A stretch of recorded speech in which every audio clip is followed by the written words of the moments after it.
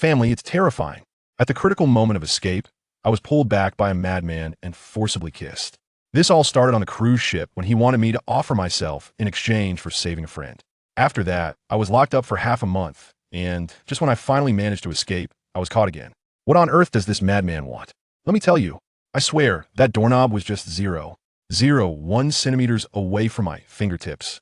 I was about to touch it and rush out of this hellhole. But guess what? My ankle was suddenly tightened, and I was dragged back in an instant. Looking back, that madman was standing there like the king of hell, his voice low enough to numb my scalp. Just 2 words. Want to escape? Family, who understands? I was so scared that I lost my soul, trembling all over like a sieve. Before I could even shout for help, a mouth reeking of alcohol blocked mine. All right, let's rewind a bit, and it'll tell you how ridiculous this whole thing is from the beginning. It all started with that damned cruise ship half a month ago.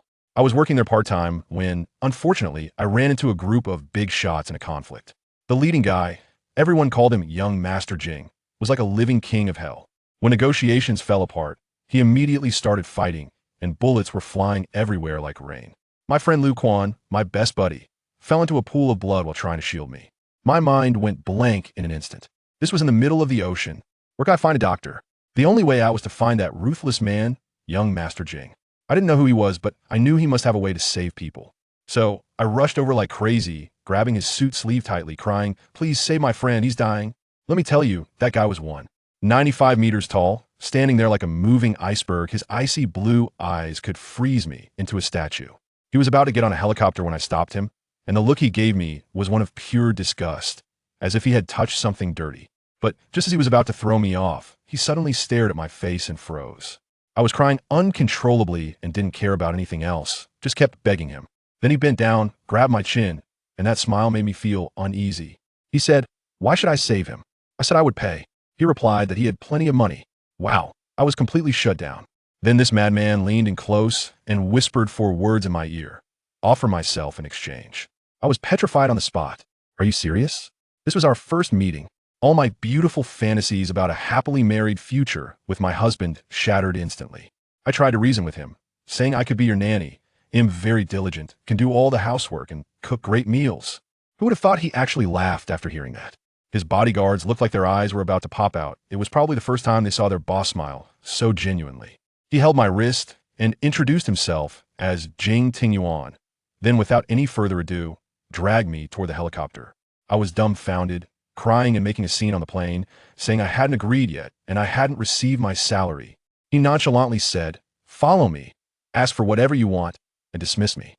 Then out of nowhere, he leaned in, held the back of my head, and kissed me hard. That was my first kiss. Just like that, it was gone. And so, I was forcibly taken back to his castle, which looked like a palace, and locked up for half a month. Until today, I finally caught my chance. Yesterday, I accidentally overheard his assistant say he was flying to country tea and wouldn't be back for a day or 2. Wow, my escape DNA kicked in instantly. I immediately changed into the most inconspicuous tracksuit I could find from the cloakroom, tied my hair up high, and to avoid alarming anyone, I didn't even dare take the elevator. Instead, I stealthily walked down the stairs from the 6th floor to the underground parking lot. I remembered that the chefs didn't live in the castle and would leave by car around 9 every night. The plan was perfect.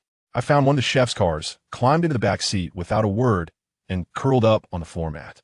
From the moment I hid inside, I didn't dare move an inch, even though I was starving.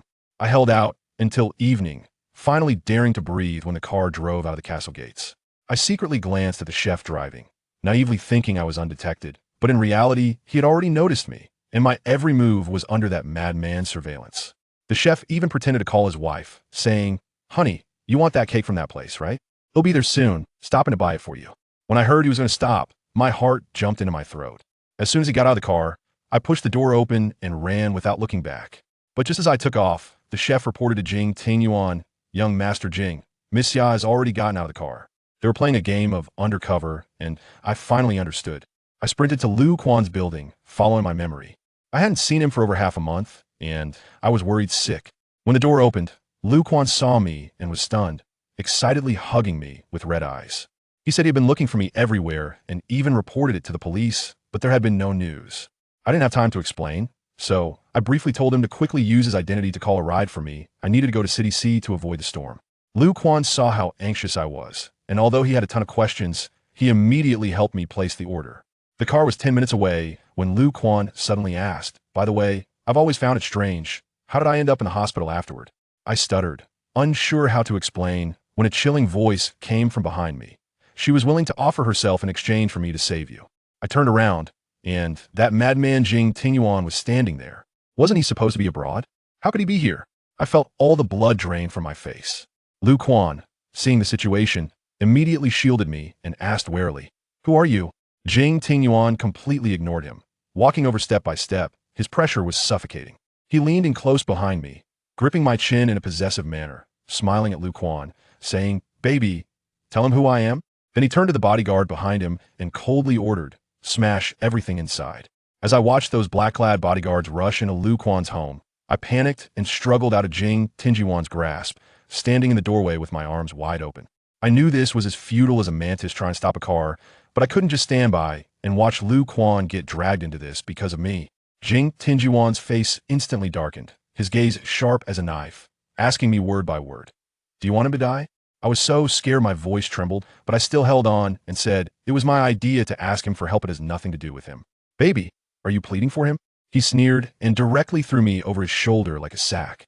I screamed in fright and desperately hit his back, but he ignored me completely. Once we got into the elevator, he finally let me down, then pinned me against the elevator wall and kissed me forcefully. That kiss wasn't a kiss at all. It was purely punishment and possession. Until I was about to suffocate, he finally released me, holding my chin while gasping for breath, saying, "Baby, have you thought about what the punishment for failing to escape would be?" Back at the castle, he ordered the servants to bring chains and handcuffed me to the headboard. I was utterly devastated, cursing him as a madman, begging him to let me go, but he pinned me down, grinning playfully, "If I don't let you suffer a bit, I'm afraid you won't learn your lesson next time." I lost my temper and shouted, "If you have the guts, just kill me." He said, "I can't bear to." Later, I found out that while punishing me, this guy actually went to the study to hold a video conference. He was watching me cry my heart out on the surveillance screen while attending the meeting. What's even more outrageous is that he seemed to accidentally mute the surveillance, so my cries went straight into the conference. I tell you, the faces of those executives must have turned green on the spot, thinking, "Damn, our aloof CEO is actually into this kind of thing privately." He probably felt embarrassed and hurriedly ended the meeting to come back. The next day, I didn't wake up until noon, feeling like all my bones were falling apart. This dog of a man had the energy of a robot, tormenting me all night, and the next day, he was still able to go to work full of energy. I rubbed my nearly broken back, cursing him 1,000 times in my heart. After washing up, I went downstairs for breakfast. The butler handed me an envelope, saying it was something Jing Tingyuan specifically instructed before he left in the morning. I opened it to find a bunch of photos inside Lu Quan's house, completely wrecked, a total mess. My anger surged instantly. How dare he? How could he treat Lu Quan this way? I was so furious that I called him directly, but guess what? He was in a meeting and hung up on me. When I called again, he hung up again. "Fine, you think you're tough." I directly called the butler. "Did he ever say I couldn't leave the castle?" The butler said yes. "Did he ever say I couldn't go to the company to find him?" The butler hesitated for a moment and said he had not. "Arrange a car immediately. I want to go to the company and make it clear to him face to face." Half an hour later, I stormed into the Jing Group's building. I tell you, from the front desk to the secretaries, everyone looked at me like I was some rare species, whispering to each other, gossiping about the 80 million necklace around my neck and the 100 million bracelet on my wrist. I followed his assistant straight into the president's office without any obstruction. As soon as I entered, I stood in front of his desk, ready to confront him. I had a belly full of anger, but when I faced his icy expression, I shrank back and couldn't say a word. It was he who spoke first, his tone indifferent. "You came to find me, but didn't say anything. Did you just want to watch me work?" I took a deep breath and finally spoke up. "Why do you have to destroy Lu Quan's home? Haven't you already punished me? Why do you have to involve innocent people?" After he heard this, his expression instantly darkened, and the pen in his hand snapped with a crack. I was so scared that I swallowed hard, and a chill ran down my neck. I forced myself not to be afraid and continued. "Running away is my problem. It has nothing to do with him. You shouldn't vent your anger on him." He stood up, walked around the table to stand in front of me, stared at me intensely, and asked word by word, "Why did you have to save him on the cruise? In such a chaotic situation? Why didn't you just leave him behind and walk away? He is my friend, and he got hurt trying to save me." Let me tell you, Jing Tingyuan is simply crazy. When he heard what I said, his face darkened immediately, and he shouted at me, "I helped you pay for the best medical team to treat him, and that counts as repaying your favor. Why do you still want to find him? Family, who understands? I couldn't hold back my tears at that moment. I shouted at him. He is my friend. I've been an orphan since I was little, and everyone says I'm a jinx. No one dares to get close to me. Lu Quan is the only person who has been good to me. You destroyed his family, and now you still ask me why. You're just bullying me. And guess what he did? He came up and tried to touch my face, saying something like, in the future, I will make sure no one bullies you. I pushed him away and yelled, the one bullying me right now is you. This guy took a deep breath and surprisingly smiled, leaning in to whisper, baby, how have I bullied you? If you mean in bed, I admit it. I really want to thank you, but your fatherly remarks almost made me leave on the spot. I was so angry that I was trembling all over, and I could only shout repeatedly, I don't like you. Jing Ting Yuan, I don't like you. And he, just 2 words, I don't mind. I feel like I'm punching a cotton ball. The sense of powerlessness is just overwhelming. I grit my teeth and say, you paid to cure Lu Quan for more than half a month. Isn't that enough? Well, this sentence seems to have stirred up a hornet's nest. His eyes instantly changed, and he grabbed my chin with such force that I felt my bones might shatter. Repay? Do you think of yourself as something to be sold? I replied with my neck stiffened. Isn't it? What you said back then about dedicating yourself was just an equivalent exchange, right? Huh, equivalent exchange? He let out a cold laugh, and without saying a word, he directly threw me over his shoulder, kicked open the lounge door, and slammed me onto the big bed. Standing by the bed, he slowly pulled at his tie, looking down at me. Am I not good enough for you? Isn't everything on you worth over $1 million? Do you want to go back to that shabby rented room? Yes, that's also my life.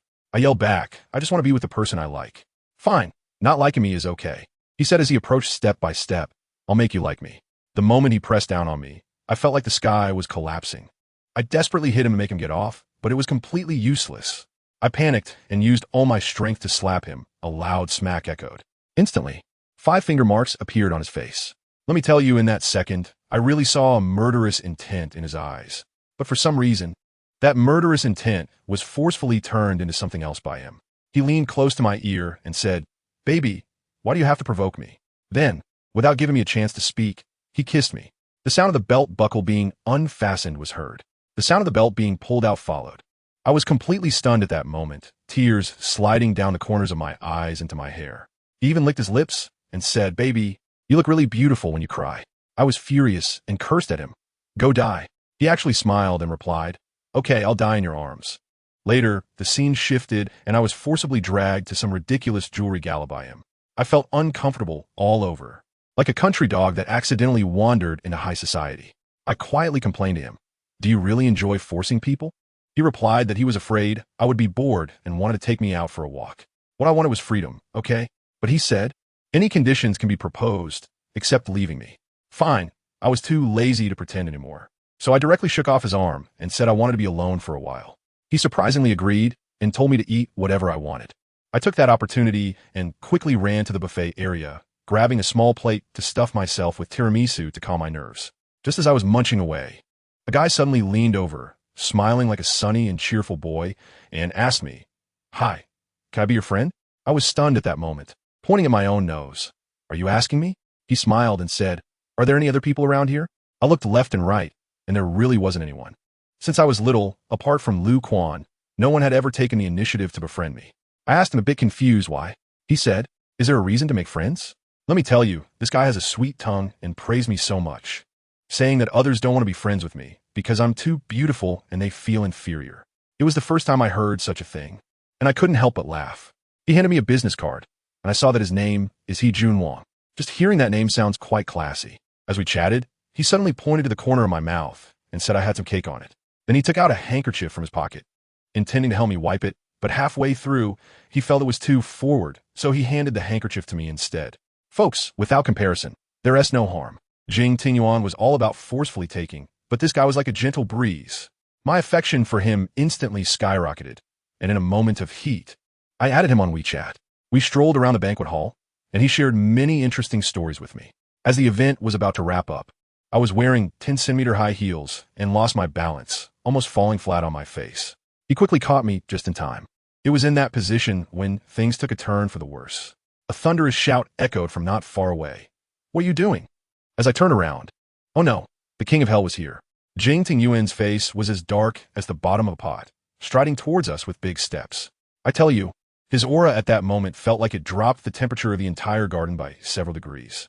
He rushed over and yanked me out of He Junwang's arms, nearly crushing my wrist. Then he turned around and kicked He Junwang right in the stomach. That kick was incredibly fierce, and He Junwang fell straight to the ground, letting out a muffled groan. I was so shocked at the time that I blurted out his name. He Junwang. This made things even worse. Jing Tingyuan glared at me with gritted teeth. You left me for less than 2 hours, and you've already hooked up with someone new? Are you crazy? How dare you hit someone? I desperately tried to shake off his hand, but he pulled me even tighter. That possessiveness was almost suffocating me. Just because he touched you, you are mine. No one is allowed to covet you. I'm almost going crazy. I almost tripped just now. He helped me. Can't you stop making a scene? I'm making a scene? The way he looks at you is definitely not innocent. Jing Tingyuan said, recognizing the person on the ground. He Junwang, the youngest son of the He family? After saying that, he let go of me, stepped forward, and grabbed He Junwang's tie, throwing another punch. He Junwang's mouth was bleeding. I was really afraid he would kill him, so I quickly rushed up and tightly grabbed Jing Tingyuan's arm. Stop hitting him. It's not all like you think. He was panting heavily, staring at me intently, and finally said, Fine, I'll listen to your explanation. Huh? Didn't I just explain a moment ago? I had to repeat what I just said. Guess what he said? He said, Okay, I believe you. I trust that you only consider him a friend. But I don't trust him. I rolled my eyes directly. Do you think everyone is as filthy as you? This sentence ignited him again. Without saying a word, he hoisted me onto his shoulder, carrying me out like a sack of rice. I was about to die of embarrassment, desperately pounding his back, begging him to put me down and to find someone to take He Junwang to the hospital. He coldly replied, Not letting him die is already merciful. I greeted all his ancestors from 18 generations, and he didn't even make a sound. He took a helicopter back to that cursed castle, poured me a glass of water, and I slapped it away. He wasn't angry, took a sip himself, then grabbed my chin and forced me to drink it mouth to mouth. We had the most intense argument we've ever had. I told him he doesn't know how to respect me at all, and he retorted by asking if he was too good to me, making me arrogant. I said I can't even have a friend around me.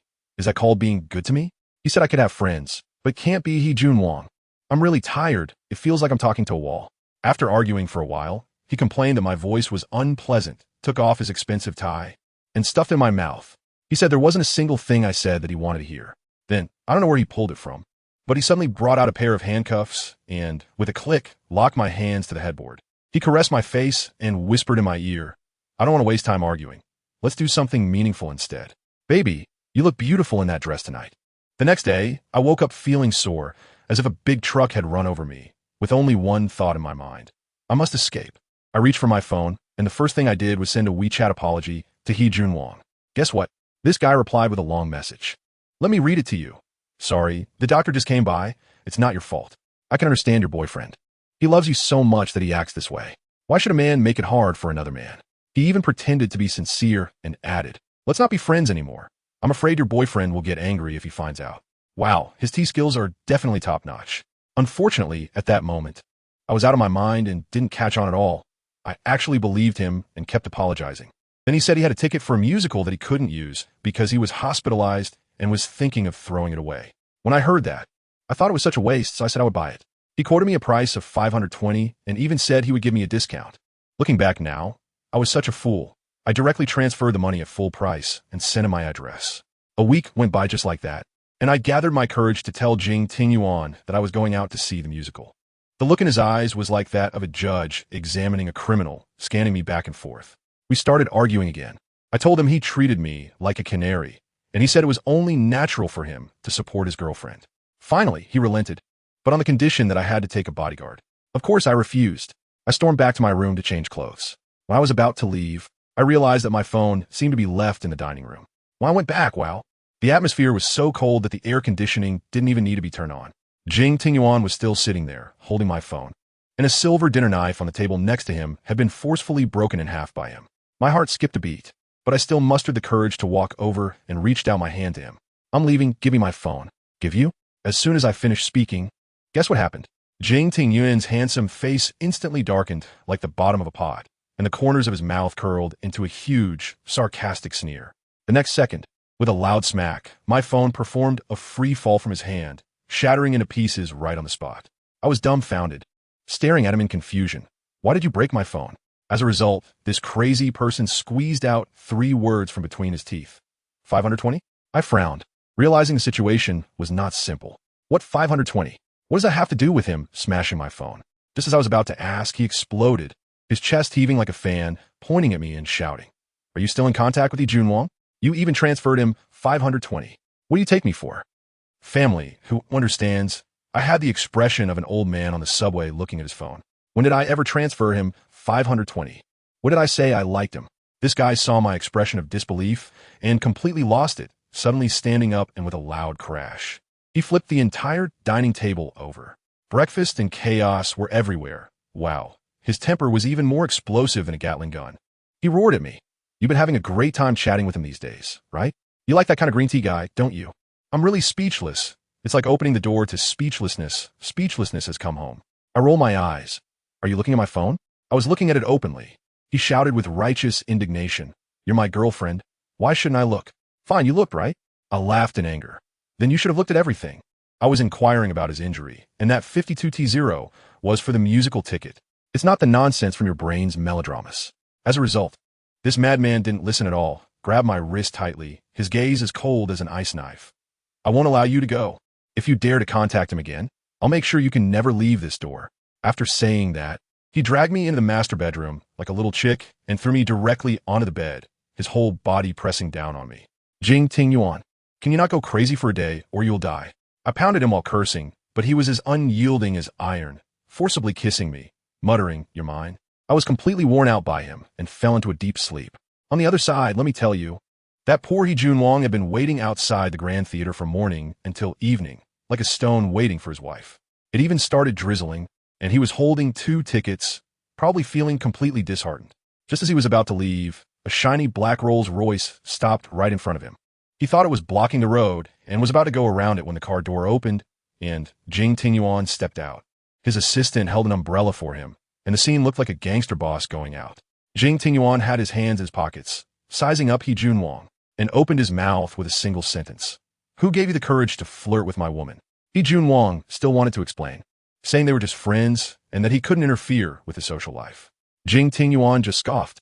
"It seems I was too light on you last time." Yi Junwang, being stubborn, dared to argue about what love was, saying this wasn't love, it was coercion. Jing Tingyuan ignored him completely, waved his hand, and suddenly, several cars pulled up behind him, with a group of bodyguards in black descending upon them, directly surrounding Yi Junwang. Yi Junwang was a bit dazed. "Jing Xiao, are you openly kidnapping me? Aren't you afraid of going to jail?" Jing Tingyuan laughed. "I'm just inviting Yi Xiao for a cup of tea. Your father values you, right? I believe he will teach you a good lesson." Then he waved his hand. "Please get in the car. The tea will be cold if we delay." Seeing the situation, Yi Junwang knew he couldn't escape and had no choice but to get in the car. Then this madman took him to a boxing gym. Let me tell you, the scene was extraordinary. Jing Tingyuan sat on the sofa like an emperor, smoking a cigar, squinting his blue eyes as he watched Yi Junwang getting beaten to a pulp by his bodyguards in the ring. When the fight had gone on for a while, and Yi Junwang's face was as white as paper, barely able to stand, Jing Tingyuan leisurely walked over. The most twisted part, you know what it was? He pressed the burning cigar directly onto Yi Junwang's shoulder, using him as an ashtray, grinding it back and forth until a hole was burned into his shirt. Seeing the flesh inside turning red, he finally threw it away in satisfaction. Yi Junwang was in excruciating pain, but still held on and asked him, "Jing Tingyuan, do you really think you can control everything?"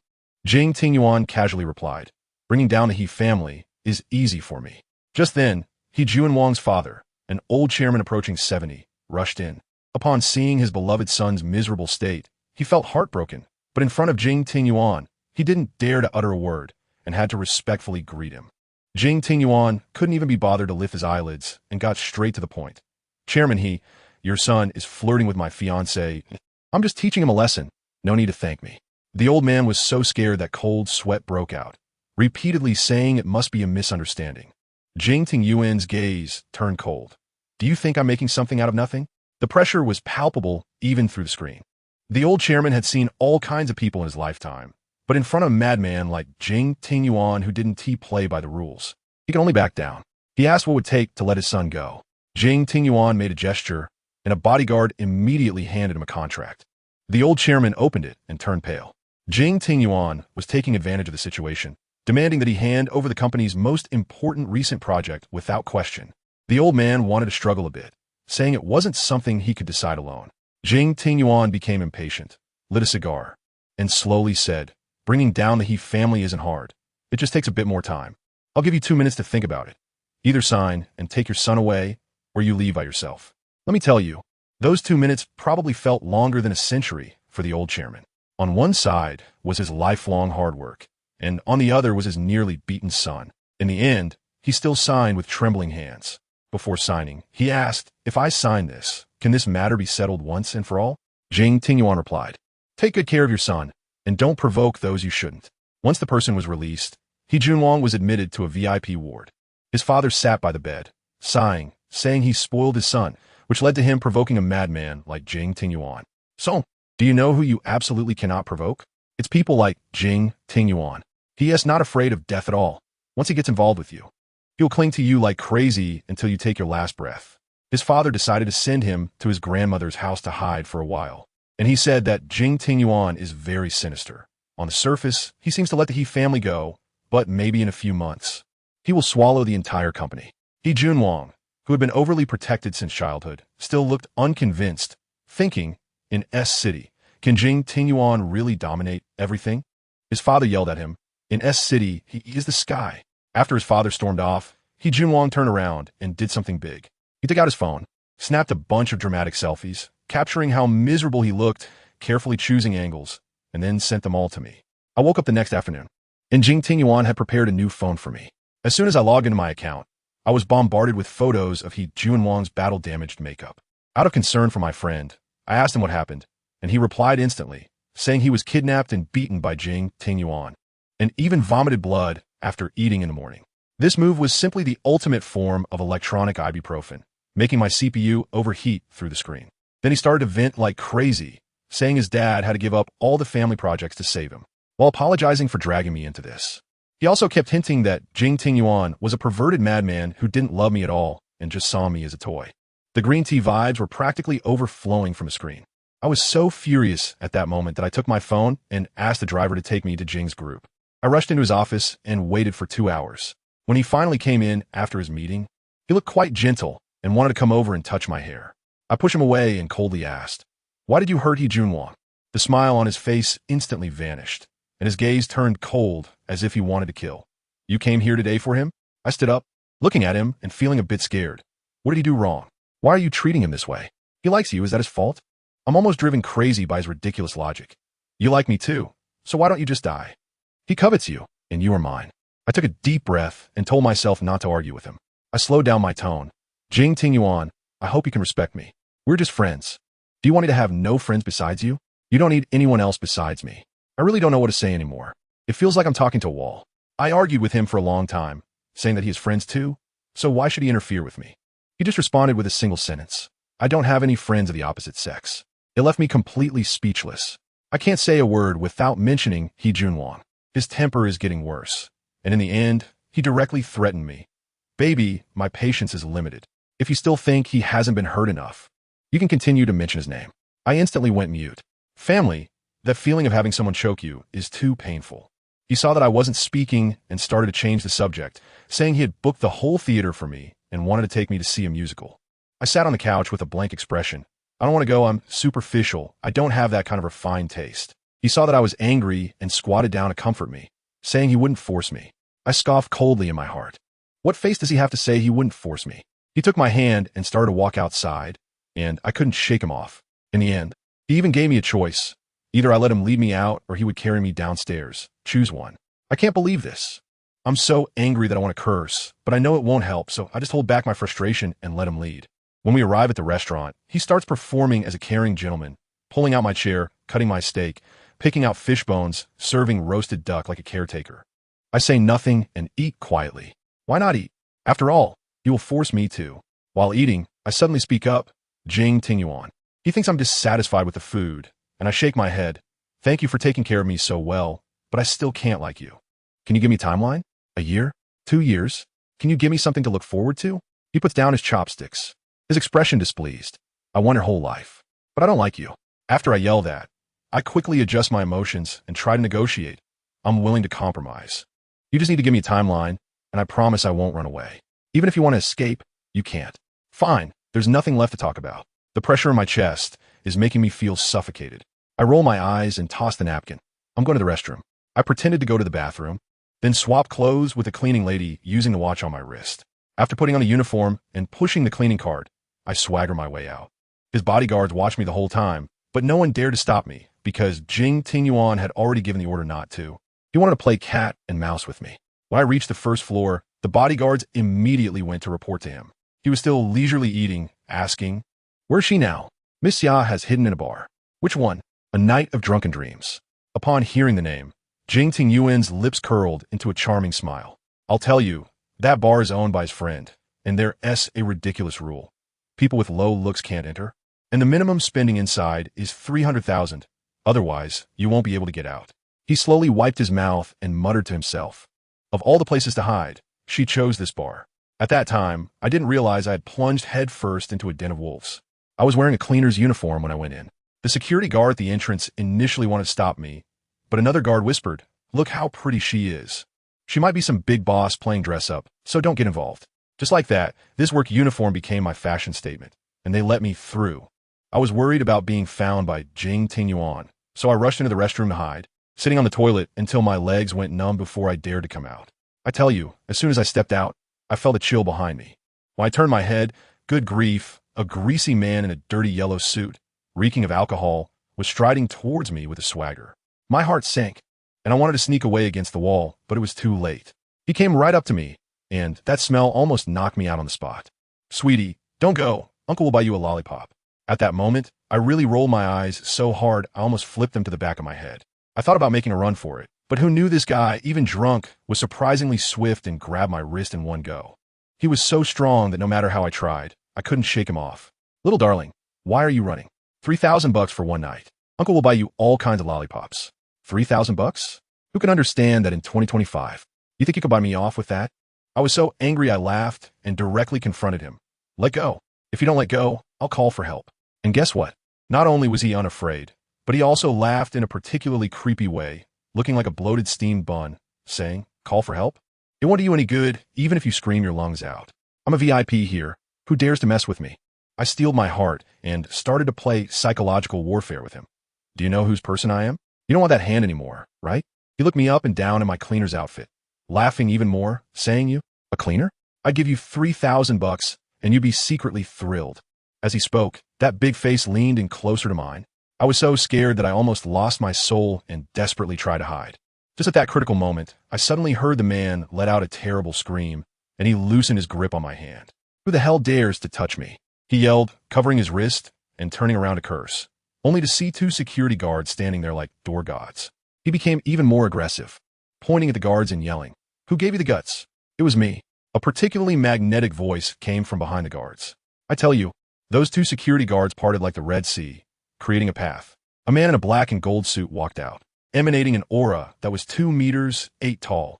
His gaze was as cold as ice. He glanced at the rustic man as if he were trash, and with his thin lips slightly parted, he uttered 6 words. "I am the boss here." Later, I found out that while I was in a tug-of-war with that greasy man, another drama was unfolding in the office upstairs. This boss, named Ming Ju, was slacking off in the office when he suddenly received a call from Jing Tingyuan. He was a bit puzzled, thinking that this guy hadn't contacted him recently. What had happened?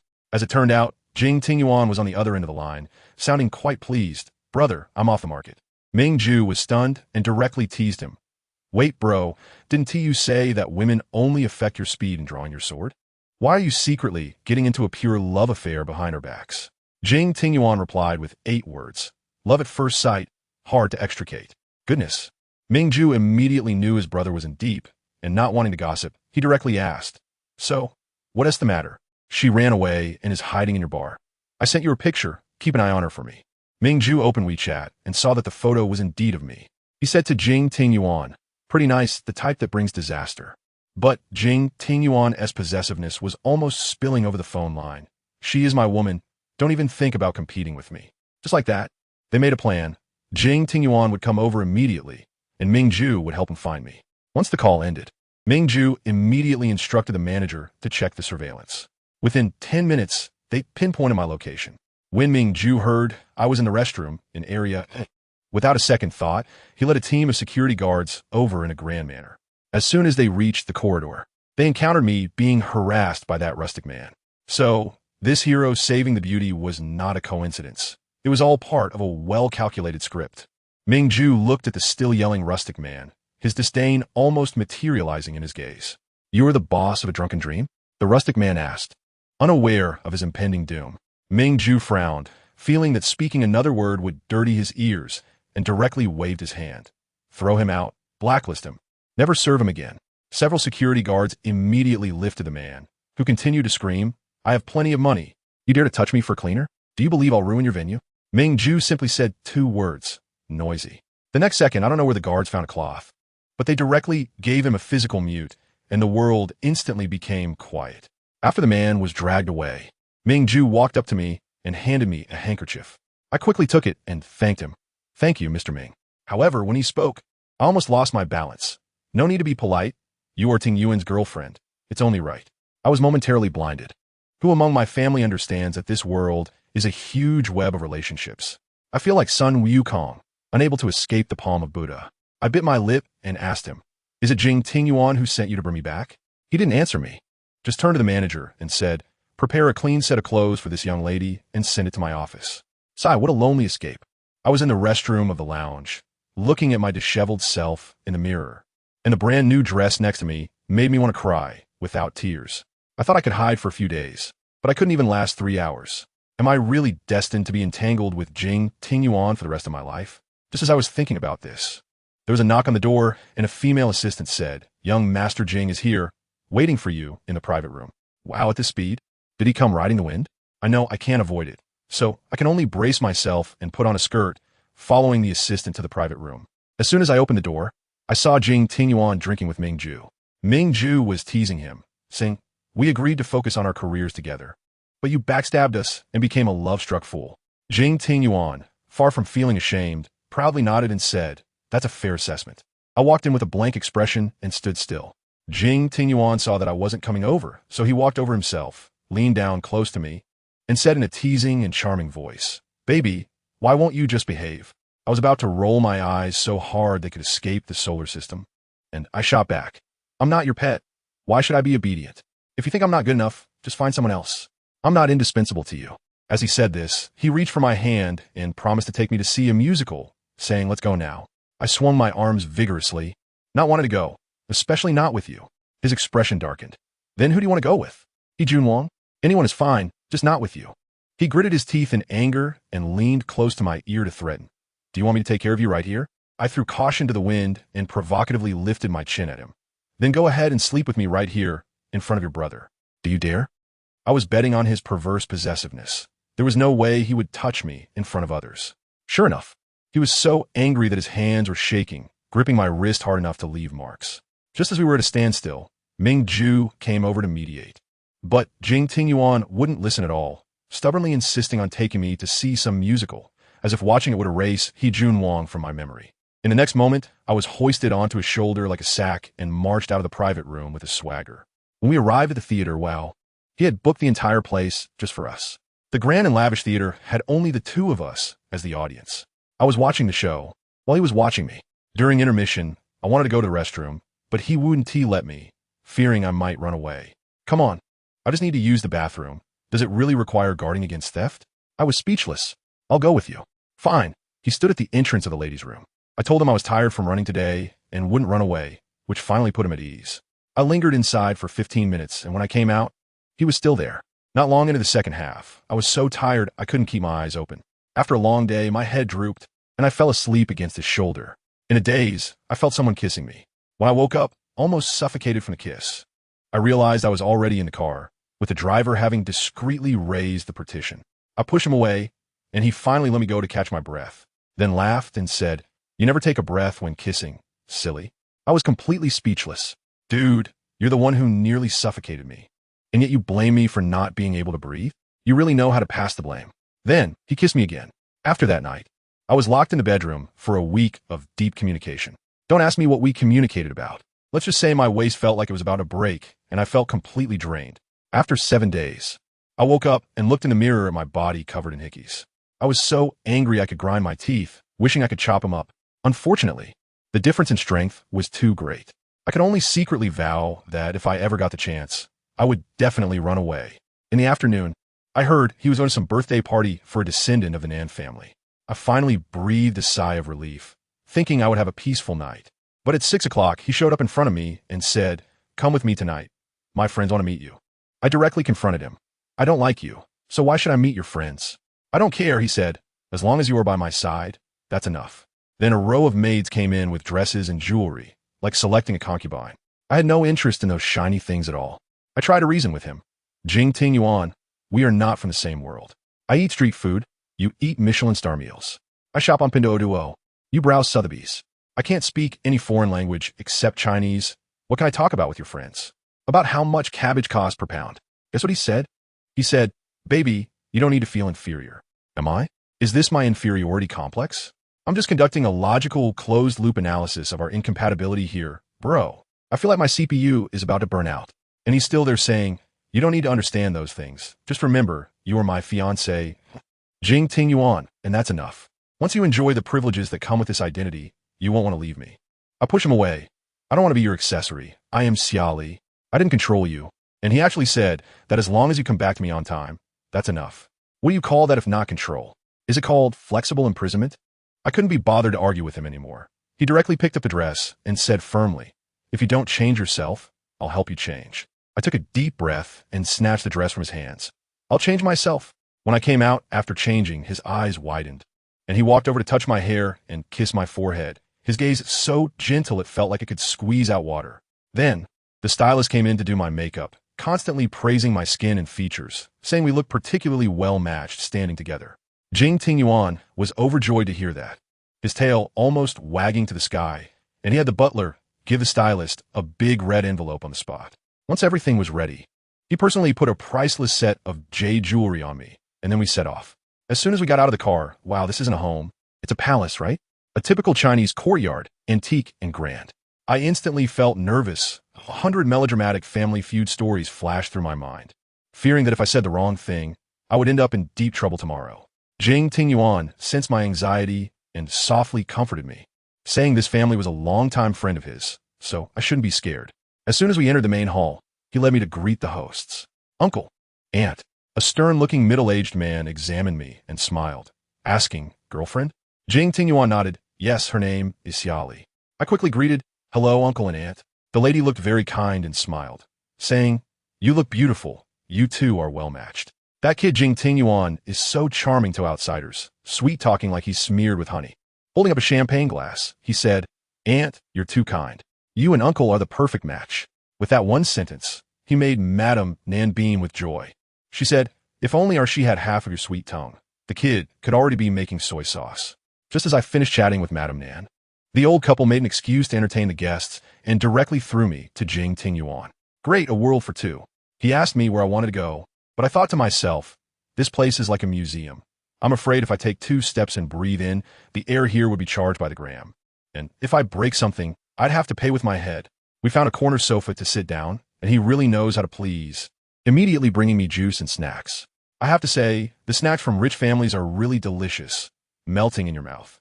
I had just eaten a piece and hadn't even had a chance to savor it when this guy suddenly leaned in to kiss me. Let me tell you, that was not just a kiss. It was like he was trying to take my breath away. Every time it felt like a dramatic farewell. He had to kiss me until I was nearly breathless. I pushed him away, feeling angry, asking him if he was done. Has he never kissed anyone before or what? And guess what he said? Very sweet, very fragrant, very delicious. Goodness, I still can't figure out if he was talking about me or that piece of cake. I was vigorously wiping my mouth with a tissue when his buddies started coming in one after another, just like the Calabash brothers saving their grandpa. The first one to arrive was Mingjue, dressed in a black and gold suit, looking quite dapper. The two of them clinked their glasses and began chatting about the birthday celebrant, Nanshi, saying that he was only 25 and had already made it to major, which was quite impressive. Just as they were talking, who should show up but a man in a sharp military uniform, striding towards us with an amazing physique and exceptional charisma. I admit, I couldn't help but look at him a bit longer.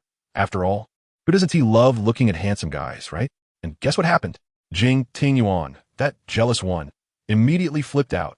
He wrapped his arm around my waist, as if to declare his territory, and said to Nanshi, "This is Xia Li, my girlfriend." Nanshi smiled politely and congratulated him. Jing Tingyuan got fired up, stating that since Nanshi knew I was his, he shouldn't be smiling at me. I was standing there awkwardly, feeling like I could dig a Barbie dream mansion with my toes. Family, who understands this suffocating operation? Yes, your buddy, not your rival. Mingjue couldn't stand it any longer and quickly stepped in to smooth things over, saying, "You know our character. Who would compete with you for her?" You think that was the end? Another one came in.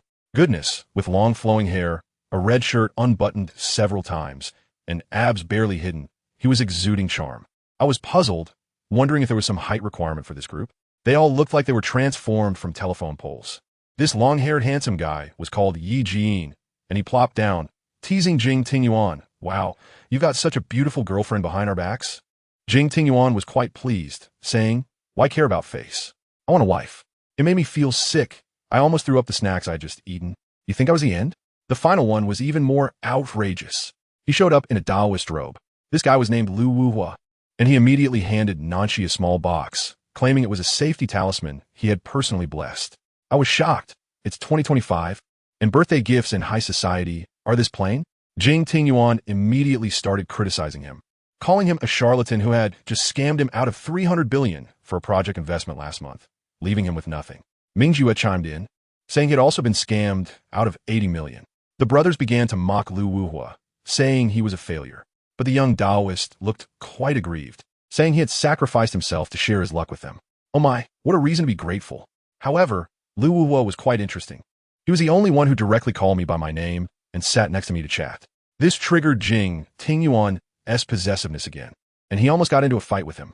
In the end, it was Nanshi, the main character, who spoke up, saying they could take it outside if they wanted to fight, which finally calmed things down. Jing Tingyuan then sat back down and started feeding me fruit in front of everyone, showing off their affection, which made his buddies uncomfortable. They were either rolling their eyes or staring at the ceiling. Later, the guys want to go to the card room to play, so I was left alone playing on my phone. I got so into it that I accidentally spilled juice all over my skirt.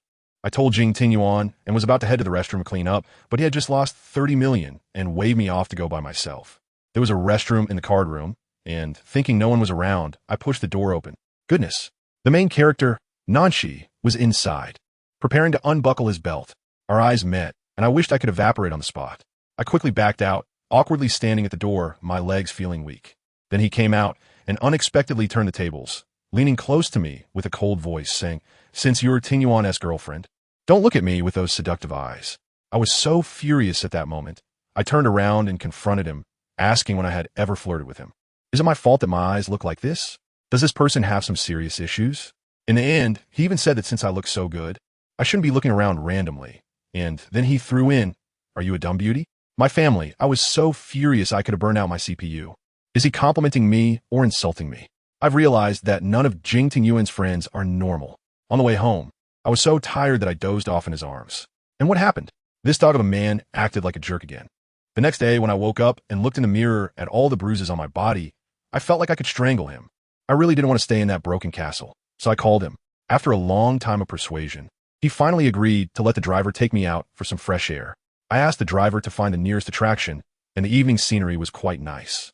As I was enjoying the breeze, I suddenly heard someone next to me crying heart-wrenchingly. Turning my head, I saw a little girl in a short skirt, hugging her knees and on the phone, shouting about why she should forgive someone. After hanging up, she was about to climb over the railing and jump into the lake. Without thinking, I rushed over and held her tightly. The young girl was emotionally collapsed, crying in my arms, gasping for breath. I pulled her to a bench to sit down, gave her a candy, and waited until she calmed down a bit before asking her what happened. It turned out that she was being slandered by her green tea cousin, who said she was selling herself on Bar Street at night. Not only did her family not believe her, but they also forced her to apologize to her cousin. I was furious when I heard this, and I told her, "Listen, sister, dealing with such a bad person, confronting her 100 times 1T help." She 1T admitted. "Don't you have evidence of her slander? Just throw it in everyone's face and call the police. Let the law teach her how to be a decent person. Never try to prove yourself. You only need to prove that she is a liar." After saying these words, I was taken aback myself. That's right, I should believe in the law. So does that mean I can also use the law against Jing Tingyuan? I accompanied my little sister to the police station, while on the other end, Jing Tingyuan, that pervert, was tracking me with his phone. He saw me at the station and was feeling touched, thinking I was kind and glad I wasn't hurt. Just after he hung up with his assistant, a woman walked into his office, a new intern named Jiang Pingping, dressed quite provocatively, swaying her hips as she approached. She immediately confessed that she had had a crush on him for a long time and wanted to be with him. Let me tell you, Jing Tingyuan's mouth is really poisonous. When that woman tried to get close to him, he slid away 3 meters with both the person and the chair. He even called the secretary general, saying that the woman crawled into his office like a maggot and compared her to 3-month-old rotten pork. The worst part is that the woman is not very bright either. After being scolded like that, she still insisted on mentioning me, saying something like, "Miss Xia looks like a dead fish. Can she satisfy you?" She also said she can sing better than me. Wow, isn't this just the legendary crazy dancing on a minefield? Jing Tingyuan exploded on the spot, his eyes gleaming with a cold light that made me feel chills just from the driver's description. He directly made a call for a female bodyguard, speaking ruthlessly. "If she tries to climb into bed, you deal with it. I don't want to see her in S City again. Otherwise, I wouldn't mind adding another corpse of yours to the river around the city."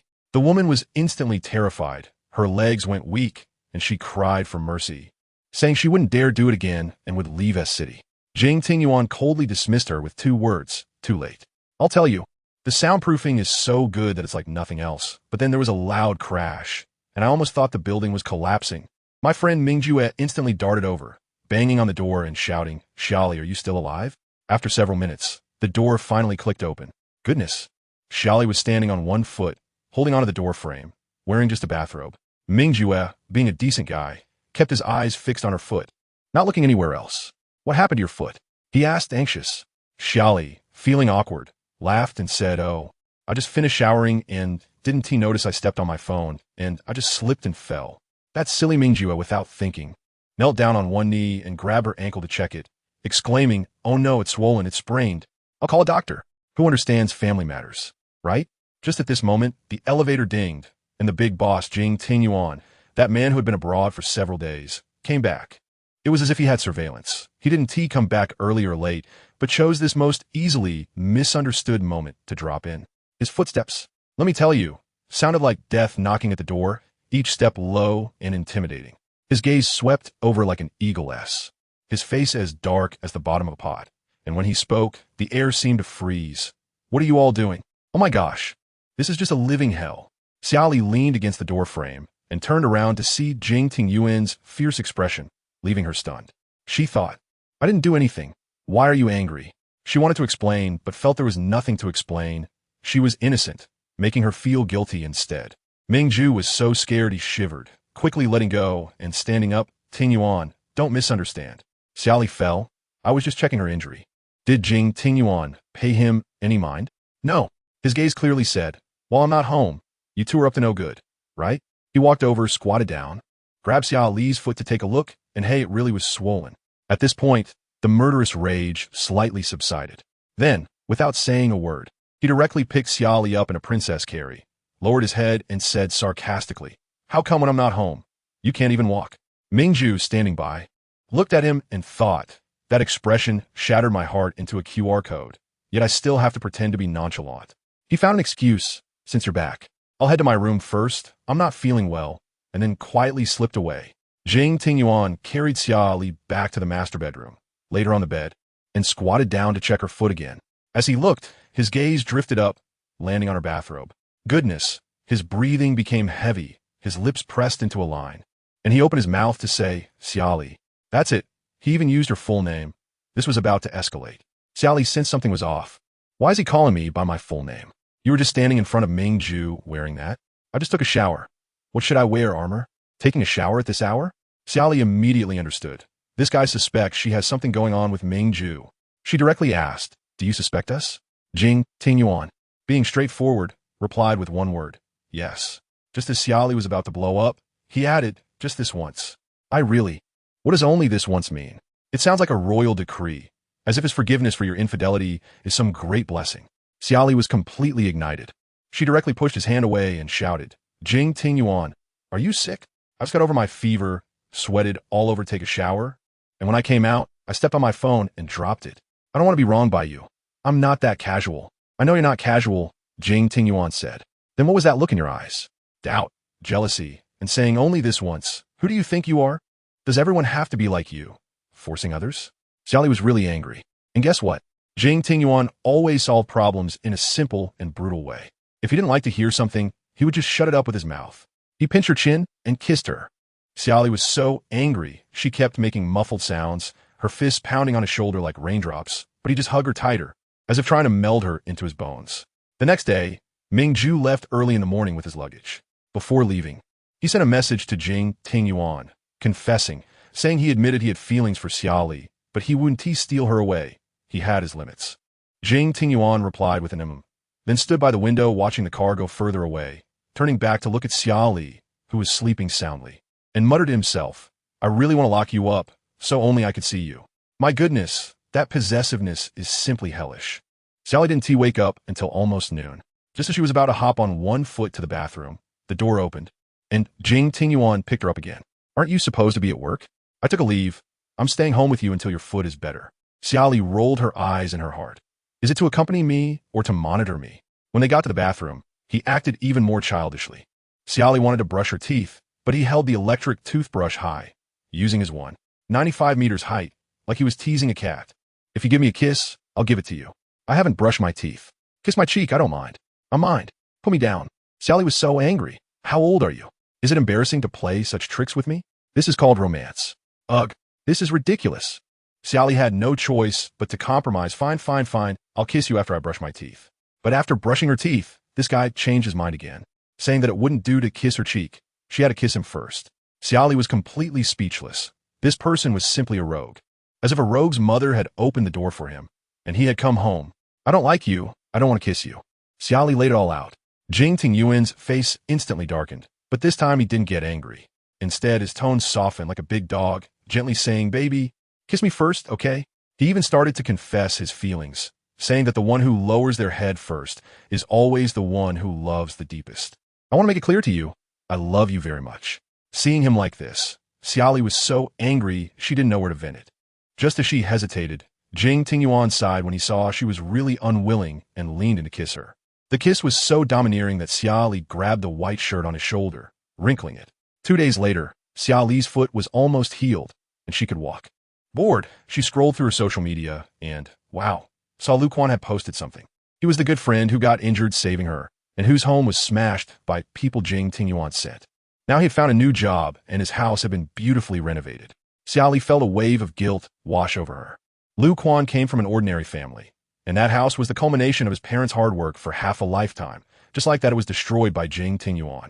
The more she thought about it, the angrier she became. She picked up her phone and called Jing Tingyuan directly. Can I have 500,000 in cash? Of course. Jing Tingyuan agreed readily. Xia Li stated directly, I want to give this money to Lu Quan as compensation. I could tell the moment the phone went silent on the other end. I could practically feel Jing Tingyuan's back teeth clenching. He sneered, you want to use my money to support another man? Dream on. Xia Li patiently explained that Lu Quan was injured while trying to save her, and this kindness couldn't go unpaid. She wanted to use this money to cut ties with him, to end things cleanly and go their separate ways. Upon hearing end things cleanly, Jing Tingyuan's attitude changed immediately. Are you sure you'll sever all ties with him? Yes. All right. Then I'll give you 2 million. I'll have the butler deliver it. I want to go myself. This will be our last meeting. Xia Li insisted. Only then did Jing Tingyuan reluctantly agree. Xia Li took the 2 million check and arranged to meet Lu Quan at a hot pot restaurant they used to frequent. The owner jokingly remarked, Oh, Xia Li, you made it big. Where's that handsome friend of yours? Just as she finished speaking, Lu Quan arrived and overheard Xia Li explaining to the owner, we're just friends. His originally bright eyes dimmed instantly. The two sat down, and Xia Li had no appetite. She directly pushed the check over. Take this. It's compensation from Jing Tingyuan for your family, and it's also my way of repaying your kindness over the years. Lu Quan was stunned, then suddenly stood up. His eyes read, What did you say? You want to buy our friendship with 2 million? Xia Li, what do you take me for? I mean no harm. I genuinely wish you well. Xia Li felt upset too. Jing Tingyuan doesn't like me associating with you, and I'm afraid he'll cause you trouble. If we cut ties, it will be safer for you. Lu Quan looked at her with hopeful eyes. Why does he care about my existence? Xia Li could only say, he's just a madman. But I like you. Lu Quan finally confessed the feelings he had hidden for 3 years. From the first day I saw you, I liked you. Family. Isn't this pure aesthetics? Xia Li shook her head. I don't have those feelings for you. Lu Quan's heart sank completely. He took out his phone and, right in front of Xia Li, blocked all her contact information. I won't contact you again, but if you need me, you can always find me. He took the check back. Our friendship is worth more than 2 million. 2 million can't buy my feelings for you. After saying that, he went to pay the bill. By the time he returned, Xia Li had already left, but the 2 million check was pressed under the bowl of hot pot. 2 days later, Jing Tingyuan clung to Xia Li like a large ornament, and suddenly leaned in to ask her, "Want to go out to sea for some fun?" The thought of escaping the oppressive castle made Xia Li nod in agreement. A few hours later, the two boarded a luxury cruise ship. Xia Li wore a light blue spaghetti-strap dress, standing on the deck with the sea breeze blowing through her hair, looking at the shimmering ocean. Finally able to breathe a little easier. But just as she was starting to relax, good moods really are as fragile as glass. They can disappear in an instant. While I was enjoying the sea breeze, suddenly 2 guys appeared beside me. One dressed like a colorful peacock in a flashy red shirt, the other sporting a wolf-tail haircut. Clearly not someone to mess with. Turns out, these 2 were Jing Tingyuan's friends. One was named Yi Jin, and the other Lu Wuhua. They greeted each other like elementary school kids, poking and teasing each other, with Lu Wuhua insisting on comparing whose hair was thicker, almost coming to blows in the heat of the moment. I was watching from the side, thinking, isn't this the legendary domineering CEO brotherhood? They all looked decent, yet together they acted so immature. Once Jing Tingyuan spoke up, the 2 calmed down and suggested going out to eat. Let me tell you, that meal was basically a feast of rivalry. We found a restaurant and sat down. It started off well, but then Lu Wuhua, being the curious one, insisted on asking me about my background. At that moment, I thought, fine, I'll be honest and stop pretending. I directly laid out all my meager background. An orphan, uneducated, doing odd jobs, whatever it was like being a waiter or a cleaner. I said it all. Who understand my family? I just wanted them to know that I'm not worthy of Jing Tingyuan and to quickly persuade him to kick me to the curb. So what happened? This Jing guy's way of thinking is just on a different wavelength. His 2 brothers were so shocked they couldn't speak, but he, on the other hand, directly grabbed the back of my head and kissed me, right in front of everyone. It made my CPU overheat. What on earth does this guy want? The absurdity didn't end there. He even fed me soup, not with a spoon, but with his mouth, sis. At that moment, his 2 brothers looked like they were watching some pay-per-view channel, and that guy named Lu Wuhua covered his eyes and said he couldn't bear to watch. I only had one thought. Run. I had to run. I couldn't stay for another second. I couldn't take it anymore. So I made an excuse to go to the bathroom and slipped away. The private room had its own bathroom, and as soon as I walked in, I realized that it was just my luck. The bathroom window was actually unglazed. I stepped on the toilet, kicked off my high heels, and flipped out like a secret agent. With over 3,000 rooms on the ship, I didn't believe he could find me right away. I had not a penny to my name, nor did I have any identification with me. It was purely a wandering experience card. I survived for 2 days on the free buffet on the ship, and when I got tired, I would go to the free bathing center for a nap. You know, even though it was a tough situation, those 2 days are the most free I have ever felt. Just as I was munching on some free grilled skewers, a turning point came. A particularly clean-looking guy named Minyu, who was a game streamer, came over and asked if he could share a table with me. I tell you, it had been a long time since I had a normal conversation with someone. We talked about games and life, and when he saw I was unhappy, he generously took me to the arcade and covered my gaming tokens for the whole night. That feeling was simply exhilarating. It was both relaxing and joyful. I almost forgot I was on the run. After we got tired of playing, we went to the deck to watch the sunset and feel the breeze. At that moment, I truly felt that the sense of freedom was wonderful. Minyu even wrote down his contact information for me, saying to add him once I got a phone. But then, I closed my eyes and opened them again, and goodness, Yama came personally to collect the debt.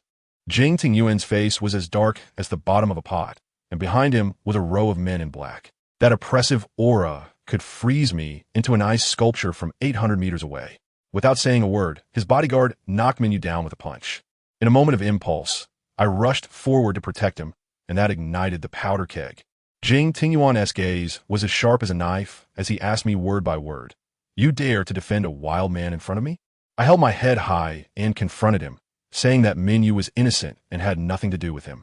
But this madman wouldn't listen at all. Minyu only asked if he was my boyfriend, and after I hesitated for a moment, he completely exploded. He grabbed me into his arms and threatened Minyu, saying he would throw him down to feed the sharks. I was really furious at that moment. I pushed him away and shouted at him if he was crazy. At that time, his 2 brothers also came over, and that Yi Jiayin pretended to advise him not to make a scene. In the end, That madman directly threw me over his shoulder like carrying a sack, turned around and left, also instructing the bodyguards to take Minyu away. I desperately hit him, begging him to let me go and not to hurt Minyu. But he ignored me completely, coldly saying, "You should worry about yourself first." I tell you, after I was taken away, things didn't calm down over there either. That guy named Lu Wuhua, who looks the most harmless among Jing Tingyuan's two brothers, actually looked up and down at Minyu and said something vulgar. "Oh, this little brat is quite something. No wonder our Tingyuan is jealous enough to want to kill." Can Minyu hold back with that temper? He immediately shot back. "Your whole family is the beast." Goodness, let me tell you, just that one sentence wiped the smile off Lu Wuhua's face in an instant. The look in his eyes, I later heard from the bodyguards, was practically murderous, as if he wanted to snap Minyu's neck on the spot. If it weren't for Yi Jin holding him back, saying not to waste time, Minyu probably would have been done for right there. In the end, when Lu Wuhua was leaving, he even gave Minyu a sarcastic smile and said, "You're a lucky kid. And what about me?" That madman Jing Tingyuan threw me onto the big bed in the room like a sandbag with a bang. I was so furious my head was buzzing. Just as I was about to get up and fight him, he didn't give me a chance at all. He pulled something out from the bedside table, and before I could even see what it was, I heard a click. Who understands family? He actually pulled out a pair of handcuffs and cuffed my hands to the headboard. I went crazy at that moment, struggling desperately, my wrists rubbed raw. And I shouted at him, "Jing Tingyuan, let me go. This is illegal." He, on the other hand, slowly leaned down, pinching my chin, his eyes looking like he wanted to devour me. "You think just because I gave you 2 days of freedom, I don't exist anymore? You'd be better off dead. Why don't you just go die?" I was really speaking without thinking, cursing him with all sorts of harsh words. To my surprise, he laughed after hearing that, and his smile sent chills down my spine. "Baby, why can't you learn to say something nice?" As he spoke, his hands were unceremoniously gripping my waist, his voice low and deep. "Since you can't say anything nice, then just don't say anything." In the next moment, he pressed himself against me, giving me no chance to resist, and directly seal my lips. Let me tell you, that wasn't a kiss. It was pure plunder. So domineering that it took my breath away, as if he wanted to swallow me whole. Later, I found out that while Jing Tingyuan was going crazy tormenting me, his 2 good brothers were also up to no good. Yi Jin and Lu Wuhua actually went to a bar. I'm telling you, that scene was quite jarring. One was as aloof as an iceberg, while the other was complaining about being a single dog, completely out of place in the noisy environment. At that moment, the key point came. Yi Jin's assistant actually handed over a file bag, claiming it contained all my information. Wow. Lu Wuhua was stunned on the spot and asked Yi Jin, "Why are you investigating her?" Yi Jin, with an air of nonchalance, flipped through the documents and said, "Nothing much, just wanted to see her background." But once he looked, things went south. Lu Wuhua grabbed it and took a glance, completely dumbfounded. I'm telling you, the document contained a hellish beginning that I didn't even want to recall. It said that I was abandoned in a trash heap when I was 6 months old, kidnapped by traffickers at 3, and almost had my hand chopped off. My adoptive father was imprisoned for murder at 4, and at 5, another set of adoptive parents almost threw me off a rooftop to my death. Lu Wuhua held those few sheets of paper, his hands trembling, muttering, "She had to work to earn money at such a young age." He probably thought about his own childhood compared to mine, and the shock was too great. Holding his chest, he said, "Xia Li is so pitiful. I feel a bit sorry for her." Can you believe it? These heartless young masters actually said the words "feel sorry." Even the iceberg, Yi Jin, fell silent after reading the information, raising a glass of alcohol and downing it in one go. The 2 of them murmured about whether Jing Tingyuan knew about my past, and whether to find someone named Nanshi to help me locate my biological parents. In the end, Lu Wuhua sighed and said, "I never expected I would have a day of overflowing sympathy." And as for Yi Jin, I later learned that at that moment, he was thinking about how he felt a strong protective instinct for someone for the first time, wanting to protect me from ever being hurt again. Seriously, what is this? A saintly heart in action? The next day, I woke up feeling like all my bones had been crushed by a big truck, completely falling apart. I picked up my phone and called that vicious dog, Jing Tingyuan. It rang twice before he didn't answer, only picking up lazily on the 3rd ring, pretending to be clueless. "Awake? Are you hungry?" I gritted my teeth and asked, "Where are my clothes?" He continued to change the subject. "I've had lunch prepared. Should we eat now?" Jing Tingyuan, do you really think that hiding my clothes will stop me from escaping? There was silence on the other end of the phone for a moment, but in the end, he was the first to back down. "I'll have someone bring them over right away. We can talk after lunch." He hung up the phone and had his bodyguard bring my clothes. Let me tell you, he even asked the bodyguard, "Did that person from yesterday get dealt with?" The bodyguard replied, "He was seriously injured. He'll probably be in the hospital for a few months. To my surprise, he actually chuckled coldly, looking extremely satisfied. This man is rotten to the core. Before long, there was a knock on the bathroom door. It was Jing Tingyuan's voice. Baby, your clothes are here. I was taking a shower at the time, feeling sore all over, and reluctantly opened the door a crack. Reaching out my hand from inside and saying impatiently, give it to me. And what happened? This beast, upon seeing my wet hand, started breathing heavily, his temples throbbing. The next second, he suddenly pushed the bathroom door open. I was so shocked that I yelled at him. What are you doing? Get out. He looked at me, smiling ambiguously, and directly pinned me against the wall. The shower water soaked his shirt, and he held my chin, whispering in my ear, Baby, you always make it hard for me to control myself. I want you to always carry my scent. Then, well, let's not talk about that. After all the fuss, he finally took me to an outdoor restaurant for dinner in the evening. Yi Jin and Lu Wuhua were already there. I was feeling completely drained and didn't want to say a word. Lu Wuhua seemed to be quite concerned for me and said to Jing Tingyuan, Tingyuan, be nicer to Xia Li. Look at her, she's all wilted. Jing Tingyuan, being the jealous type, immediately raised an eyebrow and asked, You seem to care a lot about my girlfriend? Isn't a brother's wife just a friend? What's wrong with showing some concern? Lu Wuhua even teased him on purpose. So, you didn't get enough jealousy yesterday and are now taking it out on me? I ignored them the whole time, focusing on eating fiercely. I was so exhausted that I was starving. After I was full, I just sat there playing on my phone. Lu Wuhua saw I was bored and suggested, Why don't the four of us play mahjong together? He asked if I knew how to play, and I said I knew a little. Then he started explaining the rules, and when he opened his mouth, I almost thought I was hearing things. 1 million to start. Family, it's 1 million per round. This ISNT playing mahjong. This is gambling money.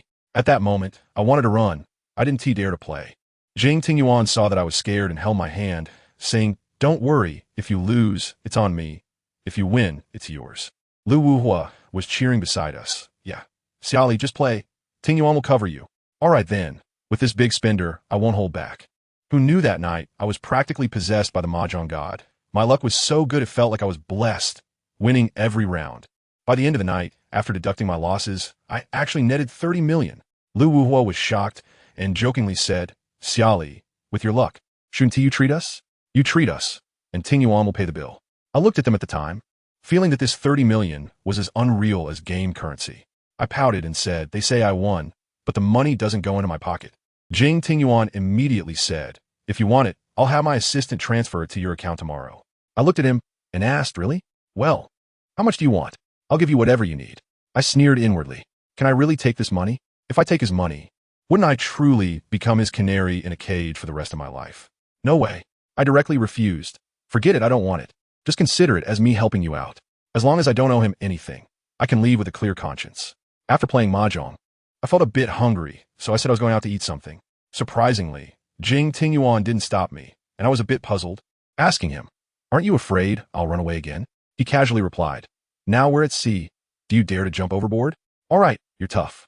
I couldn't be bothered with him, and went to the self-service food area in the mahjong room. Let me tell you, sometimes when a person is down on their luck, even drinking cold water can get stuck in their teeth. I just wanted to grab a piece of strawberry cake, but a woman next to me insisted on competing with me for it. I let her have it once, but when I finally got a piece, she came to snag it again, obviously just looking for trouble. I asked her, Did I offend you? The woman, with her hair in a ponytail and an arrogant expression, replied, I just find you unpleasant. I'm really speechless, what a weirdo. Can't I just avoid this trouble? I wanted to leave after putting down my plate. But she grabbed me and swung me around, causing my waist to hit the corner of the table, which hurt so much that I grimaced. She even cursed, Someone like you, a vixen, deserves a good beating to behave. I was furious at the time. Speak with more respect. Respect? Do you deserve it? You seduced someone else's boyfriend, and you still have the nerve to talk to me about respect? At that moment, I was completely confused. I spent every day with Jing Tingyuan, this living llama. How could I have time to flirt with others? Then her boyfriend, a skinny and weak-looking guy, suddenly appeared and pulled her aside, saying, I'm sorry, it's all my fault. Please don't do this. He even looked at me with a sentimental gaze, saying, I'm sorry. It's all my fault. You should leave quickly. Family, who understands? I almost vomited. I looked at this pair of inexplicable lunatics and directly cursed. Are you guys crazy? The woman got even more worked up, pointing her finger at me and starting to curse loudly, saying all sorts of nasty things, calling me a vixen and shameless. In the end, she even started attacking my parents, saying things like I was trash born of a mother who didn't raise me. I tell you, you can insult me in any way, but insulting my parents? Sorry, you've touched my bottom line. I wasn't in pain anymore. I stood up straight and walked up to her, staring at her with icy eyes. Apologize. She was still arrogant. You little mistress, how dare you act so arrogantly? Saying this, she broke free from her boyfriend and raised her hand to slap me. However, the slap never landed as I intercepted it midway. She tried to use her other hand, but I quickly twisted it behind her back, making her scream in pain. Her cowardly boyfriend just stood there watching, not daring to make a sound. I later found out that it wasn't that he didn't want to move. It was because Jing Tingyuan's bodyguard was already pointing a gun at his forehead, and any movement would mean meeting the Buddha. I looked at that guy with a face full of disdain. Your boyfriend is so ugly. If I were to flirt, I'd go for a handsome guy. Why would I leave my 95-meter tall rich boyfriend to flirt with you, a 7-meter potato?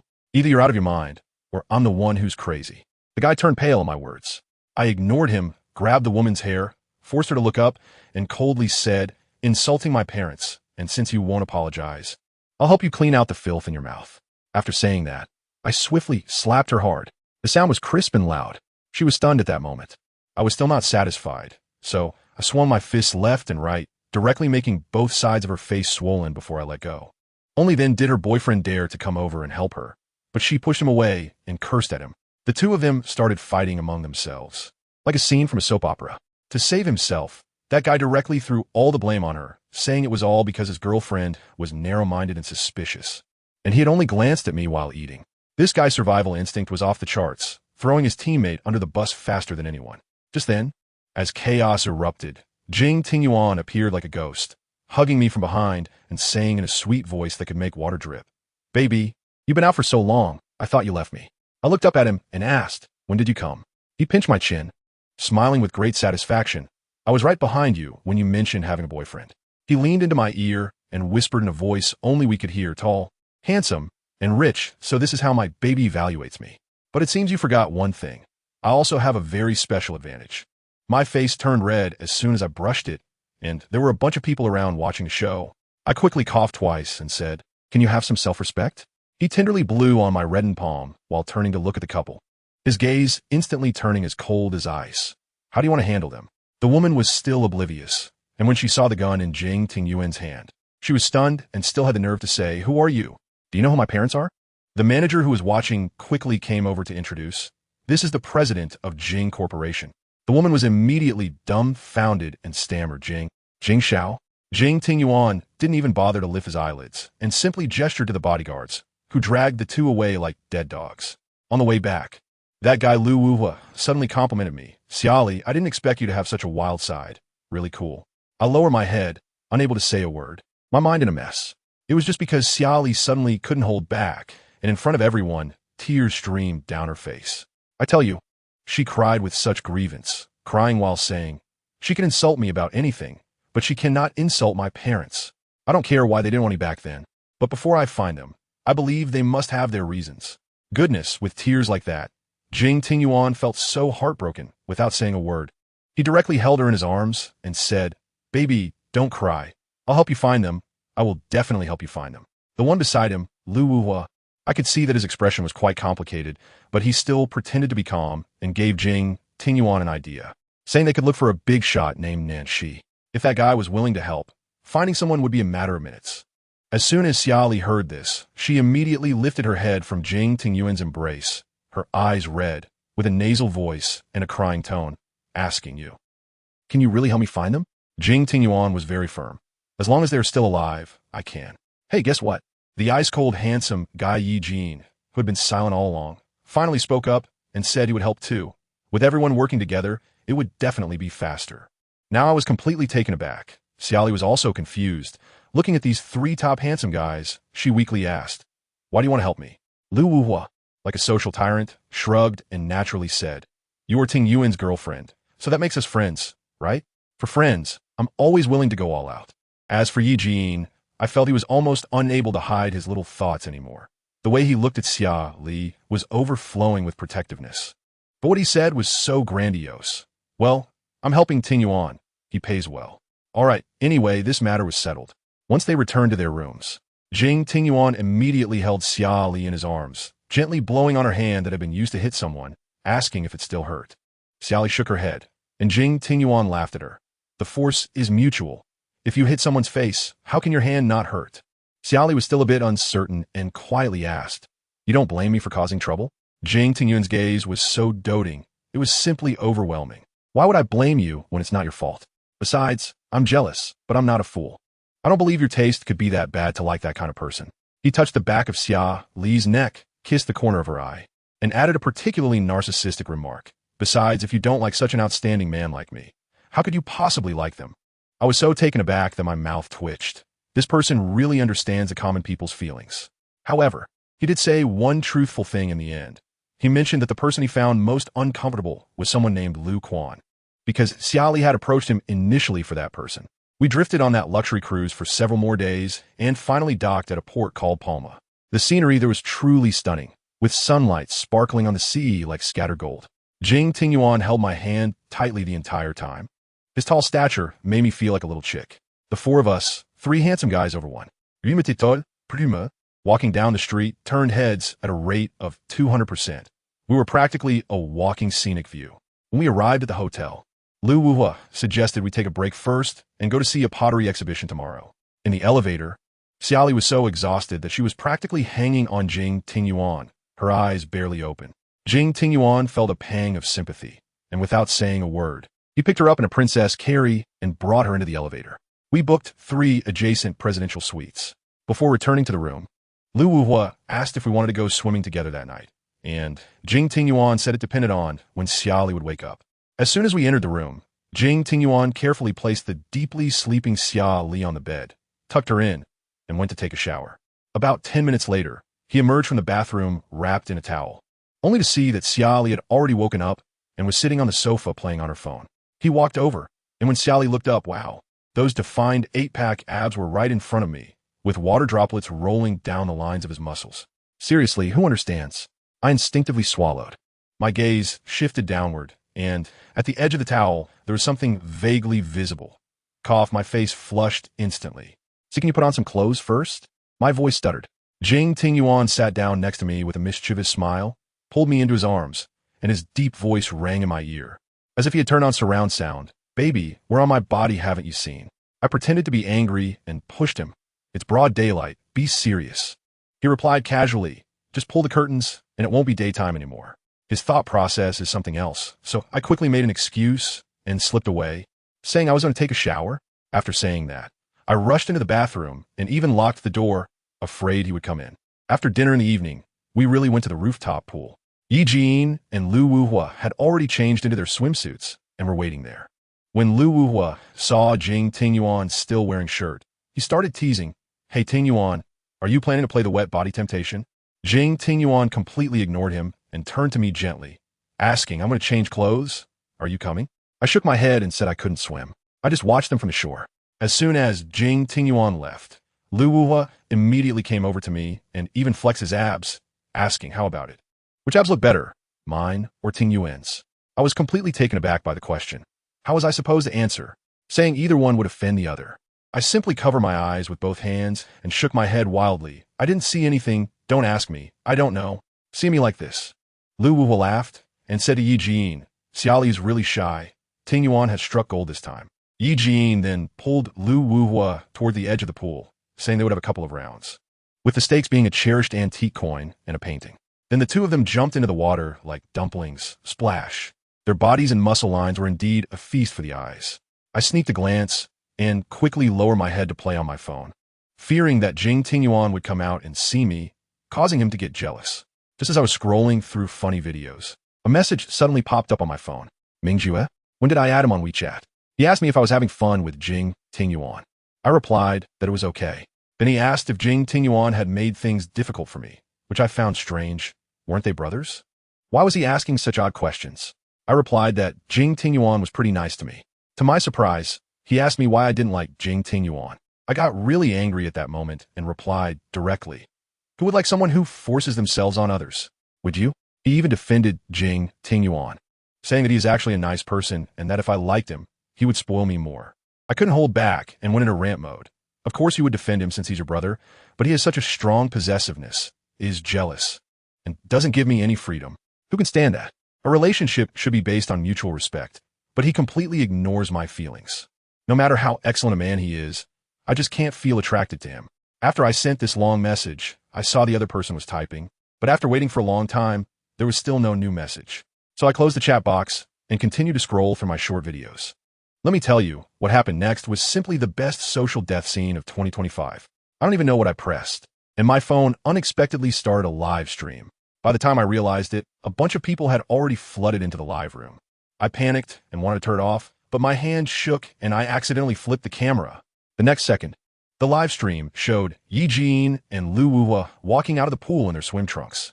The comments instantly exploded with "hubby," "handsome," and "what an amazing body." I hadn't had the chance to turn it off yet when Jing Tingyuan's voice came from beside me. "Baby, I'm sorry, I just got a call." Then, a Jing Tingyuan wearing only swim trunks, with his abs glistening, walked into the frame. He had no idea I was live streaming, and he walked right over, his 8-pack abs almost pressing against the camera, and then he pulled me into his arms and asked in a very ambiguous tone, "Baby, do you want to see me swim?" My mind went blank, and I could only nod in agreement, thinking that I would immediately turn off the live stream as soon as he walked away. Just as I covered the camera with my hand, I saw a comment recognizing Lu Wuhua, and shortly after, Jing Tingyuan was also recognized. The comments went crazy in an instant. "Wow, isn't that Lu Wuhua? The one with abs in front is Jing Tingyuan, right? Two major male gods in a swimsuit live stream? What kind of divine benefit is this?" I finally fumbled my way to the close button and quickly into the live stream. Holding my phone, my heart raced as I kept reassuring myself that it was just a few minutes. It should be fine, right? But I forgot that in this day and age, information spreads faster than a rocket. By the time Jing Tingyuan and the others finished swimming, Assistant Yao's relentless calls started coming in. The moment Jing Tingyuan answered the phone, his face turned dark. "Live stream?" He glanced at me. He was pretending that nothing had happened beside him. The voice on the other end said that the trending topic had been removed, but the video had been shared everywhere, and it was impossible to control. Assistant Yao even sent over the screen recording. After watching the video, Jing Tingyuan noticed that my face wasn't captured, and he breathed a sigh of relief, but his tone remained cold as he instructed, "Don't let Xia Li be exposed. If there's any hint of it, eliminate it immediately." After hanging up, he walked up to me with his phone and opened that mortifying screen recording right in front of me. "Baby, do you want to explain what's going on?" I looked at the video with those shirtless men and the close-up of Jing Tingyuan's abs, and I really can't wash myself clean even if I jumped into the Yellow River. I stammered and explained that it was an accident, not intentional. And guess what he said? He had a serious look on his face, pretending to be particularly aggrieved. Now the whole internet has seen my body. I'm a very conservative man, and this makes me very uncomfortable. "Aren't you going to compensate me?" Of course I know what he means by compensation, so I immediately pretended to be clueless. Then, "Should I post a swimsuit photo too? That way it'll be fair, right?" Jing Tingyuan's face instantly darkened, looking like the bottom of a pot, and he gritted his teeth and said, "Go ahead and try posting one." As soon as I saw he was really angry, I could only weakly say, "What do you want me to do?" I didn't do it on purpose. Just then, Lu Wuhua came up from the pool. Seeing me with my head down and Jing Tingyuan with a stern face, he thought Jing Tingyuan was bullying me. He came over and bumped Jing Tingyuan's arm, saying, "Why are you bullying Xia Li for no reason?" Jing Tingyuan shot him a glance and replied, "I'm not bullying her." Lu Wuhua didn't believe it, pointing out that I looked so aggrieved I was about to cry, and he was still being harsh with me. Jing Tingyuan was so amused he laughed, pointing at Lu Wuhua and said, "You a single dog? Think you understand relationships? Hurry up and get lost. Don't interrupt our flirting." Lu Wuhua was still unconvinced, insisting that Jing Tingyuan was taking advantage of his age to bully me. In the end, Yi Jin came over and pulled the overly enthusiastic Lu Wuhua away. Once they left, it was just the two of us on the rooftop. Jing Tingyuan held me in his arms, his gaze as if he wanted to devour me. And he started bringing up that topic again. "Baby, you still Haven T said how you're going to compensate me." I turned my face away, pretending not to hear.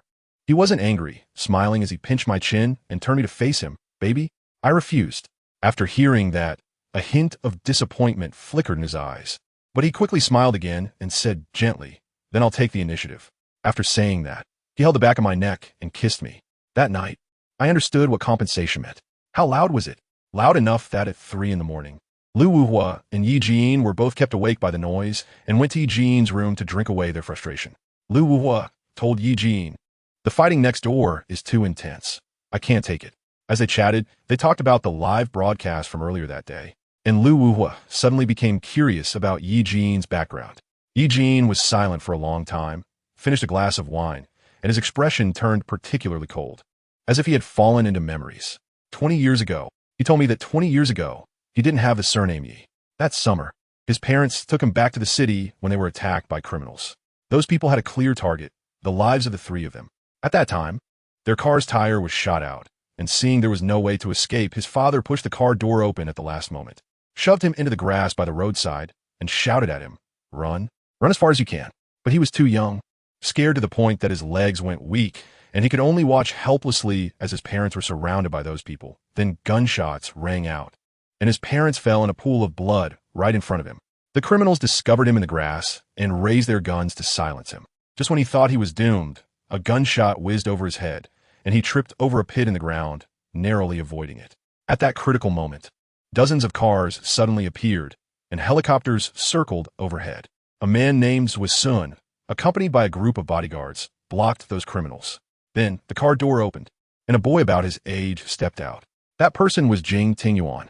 Jing Tingyuan looked like a little king of hell, coldly staring at those criminals, and said, "Who gave you the guts to shoot on the Jing family's territory?" He took the stunned Yi Jin into the car.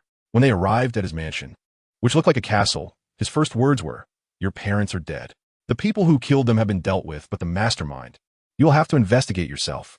Yi Jin asked him what the conditions were. Jing Tingyuan smiled and said he was very smart. Then he gave him a photo, which was of the president of the Yi group. "Uncle Yi is looking for an adopted son. I can introduce you. But whether he is satisfied or not depends on you."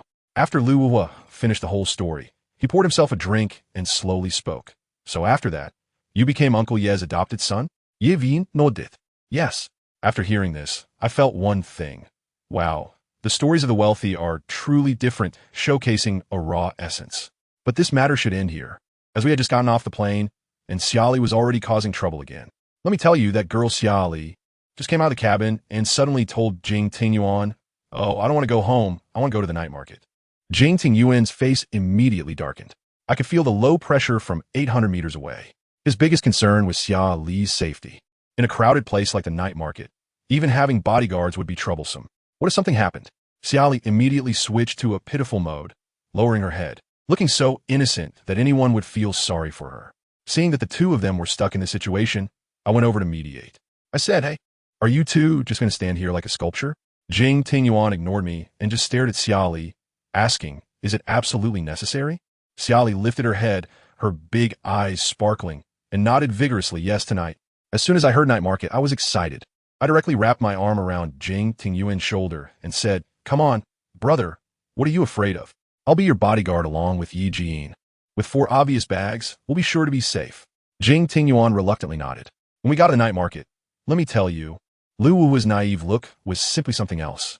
He saw a starch sausage for 8 yuan, and his eyes almost popped out. "What? 8 yuan?" The people around him looked at him as if he were the foolish son of a landlord experiencing life in the countryside. Xia Li was quite happy, bought 2, and the vendor joked that Jing Tingyuan's boyfriend was really considerate, knowing to pay up front. Jing Tingyuan heard that and felt so proud, replying, "It's only right to pamper her." Xia Li was so embarrassed that she was practically digging her toes into the ground, pretending not to hear, and handed me the other one. As a result, Jing Tingyuan snatched it away, wanting to eat the one he bought himself. After saying that, he took a big bite. The next second, I saw his Adam's apple moving for a long time, but he didn't spit it out. His face turned green, and he turned around and shoved the rest to me, still stubbornly saying, "Just hold on to it. I have a rebellious nature. If you don't let me eat, I just have to try it." I took a bite, and wow, it felt like my taste buds were hit by a dimensional reduction. I turned around and wanted to mess with Yi Jin, but this guy didn't even look at it, and with a swoosh, he threw it perfectly into the trash can. Oh no, Sally saw everything. She exploded right away, asking if we were disgusted. Her eyes turned red instantly, saying she grew up eating this. And if you can't fit in, just don't force it. Can you let me go? Who understands family? A single starchy sausage escalated to class conflict. Jing Tingyuan also got riled up and pulled her over, saying, "You don't belong here. You belong to me." Oh my, this EO line gave me goosebumps all over. I hurried to save the situation, bought 3 new ones, and forced myself to swallow them. I even gave EG a look, and he expressionlessly finished his as well. Jing Tingyuan looked at Xia Li and said, I've eaten, so you won't say those things anymore, right? Xia Li nodded. Then, I watched our young master Jing. Like he was being punished, finished that starch sausage. After eating, he elegantly took a silk handkerchief to wipe his mouth and said, I'm serious about liking you. I couldn't help but tease him. Dude, you're a bit like a simp. Yi Ji, who was nearby, chimed in, you don't understand. This is called the pure love war god, and promptly fell to the ground. Ha ha, I burst out laughing. Finally, this matter was over. Xia Li really let loose afterward, eating mushroom bombs and grilled squid all the way, while Jing Tingyuan paid behind her. On the way back, Jing Tingyuan gently asked her, how about liking me because I'm rich? I'm willing to be your wallet. As soon as they got in the car, Jing Tingyuan let go of her hand, and I thought he had changed his mind. But the next second, he pressed her against the seat and kissed her forcefully. Wow, the pure love war god during the day turned back into a forceful lover at night. The next day, Xia Li woke up still hitting her pillow and cursing. Something happened on Jing Tingyuan's side. One of his bodyguards, named Ji, actually took secret photos of Xia Li and, did some lewd things. As a result, his girlfriend found out and made a big scene. When Jing Tingyuan learned about it, the look in his eyes, let me tell you, could kill. He directly dragged Ji to the basement, pressing a cigarette but onto his shoulder and coldly asked, using her right hand? Before the guy could plead for mercy, Jing Tingyuan said, break one hand, and we'll let this go.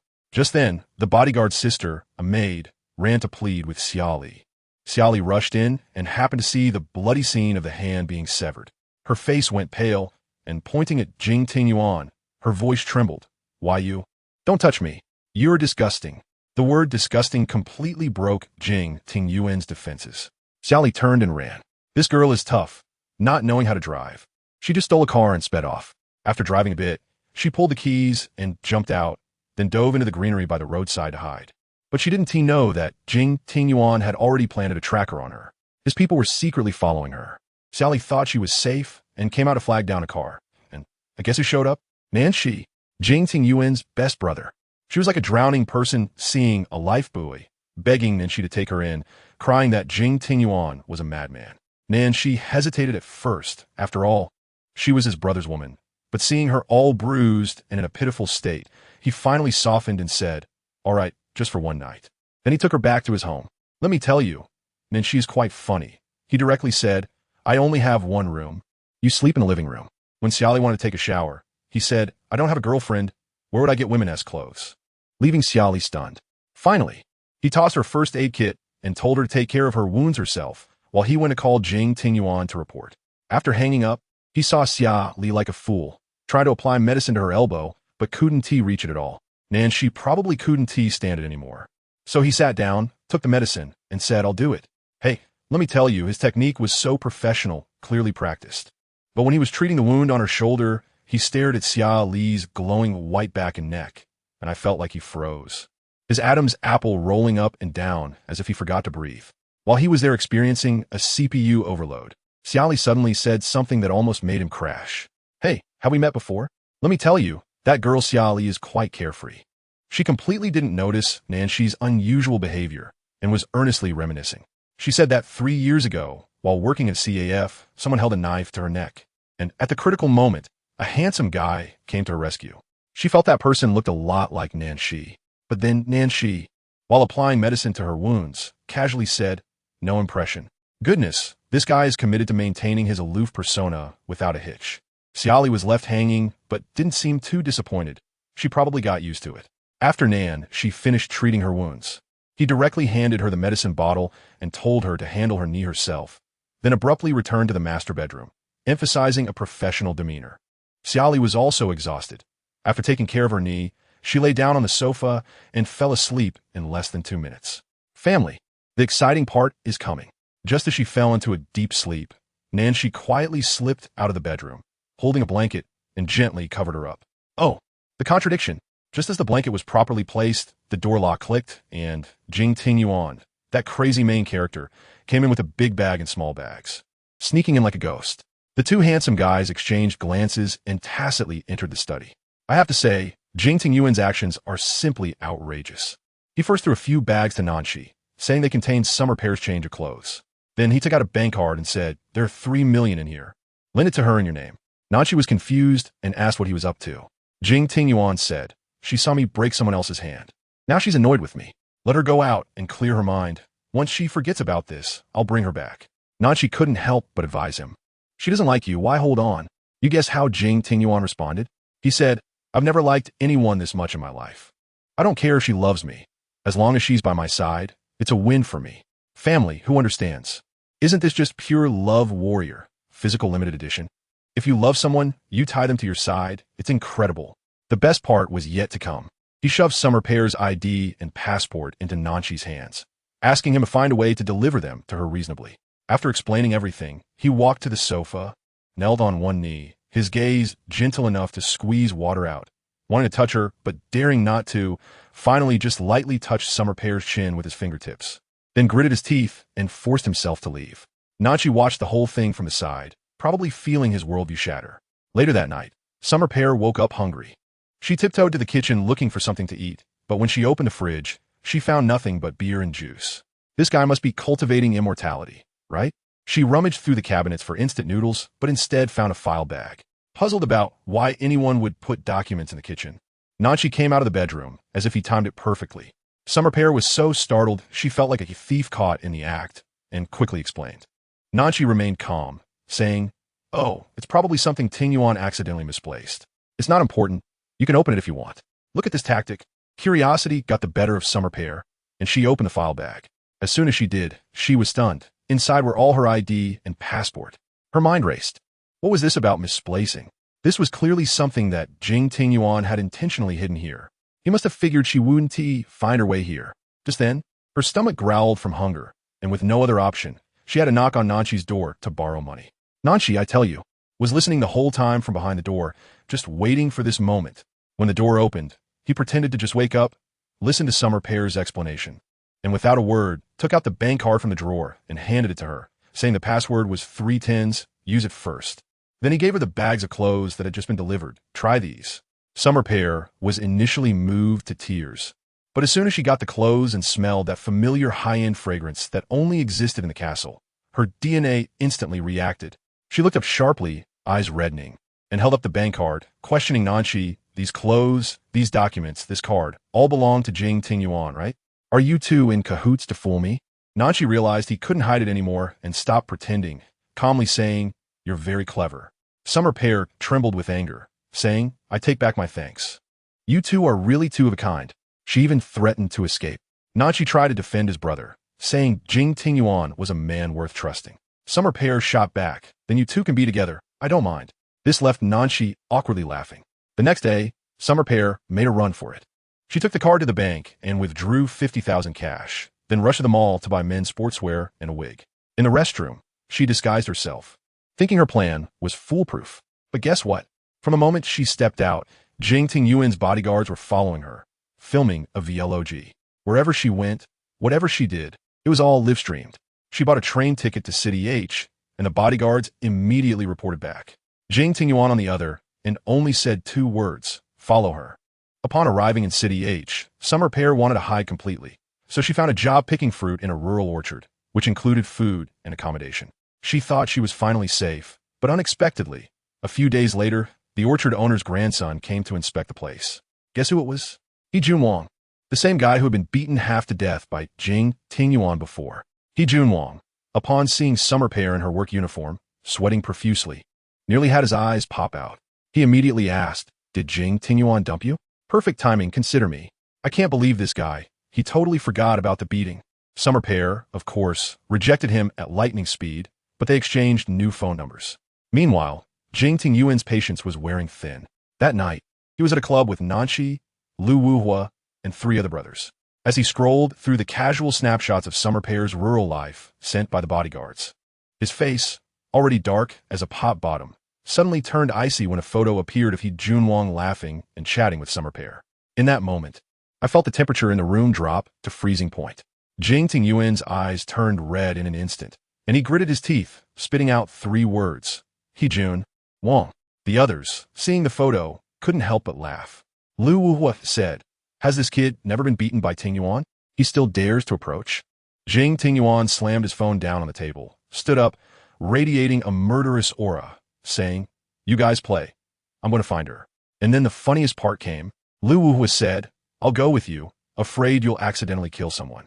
Eugene said, I'm heading to City H on a business trip anyway. Nanchi said, I also have business in City H. Mingju was even more outrageous. I'll go check out the orchard. So, the five of them set off in a private jet, heading to City H overnight. Meanwhile, our heroine Summer Pear was in her dorm, worried about not being able to go to work due to a heavy rain.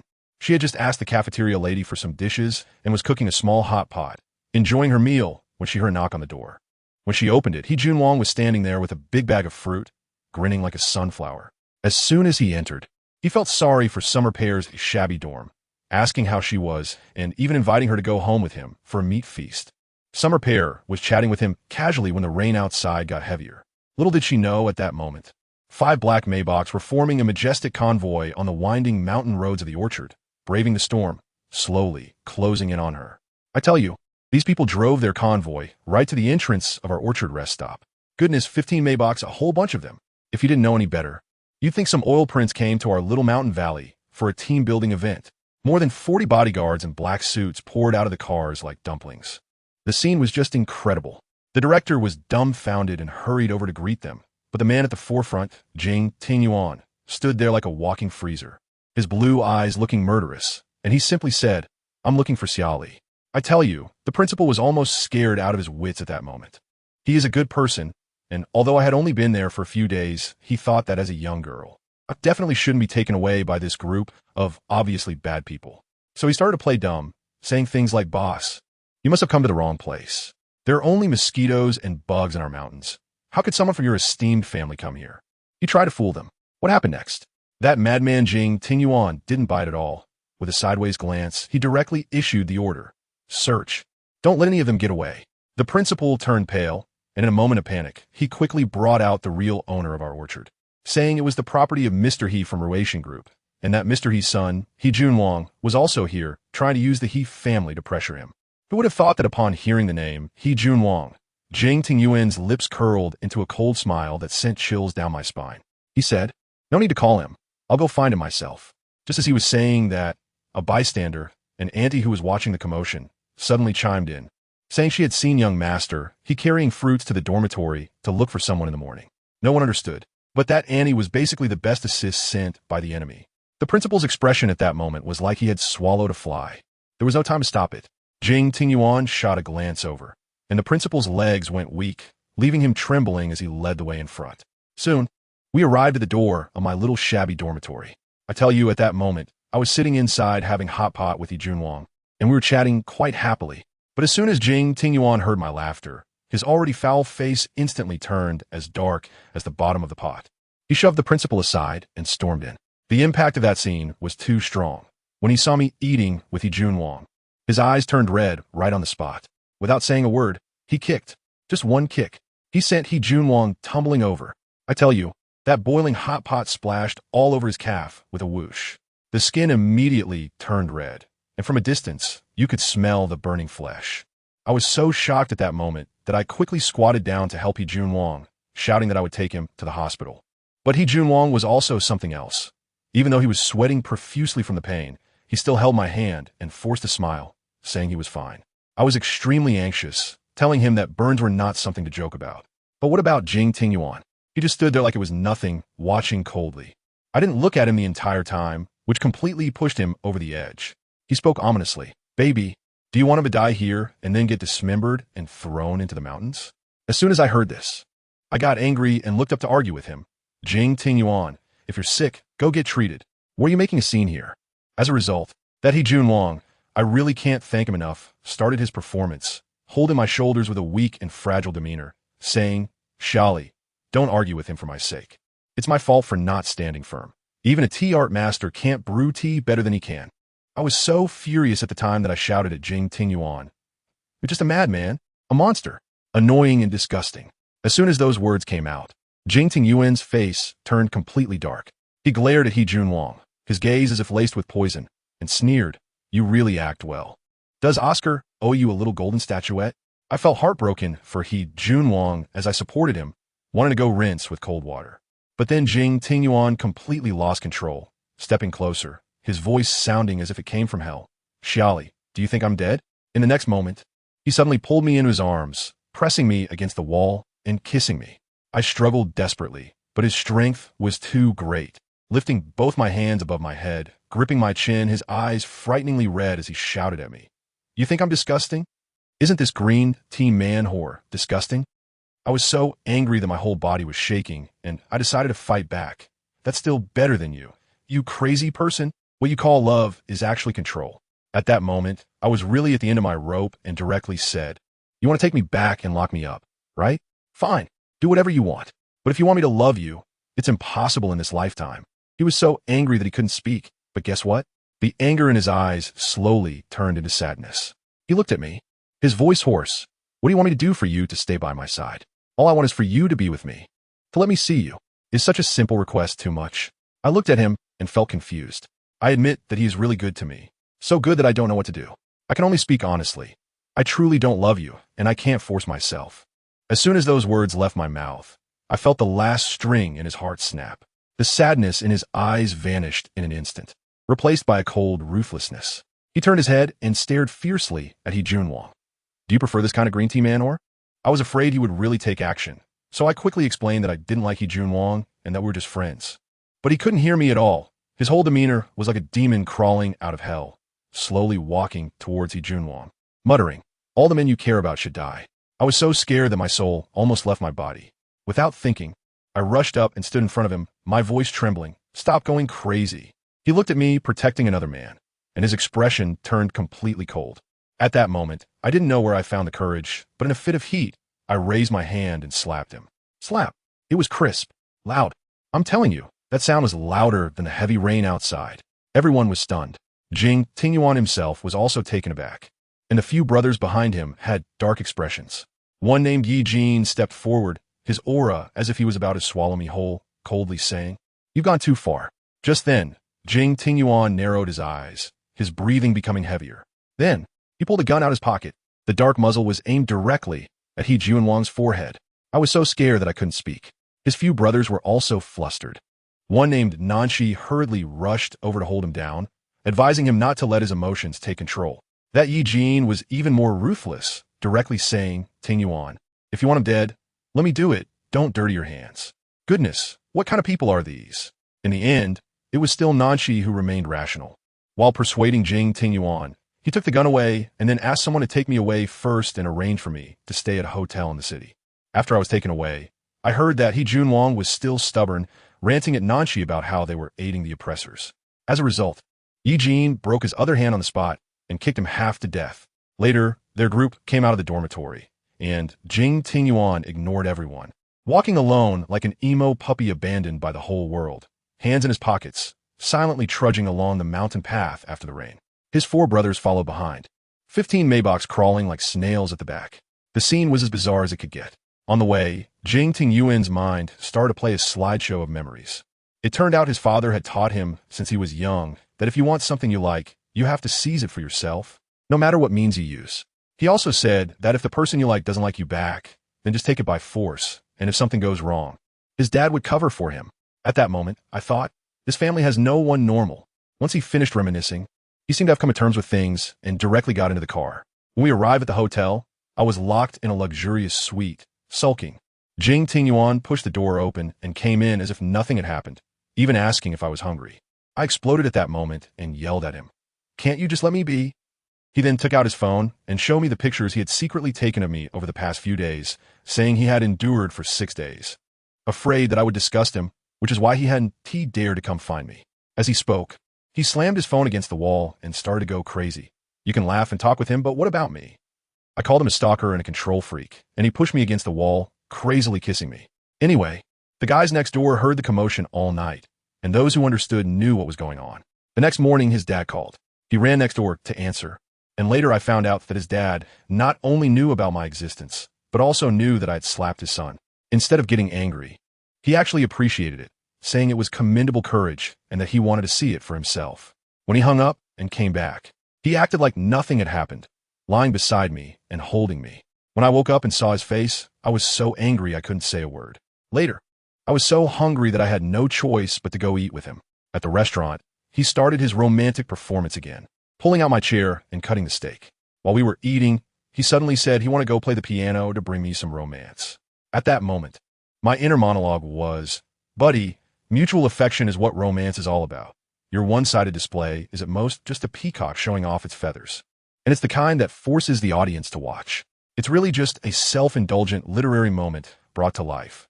However, I have to admit, him sitting quietly in front of the piano playing was indeed quite handsome, like a painting.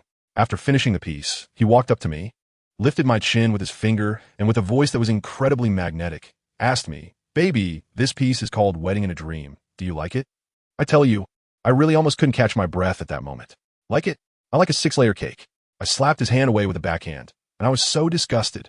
I rolled my eyes at him and said, "Do you think you look cool like this? Isn't it awkward?" Guess what he said? He asked me, "Don't you like this kind of romance?" Family, who understands? I shot back at him. Romance is when both parties have feelings for each other. What you're doing is just showing off like a peacock and thinking you look beautiful. Goodness, he didn't even get angry, sat back down, tapped the table for the waiter to pour wine, and then started making big plans, asking me which pianist I wanted to invite on our wedding day. I really had enough and told him directly, "I'm not going to marry you." His face immediately darkened, saying that his patience has limits, and told me not to say things that upset him. When I heard that, I got angry and said, "You're upset? I'm the one who is the most upset, okay? You've been messing with me all night. My back is about to break. And I still have to satisfy your beastly desires, being controlled by you every day. Don't you consider my feelings?" He probably felt guilty too. Took a sip of red wine and surprisingly conceded. He said he would be going to country with his dad for a week. And as long as I didn't leave city, yes, I could do whatever I wanted. When I heard that, my eyes lit up and I quickly confirmed. Really?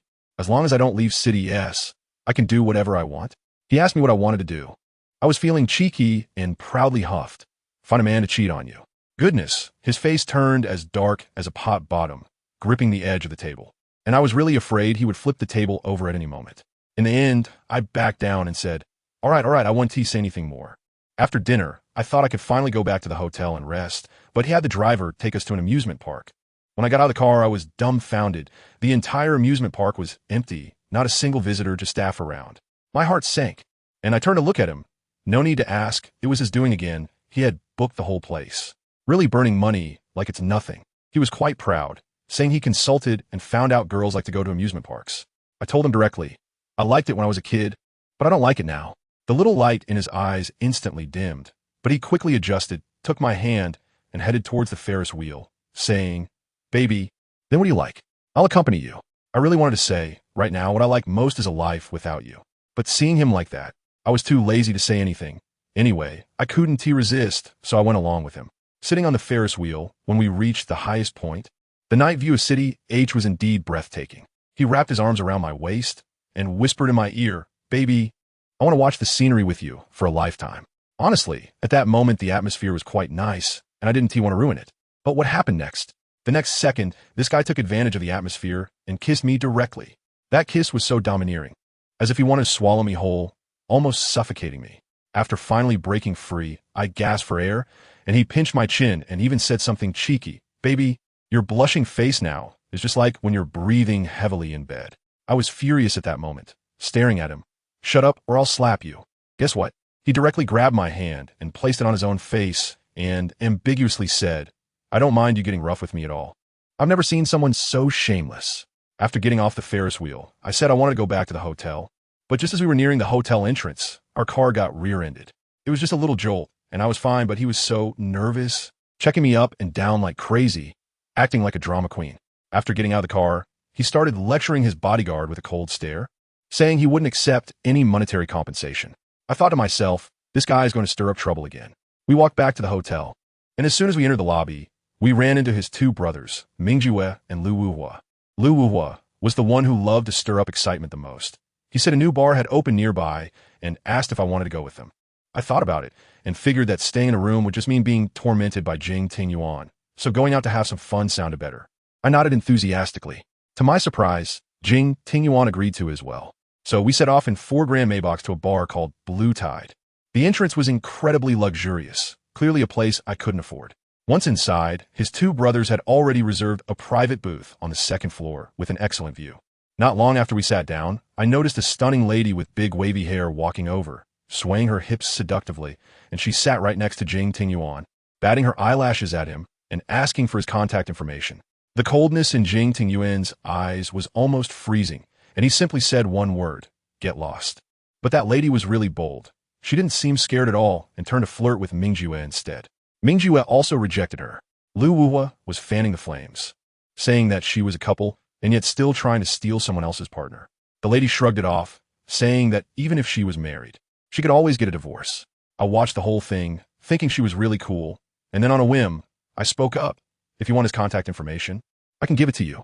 Everyone froze in shock. The curly-haired lady walked over and sat next to me, holding my hand and smiling as she asked, "Miss, can you really give me your boyfriend's number?" Jing Tingyuan's face was beyond just black. He pulled me into his arms and said to her, "This is your last warning. Get lost. If you touch her again, I'll make you regret it." The lady laughed and said, "That's funny. It's the first time I've seen a couple so defensive." In the end, it was Lu Wuhua who stepped in to smooth things over, and the lady prepared to leave. Before she went, she handed me a business card, saying her name was Song Ru and that she was an agent, inviting us to contact her if we wanted to become stars.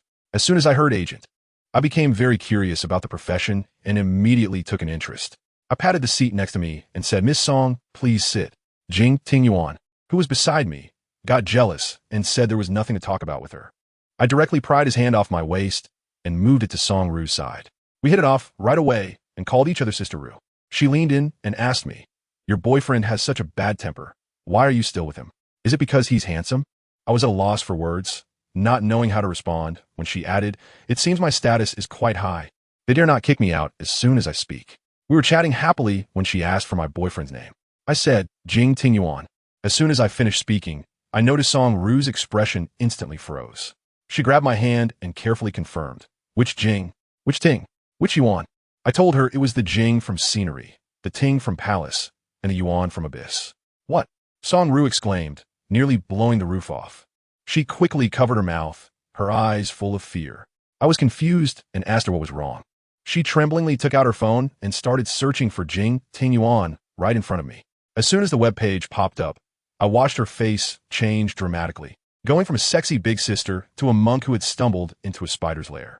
The light from her phone screen illuminated her face, making it look pale, as if her CPU was about to burn out. She was clutching her chest, looking like she was about to vomit blood, and grabbed my hand, her eyes full of sympathy. "Xia Li, it must be very hard for you to be with him, right?" I felt like I had found a kindred spirit and nodded frantically. She lowered her voice and said to me, "Xia Li, you must tell your boyfriend that I am not interested in him. Everything that happened just now was a misunderstanding." I was puzzled. Her attitude changed way too quickly. She saw my bewildered expression and leaned in to whisper, "I don't want to get involved with people like them. Otherwise, I would know how it would end up one day." After saying that, she looked at me with admiration. "Xia Li, you are amazing. You can actually make him listen to you." We chatted for a bit, exchanged WeChat contacts, and then she hurried off to take a phone call. As soon as she left, Jing Tingyuan immediately clung to me like a big puppy, resting his chin on my shoulder and whining about how he felt bad when I ignored him. I was too lazy to pay him any attention, so I turned to watch the stage performance downstairs. To my surprise, a group of muscular men with six-pack abs came up wearing traditional skirts. As soon as Jing Tingyuan saw them, he quickly covered my eyes with his hand, saying I wasn't allowed to look and that I could only look at his abs. I was so annoyed that I pushed his hand away and said, "Fine, I won't look. I'm going to get something to eat." Then I sat back on the sofa. And while he went to the bathroom, I secretly poured myself a glass of fruit wine. The wine was sweet, almost like juice, and since I had never drunk before, I thought it was really delicious and ended up drinking it like water. By the time Jing Tingyuan came back, I was already feeling dizzy. When he saw me like that, his face darkened as he pulled me into his arms and asked to let me drink. Then he picked me up horizontally and started walking out. I was already tipsy and acting silly in his arms, shouting that I wanted more wine. To give me wine. He was so angry that he yelled at Zwisun, asking why he didn't stop me. Zwisun looked particularly aggrieved and said he didn't dare without his orders. Jing Tingyuan gritted his teeth in anger and said, "You really are obedient." Zwisun even replied, "Thank you for the compliment, young Master Jing." The next day when I woke up, my head was pounding and I felt terrible from the hangover. I sat up, pressed my temples, and looked around the room, feeling like I was still in H-City. I remembered drinking at the bar last night, and then I blacked out. At that moment, Jing Tingyuan's voice came from beside me. "You're awake? Do you feel uncomfortable anywhere?" I shook my head, unable to say a word, because as soon as I opened my eyes, Jing Tingyuan's handsome face was magnified right in front of me. I told you, he was wearing that black and gold suit, looking all dapper, and reached out to check my forehead, which startled me. He mumbled to himself, "Good thing you don't have a fever." I immediately got irritated and slapped his hand away, replying haughtily, "I'm drinking alcohol, not water. Why would I have a fever?" As soon as he heard that, he switched to lecture mode, saying, "Oh really? You know you're drinking? From now on, you're not allowed to touch a drop." His expression was like he had just remembered the apocalypse. Later, I found out that after I got blackout drunk last night, I put on quite a show. Apparently, I threw up all over him, and he had to grit his teeth and clean us both up. I was restless all night, at one moment claiming I was going to transform into a magical girl to eliminate him, the evil capitalist, in the name of the moon, and at another moment saying I was an eagle, ready to break free from Earth and fly into the universe. Jing Tingyuan said if he and tea covered my mouth, I could have rambled on all night. Honestly, that image is too beautiful for me to imagine. Anyway, after his lecture, he said he had to go on a business trip to country E and told me to go back to City S with Mingjue and the others. I agreed verbally, but in my heart I was calculating. As soon as Jing Tingyuan left, I headed straight to the hotel buffet, thinking since I'm here, I might as well take advantage of the capitalist feast. I wandered around the restaurant and was finally drawn to a pot of what looked like a very healthy mushroom soup. I even specifically asked the waiter, "Hey man, is this fully cooked? Don't let me get sick." The young guy assured me, "Don't worry, sister, it's just out of the pot, cooked to perfection." All right, I'll take your word for it. I happily served myself 2 big bowls and was drinking with great satisfaction. Just as I finished the bottom of my second bowl, a chef suddenly rushed out of the kitchen, shouting like he was catching a thief. "Who took my pot of mushroom soup out? That was reserved for a guest." And I asked to keep an eye on it. The waiter was frozen in shock and pointed at me, saying, "Well, she already drank it." The chef looked at me, and I was probably staring blankly with drool coming out of my mouth. He slapped his thigh and exclaimed, "It's over. The mushrooms depend on time, not just boiling them. You idiot. Hurry and take her to the hospital." Family, who understands? 1 second, I was enjoying life, and the next second, I was poisoned on the spot. The waiter was so scared that tears were coming out and quickly grabbed my phone to call for help. Just as Mingjue's call came in, the waiter explained with a trembling voice, and Mingjue on the other end must have been terrified, rushing over in a panic. By the time he arrived, I had completely entered another world. I tell you, when I saw Mingjue, that guy looked like he had ascended right there. His ears were sharp and long, his hair was a 2-dimensional sea blue, and his whole body was glowing. I only had one thought: catch that damn elf.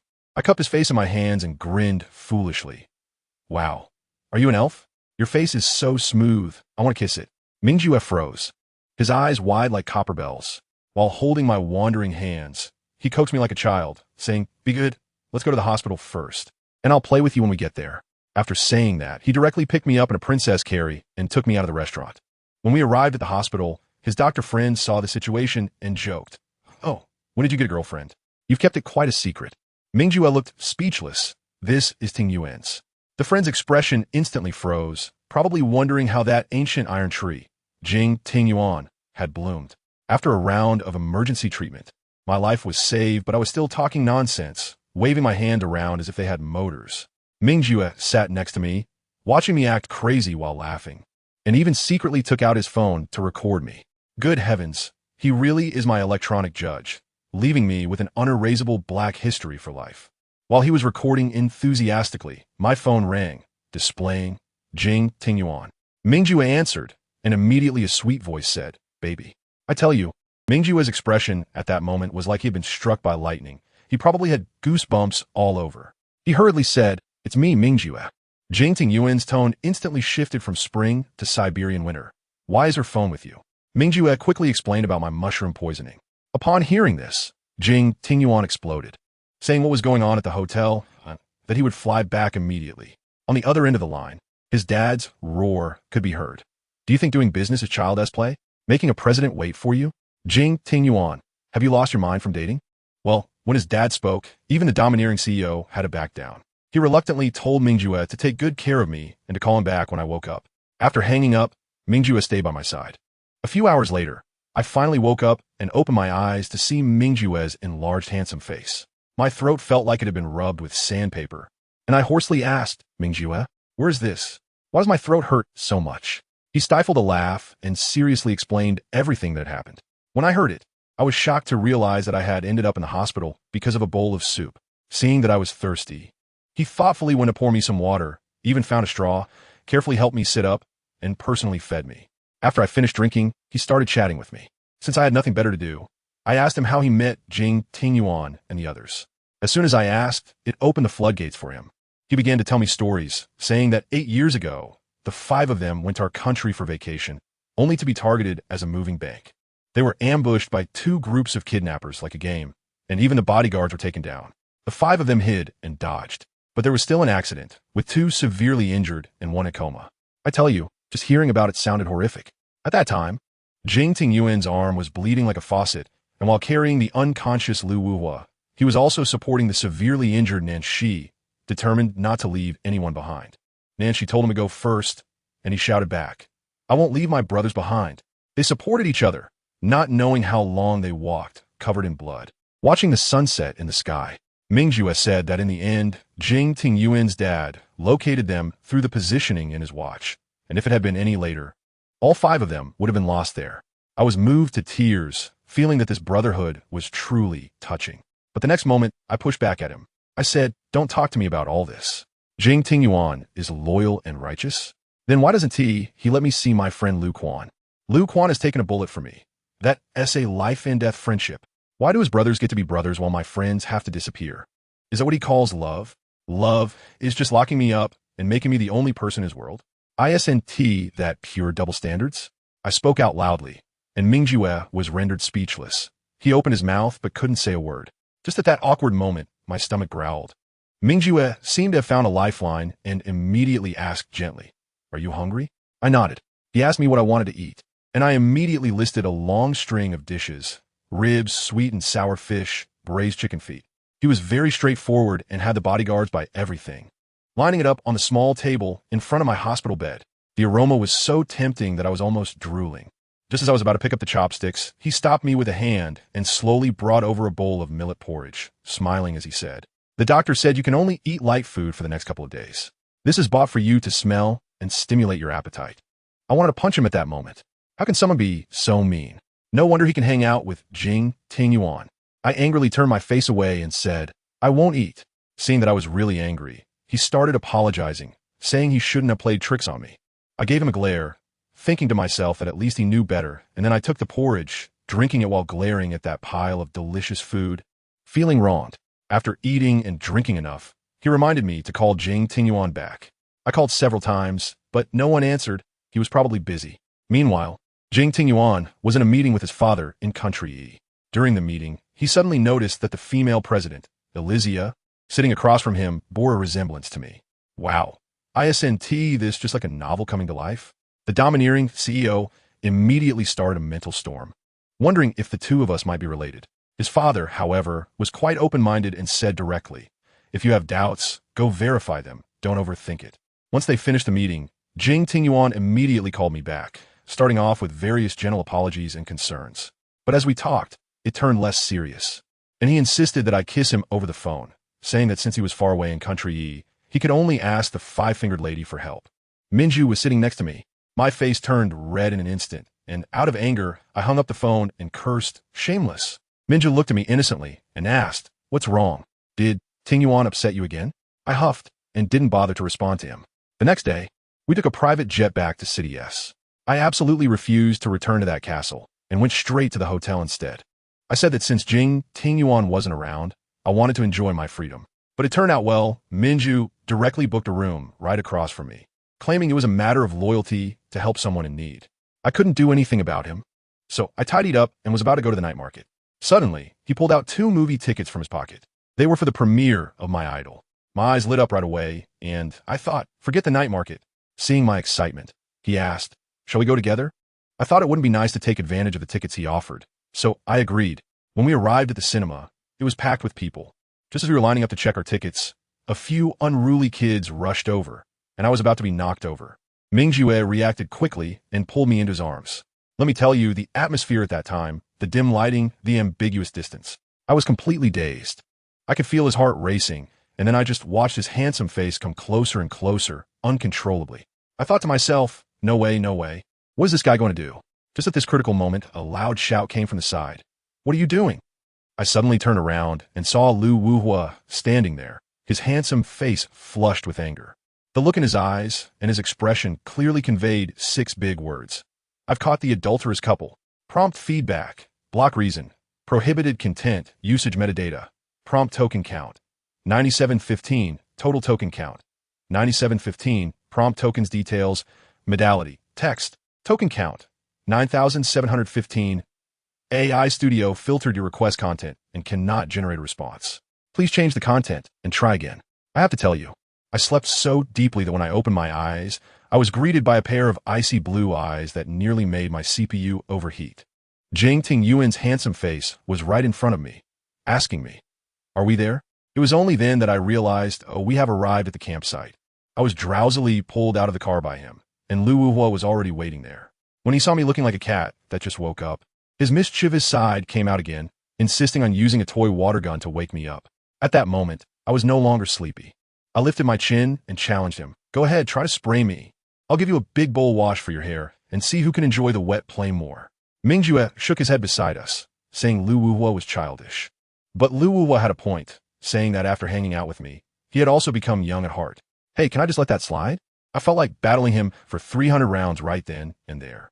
But then Jing Tingyuan, that love-struck guy, hugged me and ruffled my hair, saying, "Baby, you're not childish. This is called cute. Does anyone understand?"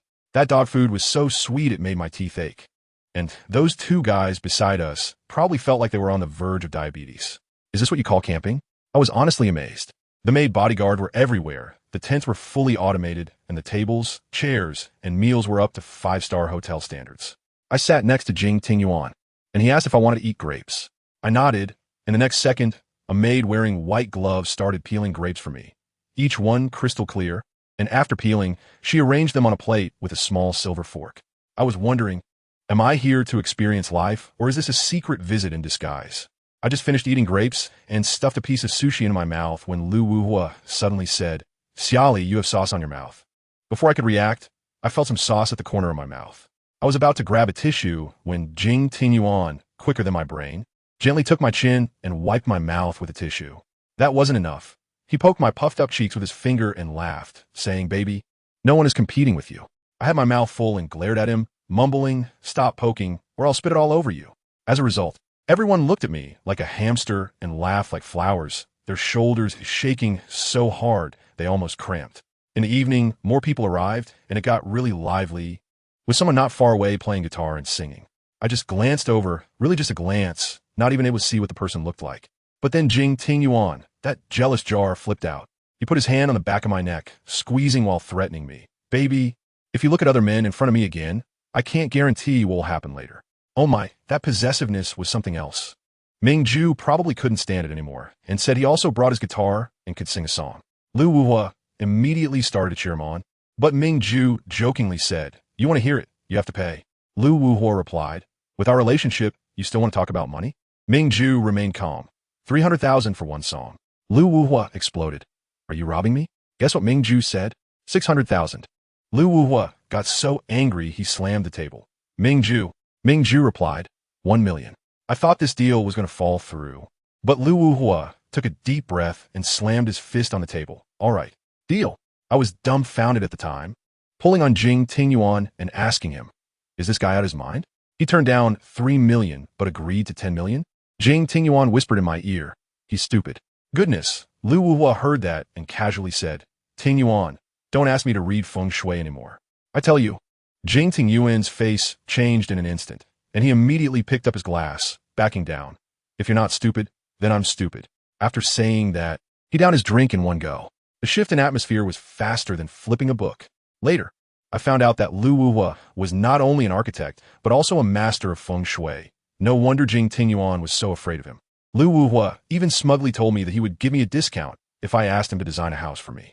I said I had no money, and he lifted his chin, pointing at Jing Tingyuan. "Isn't there a ready-made ATM?" That shameless Jing Tingyuan immediately leaned over to kiss my lips. "Baby, I'm willing to be your exclusive ATM." I was so embarrassed that I could practically dig a 3-bedroom apartment with my toes, and those 2 guys were still there. Mingju and Lu Wuhua were particularly perceptive, one looking down at the ground and the other turning to look at the scenery, both playing the "I can't see, I can't hear" card. Lu Wuhua quickly urged Mingju to start, saying that his 10 million shouldn't be wasted. As soon as Ming Ju opened his mouth, I tell you, the whole world went silent. Wearing a blue shirt and holding a guitar, his rich voice was simply a walking CD. I instantly turned into a fangirl. Cradling my face with both hands, my eyes filled with little stars. Jing Tingyuan was watching me beside me, his gaze so gentle, even reaching out to play with my hair. Even Lu Wuhua looked at me with wide eyes. After one song, I went crazy nodding and praising Ming Ju, saying he could hold a concert. Lu Wuhua even revealed that he could write his own songs, and if released, they would definitely top the charts. Just as I was marveling, Jing Tingyuan got jealous again, leaning over to ask me, "Baby, I'm also very impressive. Why don't you praise me?" I shot him a sideways glance. "What are you impressive at?" He smirked wickedly, grabbing my hand and trying to pull me into his arms. Just as he was about to kiss me, at that crucial moment, his phone rang. It was practically the bell of fate. He picked up the phone, and his expression changed instantly. On the other end was not the person himself, but his friend's assistant, saying that his friend named Yi Jin had been shot and was in the hospital for emergency treatment. Damn, the atmosphere instantly shifted from a romantic idol drama to a police and criminal movie. We rushed to the hospital in a panic. Jing Tingyuan's aura was imposing. Nearly 2 meters tall, he directly grabbed the little assistant Yi Jin and slammed him against the wall, his eyes red with anger. If it weren't for Ming Ju holding him back, I felt like someone could have died on the spot. After getting to the bottom of the situation, the murderer had fled, and the puppet master behind it all was still unknown. Then, the most absurd part came.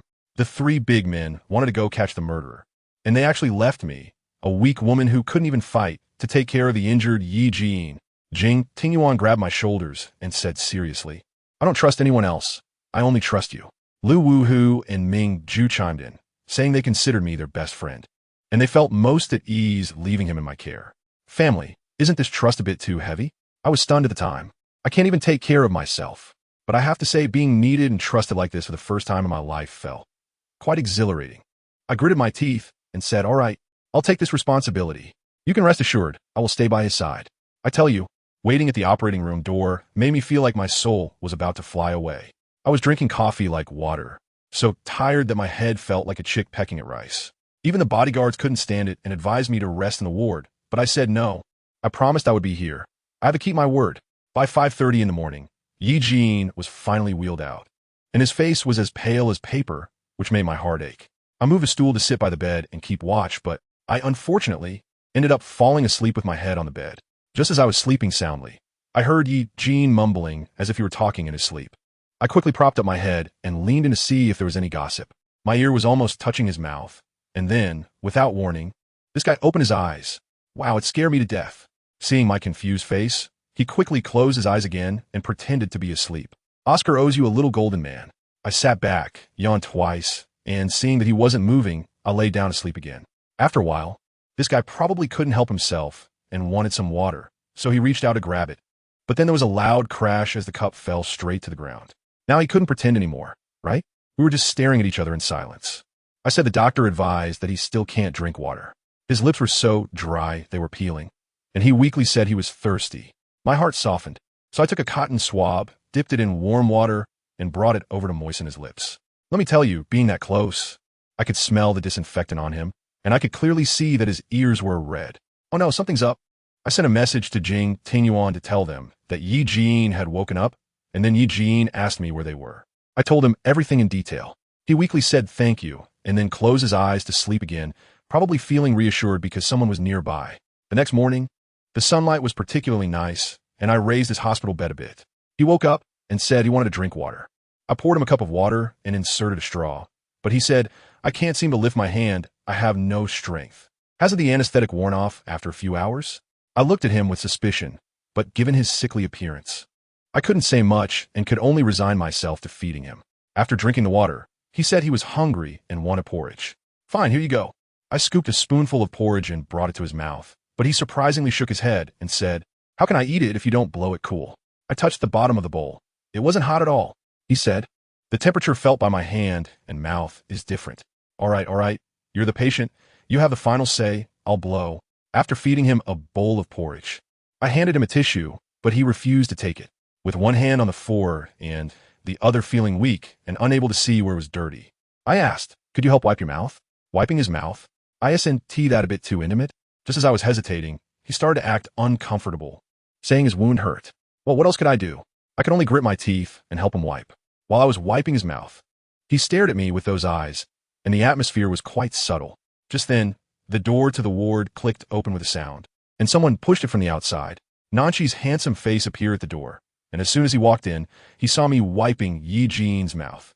He walked to the bedside, lifted the blanket to take a look at Yi Jin's wound, and said unrelentingly, if the gun was aimed just a bit off, you might as well forget about being a man for the rest of your life. Yi Jin weakly retorted, what good does it to you if I die from anger? Nanchi turned to look at me and asked if I had kept watch all night. I tilted my head to look at him, feeling like my neck was about to break, thinking why is this person so tall, and quickly nodded before lowering my head again. Yi Jin couldn't take it anymore and told Nanchi to take me back to rest first. I followed Nanchi out of the ward and got in his car, which had a license plate that was quite impressive. I felt like I could hardly breathe. In the car, he suddenly dropped a bombshell. Previously, Ting Yuan had asked me to find your biological parents, and now there are leads. I was suddenly overwhelmed, my mind buzzing, and I grabbed his arm, so excited that I could hardly speak. Really? Is there news? Does anyone in the family understand? I've waited 18 years, dreaming of finding them. Wanted to ask them why they didn't want me back then. Nanchi said it's just a lead for now, and we still need to do a paternity test. But having hope is a huge blessing. I was so excited that I was almost in tears. Back at the castle, I thanked Nanchi, feeling as if I was carrying a little son in my heart, as if life finally had something to look forward to. After taking a shower, I went straight to bed to catch up on sleep. I slept so deeply that when I woke up, it was already dark outside. Groggily, I sat up and felt a heavy weight on my waist, as if something was pressing down on me. When I reached down to touch it, I found a hand.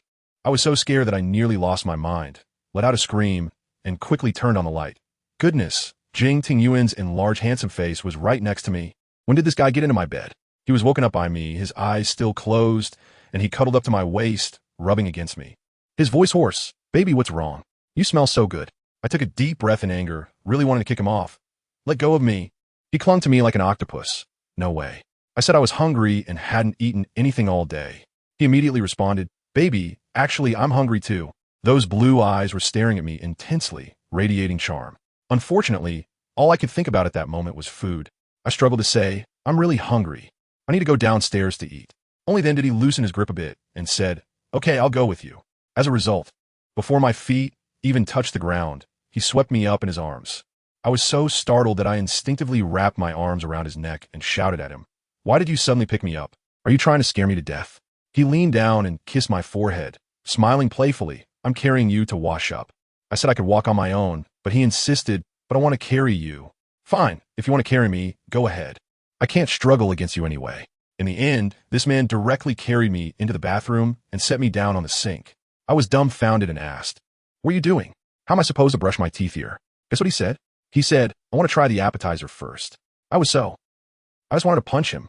By the time we finally sat down at the dining table, let me tell you, my anger had reached a boiling point. The knife and fork in my hands were no longer utensils. They were my weapons.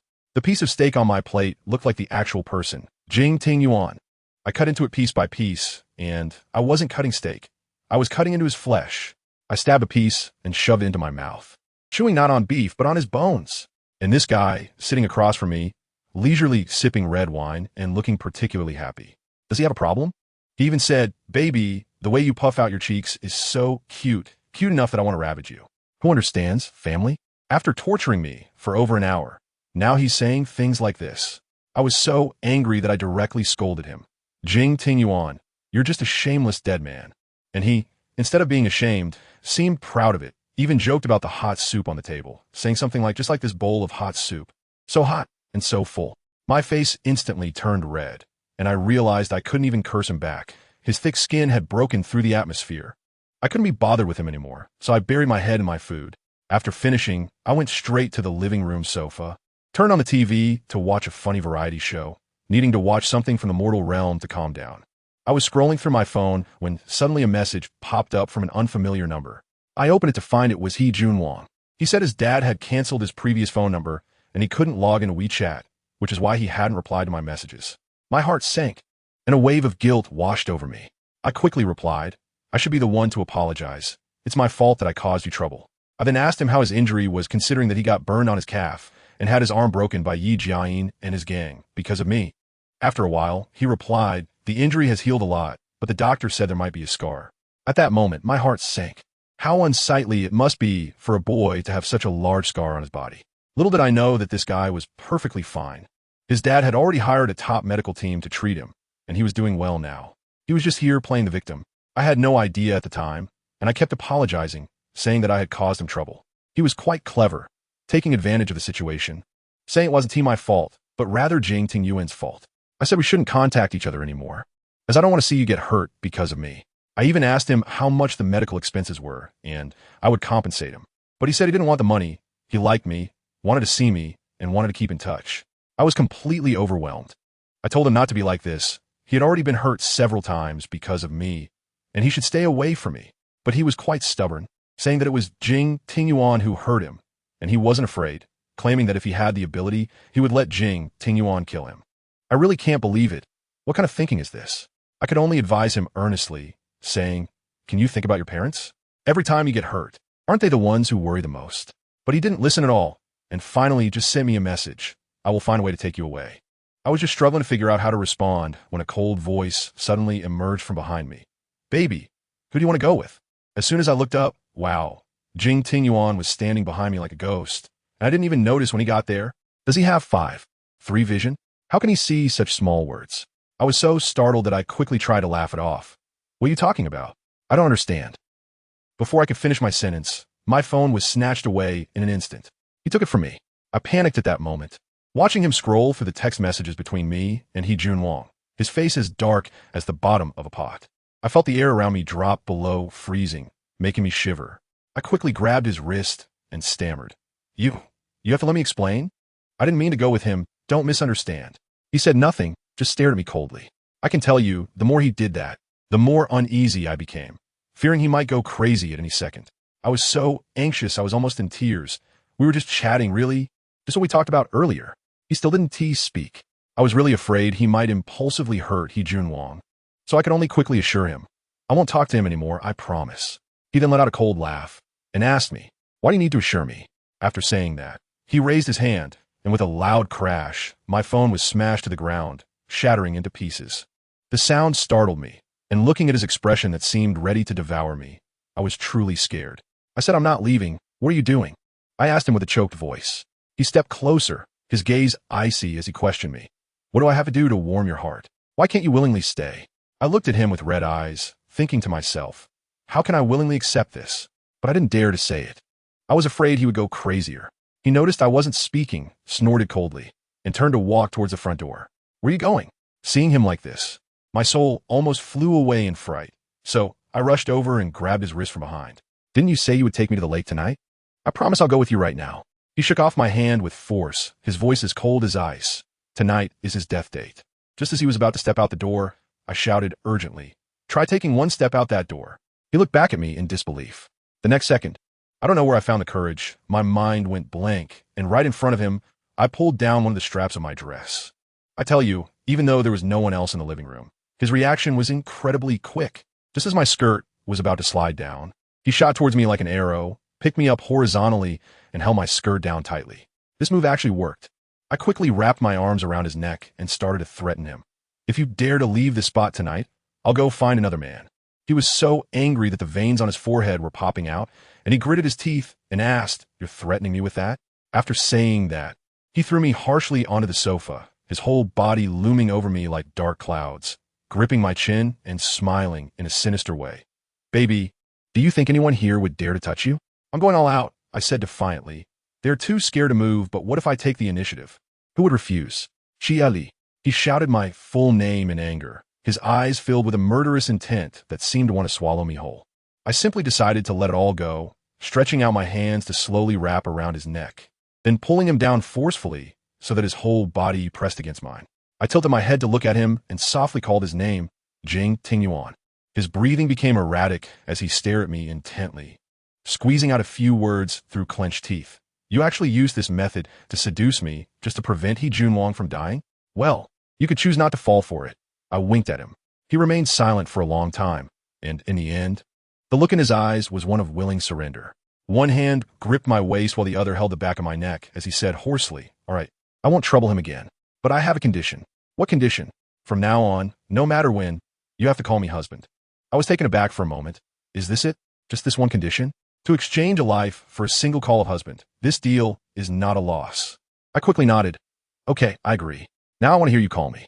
I'm shy, stammering for a long time, old. Just can't say it out loud. Feeling those two words are burning my mouth. He doesn't rush me, just leisurely watches my face getting redder. Finally, seeing that I really can't hold it in anymore, he slowly says, "If you don't shout, then I can only let him die." "No way. I am anxious. Do you want me to live in guilt for the rest of my life? So, are you going to shout or not?" I resigned to my fate, rolled my eyes, and quickly shouted husband like I was calling a mosquito. I didn't hear a response. I had to raise my voice a bit. "Honey." I didn't hear clearly. "Honey." Still a bit quiet. I've been a bit deaf lately. I was so angry that I leaned close to his ear and shouted with all my might, "Husband, are you satisfied now?" Even the deaf have been cured. Only then did he smile contentedly and softly say to me, "Yes, I'm very satisfied." The next day, to prevent him from having second thoughts, I clung to him early in the morning and dragged him onto a private plane, flying straight to a famous 5A scenic spot in H City. The weather was just perfect. The sun at 9 in the morning was blazing. We strolled hand in hand through the scenic area, and when we reached the lake, we saw many white swans. There was someone selling bread, and I pointed it out, telling him I wanted to feed the swans. Without a second thought, he bought me a big bag. Those swans were particularly beautiful, their feathers shining white in the sunlight, and they were very gentle. When I reached out to touch their heads, they didn't shy away. I had so much fun that I fed the entire bag of bread. Jing Tingyuan stayed by my side the whole time, watching me and smiling. To be honest, that morning was quite wonderful. At noon, we found a restaurant in the scenic area to have lunch. The restaurant was decorated like Alice in Wonderland, very dreamy. When the waiter brought the menu, Jing Tingyuan didn't even look at it and directly said, "Whatever she orders, just bring me the same." I was kept up late by him last night and had to wake up early today. I'm dead tired and don't have much of an appetite. So I just casually ordered a bowl of noodles and a dessert. While waiting for the food, I started scrolling through short videos out of boredom. Some of the videos were really hilarious, and since I have a low threshold for humor, I was laughing so hard I could barely contain myself. Jing Tingyuan was sitting across from me, not on his phone, just watching me laugh the whole time. As I was scrolling, I unexpectedly came across an interview video about him. In the video, he appeared so aloof that I could feel the chill through the screen. The host hardly dared to say another word. Just as I was about to swipe away, he suddenly spoke up. "You must pay close attention to what comes next." I was bewildered, but I still dragged the progress bar to the end, just in time to hear the reporter ask him if he had a girlfriend. To my surprise, he admitted it. He even said that he fell in love with me at first sight on the cruise ship. The host praised me for being outstanding. And guess what he said? He said, "She is indeed very outstanding. She can recognize all the green vegetables in the fridge. And I have lived this long without being able to recognize them all even once." I almost sprayed water everywhere and burst out laughing. "Jing Tingyuan, you actually said on camera that you can't recognize vegetables? Aren't you a top student? You can't even tell them apart?" He wasn't convinced. Just because I'm a top student, does that mean I have to recognize all the vegetables? Who made that rule? I laughed so hard that tears came out. "So you can't even tell garlic sprouts from chives? I didn't know you could be so silly sometimes." He wasn't angry, just looked at me and smiled. I pouted and teased him. "Sometimes you really don't seem human." What I seem like a thesis defense, I muttered quietly. He really didn't understand. "Huh? What does thesis defense mean?" I was holding back my laughter so hard that my face turned red. So I quickly laid my head on the table. Seeing me like this, he helplessly said, "If you want to laugh, just laugh. Don't hold it in and hurt yourself." He also asked me if I thought he was too boring, not watching any videos and not knowing the trending memes online. I said yes, it's just me being idle, with nothing to do but scroll through short videos for fun. As a result, he started his domineering talk again, saying that if I felt bored and wanted to travel to any country, just let him know, and he would take me when he had time. I immediately retorted, "What if I said I wanted to go to work, would you agree?" He decisively refused. "I wouldn't agree. Isn't it good now? You don't have to deal with a boss, no overtime, sleep until you wake up naturally, go wherever you want. So many people want a life like yours, but can't have it." I was unconvinced, so I directly started a voting post online. Option A, endless money, but no freedom and friends, being monitored every day. Option B, having a job, friends, and a partner, living a warm and ordinary life. I thought to myself, is there even a choice? Of course it's B. But shortly after I posted, the voting results left me speechless. Most netizens surprisingly chose A. I pouted, and in frustration, threw my phone aside. Seeing me like this, Jing Tingyuan deliberately teased me. Is the internet speed so slow? Just then, the waiter brought the noodles, and I quickly changed the subject. I'm starving, let's eat the noodles first. I might really be hungry, and I dove into my meal with a slurp, enjoying every bite. After finishing an entire bowl of noodles and letting out a satisfied burp, I noticed that the bowl of noodles in front of Jing Tingyuan hadn't been touched at all. It was almost congealed. Why aren't you eating? I asked him. I'm not hungry, he replied. I quietly complained, wasting food. Why order it if you're not going to eat it? After saying that, I got up to go to the bathroom. On my way there, I ran into someone I never wanted to see again in my life. A girl in a waitress uniform called out to me, and when I looked, I was shocked to see it was Wang Daodu, the one who led the bullying against me every day at the orphanage when we were kids. She had her hands in her pockets, sizing me up with a dismissive look, and started speaking in a mocking tone. Oh, you're looking pretty good now. Which high-end place are you working at? As soon as I saw her, I didn't want to deal with her at all and turned to leave. But she grabbed me and wouldn't let me go, saying all sorts of nasty things, claiming that my clothes were all knockoffs and asking if I was dating a rich guy. I angrily shook off her hand. Wang Daodu, what exactly do you want? She directly blocked my way, looking arrogant. Just catching up with an old friend. What's the rush? I heard you're working as a hostess at One Night Drunk Dream. Are you trying to hook up with rich guys there? Don't talk nonsense. Xia Li, oh Xia Li, she completely dropped the act, revealing her disgusting true colors. You're just pretty. Otherwise those bosses wouldn't even look at you. But don't think that just because you're with a wealthy man, I'm afraid of you. I could bully you before, and I can do it again now. She even mentioned that the chubby guy from the orphanage who used to like me is now the manager, and asked how much I charge for a night, suggesting he should come check out my business. I was so angry that my whole body trembled, my fists clenched tightly. Just when I couldn't bear it any longer, a cold voice suddenly came from behind me. Who dares to buy my person? Jing Tingyuan had appeared at some point, walking up behind me with a hand resting on my shoulder, his gaze as cold as a knife directed at Wang Daodu. Wang Daodu was instantly terrified. Her legs began to shake. Jing Tingyuan smirked coldly at Wang Daodu, then tilted his head and asked me, Baby, why is this copper sulfate crystal so abstract? Wang Daodu didn't understand what copper sulfate crystal meant, but she did catch Jing Tingyuan's next line. Where did you meet such a drop fish? Aren't you afraid it will affect your appetite? She exploded on the spot, cursing at me, calling me a dirty woman, and wishing for us to be locked together. I told you, Wang Daodu has completely stepped on Jing Tingyuan's landmine. Just when he was about to take action, I stopped him and said coldly, I want to handle this matter myself. Jing Tingyuan smiled, took a step back, and made a gesture of invitation. I walked up to Wang Daodu, and she still wanted to act tough. What do you want to do? As soon as she finished speaking, slap. I raised my hand and gave her a loud and crisp slap. She was directly stunned by the hit. I warned you not to talk nonsense. After saying that, slap. Another slap. She finally reacted and tried to hit back, but when she looked up, she saw Jing Tingyuan had already aimed a gun at her head without her noticing, and she was so scared that her hand immediately recoiled. I was no longer the fool who let you bully me without retaliating. Slap. I gave her a third slap with my other hand. I looked at Jing Tingyuan and coldly said, Give me a pair of scissors. As soon as Wang Daodu heard the word scissors, her face turned pale, and she turned to run. Jing Tingyuan slowly warned her, My bullets don't have eyes. Dare to run and try it. She was so scared that her legs went weak, and she collapsed on the ground. Watching as the bodyguard really handed me the scissors, I took them and walked towards her step by step. Terrified, she waved her hands, unable to say a complete sentence. Why you? Don't come over. I told her. At that time, she wanted to talk to me about the law, shouting that killing is against the law, which made me both angry and amused. I directly asked her, Wang Daodu, when you pointed scissors at my nose back then, why didn't you talk to me about the law? As soon as she heard this, she immediately started playing dumb, crying like a flower in the rain, saying she didn't understand things as a child, and who remembers that. Goodness, do all bullies have the same amnesia script? I remember it very clearly. Back then, how she brought a few people to corner me, threatening me that if I didn't hand over my pocket money, they would shave my head and throw my clothes on the grass for display. I told her, if you hadn't had so much to say today, I might have just treated it as an old story and moved on. But you insisted on confronting me. So should I just let you have your way? If I just slapped you twice today and called it a day, I would be betraying the me from back then who was scared and trembling because of you. I couldn't be bothered to waste any more words with her. Grabbing her hair, I snipped it off with a few quick cuts decisively and neatly. Watching her collapse on the ground, crying uncontrollably amidst the scattered hair, One thought crossed my mind. She deserved it. After resolving this little episode, I turned to leave. Jing Tingyuan stood by like a silent guardian, saying nothing and quietly following me. But let me tell you, family, after that moment of satisfaction from taking my revenge passed, all the grievances I'd bottled up for over a decade surged back.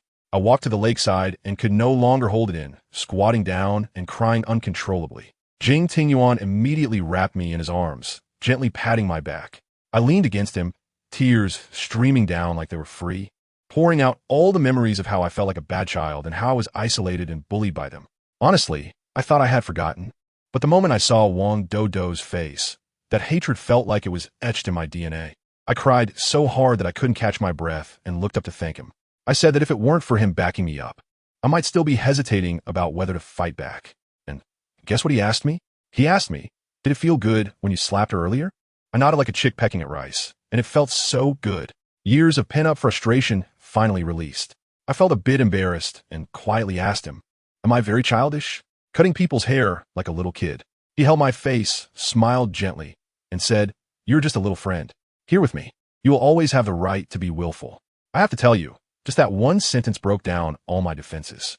I cried out loud and threw myself into his arms, weeping uncontrollably. By the time I cried until my eyes were swollen like walnuts, I realized that the fine shirt on his chest was completely soaked with my tears. I felt so embarrassed that I started to dig my toes into the ground and apologize to him. He, however, didn't mind at all. Instead, he leaned in and said, "Since you made my shirt dirty with your tears, how about you take the initiative to kiss me?" My face turned red with just a brush. "So don't say I'm not affectionate." He asked why, and I blurted out, "You're too tall. I can't reach you even on tiptoe." He immediately laughed and said, "That's easy to fix." The next moment, I found myself flying. He picked me up and gently placed me on a railing by the lake. I was so scared that my soul almost left my body, and I instinctively clung tightly to his neck. He supported me, his eyes sparkling like stars, and said, "Now you can kiss me." I tell you, the atmosphere is already set. My heart is pounding like a drum, looking at his handsome face, just as I was about to go for a kiss. Suddenly, that ultimate third wheel, Zhuo Sun, showed up again. Jing Tingyuan's face was as dark as the bottom of a pot, gritting his teeth and asking, "You better have a good reason." Zhuo Sun, being tough, faced the boss's murderous aura without changing his expression and said, "It's a call from the chairman." "Great. It's a call from his dad, so there's no way around it." Jing Tingyuan picked me up from the railing and walked aside to take the call. I saw him call out "Father," and then his brows furrowed. After a few sentences, he hung up, casually tossing his phone, which Zhuo Sun caught steadily as if he had trained in acrobatics. He walked over, grabbed my shoulders, and in a very gentle tone said, "Baby, my mom's birthday is in a couple of days, and she wants to see you. Will you come back with me?" Meeting the parents, my pupil shook. "Isn't this progressing a bit too fast?" I stammered, asking if we could skip it. As a result, his face darkened, and he said his mom is very gentle. "Dude, what does that have to do with anything? We haven't even established anything yet, and we're jumping straight to meeting the parents?" Seeing me still hesitating, his tone turned slightly threatening, meaning, "You have to go whether you agree or not." Good grief. One second I thought he was overflowing with boyfriend energy, moving and inspiring. And the next second I want to punch him. Is he treating me like a CPU? He says he's seeking my opinion, but in reality, it's just a notification. Uft. Scumbag. He seemed to see through my internal cursing and wasn't even angry. Instead, he took my hand and said we were going to see a performance. As luck would have it, it was a matchmaking show. When I saw the crowd, I turned to leave, saying I wasn't going to participate in matchmaking. To which this guy directly threatened, "If you dare to go on a date, I'll break that man's legs." This was overheard by a guy nearby, who rolled his eyes and said, "What are you pretending for? Show off your love somewhere else." I was feeling awkward when suddenly a girl next to us stood up to speak on our behalf, confronting the passersby and saying, "What does it matter to you if that little couple is in love? Are you jealous because they look good?" When Jing Tingyuan heard the words "little couple in love," he instantly felt delighted, and all his previous displeasure vanished. As we were leaving, he even specifically asked Zhuo Sun to give that girl 50,000 yuan tip. 2 days later, we took a private jet and flew directly to S City, arriving at his family's old residence. At that moment, I thought, this is not an old residence. It looks like a palace from some country. With its blue bricks and dark tiles, carved beams and painted rafters, it was impressively grand. The butler and servants stood in a line, respectfully greeting young Master Jing. When we entered the living room, I saw his parents sitting on the sofa. Let me tell you, they looked so well preserved that they seemed like they had eaten preservatives. I would even believe they were Jing Tingyuan's older siblings. His mother, named Farron, was a stunning mixed-race beauty with blonde hair and blue eyes, sitting in a wheelchair. As soon as she saw me, she waved gently for me to come over. Jing Tingyuan also encouraged me, saying his mother was very nice. I nervously shuffled over like a quail, and Aunt Farron took my hand, saying she would take me for a stroll in the yard, just as my dad was also going to discuss business with Jing Tingyuan. I pushed her wheelchair as we walked through the ridiculously large Chinese garden. She asked me how I met Jing Tingyuan and expressed sympathy for my background. Then, pointing at a pond full of lotus flowers, she said something particularly sorrowful. No matter how beautifully the lotus flowers bloom, they will always be trapped in this small pond. I felt something was off at that moment. She seemed to be hinting at something. She noticed my confusion, fell silent for a moment, and then made a jaw-dropping move. She lifted the blanket that was covering her legs. I gasped in shock. On her ankle, there were actually 2 metal ankle cuffs. She told me that her leg wasn't T-disabled at all. She used a wheelchair because as soon as she got up to walk, these 2 cuffs would deliver an electric shock. She couldn't take even a few steps. I was so scared that I couldn't say a word. She held my hand and said, "It's because Ting Yuan's father is afraid I'll run away that he treats me this way." Family, at that moment, my entire worldview collapsed. This is not a loving couple from a wealthy family. This is damn imprisonment. Aunt Farron said she could tell that I was also being forced by Jing Tingyuan, afraid I would follow in her footsteps. She said she had escaped before, but it was useless. Later, when she had Jing Tingyuan, she endured it all for her son. She didn't dare to tell Jing Tingyuan the truth, fearing it would put her son in a difficult position. In the evening during dinner, Jing Tingyuan's brothers also came. Each one was as sweet-talking as if they had honey on their lips, making Aunt Farron particularly happy. But as soon as his father Jing Li appeared, let me tell you, the temperature in the entire restaurant dropped by 10 degrees. Aunt Farron's smile vanished instantly, and her eyes darkened. That meal left me with indigestion. The rules were extremely strict. After the meal, Jing Li pushed Aunt Farron away. That silly Lu Wuhua was still there sighing, saying that uncle and aunt were really loving. I almost couldn't help but roll my eyes. I couldn't help but ask Jing Tingyuan, "Do you really think your parents love each other?" He looked at me as if it was obvious and said, "I've never seen anyone love someone more than my father loves my mother." He also mentioned that his mother has had leg problems since he could remember. Just as I was about to ask him if she had seen a doctor, Nanshi suddenly approached and said he needed to talk to Jing Tingyuan, giving me a warning glance over his shoulder. I suddenly understood that Nanshi must also know the truth. Later, I found out that night, Jing Fei carried Farlin to bed and unlocked the shackles on her feet. Farlin coldly told him that even without that person from years ago, she would never love him. Then came the chilling truth. 25 years ago, Farlin and her boyfriend traveled to S City. That night, they went to a restaurant, and the owner of that restaurant was a young Jing Fei. He fell in love with Farlin at first sight, almost becoming obsessed. He pretended to hold an event at the restaurant, using a drinking challenge to get her boyfriend drunk to the point of unconsciousness. Then, he feigned concern by saying he would take them back to the hotel, but drove straight to his own home instead. Farlin sensed something was wrong in the car, desperately trying to open the door, crying and shouting that he was kidnapping her, that it was illegal. In response, Jing Fei only looked at her coldly and uttered a line that still sends chills down my spine. He said, "In S City, I, Jing Fei, am the law. If she cannot willingly stay by my side, then I will take her by force and keep her with me for a lifetime." In the old house's living room, Xia Li was sitting on the sofa, playing on her phone, while Mingjue and Lu Wuhua were discussing matters nearby. After Nanshi finished talking with Jing Tingyuan and returned, the latter walked over to Xia Li and kissed her forehead. "Baby, are you feeling bored waiting?" Xia Li shook her head. "No, I've been playing a mobile game. Not bored at all. What game could be more fun than me? Tonight, let me have all of you. I'm going to the bathroom." She was uncomfortable with Jing Tingyuan saying these things in front of others, so she pretended to go to the bathroom, but was actually avoiding him. "Well, you go ahead. Do you want me to accompany you? The bathroom is just next door. You want to get lost. Take your phone, and if you can't find your way, call me." "Okay."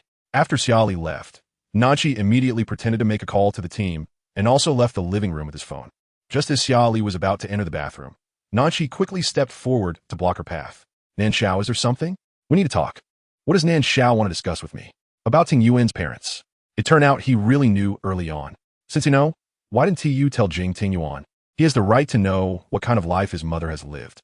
"You might say I'm meddling, but I think Jing Tingyuan should know about this matter." Maybe if he knows, he can help Aunt Farlin. Do you want him to go against his own father? Nanchi moved closer to Xia Li, cornering her against the wall. She widened her eyes at him. Why are you getting so close? Since Aunt doesn't want him to know, you should pretend you don't know. But I can feel it. Aunt will definitely commit suicide tonight. Don't ask me how I know. My intuition tells me she will do this. Nanchi frowned, looking at her in disbelief. On what basis are you so sure? Today, Aunt talked to me about a lot of things, reminiscing about Jing Tingyuan's childhood all day. Maybe I'm overthinking, but Aunt has been trapped here for so many years. She must be very sad. To avoid making Jing Tingyuan worry, to prevent him from having to make a difficult choice between his parents, she has always been accommodating. But who cares about her feelings? She cares so much about Jing Tingyuan. If he loves her as a mother, he should help her break free from these shackles and find true freedom and happiness. Xia Li tried to persuade Nanchi, continuing, Nan Xiao, Anne has been in a wheelchair since Jing Tingyuan could remember. After so many years trapped here, she has treated you well. Do you want her to continue living like a canary in a cage, struggling to survive?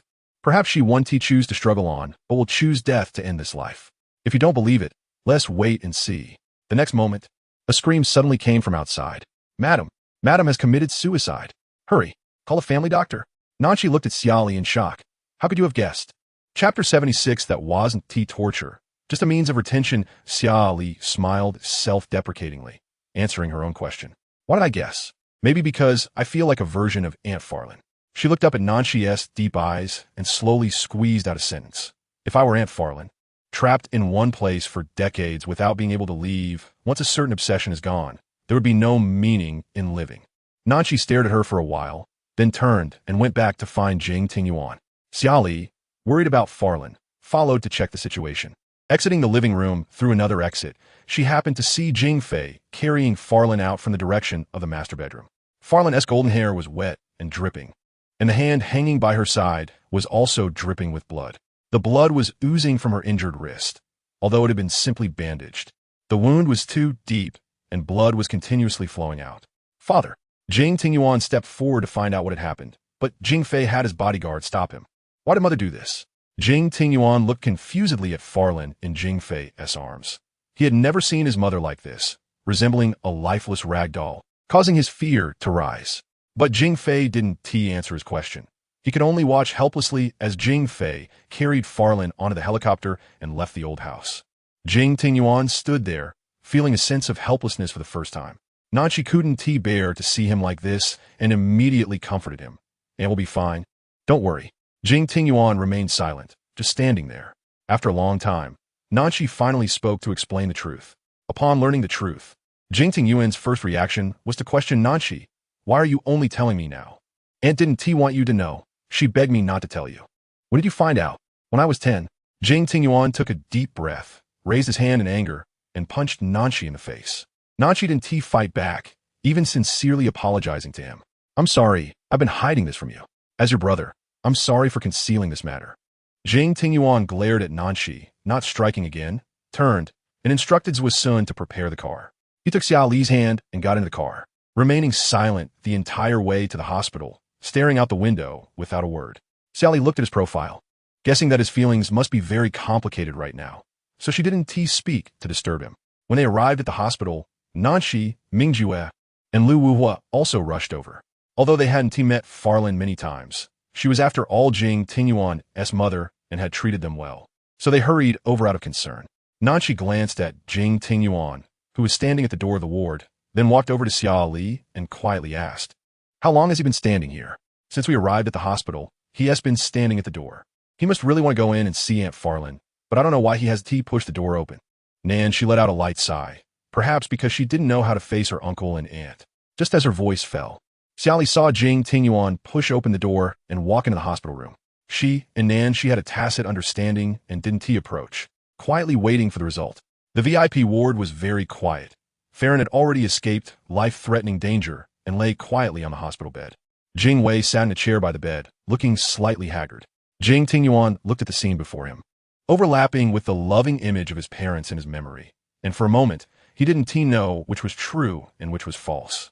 Jing Wei sensed Jing Tingyuan coming over, slightly raised his head to look at him, and got up to say, Don't disturb your mother's rest. Jing Tingyuan followed Jing Wei to the hospital's reception room, where the sound insulation was better, so it wouldn't disturb Farron's rest. Why do you torment mother like this? I just put a foot ring on her. How can that be considered torment? Jing Tingyuan was momentarily speechless, looking at Jing Wei without knowing how to speak. Jing Wei turned and walked to the bar to pour himself a glass of ice water, drank a big gulp, and then said softly, "Your mother has never loved me. If I hadn't forcibly kept her by my side, you might not have known who your mother was for all these years, nor where she would be. But that is not a reason for you to torment her. You can keep her, but why do you have to torment her? I haven't tormented her. I just kept her with us, so the three of us can always be together." Jing Wei continued to argue that he had never tormented Farron. In his understanding, it was not torment, but merely a means of retention. Jing Tingyuan looked at such a father and thought of how Farron had been living in a wheelchair for so many years. Suddenly, his mentality began to collapse. "Father, why don't you let go? Don't torment mother like this anymore." Jing Tingyuan took a deep breath and pointed in the direction of the hospital room, saying, "She almost died. Do you still want to watch her seek death again?" Jing Wei said seriously, "There won't be next time. I will take good care of her." "Father, why must you be so stubborn?" Jing Wei curled his lips into a cold smile, suddenly calm to a terrifying degree. "If it were you, and Xia Li didn't love you, always wanted to leave you, what would you do?" Jing Tingyuan suddenly didn't know how to answer Jing Wei's question. His heart felt like a tangled mess, unable to piece together a complete answer. At that moment, Jing Wei pulled out a gun from somewhere and pressed the barrel against his temple. "Son, if you dare to take her away, I would rather choose death than be separated from her." After saying that, Jing Wei immediately chambered around. "Will you choose to stand by my side or oppose me? I have no intention of taking mother away." Jing Tingyuan lowered his eyes and said softly, "What I mean is, can't we? No, if I let my guard down with her, she will leave me, and I cannot bear her leaving me." Jing Wei looked at Jing Tingyuan's lowered head, smiled, and placed his left hand on his shoulder, saying with satisfaction, "I believe you will always stand by your father's side. You can be my one-to-one cultivated heir." Jing Wei lowered the gun in his hand and turned his back to Jing Tingyuan, saying, "Son, if you don't want to lose your mother, don't interfere with my decisions." Jing Tingyuan walked out of the hospital room and immediately searched for Xia Li's figure. When he saw her, the answer in his heart gradually became clear. Indeed, he couldn't bear to let go, so how could he persuade his father to make a choice? He walked to Xia Li's side, took her hand, and intended to walk out. Lu Wu looked at his back in confusion and asked, "Tingyuan, is Aunt okay?" "She is fine. Father will take good care of her." Lu Wu nodded, "As long as she is fine." After glancing at Jing Tingyuan and Xia Li leaving, Lu Wu looked at Nan Shi. "Nan Shi, is he okay?" "He is fine." Nan Shi looked at Jing Tingyuan's back, knowing that he had made a final choice on the question, resolutely standing on Jing Wei's side. Ming Ju said, "Sai, Tingyuan must be feeling very bad right now."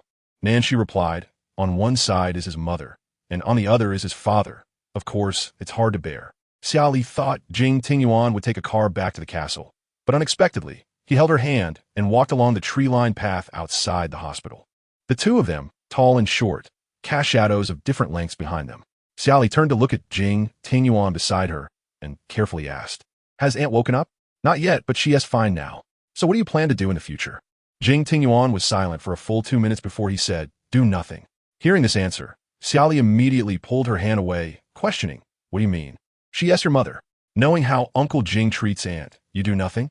Jing Tingyuan took a deep breath and retorted, "Then what do you think I should do? Take mother away and let her live alone in another country or city?" Xia Li bit her lip and frowned, saying at the very least, "You can't let Uncle keep Aunt trapped in the old house, sitting in a wheelchair. She should live and make friends like a normal person. This is their matter. I want to interfere." Jing Tingyuan. Xia Li was so angry that her chest rose and fell, glaring at him and shouting, "She is your mother. She cares so much about your feelings and has silently endured the pain all these years. Do you know why she wants to tell you the truth? It's because she can't bear to make it difficult for you. Aunt loves you so much. She has told me a lot about you when you were young.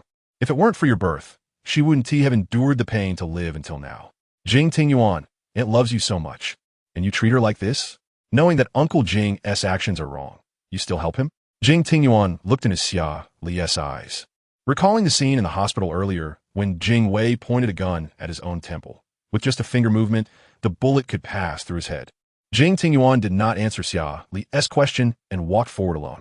Under the orange streetlights, a person's shadow looked particularly lonely. Just as Xia Li was about to chase after him, Nan Shi suddenly appeared and grabbed her wrist. What are you doing? Xia Li looked at him in confusion. Don't push Ting Yuan to go against Uncle. But Uncle Jing, you are an orphan. You cannot understand his feelings.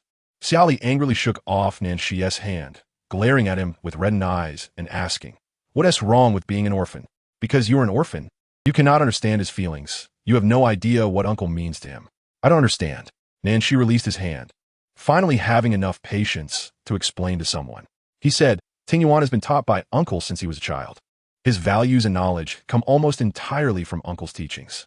Uncle doted on him, never daring to hit him, giving him everything good. Among us, he is the happiest one.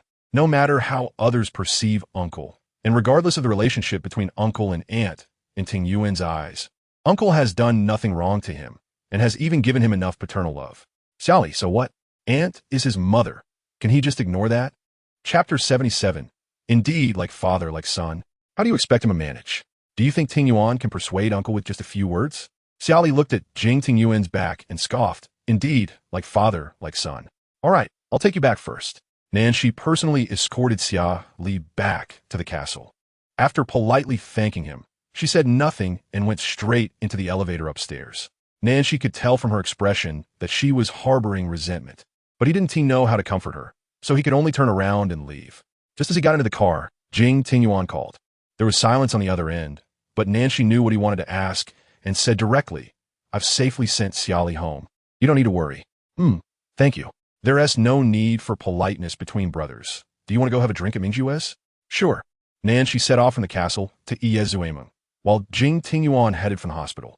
Mingjue and Lu Wuhua had been waiting for them in the private room. The coffee table was filled with fruit platters and snacks, along with a few bottles of whiskey. Lu Wuhua leaned against the back of the sofa, playing on his phone, currently chatting with his cousin Jiang Lixia. Jiang Lixia, my new store is opening in a few days. You must come to the opening ceremony and bring little Xia Li along. Lu Wuhua, can we not go? Also, why do you want to bring little Xia Li? Jiang Lixia, the last time I saw little Xia Li, we didn't get to have fun together.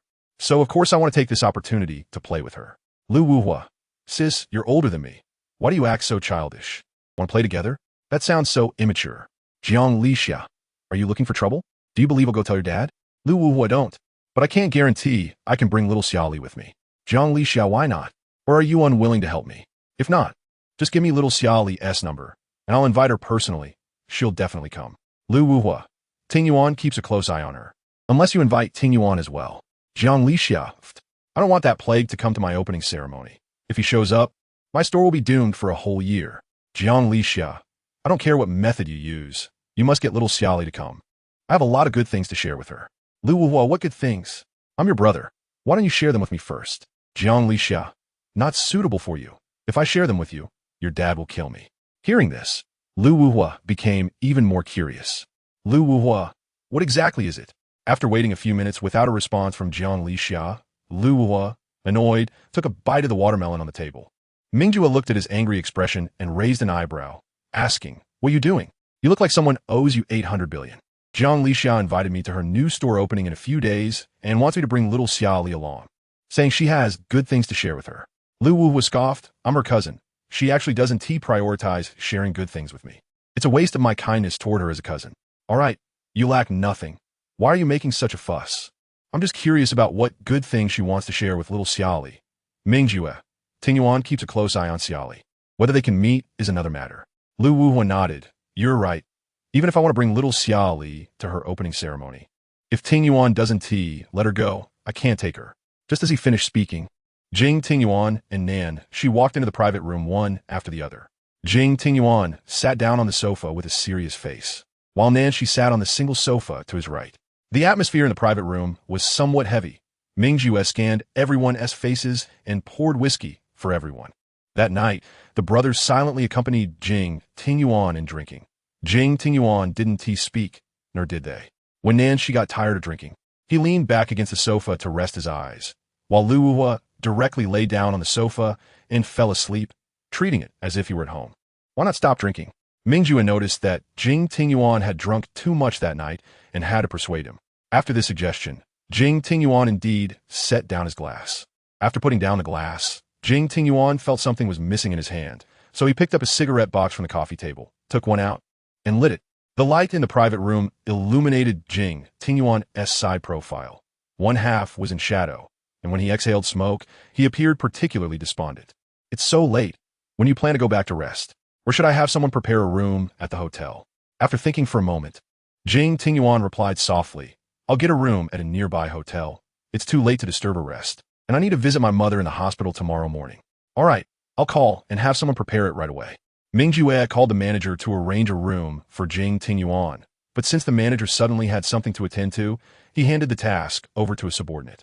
When the female attendant heard that it was for Jing Tingyuan, she immediately had ulterior motives. She first went to the hotel to book the room, then found an excuse to get a spare room card from the front desk. Just as she thought she could secretly hide in the room and wait to climb into bed, several bodyguards in black suits walked in and inspected the entire room inside and out. When the bodyguards caught her in the bathroom, she was so frightened that her face turned pale. What do you want? The bodyguard, with a stern face, grabbed her by the neck and dragged her out of the room, directly throwing her into the hallway. The bodyguard said to his colleague, You go have someone clean the room again. All right, this girl is your problem now. The female attendant sat on the floor in fear, seeing the bodyguard approach and instantly scared to the point she didn't dare to breathe. Now you know fear? The bodyguard continued. I've seen many women trying to climb into bed. Some have very tragic endings. You'd better get lost before Jing Xiao arrives, or I can't guarantee what kind of ending you'll have. The female attendant trembled and asked, Why are you helping me? Not helping you. The bodyguard didn't tell the female attendant the truth. He was mainly afraid that Jing Tingyuan would blame them later, and if that happened, they would just lose their wages, but Jing Tingyuan might even fire them, which would be troublesome. Jing Tingyuan did not stay at the hotel, but went to stay for a night at Lu Wuhua's newly purchased apartment with Ming Jue and the others. Lu Wuhua said he had randomly picked this apartment and bought it, but hadn't had a chance to stay in it. Tonight could add some liveliness. The apartment had a total of 3 rooms, so Lu Wuhua simply assigned them. Jing Tingyuan and Nan Shi each took 1 room, while he and Ming Jue squeezed into the remaining one. Ming Jue immediately expressed his discontent. You sleep on the sofa. I don't want to squeeze in the same bed with you. What do you mean? This is my home. Are you looking down on me? Ming Jue, don't you know how the staff privately gossip about me? And you? They say I have a thing with you. If we squeeze into the same room, tomorrow's headlines could blow up with news about me wanting to marry you. Lu Wuhua frowned and asked in confusion. That's not right. Didn't the employees who were drunk and dreaming all ship me and Eugene CP? Why is there still one for you and me? How would I know? So you're sleeping on the sofa tonight? Lu Wuhua rolled his eyes, speechless. This is my house. Ming Ju didn't give Lu Wuhua a chance to enter the room. As soon as he entered the bedroom, he locked the door. Furious, Lu Wuhua rushed to pound on the door. Ming Ju, hurry up and open the door for your dad. If you don't open it, I'll kill you. The next moment, Jing Tingyuan opened the door with a dark face and threatened, Lu Wuhua, if you disturb my rest again, I'll throw you off the 32nd floor right now. Lu Wuhua pouted and turned back to lie on the sofa. Sigh, I'm at the bottom of the food chain. At 3 a.m. in the hospital, Jing Li had not slept all night because he was worried about Farron. He only relaxed when she finally woke up. As soon as Farron opened her eyes and saw Jing Li sitting by the bed, her expression darkened as she despondently questioned, Why did you save me? Jing Li sighed heavily, looking at her face that was regaining some color, and softly said, How could I bear to let you die? Tingyuan had already found someone he liked and had grown up. He would take care of himself in the future. There was nothing in this world that made me worry anymore. Jing Li remained silent, just sitting in the chair and staring ahead. After a while, Farron kicked off the covers and got out of bed. After just 2 steps, the ankle monitor suddenly emitted an electric shock. The pain in her foot made her lose her balance and fall to the ground with a thud. Supporting herself with her hands on the floor, she glanced at the ankle monitor with a cold laugh. Were you so eager to put this on? Jing Li got up and knelt beside her, tightly hugging her in his arms, whispering in her ear, Lin Lin, if you want to die, I'll accompany you. But you need to think clearly about whether Tingyuan can bear the pain of losing his parents. If he lost both parents in one day, would he collapse mentally? Farron glared at Jing Li in anger and cursed, You're a madman. When you commit suicide, didn't you think about how our son would feel? He cherishes you so much as his mother, yet you force him to witness your tragic suicide. How heartless you are. Jing Li's eyes were bloodshot from lack of sleep. He held Farron tightly and said with a firm tone, If you dare to attempt suicide again, I won't save you. He would choose to die with her. And even after death, he would want to be buried together, making it impossible for Farron to escape his control forever. Farron let out a desperate cold laugh. Jing Li, oh Jing Li, It's been 25 years. Can't we just let each other go? Xia Li kissed Farron's golden hair, his affectionate gaze locked on her. Tingyuan looks so much like you. He was so cute when he was little, and now he's such an excellent heir. Our son is so good. Don't let him be sad about our matters. Can we live peacefully like before? Chapter 78. If I let go, she will leave me. Let go of me. Farron ordered Xia Li coldly, but he not only didn't let go, but also ignored her will and picked her up. He carried Farron back to bed, covered her with the quilt, and spoke to her as if nothing had happened. Rest well. Tomorrow morning, I'll have someone prepare your favorite seafood porridge. Get out. Xia Li took a deep breath, looked at her for a while, then exited the hospital room. The next day, Jing Tingyuan hurried to the hospital early to visit Farron. The moment he saw that Farron was fine, he finally relaxed. He sat down beside her bed, looking guilty as he apologized. Mother, I'm sorry. Farron looked at Jing Tingyuan with a pained expression and forced a smile. She reached out to stroke Jing Tingyuan's cheek and said gently, Mom doesn't blame you. You've grown up following Xia Li since you were little. Your bond with him is deeper, I understand. Jing Tingyuan turned his gaze away, not daring to meet Farron's eyes. Farron comforted him by ruffling his hair. Good. Even though you're 25 this year, you'll always be a child in Mom's eyes. How could Mom bear to blame you? Seeing Jing Tingyuan still refusing to turn around, she continued, the issues between your father and me, we will resolve them. You don't need to worry about it. Just focus on your own matters and live happily every day. That will make Mom happy. Jing Tingyuan turned to face Farron, but he didn't know how to start. Tingyuan, do you really like Xia Li? Yes, Jing Tingyuan answered honestly. Since you truly like Xia Li, then listen to Mom's advice. Don't use your father's way to force her to stay by your side. Farron held Jing Tingyuan's hand and earnestly said, if you don't want your ending with Xia Li to be like mine and your father's, then learn to respect her and try to love her in a different way. But she doesn't love me. If I let go, she will leave me. Forcing her to be with you like this will not make her love you. It will only lead to a bad outcome for both of you. Is that what you want to see? I don't want that. Since you don't want to end up like your father and me, then change your approach. Let her see a different side of you. Perhaps one day in the future, she will fall in love with that version of you. After leaving the hospital room, Jing Tingyuan kept thinking about Farron's words. He admitted they made sense, but he was also afraid that if he relaxed, he would no longer be able to hold onto the thread that controlled Xia Li. As he pondered while walking, he unconsciously found himself in front of Yi Jin's hospital room. He took a deep breath and pushed the door open. As soon as Yi Jin saw him, she smiled and handed him a snow pear. You look so worried. Why not eat a pear to cheer up? Taking the snow pear that Yi Jin handed over, Jing Tingyuan couldn't help but think of Xia Li's playful figure. With that thought, he couldn't bring himself to eat the pear. Yi Jin watched him put the pear back and frowned, asking, do you not like it? No. Jing Tingyuan pulled out a chair and sat down, expressionless as he asked, how's your injury? Not fatal. I'll be discharged in a few days. The two fell silent. After a while, Yi Jin asked again, did you just come from your mother? I heard about your mother's suicide. Jing Tingyuan only responded with and nothing else. Yi Jin guessed he wasn't in the mood to chat, so she remained silent and focused on her own matters. After a while, Yi Jin heard the sound of the hospital room door opening and looked up to see Lu Wuhua walking in with a bag. Son, your dad came to see you. Yi Jin shot a cold laugh at Lu Wuhua. Want to die? Lu Wuhua placed the items on the coffee table and then looked at Jing Tingyuan. Tingyuan, you really came early. Did you go see your mother? Lu Wuhua walked over and placed his hand on Jing Tingyuan's shoulder, tentatively asking, my cousin Jiang Li wants to invite Xiao Li to her opening ceremony. Do you think you could let Xiang Li go with me? Jing Tingyuan was about to refuse, but suddenly recalled Farron's words from earlier. After some contemplation, he unexpectedly agreed. Hearing his response, Lu Wuhua thought he had misheard and asked back, really? You're really letting Xiang Li go to my cousin's opening ceremony with me? Yes. Lu Wuhua stepped back 2 paces, scrutinizing Jing Tingyuan in disbelief, and asked, did you get possessed today? You usually keep such a tight rein on Xiang Li, and today, you just agreed so easily? Jiang Li is your cousin and somewhat of an acquaintance. Plus, she's a woman, so there's nothing to be concerned about. I see. Jing Tingyuan raised his eyes to give Lu Wuhua a warning, forbidding him from taking her to inappropriate places. Don't worry, as soon as the opening ceremony is over, I'll return Xiang Li to you. Just thinking about going out to play with Xiang Li made Lu Wuhua extremely happy. He wondered if he should buy some gifts in advance to avoid Xiang Li thinking he was stingy. Chapter 79. Xiang Li, what kind of gifts do you like?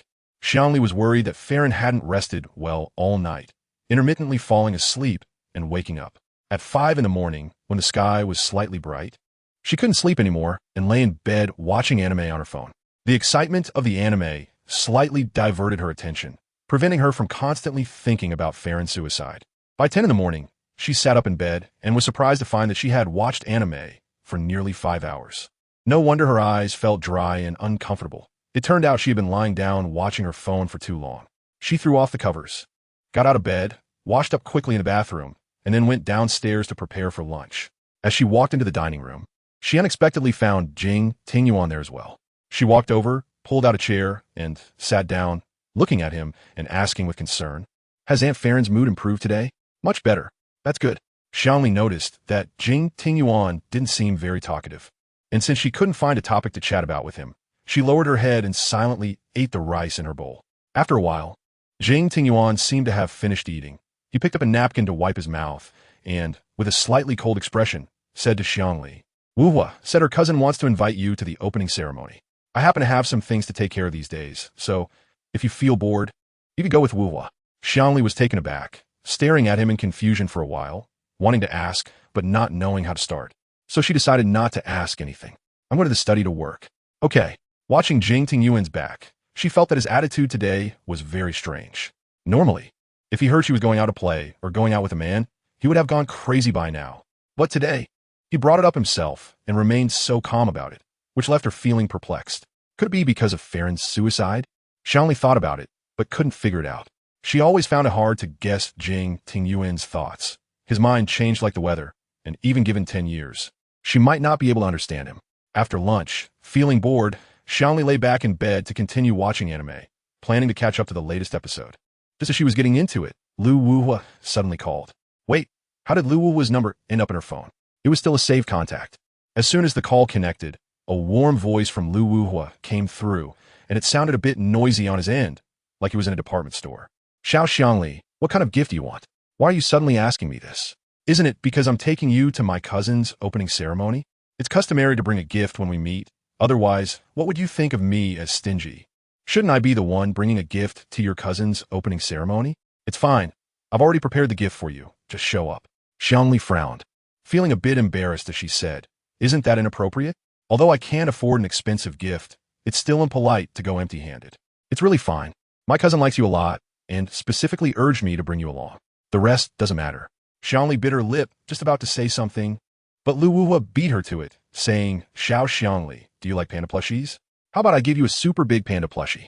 That would be fine." Just as Xia Li thought Lu Wuhua was buying a typical plush panda toy, she heard a salesperson's voice on the other end of the line. "Young Master Lu, this diamond panda actually comes as a pair. Are you planning to buy a pair or just one?" Diamond panda? He wasn't buying an ordinary plush panda toy. Chapter 80. Running a high fever. Lu Wuhua. "I want a pair. Wrap it up for me." Xia Li didn't want Lu Wuhua to give her such an expensive gift and quickly advised, "Young Master Lu, you really don't need to give me such an expensive gift. It's unnecessary." "It is necessary. I haven't formally given you a gift yet, so let this be a make-up for the meeting gift I owe you." "By your reasoning, don't I owe young Master Lu a meeting gift as well?" Lu Wuhua gently declined, saying, "No, girls shouldn't be giving gifts. If you dare to give, I wouldn't dare to accept." They chatted for a few more minutes, and Lu Wuhua hung up the call under the pretext of shopping.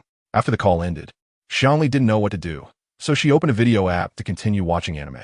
After about an hour, perhaps feeling tired, she unintentionally fell asleep, causing her phone to drop onto the carpet. As the sky grew darker, the room gradually dimmed with the falling night. In the dim light, Xia Li felt a source of heat approaching her. She gently pushed it away with her eyes closed, but due to just waking up, her limbs felt weak, and her hand was as light as cotton, so she couldn't push the person away. The other person felt like a furnace, even with the air conditioning on. It woke her up from the heat. She opened her eyes and immediately activated the smart AI to turn on the lights. As the lights suddenly brightened the room, Xia Li's eyes couldn't adjust right away, and the stinging sensation made her quickly close her eyes again, taking a while to slowly open them. She looked at Jing Tingyuan lying beside her, his brow furrowed, looking quite uncomfortable. What happened to him? She reached out to feel his forehead and instantly got burned by the heat. So hot. She touched his cheeks, neck, and palms, all of which felt unusually hot. "Jing Tingyuan, have you taken any fever-reducing medicine?" Jing Tingyuan lay there with his eyes closed, saying nothing, only holding her tightly. "Let go first. Don't you know you have a high fever? Hurry up and get up to take medicine." "Don't go. Jing Tingyuan's voice was already magnetic and alluring, but now it was mixed with a slightly hoarse tone due to the fever, making his words sound intoxicating and hard to resist. Hurry up and get up to take medicine. I don't want you to really lose your mind from the fever. After several attempts to persuade him, and seeing that Jing Tingyuan remained unresponsive, she had no choice but to use brute force to push him away. Fortunately, the sick Jing Tingyuan didn't have as much strength as usual, and since he was in a deep sleep, she easily pushed him to the edge of the bed. When she saw he was about to roll off, she hurriedly reached out to stop him. That was close. If he fell, his feverish head would probably really be knocked silly. Xia Li walked out of the bedroom and informed Butler Liu about Jing Tingyuan's fever. Butler Liu quickly called the family doctor. After the doctor took Jing Tingyuan's temperature, he immediately prescribed some medication for him. Miss Xia, please make sure to give young Master Jing plenty of water tonight, so he can recover faster. Okay. After the doctor left the master bedroom, Xia Li sat by the bed, keeping watch over the foredrip for Jing Tingyuan. Half an hour later, looking at Jing Tingyuan lying quietly in bed, she murmured, "Actually, you're quite handsome. It's just that you love to go crazy. If your emotions could be as stable as they are now, I wouldn't dislike you so much. What kind of woman do you want? Why do you have to torture each other with me? I'm tired just thinking about it. Jing Tingyuan, I want to like you too, but I really can't." Xia Li thought Jing Tingyuan couldn't hear her, but he had already woken up after the four had been running for a while. From the moment she started murmuring, he heard every word clearly. Chapter 81. Since she wants freedom, I'll give her freedom. Sitting by the bed for nearly an hour, Xia Li touched her stomach. It was indeed a bit hungry at this point since she hadn't had dinner yet. Looking at Jing Tingyuan's sleeping face, she thought he probably wouldn't wake up so soon. So she stood up and said to herself, "I'll go eat first and come back. By then, you should be awake, and I can bring some porridge to feed you." As she walked towards the door, Jing Tingyuan slowly opened his eyes and smiled faintly at her back. In fact, he had feigned his fever tonight, deliberately taking an ice-cold bath in the study because he wanted to see if Xia Li would stay to take care of him when he was sick. He had thought a lot in the study, whether it was regarding Farron's words, Jing Li's words, or Xia Li's words. Letting go was something he would never do in this lifetime, but he didn't want Xia Li to develop hatred like his mother. In the past, he thought it didn't matter if Xia Li stayed by his side and loved him or not, but now it was different. Farron's suicide made him realize the seriousness of the situation. He couldn't let things develop like they did with Farron and Jing Li. So he ultimately made a decision to find another way to make Xia Li willingly stay by his side. After the bedroom door was closed, Jing Tingyuan lay quietly on the bed staring at the ceiling, continually counting in his mind until he reached 2,700 when he finally heard the sound of the door opening. Fearing that Xia Li would notice he was already awake, he quickly closed his eyes, pretending to still be asleep. As she approached, the aroma of porridge grew stronger. He heard Xia Li placing the porridge on the nightstand and felt it was time, so he pretended to be uncomfortable, coughed lightly, then said in a hoarse voice, "Water." Jing Tingyuan? Hearing his cough, Xia Li hurriedly helped him sit up and kindly patted his back. "Water." Jing Tingyuan feigned a weak look, covering his chest and pretending to cough heavily. Worried he was coughing too hard, Xia Li quickly poured him a cup of warm water and handed it over. Jing Tingyuan glanced at the cup, and as soon as his hand touched it, he pretended to lack strength, causing the cup to fall onto the blanket. Seeing this, Xia Li quickly picked up the cup, placed it properly, and wiped the wet spot with a tissue as fast as she could. But the water had already soaked into the blanket, and wiping it was useless. "I'm sorry, I didn't hold it steady." Xia Li fronat, not quite understanding why Jing Tingyuan suddenly apologized to her. In the past, he rarely apologized for such small matters. Jing Tingyuan noticed her confusion and immediately coughed again to redirect her attention. "Water? Huh? Oh, I'll pour you another cup." This time, Xia Li didn't let him take himself, but personally carried the cup over to feed him slowly. "Okay, MHM." After Xia Li put the cup back, she looked at his weak appearance and asked, "Are you hungry? I just had the kitchen prepare some porridge for you. Do you want to drink some?" He nodded, "But I have no strength in my hands. Can you feed me?"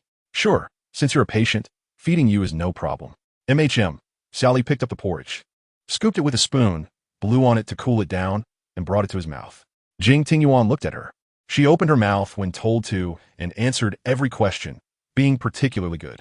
However, what Xia Li didn't know was that while he was watching her, he was actually thinking about something else. He thought, no wonder He Junwang would show weakness in front of Xia Li. It turned out she liked this kind of act. He recalled what Xia Li had just said by the bed. "If your emotions could be as stable as they are now, I wouldn't dislike you so much." Jing Tingyuan, I want to like you too, but I really can't. He watched Xia Li's back as she turned to tidy up, silently contemplating. Is that so? Can't like me? Then, if I change to a form you like, will you love me? After finishing the 4, Jing Tingyuan felt a bit uncomfortable and planned to go take a shower. Xia Li quickly stopped him and said, "You just had a fever. You can't take a shower right away. But I can't sleep like this. Then bear with it for one night. Wait until tomorrow when you're feeling better. But I'm worried the smell of sweat will bother you. It's fine. I can rest in the guest room next door." Jing Tingyuan lowered his eyes, feeling very unwilling in his heart, but he still maintained a calm demeanor on the surface. "Okay, that works. This way I won't worry about waking you up in the middle of the night." Xia Li looked at Jing Tingyuan, feeling an indescribable strange sensation. How did he become so understanding? Is it because of the fever? Did the fever make his brain silly? Jing Tingyuan observed her expression and guessed some of her thoughts. Then lay down. "I'm feeling a bit uncomfortable. If I still have a high fever tonight, I'll call the butler. You don't have to worry."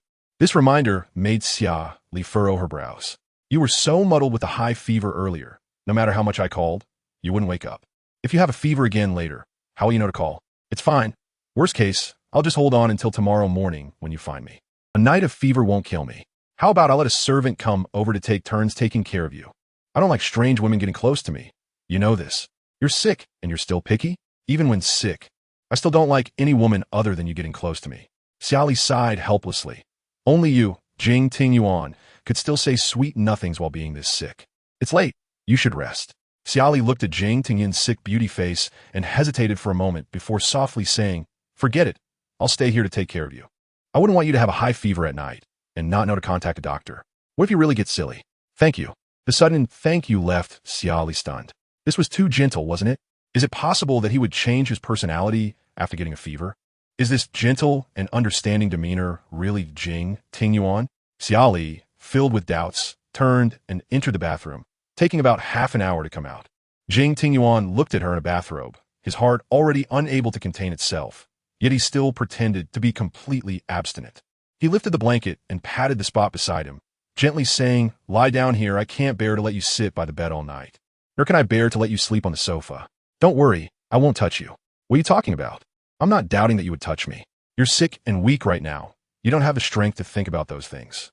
Jing Tingyuan lowered his gaze, secretly thinking, being sick doesn't hinder anything. Cough, it's late. Get some rest. Jing Tingyuan turned his back to Xia Li, lying on his side in bed. Xia Li didn't think too much, lifted the blanket, and lay down. She didn't know if it was because she had slept too much during the day, but she wasn't feeling sleepy at all. Wanted to play on her phone, but afraid of disturbing Jing Tingyuan's rest. "Not sleepy?"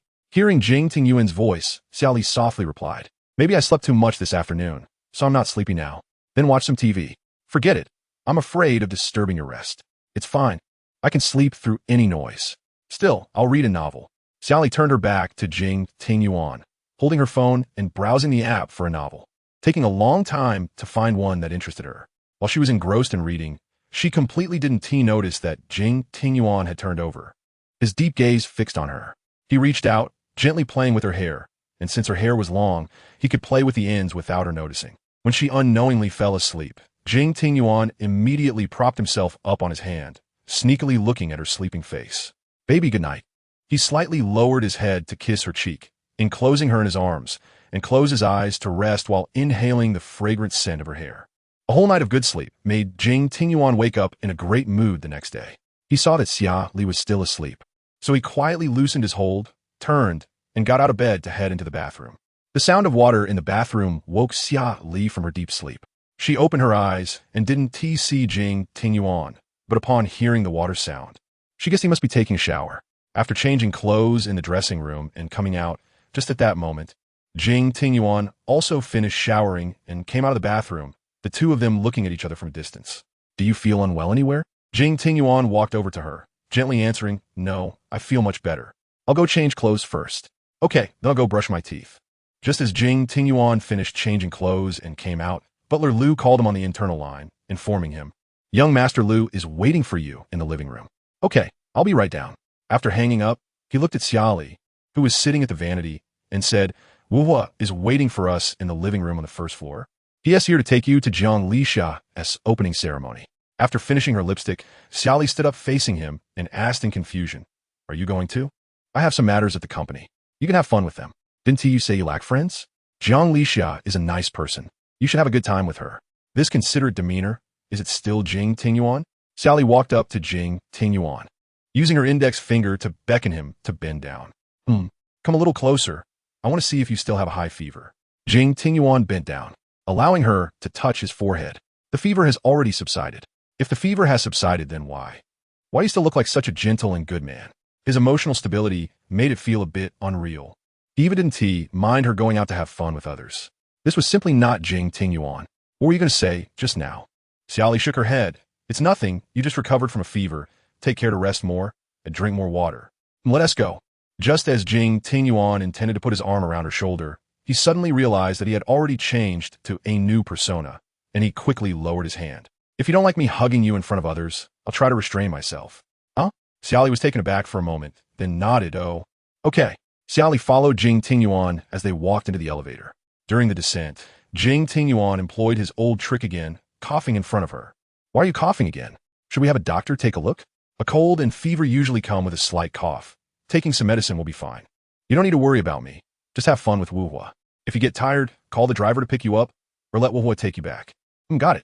When they arrived in the living room, Lu Wuhua was sitting on the sofa waiting for them. As soon as Lu Wuhua saw them walking out of the elevator, he immediately approached with a bag and handed it to Xia Li. Xia Li, this is a gift for you. Consider it a welcome gift. As soon as Xia Li accepted it, Lu Wuhua urged her to open it. Hurry and open it. If you don't like it, I'll buy you something else. Opening the bag, Xia Li pulled out an exquisite box, and as soon as she opened the lid, 2 diamond pandas appeared before her eyes. These 2 diamond pandas were quite heavy, and the price was evidently not cheap. This gift is too precious. Not expensive. It's still cheaper than a private jet. Just accept it. Xia Li glanced at Jing Tingyuan, who smiled gently at her. This small amount of money was as easy for him as drinking water. Well, okay, but I don't know what to give in return. Lu Wuhua replied. No need to return the favor. Didn't I say before? You don't have to give me anything. I don't lack anything. Then okay. I will keep it well. Lu Wuhua raised his hand to check the time on his watch and said to Jing Tingyuan, Tingyuan, what about you? Do you want to go together? No, I still have to go to the company. You take good care of Xia Li. I will definitely take good care of her. Don't worry. I won't let anything happen to her. Lu Wuhua looked at Xia Li and smiled. Let us go, Xia Li. My cousin is waiting for us in the car outside. Why doesn't she come in?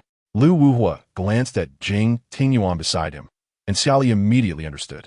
Right? I almost forgot about that. She nearly forgot that Jiang Lixia didn't get along with Jing Tingyuan. Then I'll go with young Master Lu. Xia Li handed the gift to Jing Tingyuan, turning back to ask him, afraid he would change his mind. Go ahead, don't have too much fun. Okay. Xia Li happily followed Lu Wuhua out of the living room, and Jing Tingyuan watched her figure. He had originally been smiling, but as her figure disappeared, he immediately revealed a cold smile. Zhuo Sun walked to Jing Tingyuan's side, expressionless, looking ahead. Keep an eye on her. Yes, since she wants freedom, then I will give her freedom. Young Master Jing, what do you mean? Chapter 82. Don't let anyone find out. Especially not Jing. Jing Tingyuan did not directly answer Zhuo Sun's question, but instead instructed him to prepare the car for the company. All right. Zhuo Sun had been by Jing Tingyuan's side as his bodyguard since he was born, essentially watching him grow up. Although he couldn't fully understand Jing Tingyuan's thoughts, he could roughly guess what he would do next. Therefore, he stopped asking more questions and simply listened to instructions. Meanwhile, on the other side, Xia Li had already gotten into the car with Lu Wuhua.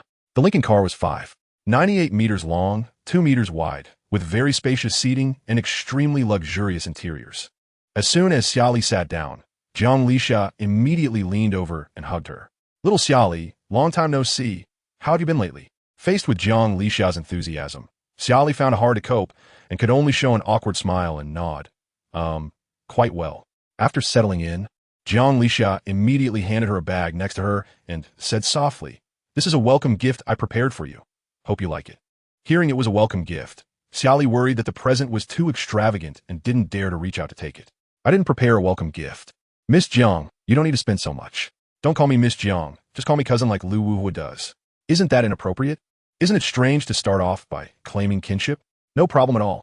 I heard Lu Wuhua mention that you are an orphan, and I just happen to take a liking to you, so I want to be your sister.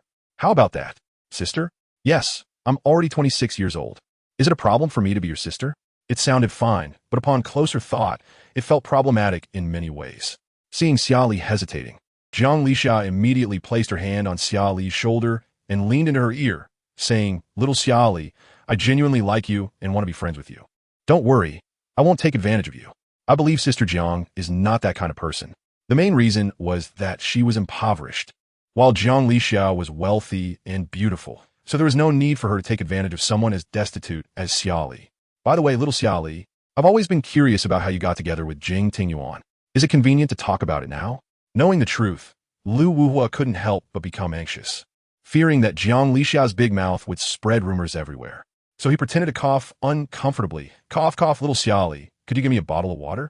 Xia Li turned to see Lu Wuhua's face turning red and quickly handed him the water. Jiang Lixia frowned, scrutinizing him, and suspiciously asked, "You little brat, are you doing this on purpose? Are you actually coughing or faking it?" Lu Wuhua took a big gulp of water, patted his chest, and, after calming down, said, "What fake cough?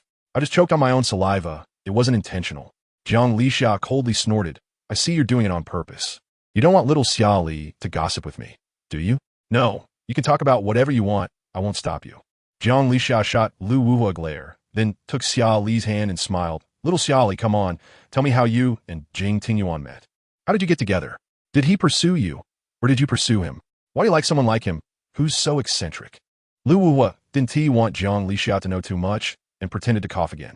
"Cough, cough. Cousin, is there something in this car? Why am I having allergy symptoms?" Jiang Lixia took a deep breath, glaring at Lu Wuhua and growled, "We're doing this on purpose, aren't you?" Jiang Lixia grabbed Lu Wuhua's ear and gritted her teeth. "I see you're doing this on purpose. You don't want me to know certain things, do you? Huh? Tell me. It hurts, it hurts. Don't pull my ear in front of little Xia Li. Isn't that embarrassing? You're worried about embarrassment? You keep stopping little Xia Li from speaking. Are you hiding something from me? What could I possibly hide from you? There's nothing to hide. I'm really uncomfortable." Jiang Lixia coldly laughed and pushed Lu Wuhua back against the seat. "Come on. Even if little Xia Li doesn't say anything, I can guess a rough idea." Lu Wuhua glanced at Xia Li, scratched his head, and cautiously asked, "What do you think?" "Ha, it's just that Jing Tingyuan, that eccentric, forcibly kept little Xia Li by his side. With his crazy demeanor, how could little Xia Li possibly like him?" These words seemed to touch a nerve in Lu Wuhua. He put on a stern face and coldly warned Jiang Lixia, "Cousin, I suggest you be careful with your words. If I hear you insult Tingyuan again, don't blame me for being rude." Jiang Lixia raised her chin and said without changing her expression, "So what? Are you going to hit me for Jing Tingyuan? If you insult Tingyuan again, I won't have any further dealings with you. Are you threatening me? No matter what, I'm still your cousin. Do you talk to your elders like this? I only said a few things about him. He is indeed an eccentric. Am I wrong? Tingyuan is my brother. You repeatedly insult him in front of me, and even speak like this in front of little Xia Li. Don't you think that is beneath your dignity?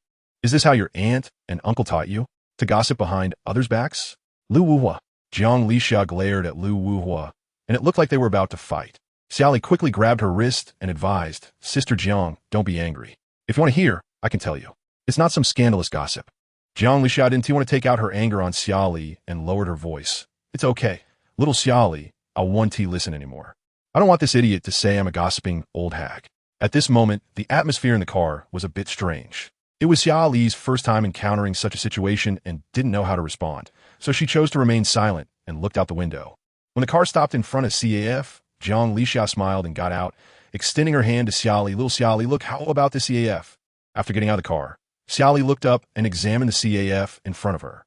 The CAF's exterior was stylishly decorated, and as soon as one walked in, the first thing seen was a piano with a huge crystal chandelier hanging above it. The interior colors were dark, creating a very quiet atmosphere. "Little Xia Li, from now on, feel free to order any coffee you want. It's on me." "Thank you, Sister Jiang." Jiang Lixia pulled Xia Li upstairs, whispering in her ear, "Come on, I'll take you play in my office. I've hidden a lot of things in there." Jiang Lixia shot a warning glance at Lu Wuhua, saying, "I'm taking little Xia Li to my office to play. You can help me with the opening ceremony. We'll come down to find you later." "Sis, this is your opening ceremony. Why is it my responsibility?" "Huh?" Jiang Lixia couldn't be bothered with Lu Wuhua and dragged Xia Li upstairs.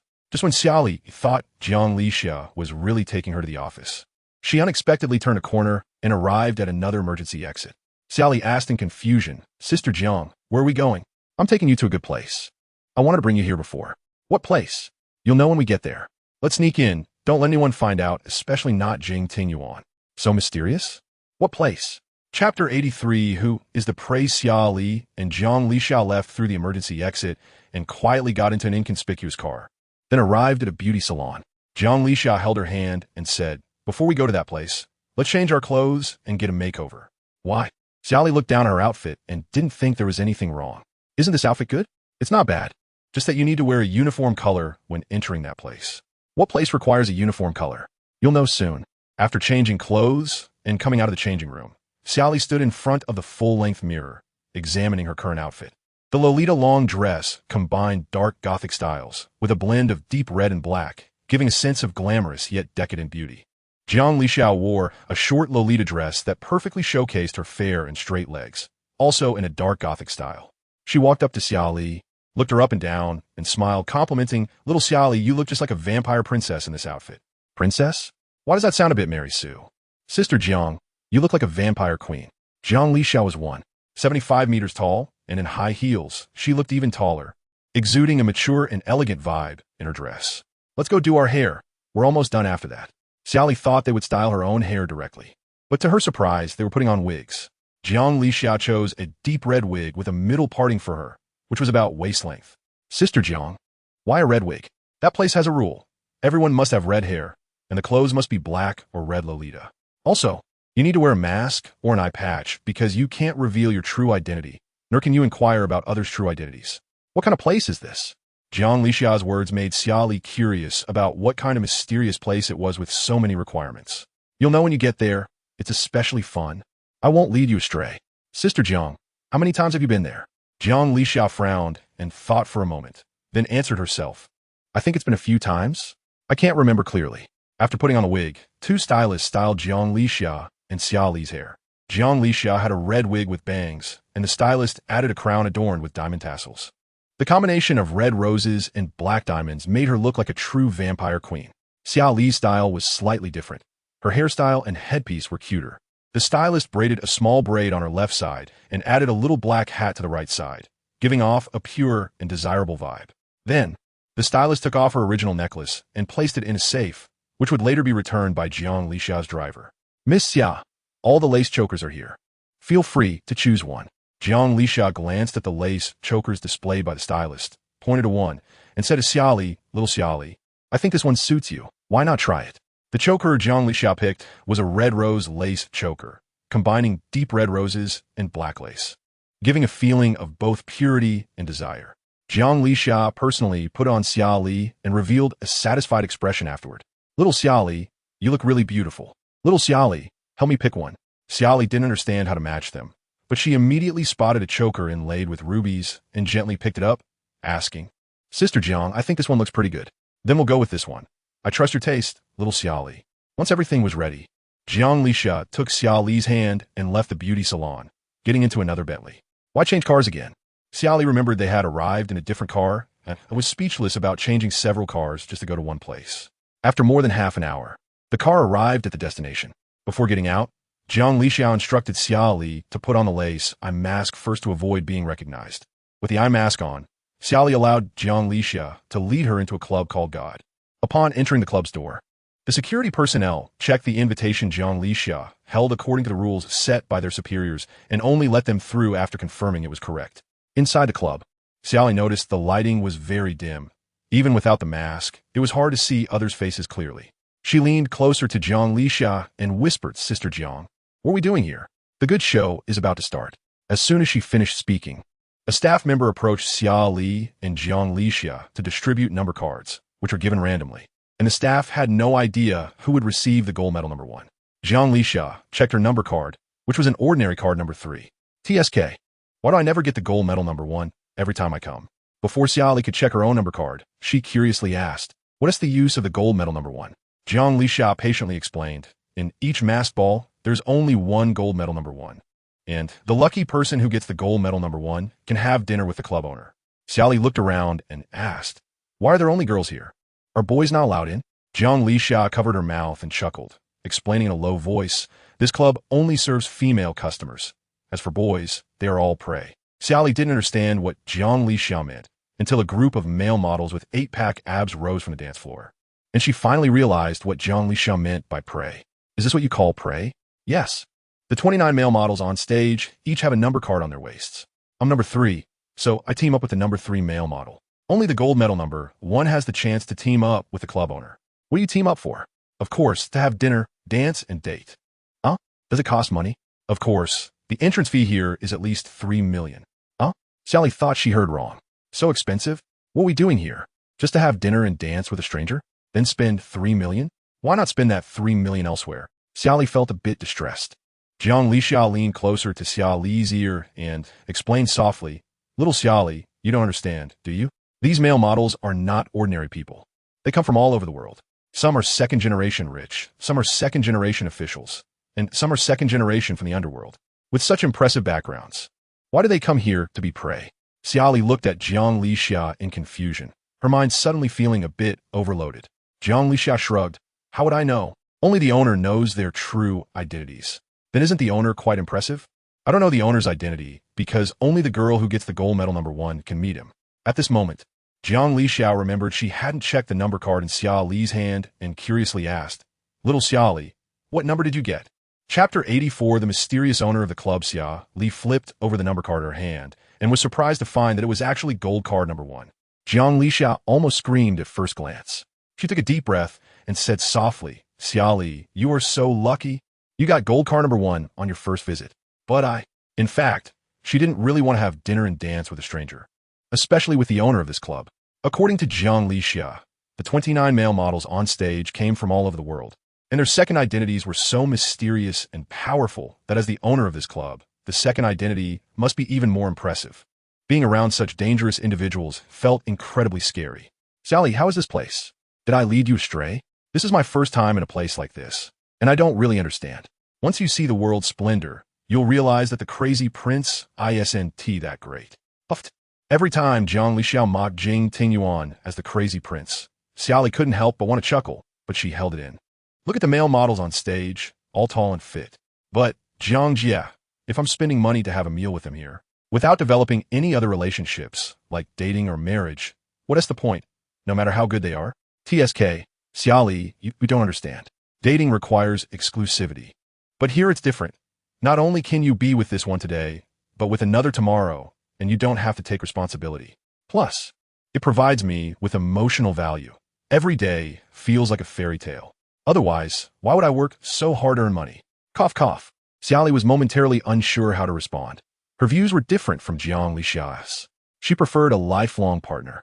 And while she didn't understand the idea of switching partners every day, she respected it. After a while, the host addressed the female guests below. Now everyone can start teaming up with their partners according to their number cards. The private rooms have been prepared for our esteemed VIPs. I wish you all a pleasant evening. Jiang Jia, what does the host mean? It means we have to split up. You go with the club owner, and I'll find my partner. By myself? Don't worry, this club has strict rules. The male models won't act inappropriately towards female guests. They will follow the regulations. When Xia Li reached out to grab Jiang Lixia, she had already smilingly left with male model #3. "Waiter, hello, please follow me." "Can I not go?" The waiter smiled. "The ball has not ended yet, and you cannot leave until it does. But please rest assured, this place is very safe. You have nothing to fear." "How can I not be afraid being with a stranger?" The waiter seemed to see through Xia Li's thoughts, smiling as he said, "The rules here are very strict. The male models won't do anything inappropriate to you." The waiter led Xia Li to the door of a luxurious private room, opened it, and she saw dim lighting inside, but enough to see everything clearly. The waiter walked her in and pulled out a chair for her. "Please sit. The boss will be here shortly." After hesitating for a moment, Xia Li sat down, nervously glancing around the room. Besides a dining table, there was a sofa against the wall, a cabinet, and a gramophone. "Waiter, here is the menu. What would you like to eat?" Xia Li took the menu and was surprised to find that there were no prices listed. Curiously, she asked, "Why are there no prices on this menu?" "The ticket price already includes the meal costs. As long as the items are on the menu, whatever you order is complimentary. But please don't waste food." "Okay." She knew she couldn't eat much, so she ordered a steak set and nothing else. After the waiter left with the menu, the entire private room became very quiet, and in such a quiet place, Xia Li felt a bit nervous for no reason. Time passed second by second, and when the waiter brought in the steak, she immediately asked, "How long will I have to stay here?" "The boss will be here soon. I apologize for making you wait." Xia Li asked again, "How long until I can leave?" "After the process is complete, someone will specifically escort you out." "What is the process?" "Spending 3 hours alone with your partner. Then you can leave." 3 hours? When does the time start counting?" "It starts from the moment your partner enters the private room." "Sounds quite humane. to avoid female guests feeling shortchanged. Just as the waiter left, the club owner walked in. He wore a well-tailored black tailcoat and approached Xia Li. At first glance, she was captivated by his long, fiery red hair. He draped a red and black cloak over himself, embroidered with intricate golden patterns, giving off a mysterious vibe. He wore a golden mask, and beneath it, his eyes were a deep green, like a bottomless pool. Xia Li had never seen such eyes before. His skin was fair, and his facial features were perfectly sculpted. And when he spoke, his voice was deep and alluring. "Hello, I'm the owner here, codename King." "Hello." King pulled out a chair and sat down opposite Xia Li, glancing at the steak on the table with a faint smile. "Are you going to eat now? Or wait a while?" "Aye." "Then let me cut the steak for you." Xia Li watched as King took the steak over and began cutting it into small pieces for her. "I can do it myself. You paid to come here to enjoy the service, right?" Xia Li bit her lip and said shyly, "Actually, this is my first time here, and I don't really understand your rules. I'm even a bit scared." Xia Li looked into King's eyes and nodded. "Yes, a bit. It feels strange here. It's normal to feel strange or uncomfortable the first time here if you're not familiar with it. My friend brought me here. She told me some details, but I still don't quite understand. If you have any questions, feel free to ask me directly." Xia Li thought for a moment, but suddenly didn't know where to start. King handed her the cut steak and gently explained, "The club holds a ball once a month, and only 30 female guests are admitted each time. Reservations must be made a week in advance, and after that, someone will verify your identity. Once your identity is confirmed, an invitation will be sent." Xia Li asked, "I didn't make a reservation. Why was I still able to come in?" "Your friend must have provided your identity information, and she has spent over 60 million here. Clients who spend over 60 million have the opportunity to bring one friend to the club ball." "Hiss, 60 million. Just thinking about how Jiang Lixia had spent over 60 million here made Xia Li feel a headache coming on. Is this the happiness of a wealthy woman? Wait a minute. The ticket price is 3 million, and the ball is held once a month. How can my friend spend 60 million? King smiled slightly at Xia Li and said, "We also offer other services here." Xia Li's face turned red as she thought, "It can't be what I'm imagining, right?" Chapter 85. The cycle of cause and effect. King guessed that Xia Li misunderstood and immediately explained, "It's not the kind of service you think. Rather, our club can provide information for sale. Such as, for example, if you want to investigate some hidden matters, we can look into them. The price depends on the difficulty." "Anything can be investigated?" "Yes." Xia Li bit her lip and, driven by some impulse, asked, "Can you also investigate my background?" King was taken aback for a moment, and a slight smile curved at the corners of his mouth. "You want to investigate your background?" "Yes, for instance. Can you help me find out who my biological parents are? This is the first time someone has asked me to help with a background check." Xia Li looked at King dejectedly. "So it can't be done?" "It can be done, but the base price is 6 million, and depending on the difficulty, you may need to pay at least 10 million afterward." "Huh? Is it that expensive?" "Investigating someone's background is like finding a needle in a haystack. It requires a lot of manpower and resources. If you think it's too expensive, you can seek someone else." Xia Li nodded. "All right then, I don't have the money, so I won't investigate." King was not angry at Xia Li's refusal. On the contrary, he gently asked her, "What music would you like to listen to? Or is there something you want to talk about?" Xia Li shook her head. "I don't know what to say." King replied, "I offer emotional services here. You can express your dissatisfaction and unhappiness to me. Is this one of the services?" "Yes, providing emotional value to our customers is one of our club services." Xia Li put down her fork and looked at King, sitting across from her. "Can I say anything? You won't let a third person know?" "No. Keeping customer secrets is one of our rules." During this time, she had been wanting to find someone to share her dissatisfaction with, but realized she didn't know who to talk to since she had too few friends, and the few she could talk to were hardly any. "I know a man I don't like, but he keeps forcing me to stay by his side. He says he loves me, but I really can't love someone who forces me. I feel like no one in this world would understand me. If it were someone else, they might say, 'He's so rich and handsome. How great it would be to be with such a man, free from worries, enjoying a life of luxury.'" At this point, Xia Li suddenly felt a pang in her nose, and tears inexplicably fell. "I've been an orphan since childhood. I long for love. I don't care if my partner is rich or handsome.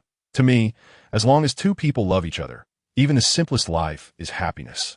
My lifelong dream has been to have a home, to live a simple life with someone I like, to grocery shop and cook together, to hold hands while walking, and occasionally gather with the few friends I have for dinner, taking outings to take pictures.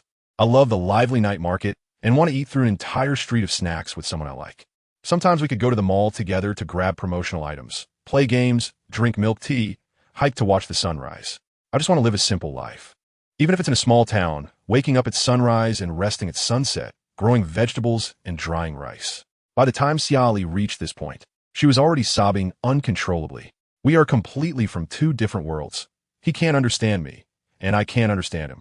King silently watched her, and seeing her cry sadly, he handed her a handkerchief.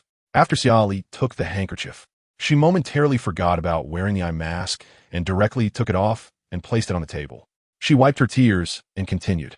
He has lived in a castle since childhood, with many people serving and taking care of him, while I had to wake up early to line up for food in the cafeteria. Perhaps you would ask me, since I had such a hard childhood, why do I push away a rich man who likes me now? Because I lack a sense of security. I feel that only by working and earning money, holding the money I earned in my hands, can I feel secure. He doesn't let me work, doesn't let me have friends, keeps me like a canary, which is very painful for me. I'm afraid that one day I will become dependent on the feeling of being taken care of. If one day he stops loving me, stops taking care of me, and I grow old without a penny saved, what will I do when I'm abandoned? He can't understand my anxiety. He only demands that I love him, ignoring why I must work, why I must earn my own money, why I must have my own circle of friends. He will never understand and cannot empathize. King walked to Xia Li's side without saying a word and gently stroked her hair. He can give me everything when he loves me, but he can also take it all back when he doesn't love me. When I have given my true heart and everything, if he no longer wants me, what should I do? I can't love him, and I don't dare to love him. King knelt on one knee in front of Xia Li, gently helping her wipe away her tears. It's okay. If you don't want to love, then don't love. No one can force you to love anyone. Xia Li sniffed and said, "Thank you for listening to me talk about so much nonsense tonight. This isn't nonsense. Actually, you are very conflicted inside." King used the handkerchief to dry her tears and said gently, "Subconsciously, you should also want to like him, but you're afraid that his love comes too fast and leaves just as quickly, so you hide your heart." What do you mean? You've been talking about him tonight, which shows you have feelings for him. It's just that some of his actions make you dislike him. Xia Li listened seriously, blinking her eyes. You dislike him forcing you. But if he approached you differently, you would actually like him, right? He can't change. As long as I get closer to a man, he will hurt others. He doesn't allow me to have friends, not even male friends. He sends people to follow me wherever I go, monitoring me. This kind of life is suffocating. He must be experiencing love for the first time. Yeah, it's normal for someone experiencing love for the first time not to know how to love. You can slowly teach him how to love you. Let him love you in the way you like. Xia Li's eyes widened. Teach him? He doesn't listen to me at all. Have you ever heard of training a dog? Xia Li shook her head. King stood up and walked to the gramophone, turned on the music, and gently said, "Some dogs have a strong temperament, but once you tame them, they will be very loyal to you and follow your commands." I don't understand. Take your time to understand. This kind of thing can't be explained in just a few words. As the time spent with King came to an end, he arranged for someone to take her out of the club. After she left the private room, King immediately took off his mask. If Xia Li had seen King's face before leaving, she might have remembered that he was the man who failed to negotiate with Jing Tingyuan on the cruise ship. If it weren't for him almost shooting her, Lu Quan wouldn't have blocked the bullet for her, and she wouldn't have sought help from Jing Tingyuan to save Lu Quan. And now she wouldn't have been forced to stay by Jing Tingyuan. "Boss, Miss Jiang is waiting for you in another private room." King curled his lips into a cold smile. "Jing Tingyuan, I never expected you would someday fall at the hands of a woman." Chapter 86, Wall Slam. In the brightly lit private room, Jiang Lixia sat on the sofa, playing with her phone. Upon hearing the sound of the door opening, she immediately put down her phone and took off her eye mask, placing it aside. Watching King walk towards her, she stood up with a playful smile. "Did you meet her? How did the conversation go?" King did not directly answer her question, but walked to the dining table and poured 2 glasses of red wine. One glass for her, one for himself. Jiang Lixia glanced at the red wine in King's hand, took it, and immediately reminded him, "I quite like her. It's not easy for a girl to grow up like this. You can use her, but I hope you won't endanger her life." King had never revealed his true face in front of Jiang Lixia, always wearing a golden mask. This time was no different. Jiang Lixia still did not see his real appearance. "I won't harm her. I have always been clear about my grudges and favors. Dealing with an 18-year-old girl would be beneath my gentlemanly demeanor." Hearing King mention the word gentleman, Jiang Lixia couldn't help but chuckle and mockingly said, "Gentleman? That word doesn't seem to fit you at all." King was not angry. Instead, he threw a question back at her. "I'm curious why you would with me. Just because you dislike Jing Tingyuan? Is that such a simple reason not enough?" "Of course, it's enough, but my curiosity can't be helped." Don't be curious about me. We are just cooperating for mutual benefit. Let us not discuss personal matters too much. All right, then let's talk about our upcoming collaboration. After Jiang Li Xiao finished discussing the collaboration details with King and left the club, she sat in the car and recalled the scene of her first meeting with Jing Tingyuan in her childhood. Flashback. 10 years ago, Jiang Li Xiao had been living in Country M since birth, but when her parents decided to return to develop in the country, she came back to City S with them. At that time, due to just returning to the country, she had no close friends and spent her time wandering alone. One time, her cousin Lu Wuhua came to visit, and since they both liked playing games, they became gaming partners and ended up becoming good friends. On Lu Wuhua's birthday, she was invited to his birthday party, which was her first time attending a domestic banquet. That day was also her first meeting with Jing Tingyuan. The moment she saw Jing Tingyuan, her gaze was deeply drawn to him, unable to look away. At that time, she thought, how could there be such a handsome boy in this world? If I could date a boy like that, I would laugh even in my dreams. Taking advantage of the moment when Lu Wuhua was separated from Jing Tingyuan, she specifically walked up to Lu Wuhua and asked, cousin, who was that boy just now? My good brother. His name is Jing Tingyuan. Jing Tingyuan? Jiang Li Xiao silently repeated the name several times in her heart, occasionally stealing glances at Jing Tingyuan's back. By the way, who is that man next to him? Why is he always following him? That's Zui Sun, Tingyuan's personal bodyguard, who has been with him since he was born. Does he often encounter danger? Lu Wuhua thought for a moment and said softly, I don't know if it counts as often. That was arranged by Uncle Jing. You should ask Uncle Jing. During the banquet, Jiang Li Xiao wanted to find an opportunity to talk to Jing Tingyuan, but because Zui Sun was always by his side, she didn't dare to approach. As the banquet was about to end, Zui Sun left Jing Tingyuan's side to answer a phone call, and she finally found the chance to get close to Jing Tingyuan. Summoning her courage, she walked up behind Jing Tingyuan and gently tapped his back. Hello, nice to meet you.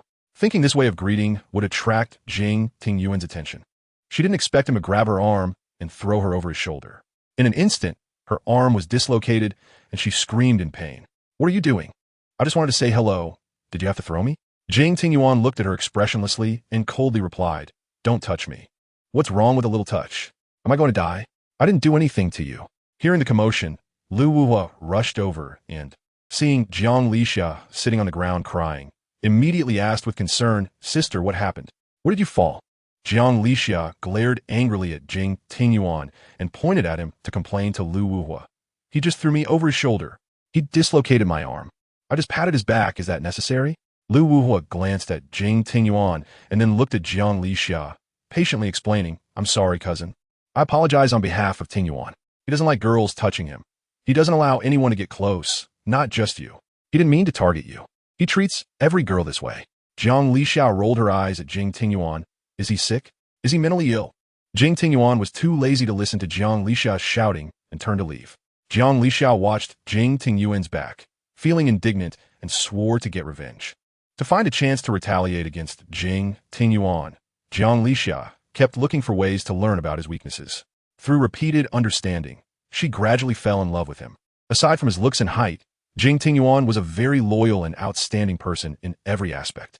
Jiang Li Xiao had always admired the strong, and Jing Tingyuan was exactly the man she idolized. She had secretly had a crush on Jing Tingyuan, but never dared to reveal her feelings to anyone. When facing Lu Wuhua, she always pretended to dislike Jing Tingyuan, making others think she had no interest in him. She wanted to hide this feeling and keep it for a lifetime. Until that day when she heard that Xia Li was Jing Tingyuan's girlfriend, she completely collapsed. She had always thought Jing Tingyuan was an unattainable high mountain flower, never expecting that he would have a day of falling into the mortal world. If Jing Tingyuan had remained single and not gotten involved with anyone, perhaps her love for him would not have turned into hatred.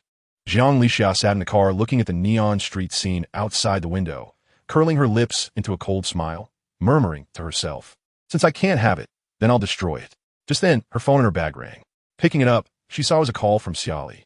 She had checked on Xia Li and knew her background was pitiful, so she felt no jealousy or resentment towards her, but rather pity. Hello, little Xia Li, Sister Jiang. I'm back at the store now. Are you back? I'm almost there. Remember to return by the route we left to avoid being discovered by Lu Wuhua. Otherwise, Jing Tingyuan will find out too. I know. After Xia Li hung up the phone, she sneaked back to the office of the store. The office door was password protected, but Jiang Li Xia had told her the password beforehand. After entering the password and opening the door, Just as she was about to change out of the Lolita outfit, she heard a knock on the door from outside. The sound of knocking was quite forceful. Jiang Li Xia, you've been hiding in there for hours. What are you doing with little Xia Li? Do you know I've been dying down here? Lu Wuhua stood outside the door, increasingly frustrated as he pounded on harder. He didn't know what was going on today. Usually, no one was interested in discussing feng shui or architectural design with him. However, this afternoon, dozens of girls suddenly appeared out of nowhere, chasing after him to chat about feng shui, and even asked him to calculate their romantic fortunes. He didn't want to be an impolite man. Facing their courteous attitude, he couldn't just shout and tell them to go away, so he had to awkwardly engage with them. It was only just now that he found an opportunity to escape, and the first thing he did was to confront Jiang Li Xia.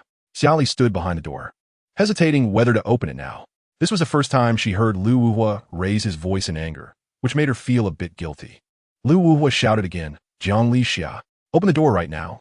Xia Li took a deep breath and carefully placed her hand on the doorknob. The moment the door opened, Lu Wuhua's originally angry expression gradually turned to surprise. Xia Li. This was the first time he saw Xia Li wearing a Lolita dress. A gothic style with dark roses, a stunning combination of red and black, giving him a feeling that was both pure and alluring. For a moment, it felt like his breath had stopped. At this moment, he seemed to be controlled by some force, unable to resist stepping forward and pushing Xia Li against the cabinet at the door. Xia Li, are you trying to seduce me? In chapter 87.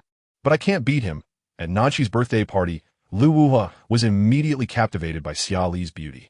At that time, his affection for her was quite shallow, merely thinking she was extraordinarily beautiful.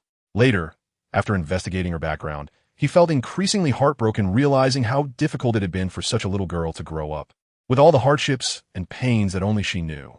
Thus, he always tried to make her happy whenever he was around. This time, seeing Xia Li in a Lolita dress felt like witnessing the Tyndall effect. The word stunning was insufficient to describe Xia Li's beauty in his eyes at that moment. The intertwining of purity and desire made his feelings rise continuously until they reached a peak. He couldn't help but move closer to Xia Li, pushing her against the cabinet at the door, then teasing her on purpose. Xia Li, are you trying to seduce me? Xia Li blinked her big, watery eyes, showing a hint of confusion. Lu Xiao, don't make jokes like that. I don't find it funny. Lu Wuhua stared intently into Xia Li's eyes and noticed they were slightly red, as if she had been crying. Thinking of this, he immediately became anxious and asked with concern, did you cry? Did someone bully you? Worried that Lu Wuhua might misunderstand, Xia Li quickly shook her head and explained, no. Lu Xiao, don't guess randomly. Lu Wuhua furrowed his brows. Then why are you crying? How could he tell she had cried? Were her eyes very swollen? I didn't cry. Xia Li was not good at lying. She got nervous as soon as she tried. Lu Wuhua couldn't help but reach out to touch the corners of her reddened eyes, feeling heartbroken. If someone bullies you, you must tell me. Don't keep it to yourself. Xia Li pouted and joked. What if it's Jing Tingyuan bullying me? Are you going to help me beat him up? As soon as Jing Tingyuan was mentioned, Lu Wuhua quickly withdrew his hand from her eye and took a half step back. Just now Lu Wuhua took a deep breath, pretending nothing had happened, and said, if Tingyuan bullies you, I'll help you beat him up, but I can't beat him. After saying this, Lu Wuhua felt his heartbeat quickening, pounding so hard it seemed like it would burst from his chest. Cough, cough. I suddenly remembered I have something to take care of, so I'll go busy myself first. I'll take you back later. Xia Li watched Lu Wuhua's back as he turned to leave, feeling a bit confused. Why did he bolt as soon as Jing Tingyuan was mentioned? Was he afraid of Jing Tingyuan, or was he guilty towards him? After leaving the office area, Lu Wuhua quickly hid in the restroom, standing in front of the sink and looking at himself in the mirror. His face was still dripping with water, which he had splashed on himself earlier to regain his composure. Lu Wuhua, get a grip. That's Tingyuan's girlfriend. How can you like your brother's girlfriend? He said this to himself, but another voice in his mind seemed to say, Xia Li doesn't like Tingyuan. She is being forced by him, so he still has the right to compete. No, a brother's wife must not be bullied. Deep down, Lu Wuhua thought, Xia Li seems unhappy staying with Tingyuan. Maybe she doesn't like his type, so he still has a chance to compete. Lu Wuhua, what are you thinking? Angrily, Lu Wuhua punched the mirror, shattering it with a loud bang, cracks spreading everywhere. Some shards cut into his hand, but he seemed to feel no pain as he turned and left the restroom. Just as he stepped out, a man walked out from stall. In chapter 88, Baby, do you like fireflies? After parting ways with Xia Li at the spicy hot pot shop, Lu Quan hadn't seen her in person again. Xia Li deleted and blocked all his contact information, making it impossible for him to reach her or learn about her situation from other channels, as if she had never appeared in his life at all. If it weren't for the group photo they took during their team-building event, he might really think his time with Xia Li was just a dream. On the day they parted, he initially didn't want to take the 2 million check Xia Li gave him, feeling that it was like selling their friendship. Until he heard a phrase, "The game is your only way to connect with my class. I can casually buy a skin for $1 million, while you worry about $100 commanding me to play. Do you think you deserve it?" This was something a customer next to him said on the phone while playing a game, using those words to insult another customer. Hearing this, Lu Quan's gaze unconsciously lingered on the 2 million check on the table. He took a deep breath, gently picked up the check, and thought to himself, is money really omnipotent? After taking the 2 million check, he began to seriously research entrepreneurial directions. Although his education wasn't high, he was humble and eager to learn. Later encountering a benefactor who helped him in many ways, allowing him to become a company owner in a short time. Today, this coffee shop had just opened, and a friend invited him to try the new coffee. So he came, only to unexpectedly hear some surprising news in the restroom. He walked out of the stall, looking toward the restroom door, muttering to himself, Lu Wuhua, Jing Tingyuan's friend? He also likes Xia Li? Lu Quan revealed a meaningful smile before stepping out of the restroom. Xia Li changed her clothes and went downstairs, just as Lu Wuhua adjusted his mood and stood by the car door waiting for her. As soon as he saw Xia Li walking over, he immediately smiled and opened the car door for her. Please. Thank you. Just as Xia Li was about to get into the car, Jiang Lixia hurriedly came out carrying a bag of things. Xia Li. Wait a moment. Xia Li took the items Jiang Lixia handed her, glanced curiously, and asked in confusion, Sister Jiang, what is this? They're all snacks. You didn't really try the snacks here just now. Take some back to taste. Okay, thank you, Sister Jiang. No need to be polite with me. Jiang Lixia originally had a smiling face while looking at Xia Li, but when she turned to look at Lu Wuhua, she immediately showed a look of deep resentment. Lu Wuhua, you take good care of little Xia Li. If you dare to bully her, I'll make you pay. Lu Wuhua shrugged and said, what are you talking about? How could I bully little Xia Li? All right, we're leaving now, so we don't have to wait for Tingyuan to urge me for people.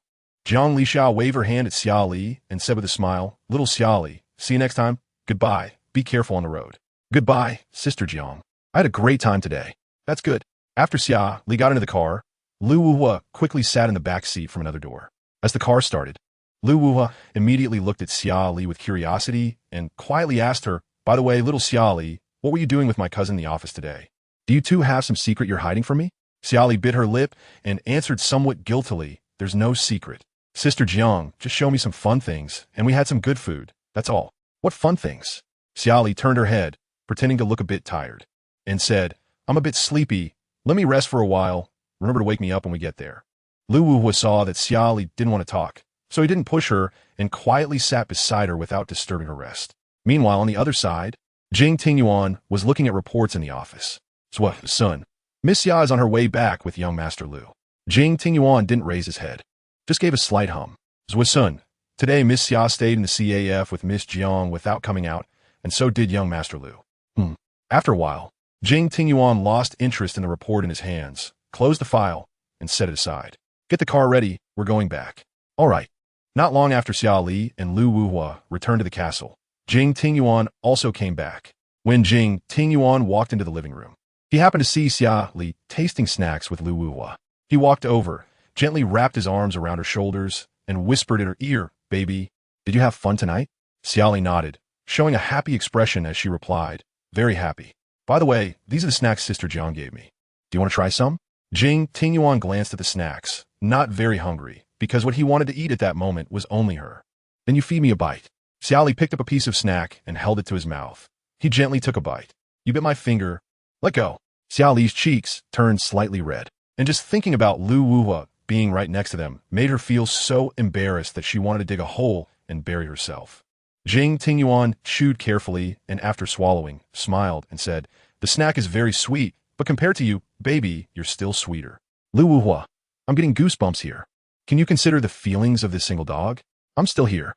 Jing Tingyuan looked at Lu Wuhua while holding Xia Li's shoulder, raising an eyebrow and saying, if you knew how to be considerate, you would have left a long time ago instead of staying here watching us be all lovey-dovey. TSK. Lu Wuhua rolled his eyes at Jing Tingyuan, saying, you're really shameless. You keep staying here to insult me. I'm going upstairs with the baby first. Jing Tingyuan took Xia Li's shoulder and walked into the elevator. As soon as the elevator door closed, he immediately pretended to have a headache in front of Xia Li. Seeing this, Xia Li showed a worried expression and asked him, "What's wrong? Are you feeling unwell?" "I don't know what happened. Maybe it's because my body is still weak after the fever, plus I was busy at the company all day today. The workload was too much, and now I have a terrible headache. Do you want me to call a doctor to check on you? I've taken some medicine. It should stop hurting soon." Taking medicine is fine, but the effect doesn't kick in that fast. Just endure it a bit longer. As soon as the elevator door opened, Jing Tingyuan took her hand and walked towards the master bedroom, pretending to be pitiful as he walked. "My head still hurts a bit. Can you help me massage it? Just a few minutes will do." "I don't know how to massage." "It's okay, just a few rubs, and once the medicine takes effect, it will be fine." "All right then." In the master bedroom, Xia Li sat on the sofa while Jing Tingyuan rested his head on her lap. He closed his eyes, feeling the sensation of Xia Li's fingertips pressing on his temples, sometimes gently rubbing, sometimes applying pressure. It felt very comfortable. "Baby, do you like fireflies?" Chapter 89. Weaving the life you like by hand. Talking about fireflies, Xia Li felt like she hadn't seen them in many years, as if the memory of fireflies only existed in her childhood. "I saw them when I was young. Those fireflies were beautiful, and when you looked at them at night, it was like there were many little stars." Jing Tingyuan held her hand and slowly opened his eyes to look at her. "I'll take you to see fireflies, okay?" Xia Li showed a surprised expression and exclaimed, "Really? Where are we going to see them?" Jing Tingyuan immediately sat up, kissed her cheek, and gently said, "We're going now." "You'll know soon." She showed another surprised look and asked, "Now?" "Fireflies are seen at night, so of course we go now." Jing Tingyuan held her hand and left the living room, instructing the bodyguards to prepare the helicopter. Soon after, they took the helicopter to the scenic area closest to S City. This scenic area has a lovely name called Baiwazu, which not only has hundreds of flowers, but also various entertainment facilities. When they arrived above Baiwazu, Xia Li looked down from the helicopter and saw the huge words, "I love you," glowing on the ground. After getting off the helicopter, Xia Li gazed at the entrance of Baiwazu, a round archway with bright letters spelling out Baiwazu Viewing Garden. Jing Tingyuan held her hand and walked inside. The further they went, the darker the lights became, which made Xia Li a little nervous. Why are the lights getting dimmer inside? Is it that they didn't install bulbs? Or are the lights broken? How can we see fireflies with no lights? But without the lights, I can't see the path. "I'll hold your hand. Don't be afraid." "It's not that I'm very scared. The moonlight is quite bright. It's just that I can't see the path very well. Just follow me. There's nothing else on the road, and we'll reach our destination soon." Feeling scared, Xia Li clung tightly to Jing Tingyuan, holding his arm as if it were a lifeline and not letting go. Jing Tingyuan glanced down at Xia Li, who was holding onto his arm. This behavior was very pleasing to him, and he felt very happy inside. "I hope you like this surprise." As soon as he finished speaking, Jing Tingyuan stopped walking. When Xia Li saw that he wasn't moving forward, she stopped as well. She looked up at him in confusion and asked, "Have we arrived?" "Yes, we have." Xia Li looked around and didn't see any sign of fireflies.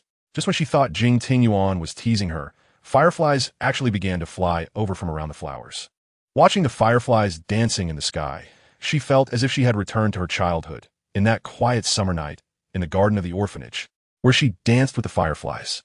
She unconsciously loosened her grip on Jing Tingyuan's arm, spreading her palm open, and soon a small firefly landed on her fingertip.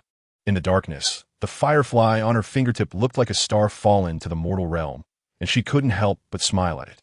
"It's so beautiful." Jing Tingyuan didn't disturb her and just stood by her side. "When I was a child, I once saw a sky full of stars and a yard full of fireflies.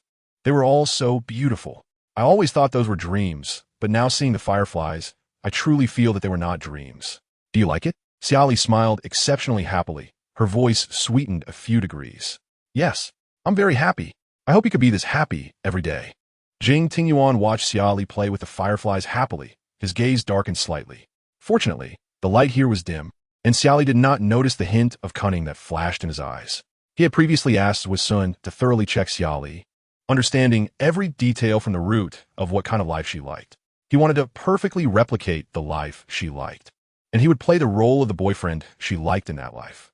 Since she liked a stable and simple life with her boyfriend, he would become that person. "Baby, do you want to swing? There are swings here in Baiwazu." Xia Li turned around, her eyes full of joy. "Sure, although there are swings in the castle. Playing alone feels different from playing with someone." Chapter 90. I just want to be your only support. Xia Li sat on the swing while Jing Tingyuan stood beside her, helping to push. She had never tried being pushed while swinging. She used to push herself with her feet. She held onto the ropes on both sides, her laughter sweet. And when she looked at Jing Tingyuan, her eyes sparkled, showing her genuine happiness. Jing Tingyuan, do you want to sit and play for a while too? No need. Watching you play makes me happy too. It's late at night, and here we are watching fireflies and swinging. We really look like two lunatics. Jing Tingyuan remained silent. After a while, Xia Li asked, wait, didn't you say you had a headache? Playing here all night in this thick fog will only make your headache worse, won't it? I'm Yufina. As long as you're happy, I'm okay with anything. All right, I've had enough fun. You can stop now. Jing Tingyuan tightened the ropes, forcing the swing to stop. Then he effortlessly lifted her off the swing. Are we going back now? The fog in the scenic area is thick at night, and it might worsen your headache. Xia Li felt guilty and said to him, you just recovered from a fever, so let's go back to avoid you getting sick again tomorrow. I would feel guilty. As you wish. They didn't stay long at Baiwazu before taking a helicopter back to the castle, arriving at the castle at 1 in the morning. The helicopter landed on the castle's helipad, and Jing Tingyuan carried the sleeping Xia Li off the helicopter, then carried her into the elevator straight to the master bedroom. That night, Jing Tingyuan did not disturb Xia Li's rest. Until dawn, he pressed Xia Li beneath him due to feeling too uncomfortable upon waking. Xia Li opened her eyes groggily, looking as if she had not fully woken up, her voice soft and pleasant. What are you doing? I'm still sleepy. A bit of exercise will wake you up. When Jing Tingyuan woke up, he saw that Xia Li was still sleeping, not wanting to disturb her sweet dreams. He quietly got out of bed and went to take a shower in the next room. After showering, he walked out of the bathroom and heard Butler Liu report. Young Master Nin has arrived and is waiting for you in the study. Jing Tingyuan dried his hair with a towel, replied lightly, I know, I'll go over right now. Please prepare a pot of tea. Butler Liu, okay. Jing Tingyuan changed out of his towel in the changing room, wearing a clean robe as he walked into the study. At that moment, Nancy was standing by the floor-to-ceiling window smoking. Upon hearing the door open, he immediately turned to look at Jing Tingyuan. He scrutinized Jing Tingyuan's robe and commented in a flat tone, it's absurd to be like this in broad daylight. Aren't you afraid of being embarrassed? Am I embarrassed? Don't joke around. If you're embarrassed, I won't be. Nancy didn't want to bicker with Jing Tingyuan and seriously handed over the document bag he was holding. This contains clues about Xia Li's parents. You should pass it to her later. Jing Tingyuan took it and quietly asked, have you found her biological parents? Whether or not they are her biological parents still needs a paternity test. Jing Tingyuan opened the document bag and read through its contents word by word. After finishing, his expression darkened slightly, his brows furrowing as if something troubling lingered in his mind. Nancy looked at him with a puzzled expression, asking in a calm tone, did you find something wrong? No. Then why? Since there was nothing wrong, why did he show such an expression? As if he was worried about Xia Li recognizing her biological parents. He didn't want Xia Li to recognize her biological parents? Nancy speculated this and wanted to ask, but didn't know if he should. Nancy? Nancy looked at Jing Tingyuan, whose face was serious, his confusion deepening. Because Jing Tingyuan rarely spoke to him with such a serious expression and tone. What do you want to say? I want you to keep this a secret from me. What do you mean? Jing Tingyuan tightened his grip on the document, turning to the floor-to-ceiling window, gazing at the stars outside as he said to Nancy, I can't let her recognize them. Why? She's been looking forward to meeting her biological parents. Why do you want to stop them from meeting? If she recognizes them, she will unhesitatingly abandon me, and I won't allow that to happen. How can you be sure she will choose to leave you after recognizing her family? Jing Tingyuan turned around, his eyes showing a fierce look as he said to Nancy, she doesn't love me. At least not now. She doesn't love me. If she recognizes her biological parents, she will leave me. She has a reason to leave you now. But at least now, she only has me to rely on. If she recognizes her parents, she will have more people to rely on. If I'm not the only one, she won't love me anymore. Nancy took a deep breath and said earnestly, since we promised to help her investigate and have yet to find results, she will definitely have doubts. You can delay for a while, but not forever. It's better to inform her sooner.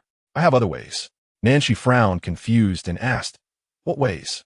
Jing Tingyuan placed the document into the shredder, and in an instant, the document turned into shreds of paper. He looked at the shredded paper in the bin, expressionless, and asked, who knows the result of your investigation besides you and me? Do Mingjue and the others know? Not yet. Then don't inform anyone else. I will handle this myself. Nancy detected a hint of calculation in Jing Tingyuan's words and asked with a serious expression, what do you want to do? I just want to be your only support. During dinner, Xia Li sat with Jing Tingyuan in a Western restaurant, enjoying delicious Western cuisine. While Jing Tingyuan helped Xia Li cut her steak, he said to her, There is news about your biological parents. We have results now. At first, Xia Li abruptly stood up, supporting herself on the table, looking at Jing Tingyuan in disbelief. What did you say? Did you really find my parents? Jing Tingyuan looked at the overjoyed Xia Li, a slight smile on his lips, but a hint of unnoticeable loneliness flashed in his eyes. Yes, I found them. But the location is a bit remote. We can only set off tomorrow. It's okay. As long as I can see them, waiting another day is fine. Xia Li pressed her chest, which was rising and falling with excitement, and slowly sat back down.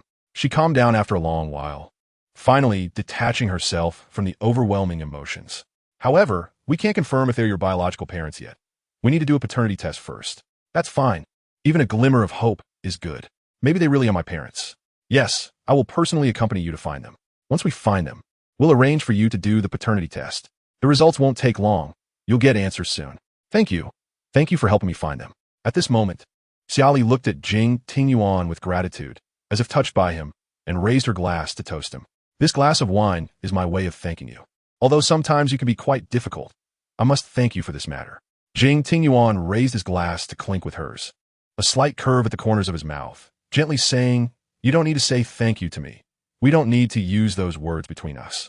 Xia Li downed the red wine in her glass without a second thought, and Jing Tingyuan watched her drink, taking a deep breath, feeling a sense of loss as he gulped down the red wine. That night, Jing Tingyuan did not sleep with Xia Li, but stayed in the study to arrange matters for the next day. Standing in front of the floor-to-ceiling window in the study, with one hand in his pocket and a cigarette in the other, he liked to smoke when he was troubled, as if the heavy smoke could suppress the chaotic thoughts in his mind. How are the arrangements going? Everything is arranged properly. There will be no leaks. If she discovers any clues, you and they will all have to pay the price. Rest assured, young Master Jing, I won't let Miss Xia notice anything. Unless South Xiao personally spills the beans, but South Xiao will definitely not betray you. The next day, Xia Li was so excited about meeting her biological parents that she tossed and turned all night, barely sleeping until around 5 or 6 in the morning. As soon as the sky brightened, she immediately woke Jing Tingyuan. Jing Tingyuan, let us go now, shall we? I want to see them right away. Although she couldn't confirm if they were her biological parents, the feeling of hope being within reach made her excited and elated, wishing she could do the paternity test with them immediately. Let's have breakfast before we go. Don't rush. No, I'm very anxious. I want to see them. I've been waiting for this day for so long. Then let's take breakfast with us. Okay. After getting into the car, Xia Li held the warm milk in her hand, occasionally taking a sip. Baby, eat something. If you don't, you'll starve. But I have no appetite. I won't eat for now. I'll eat when we get there. Xia Li bit her lip, her gaze fixed on the road outside the car window, watching as they got closer to the airport, her mood becoming more tense. How long until we reach Z City? The plane will arrive in Z City soon, but after that, we need to take a car to the county town, and then continue on to the town. By the time we get there, it will probably be evening, so you need to eat something or you'll starve. So long? Jing Tingyuan held her hand, comforting her. You've waited for so many years. There's no need to rush this moment. You'll still need to do the paternity test when we get there, so be patient. I know, but I can't suppress the excitement in my heart. I've been looking forward to seeing them. I really want to know why they abandoned me back then, and I want to know if they will still accept me as their daughter now that I'm in front of them. I'm also a little scared. Scared that the hope will be dashed, scared that they're not my biological parents. Jing Tingyuan hugged her gently, softly patting her back to soothe her. It's okay. Even if the paternity test shows no blood relation, that is still a good sign. At least there is hope, and we'll soon have answers. Nestled in Jing Tingyuan's arms, Xia Li nodded. Yes, you're right. I hope they really are my parents. I hope heaven can be a little kinder to me and let me reunite with my parents soon.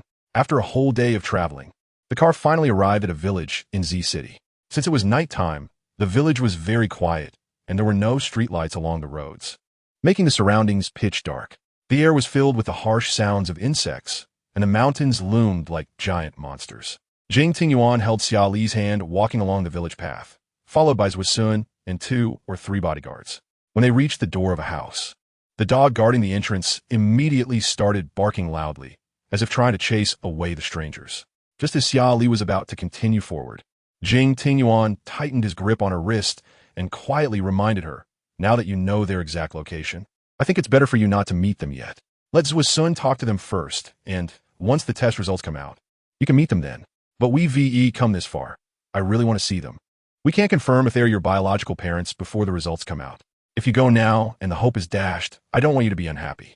Xia Li lowered her gaze in silence, pondering for a moment, and felt that what Jing Tingyuan said made sense. If she met them now and later found out they had no relation, she would only be more disappointed. Okay, I understand.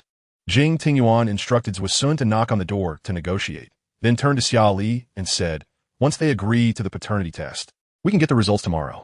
Don't worry. Xia Li nodded. Okay, I'm not in a hurry. She tried to calm her emotions. After all, she had waited for more than a decade, so a couple of days didn't matter. However, the process of waiting for the results was tormenting. She was filled with both anticipation and fear, the greatest fear being that her hopes might be dashed. Xia Li stood outside the door hand in hand with Jing Tingyuan, waiting for a while until Zui Sun finally came out from inside. As soon as she saw Zui Sun, Xia Li hurriedly approached to ask, did they agree to do the paternity test? Yes, I will arrange for someone to come and take them for the paternity test first thing tomorrow morning. Xia Li peeked inside, her eyes filled with complicated emotions. Baby, tomorrow you'll be able to see them. But it's getting late. Let us head back to the hotel for now. But I've come all this way. If I don't take a look, then what was the point of my trip? Then I'll accompany you inside. Just as Jing Tingyuan was about to take her inside, she tightened her grip on his hand and stopped, unwilling to take another step forward. He turned to look at her and gently asked, baby, don't you want to go in? She took a deep breath, shook her head, and said, forget it. Let's wait for the results. I'm scared. He returned to her side and gently wrapped her in his arms. All right, then I'll wait for the results with you. For now, let's go back to the hotel. You should get a good night's sleep. And maybe tomorrow you'll hear the good news you want. Back in the car, after a long day of travel, Xia Li soon fell asleep in Jing Tingyuan's embrace. He held her slender waist with one hand, while the other caressed her hand. He lowered his head to kiss her fragrant hair, took a deep breath, and silently apologized in his heart. I'm sorry, baby. I don't want to deceive you, but I really can't lose you. He gazed at her sleeping face and unknowingly recalled the contents of the documents Nancy had given him. The documents clearly stated that Xia Li was taken from the Crane Mountain Sanatorium in S City when she was only 6 months old, which matched the time when the orphanage director had found her. Later, when the orphanage director reported to the police to investigate Xia Li's background, it seemed as if all traces had been erased. No one knew who had abandoned Xia Li in the garbage pile, nor did they know where she had been born or where she had lived before, as if the garbage pile was her starting point. If it weren't for Nan, she using special means to uncover more details, they might never have known that Xia Li was born in the Crane Mountain Sanatorium in S City. More specifically, the time of Xia Li's birth coincided perfectly with the period when Xia resided in the sanatorium. Xia had lived in the sanatorium for half a year under the pretense of recuperating, and after Xia Li was taken from the sanatorium, Xia also returned to Yi Country during that time. As for Nan, she could quickly identify Xia as someone possibly related to Xia Li. It was simply because they looked too similar, which is why she made Xia the primary verification target. Jing Tingyuan had seen Xia in person and knew how much they resembled each other. Thus fear gripped his heart. He was afraid that Xia Li was truly Xia's daughter and was also afraid that after they recognized each other, she would be taken back to Yi Country. However, there was another layer of concern. That was if Xia was indeed Xia Li's biological mother, then Xia Li being abandoned years ago might have been Xia's suggestion. Xia was not an easy person to deal with. He couldn't guarantee that once Xia learned that Xia Li was alive, she wouldn't send someone to silence her. His father, Jing Li, had warned him that Xia had been married for 24 years, and if Xia Li was her child, then she could only be an illegitimate daughter from an affair. With such an identity, Xia's legitimate children would not let her go. Rather than putting Xia Li in danger, it would be better to let her remain in the dark about the truth for her entire life. Baby, no matter the reason, I must stop this. I'm sorry. Jing Tingyuan held Xia Li tightly, his eyes filled with guilt and heartache. I'm sorry. Chapter 92. Baby, I love you more than anyone else. Xia Li sat silently on the sofa in the hotel room, her expression tense, her hands clenched tightly. Seeing her like this, Jing Tingyuan furrowed his brow and sat beside her, comforting her. Baby, don't worry, the results will be out soon. She turned to hold his hand, nervously asking, what if there's a mistake with the paternity test? Jing Tingyuan was taken aback, then smiled and gently stroked her hair, saying softly, there won't be any mistakes with the paternity test. She took a deep breath, bit her lip, and replied, after waiting a while longer. Zui Sun walked into the room with the paternity test report. As soon as Xia Li saw him, she immediately got up and walked in front of him, quickly snatching the report from his hands. After reading the results, Xia Li was overjoyed and excitedly looked at Jing Tingyuan, saying they really are my parents. Knowing the truth, Jing Tingyuan didn't show any joy, but still managed to force a strained smile. You can finally reunite with your biological parents. She grabbed his arm, crying tears of joy. So can I meet them now? Don't rush. I'll have Sun book a restaurant first. After so many years without seeing each other, the first meeting should be a bit more formal. Xia Li nodded, feeling that Jing Tingyuan's suggestion was good. All right then, I'll wait patiently. Outside the private room, Xia Li nervously took deep breaths, her hand resting on the doorknob, hesitating to push it open. After a moment of hesitation, she finally mustered the courage to open the door and walked into the private room. At that moment, her biological parents were sitting at the dining table chatting. When they saw her enter, they turned to look at her together. She gazed at the two people in front of her, unable to suppress the joy in her heart, but also afraid that they wouldn't acknowledge her, so she didn't dare to easily call them mom and dad. Hello, uncle and aunt. The man in a black short-sleeved shirt glanced at Xia Li, then looked at his wife beside him and tugged at her sleeve. The woman in a long-sleeved shirt looked Xia Li up and down and rolled her eyes at her. What do you want from us? Xia Li didn't expect them to have such an attitude. Feeling a surge of resentment, she quietly questioned, Don't you feel any guilt for abandoning me? The woman crossed her arms defiantly, saying, If I hadn't thrown you away, would you have the fortune to be with a rich person now? Xia Li showed a look of shock, exclaiming, How can you say such a thing? Is what I said unreasonable? If I hadn't thrown you away, would you be with such a wealthy man now? The woman continued, I discarded you because you were a girl. I don't like girls, just a waste of resources. What was the point of raising you? Furthermore, I heard that boss's assistant say that the boss is very wealthy. If you don't want to ask for money from him because I'm your biological mother, why not ask for a few million since your brother is about to get married? A few 100,000 is not too much, right? Xia Li took a deep breath, trying to suppress the anger within her. She had thought that today's reunion would be a pleasant experience, but unexpectedly, they immediately asked her for a few million upon meeting. Do you have no shame? You abandoned me, and now you have the face to ask me for a few million? The woman rolled her eyes at Xia Li and said, What shame? Although you're my flesh and blood back then, you haven't been with me for over a decade. I have no feelings for you. So where would the shame come from? Xia Li bit her lip and glared angrily at the woman in front of her. I'll ask again. Do you not think there was anything wrong with abandoning me back then? Are you not planning to compensate me? In fact, as long as they were willing to admit their mistakes, she could let bygones be bygones. After all, the past was the past, and the suffering she endured was also in the past. As long as they were willing to acknowledge her, she could pretend nothing had happened, and they could all be a happy family. What compensation? You know my current family situation. We have no money. Your brother is getting married, and weddings require a lot of money, buying houses, buying cars. Otherwise, the girl won't marry. When the assistant first said you wanted to acknowledge us, I was worried you were going to ask us for money. Now it's fine. You have money, and 3 million is not too much. Just consider it as repaying the debt for giving birth to you. Xia Li pressed her hand against her chest, feeling as if a knife was stabbing her heart, making it hard for her to breathe. You not only feel no guilt, but you also want me to give you 3 million to repay your kindness. Is your heart made of iron? To put it bluntly, we've only just met. Right now, you're just a stranger to me. The man tugged at his wife's sleeve, signaling her to speak more nicely. The man said, Is your name Xia Li? Xia Li looked at the father in front of her, tears welling in her eyes as she awaited his next words. At first, she thought he would say something comforting, but his words were even more chilling than that woman's. Don't blame her. I forced her to abandon you back then. Our family was really poor at that time. It was unavoidable. Now that you have money and are doing well, we are still family. Your brother wants to buy a house and a car, and he will get married in the future. This 3 million can be considered as our money for recognizing you as family. What do you think? Your boyfriend seems quite wealthy. 3 million shouldn't be a problem for him. Besides, he seems to treat you well, so getting the money shouldn't be difficult for you. Xia Li looked at her parents, her tears falling uncontrollably. She had once fantasized about a warm scene when she would reunite with her parents, but she never expected it to turn out like this. The man said, let the past be the past, okay? Now that we're recognizing each other as family, when your brother comes, you can have your boyfriend transfer the money to his account. With that money, your brother will be able to live a good life. You all are crazy. Xia Li could no longer endure their disgusting words and ran out of the private room. Jing Tingyuan had been waiting outside and immediately followed her when he saw her running out in tears. Xia Li didn't know how long she had been running until she finally stopped, gasping for breath. Everything around her felt surreal, making it seem very unreal. Tears blurred her vision and fell uncontrollably.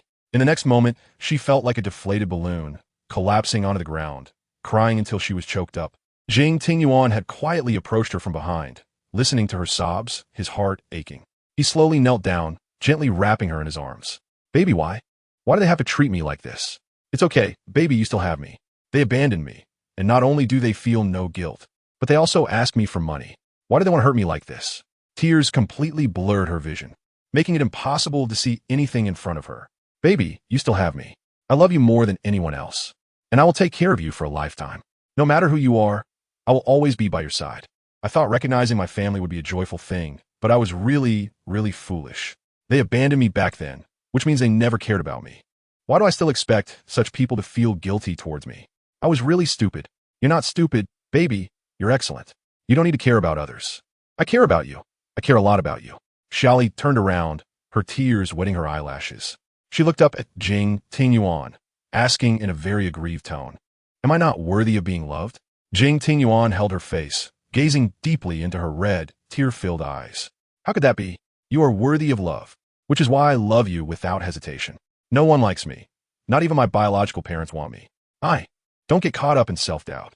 Don't cry for those who aren't worth it. You still have me. I will give you all my love. Whatever you want, I will do my best to give you everything. Perhaps at that moment, her heart was too fragile. Hearing Jing Tingyuan's confession, she felt touched and cried uncontrollably. Jing Tingyuan gently wiped her tear-streaked face, showing a gentle smile as he said, Baby, don't cry. Your makeup will run. Xia Li suddenly laughed at his words. Jing Tingyuan, you big fool. After saying that, she threw herself into Jing Tingyuan's embrace, wrapping her arms around his neck, crying and laughing in his arms. Jing Tingyuan held her waist with one hand and stroked her hair with the other, softly asking, Baby, are you hungry? Shall I take you to eat something? While she hesitated about whether to go eat, her stomach protested first. The rumbling sound made her feel embarrassed, and she wiped her tears from her face, pouting in grievance. I'm very hungry, especially hungry. I want to eat something. Jing Tingyuan lovingly pinched her cheek, picked her up in a princess carry, and walked towards the car waiting nearby. What do you want to eat? I don't know, anything. Okay. Xia Li wrapped her arms around his neck, resting in his embrace. And didn't he say a word until they got in the car? Jing Tingyuan didn't force her to speak, knowing she was in a bad mood and needed time to transition, so he quietly accompanied her. When they arrived at the restaurant, Jing Tingyuan glanced at Xia Li's distracted appearance and quietly ordered some of her favorite dishes with the waiter. When the food was served, Xia Li looked at the table full of delicious food but couldn't raise her appetite at all. However, to fill her stomach, she still ate a little. After a while, Jing Tingyuan thought he should seize the moment and asked, Baby, now that you found your biological parents, what are your plans next? Xia Li bit her lip, feeling a bit dissatisfied, and coldly replied, I don't know. After a while, she added, They wanted to ask you for 3 million, saying that my brother wants to get married and buy a house and car. They abandoned me, and now they still have the face to ask me for money. I want to give it. I warn you, don't give it. Why should I? Even if they want money, they should at least pretend to act like a loving mother and daughter. Now they don't even bother to act and just directly ask for money. Why should I? Don't get angry for them. It's not worth it. Xia Li lowered her head in grievance and picked up a shrimp from her bowl, stuffing it into her mouth. I'm not angry at all. Not at all. After dinner, Jing Tingyuan wanted to cheer Xia Li up, so he specially took her to a scenic spot in Z City. Rafting? Xia Li didn't expect Jing Tingyuan to take her rafting. She was a poor swimmer. What if she accidentally capsized? Jing Tingyuan seemed to see through her worries, smiling as he ruffled her hair and then thoughtfully helped her tie her hair up in a bun. I will protect you, don't worry. After changing clothes and putting on life jackets, Xia Li, Jing Tingyuan, and Zhusun all boarded the rubber boat together. At first, Xia Li was worried about falling into the creek, but when she saw that the stream was only as wide as the rubber boat, with stone barriers around, it looked very safe. Jing Tingyuan held Xia Li's hand, soothing her. Baby, don't be afraid. Okay. After a while, Xia Li was splashed all over with water. Her face and hair were soaked. It was fun, but her clothes were uncomfortably wet. It's okay. I'll take you to change clothes later. Look, it seems like there's a cliff ahead. Xia Li was so frightened that she quickly hugged Jing Tingyuan tightly, nestling in his arms with her eyes shut. Just when she thought the rubber boat was going to capsize, she realized that it was smoothly gliding down. Opening her eyes and looking back, she found that the so-called cliff wasn't high at all. It was just a small slope. She patted her chest and reassured herself that it was just a small slope. Jing Tingyuan smiled and held her in his embrace, whispering teasingly in her ear, "Baby, you're so timid. Do you really think I would bring you here if it were that dangerous?" She pouted and glared at him. "Who knows? I wouldn't let you be in danger, even if there was just a hint of a possibility. For example, regarding the matter of recognizing Xia, Jing Tingyuan couldn't guarantee what Xia would do when she learned about Xia Li's existence, whether it would be good or bad. As long as there was a 50-50 chance of something bad happening, he wouldn't take the risk lightly." After the rafting ended, Jing Tingyuan held Xia Li's hand as they went ashore. They didn't change clothes in the changing room of the scenic area, but instead changed in the car. The driver wisely raised the partition, creating two separate worlds in the front and back of the car. Xia Li turned her back to Jing Tingyuan and pulled down the zipper on the side. At that moment, droplets of water from her hair fell onto her fair neck, causing Jing Tingyuan to swallow hard. His Adam's apple moved up and down a few times as he slowly leaned closer to her neck. When he smelled her familiar scent, he could no longer resist the desire in his heart and kissed her without hesitation, feeling the warmth of his lips on her neck. Xia Li was startled and was about to turn around when he pressed her against the car window. "What are you doing?" "Of course, doing something fun." "No, we haven't showered yet. Let us wait until we get back to the hotel." Jing Tingyuan didn't want to hear any discouraging words, so he gently covered her mouth with his hand while the other hand began to... Chapter 93. Feelings heat up. Xia Li carefully prepares a gift at the Kai Chui Manor. Nanchi was swimming in the outdoor pool in swim trunks, while Mingjue and Yi Jin sat on deck chairs by the shore sipping champagne. Yi Jin had his long black hair tied up high like a ponytail. He draped a clean white towel over his shoulder and kept his gaze fixed on Nanchi in the pool. "Mingjue, have you noticed that Nanchi seems a bit strange today?" Mingjue turned his light gray eyes and focused on Nanchi in the pool. "What's strange about him?" he asked in confusion. "He seems to have something on his mind." Isn't he always full of schemes?" Yi Jin smiled and teased. "Aren't you afraid he might beat you up for saying that?" Mingjue shrugged, appearing fearless. "Mainly because I know he wouldn't easily lay a hand on his brothers." "You've got him under your thumb." Mingjue clinked glasses with Yi Jin and laughed mutual. After a while, Nanchi came out of the pool, saw the two of them drinking together, and reached out for a glass of champagne. He downed the champagne in one go and sat down on a nearby chair. After placing the glass on the table, he casually draped a clean bath towel around himself, and droplets of water from his hair dripped onto the towel. Yi Jin raised an eyebrow at Mingjue, who immediately understood. "You seem off today. Is something bothering you? Is it work-related?" Mingjue asked kindly. Nanchi stared at the shimmering waves in the pool and shook his head. "It's not work-related." "Then what is it?" Mingjue and Yi Jin asked in unison. "I don't know if I should stop Tingyuan." Mingjue and Yi Jin exchanged glances, then turned their attention to Nanchi. "What's wrong with Tingyuan?" Mingjue asked. "Speaking of Tingyuan, why haven't we seen him these past 2 or 3 days? When I called, he said he had something to deal with and can't meet for now." Nanchi remained silent. Mingjue and Yi Jin exchanged looks again, both guessing that Nanchi didn't want to talk. Yi Jin got up and sat beside Nanchi, placing a hand on his shoulder, smiling. "You are the guiding light among us. No matter what decision you make, we will support you." Nanchi glanced at Yi Jin, puzzled by the term guiding light. "When did I become your guiding light? Sometimes we get blinded by certain things regarding Tingyuan, and only you can correct us.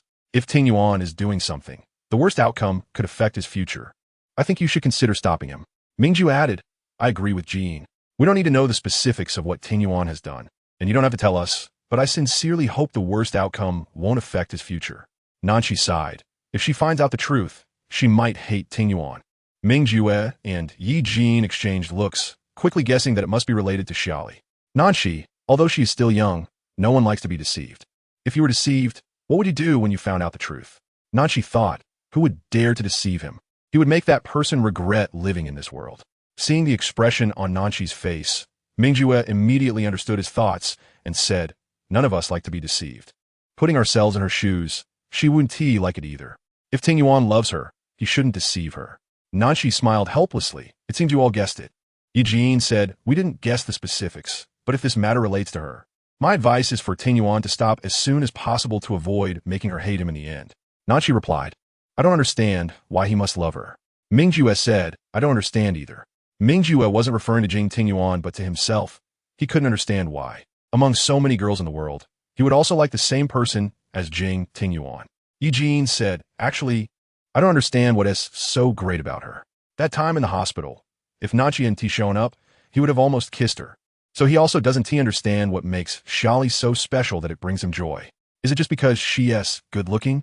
To comfort Xia Li's mood, Jing Tingyuan took her directly from City Z to the southern region of Country Y and then personally drove her to Tata Town.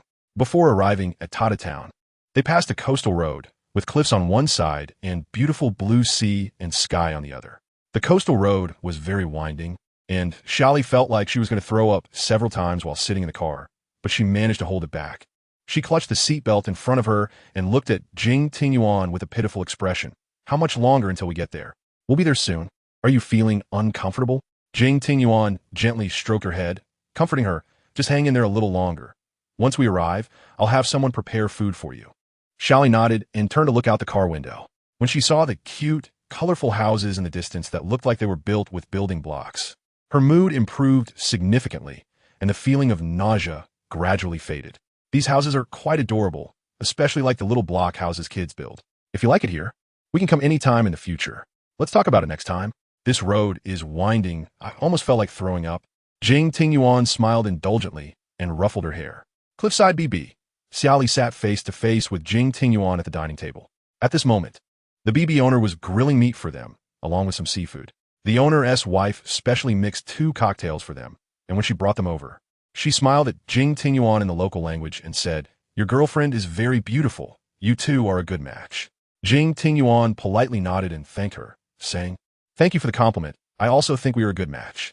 Xia Li couldn't understand the conversation between Jing Tingyuan and the owner's wife because she didn't know the Y language. But she could roughly guess that the owner's wife was saying nice things. Otherwise, Jing Tingyuan wouldn't look so happy. When the owner's wife went to get the pizza, Jing Tingyuan immediately showed her a gentle smile and softly said, "The owner's wife just complimented you." Xia Li was taken aback and asked in disbelief, "Really? Don't lie to me just because I can't understand. When have I ever lied to you?" At that moment, a hint of guilt flashed in Jing Tingyuan's eyes. He quickly concealed this emotion and raised his glass to Xia Li, saying, "Baby, would you like to try this cocktail? I ordered it specially for you. It's not too strong and won't be too bitter." Xia Li rarely drank alcohol because Jing Tingyuan didn't allow her to. But this time he made an exception, so she picked up the cocktail and took a small sip without hesitation. Upon tasting it, she immediately displayed an unhappy expression and pouted. "No wonder you wanted me to drink this. This cocktail is no different from soft drink. Can you even call it alcohol? You're treating me like a child." "A child? If I'm a child, then why do you do those things to me? Isn't that contradictory?" Cough, cough. This was the first time Jing Tingyuan was rendered speechless by her retort and had to pretend to drink the cocktail to maintain his composure. Faced with Jing Tingyuan's tactical drinking to avoid the topic, Xia Li rolled her eyes at him and huffed. "Double standard. Aren't you hungry? Let's eat." Just then, the owner's wife came over with skewers and pizza, and he immediately pushed the pizza in front of her. "Baby, try this pizza. You will definitely like it." Oomph. After eating and drinking to their fill, Xia Li felt a bit drowsy, brushed her teeth, and lay down in her room to rest. She hadn't slept well in the past few days due to the family reunion issue, so it was rare for her to sleep soundly today. Jing Tingyuan didn't disturb her nap, but quietly went to the study next door to work. Halfway through, he received a call from Assistant Yao. "Assistant Yao, boss. The painting you wanted has been acquired. Should we have it sent directly to the castle?" Jing Tingyuan recalled that he had indeed asked Assistant Yao to follow up on a painting. What was the final agreed price? 3 billion. "Okay, I got it. Have it sent to the castle. Butler Liu will arrange it." "Understood." Then Assistant Yao mentioned another matter over the phone. "The Chuangyi amusement park is about to open. Will you be attending the ribbon-cutting ceremony?" "What date is the opening?" "The 16th of this month. Let's see how it goes. If I haven't returned to the country by then, I won't attend." "All right. Is there anything else?" Assistant Yao. "The game Cold Light Shadow has been online for a year, and the offline anniversary celebration will also be held at the end of this month. According to the report, this game has already made a profit of 50 billion in its first year. I will consider attending this celebration." Assistant Yao. "Additionally, some netizens have reported that the various skins in Cold Light Shadow are too expensive. Are you considering adjusting the prices? This game was targeted at high-end players before it was released, so no adjustments are necessary." "Understood." After that, Assistant Yao reported some other matters, and Jing Tingyuan made decisions in a few words. After finishing the call with Assistant Yao, Zuasun immediately reported to him about Elysia. "Speak." "Zuasun, Elysia has a twin brother. Her parents divorced when she was very young. Her brother lived with their father while she lived with her mother. Later, After her mother passed away, her father brought her back to the family to raise her. Elijah met her current husband when she was 19 and married him at 23. At 28, her father passed away, leaving behind a large fortune, most of which was left to her twin brother Igor, as was the group. In the same year, her brother Igor went missing unexpectedly. Afterward, she stayed at the Crane Mountain Sanatorium in City S for 6 months under the pretense of recuperating. Very little is mentioned about Elijah's brother online, mainly because Igor was declared dead 17 years ago. Shortly after Igor's death, Elijah took full control of the group's finances and has participated in elections in recent years to become the president of country. Jing Tingyuan narrowed his eyes, as if sensing a hint of conspiracy. Was Igor ever married? It seemed that everything about Igor had been maliciously erased. If it weren't for the in-depth investigation, almost no one would know that Elijah had a twin brother, and currently, there is no information or clues about Igor online. So his son continued. As for whether Igor was ever married, there is currently no information available. No one even knows if Igor was in a relationship or had any intimate contact with someone while he was alive. All of this is untraceable. Jing Tingyuan gazed out at the beach scenery with a grave expression. I suspect Elijah is Xia Li's mother, but since you say she has a twin brother, I can't help but suspect that she is Igor's child. Zua's son, young Master Jing, I don't quite understand. What? Since you don't want Miss Xia to reunite with her biological parents, why dig deeper in her background? Now that it's discovered Elijah is connected to Igor, the more we dig, the deeper it gets, and it may not be beneficial to Miss Xia. Jing Tingyuan thought for a moment and ultimately decided to continue the investigation. Although I don't want them to reunite, I still want to help her find her biological parents. Should I continue investigating Igor or Elijah? Investigate both directions.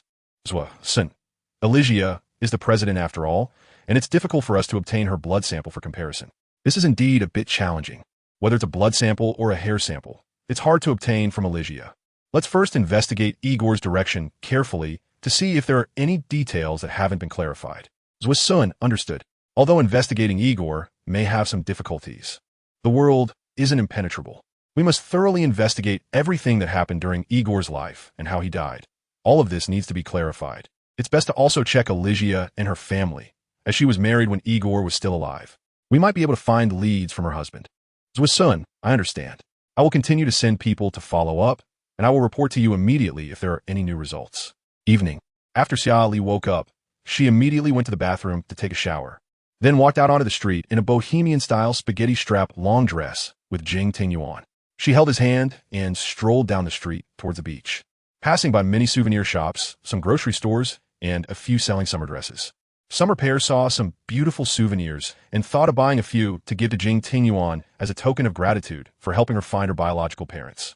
However, when she was about to pay, she was surprised to find that Jing Tingyuan had already paid. Why did you pay? Don't you like them? Summer Pear explained. I was going to buy them for you, so if you spend money, what does that count as a gift? Upon hearing that Summer Pear intended to buy them for him, Jing Tingyuan could hardly suppress his joy, but he managed to refrain from laughing out loud. If you want to give me a gift, you can't just buy some random souvenirs to brush me off. You should put some thought into preparing something special, right? Summer Pear thought about it and felt he had a point. That's true, so I will spend my own money to buy it. Okay, I'm looking forward to your gift. Jing Tingyuan held her hand and walked out of the shop. After walking a short distance, he suddenly thought of a question. Why did you suddenly think of giving me a gift? You helped me find my biological parents. I should express something, right? Previously, she had heard King mention that the cost of finding someone was at least 6 million and an additional 10 million later on. So one could imagine the enormous effort and financial resources required. She didn't know how to express her gratitude to Jing Tingyuan. After all, he lacked for nothing, and she just happened to see some nice souvenirs here, which made her think of buying them for him. However, he was right. Thanking someone shouldn't be done casually, and it was better to put some thought into it. The cost was secondary. What mattered was the thought behind it. Chapter 94, Baby, Can I? In the evening, the sunset hung in the sky like a brilliant painting. Summer Pear and Jing Tingyuan walked hand in hand onto the beach, enjoying the sea breeze while sipping delicious chilled fruit juice. I'm thirsty. Upon hearing Jing Tingyuan's voice, Summer Pear immediately stopped and turned to look at him, still biting on the straw. Why did you say you didn't want to buy an extra cup earlier? You save money when you shouldn't, but when you should, you're quite frugal. Jing Tingyuan held the hand Summer Pear was using to hold the drink, took a sip of the icy sweet juice, and with a satisfied expression said, I like drinking yours. Summer Pear frowned at him, thinking, why does his words feel like he's flirting? Is it because her thoughts are impure? Why is she always thinking the worst? What's wrong? Are you mesmerized by your husband's good looks? This guy has such a thick skin. Indeed, Jing Tingyuan's skin was as thick as a city wall. Summer Pear withdrew her hand in annoyance, deciding not to drink the juice anymore. Since you think the juice is good, you can have it. Just as she was about to walk away, Jing Tingyuan quickly grabbed her hand and pulled her into his arms. He gently coaxed, "Baby, are you angry?" He hadn't done anything, so he didn't understand why she was suddenly upset, but he thought it was always good to admit a fault, whether he was wrong or not. So, without saying a word, he apologized to her. "Baby, I'm sorry. I won't do this again next time. Please don't be angry, okay?" Seeing Jing Tingyuan apologizing so humbly, she felt a bit guilty and explained, "Cough, cough, I'm not angry with you, just thinking about some things." "What things? What things?" She couldn't just say she had transformed from a fragrant pear into a snow pear, right? "It's nothing." Jing Tingyuan gently rubbed her hair and said, "Since baby doesn't want to talk, then let's not." He turned to look at a food cart not far away and smiled, asking, "Do you want some ice cream? I heard that eating sweets can improve your mood."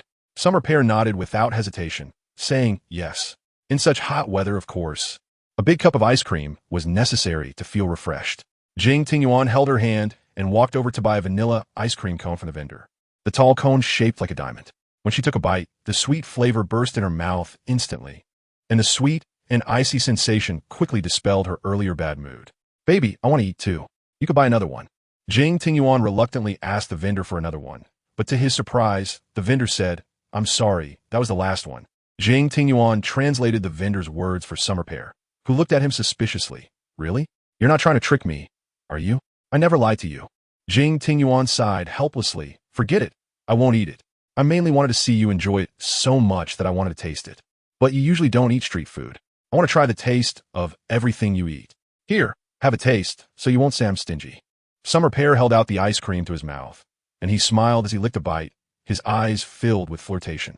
"How do you eat ice cream and make it feel like? Like you're launching a rocket." Summer Pear didn't say this out loud, taking his hand and walking in the other direction on the beach. Summer Pear leaned against Jing Tingyuan's shoulder while sitting on a beach chair. At that moment, they said nothing and quietly watched the sunset slowly sink. Suddenly, she thought about what gift to prepare for Jing Tingyuan and took out her phone to take a handsome picture of him. But when she turned on the phone, she unexpectedly found that it was out of battery. This is just not the time for things to go wrong.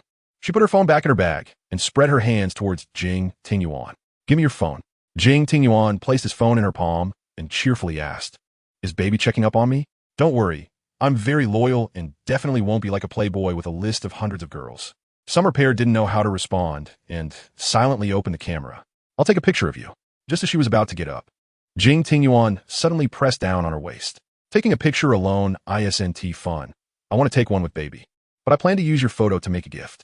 If it's related to a gift for me, then we definitely need a couple's photo. A couple's photo makes me happier than a solo shot." Summer Pear nodded, feeling he had a point. "All right then, a couple's photo it is." She took a few pictures of herself with Jing Tingyuan, and when checking if the photos were suitable for making a gift, she unexpectedly found a solo photo of herself in her phone. In the photo, her cheeks were stuffed with noodles, making her look puffy, and the angle made her look like a little goldfish, quite adorable. Looking at the photo, she frowned and thought for a moment before recalling that it was taken in the noodle shop. "You actually took a candid shot of me? It made me look so ugly." She pointed at the photo and questioned him. "Not ugly. It's quite cute, like a little goldfish, and your mouth looks very kissable. Besides these few photos, do you have any other ugly ones?" "These are all the photos in my phone. That's it." Jing Tingyuan was talking about this phone. He changes his phone once a month, so there aren't many photos in each phone. Usually, he prints the photos and keeps them in an album in his study or stores them in the cloud. Xia Li carefully browsed through the phone's photo album. Fortunately, aside from those few photos, there were no other ugly pictures. "The baby looks so good. No matter how he takes the pictures, they won't look bad." Sweet talk. I don't believe you." The two walked hand in hand back to the guest house from the beach. As soon as they opened the door and entered the living room, Jing Tingyuan received a call from Assistant Yao, saying that the painting worth 1.3 billion had been stolen. "What did you say?" "Assistant Yao, I'm sorry, boss. It's my negligence." Jing Tingyuan knew the fault wasn't with Assistant Yao, so he didn't get angry, but instead questioned him. "Did the bodyguards all die?" The bodyguards who provided full escort were seriously injured, and it looked like someone knew our route for transporting the painting and had ambushed us in advance. "Have you found out who did it?" "Assistant Yao, we haven't identified the mastermind yet, but it should be soon." There aren't many people who can trace the final buyer of this painting to you. Jing Tingyuan frowned and thought for a moment, and a name suddenly emerged in his mind. Shen Yicheng. As soon as Assistant Yao heard this, he immediately spoke up, "Boss, are you suspecting Shen Yicheng sent someone to steal this painting? Investigate him." Assistant Yao. "Okay, I'll send someone to investigate right away." Xia Li saw Jing Tingyuan walking towards her with an unhappy expression and asked with concern, "Is it work-related? If so, should we go back home and play next time?" Jing Tingyuan hugged her gently and said, "We promised to come out and relax together. If you don't want to go back, then let's not go back for now. Work matters are more important. We can play again when we have time. Baby, you are so understanding. I love you even more." She didn't think she was particularly understanding. She just believed that making money was more important than being in a relationship. "Since you say so, then I'll have Sun arrange the itinerary for tomorrow's return home." "Okay, we played enough here anyway." At this moment, Jing Tingyuan's phone rang again. He picked it up and saw it was a video call from Lu Wuhua. He impatiently answered the video call, leaned back on the sofa, and looked at Lu Wuhua in the camera, asking, "What's up? Can I contact you if there's nothing going on?" When Lu Wuhua saw that Xia Li was not in the frame, he immediately asked, "Where's Xia Li? Where did she go? Isn't she with you?" Xia Li heard her name mentioned and immediately leaned next to Jing Tingyuan and greeted Lu Wuhua. "Hello, Lu Xiao. I'm eating pizza right now. Do you want some?" As soon as Lu Wuhua saw Xia Li, his expression softened significantly, and a hint of a smile appeared in his eyes.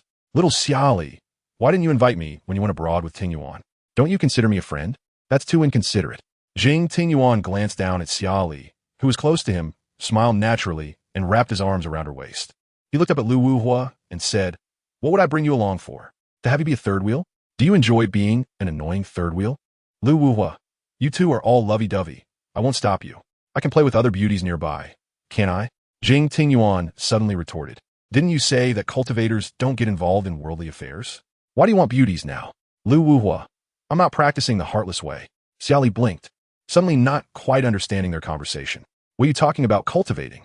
Is it the kind of cultivation I think it is?" Lu Wuhua chuckled and then explained to Xia Li, "No, I just learned a little bit about feng shui and occasionally like to play with some strange stuff. There is no such thing as cultivation in this world. Those are just things that appear in novels." "Xia Li, I thought you had started cultivating." "Lu Wuhua, if I could cultivate, I wouldn't be hanging out with Tingyuan now."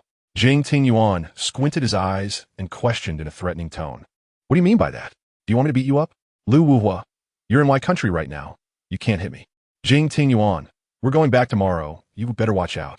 Lu Wuhua was surprised so soon. "I thought I would prepare to look for you. Why are you coming back tomorrow?" Jing Tingyuan, "The painting I sent to Xia Li was stolen."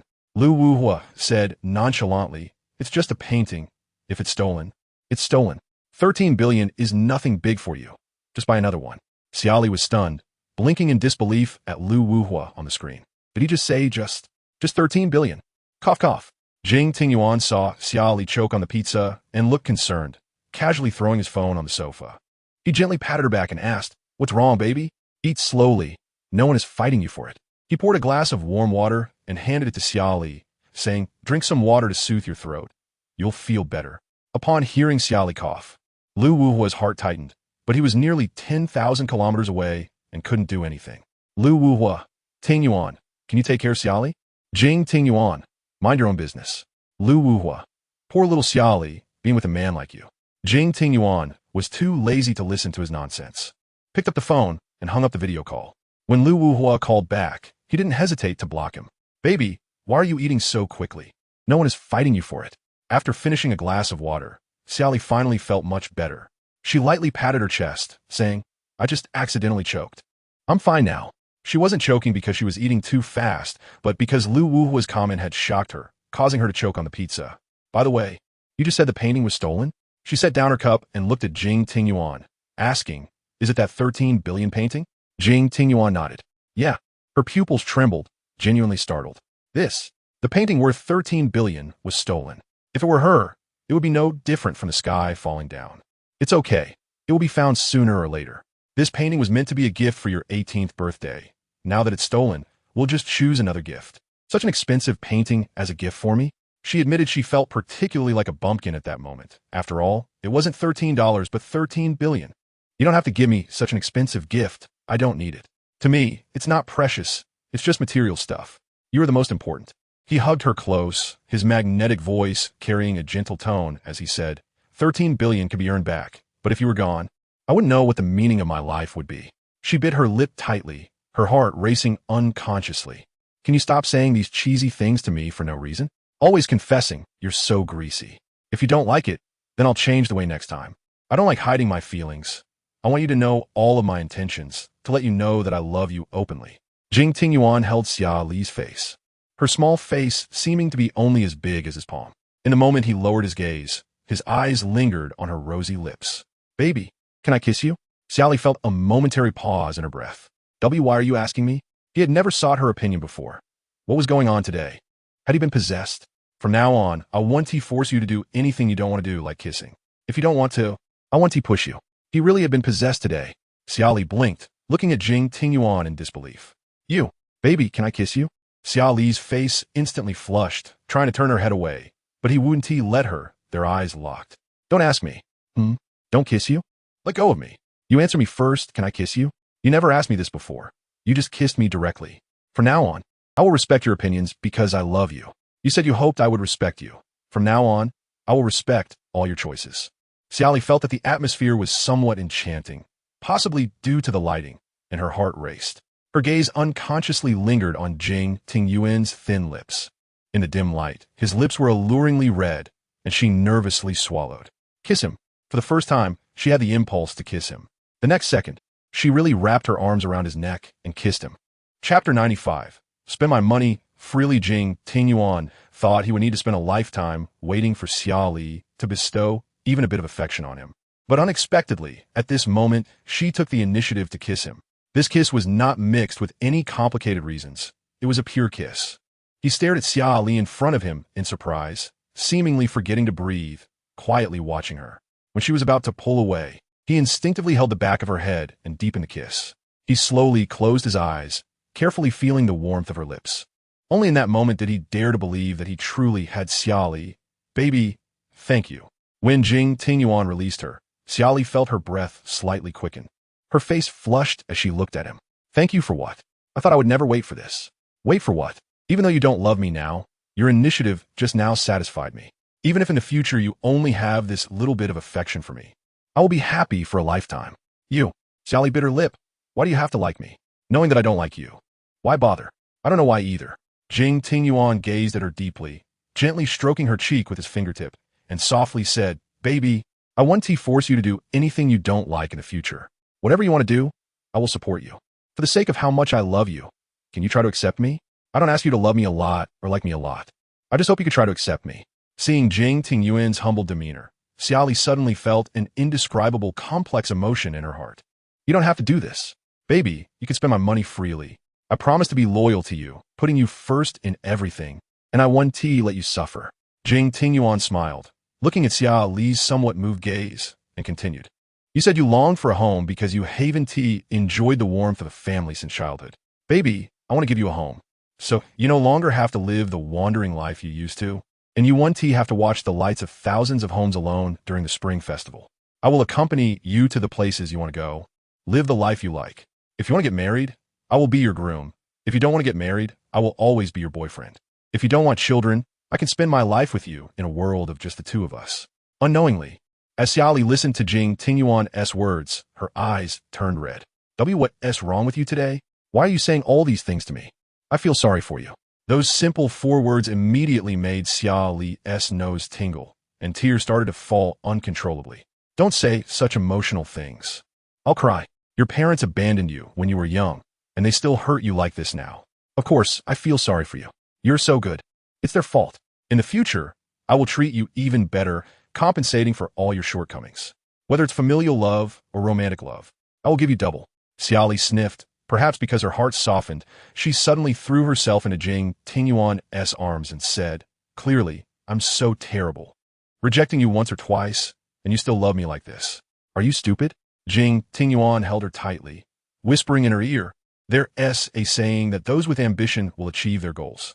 As long as you don't have someone you like, I will strive for your affection. One day, you will see my good side. Now, don't you see my good side? Xia Li wiped her tears randomly, looking at him with a mix of laughter and tears. If you hadn't forced me from the beginning, I wouldn't have hated you so much. I want to force you in the future, so please, don't hate me, okay? Also, sometimes you're really fierce, always ready to hit people. I don't like that. All right, I'll change. I want to hit anyone in the future. If you don't like me being fierce, I'll control my temper. As long as you're by my side, I believe I will remain stable. Jing Tingyuan embraced Xia Li, looking at the night view outside the glass window, a sinister smile creeping up his lips. Huh, if I can't hit, then let's with Sun do it. Baby, is it true that as long as I keep being like this, you'll always like me? Who said I like you? Okay. Not liking you, just not disliking you. I don't dislike you anymore. Let us see how you behave in the future. If I find out you still love to hit people and lose your temper, it won't just be simple dislike. Yes, you're the best, baby.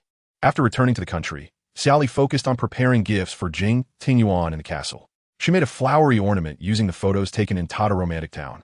It was her first time making it, and some steps were confusing, so it took her some time. While she was engrossed in making the flowery ornament, there was a sudden knock on the door.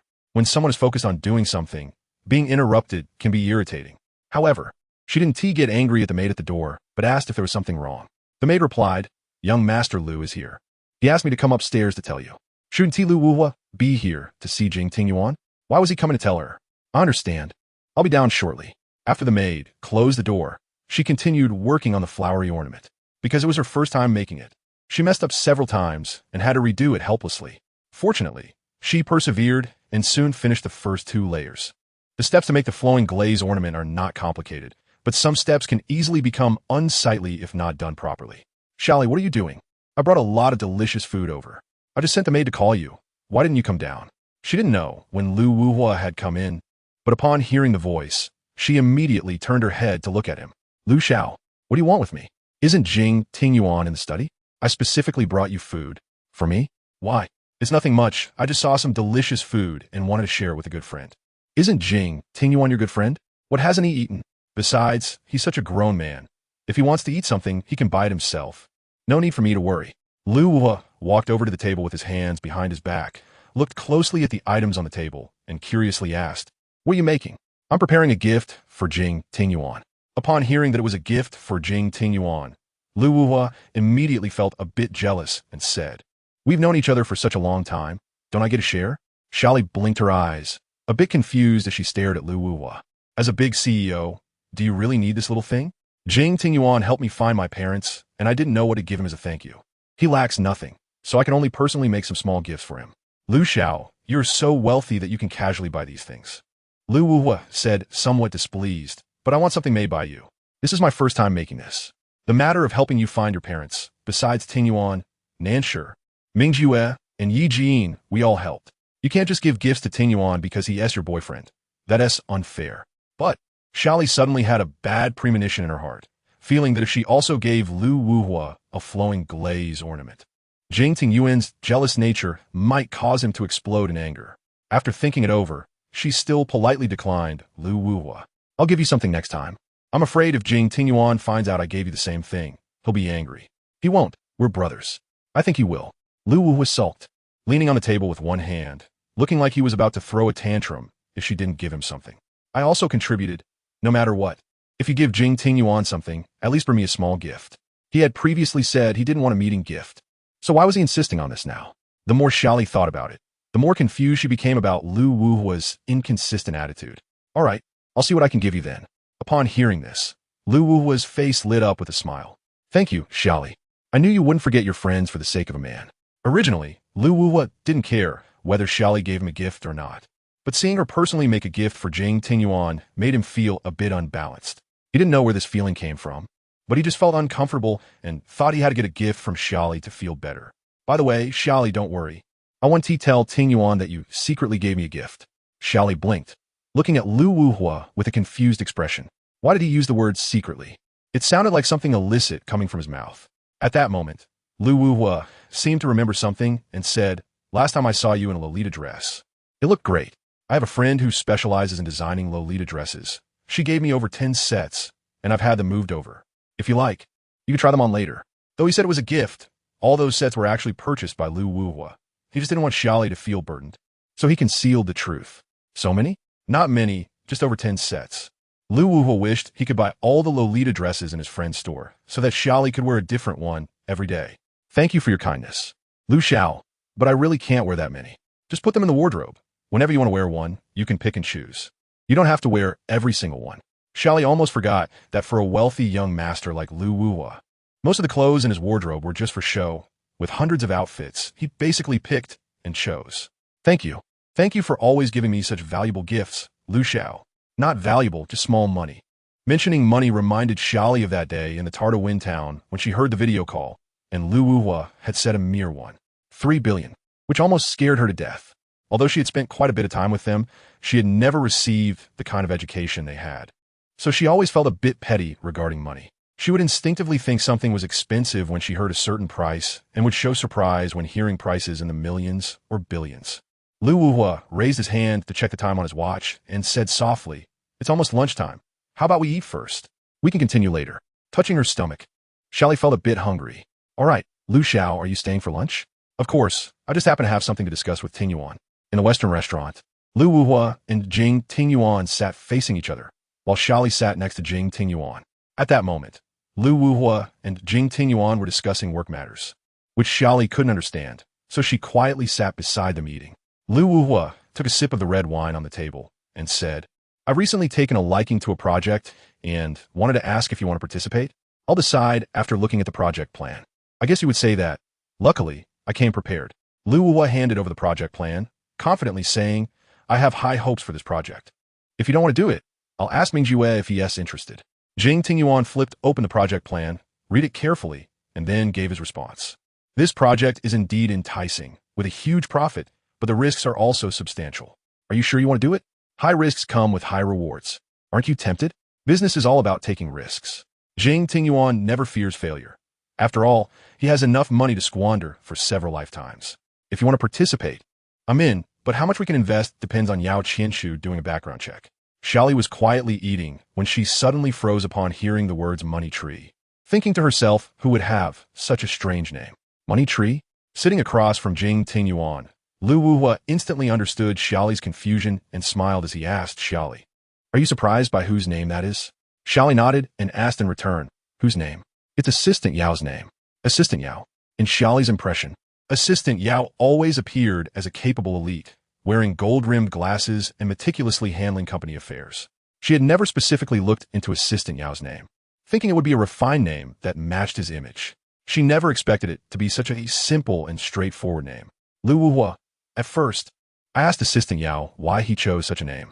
His explanation was that his parents were farmers and had not read much. And since he was the only child in the family, they named him Yao Qianshu, which sounds like money tree, hoping he could bring wealth to the family. Assistant Yao is indeed impressive. He is the top student in the province and at the Jing Group. One person can accomplish the work of 20. If I had someone as capable as Assistant Yao by my side, I could be a hands-off manager by now. Jing Tingyuan suddenly quipped, "Aren't you already a hands-off manager? Uncle Lu has always wanted you to take over the company, but you only know how to fiddle with your feng shui and architectural design. So what? Are you using my dad's tone to lecture me now? Be careful, or I'll draw a little paper figure to haunt you at night." Chapter 96. Jing Tingyuan's T words and T language. Jing Tingyuan responded dismissively, "Do you think I would be afraid of those ethereal things?" Lu Wuhua rolled his eyes and said sarcastically, "Yes, the masculine energy of young Master Jing doesn't need to fear these underworld things." He lowered his head and took a sip of chicken soup, as if remembering something, and looked at Xia Li, asking Xia Li, "The end of the month is the anniversary of the game Cold Light Shadow. Are you interested in going to play?" "Cold Light Shadow? Is it the Xinxia game I know?" "Yes." "Have you played it?" Xia Li shook her head, saying she had heard of it but never played it. As she often heard, it was a pay-to-win game where you couldn't progress without spending money, so she never downloaded it. Lu Wuhua glanced at Jing Tingyuan and then smiled at Xia Li, saying, "You can play anytime you want in the future. This game was developed by Tingyuan's company. As the boss lady, you can play however you like." Xia Li showed a shocked expression and asked, "This game was actually developed by Jing Group? This is the first time I'm hearing about it." Lu Wuhua replied, "Xia Li, you clearly haven't paid much attention to Jing Group. The gaming company under Jing has developed many games, and Cold Light Shadow is one of them, currently one of the most popular games. I prefer to play HP games, so I'm not very interested in Xinxia games and haven't paid much attention." Lu Wuhua. "So, Xia Li likes to play shooting games.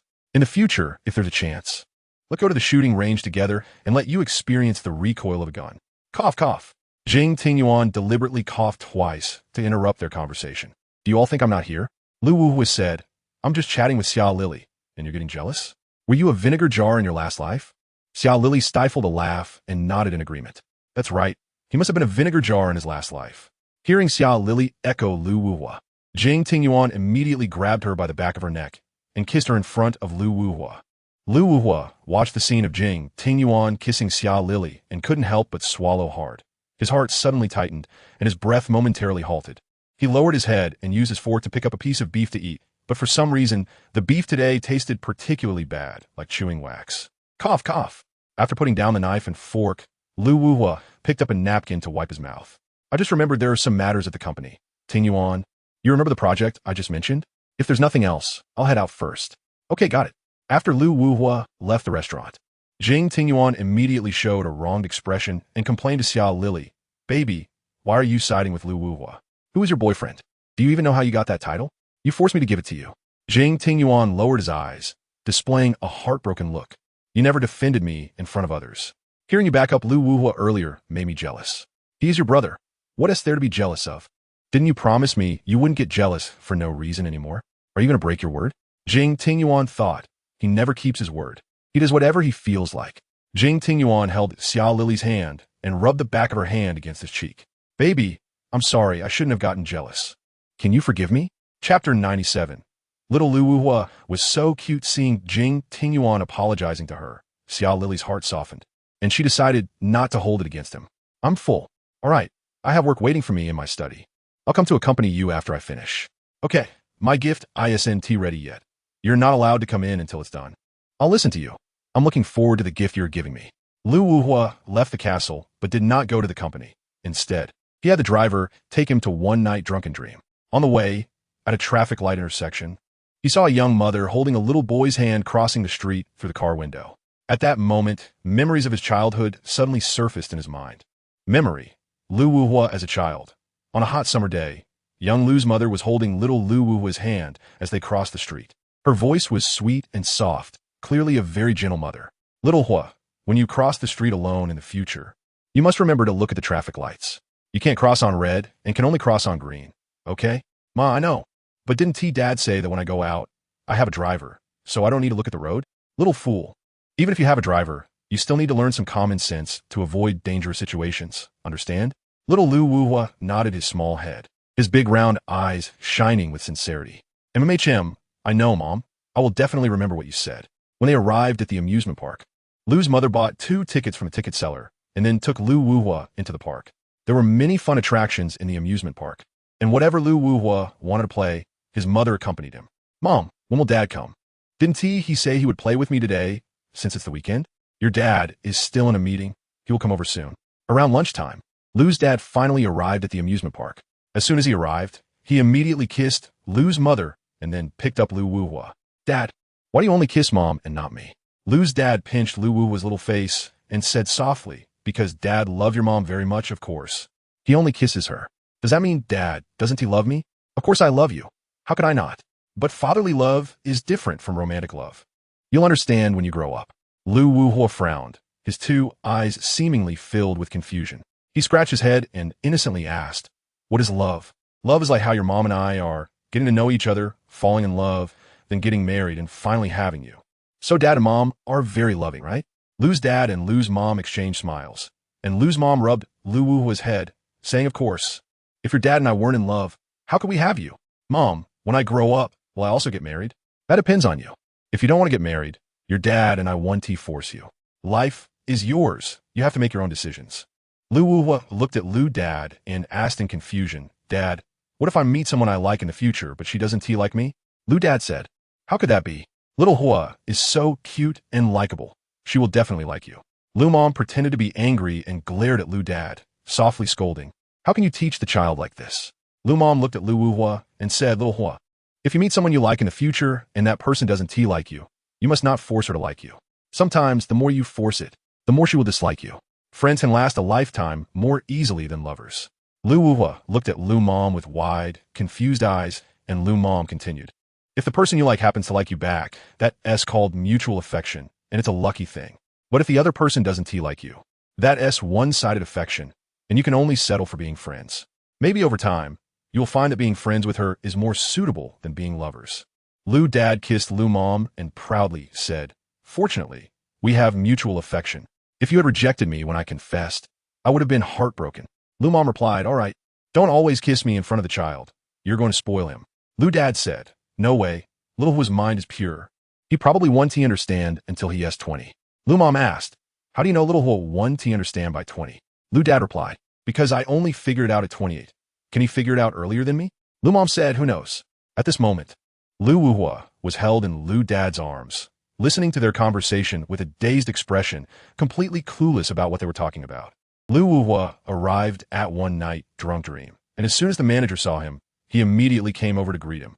The manager said, "Young Master Lu, why are you here so early today? Would you like something to drink? I'll have someone prepare it right away." Lu Wuhua, with his hands in his pockets and a blank expression, asked, "Where's Mingjue?" The manager slightly bowed and smiled. "The boss is still at the company. He rarely comes here at this time." "All right, according to the old rules." "Okay, I'll have someone prepare it immediately." Suddenly, Lu Wuhua remembered something and turned to the manager, saying, "I heard a lot of beautiful ladies are here. Have them wear Lolita and come to the private room to see me." The manager was taken aback because this was the first time Lu Wuhua requested to see ladies. In the past, when this topic came up, Lu Wuhua would immediately get angry and scold him. Today, however, he was acting out of character, which was quite surprising. The manager asked again to confirm, "Do they really have to wear Lolita?" Lu Wuhua coldly countered, "Did you not hear what I just said? Is my expression unclear?" The manager quickly nodded and said, Yes, young Master Lu has made it very clear. I'll arrange it right away. Please wait a moment." In the private room, Lu Wuhua sat with his legs apart on the leather sofa, holding a wine glass in his left hand and casually resting his right arm on the back of the sofa. After a while, the manager pushed the door open and said with a flattering smile, "Young Master Lu, they're all here. Which one do you like?" The manager moved aside, and a group of beautiful ladies walked into the private room. They were all dressed in beautiful Lolita outfits, standing in front of Lu Wuhua like exquisite dolls. Lu Wuhua put down his wine glass and instructed the manager, "Turn on the lights. How can I see clearly in this dim light?" The manager replied, "Sorry, young Master Lu, I forgot about that." Originally, under the dim light, the atmosphere lights made these beauties look quite attractive, but once the lights were turned on, their flaws were laid bare under the bright light, revealing that their beauty relied heavily on makeup. "Didn't you say they were very pretty? What is this? They all have cosmetic surgery faces. You found me these plastic faces?" The manager glanced at the ladies in the private room and thought they looked quite pretty. Although they were not stunningly beautiful, among all the clubs in S-City, the ladies at One Night Drunk Dream were the most attractive. The manager thought, "Are these not good looking? What kind of heavenly beauties has he seen?" Chapter 98. "My abs are not dark." The manager wiped the cold sweat from his forehead and flattered, "Young Master Lu, these are already the most outstanding ladies in our establishment. If you're still not satisfied, there's really nothing more we can do." The moment Lu Wuhua furrowed his brows, the manager felt as if the sky was about to fall and quickly said, "Young Master Lu, how about this? I'll let others in the store try on Lolita as well. Perhaps you will find someone you like." Lu Wuhua remained silent. During the 2 minutes of his silence, the manager had already thought of his resignation letter in his mind. "Forget it. Just let someone stay behind to pour me drinks." The manager didn't dare to speculate on Lu Wuhua's thoughts and asked, "So, which one do you want to keep?" Lu Wuhua glanced at the row of ladies in front of him and then said to the manager, "Let the one in the black Lolita stay." The girl in the black Lolita showed surprise because she couldn't believe Lu Wuhua would want her to stay. Everyone else left the private room along with the manager, leaving only Lu Wuhua and the girl in the black Lolita. Lu Wuhua coldly asked for her name, and she looked down and replied, "Young Master Lu, I'm called Xiaomei, the Rose." Xiaomei picked up the wine bottle to pour wine for Lu Wuhua, but he did not take the wine glass. Instead, he stared at her with a scrutinizing gaze. Xiaomei felt her scalp tingle under Lu Wuhua's gaze, unsure if she had done something wrong that offended him, and timidly asked, "Young Master Lu, is there something wrong with Xiaomei?" "There's nothing wrong. It's just that your makeup is too heavy. It's ugly."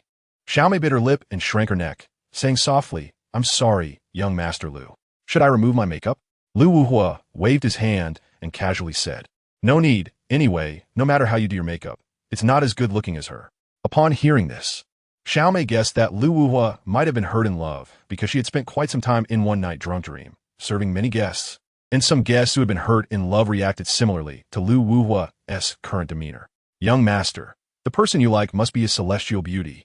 Someone like me, an ugly duckling, can't compare to your ideal. Xiao Mei's words seemed to hit the nail on the head with Lu Wuhua, and he turned to look at her, showing a satisfied smile. You have a sweet tongue. Have many wealthy patrons been fooled by you? Xiao Mei shyly smiled. Young Master Lu, I don't have that kind of ability. I just have self-awareness. A person like you, young master, must have good taste. How can I compare? Lu Wuhua said. Pour me drink. Xiao Mei poured a glass of wine again and handed it over, smiling. Young Master Lu, please. Lu Wuhua took the wine glass, took a sip, and then put it down. You say I'm a person of excellence? Then tell me, am I handsome? Xiao Mei, eager to please Lu Wuhua, praised without hesitation. Young Master Lu is definitely handsome, even more so than movie stars. I have never seen a man as handsome as you. Not only are you handsome, but you're also tall. With your height, you are among the tallest in the country. Any girl who sees you will surely be deeply attracted. Then compare to your boss. Who is more handsome, me or him? Xiao Mei was suddenly at a loss for words, because no matter how she answered, it seemed she would offend someone. Lu Xiao, you have a different temperament from the boss, and I haven't had close contact with the boss, so I can't distinguish between the two. Xiao Mei took a deep breath, worried that her answer might anger Lu Wuhua. Fortunately, Lu Wuhua didn't press her on it, but instead asked her to sing a few songs. So Lu Xiao, what song do you want to hear? Anything, just sing whatever you can. Okay. After that, Xiao Mei completely stayed aside like background music, singing, and Lu Wuhua wouldn't let her stop. She also didn't dare to casually put down a microphone. Ming Ju was originally handling company affairs when he learned that Lu Wuhua had gone to One Night Dream to book a girl. So he immediately had his assistant push the remaining work back because he wanted to see what Lu Wuhua was up to today. When he arrived at One Night Dream, he learned from the manager that Lu Wuhua had left one of the girls alone in the private room, which piqued his curiosity even more. As he was about to reach the door of the private room, he couldn't help but guess whether Lu Wuhua wanted to indulge himself. However, when the assistant opened the door, the scene inside was completely different from what he had imagined. Lu Wuhua was sitting alone on the sofa, drinking and playing on his phone, while Xiao Mei was singing on the stage beside him. The entire private room was as bright as a living room at home, without any suggestive atmosphere at all. The moment Xiao Mei saw Ming Ju, her eyes lit up like she had seen a savior. She had been singing for an hour straight, and her throat was about to give out, but she didn't dare to stop as long as Lu Wuhua remained silent. Ming Ju seemed to notice that Xiao Mei's voice was already hoarse and immediately said to her, "You can go out for a bit." Xiao Mei sighed with relief, put down the microphone, and stepped out of the private room.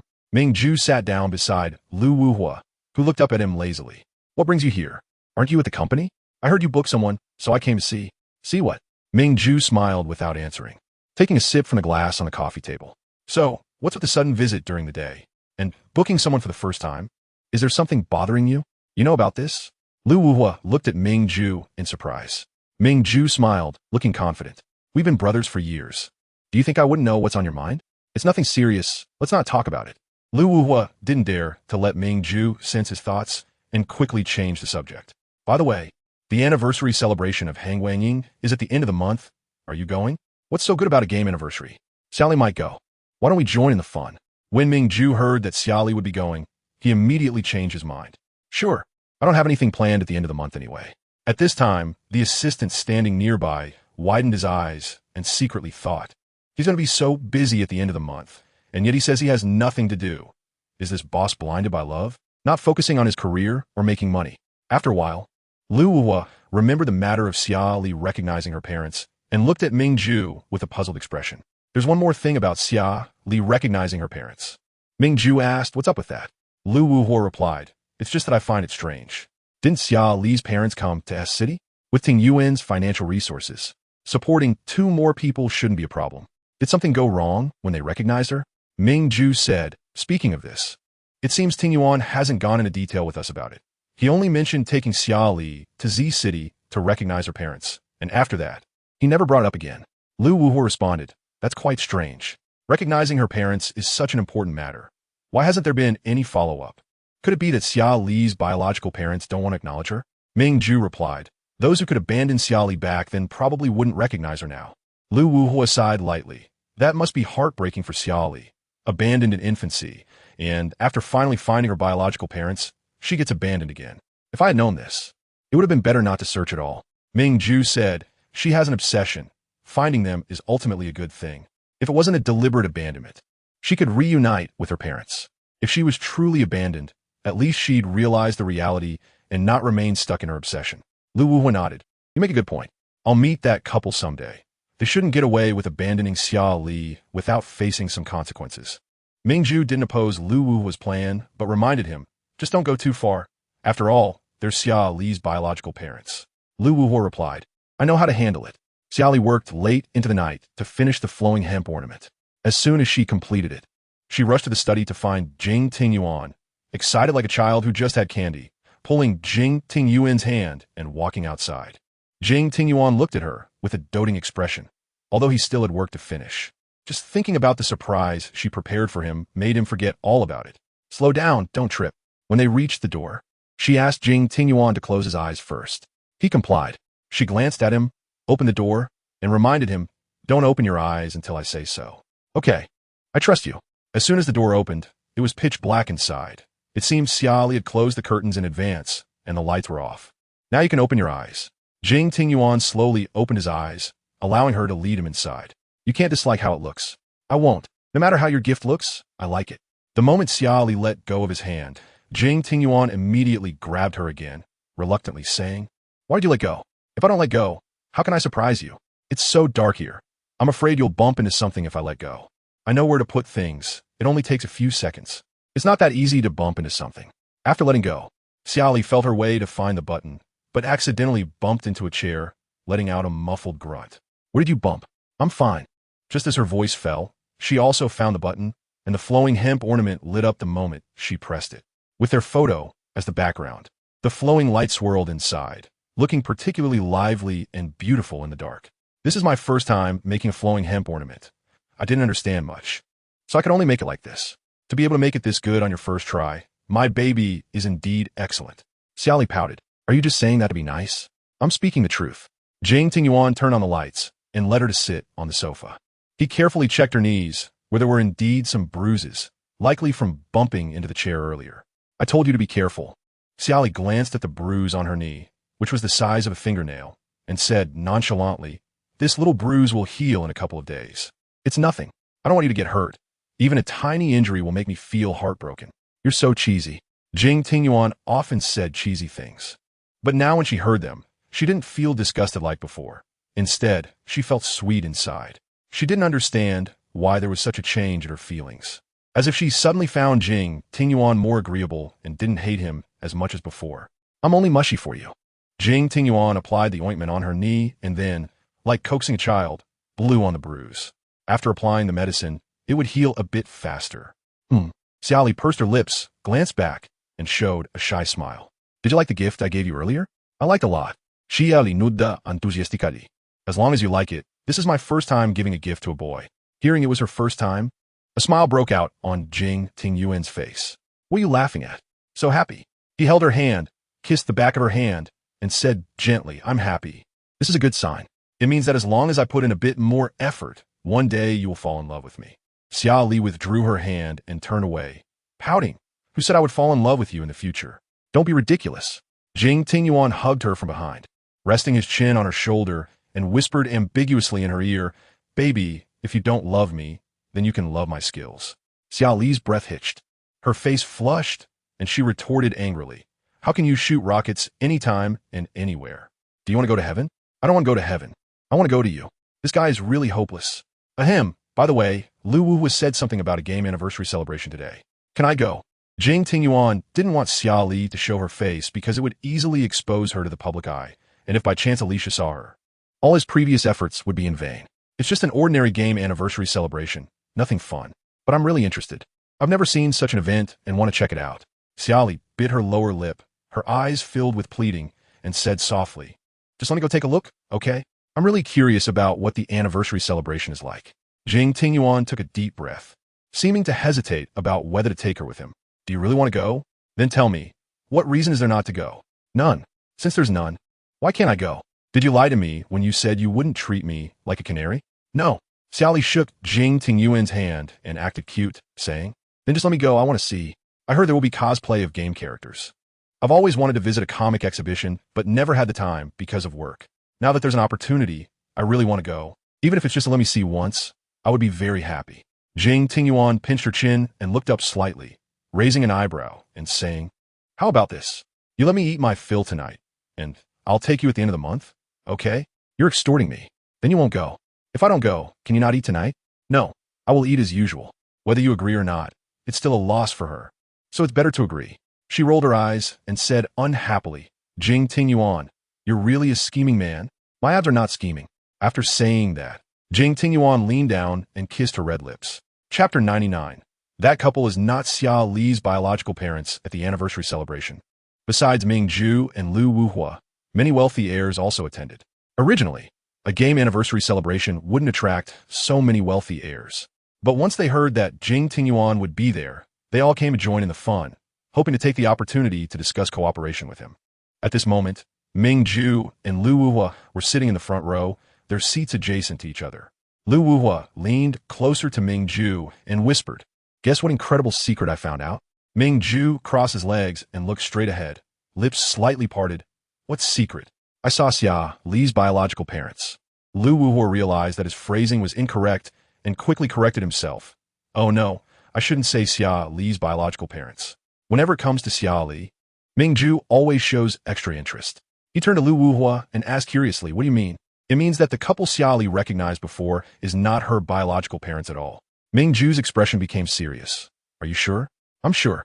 The people were found with Nanshi's help, and Tingyuan had Xia Li do a paternity test with them. It can't be fake." Lu Wuhua sighed lightly. He actually hoped his investigation was wrong, but the truth was as such. "But my investigation result is indeed like this. What exactly is going on?" Just as Lu Wuhua was about to explain to Ming Zhu, he unexpectedly saw Jing Tingyuan and Xia Li walking over. He didn't want to cause any unpleasantness at this moment, so he said to Ming Zhu, "I'll explain it to you later, and you mustn't say anything to Xia Li." Ming Zhu remained silent.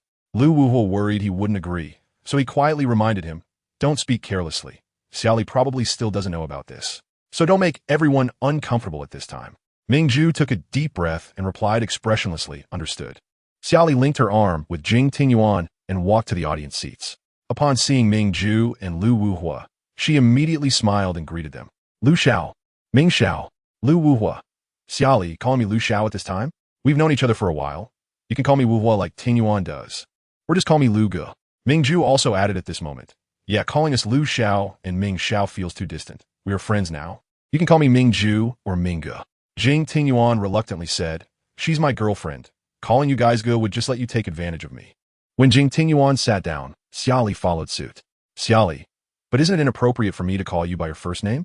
They're all older than me, and it feels disrespectful to address them by their first names." However, she didn't dare to mention age in front of them, fearing they would get angry.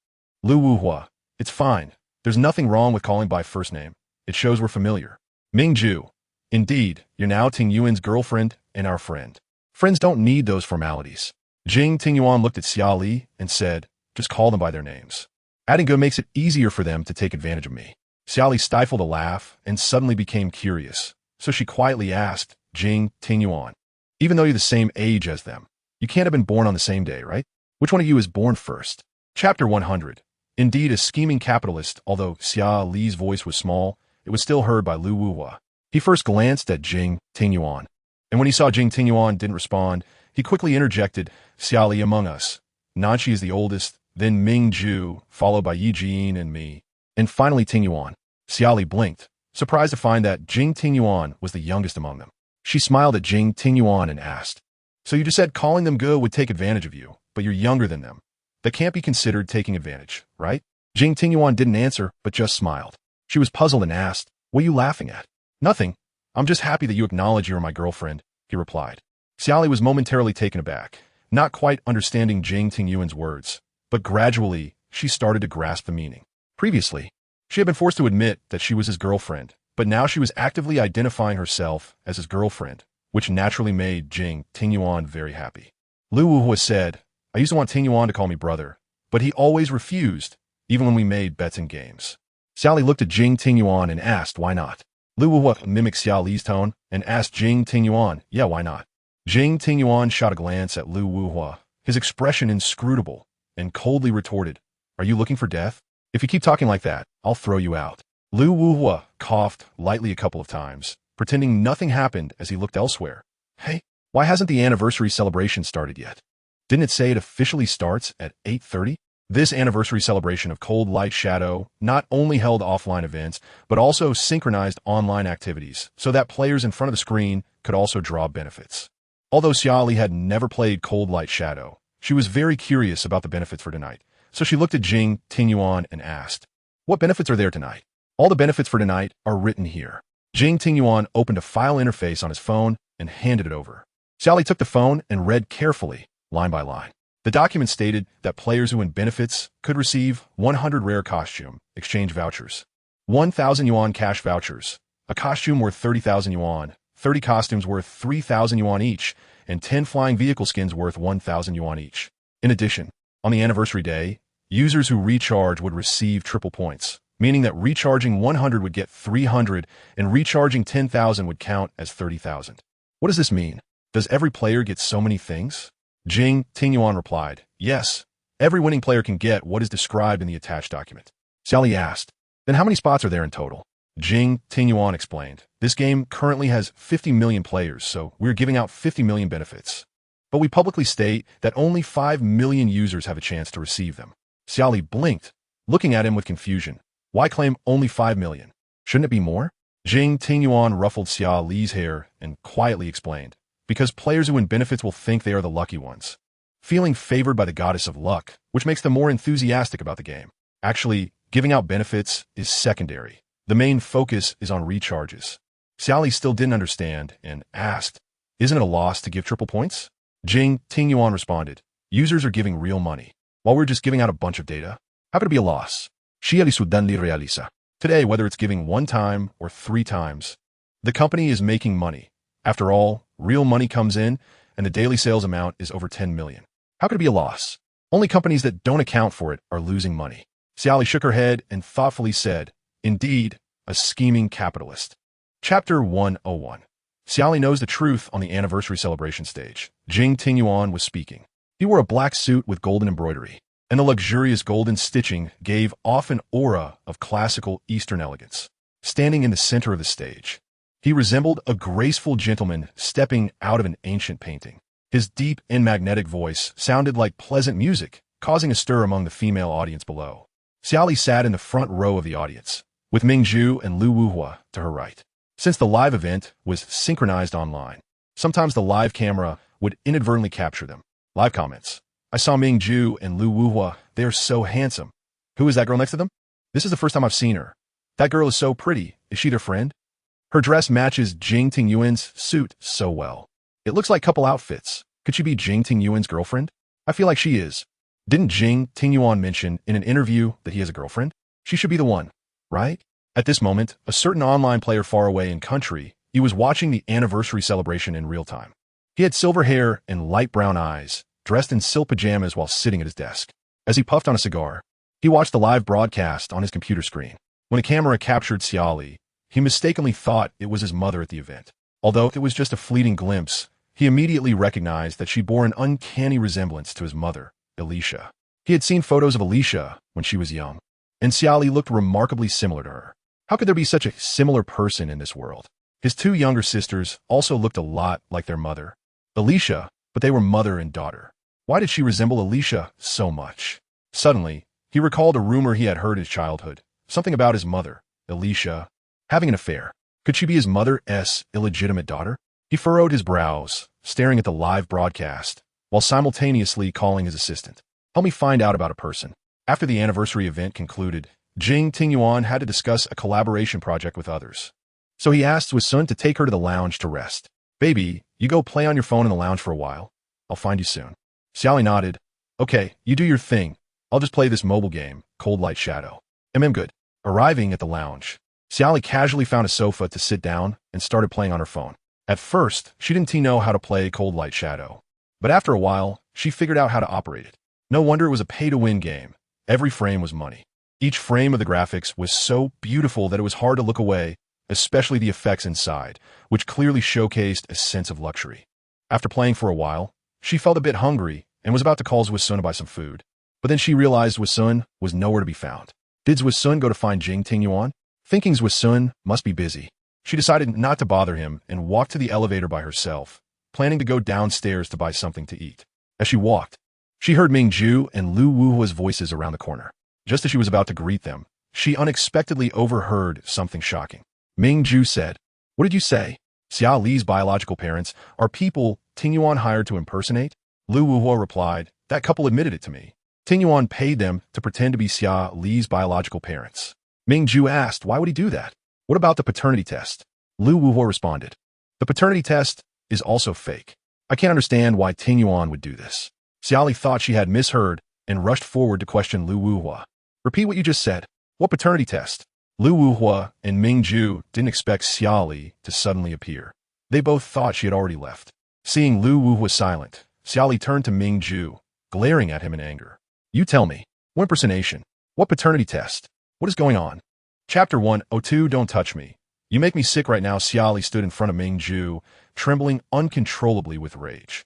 She clenched her fists and glared at him with all her might. "Speak. Why are you all suddenly mute?" Faced with Xia Li's hysterical roar and questioning, Ming Ju showed an apologetic expression. He reached out to comfort her, but she pushed his hand away. "Don't touch me." Lu Wuhua realized he might have caused trouble and quickly tried to soothe her in a low voice. "Xia Li, don't be angry yet. There might be reasons for Ting Yuan's actions. Why not listen to his explanation first?" Xia Li gritted her teeth, her eyes red. She stepped back, trembling, and said, "You are all in the same boat. All lies. You're all deceiving me. You're a bunch of liars. A bunch of lunatics." Ming Ju looked at Xia Li's angry expression, momentarily at a loss. "Calm down, don't be angry. It's bad for your health." Lu Wuhua chimed in, "Yes, Xia Li, we will support you. Let's go find Ting Yuan and get to the bottom of this. What are you all doing blocking the way?" Ting Yuan came down from upstairs after finishing work, intending to go to the lounge to find Xia Li. He didn't expect to see the three of them cornering her as soon as he exited the elevator. He noticed Xia Li's red eyes, and his expression darkened as he questioned Lu Wuhua. "Are you bullying her?" Lu Wuhua took a deep breath and turned his head away, remaining silent. Ting Yuan then looked at Ming Ju, who also didn't know what to say and averted his gaze. Ting Yuan frowned, and when he approached Xia Li, his expression softened as he gently asked, "What's wrong, baby? Did they upset you?" Just as he was about to take her hand, an unexpected slap landed on his face. Ting Yuan stared at her in shock. Ting Yuan, how long are you going to deceive me?" Ting Yuan feigned ignorance, asking, "What am I deceiving you about? That couple is not my biological parents at all. The paternity test is fake, right?" Surprise flickered in Ting Yuan's eyes. He didn't expect Xia Li to know about this. Logically, she shouldn't have known. The couple had taken the money and wouldn't risk their interests by confessing to her.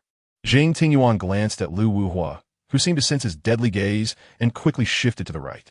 "Baby, let me explain." "Explain? What is there to explain?" Xia Li cried, wiping her tears with a bitter smile. "Do you know how disgusting you are to me right now?" Disgusting? This was the second time Xia Li had said those words to him, piercing his heart like a knife once again. "I thought you were different from before, but you're still you. You're still that detestable Ting Yuan. Why do you have to deceive me? Do you really think I'm your pet bird? Afraid I'll be lonely and then buy two fresh birds to keep me company?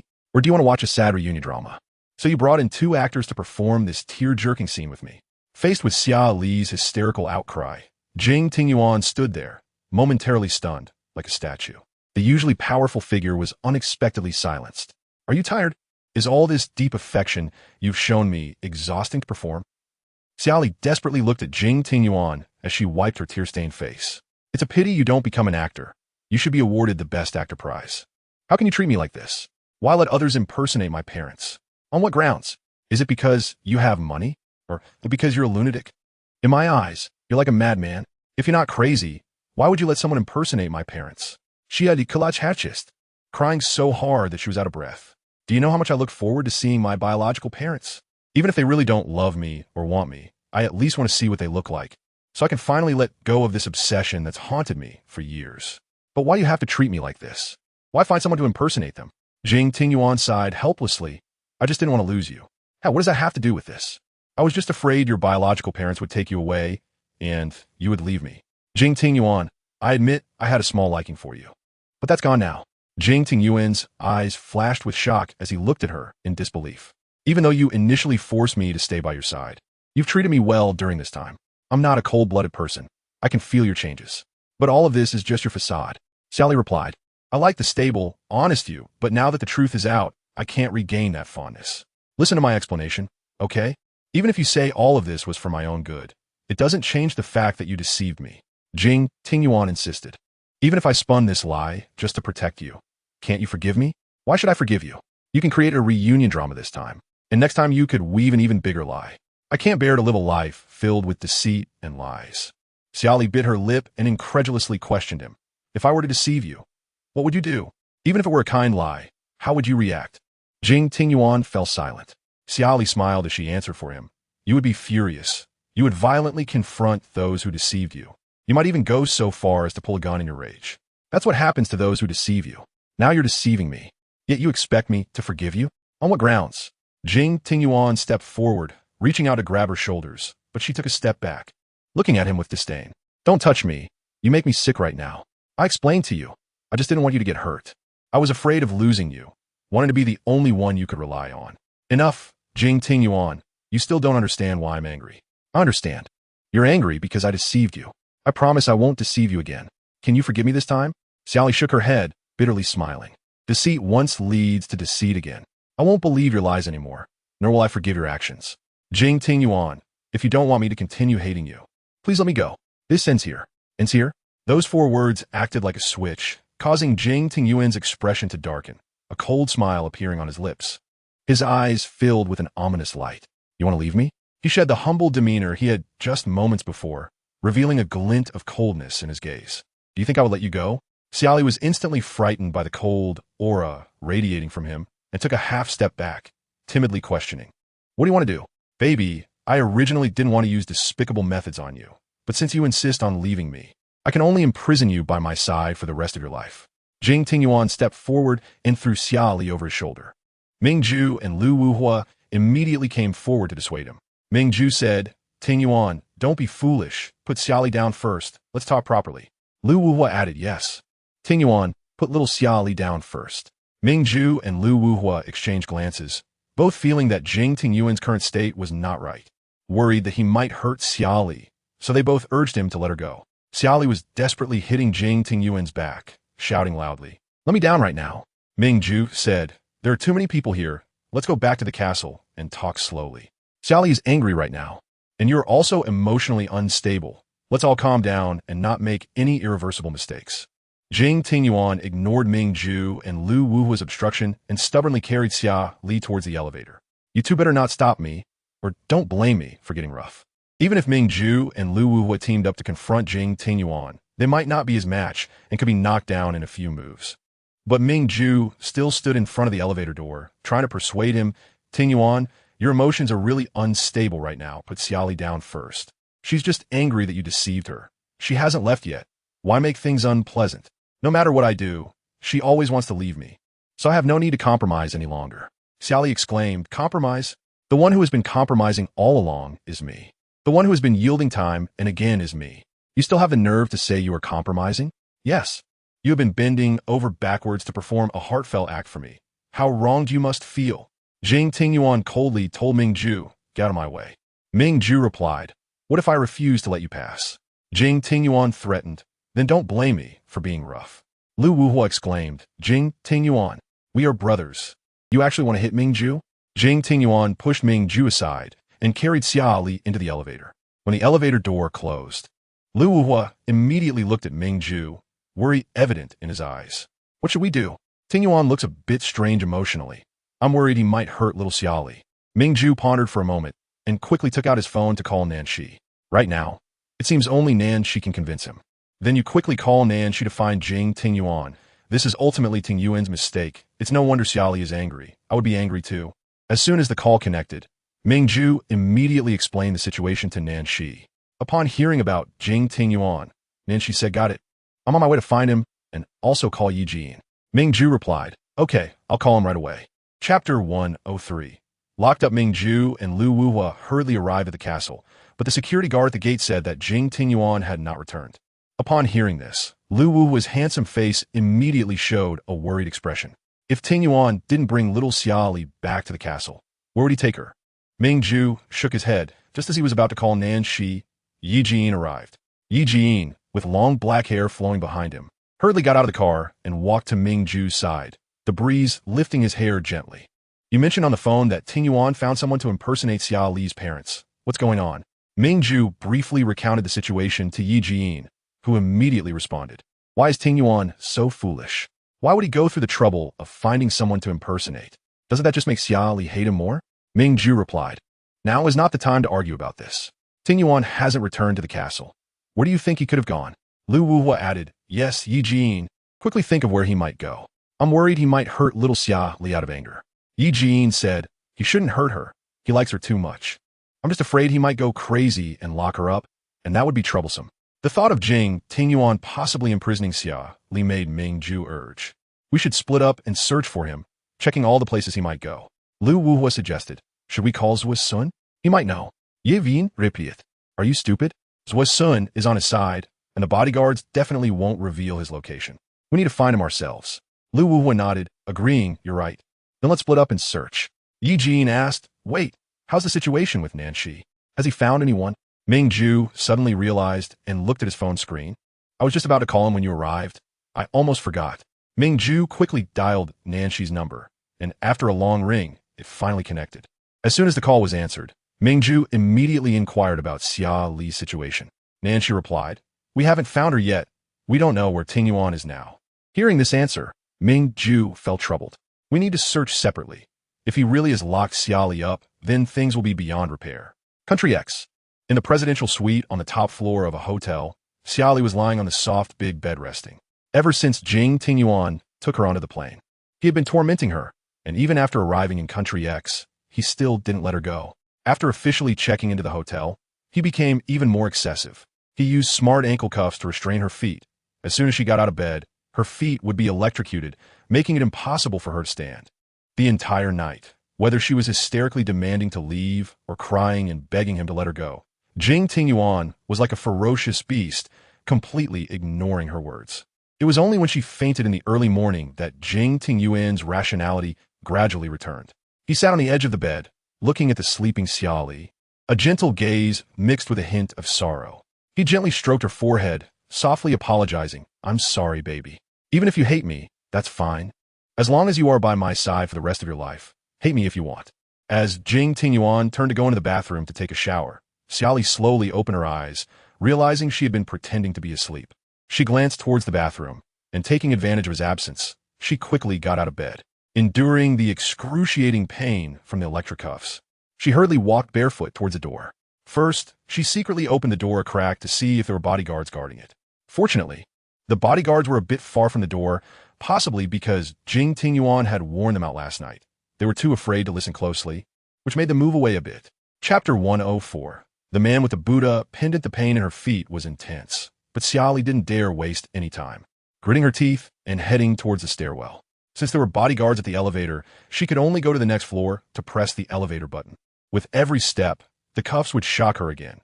If it weren't for her strong willpower holding on, she probably would have collapsed on the ground by now. When she finally reached the elevator on the next floor, she quickly pressed the button. Watching the red numbers getting closer, her heart raced faster. Fearing that before the elevator arrived, Ting Yuan would catch her again. Ding! The crisp sound was like a melodious note after the rain. And her face lit up with joy, feeling as if she was about to escape from a dire situation. However, when she endured the excruciating pain and reached the lobby on the first floor of the hotel, she was startled by the foreign languages all around her. What was going on? Was she no longer in her home country? She walked barefoot to the front desk and politely asked the receptionist, "May I use this landline to make a call?" The receptionist seemed taken aback, as if she didn't understand her. The receptionist asked in a foreign language, "Hello, what do you need?" Xia Li couldn't understand the language, so she could only helplessly wave her hand. Retreating to the stairwell, she sat on the steps, hugging her knees and showing a bitter smile. He was truly cunning.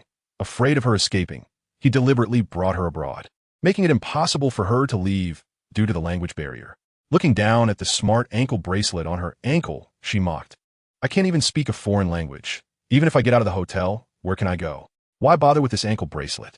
He's truly a madman. She knew that sooner or later, Ting Yuan would find her. It had probably been about 10 minutes since she came down from upstairs, and he must be looking for her by now.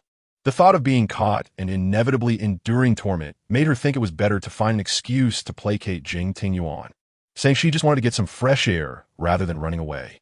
Enduring the pain, Xia Li stood up again and walked towards the hotel entrance. Standing in front of the hotel door, She looked around and saw a bench not far away. She planned to pretend to enjoy the scenery there, so when Jing Tingyuan found her, she would have an excuse to explain herself.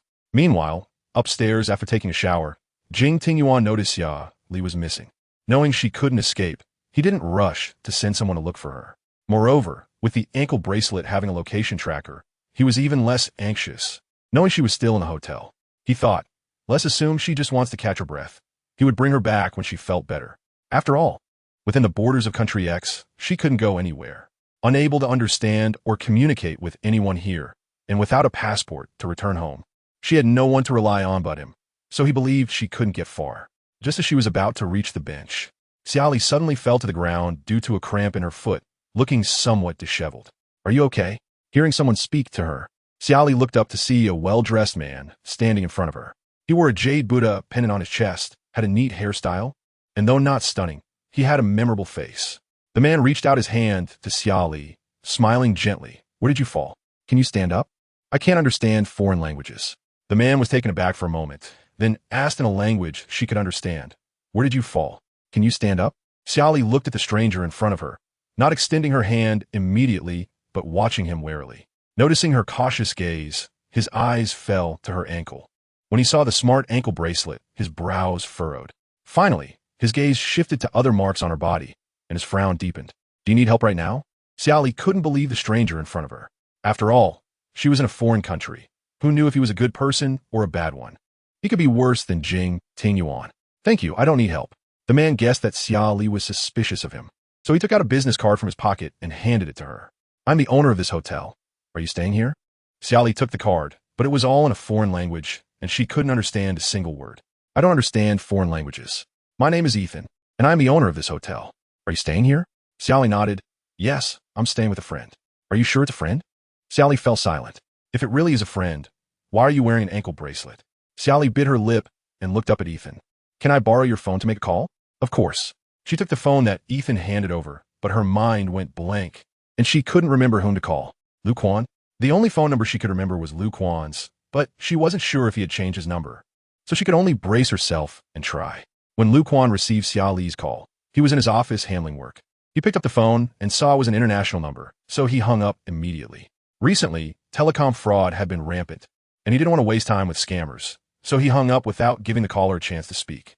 Xia Li saw that Lu Quan hung up her call, unwilling to give up, and called again. He hung up again. It seems he thinks I'm a scam call. She returned the phone to Ethan, smiling as she thanked him. Ethan took the phone back, looked her up and down, and asked with concern, Are you really sure you don't need help? Xia Li shook her head, smiling as she declined. No trouble for you. It's just a little quarrel. Wearing a smart ankle bracelet that shocks you with every step, is it really just a little quarrel? A hint of shock flashed in Xia Li's eyes as she asked in surprise. How do you know it shocks? I have a friend who specializes in selling such products. Ethan squatted down and pressed the smart ankle bracelet on her ankle. With a beep, a mechanical female voice came from the bracelet. Please enter command. Ethan spoke a series of codes to the smart ankle bracelet in a foreign language, and the mechanical voice responded, resetting unlock password. Please wait. Ethan. The mechanical voice. Password reset successful. Ethan repeated the numbers he just read, and with another beep, the bracelet automatically unlocked. Xia Li looked at the ankle bracelet in astonishment. What is this? She looked up at Ethan, incredulously asking, How did you do that? Ethan smiled and replied, Because I designed this product. Xia Li was shocked and also had a questioning look. Why did you design such a product? There's a market demand. I designed it casually to make money. The ankle bracelet was thrown aside by Xia Li, but she didn't stand up immediately as her feet still hurt a bit. So she planned to rest a while longer before getting up. Can you stand up now? I can, but want to sit for a bit. Suddenly, she remembered Lu Wuhua's phone number and asked Ethan to borrow the phone again. Ethan not only didn't show any impatience, but smiled and said, Feel free to call. Xia Li wasn't sure if she really remembered Lu Wuhua's phone number. At first, she was confused, but when the call connected, she couldn't believe Lu Wuhua actually picked up. She thought he would hang up like Lu Quan did, but unexpectedly, he answered. Xia Xia. Xia Li's eyes turned red, and with a choked voice, she asked, How did you know it was me? I guessed. In fact, Lu Wuhua didn't guess. This number was specifically registered for Xia Li.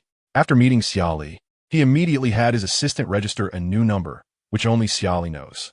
The number is also very easy to remember. As he was worried that Xia Li might not remember overly complicated numbers, so there are several repeated digits, making it easy to guess. Xia Li. Where are you now? Why is this a phone number from Country X? Are you in Country X? I'm in Country X. Which specific location in Country X? I'll fly over to find you right away. Xia Li glanced at Ethan and quietly asked, what is the name of this hotel? This is the capital of Country X. The hotel is called Xia. Xia Li smiled slightly at Ethan to express her gratitude, then repeated what he said to Lu Wuhua. On the other end of the phone, Lu Wuhua immediately said to her, I'll fly over to find you right away. Is Tingyuan beside you? No, he's upstairs. I sneaked out, but I have no money and no passport. I can't go back. Lu Wuhua. It's okay. I'll go find you in Mingjue right away. By the way, whose phone are you using? He said his name is Ethan. Is he the owner of Sun Sha Hotel? Xia Li nodded. Yes, it's him. Then give the phone to him. I want to say a few words. Xia Li handed the phone back to Ethan, who looked puzzled at the still connected phone interface. My friend wants to say a few words to you. Ethan nodded, okay. He turned around with the phone, and Xia Li didn't know what Lu Wuhua said to him. She only saw him hum a few times before hanging up. Mr. Lu asked me to arrange for you to stay in another room for now, and when he comes, he will discuss your situation with General Jing. Xia Li blinked her big watery eyes. You know Lu Wuhua? Mr. Lu is a famous feng shui master and architect. This hotel was designed by him. The world seems so small. Everywhere are familiar faces. Xia Li. So you also know Jing Tingyuan? Chapter 106. How old is he now? Ethan smiled kindly at Xia Li and replied gently. Yes, I've met General Jing a few times. I didn't expect you to be General Jing's girlfriend. What surprises me even more is that General Jing.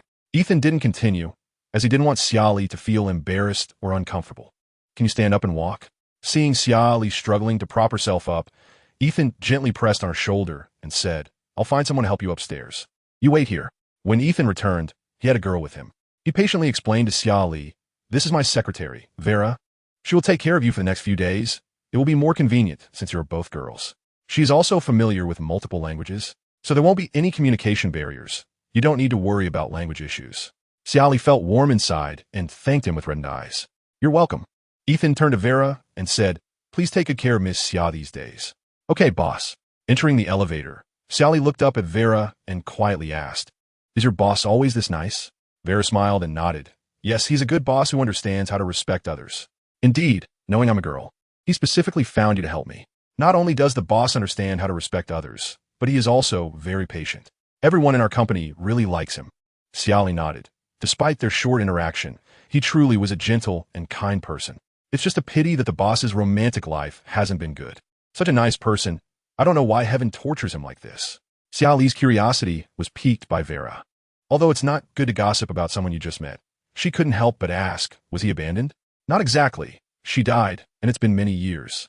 I heard she died in a car accident while pregnant with the boss's child. Since then, the boss hasn't dated or married. How old is he now? When she asked this question, Xia Li realized it was a bit rude to ask someone's age so directly and quickly corrected herself. Sorry, I seem a bit foolish for asking someone's age so directly. It's okay.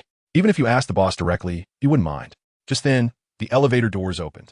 As Vera helped Xia Li out of the elevator, she explained, the boss is 38 this year and has never been married. Many girls in our company like him, but unfortunately, he doesn't have feelings for them. What about you? Vera generously answered, of course I like him, but the boss doesn't like me. After settling Xia Li in the room, Vera immediately asked, do you need anything? You can make a list for me, and I'll go downstairs to help you buy it. Then could you please help me buy 2 sets of clothes for changing? I don't need anything else. Okay, I'll go downstairs and buy them and bring you some food. All right, thank you. After Vera left the room and just closed the door, she immediately sent a message in the work group. Vera, guess what I saw today? Colleague, what? Vera, the boss actually asked me to take care of a girl. Colleague, wow. Who is that girl? The boss's girlfriend? Vera, not sure. But the way the boss looked at her is very different. I've been around the boss for so long, and it's the first time I've seen him show that kind of look. Colleague, what kind of look? Vera, it's like I raised a rose and am afraid it will wither, so I take care of it carefully. Colleague, a loving look? Vera, it's about that kind of look, divine. A look with a kind of divinity, wanting to save the other person. Colleague, what a bizarre metaphor. Chapter 107. Do you dare to admit you like her? Jing Tingyuan found the location of the shackles according to the positioning, but discovered only a garbage can in front of him, with no sign of Xia Li. He took a deep breath, about to explode. Left Sun, who had been by his side for many years, immediately understood why he was like this, and kicked over the garbage can, finding the shackles Xia Li had worn inside. Jing Tingyuan looked at the shackles flashing with a warning light and roared, "Where is she?" He thought Xia Li wouldn't go far, let alone disappear. After all, with the shackles and positioning, how could she escape his control? However, everything happening in front of him, no sign of her, and the shackles removed. How could she do this alone? Someone must have helped her. Who was that person? A wild man? Jing Tingyuan didn't dare to think further. The more he thought, the angrier he became. He yelled at the bodyguards, "Go find her right now. If you can't find her, you can just die." At that moment, his phone rang. Without even looking, he yelled into the phone, "It better be important, otherwise I'll make you into a problem." A calm voice came from the other end, saying, "How do you plan to make me into a problem?" Recognizing it was Nanshi's voice, Jing Tingyuan immediately softened his tone and asked, "What is the matter? I heard you took Xia Li to Country X. How do you know? Did you take her away?" "Nanshi, I can't go abroad. How could I take her away?" Jing Tingyuan, "Then who is it? Where is she now? You must know where she is." "Nanshi, Wuhua, Mingjue, and Jean have already boarded the plane. They should be arriving at your place soon. Why are you meddling in my affairs? This is between me and Xia Li." Nanshi said seriously, "Tingyuan, you have indeed gone too far this time. Are you blaming me? I've done many wrong things in the past, but I don't see you jumping out to blame me." Jing Tingyuan smirked coldly, his rationality seemingly drowned by anger, and the words he spoke were completely irrational. "Do you like her?" After a few seconds of silence, Nanshi retorted, "What nonsense are you talking about? You hesitated. You like her. Don't you dare admit that you like her." "Nanshi, you're crazy. We're discussing you and Xia Li right now. Since this matter is between me and Xia Li, why are you interfering?" "Nanshi, we have intervened before, but I have never seen you act this crazily." "I'm crazy? Huh. Now you're blaming me for being crazy?" Jing Tingyuan. Nanshi took a deep breath. "You deceived her first, and now you've taken her to X country. Do you think I don't know why you want to take her abroad? She doesn't understand foreign languages, can't communicate with others, so no matter how angry she gets, she won't leave you. You want her to be isolated, relying only on you. Is that what you think?" Jing Tingyuan's face was cold, and he sneered, "So what if I think that? She wants to leave me. She forces me to lock her up before she will behave. What do you want me to do?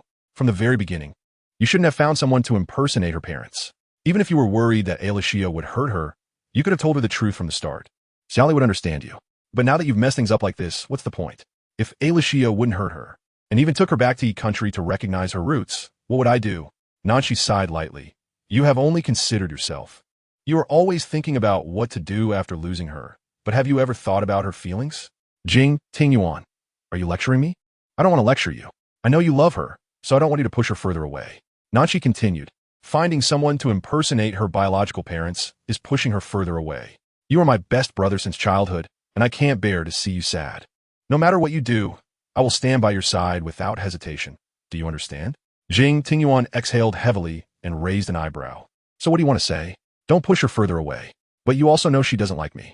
If I don't keep a close watch on her, she will leave me without hesitation. I have no choice."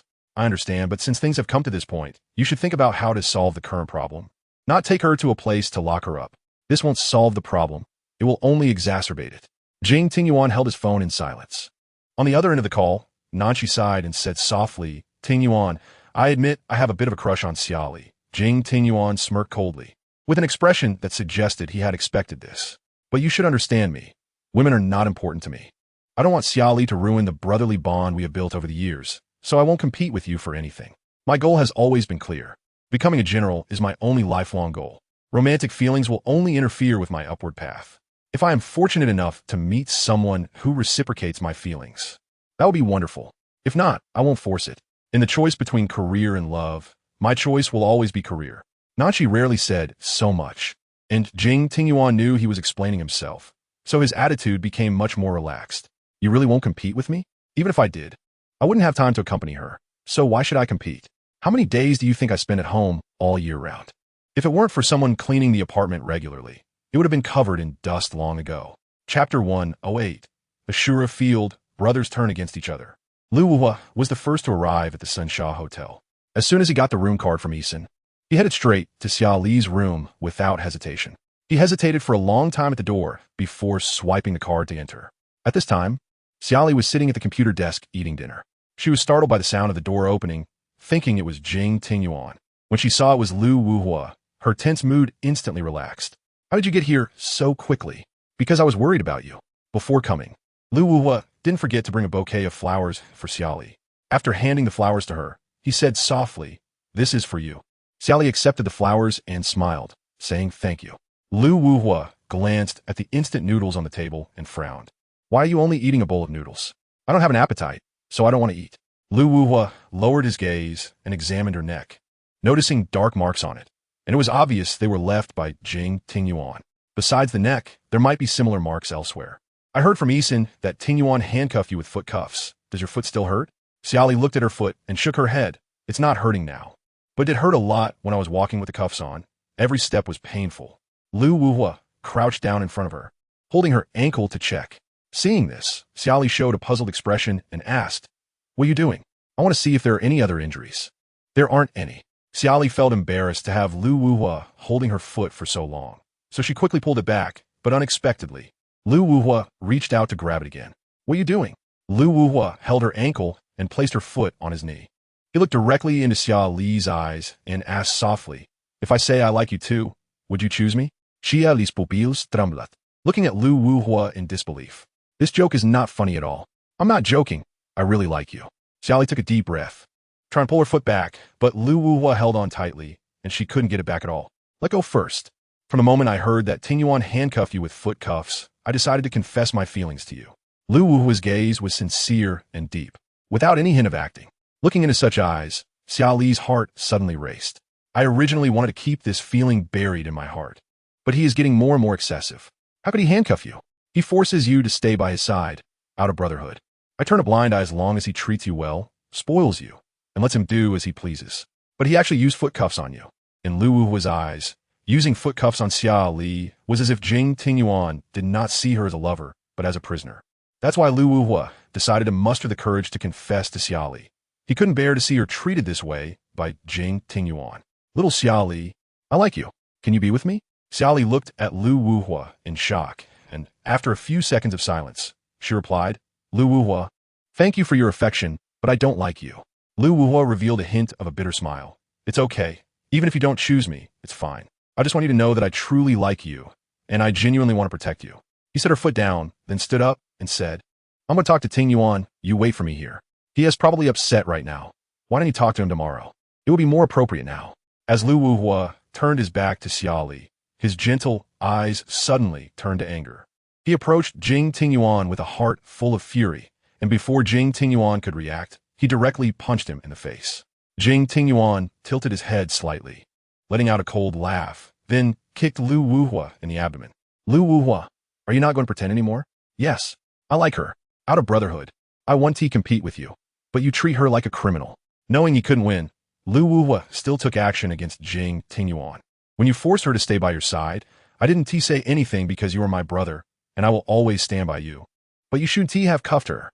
Jing Tingyuan replied, "Do you want to be a savior? But don't forget, you will always be my defeated opponent." If it weren't for Jing Tingyuan going easy on him, Lu Wuhua would have been beaten to a pulp long ago. Zhuo Sun, watching the one-sided scene of Jing Tingyuan overpowering Lu Wuhua, silently picked up his phone to call Nanxi. Chapter 109. The battlefield escalates to a fever pitch after Lu Wuhua left the room. Xia Li felt a sense of unease in her heart, always feeling that something would happen. Sure enough, when she hurried to the door of the presidential suite, the sound of fighting immediately reached her ears. Her pupils dilated, and she rushed into the room, only to see Lu Wuhua being pinned against the wall by Jing Tingyuan by the neck. She yelled at Jing Tingyuan, "Let him go. He is your brother. Are you trying to kill him?" Xia Li ran to Jing Tingyuan's side and pulled down on his arm. "Let go quickly. Can't you see he is about to be choked to death?" Jing Tingyuan, consumed by anger, was prone to losing his rationality. Seeing that he wouldn't let go, Xia Li immediately bit down hard on his arm, feeling a sharp pain in his arm. Jing Tingyuan finally released his grip on Lu Wuhua. Once he let go, Xia Li also relaxed her hold. She glanced at the bite mark on Jing Tingyuan's arm, which was oozing blood and looked severe. He almost choked him to death. He deserves this pain, Xia Li thought to herself, then stepped forward to support Lu Wuhua. Lu Wuhua looked a bit pale from being choked for too long and was now sitting on the ground coughing continuously. Xia Li gently patted his back, frowning as she apologized. "I'm sorry, it's all my fault." Lu Wuhua grasped her hand and gave her a reassuring smile. "It's not your fault. It's Jing Tingyuan's fault." Xia Li raised her head and glared angrily at Jing Tingyuan, loudly questioning, "He is your brother. After so many years of friendship, is this how you treat him? You almost choke him to death. I never expected you to go this crazy, wanting to choke Lu Wuhua to death. A person like you shouldn't have friends. Xia Li then turned to Zui Sun, accusing him loudly. You didn't stop Jing Tingyuan when he went mad? You just watch him choke Lu Wuhua to death without doing anything. It really shows what kind of master you have. That's the kind of dog you get. Jing Tingyuan looked at Lu Wuhua's pale face, filled with guilt, but he couldn't bring himself to apologize to Lu Wuhua, so he just stood there in front of him. Xia Li helped Lu Wuhua to a nearby sofa to sit down and kindly asked if he wanted some water. Cough, cough, Lu Wuhua said while coughing. Please help me pour a glass of water. Don't talk. I'll get you some water, Xia Li replied. Jing Tingyuan stood there watching Xia Li take care of Lu Wuhua. Although he felt jealous, he chose to remain silent, thinking about how he had just treated Lu Wuhua so harshly. He walked to the sofa by the window and sat down, turning his back to them while smoking a cigarette. Before long, Mingju and Yi Jin arrived. Upon seeing Lu Wuhua's pale lips, Mingju immediately asked with concern, "What happened to you? Why are your lips so pale?" Lu Wuhua glanced at Jing Tingyuan and smiled as he shook his head. "It's nothing. I was just playing around with Tingyuan." Xia Li shot a glare at Jing Tingyuan's back and explained to Mingju, "Just now, Lu Wuhua was almost choked to death by Jing Tingyuan, and Zui Sun just stood by and did nothing. Is this brotherhood? This is clearly enmity." After hearing Xia Li's explanation, both Mingju and Yi Jin showed shocked expressions, unable to believe that Jing Tingyuan would do such a thing to Lu Wuhua. Mingju walked over to Jing Tingyuan and quietly asked, "Is what Xia Li said true?" Jing Tingyuan, unrepentant, straightforwardly admitted, yes, if Xia Li had come a moment later, he would have been dead. Mingju took a deep breath and frowned. "Wuhua is our brother. After years of camaraderie, you actually tried to choke him to death? You know he can't fight back. You could have just scared him a little. Was it really necessary?" Jing Tingyuan glanced at Mingju with a cold smile. "You like Xia Li, Lu Wuhua likes Xia Li, and Nanshi also likes Xia Li." Jing Tingyuan shifted his gaze to Yi Jin, a glint of coldness flashing in his eyes. "Yi Jin, do you also like her?" Chapter 110. I will never become your enemy. The atmosphere in the room became tense, especially after Jing Tingyuan asked Yi Jin that question.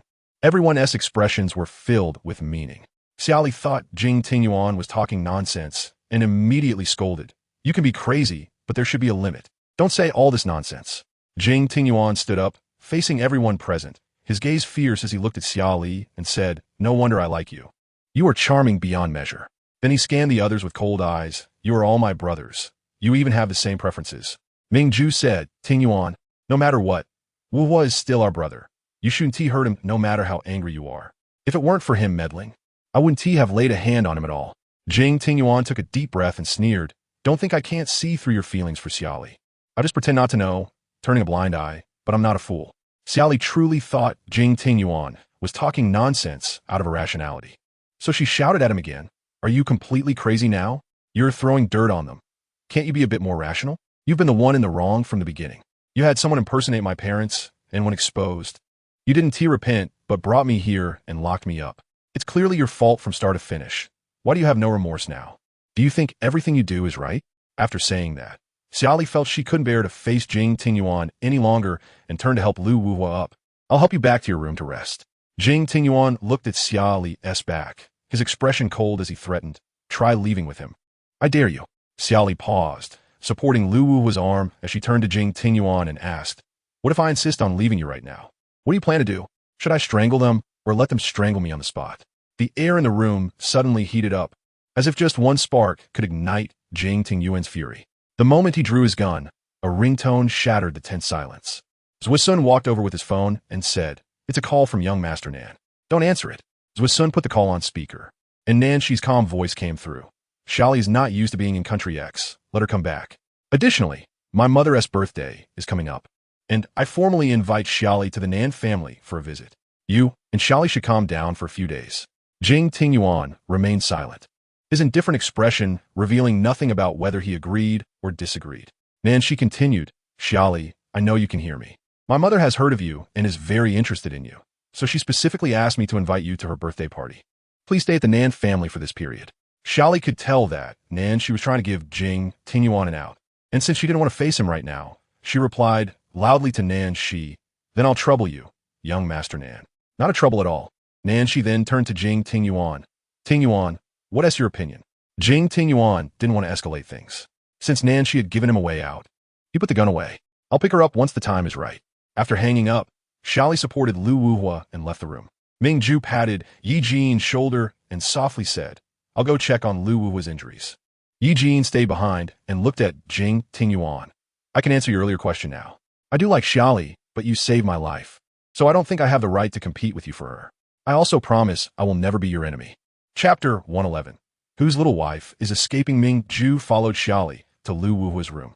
As soon as Lu Wuhua sat down, he walked over to examine his injuries. He held Lu Wuhua's chin and lifted it slightly, frowning as he glanced at the marks on his neck. Aside from this injury, are there any others? Lu Wuhua pouted. The others are minor injuries, nothing serious. Ming Ju sighed helplessly. What were you thinking? Do you not know your own strength? Can you beat him? Even if I teamed up with you, we might not win. Why provoke him? Lu Wuhua replied. He handcuffed little Xia Li. How could I not be angry? Ming Ju looked at Xia Li, his gaze slowly drifting down, and asked softly, Is your foot okay? Xia Li shook her head. I'm fine, compared to Lu Wuhua. Mine is just a minor injury. After a moment's thought, she added with concern, Lu Wuhua, how about we send you to the hospital for a checkup? We shouldn't leave any hidden issues. It's fine, little Xia Li. When we return to the country, I'll have a doctor check me. It's not urgent now. The sooner you check, the better. What if Jing Tingyuan injures you internally? Lu Wuhua replied. He hits hard, but none of the injuries are life-threatening.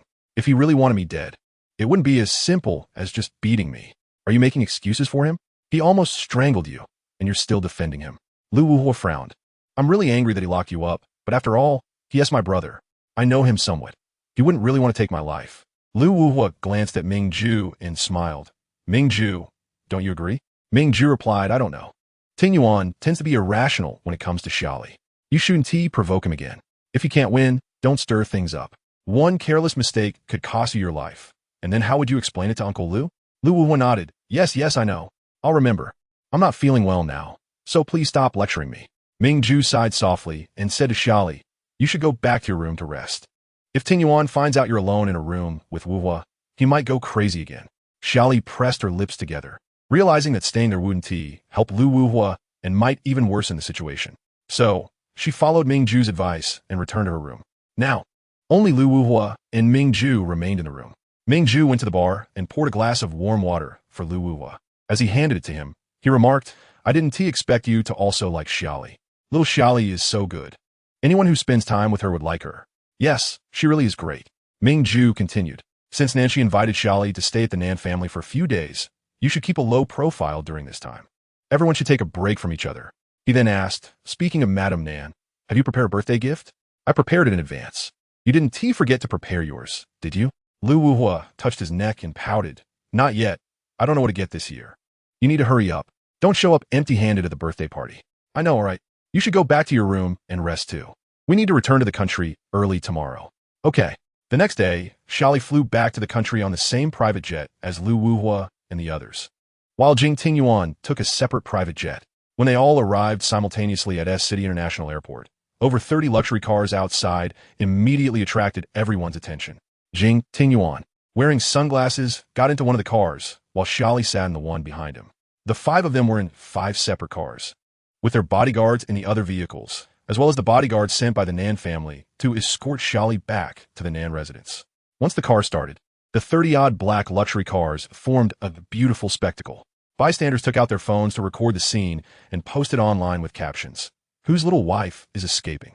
It feels like she is being caught back by a domineering CEO. Chapter 112. Nancy truly deserves his position of power as the car entered the Nan residence. Xia Li was assigned by the butler to rest in a room in the main building. Jing Tingyuan and the others headed to the pavilion, where she was waiting for them. Nancy stood by the pond, holding a small bowl filled with koi food. He watched the koi swarm for food and casually threw another handful into the pond. At that moment, he heard footsteps behind him and guessed it was Jing Tingyuan and the others. He then poured the remaining food into the pond, placed the empty bowl aside, took a wet wipe from a servant to clean his hands, and then walked over to sit at the stone table. The evening glow hung in the sky, and behind him were lush ornamental trees, making Nancy appear like a beautiful painting as he sat in the pavilion. He poured each of them a cup of hot tea and said, sit down. This tea is quite good. You should try it. The 4 stood in the pavilion for a while, and Ming Ju was the first to sit down. He took a sip of the tea, and its fresh and mellow flavor lifted his spirits. Good tea.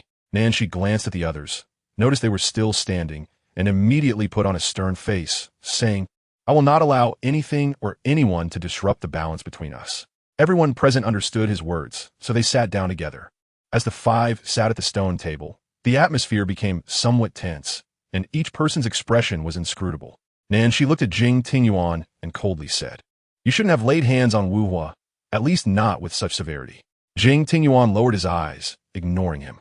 Seeing Jing Tingyuan's attitude, Nanshi continued, "Lu Wu Hua is our brother who has been through life and death with us. Over the years, he has faced dangers for you multiple times, so don't ruin this friendship." Everyone present understood Nanshi's underlying message, which was for Jing Tingyuan to apologize to Lu Wu Hua, but they all knew Jing Tingyuan's temper. It was absolutely impossible for him to apologize. Lu Wu Hua maintained a stern expression, his tone neither cold nor warm. "I don't need an apology. The one who should apologize is Xia Li." Nanshi then shifted his gaze to Lu Wu Hua, reminding him, "This is a matter concerning the five of us. Let's not mention others for now." Lu Wu Hua did not refute and nodded in agreement. Nanshi looked at Jing Tingyuan and said, "In the past, I didn't interfere with your little squabbles with Wu Hua, but this time you have indeed gone too far. Wu Hua is the weakest among us in terms of combat ability. Yet every time you encounter danger, he is the first to stand in front of you to shield you. Now that there is a disagreement between you, we can resolve this face-to-face, but I do not allow violence." Nanshi glanced at everyone with a cold gaze. "We have never had a real argument in all these years. This time, I hope we can resolve our differences amicably." Jing Tingyuan sat on a stone bench, his right index finger tapping rhythmically on the table, gritting his teeth as he looked at Lu Wu Hua and said, "I'm sorry." Lu Wu Hua was taken aback that Jing Tingyuan would actually apologize to him. He froze for a moment and then took a sip of hot tea to calm his shock. "I accept your apology." Jing Tingyuan snorted coldly and fell silent. Nanshi continued, "Next, let's discuss the issue concerning Xia Li." As soon as Xia Li was mentioned, Lu Wu Hua was the first to speak up. "Xia Li is not a criminal. Tingyuan shouldn't have shackled her feet or locked her up." Nanshi looked at Jing Tingyuan and said softly, "You should respect her. That's what a man should do." He then warned everyone, "Since Xia Li is someone Tingyuan knew first, and there are complicated ties between them, I don't care whether you have feelings for her. You all need to hold back." Lu Wu Hua mumbled, "Why should he be the one to hold back?" Nanshi replied, "I just said, I do not allow anyone or anything to disrupt the balance between us. Do you want to break that balance?" Lu Wu Hua said, "But I like her." Nanshi asked, "Does Xia Li like you?" Lu Wu Hua pouted, "Not really. Since she doesn't like you, why are you butting in?" Lu Wu Hua argued, "Xia Li doesn't like him either. Why don't you teach Tingyuan a lesson? Tell him to let go?" Jing Tingyuan slammed his fist on the stone table, his face darkening as he struggled to contain his anger. Nanshi glanced at him, reminding him, "Control your temper." He then turned to Lu Wu Hua and "Mind your words." Taking a deep breath, Nanshi closed his eyes for a few seconds before pulling out a gun and aiming it at a tree trunk not far ahead, firing a shot that echoed throughout the pavilion. Nanshi rarely fired his gun in front of them, unless he reached a breaking point. This shot silenced everyone present. "I do not interfere with your romantic lives. You have the right to like someone, but you cannot disrupt the balance. I like her, but if she becomes a trigger for conflict between us, I won't hesitate to destroy her. Do you understand?" Nanshi, embodying the demeanor of someone in power, spoke each word lightly, yet they carried an unresistible sense of oppression. At that moment, Mingjue spoke up. "I have developed feelings for her, but I also understand that our friendship is rare. I know what to do." Yi Jin similarly stated, "Xia Li is my friend. She will only be a friend." Lu Wu Hua glanced at Nanshi, realizing that Nanshi was the strongest and most powerful among them, and he dared not refuse. "I reluctantly agree, but you cannot interfere with how I want to treat Xia Li." Nanshi replied, "Do as you wish." Mingjue looked at Nanshi and asked, "But one thing, if Xia Li likes someone other than Tingyuan, not just us, will you help Tingyuan, or?" Nanshi answered without hesitation, "Tingyuan, and you're all my top choices." Mingjue continued, "If it's us against Tingyuan, your top choice will change to Tingyuan, right?" Nanshi replied, "If you meet Xia Li first, I will stop him." Mingjue said, "I thought you would only favor Tingyuan." Nanshi clarified, "But she is not an object. No matter whom I help, if Xia Li ultimately chooses someone other than Tingyuan, I will not allow him to imprison her." In that moment, everyone present understood the implications of Nanshi's words. Since Jing Tingyuan knew Xia Li first, they could not interfere with Jing Tingyuan's relationship with Xia Li. Unless Xia Li encountered someone else she liked, then they would have the right to compete for her. Furthermore, from now on, Jing Tingyuan could no longer imprison Xia Li. Otherwise, Nanshi would personally intervene, even potentially destroying Xia Li as the trigger for conflict to maintain balance. Chapter 113. Nachi's childhood video. Xia Li played with her phone in the bedroom for a while, feeling thirsty, so she got up to find some water, only to discover that the water dispenser in the bedroom was empty. This guest room was the first time someone was staying in it, and the water dispenser hadn't been connected yet, so she had to go out to find a servant to refill it. However, after leaving the room, she didn't encounter a single servant in the long corridor. The Nan residence was different from Jing Tingyuan's castle. The Nan family had been in politics or the military for generations, and to avoid suspicious individuals mingling among them, they didn't hire too many servants. Xia Li walked for a long time, not only failing to see any servants, but also getting lost in the complex layout of the Nan residence. She was already someone who couldn't easily distinguish directions, and after walking for some time, she realized she was lost and couldn't find her way back. How do I get back? Xia Li looked around, glancing at the 4 corridors in front of her, scratching her head and muttering to herself. Could be this one? Unable to determine which path to take, she closed her eyes and pointed randomly, walking down whichever corridor she pointed to. After walking for a while, she felt increasingly distant from the bedroom, as the surrounding architecture differed significantly from the guest room's decor, resembling more like the master's quarters. Where have I ended up? After contemplating, she thought she should return the way she came, as intruding into someone else's master bedroom was inappropriate. But just as she was about to retrace her steps, Madame Nin suddenly appeared in front of her, smiling as she asked, "Why are you here alone? Where's Tingyuan?" Xia Li replied awkwardly, "I felt thirsty in the room, but there was no water, so I planned to come out and find someone to refill it, but I ended up getting more lost." She expected Madame Nan to be angry, but instead, Madame Nan smiled and said, "It's okay. When I first came to the Nan family, I got lost too. The corridors here are complex and lack signs. It's normal to get lost." Xia Li didn't know how to respond and could only force a smile to ease her embarrassment. "I'm just going to the storage room to get something. Why don't you come with me first, and I'll have someone take you back later?" Madame Nan said, holding her hand and walking towards the storage room. "Okay, thank you, Madame Nan. Not a trouble at all. It's nice to have someone to chat with." Upon entering the storage room, Xia Li was immediately stunned by the array of trophies and the wall full of photographs. Madame Nin seemed to notice her surprise and smiled as she introduced, "Some of these trophies belong to Nanchi's father and grandfather, while some are Nanchi's own." Madame Nin casually picked up a photograph and handed it to Xia Li, saying, "This is a photo of Nanchi when he turned 1 year old. Isn't he adorable? With his round, bright eyes, long eyelashes like a fan, and rosy lips, one could tell from his smile in this photo how happy he was at that time. So cute. I thought young Master Nin wouldn't smile, but he was so adorable when he was little. He, as he grows up, has become more serious. I'm afraid he might scare the little girls away." Madame Nin put the photo back and flipped through other places. "Finally found it. I thought I had lost it." Xia Li didn't know what Madame Nin was looking for, but she still smiled and said, "It's good that you found it. This disc contains videos of Nanchi when he was a child. Perhaps because I'm getting older, I'm starting to miss my younger days. Since my birthday is coming up, I plan to play this video at the birthday party to reminisce." Madame Nin looked at Xia Li and gently asked, "Do you want to watch it? I'll try to see if it can play, so we don't have any issues at the birthday party. Can we watch it?" "Of course." Madame Nin placed the disc into the player, and soon, the projection screen on the wall displayed images of Nanchi as a child. The first segment of the video was probably from when Nanchi was just a month old. He was still in a swaddle, being held by a nanny, surrounded by guests who had come to congratulate. This was during his full month celebration. "Look, Nanchi was so tiny.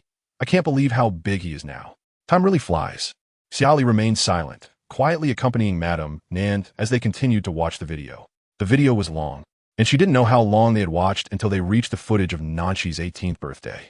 By this time, Madame Nin had already fallen asleep on the sofa in the storage room, while Xia Li kept her eyes fixed on the giant screen. It was her first time witnessing someone's growth story so directly, from swaddling to adulthood, from childishness to maturity. In the video of Nanchi's 18th birthday, he was wearing a skiing outfit with a helmet and sunglasses, sitting in a helicopter. Suddenly, the scene changed, and Nanchi jumped out of the helicopter, the background showing a height of 4,000 meters, with the blue sky resembling a backdrop painting, making him the brightest sun in the picture.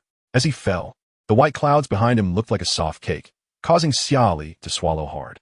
What shocked Xia Li the most was that he was actually flipping in the air and even mimicking walking. He seemed like such a steady person. How could he enjoy these thrilling sports? Xia Li pressed her hand to her chest, where her heart raced due to her fear of heights. Although she had never personally experienced such thrilling activities as Nanchi's, just the visuals were enough to give her a strong impact. The video showed Nanshi parachuting down to the ground, and it turned out he wasn't the only one skydiving. There were also Jing, Tingyuan, Mingju, Lu Wuhu, and Yi Jin with him. The five of them bumped fists together and they shouted crazy. The scene shifted to dusk, and Xia Li didn't know where Nanshi was.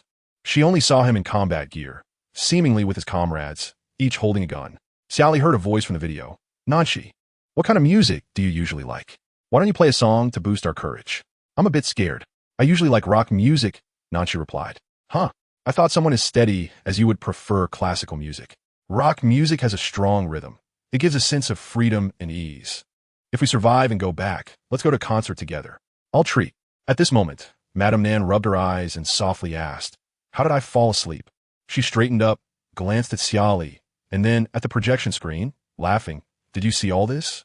I didn't expect I would sleep for so long. Thank you for keeping me company. You're too polite. I didn't expect young Master Nan to be so interesting when he was little. I saved these videos bit by bit. Copied several copies, just in case I lost them.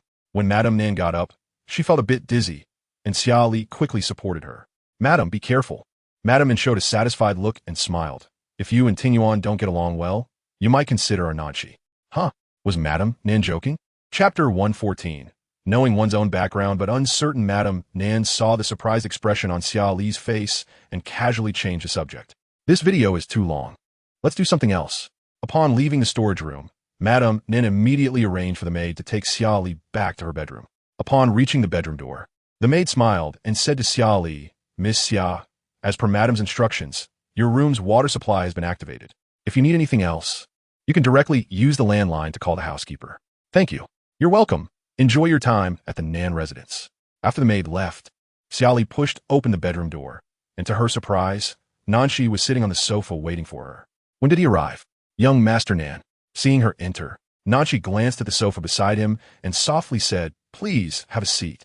After sitting down, Xia Li didn't know what to say and remained silent, waiting for Nanshi to speak first. What Tingyuan did by having someone impersonate your parents was indeed wrong. Xia Li felt that he was trying to excuse Jing Tingyuan. However, she didn't respond and continued to stay silent. He told me that you don't like her. He worries about you and is afraid that after you find your biological parents, you would leave him. Xia Li retorted, Even if I don't find my biological parents, I still want to leave him. No one would like to be forced and imprisoned by someone. Your biological father has not been identified yet, but your biological mother might be President Alicia of Country E. Although Xia Li had heard this before, she was still shocked. No one could remain calm upon hearing that their mother might be the president. It's precisely because your mother might be Alicia that if you two were to reunite, Tingyuan fears that Alicia would take you away. After all, Alicia is a president. It would be too easy for her to take you. He fears that you would never return, which is why he came up with the idea of having someone impersonate your parents. Xia Li crossed her arms and coldly snorted. So you're trying to excuse him? Want me to forgive him? Whether you forgive him or not is up to you. I won't force you to forgive. Xia Li turned her face away, looking displeased as she stared out the window. This document clearly records your background. You can take a look. The previous document given to Jing Tingyuan had already been destroyed. This was a second copy. Nanshi preferred to keep a backup, which is why he retained the complete investigation results. Xia Li took the folder and opened it, carefully flipping through the contents inside. She read each word attentively and discovered that the place she was born was called Hashan Sanatorium, and it even clearly recorded her date of birth. The moment she saw her birth date, her eyes instantly turned red, because she finally had her own birthday. From now on, she no longer had to pick a random time to celebrate her birthday. She could make wishes on her birthday and eat cake with her friends. She sniffed and continued to flip through the pages. After finishing the documents, she immediately asked Nanshi, Is it possible that Alexia is my biological mother, or maybe not? Is there even uncertainty about whether she abandoned me? Unless you do a paternity test with Alexia, you can't jump to conclusions easily. Moreover, if she abandoned you back then, now that she knows you're still alive, it's hard to guarantee whether she feels hostility or goodwill towards you. Tingyuan also wouldn't dare to take risks lightly. Alexia's reputation is particularly high now. If your appearance affects her current standing, it's hard to ensure she won't harm you. Nanshi continued, Alexia has 3 children. If they find out that their mother had an affair and has an illegitimate daughter, it's hard to say they won't take drastic actions against you. Xia Li responded, You say so much. It's just to excuse Jing Tingyuan. You think I'm excusing him? What he did isn't only to force you to stay by his side. Part of the reason is also out of concern for your safety. He could tell me the truth, that he is worried about me, but he hasn't said a single honest word. Xia Li took a deep breath and said softly, "At first, I really disliked him, but during this time we've spent together, I've noticed he has changed a lot, and I gradually saw his kindness towards me. Just when I started to develop a little liking for him, he suddenly dealt me a heavy blow. If it were you, what would you think? What would you do? It's not that I don't want to like him. It's that he ruined my feelings for him with his own hands." Nanchi looked at her, and they both fell silent. After a while, Nanchi stood up and said to her, "You already know the truth. What you decide to do next is up to you. If Alexia is really my mother, and now I know she has a happy family, I want to destroy her family. After all, I've lived like this for so many years without parents, and it's not a big deal." Nanchi was taken aback. "I thought you would insist on finding Alexia to do a paternity test to confirm if she is your mother. My obsession all these years was simply to know if I was really abandoned. Now it seems the identity of an illegitimate daughter." Xia Li smiled bitterly and said, "Forget it, whether I was really abandoned or not. I now know my date of birth, and I want to ruin her happy family. Doesn't she have 3 kids? If she really is my mother, my existence would only make everyone unhappy. Since that is the case, let us keep this matter hidden. Whether I acknowledge it or not doesn't matter." Xia Li shrugged. "I want to regard her as my mother now, without a paternity test. It's not good to claim relatives randomly. I can continue to investigate. No need, I'm afraid that in the end, I'll find out she really is my mother.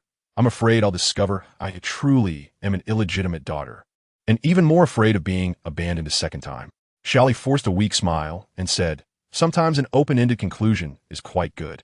It leaves a kind of thought in one's heart, whether it's good or bad. It's still a thought." Nanchi smiled slightly. "You're only 18. Why do you speak like an old person? Maybe a philosopher has possessed me. Well, then you should rest well. Ting Yuan and the others have already gone back. You can stay comfortably at the Nan residence for these few days. Then thank you for your generous hospitality, young Master Nan." As Nanchi reached the door, he turned back and handed Xia Li a new phone he had prepared. "This is for you." Looking at the new phone Nanchi handed over, she frowned and asked in confusion, "Who bought this?" "I instructed the butler to prepare it. Your phone was broken by Ting Yuan, and since you would accept the one he offered, I had someone prepare a new one for you." Xia Li pouted, recalling the scene just before getting on the plane today, and said irritably, "You should also advise him. He keeps breaking phones and has such a bad temper." "Yes, I will advise him to control his temper. I hope he will listen to you." Chapter 115. Your 18th birthday gift after settling in the Nan residence. Xia Li lived quite comfortably these past 2 days. There was no entanglement from Ting Yuan, no surveillance from bodyguards, and no restrictions on her freedom of movement. However, she didn't leave the Nan residence because she was worried that once she stepped out, Ting Yuan would come after her, so she stayed in the Nan residence, feeding fish and admiring flowers every day. "Miss Xia, young master, Nin is afraid you might be bored, so he asked me to take you around. Would you like to go for a stroll or continue feeding the fish?" Since that day she met Nanchi, she hadn't seen him for 2 days, and the servant said he had gone into the team. "He is back?" The servant respectfully replied, "Yes. Young Master Nan returned to the Nan residence this morning and is currently practicing shooting in the basement. Do you want to go find him? Practicing shooting?" "Yes." Xia Li bit her lip, feeling conflicted about whether to go see him. She was quite curious about what the shooting range looked like, aside from seeing it on TV. She had never seen a real shooting range with her own eyes. She tentatively asked, "Can I visit the shooting range?" "Of course. The shooting range is not a private area. Outsiders are allowed to enter." Xia Li sighed in relief and said, "Then please lead the way." All right. The Nan residence had many basements, each transformed into shooting rooms, boxing rooms, and fencing rooms, etc. Following the servant to the shooting room, Xia Li heard faint gunshots before the door opened. Once she entered, she realized the gunshots inside were quite loud. "Miss Xia, I will wait for you outside. If you need anything, just call for me." Watching the servant walk out and close the door, she suddenly felt a bit nervous, unsure how to face Nanchi alone. She couldn't just go up to him and say she was here to watch him practice shooting, could she? Nanchi was wearing a cap, protective goggles, and noise-canceling earmuffs, holding a gun and aiming at the target. From behind, he looked tall and upright, with a 9-head body proportion, and his long legs were very eye-catching. Unconsciously, Xia Li stared at his back, and she didn't react even when Nanchi walked in front of her. "What are you daydreaming about?" Nanchi took off the goggles and earmuffs, then removed the cap, casually running his hand through his hair, and asked softly, "Did you come to find me for something?" "Huh? No, nothing." Xia Li realized she was acting out of character and awkwardly smiled to explain. "I just heard the servant say you were practicing shooting here. I was curious about the shooting range, so I thought I'd come and take a look." It turns out the shooting range is just like what is shown in the dramas. The shooting ranges are pretty much the same. There's basically no difference. Only on the battlefield will it be different. She touched her forehead and said, "Well, I won't disturb you from practicing shooting anymore. Since I've seen it, I'll leave first." At the moment she turned to leave, Nanchi suddenly called out to her. She turned her head curiously to look at him and asked, "What's wrong? Do you want to try the recoil of the gun?" Huh? After Nanchi said she should experience the feeling of shooting a gun, she was completely in a daze, unable to believe that one day she would actually handle a real gun. Wearing a protective helmet, goggles, and noise-canceling earmuffs, she stood in front of the window, gazing at the target not far away. Nervously, she gripped the gun with both hands, staring intently at the target ahead. At this moment, Nanchi stood behind her. He noticed her tension and gently held her hand, encouraging her softly, "Come on, I believe you can do it." Nanchi's voice was like a calming pill, and Xia Li felt less tense than before. However, for some reason, when the warmth of Nanchi's palm reached her hand, her heart began to race. Bang! The bullet hit the target. Although it didn't hit the bullseye, it was her first time shooting, and hitting it was already quite good. "I didn't expect the recoil to be so strong. My whole hand is still shaking. It's normal to feel this way the first time. You'll gradually get used to it." Xia Li nodded and prepared to take her second shot. Nanchi's chest was pressed against her back, which made her feel a bit uncomfortable. But thinking that he was just helping her adjust her shooting posture, she didn't dare to say anything else. There was originally nothing between them, and she was afraid that speaking would create a strange feeling. After practicing a few times, Xia Li felt her hand going numb, so she said to Nanchi, "I don't want to play anymore. My hand feels a bit sore." Nanchi looked at his watch and noted that it was almost dinner time. "Since dinner is about to be ready, let us go eat first. We can practice again another day." Another day? After Madame Nan's birthday banquet? Wouldn't she be moving out of here? How could there be another day? Nanchi glanced at her dazed expression and frowned. "Aren't you hungry?" "I am. Let's go." Nanchi led Xia Li to the dining room. There were several dining rooms in the Nan residence, and usually he ate separately from his parents. "I don't stay here often, so I generally eat apart from my elders." Xia Li was curious and asked, "Why? Don't you eat together when you're home?" "Their meal times are different from mine. It's not convenient to adjust. If I were you, I would definitely take the opportunity to have a good meal with my parents while at home. They prefer their own world. I shouldn't disturb them." Xia Li recalled the image of Madame Nan from that day. She looked like a woman who had always been loved by her husband, still radiant in her 50s. Clearly someone who was immersed in love. Madame Nan and General Nan must be very loving, right? Yes, in my impression, they have never argued. At this moment, the servants came over with trays, placing the dishes on the table, and the butler reminded, "Miss Xia, our family's rule is to eat quietly. I apologize." Xia Li pressed her lips together, not daring to say another word, and silently started eating with her chopsticks. Sitting across from her, Nanchi ate quietly, with an elegant demeanor that exuded nobility, his every gesture revealing the aura of a military and political family. She had met many wealthy people when she worked part-time, but they rarely had Nanchi's aura. Perhaps it was the halo granted by power and wealth, something not everyone could possess. After dinner, Xia Li followed Nanchi to stroll in the courtyard. The Nan residence had several scenic spots, with the closest to the dining room being a ginkgo tree pavilion. Xia Li sat in the pavilion and looked up, seeing a huge ginkgo tree standing under the moonlight. "How old is this ginkgo tree?" Nanchi stood beside her with his hands in his pockets and answered without thinking, "About 200 years." "Wow, so long?" Xia Li curiously looked up at Nanchi, asking questions like a curious child. "Does this mean the Nan family has a history of several hundred years?" "Not just that. Some ancestors were military generals, and some were civil officials. This house has been passed down by our ancestors, and if it weren't for the constant repairs, it would have long been in ruins." Xia Li looked around. Although it was night and there was no bright lighting, she could still tell that the house remained splendid under the moonlight. The craftsman who built this house must have been amazing. After enduring so many years, the Nan residence still maintained its original appearance. One had to admire the craftsmanship of ancient times, which was simply exquisite. At this time, Nanchi looked at Xia Li and asked a question. "What are your plans for the future?" "Huh? Me? In the future, Ting Yuan won't keep you locked up. You can move freely and do whatever you want." "Are you sure he won't go crazy again?" "I discussed it with him last night. He will respect your decisions from now on. But the premise is that he is still your boyfriend. That cannot change." Xia Li pouted. "Isn't this just forcing me to accept it? He has to date me? He loves you very much." "Heh, I haven't forgiven him yet. So he has made concessions. He won't force you to live with him. But you must maintain a romantic relationship." "What if I don't agree?" Nanchi fell silent. Xia Li looked at him and shrugged. Okay, let's both take a step back. I will maintain a romantic relationship with him, but he cannot force me to do things I don't want to do. There were some things she felt embarrassed to bring up in front of Nanshi since they were too private. Nothing should be forced. Can you persuade him to do that? Although Xia Li was beating around the bush, Nanshi understood, saying, you need to talk to him about that. I can't make a decision. Xia Li rolled her eyes. Then I want to work. Can I do that? Yes. Xia Li looked at Nanshi in surprise. Really? He agreed. Yes, but what kind of job do you want? Your education level is relatively low, so it's hard to find an easy and well-paying job. Long hours and tiring work. You probably 1T agree. You say I'm free, but then you say he 1T agree. Are you messing with me? Nanshi replied, do you want to hear my opinion? Go ahead. I heard you're great at gaming. Why not do a live stream? Huh? Live stream? Yes. Live streaming doesn't require any educational qualifications. You just need to be engaging enough. The more fans you have, the more money you make, and most importantly, you can arrange your time freely. It's quite suitable for you. Xia Li bit her lip. Isn't that inappropriate? I have social anxiety. You can play games without showing your face, to show your hands and the game interface, and occasionally interact with the audience. Xia Li frowned and thought for a moment, feeling that this idea didn't seem like something Nanshi would come up with. After all, he had been on the team for so long. How would he know about game streaming? Nan Xiao, this suggestion isn't yours, right? Nanshi chuckled. You guessed it. Actually, this idea is from Wu Hua. He hopes you can do something easy and not too hard.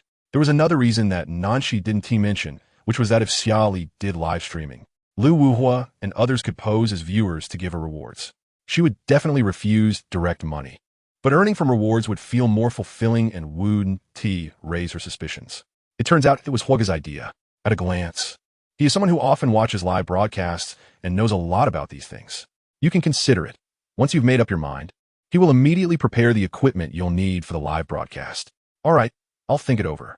The next day, after thinking all night, Xia Li ultimately decided to heed Nanshi's advice. However, she did not plan to do game streaming. She wanted to be a food explorer and travel blogger. Game streaming requires sitting indoors every day, and she doesn't like staying in her room all the time. Food exploration and travel not only allow her to play around, but also to eat everywhere, which is the lifestyle she enjoys. When she was working part-time before, she often thought that if one day her financial situation improved, she would definitely travel across the country to try all kinds of food. Have you made up your mind? I'm considering doing food exploration and travel live streaming. I happen to have a little savings from my previous part-time job, so I can start with small shops and gradually go to more expensive places once I have fans. After saying this, Xia Li leaned closer to Nan Shi and glanced at the Xian paper on the table. There was a sky blue bird painted on it, a type of bird Xia Li had never seen before. Curiously, she asked, what kind of bird is this? Why are its feathers blue? This is a mountain bluebird. The abdomen is light white, and the feathers are sky blue, which belongs to the male. The female has a grayish-brown appearance.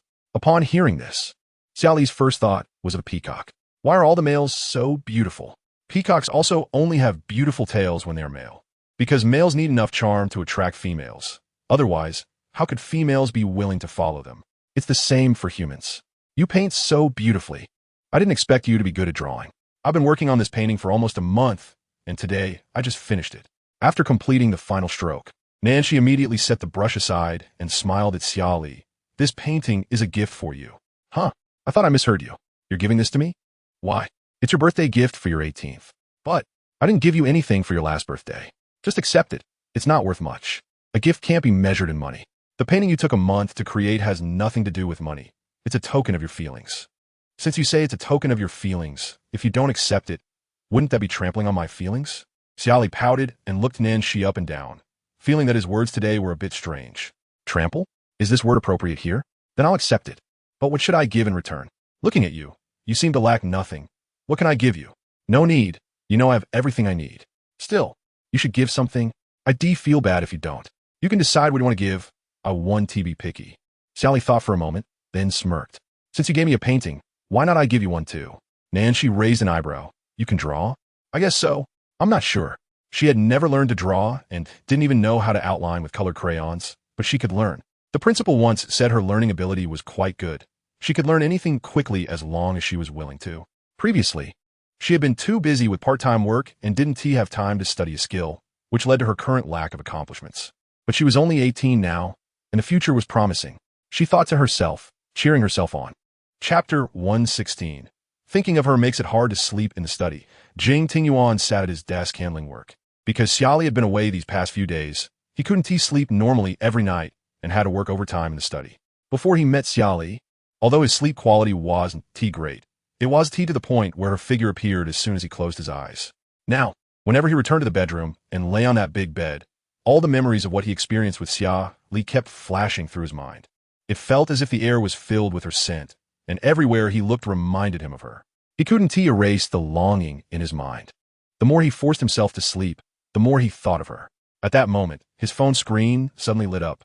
Picking up the phone, he saw that it was a message from Nanshi.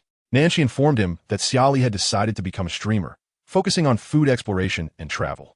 Jing Tingyuan didn't want Xia Li to work because he felt he could support her. But Nanshi had always advised him that if he wanted to ease the relationship between him and Xia Li, he had to start by letting go. He was afraid that by letting go, he would completely lose her, but Nanshi compared Xia Li to water. If you clench your fist tightly around it, the water will only flow away through your fingers. If you cup your hands together to hold it, the water will remain in your palms. Thus, he was ultimately persuaded by Nanshi, but he had one condition, which was that Xia Li must maintain their relationship as a couple. That was his bottom line, or he would never compromise. He called Nanshi and gently asked, if she wants to work, I can recommend some easy jobs. Do you think she would agree? Besides, she doesn't have a degree, and if she goes to those big companies, she'll just be tagged as your person. Do you think she would be happy like that? But what if she exposes herself while streaming and gets discovered by Xia? Can't you protect her? Not exactly. In that case, don't worry. We can't keep Xia Li trapped because of a possible accident. There are many possibilities. Perhaps she has nothing to do with Xia, just a resemblance. It's unfair to hold her back for one possibility. Jing Tingyuan took a deep breath, a slight smile forming on his lips. Nanshi, it's a pity you're not in pyramid selling. You're really good at brainwashing people. Whether you agree or not is up to you. After a few seconds of silence, Jing Tingyuan replied, it seems I only have this option to agree. All others lead to dead ends. Before hanging up, Nanshi told him, she doesn't want to live in the castle. You should choose another house for her to stay in. Then ask her if she wants to live in a villa or an apartment, so I don't pick a place she dislikes and she ends up arguing with me. Okay, I'll ask her. After hanging up the phone, Jing Tingyuan let out a heavy sigh. Thinking that there was only one day left until he could see her at Madame Nan's birthday party. He just needed to endure a little longer. Young Master Jing, we found out who stole the painting.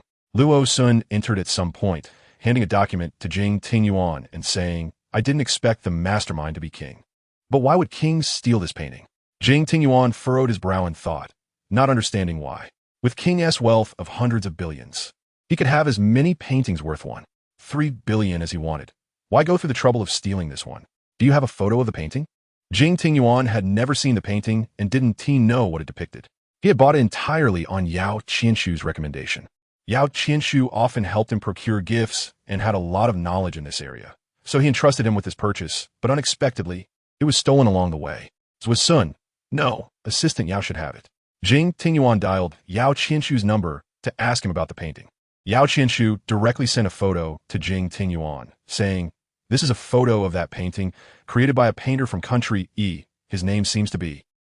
Yao Qianshu, having been busy all day, momentarily forgot the painter's name and immediately apologized. Sorry, Mr. Jing, I momentarily forgot the painter's name. I'll check right away. Chapter 117. What is her true identity? After finding out, Yao Qianshu immediately reported to Jing Tingyuan. I found it, the painter's name is Igor. Upon hearing this name, Jing Tingyuan immediately looked at Zhuo Sun beside him and said to Yao Qianshu on the phone, I understand. After hanging up, Jing Tingyuan looked at Zhuo Sun and asked, how is the investigation on Igor going? It seems someone is deliberately obstructing it. The clues were cut off before we even got halfway. Just now, Yao Qianshu said the author of that painting is Igor. Zhuo Sun frowned, not expecting such a coincidence. King stealing this painting was definitely not a whim. If we can't investigate Igor normally, then we should check from King's side, Jing Tingyuan said seriously. If King knows Igor, I believe we can quickly find useful information about Igor. After the birthday banquet of Madame Nan began, all the guests attending were dignitaries, each holding a bit of power. This was the second time Xia Li saw so many military and political bigwigs. Having only seen such a crowd at the last birthday banquet of Madame Nan, not only were there big shots, but also military and political second-generation elites, each of them outstanding and extraordinary. Afraid of offending anyone by saying the wrong thing, Xia Li quietly hid in a corner drinking juice. At this moment, a girl in a blue gown approached her, holding champagne, and politely asked, "Hello, may I sit here?" Xia Li looked up at her. The girl had her hair in a bun, wore diamond earrings, and her blue gown was gradient in color, making her look like a blue fairy. She nodded at the girl, saying, "Yes, please sit." The girl politely sat beside her and, after looking her up and down, asked, "May I know your name? I think this is the first time I've seen you. I've never seen you at Madame Nan's birthday banquet before. My name is Xia Li. This is my first time attending Madame Nan's birthday banquet." "First time? Were you abroad before? Did you just return to the country this year?" Xia Li shook her head. "No. My name is Yi Xiaoqin. Nice to meet you. I'm also very happy to meet you." Yi Xiaoqin pointed to a man in a suit not far away and smiled, introducing him to Xia Li. "The man standing by the vase is my brother. His name is Yi Qixing." Xia Li looked in the direction Yi Xiaoqin pointed and saw a tall man chatting animatedly while raising his glass, exuding an aura of a young nobleman. "Isn't he handsome?" Although she couldn't see the man's face, his jawline was distinct, his nose was high, and his long legs were straight. It was obvious he was a handsome man. "Very handsome. Well, my brother and I just arrived at the banquet. He noticed you at first glance, but he's a bit shy around girls and didn't dare to come over to ask for your contact information. So he sent me to find out." "Ah." Xia Li was completely shocked by Yi Xiaoqin's words. "Why are you so surprised? Don't you know how rare your beauty is?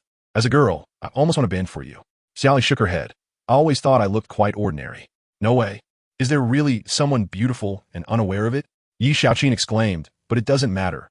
What is important is can you give me your contact information? I need to report back to my brother."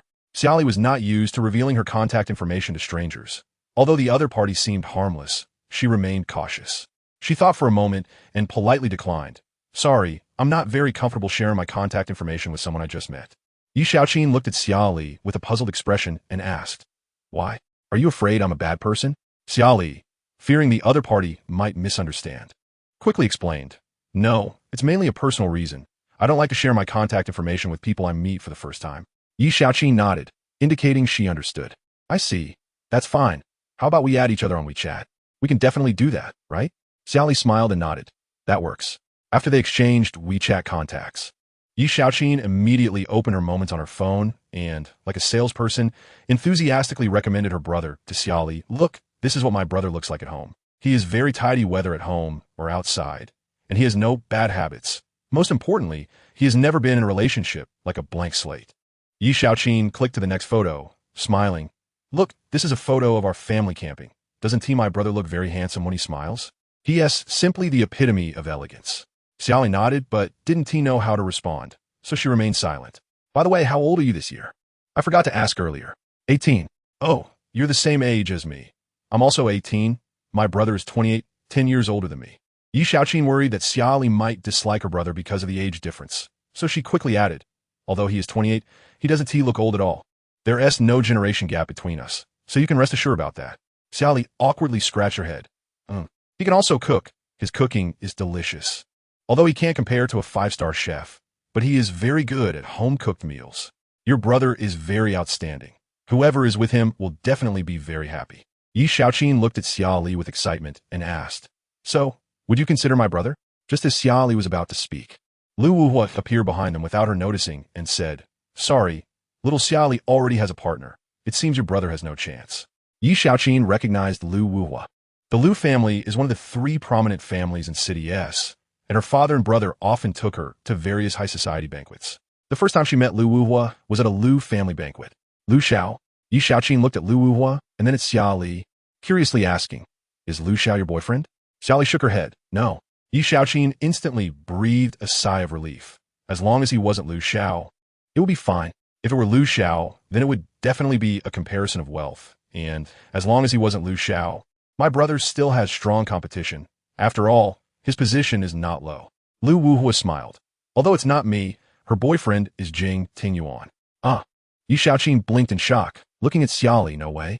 You are Jing Xiao's girlfriend?" Xia Li glanced at Lu Wuhua, unsure how to respond to Yi Xiaoqin. Lu Wuhua, "Miss Yi, is it that surprising?" Of course, Jing Tingyuan is an emotionally unstable madman. Whoever crosses him is bound to be unlucky. Yi Xiaoqin didn't dare to continue, worried that speaking the truth might get her beaten up by Jing Tingyuan. She leaned closer to Xia Li and whispered, "Although the young Master Jing has a lot of money, his reputation is notorious. You need to think carefully about being with him." Xia Li knew of Jing Tingyuan's bad reputation, but didn't realize how deeply it was ingrained in people's minds. At this moment, Lu Wuhua glanced at the two, whispering and pouted, looking aggrieved as he said to Xia Li, we haven't seen each other for so long, and you don't even want to talk to me? Xia Li looked at Lu Wuhua and greeted him softly, hello Wuhua. Although her greeting sounded somewhat perfunctory, Lu Wuhua felt happy inside. Xia Li, have you been staying at the Nan family well these days? Yi Shaoqin, overhearing Lu Wuhua's words, showed a shocked expression again. She looked at Xia Li in surprise and asked, you've been living at the Nan family these past few days? Xia Li nudda unasli. Yi Shaoqin immediately asked, are you close with young Master Nan? How could you stay in the Nan residence? Even young Master Nan doesn't allow his cousins and relatives to stay. At this moment, Lu Wuhua guessed that Xia Li didn't know how to answer, so he took the liberty to reply for her. Not only is Xia Li close with Nan Shi, but she's also good friends with Ming Ju and the others, including me. We're all best friends. Yi Shaoqin blinked, thinking to herself, how impressive is Xia Li's identity? She actually became friends with Nan Shi and the others. In her impression, Nan Shi and Jing Tingyuan's group of 5 never showed interest in women, and their circle of friends was mostly male. Xia Li is actually the only girl among them. What kind of extraordinary status does she have? Shaoqin. Yi Shaoqin was still in shock when she heard Yi Qixing's voice and immediately snapped back to her senses. She turned around, smiling, and linked arms with Yi Qixing, then pulled him over to introduce to Xia Li. Xia Li, this is my brother, Yi Qixing. Xia Li politely greeted Yi Qixing, hello, from a distance. Yi Qixing had already been deeply attracted by Xia Li's appearance, and now that he was closer, he found his gaze unconsciously following her. Hello, I'm Yi Qixing. Yi Qixing noticed Lu Wuhua standing nearby and greeted him. Why are you here alone today, Lu Xiao? Usually, when attending the Nan family's gatherings, Lu Wuhua and the others would come as a group of 5, so it was rare to see one of them alone, which made Yi Qixing curious enough to ask. Lu Wuhua glanced at Xia Li, not wanting to explain the reason to outsiders, so he casually brushed it off. We're free to do our own thing today. As soon as he finished speaking, Lu Wuhua's gaze shifted and accidentally caught sight of Jing Tingyuan. When Jing Tingyuan appeared, all eyes were drawn to him. He was like a burning and bright sun, always attracting countless gazes. Even though many people were afraid to get close, they still couldn't help but want to know more about him. Xia Li also noticed his arrival, and in that moment, her eyes met Jing Tingyuan's, both looking at each other from a distance. Chapter 118. Jing Tingyuan finally sees Xia Li, who he has been thinking about after days of absence. The moment Jing Tingyuan saw Xia Li, he felt that she had lost weight and worried whether she had been eating and sleeping well. But then he thought, perhaps she sleeps better without him around. He stood with his hands in his pockets, watching Xia Li for a long time. Xia Li thought he would come over to trouble her, but unexpectedly, he turned and walked away. Xia Li looked at his retreating figure with a puzzled expression, murmuring, why did you just leave like that? Lu Wuhua turned to look at Xia Li and felt a pang of disappointment, seeing her confused expression. He thought to himself, she actually cares about Jing Tingyuan. She just doesn't realize it. Xia Li, did you have a fight with young Master Jing? Ye Shaojing, having seen the exchange between Jing Tingyuan and Xia Li, thought he would walk over, but was surprised that he just turned and left. So she speculated that they must have quarreled. With this in mind, Yi Shaoqin couldn't help but happily say to Xia Li, why don't you consider my brother again? He's really a great guy. Yi Qixing's ears turned red. He never expected his sister would publicly promote him to a girl. He lowered his head and reproached softly, Yi Shaoqin, what nonsense are you talking about? Do you believe I won't take you out in the future? Yi Shaoqin pouted in dissatisfaction. Brother, how old are you? Do you want to be single for the rest of your life? I'm doing this for your own good. I'm worried about you. Yi Qixing put on a serious face and adopted a parental tone with Yi Shaoqin, saying, in the future, mind your own business. Just take care of yourself. How old are you to start managing my affairs? Stop it. Yi Qixing looked at Xia Li and sincerely apologized. I'm sorry. My sister is always so outspoken. I apologize on her behalf. Xia Li replied, Mr. Yi, you're too polite. Miss Yi is my age, and I think she's quite charming in her speech. I'm glad to meet a friend like Miss Yi. Yi Shaoqin proudly lifted her chin and said triumphantly to Yi Qixing, see, even Xia Li praised me. All right, hurry up and come with me. Let's see how I teach you a lesson. Yi Qixing first said goodbye to Xia Li and Lu Wuhua, then dragged Yi Shaoqin away in a certain direction. After they left, Lu Wuhua smiled and asked Xia Li, I brought you many gifts and snacks. Do you want to try some? Thank you, Wuhua, but let's try them later. Madame Nan's birthday banquet is about to start. That's fine. After the banquet, I'll accompany you to the side hall to open the gifts. Why are you giving me gifts? Today isn't my birthday. I brought Madame Nan's gift, so of course I had to bring yours too. I haven't seen you for several days. I really missed you. Xia Li's cheeks flushed as she reminded him. Wuhua, don't say such things in the future. It will lead to misunderstandings. Is there a problem? Anyway, you already know I like you. I'm too lazy to hide it. Knowing she couldn't win against Lu Wuhua, Xia Li had to obediently fall silent. After Madame Nan's birthday banquet ended, Xia Li returned to her room and just opened the door when she saw Jing Tingyuan sitting on the sofa. Her expression clearly showed surprise. She didn't expect Jing Tingyuan to be here. Jing Tingyuan sat on the sofa looking at her, his eyes filled with sadness. He wanted to get up and walk to her side, but was afraid she would turn and run away. Xia Li hesitated for a moment, walked to the bar, poured herself a glass of water, and tightened her grip on the cup, lowering her eyes to question him. What are you doing here? I miss you. After a few days apart, he not only looked haggard, but his voice also sounded hoarse, as if he hadn't slept well for many days. A simple I miss you seemed to turn on a switch in Xia Li's heart. Her eyes turned slightly red, on the verge of tears. I don't miss you. Perhaps out of guilt. After saying this, Xia Li quickly drank a glass of water to calm her nerves. Suddenly, she heard the sound of Jing Tingyuan getting up, startling her to look up at him. What are you going to do?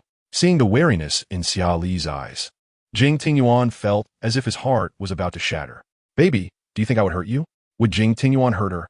The answer is yes. He wouldn't hurt her, but he would lock her up. What do you really want? Jing Tingyuan answered without addressing the question. I miss you. He strode up to Xia Li and suddenly pulled her into his arms. When that familiar scent and feeling returned, Jing Tingyuan felt like he was meeting spring rain after withering, rejuvenating, and sprouting again. That reborn vitality spread through every part of his body, revealing that Xia Li was his life. Baby, I have always missed you. Being tightly held in Jing Tingyuan's embrace, Xia Li worried that she might suffocate, and quickly patted his arm twice. Let go first. Do you want to suffocate me? Jing Tingyuan loosened his hold, but still refused to let go. What do you want from me? I want to see you. You keep repeating these few words. Can't you say something else? In the past few days without seeing you, my mind is full of you. I want to see you, want to kiss you, want to hug you. No matter what I do, I think of you. Faced with such a sincere confession, Xia Li suddenly felt overwhelmed because she was different now. She had started to have feelings for Jing Tingyuan. Once you have feelings for a man, you can't help but feel a pang of heartache for him, gradually falling deeper and deeper. No, he is lying. He is a big liar. Xia Li suddenly pushed him away, glaring at him, and said, Don't think that just because you say a few nice words I can forgive you. You lied to me. I was wrong.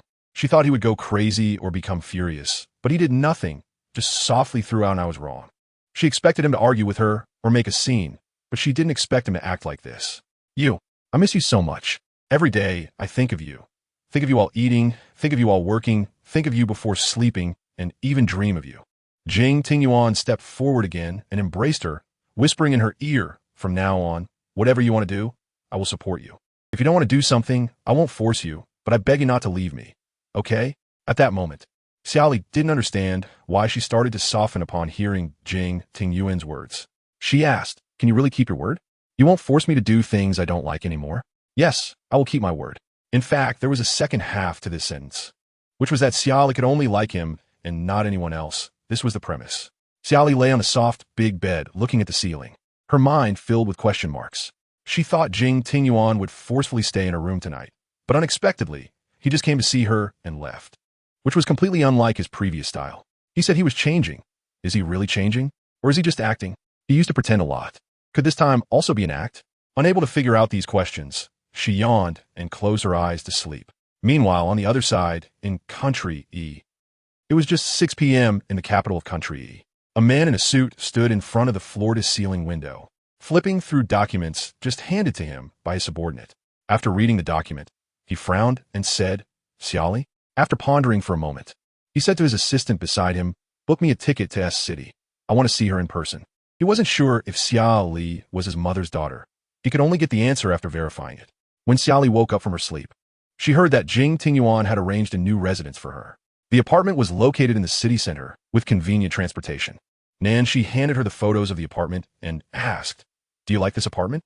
If you don't like it, we can change it to one you prefer. Xia Li carefully looked at the photos and found that the decoration style of the apartment was to her liking, and the living area was just right. Not too big, not too small, perfect for one person. I think it's pretty good. Xia Li bit her lip and quietly asked, Will I live here in the future? She replied, You can stay here as long as you want. He won't take me back, will he? No. Xia Li got in the car with Nanshi, and after a drive of several dozen minutes, they finally arrived at the apartment building. After going upstairs, Nanshi helped Xia Li set up the fingerprint password and then smiled at her, saying, "Congratulations on moving into your new home." When she opened the door, Xia Li didn't expect the living room to be carefully decorated with banners, colorful balloons, and rose petals all over the floor. It was very romantic. Xia Li looked at Nanshi in surprise. Who decorated this? Bang! Lu Wuhua suddenly rushed out from the bathroom, and a firecracker startled Xia Li, making her shrink her neck. She glanced at Nanshi and then at Lu Wuhua, thinking, could there be other people? Little Xia Li, congratulations on your move. Bang! Another firecracker went off, and Xia Li saw Ming Ju. Two big men were hidden in a small bathroom. She smiled and asked Lu Wuhua, "Brother Hua, is Yi Xiao also in the bathroom?" Lu Wuhua shrugged. Ming Ju said, "You can go in and take a look." Xia Li walked over, peeking around the bathroom, but didn't see Yi Jiayin's figure. "Yi Xiao didn't come?" Ming Ju asked, "Do you really wish he was here?" "Yes and no. Mainly because you five are like conjoined twins, always together. It's a bit curious to suddenly be missing one." Ming Ju pointed to the bedroom. "He's in the bedroom with Ting Yuan, but can you guess which bedroom Ting Yuan is in, the left or the right? There won't be any traps waiting for me, right?" Lu Wuhua said, "Are we that kind of people? How can we trap you?" Xia Li pouted, "That is not necessarily true. Maybe you really would." Ming Ju said, "It's just for you to guess. There's no other meaning." Lu Wuhua said, "Little Xia Li, take a guess where Jiayin would be." Xia Li thought for a moment, walked to the left door, and said while pushing the door, "I think both of them are in this room." The moment she opened the door, she saw Jing Tingyuan and Yi Jiayin sitting on the sofa in the bedroom. Xia Li turned back and smiled at Nanshi and the others. "See, I guessed right. I told you they would be hiding in the same room." Lu Wuhua raised an eyebrow and asked, "How did you know they would hide in the same room?" "Just a guess." Lu Wuhua nodded. As expected of little Xia Li, "Your sixth sense is so accurate." Yi Jiayin walked over to Xia Li holding a bouquet and handed her the diamond flower bouquet. She looked down and saw a large bouquet of diamond roses. She didn't need to guess the price was hefty.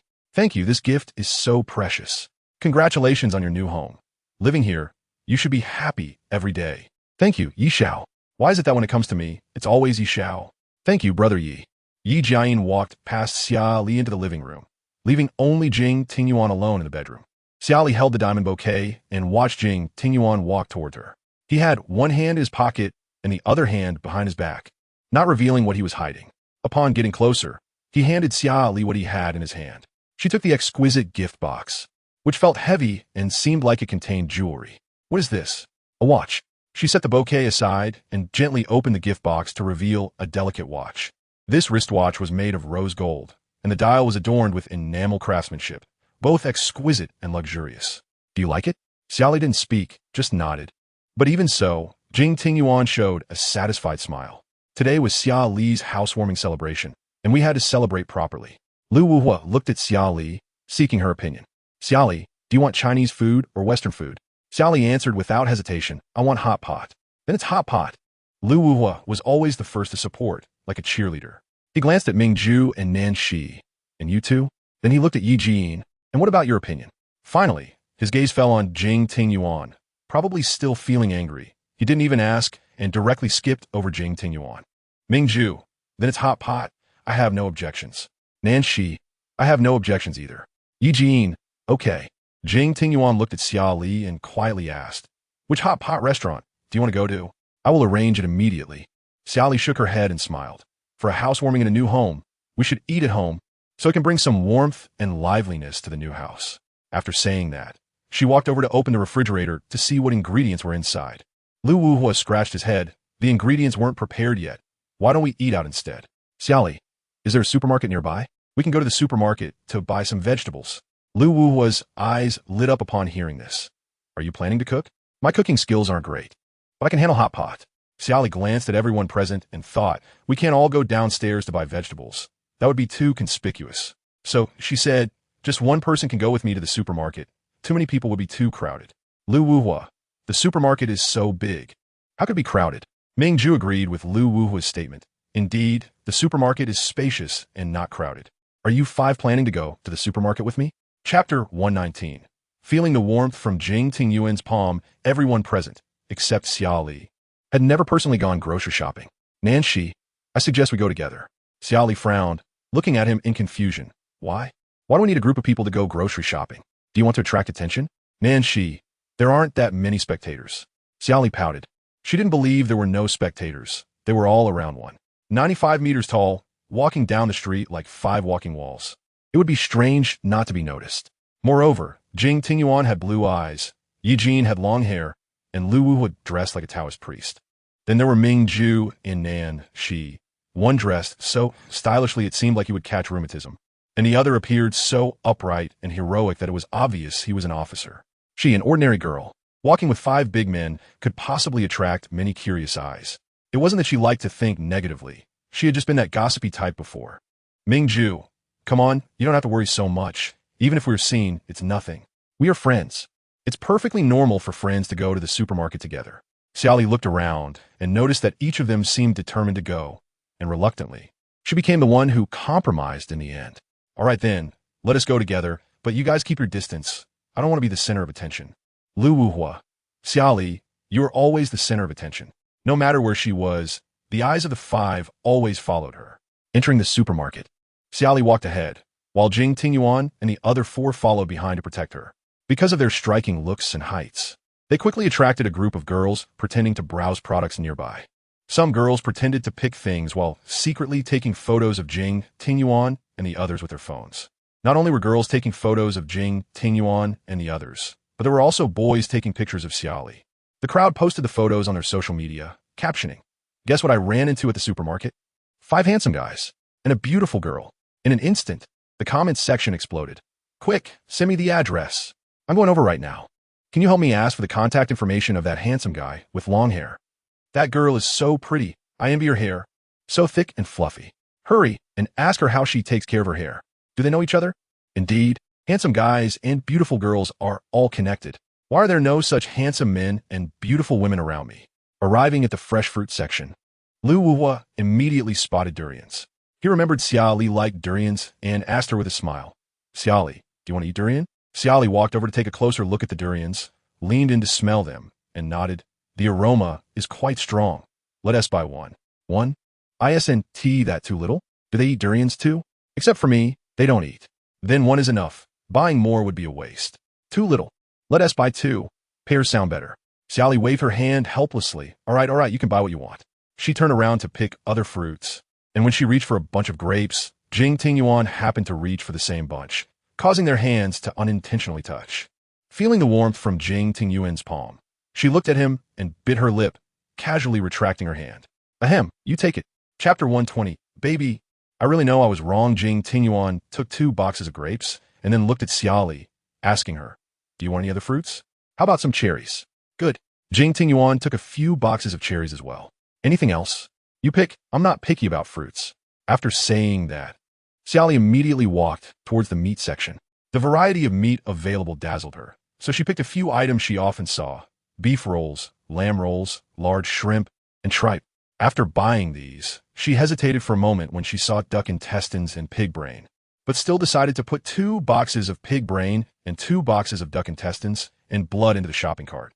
She also wanted some baby bok choy, enoki mushrooms, shiitake mushrooms, lettuce, shrimp paste, and beef meatballs. Almost forgot to buy the hot pot base. Xia Li didn't know if they could handle spicy food, so she bought spicy hot pot base, 3-flavor hot pot base, and tomato hot pot base. She checked her shopping cart and felt that she had purchased enough, so she looked up to find the others. She didn't see the others, only Jing Tingyuan, so she pushed the shopping cart over to him and asked, "What did you buy?" "Just some random fruits." She glanced into Jing Tingyuan's shopping cart and found he had bought a huge pile of various fruits. "Buying so much? Will the refrigerator be able to hold it? Then we'll just get a bigger refrigerator. The apartment isn't that big. There is no need to buy so much." Xia Li picked a few items from the shopping cart and planned to put the rest back in place, but she finally noticed the price of the fruits. 3 bunches of grapes for 998 yuan?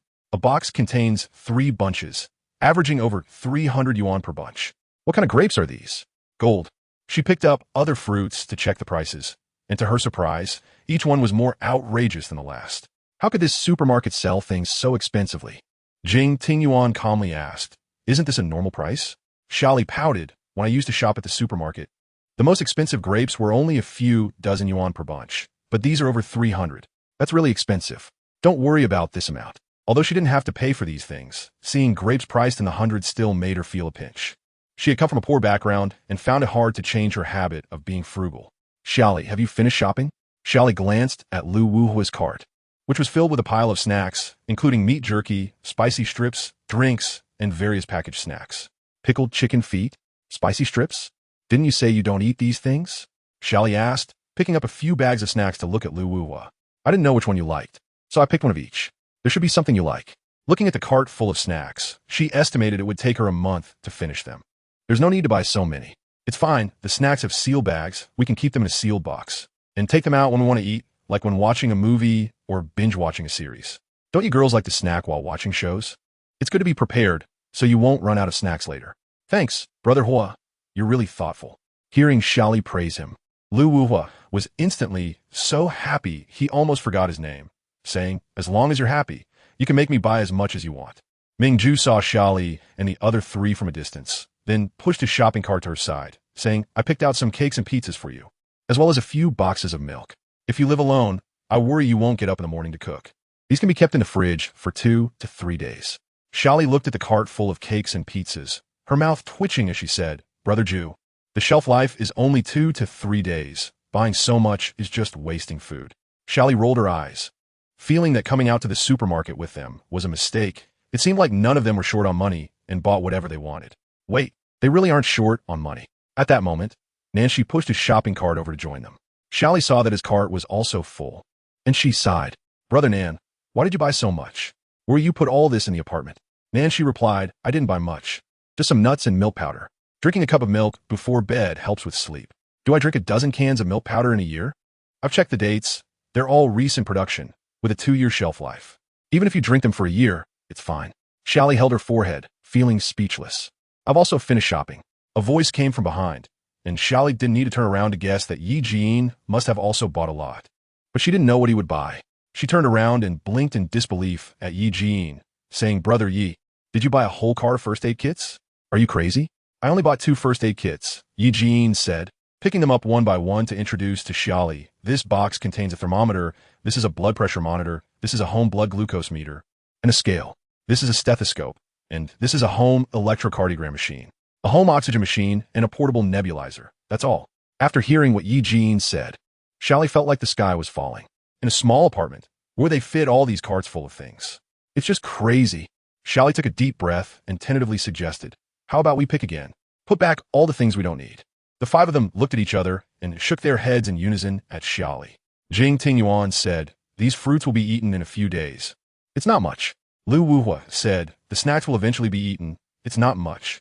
Ming Ju looked down at his shopping cart and realized he had indeed bought too many cakes and pizzas, but he didn't want to put them back, so he said, we've taken them. It's not good to return them. If we can't finish them, I'll take them to the staff below for a midnight snack. Nan, she said, these have a shelf life of 1 to 2 years. We've taken them, so let's just buy them. Yi Jin said, medical supplies need to be kept at home, especially since you live alone. It's good to be prepared for emergencies. Xia Li sighed lightly. Fine. Do as you wish. I can't argue with you. The 6 of them pushed their shopping carts to the checkout to pay, and all eyes were on them. Besides being good-looking, people were also attracted by their shopping carts.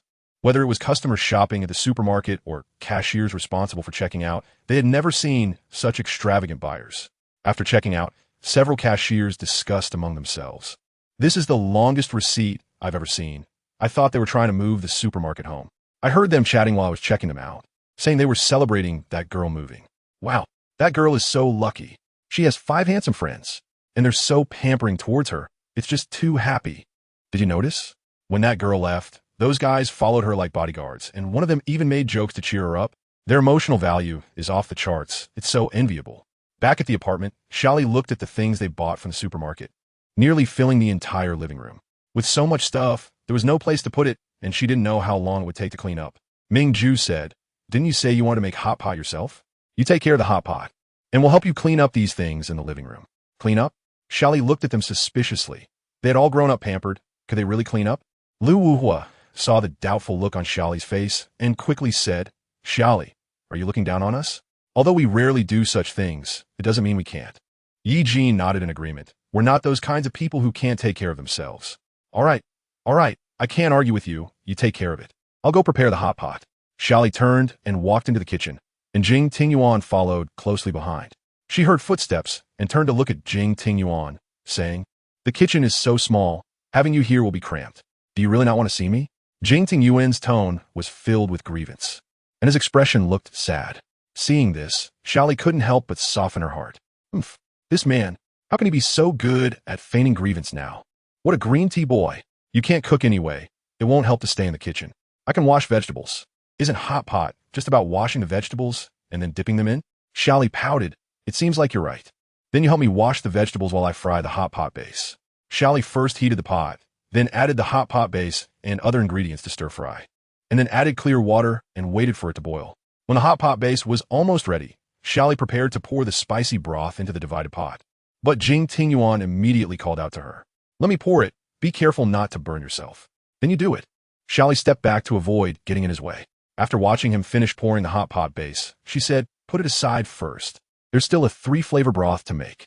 "Okay." Jing Tingyuan obediently followed her instructions, completely like a good husband who listens to his wife. While cleaning the frying pan, Xia Li asked, "Have you washed all the vegetables?" "Not yet." Xia Li glanced at the sink, thinking he should have washed quite a bit by now, but to her surprise, he had only washed a small cabbage and a few lettuce leaves. "At this speed, by next year, we won't have anything to eat."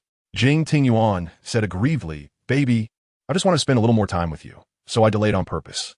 What are you feeling wronged about? Don't act so innocent to gain my sympathy."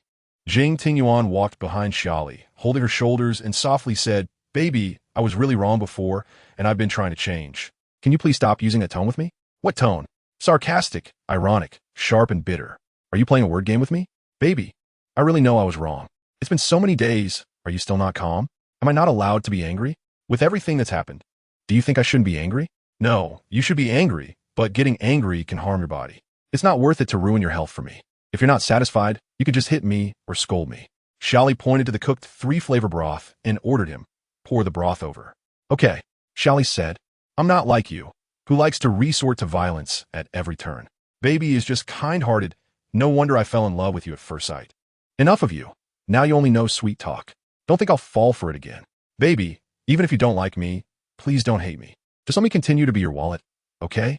Who would willingly be someone else's wallet? I'm happy to be your wallet." Jing Tingyuan embraced Xia Li and asked aggrievedly, "Baby, am I still not your boyfriend? Does it matter whether I say yes or no? Haven't you always considered yourself my boyfriend? I want to hear you admit it. What if I don't want to admit it? Anyway, the relationship was imposed on me by you." Jing Tingyuan sighed lightly. "I'm sorry, I won't force you anymore, but I beg you, please don't break up with me. Your acting skills are getting better and better. It's a pity you don't go into acting." Xia Li bit her lip and said helplessly, "You better keep acting. Don't suddenly reveal your crazy nature one day. That will only make me hate you more." "Okay, I will keep myself emotionally stable, as long as you're always mine." At the rectangular dining table, Xia Li and Jing Tingyuan sat side by side, while Yi Jian sat next to Jing Tingyuan. Nanshi sat opposite Xia Li, and Mingju and Lu Wuhua sat to the right of Nanshi. Xia Li raised her glass first and smiled at everyone, saying, "I'm very happy to be friends with you all and very glad to live in such a beautiful house. I will work hard and live seriously from now on." The other 5 raised their glasses at the same time, and their glasses clinked together with a crisp sound. "Cheers!" Xia Li took a big sip of the chilled orange juice. The sweet and sour taste, along with the coolness, made her feel refreshed. Lu Wuhua picked up a piece of tripe and dipped it into the spicy pot, saying, "It feels like today's hot pot is especially fragrant." Mingju glanced at Lu Wuhua to his right and laughed. "I wanted to expose you. It's because you're having hot pot with Xia Li that you think it's fragrant, right? So what? I'm just speaking the truth." Xia Li dipped the tripe, then placed it in her bowl, saying, "I'm also very happy today. I've never had hot pot with so many friends before. In the past, it was either just me or with Lu Quan, and it was rare to have 5 or 6 people eating hot pot together in such a lively manner." Mentioning Lu Quan, Jing Tingyuan's expression darkened, and a hint of coldness flashed in his eyes, but he quickly hid that emotion. Lu Wuhua, not remembering the connection between Lu Quan and Xia Li, casually asked, "Who is Lu Quan? Was he your friend before?" "Yeah, a former work colleague who later became a good friend. He even saved my life once." Speaking of being saved, it seemed to touch on a certain keyword. And Lu Wuhua suddenly remembered. "I remember who Lu Quan is. When I was investigating Xia Li, I knew Lu Quan was her only good friend, and later Jing Tingyuan cut off their contact out of jealousy." Lu Wuhua glanced at Jing Tingyuan, then changed the subject. Why do I always overcook the tripe? Little Xia Li, do you have any tips? I usually just blanch it for about 10 seconds before eating. If you cook it too long, it'll affect the texture. Lu Wuhua nodded as if enlightened. I see. Haven't you ever had tripe when eating hot pot before? Lu Wuhua honestly replied, I have. But it was always the chef helping me blanch it. I'd eat one piece as they blanched it. Xia Li pouted, secretly thinking, as expected of a capitalist. Eat a shrimp ball. Jing Tingyuan picked up a shrimp ball for Xia Li, who smiled at him, then lowered her head to taste the shrimp ball dipped in chili powder. The spicy and fragrant taste made her very happy, as if having a hot pot was the best thing in the world.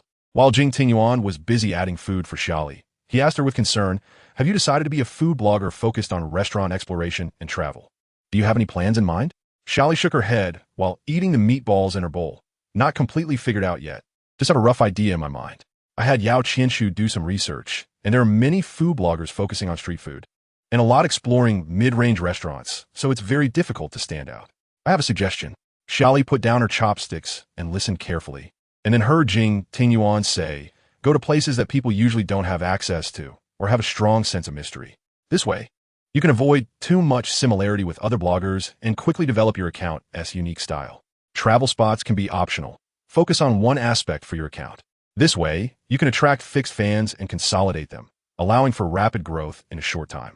Xia Li raised her question, what kind of places? Every restaurant blogger has a supporter behind them, and I'm willing to be your supporter, responsible for participating in recordings or live broadcasts with you.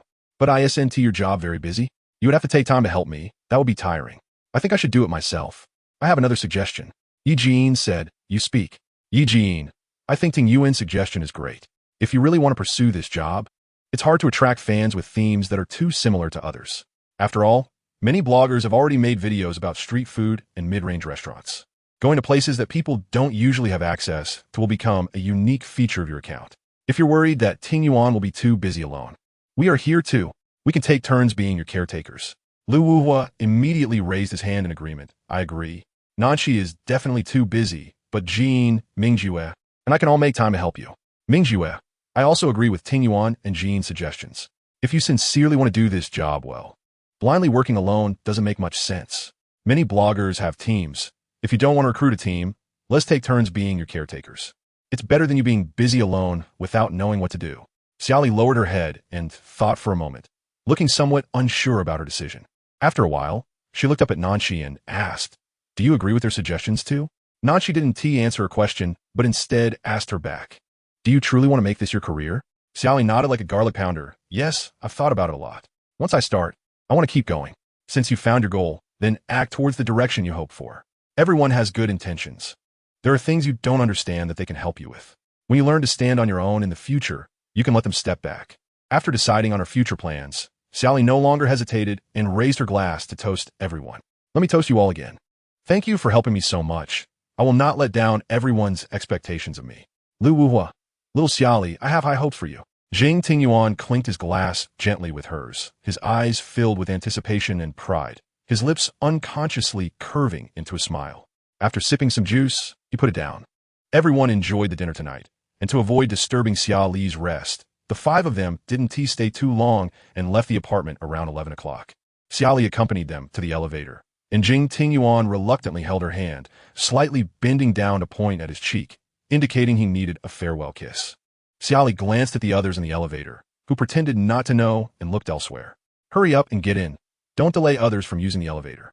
Can't you even give me a simple kiss on the cheek? Xia Li pouted and said with annoyance, are you trying to play tricks on me? Jing Tingyuan lowered his gaze, a slightly sad expression piercing her heart. She started to soften again, and as he turned around, she said, come a little closer. Hearing her say that, Jing Tingyuan immediately showed a joyful expression and bent down closer. Xia Li stood on her tiptoes and quickly kissed his cheek, like a dragonfly touching water. Is this okay? You should hurry back. I need a rest too. Jing Tingyuan felt dissatisfied in his heart, but still pretended to be satisfied as he bid her farewell. Good night, baby. Watching the elevator doors close, Xia Li turned back to the apartment. She stood at the door, looking at the now empty living room, and scenes of their celebration flashed through her mind. They chatted together, ate hot pot together, and it was very lively. I hope we can all continue to be this happy. After taking a shower, Xia Li, wearing a nightgown, crawled into bed to play on her phone. She wasn't feeling sleepy yet and planned to watch some short videos before sleeping. Unexpectedly, she suddenly came across news about each country's president, Alicia. In a video, Alicia was taking photos with tourists in front of the Lamp Palace in each country's capital. Looking very approachable, Xia Li stared at the video of Alicia, replaying it several times, and found that she indeed looked very similar to Alicia. If they were said to be mother and daughter, many people would probably believe it, since learning that Alicia had a family and children. Xia Li had given up on the idea of seeking recognition, planning to live her own life well. But now, seeing someone so similar to her, her heart was still shaken. She wondered in her mind, what if Alicia met her again and didn't he abandon her like when she was a child? What am I thinking? She showed a bitter smile. Forget it, she asked the president. How could she possibly recognize me? Maybe it's just a coincidence that we look alike. It doesn't necessarily mean we are related. Though she said this, her curiosity got the better of her, and she couldn't help but look up information about Alicia online. Alicia's eldest son is named Stock, the president of a country's real estate giant, Walter Group, and his two sisters are shareholders of the Walter Group. Xia Li looked at a photo of Stock, with silver hair and light brown eyes. He definitely had the looks of someone from a country. Stock bore some resemblance to Alicia, but looked more like his father. At that moment, Xia Li's phone suddenly received a call from an unknown number. Out of caution, she instinctively hung up on the stranger. Then, the same number called again. She hung up again. After hanging up 3 or 4 times, the other party seemed unwilling to give up. She thought, could it be someone she knew? So, on the 5th call, she answered the phone. Hello, who are you looking for? Hello, is this Miss Xia Li? Who are you? Xia Li didn't confirm her identity because she wasn't sure if the person was good or bad, or maybe even a salesperson. I am Mr. Stock's assistant. May I ask if you're Miss Xia Li? Stock. After a few seconds of silence on the other end, she heard a magnetic male voice say, Hello, I'm Stock. Alicia is my mother. Xia Li stared in shock, thinking she was hallucinating, and pinched her arm hard. Why, you're Stock? Yes. W, what do you want with me? I have investigated you. Stock said directly, I want to meet you to confirm whether you are my mother's illegitimate daughter. Don't worry, I have no malicious intent. I just want to confirm if there is a blood relation between you and my mother. Xia Li bit her lip, unable to speak, mainly because she didn't know what to say at that moment.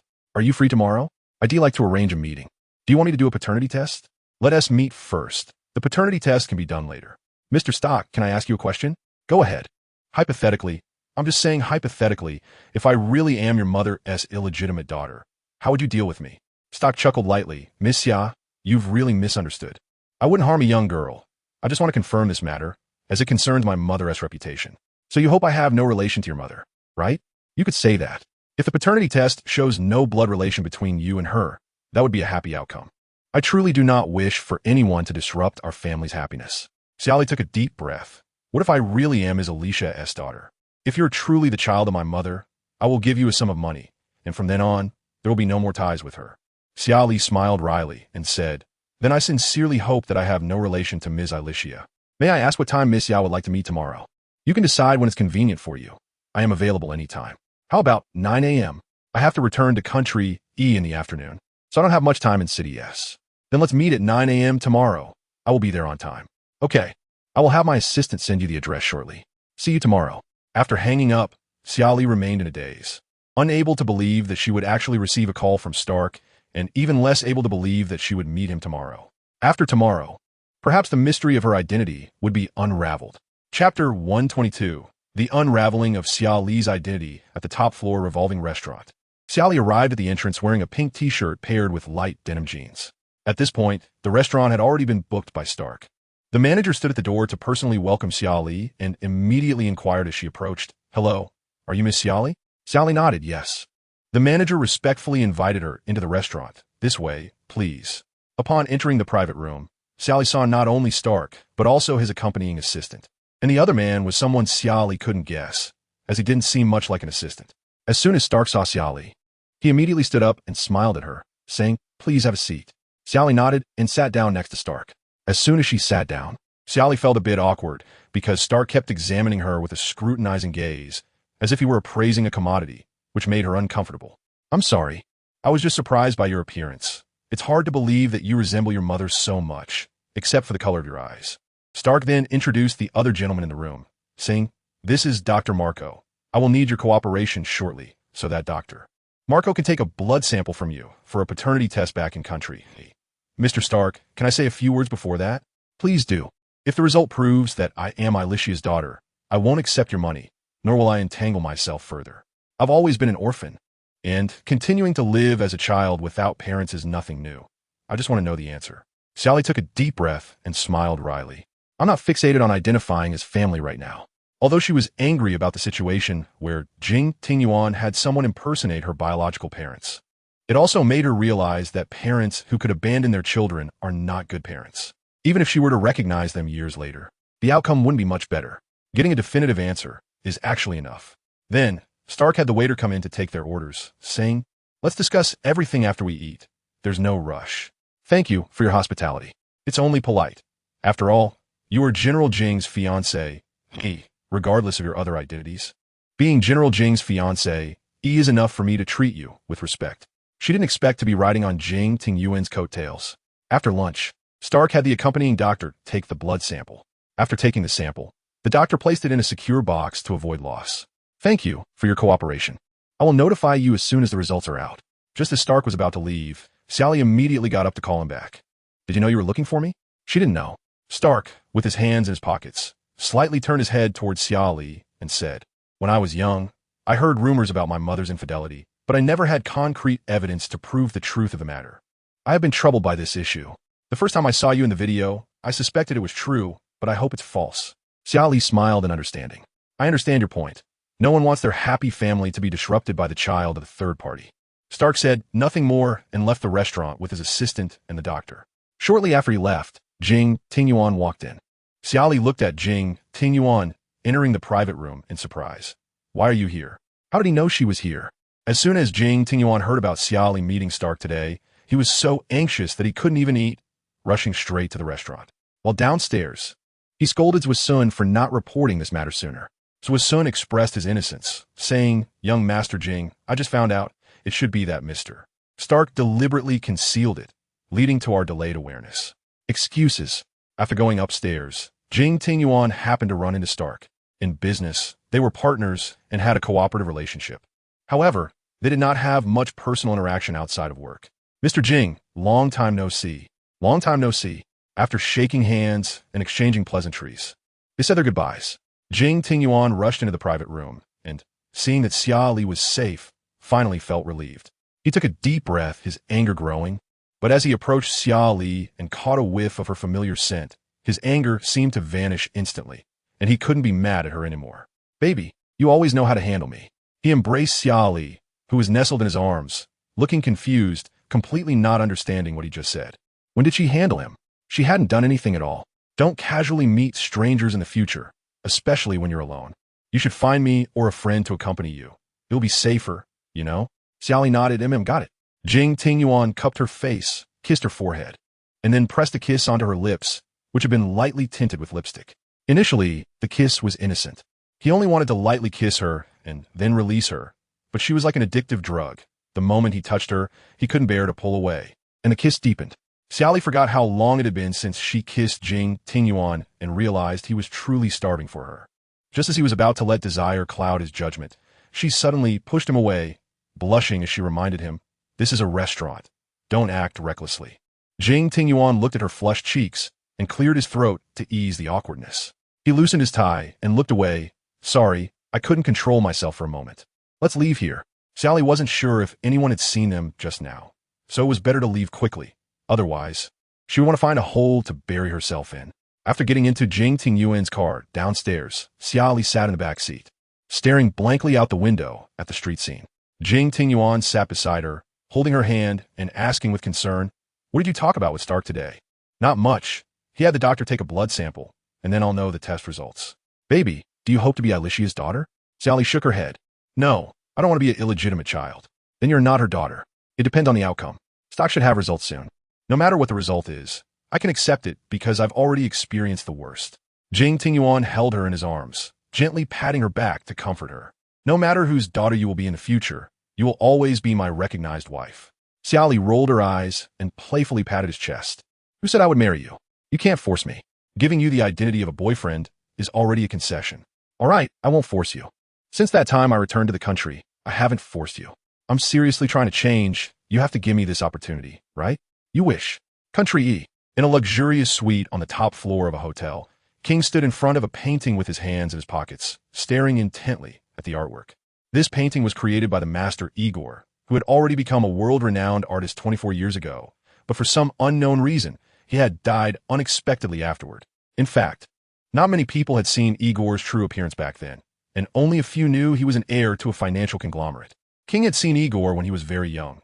Igor was a close friend of his father's and often visited their home, sometimes bringing him gifts. Before his father passed away, he told him that Igor had 3 paintings that must be retrieved because they concealed immense wealth. Those 3 paintings were not just maps. The codes were hidden within the artwork. Memory 7 years ago, King's father lay on a hospital bed, gasping for breath as he looked at King, who was watching over him. I Ching, there is something you must help your father accomplish. Father, what is it? Do you remember Uncle Igor? King nodded, recalling him. But wasn't Igor supposed to have died unexpectedly a few years ago? Why are you bringing him up now? You must remember my words. Okay, Igor has a daughter, but her whereabouts are still unknown. I have sent people to look for her, but they have been unable to find any trace. I suspect someone is deliberately obstructing the search. King's father gasped for breath again, then continued. Igor once told me that his 3 special paintings depicted not only maps, but also codes. He instructed me that if one day he were to die under mysterious circumstances or go missing, the 3 paintings should be given to his daughter or wife. His wife has also been missing since his disappearance, as has his daughter.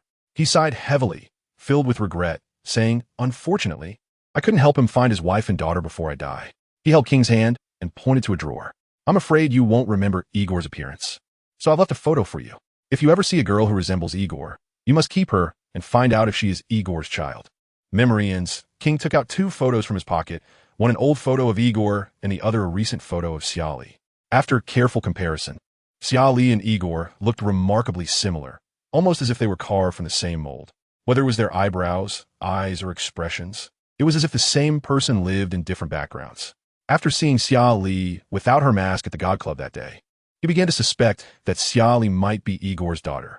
Therefore, upon returning to the country, he immediately had someone investigate Xia Li's background, only to find out it led to Alicia. Igor and Alicia were twin siblings, a fact his father had informed him of. At that moment, while King was deep in thought, his assistant suddenly called. What's the matter? Stock just met with Xia Li, and he brought along a doctor. After hanging up the phone, King smiled faintly and whispered, looks like the show is about to begin. In the apartment, Jing Tingyuan lay on his side, watching Xia Li, who was fast asleep on the bed. If he hadn't shamelessly pleaded with her tonight, he might not have even gotten into the room. He gently tucked a strand of her black hair behind her ear, saying softly, Baby, now that you understand to be soft-hearted towards me, does that mean I have hope of winning your favor in the future? At that moment, a phone rang, breaking the tranquility of the room. His expression darkened as he picked up the phone and coldly said to the caller, You better have something important. It is indeed important. Jing Tingyuan looked at the peacefully sleeping Xia Li, not daring to wake her, and quietly got out of bed, barefoot.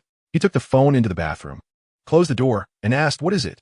We followed King's lead and found out more about Igor. Speak. Igor had a wife from City S, who has been missing since Igor's death. He also had a daughter whose whereabouts are still unknown.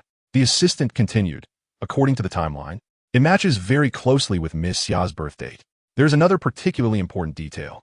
Jing Tingyuan responded with a slight listening to his assistant continue. Alicia stayed in the Crane Mountain Sanatorium in City S for 6 months.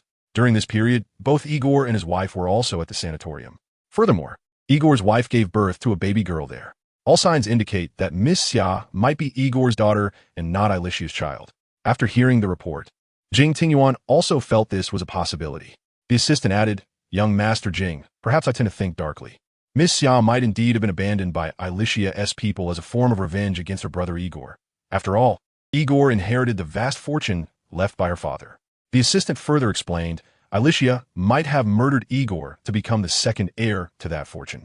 Everything will make sense then. Jing Tingyuan frowned, organizing his chaotic thoughts before saying, If Alicia is indeed the mastermind behind Igor's murder, if she finds out Xia Li is still alive, won't Xia Li be in danger? Young Master Jing, you don't need to worry too much. Perhaps Alicia thinks Xia Li has long been dead. Jing Tingyuan closed his eyes and sighed heavily. I should have stopped this earlier.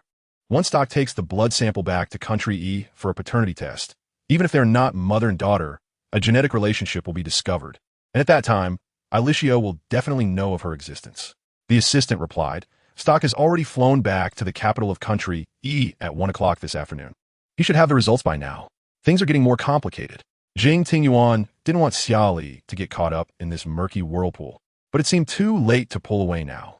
We need to keep a close watch on our safety and ensure nothing unexpected happens. Understood, I will increase the manpower.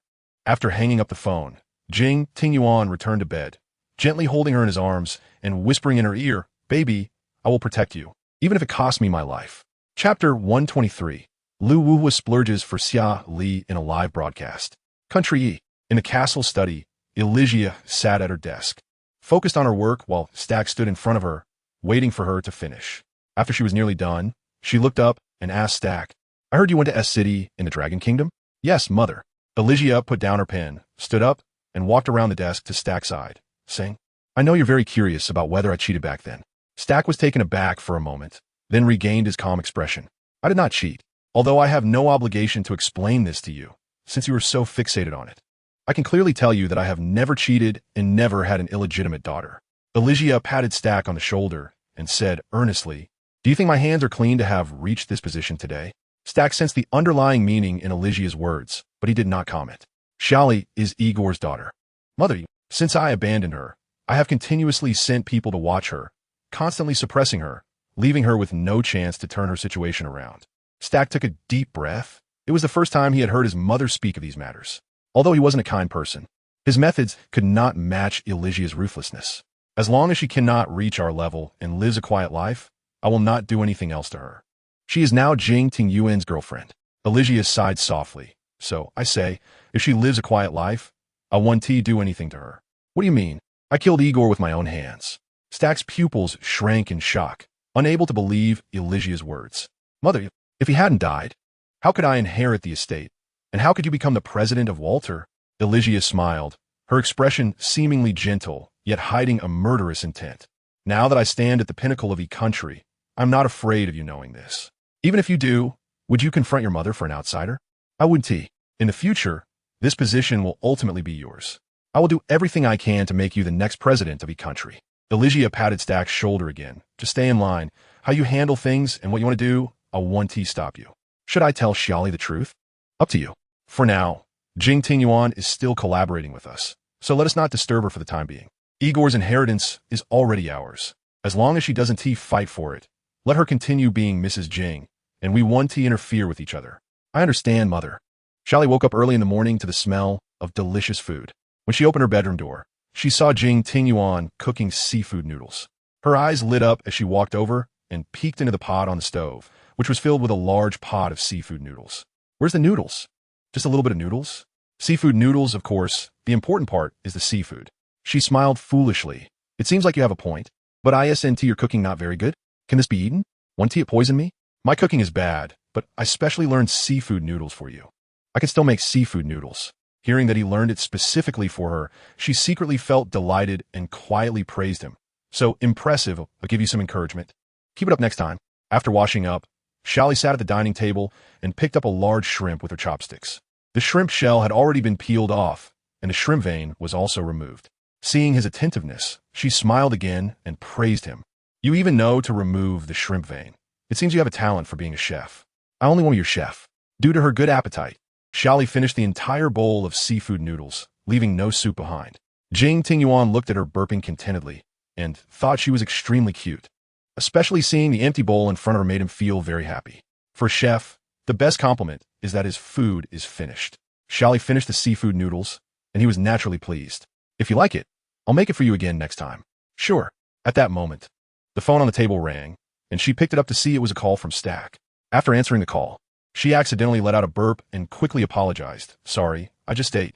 Stack on the other end laughed and said, No problem. I hope this call didn't disturb you. It didn't. She felt Stack wouldn't call her for no reason. Perhaps the paternity test results were out. So she got straight to the point. Is the test result out? Stack hadn't taken her blood sample for a paternity test because Elysia had already admitted it. So there was no difference in doing so. The result is good news for me, but perhaps bad news for you. Hearing this, Xia Li immediately prepared for the worst. It's okay. I can handle any bad result. You are not my mother's daughter. A hint of disappointment flashed in Xia Li's eyes. but it quickly turned into a feeling of relief. This is also good. It means I'm not an illegitimate daughter, which is good news for me. I'm very sorry. You don't have to apologize. The road to finding relatives is always bumpy, and it's impossible to find them all at once. Besides, there are too many similar people in this world. Just because they look alike doesn't mean they are close relations. Stack on the other end of the line was silent for a few seconds before speaking again. If you need help, I can help you find your biological parents. No need to trouble yourself. I already have friends helping me. I trust their abilities. Then I wish Miss Xia Li reunites with her family soon. Thank you for your kind wishes. After hanging up, she lowered her head, lost in thought for a long time. Jing Tingyuan sat across from her, and since she didn't speak, he quietly accompanied her. When he saw a tear drop down, his heart skipped a beat, and he quickly got up to sit beside her, holding her in his arms and comforting her. I'm here. I've always been here.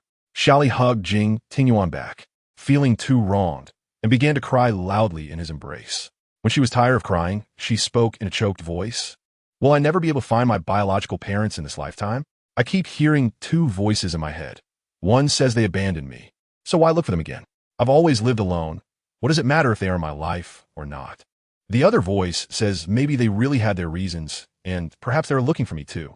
Xia Li cried louder, clutching Jing Tingyuan's shirt tightly. I'm very conflicted, right? I'm being very sentimental, right? Jing Tingyuan gently rubbed her hair and comforted her. No, baby, you're not sentimental at all. I can understand. Xia Li sniffed. Do you really understand? Everyone is a contradiction. Some questions are hard to get a definite answer. Xia Li didn't say anything else and just leaned quietly in Jing Tingyuan's embrace. Jing Tingyuan used a tissue to wipe her tears clean, silently holding her. And the entire living room was quiet. Only the sounds of their heartbeats and breathing could be heard. A few days later, Xia Li officially started her live stream. Since it was her first live broadcast, Jing Tingyuan specially booked a table at the most famous restaurant in City S. The restaurant is called Wadingfu, and to dine there, one must possess a membership card, which costs 2 million to obtain. In addition to needing the membership card, one must also make a reservation in advance. Same-day entry is not accepted. After entering the restaurant, the waiter politely led her and Jing Tingyuan to a top-tier private room. Xia Li sat at the table fiddling with her phone holder, while Jing Tingyuan helped her order food. Once the phone angle was adjusted, she looked at Jing Tingyuan and asked, "What do you think of this angle?" Jing Tingyuan shifted his gaze from the menu, examined the phone angle carefully, and said, "You should go live and see if the angle is suitable. It's hard to tell right now." Xia Li bit her lip, feeling a bit nervous as she asked, "Can I really go live? I'm a bit scared." "Don't be afraid. Even if no one watches, I'm still your most loyal audience." Hearing Jing Tingyuan's encouragement, her anxious heart finally calmed down. She took a deep breath, repeatedly cheering herself on in her mind. "I'm here now. How can I back out at the last minute?" Xia Li, you can't be a coward. After officially starting the live stream, Jing Tingyuan had just finished ordering. He didn't appear on camera, and viewers could only occasionally see his outstretched hand. Xia Li used one phone for the live stream and held another to check the comments. Since it was just the beginning, there weren't many people in the live chat. Even those who entered quickly left after a few seconds. To attract and retain viewers, Jing Tingyuan generously sent a large red envelope during Xia Li's stream, offering 10 yuan to anyone who followed her. Then, he sent a second large red envelope, stating that viewers could receive another 10 yuan after watching for 5 minutes. Before long, the number of viewers in the stream surged to over 10,000. What kind of live stream is this? Why isn't the host speaking? Where is this? Aren't you going to introduce it? Xia Li looked at the scrolling comments and was momentarily shocked by the number of viewers. She didn't expect to have over 10,000 people watching on her first day, especially within the first 5 minutes of starting. Hello everyone, my name is Xia Li, and I'm a new host. The restaurant I'm at is called Wadingfu. Xia Li pretended to be calm as she introduced herself to the audience, but inside, she was already overwhelmed with anxiety. Wadingfu? Is it really Wadingfu? The one in City S? Is this for real? Don't kid around. The background must be fake, right? When Xia Li saw comments claiming her background was fake, she quickly walked over to the window and flipped the camera. Look, you can see the entire street view of City S from here. Xia Li even waved her hand in front of the camera to prove that the scenery was real. It really is Wadingfu. Oh my god. Why do you keep mentioning Wadingfu? Is it famous? At this moment, servers began bringing dishes in one after another. When Xia Li turned around, she forgot to flip the camera back, accidentally capturing all the servers and Jing Tingyuan in the shot. There are dedicated people serving the food. This must be a super rich second generation. The membership card for Wadingfu costs 2 million, and the lowest price for a dish is 30,000. This host must be a super rich second generation. Otherwise, how could she afford to eat here? Xia Li's gaze was focused on the delicious dishes on the table, and she momentarily didn't notice the comments discussing Wadding Few. By the way, I think I just saw a handsome guy. Who is he to the host? Is he a friend? Is he a caretaker? Xia Li placed the phone holder back on the table, adjusted the camera, and then smiled as she introduced the food. After introducing it, she began tasting the dishes and sharing her opinions about them. Jing Tingyuan watched her earnestly commenting and gave her a thumbs up, indicating that she was doing well and was very confident. Let me cut this abalone for you. Jing Tingyuan brought the sliced abalone to her. Since his hand was visible in the camera, the audience went wild. That hand looks so good. Is he a caretaker? The caretaker's hand looks too good. Can we see the caretaker's face? Are the host and the caretaker a couple? Xia Li glanced at Jing Tingyuan beside her and smiled at everyone, saying, "It's a secret. I won't tell you for now." Lu Wuhua, having just finished his work, immediately sat on the sofa with his phone to watch Xia Li's live stream. He watched Xia Li eating with great enjoyment, and a smile unconsciously appeared on his face. Little Xia Li looks so cute when she eats. He clicked on the gift option, but when he wanted to send her a gift, he found that his account had no money. He almost forgot that this was a new account. To avoid Xia Li noticing, he specially registered a new account just for tipping during her live stream. He then called his assistant to recharge 5 million into the new account. Once the money arrived, he quickly sent large gifts in Xia Li's live stream. He sent 100 gifts worth 5,000 each. In an instant, the comments in the live stream were completely blocked by the effects of his gifts. At that moment, thanks to his gifts, Xia Li reached the top of the hourly leaderboard, attracting more viewers to her live stream. Xia Li, thank you to this user Wuhua in his 40s for sending 100 fashion youth gifts. Thank you. And remember to follow if you haven't yet. And join the fan club. Lu Wuhua saw that he hadn't followed Xia Li yet, so he hurriedly clicked to follow. At this moment, Lu Wuhua saw the comments going wild. Wasn't this Wuhua in his 40s just a level 1 account? Now it's directly turned into a level 65 big shot. Is this the power of money? Why can't there be more rich people like me in this world? What do you mean level 65? Lu Wuhua was not satisfied with his level, so he called his assistant again and had him recharge another 40 million into the account. The assistant was confused. Young Master Lu, where are you spending this money? I want a max level account. Although the assistant didn't understand Lu Wuhua's actions, he still helped him recharge the money. Lu Wuhua looked at the amount in his account and smiled with satisfaction, saying, "Now I'm Xia Li's #1 big brother." The next scene that would blow the viewers in the live stream away was about to unfold. Lu Wuhua sent a total of 6,000 gifts worth 5,000 each. Wuhua in his 40s sends Fashion Youth X 1,000 Wuhua. In his 40s sends Fashion Youth X 1,000 Wuhua. In his 40s sends Fashion Youth X 1,000 in an instant. The comments in the live stream became completely invisible, and some people were even kicked out of the live stream. Lu Wuhua looked at his high-level account with satisfaction. But he hadn't smiled for long when Mingju called. Chapter 124. The high-level big shot willingly acts as her advertising board after answering the call. Lu Wuhua immediately said bluntly, "What is up? If you have something to say, say it. I'm busy watching Xia Li's live stream." Is that Wuhua in his 40s you?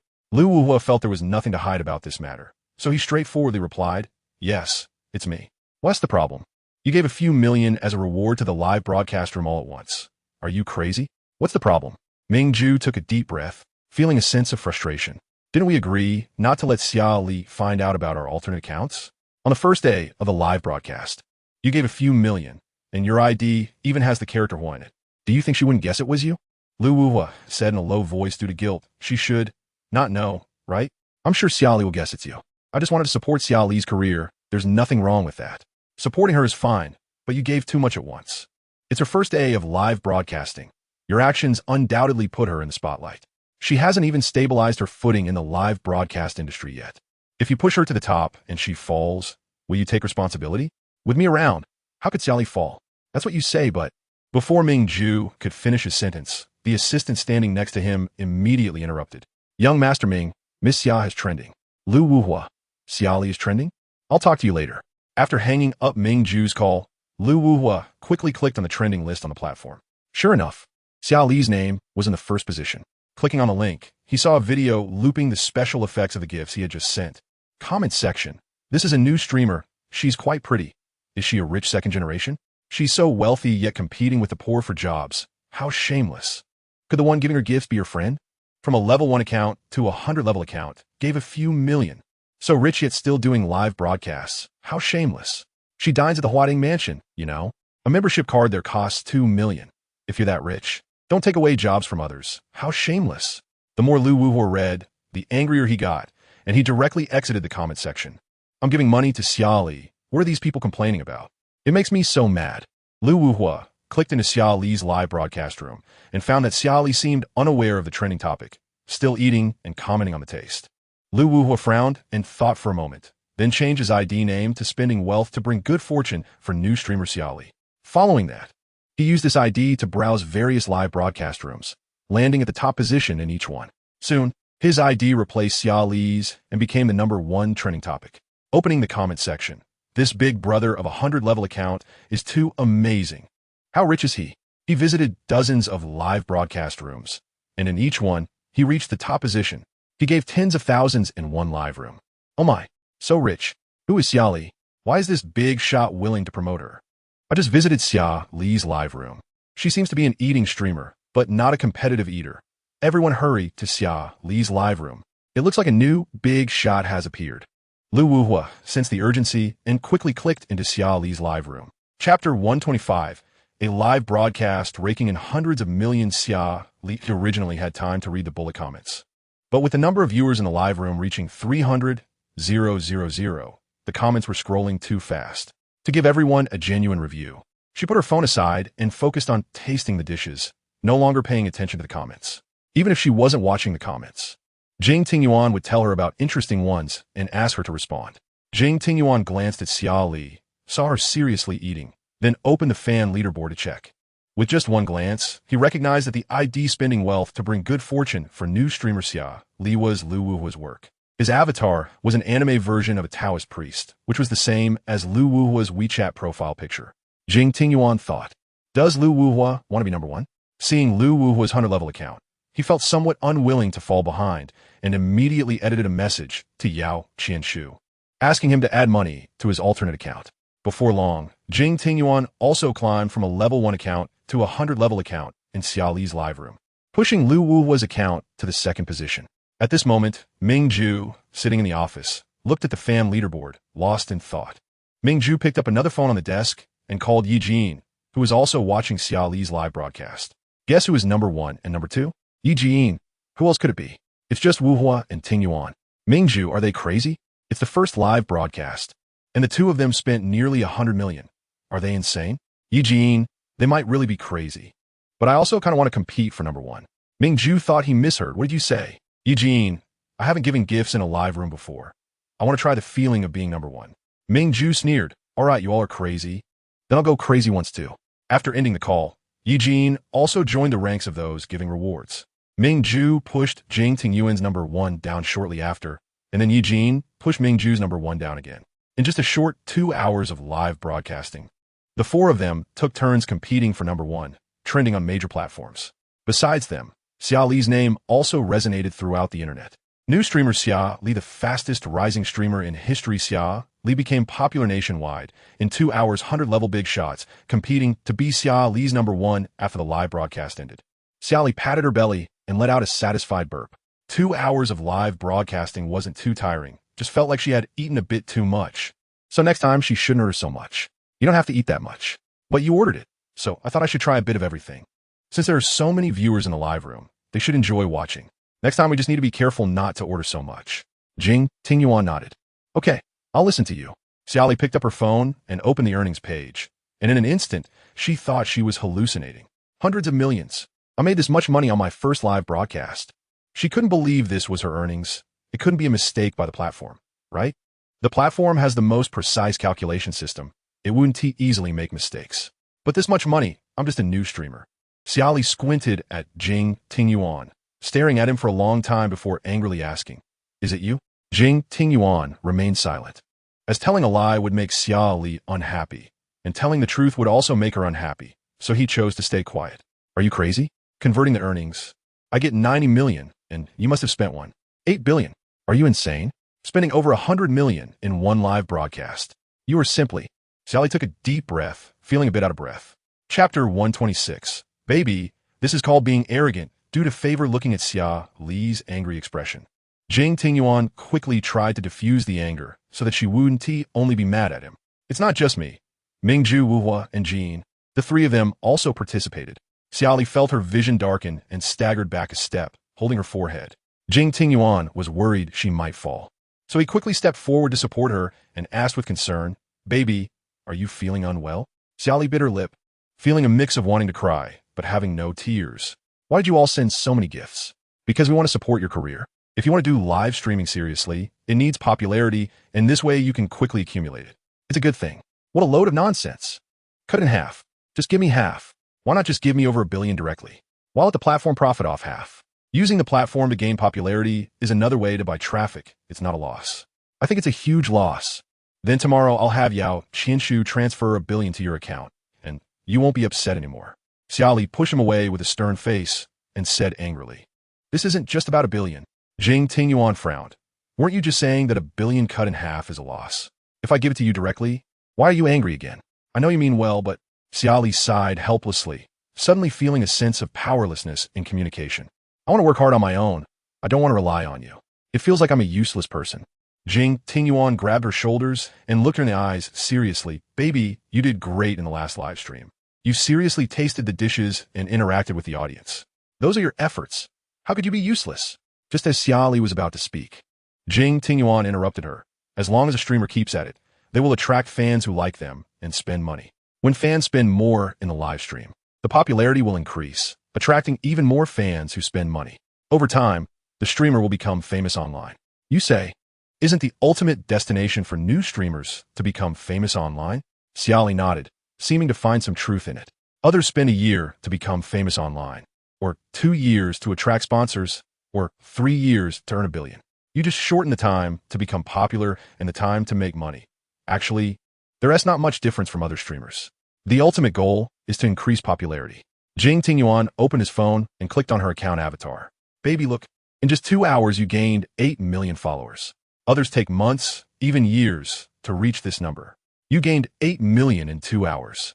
The money we spend is worth it. It could be considered as advertising or traffic expenses." Xia Li blinked, feeling somewhat like she was being manipulated by Jing Tingyuan. "You make it sound like it makes sense, but why do I feel like you're manipulating me?" "No, I'm analyzing it with you word by word. Fame is the ultimate goal. Now that you're famous, it will greatly help your future live streaming career.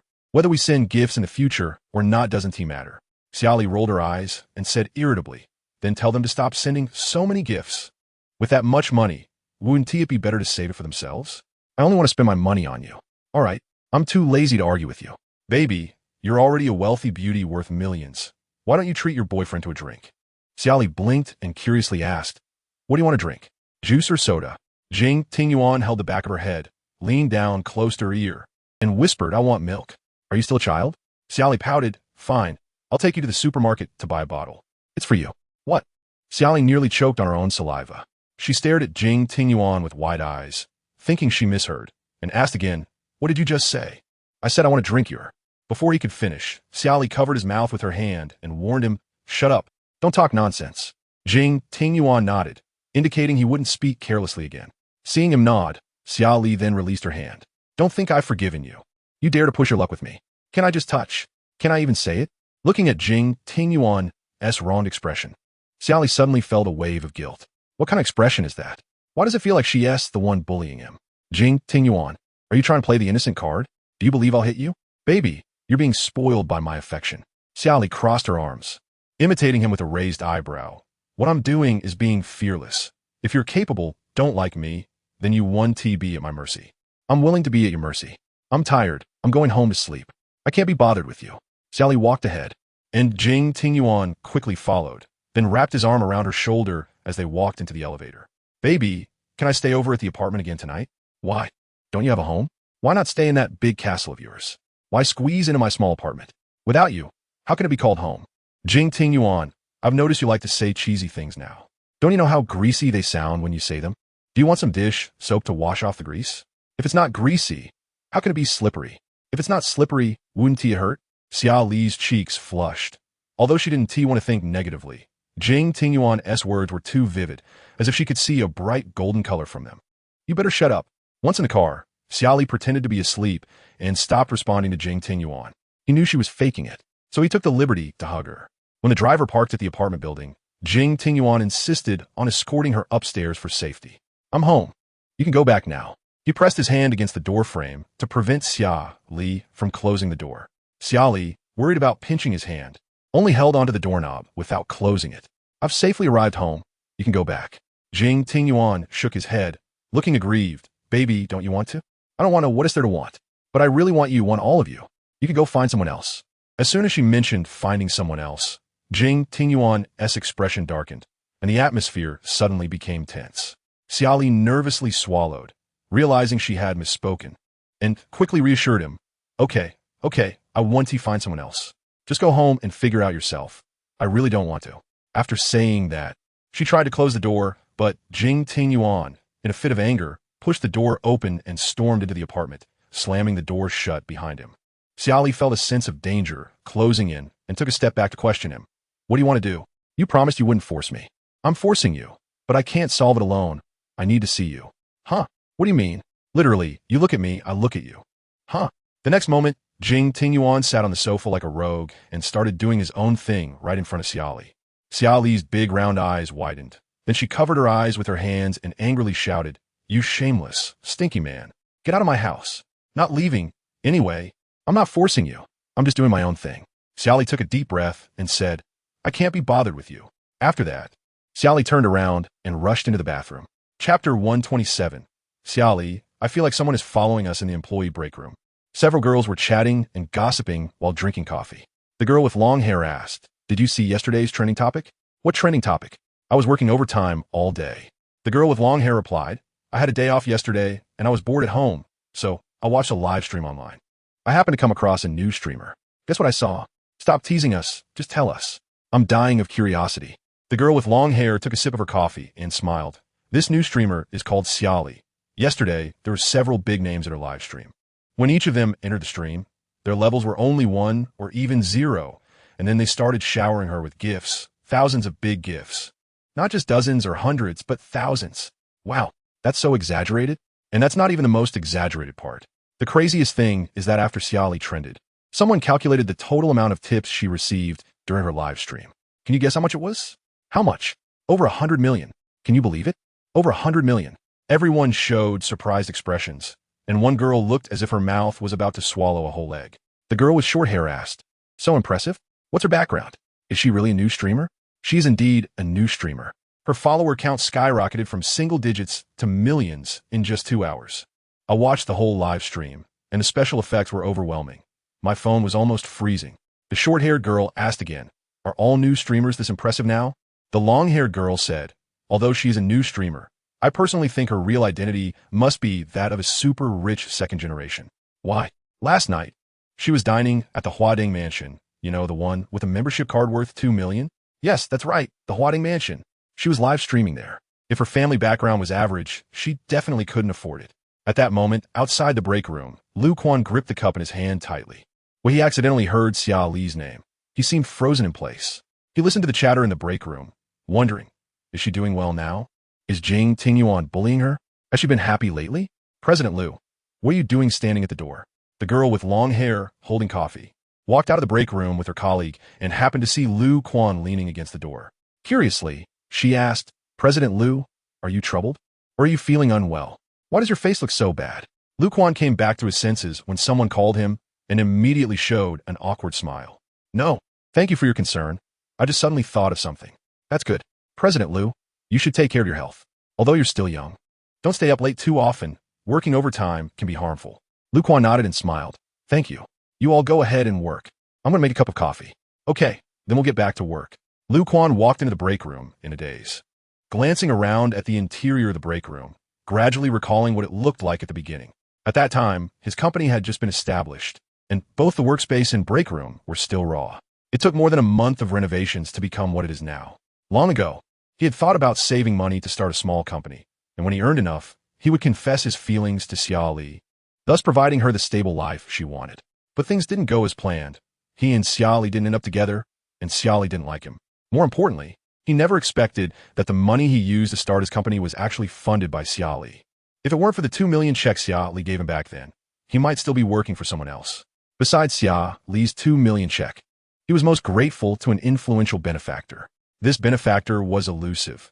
He could only be contacted if the other party reached out to him. Even if he found them, he could only communicate with their assistant.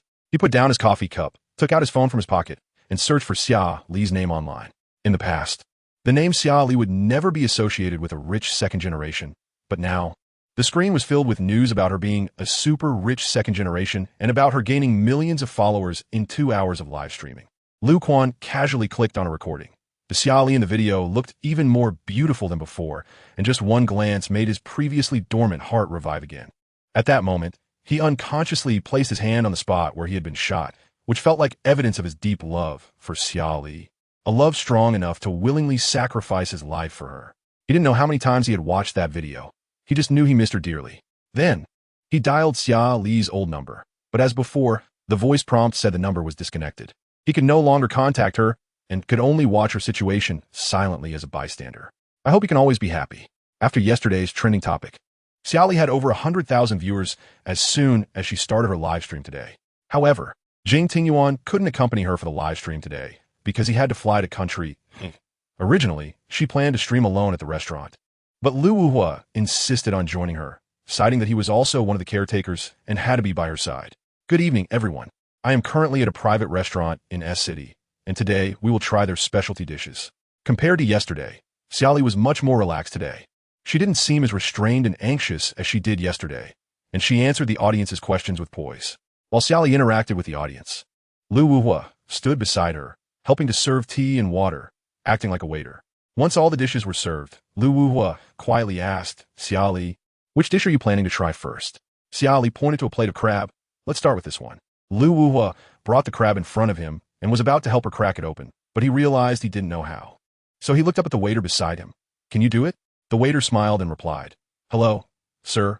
Would you like me to help you crack it open?" "Sure, thank you." Xia Li looked down at her phone to check the comments and happened to see one asking, "Why does the caretaker's voice sound different? Wasn't it this voice during yesterday's live stream?" Xia Li replied, "The caretaker yesterday and today are two different people." "No wonder the voice is different. Can you let the caretaker show their face? I feel like the caretaker's voice is so nice." Xia Li smiled and looked at Lu Wuhua as an audience member asked, "Do you want to show your face?" Lu Wuhua replied, "I'd rather not show my face. I'm not a streamer. I prefer to remain an unknown caretaker." Once the waiter finished cracking the crab shell, he quickly placed the crab meat in front of Xia Li. "Xia Li, try it and see if it's good." As Xia Li tasted the crab meat and commented on the flavor, Lu Wuhua was busy helping to like the stream and occasionally sending gifts to boost the popularity. Xia Li said, "Send me a few red envelopes." Lu Wuhua replied, "I almost forgot about that. I'll send a few red envelopes right away." As soon as Lu Quan finished his work, he immediately clicked into Xia Li's live stream to watch. He had checked Xia Li's streaming schedule during the day and casually followed her. So as soon as he logged into the app, the platform promptly recommended Xia Li's live stream. He watched Xia Li eat, casually taking a few pictures with his phone. Then he used the search function on his phone to look up the background of the picture, and soon several restaurant names appeared below. He guessed where Xia Li might be and personally drove to the entrance of that restaurant. He didn't have high hopes and knew that he might not meet Xia Li tonight, but he still wanted to give it a try, hoping he could catch a glimpse of her from afar. Lu Quan parked his car opposite the restaurant, rolled down the window, and while watching Xia Li's live stream on his phone, he occasionally looked up towards the restaurant entrance, always hoping to see her as soon as she came out. 2 hours later, Xia Li ended her live stream. Lu Quan eagerly looked at the restaurant entrance, wishing that Xia Li would walk out of that big door. He never intended to disturb her current life. He just wanted to see her from a distance, to ease his longing for her during this time. Just when he thought Xia Li wouldn't come out of that door, something unexpected happened. To be precise, it was a surprise. Xia Li walked out of the restaurant in a dress, accompanied by a man in a suit. Under the bright streetlights, Lu Quan immediately recognized him as the man he had seen in the restroom before, and he knew he was Jing Tingyuan's brother. "Xia Li, are you going straight home or strolling around?" Xia Li burped, rubbed her belly, and said with a smile, "I want to take a walk in the park." "Then I'll accompany you." Xia Li nodded, but at that moment, she suddenly noticed that the surroundings felt familiar, recalling that Yizhe Meng was not far ahead. She said, "It seems like this place is not far from Yizhe Meng. Why don't we walk over? Are you going to find Mingju?" "Not specifically looking for him. I just happen to find that this restaurant is quite close to Yizhe Meng. Since I didn't go to the bar to play, I thought I'd go there for a while." Okay, I'll call Mingju now and let him know we're coming. Good. Liu Quan butcha Xia Li's back. He originally planned to just look at her from afar without disturbing her. But after seeing her, his rationality couldn't remain calm anymore. So he started the car and slowly followed behind. Worried that Xia Li would discover he was following her, he kept his distance. But he forgot that Xia Li was accompanied by Lu Wuhua and an undercover bodyguard lurking nearby. Lu Wuhua clearly sensed someone following them. He tilted his head slightly to glance back and indeed saw a car trailing them. He wasn't sure who it was, so he immediately grabbed Xia Li's wrist and said, Xia Li, I feel like someone is following us. Why don't we drive to find Mingju? Just as Xia Li was about to turn around, Lu Wuhua reminded her, don't look back. He probably isn't realized we know yet. Following us? Who will be so bored to follow us? Your enemy? Lu Wuhua replied, I'm not sure if it's my enemy. Let us just go find Mingju by car. I'll feel more at ease on his turf. Xia Li nodded in agreement. Okay. Just as Xia Li was about to get in the car with Lu Wuhua, Lu Quan quickly parked and rushed over. Xia Li. Xia Li heard a familiar voice behind her. Although she hadn't heard it in a long time, after so many years of being together, she could still clearly recognize Lu Quan's voice. What is wrong, Xia Li? Lu Wuhua, holding her wrist, showed a puzzled expression and asked worriedly. It seems to be Lu Quan. Liu Quan. Both Xia Li and Lu Wuhua turned around and saw Lu Quan running towards Xia Li, panting heavily. Xia Li looked at him in a suit, noticing he had a completely different aura than before. He seemed to be doing very well during this time. She felt happy seeing him well. She smiled at Lu Quan. Long time no see. How have you been? Lu Quan, breathing heavily and with red eyes, looked at Xia Li. He had so much he wanted to say to her, but all his words ultimately turned into one. I'm good. How about you? I'm doing quite well now. Has Jing Tingyuan bullied you? Xia Li shook her head. No, he has been quite good to me, and I've made new friends. Xia Li opened her palm and seriously introduced to Lu Quan. This is Lu Wuhua, my new friend. Lu Quan observed Lu Wuhua and sensed the same elite aura as Jing Tingyuan from him. They truly were friends. Even their temperament was identical. Mr. Lu, hello. Hello. I've heard of you. You were good friends with Xia Li before. Heard of me? Lu Quan looked surprised, thinking Xia Li had mentioned him. Did Xia Li mention me? Lu Wuhua immediately saw that Lu Quan liked Xia Li and, wanting to avoid having an additional rival, said not really. I just happened to hear Tingyuan mention that you helped Xia Li a lot when she was in trouble. Lu Wuhua took out a check from his pocket, wrote an amount and his signature on it, and handed it to Lu Quan with a fake smile, saying, This is a thank you fee for taking such good care of Xia Li before. Lu Quan was momentarily stunned, staring at the check without speaking for a long time. The sight of the check triggered a memory of when Xia Li had given him a 2 million check. Xia Li noticed that Lu Quan's expression was not good and immediately pushed Lu Wuhua's hand back, scolding, Lu Wuhua, what are you doing? Why are you humiliating someone with a check for no reason? Lu Wuhua shrugged, looking innocent. I didn't mean to humiliate him. He helped you so much before. I just wanted to thank him. I have no other malicious intent. I'm not Tingyuan. Shut up. Xia Li looked apologetically at Lu Quan and sincerely apologized.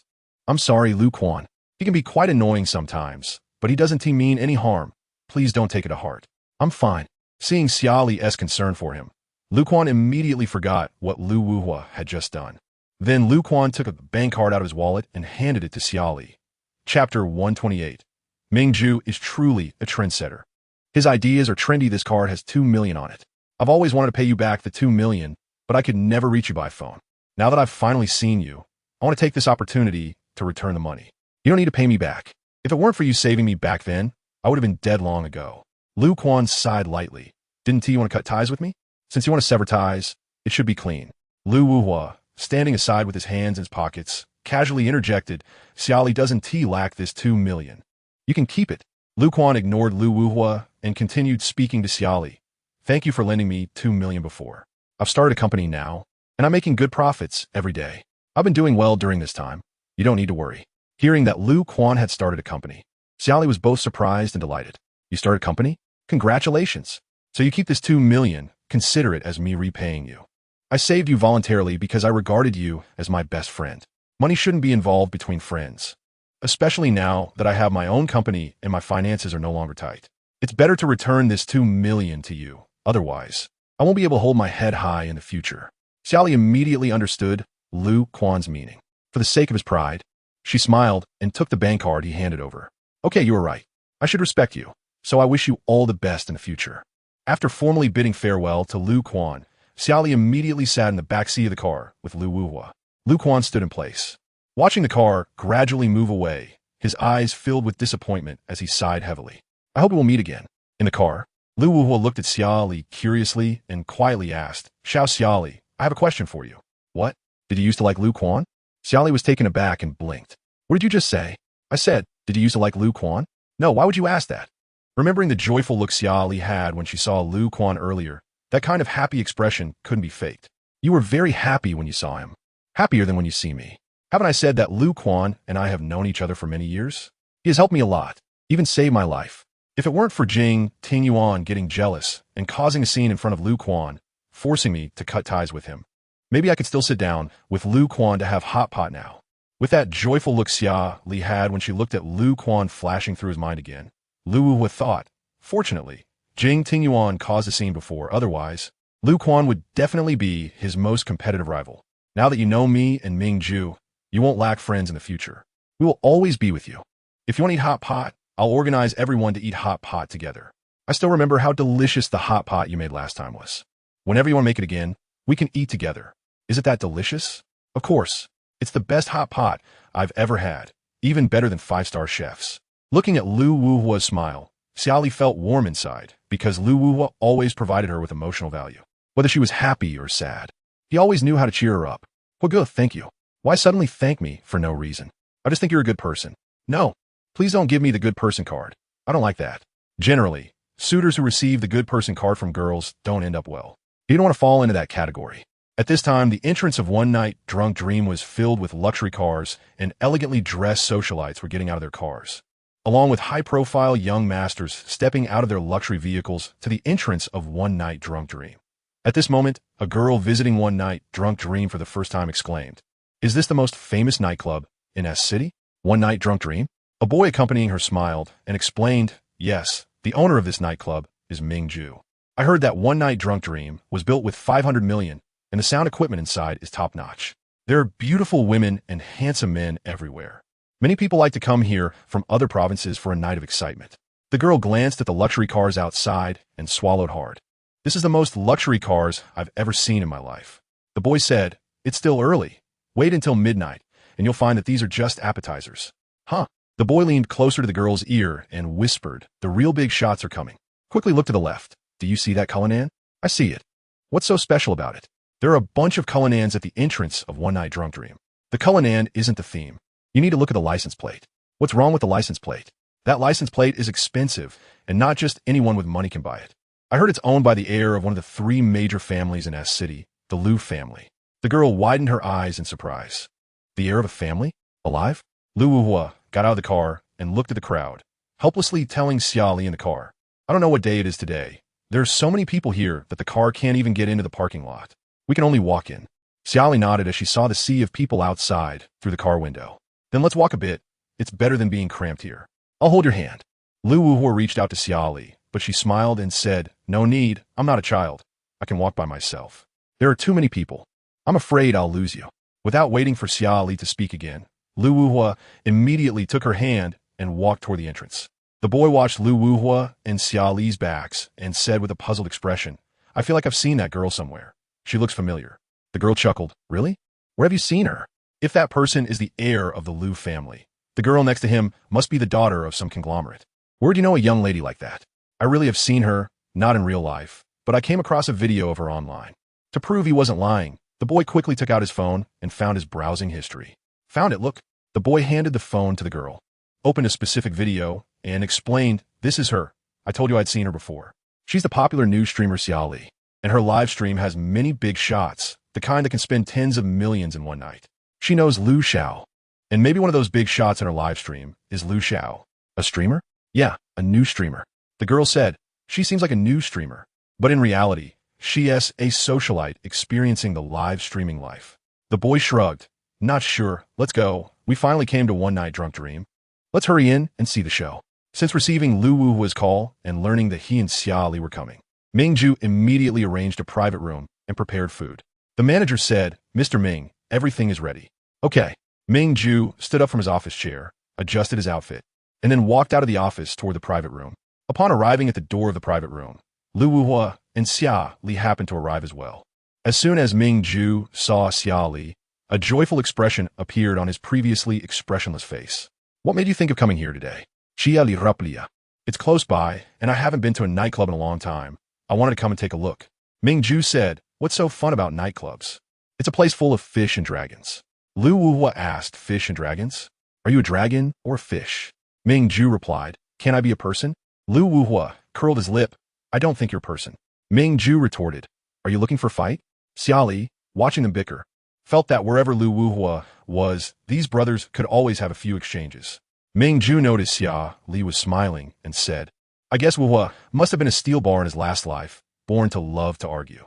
Then you must have been a thin dog in your last life. Ming Ju handed a cup of milk to Xia Li, then poured himself a glass of whiskey. I know you envy my figure. This kind of outfit that looks slim when worn and shows off my toned body when taken off, something you can never achieve in your lifetime.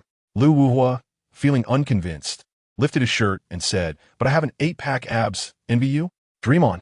Ming Ju frowned and reminded him, Xia Li is still here. Can you be a bit more considerate?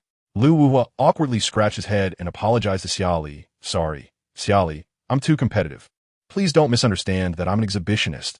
I'm not that kind of person. Ming Ju replied, I think you are. Xia Li smiled without saying a word. At that moment, Lu Wuhua's phone suddenly rang. He picked it up and saw the name Jiang Lixia on the screen. Hello, cousin, what is up? A male voice came from the other end, leaving Lu Wuhua a bit confused. Who are you? The other party asked again. Are you Mr. Lu? Who are you? How does my cousin S phone end up with you? Well, this lady got drunk here. At first, she asked for help to call someone with the surname Jing to pick her up, but we couldn't find Mr. Jing's number in her contacts. I saw that you had frequent communication with her, so I had to try calling you. After hearing the explanation, Lu Wuhua immediately relaxed and asked, where is she now? I'll go over right away. At number 99, South Road. Okay, I know. I'll head over now. After hanging up, Lu Wuhua said to Ming Ju, can you take care of Xia Li for me? Ming Ju asked, what happened? It's nothing. My cousin got drunk, and I need to go pick her up to prevent her from getting into trouble. Ming Ju nodded. All right, you go. Xia Li is with me. I'll personally see her home later. Xia Li looked at Lu Wuhua, who was about to leave, and softly asked, is it Sister Jiang?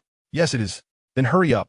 Remember to give her some hangover medicine, so she doesn't have a headache when she wakes up tomorrow. Lu Wuhua smiled and ruffled Xia Li's hair. Okay, I'll remember. So, good night in advance. See you tomorrow. Good night. After Lu Wuhua left, only Ming Ju and Xia Li were left in the private room. Ming Ju pushed a plate of watermelon in front of her and asked if she wanted to eat some. She shook her head and said, I just had a piece. It's too cold. Hearing her say it was too cold, Ming Ju quickly called the waiter to take away the iced watermelon and replace it with a plate at room temperature. Why take it away? It won't be so cold after a while. I forgot to tell them not to serve iced watermelon. Eating too much cold stuff can upset your stomach. Ming Ju forked a strawberry. How about trying this? Sure. After eating the strawberry, Ming Ju peeled some grapes for her. After eating several kinds of fruit, Xia Li couldn't help but burp. I can't eat anymore. I was already full at the restaurant, and now, after eating so much fruit, I feel like I'm going to burst. Sorry, I forgot for a moment. It's fine. Don't you have work to do? I can stay by myself. I'll just play for a while and then head back. I'm not busy. What do you want to play? Do you want me to take you to the hall to watch the performance? As soon as she heard there was a performance, Xia Li's eyes lit up instantly. She asked eagerly, what performance is there tonight? I saw a lot of cars crowded at the entrance just now. Is there a special program tonight? Do you want to go take a look? She nodded vigorously, wanting to see. But before going to the hall, you need to put on your sunglasses. Huh? Wearing sunglasses at night. Won't people laugh at me? I'm afraid your eyes won't adjust without them. Although she found Ming Ju's suggestion puzzling, she obediently put on the sunglasses. After following Ming Ju to the hall, it didn't take long for her to understand why he wanted her to wear sunglasses. Because the light show in the hall was so dazzling that it almost blinded her. The glaring lights and deafening music made Xia Li feel like her heart was about to jump out of her body with the rhythm of the music. She covered her chest and took a deep breath, pulling on Ming Ju's arm. Ming Ju immediately understood her meaning, tilted his head to lean in closer, and shouted, "What's wrong? The lights are too bright, and the music is too loud.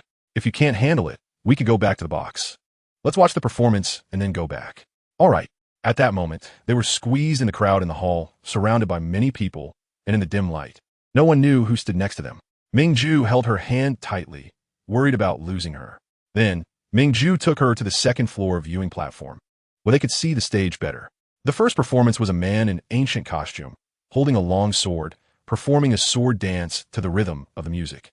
Every time he jumped and waved the long sword, red lights accompanied him on stage, creating a powerful atmosphere. Why is there a sword dance performance? Dancing and singing all the time can be a bit boring. Adding some gimmicks can easily attract more people.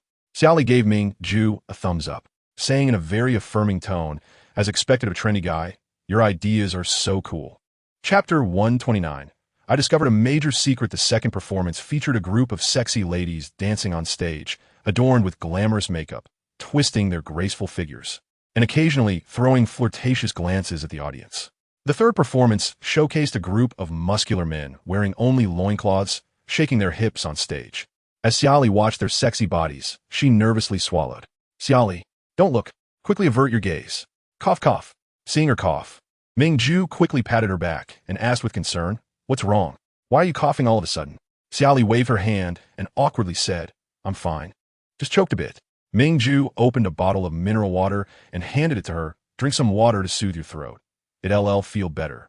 Okay.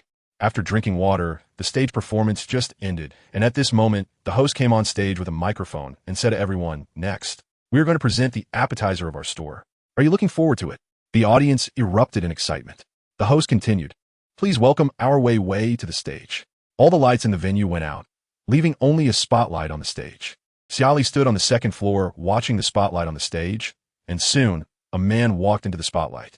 He had a tall figure, wore a mask, and was dressed in a fitted suit. Xia Li curiously asked Ming Ju, "What is this for?" "If you're curious, you can keep watching."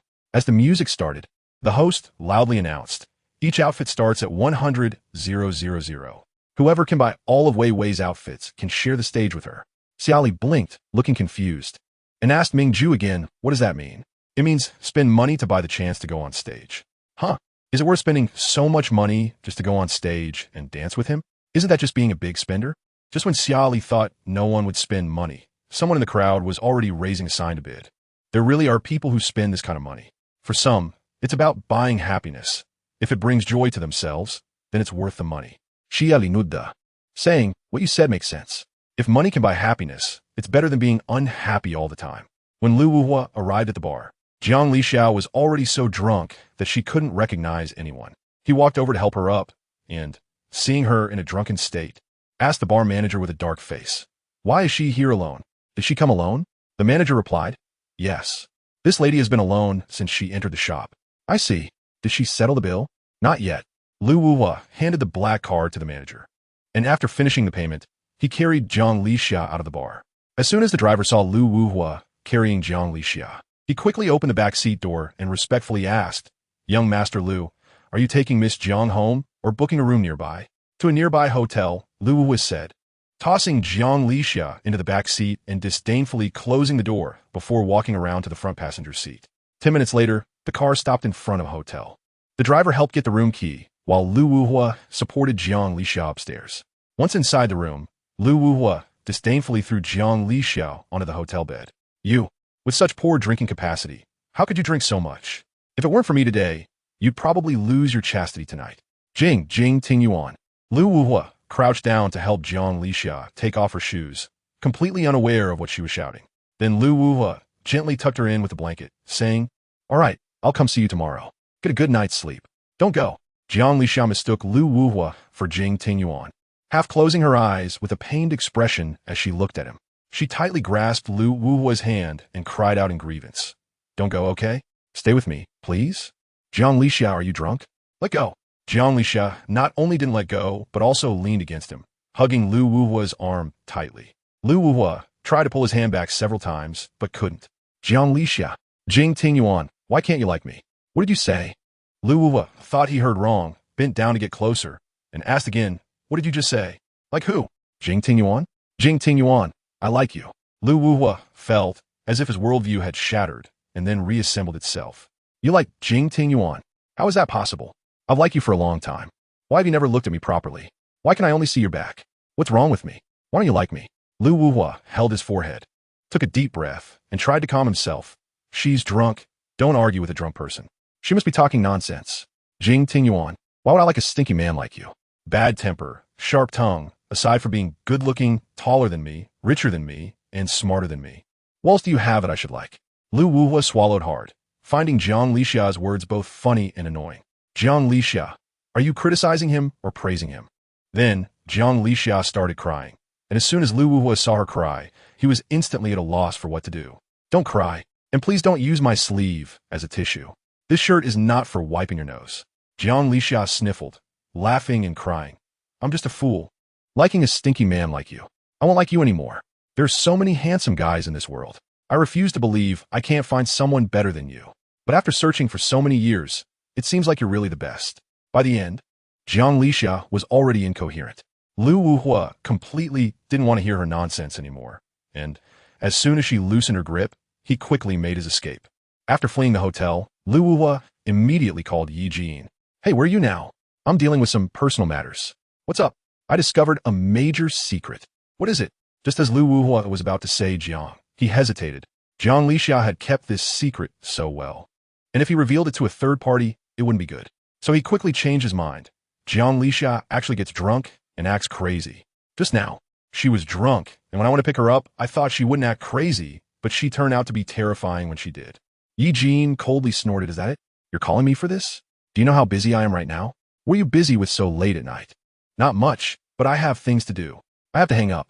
Lu Wuhua looked at the black screen of his phone, puzzled, muttering to himself. What time is it? He's still not off work. Chapter 130. You dare to get close to him, try it. Crazy Entertainment City. This entertainment venue, named Crazy, is a property under the Yi Group. Inside, it is resplendent and magnificent. Walking in it feels like traversing a palace made of gold. The luxury of this entertainment city is beyond words. Yi Jin, with long black hair cascading down his back, stood in the office wearing a flamboyant red V-neck shirt, hands in his pockets, while a man in a white shirt knelt before him. The man in the white shirt was repeatedly bowing and begging for mercy, pleading with Yi Jin to spare him. Young Master Yi, please give me a few more days. I will definitely repay the money. Repay? Yi Jin kicked the man in the shoulder, causing him to fall instantly. You borrowed 300 million from here, and now you've lost all of it. What do you plan to repay with? I still have some family savings. When I get home and convert it to cash, I can repay it soon. Please, young Master Yi, give me a few more days. Yi Jin coldly stared at him, saying in a chilling tone, I'll give you 3 days. If you try to run away, it won't just be about repaying money. You'll pay with your life. I definitely won't run. I absolutely would not dare. Yi Jin waved his hand, signaling his subordinates to throw the man out. Once everyone left, and the office was left with just Yi Jin, he let out a heavy sigh and walked to the floor-to-ceiling window to light a cigarette for himself. Young Master Yi, the person has been thrown out as you instructed. Yi Jin, with his back to the assistant, coldly asked, do you know why Crazy Entertainment City never turns off the lights, never cuts the power? The assistant replied, it's to blur people's sense of time, making it hard to distinguish between day and night. The lights are especially glaring and bright, meant to keep people awake and immersed in money. The assistant continued, a person who doesn't sleep for a long time can easily become mentally disoriented. Those people start out winning and are happy, so they stay hoping to win more, but eventually, because of their disorientation, they can no longer see the cards clearly and end up losing everything. I advise you not to get involved. Thank you for the reminder, young Master Yi. I really like this job. Being able to be your assistant and earning such a generous salary, I'm already very satisfied.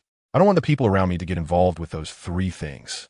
The assistant quickly understood that the 3 things mentioned by Yi Jin referred to, and he replied solemnly, I will remember them. Please rest assured, young Master Yi. By the way, did the old man call me? The chairman did call, just now, saying that the entertainment city in W City is about to open and asking you to be present for the ribbon-cutting ceremony. I understand. Xia Li. En Mingju immediately asked with concern, are you tired? Should I take you home? She nodded, her eyes barely open, and said, okay. Just as she turned around, Mingju's phone suddenly rang. It was a call from Yi Jin. Are you still at Yezhuameng? Yes, I'm with Xia Li, but I'm going to take her home now. All right, you take her back first, and I'll meet you at Yezhuameng for a drink later.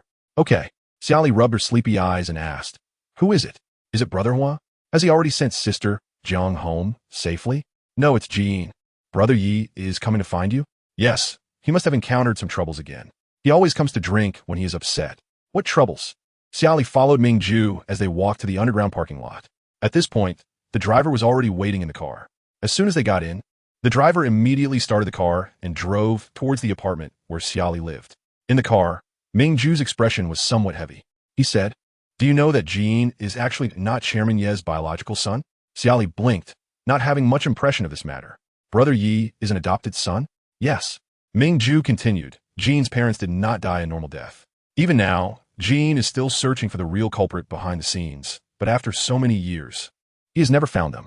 This is a mental burden he cannot get over, and he often gets upset about it and drinks to drown his sorrows.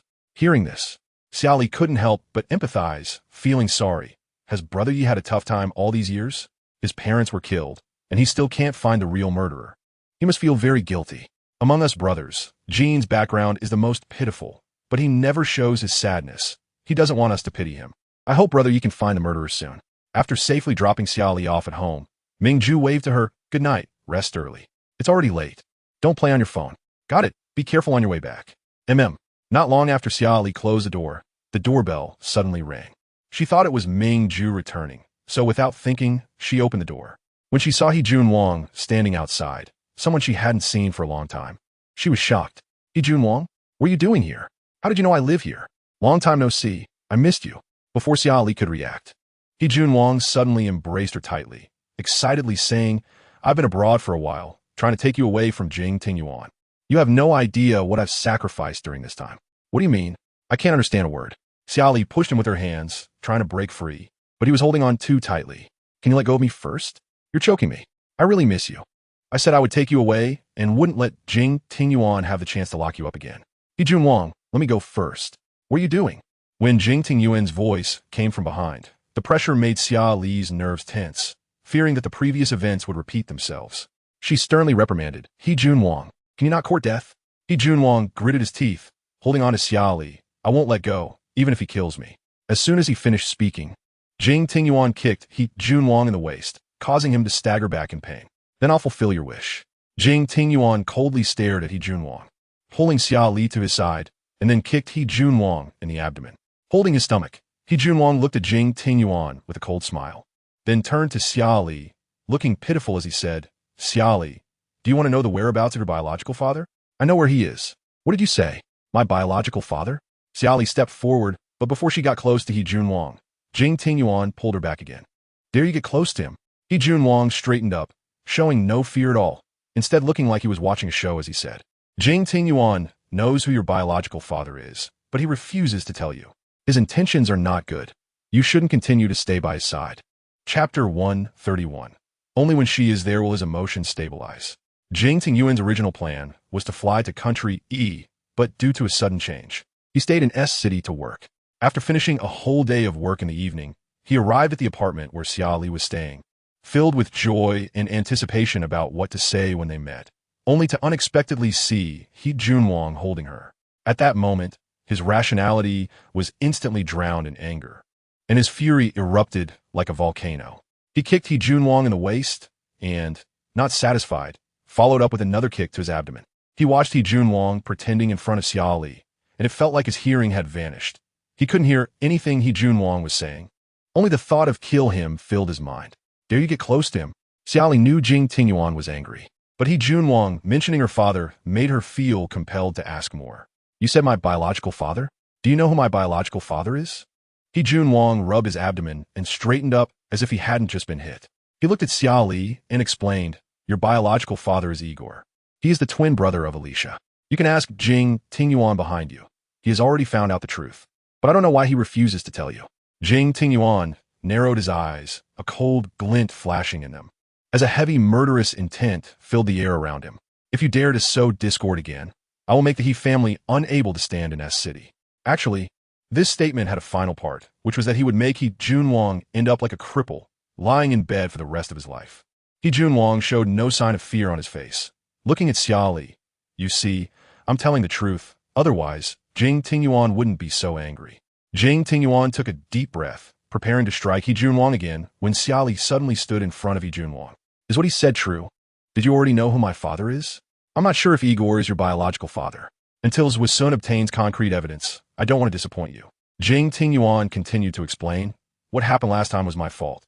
You were disappointed once, and I don't want to disappoint you again. So I want to wait for Zwisun to clarify things." As his gaze shifted, Jing Tingyuan's cold stare landed on He Jun Wang, as if he wanted to bore holes into him. He never expected this scum to suddenly appear and completely disrupt the plan. Jing Tingyuan stepped forward and grasped Xia Li's shoulders gently, saying to her, "Baby, I didn't lie to you this time. I'm just not sure if Igor is your biological father. If I had concrete evidence proving he is your father, I would definitely take you to find him. Moreover, Igor died over a decade ago, making it even harder to prove the parent-child relationship between you two, so I asked Wasun to investigate more thoroughly. As Xia Li looked into Jing Tingyuan's sincere eyes, she bit her lip, guessing that he probably wouldn't dare deceive her again. After all, given what had happened before, his trustworthiness in her eyes had already plummeted.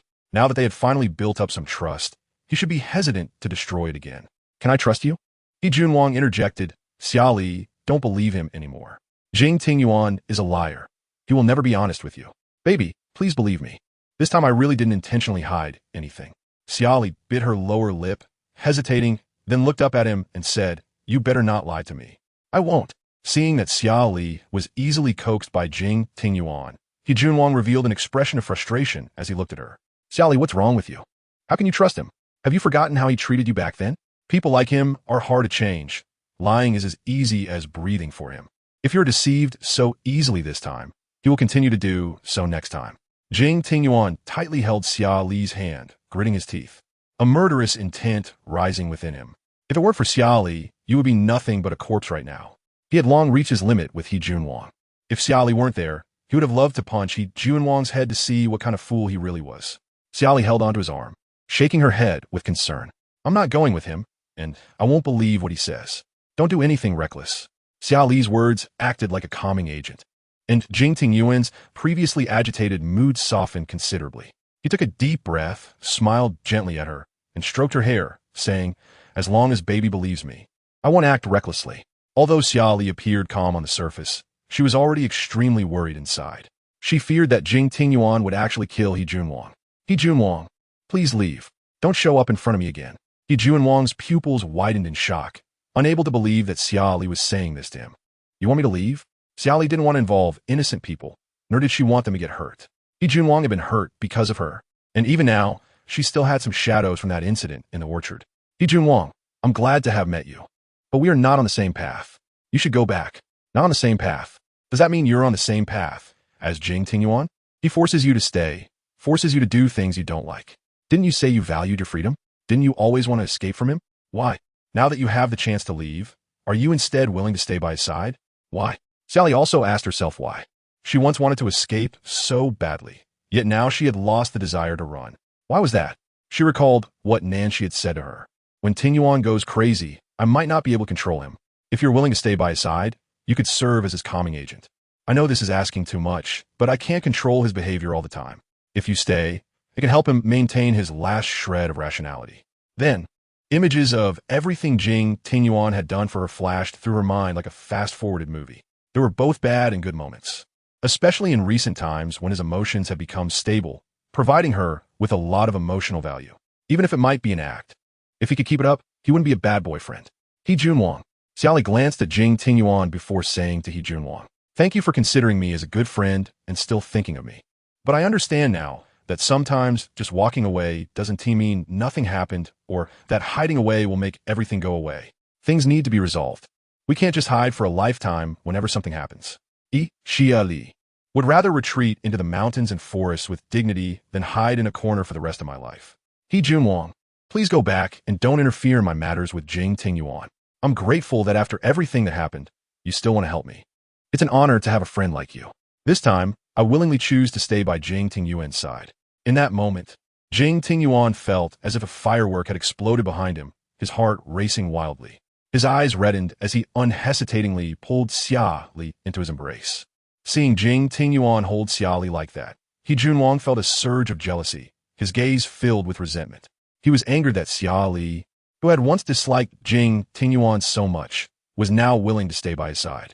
She was the first girl he had ever liked, and they were close in age. They were clearly the most suitable pair.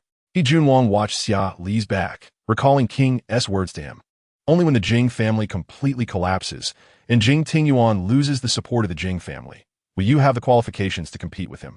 Jing Tingyuan has the support of both the Nan family and the Liu family. Only when the three major families in S City fall apart can they be dealt with one by one. If you truly like Xia Li and want to take her from Jing Tingyuan, you must reshuffle S City and change the names of the three major families. Due to He Junwang's presence, Xia Li felt embarrassed to continue snuggling in Jing Tingyuan's arms and gently pushed against his chest. Let go. You're going to suffocate me. As Jing Tingyuan released her, Xia Li turned to look in the direction where He Junwang had just been, only to find it empty. When did he leave? He's already gone far away. And you miss him that much? Xia Li rolled her eyes at Jing Tingyuan. Can you stop being jealous for no reason? What do you mean I miss him? Don't say random things. Jing Tingyuan stood there with a serious face, clearly unhappy. The two held their ground for a moment before Xia Li pulled his hand and walked into the apartment. Jing Tingyuan, you better clarify things for me. Be honest, or else the consequences will be on you. Jing Tingyuan sat on the sofa, while Xia Li sat across from him. Her serious expression fixed on him as if he wouldn't be able to get through the night unless he explained everything clearly. Xia Li said, no lying. Make sure every word is the truth, or else you'll face the consequences. Okay. Jing Tingyuan truthfully shared the results of Zui Sun's investigation with her, then analyzed. If you really are Igor's daughter, when Stock called you that day to inform you of the paternity test results, he should have already known the truth. However, he didn't tell you, which makes me suspect that Alicia has made a deal with him. I even suspect that Igor's death back then was orchestrated by Alicia, as various signs and clues indicate that Igor's death was not simple. Alicia and Igor have lived apart since childhood. I guess their sibling relationship isn't very deep. After their father died, all the inheritance was handed over to Igor, which might have caused Alicia to resent him and plot against him. You are Igor's daughter. Afraid that you would grow up to inherit Igor's legacy, someone was sent to throw you in a garbage bin to fend for yourself. Fortunately, you were discovered, which is why you are still alive today. Jing Tingyuan analyzed the situation thoroughly, and Xia Li subsequently raised her doubts. Didn't you say Igor died over a decade ago? How can we be sure he and I are father and daughter? Can a paternity test be done after someone has been dead for so long? Paternity tests can still be conducted after a person's death. It's just that we haven't located Igor's body yet, nor have we found any information about your mother. As long as we find her or Igor's body, everything will be clear. But how can you be sure she's still alive? If she also, as long as we haven't found a result, we still have hope. Xia Li pursed her lips, hoping she was still alive. After taking a shower, Xia Li walked out of the bathroom and found Jing Tingyuan had not left yet. She quickly tightened her bathrobe. Jing Tingyuan's gaze darkened, and he said softly, Baby, if I want to, do you think this belt can stop me? It can't stop you. If you force me, I can't fight you. Then why do you need to tie it so tightly? Xia Li replied proudly, I just want to tie it tight. It's none of your business. She turned and sat down at the vanity, picking up her skincare products to apply evenly on her face. Jing Tingyuan watched her apply her skincare, a happy smile unconsciously appearing on his face. I'm going to take a shower. I'm staying here tonight. Xia Li turned to look, and by that time, Jing Tingyuan had already entered the bathroom. She had no choice but to shout at the closed bathroom door. Didn't you say you would leave after a while? Why are you staying the night? You're being inconsistent. Inside the bathroom, Jing Tingyuan pretended not to hear, humming a song to himself, getting more and more into it, almost making Xia Li furious. When Jing Tingyuan finished a shower and came out, Xia Li had just finished applying her mask. She walked up to him with her hands on her hips, glaring at him angrily. Now that you're done showering, hurry up and leave my house. This is our home. Jing Tingyuan untied the belt of his bathrobe, revealing his defined 8-pack abs, his intentions to seduce her very obvious. Baby, don't you miss this feeling at all? Jing Tingyuan took Xia Li's hand and placed it on his abs. The warm sensation made Xia Li take a deep breath, wanting to pull her hand back. But Jing Tingyuan held her wrist tightly. She frowned and looked at him, saying, let go of me. I know you like it. I don't like it. Why would I like it? It's just 8-pack abs, not anything rare. There are many men with 8-pack abs, but Xia Li had never seen anyone with abs as well defined as Jing Tingyuan's. Every line was just right, and they weren't in any irregular, ugly shape, simply perfect. And there were the V-lines. Every time Jing Tingyuan moved his waist, his V-line swayed between light and shadow, making it hard to resist wanting to peek. Xia Li bit her lip tightly and shook her head.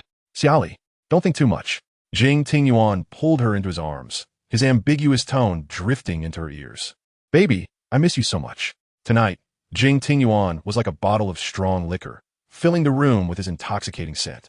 The more he released that strong aroma, the harder it was for Xia Li to resist. Although she didn't know whether her feelings for Jing Tingyuan were love or something else, she could admit that she and he were truly compatible, sometimes even making her feel as if she were leaping into heaven. It was a desire for ecstasy, an undeniable fact for Xia Li. Jing Tingyuan, you must have been a peacock in your past life, always showing off your plumage. I only show off for you. Who told you to be so tempting? No sooner had she finished speaking than Jing Tingyuan held her head and kissed her. Chapter 132. Crazy Entertainment City in a hotel room. Jiang Lixia woke up with a splitting headache. She sat up and rubbed her aching head, trying hard to recall what she had done last night. Furrowing her brows, she muttered to herself, I shouldn't have done anything out of line last night, right? I wonder if I acted drunk. Reaching for a phone on the bedside table, she glanced at the call log, saw Lu Wuhua's name, and immediately dialed his number. At that moment, Lu Wuhua was still sleeping in his big bed at home. He seemed displeased to be woken from his sweet dreams, and when he answered the phone, his voice was filled with annoyance. Who is it, calling so early and disturbing my dream? Are you looking for death? Jiang Lixia rolled her eyes and said impatiently, What do you want? Do you want to kill me? Do you have that ability, you crispy duck? Cease. Why are you calling me so early? Are you sober from the alcohol? You brought me to the hotel last night. I was supposed to go on a date with Xia Li, but if the bartender hadn't said you were passed out drunk, I wouldn't have ditched Xia Li to find you. You have no idea how drunk you were last night. Like a drunkard. If you can't handle your liquor, don't drink so much. All right. Don't think that doing one good deed means you can lecture me. No matter what. I'm older than you. If anyone should be lecturing, it should be me. There was a moment of silence on the other end of the line.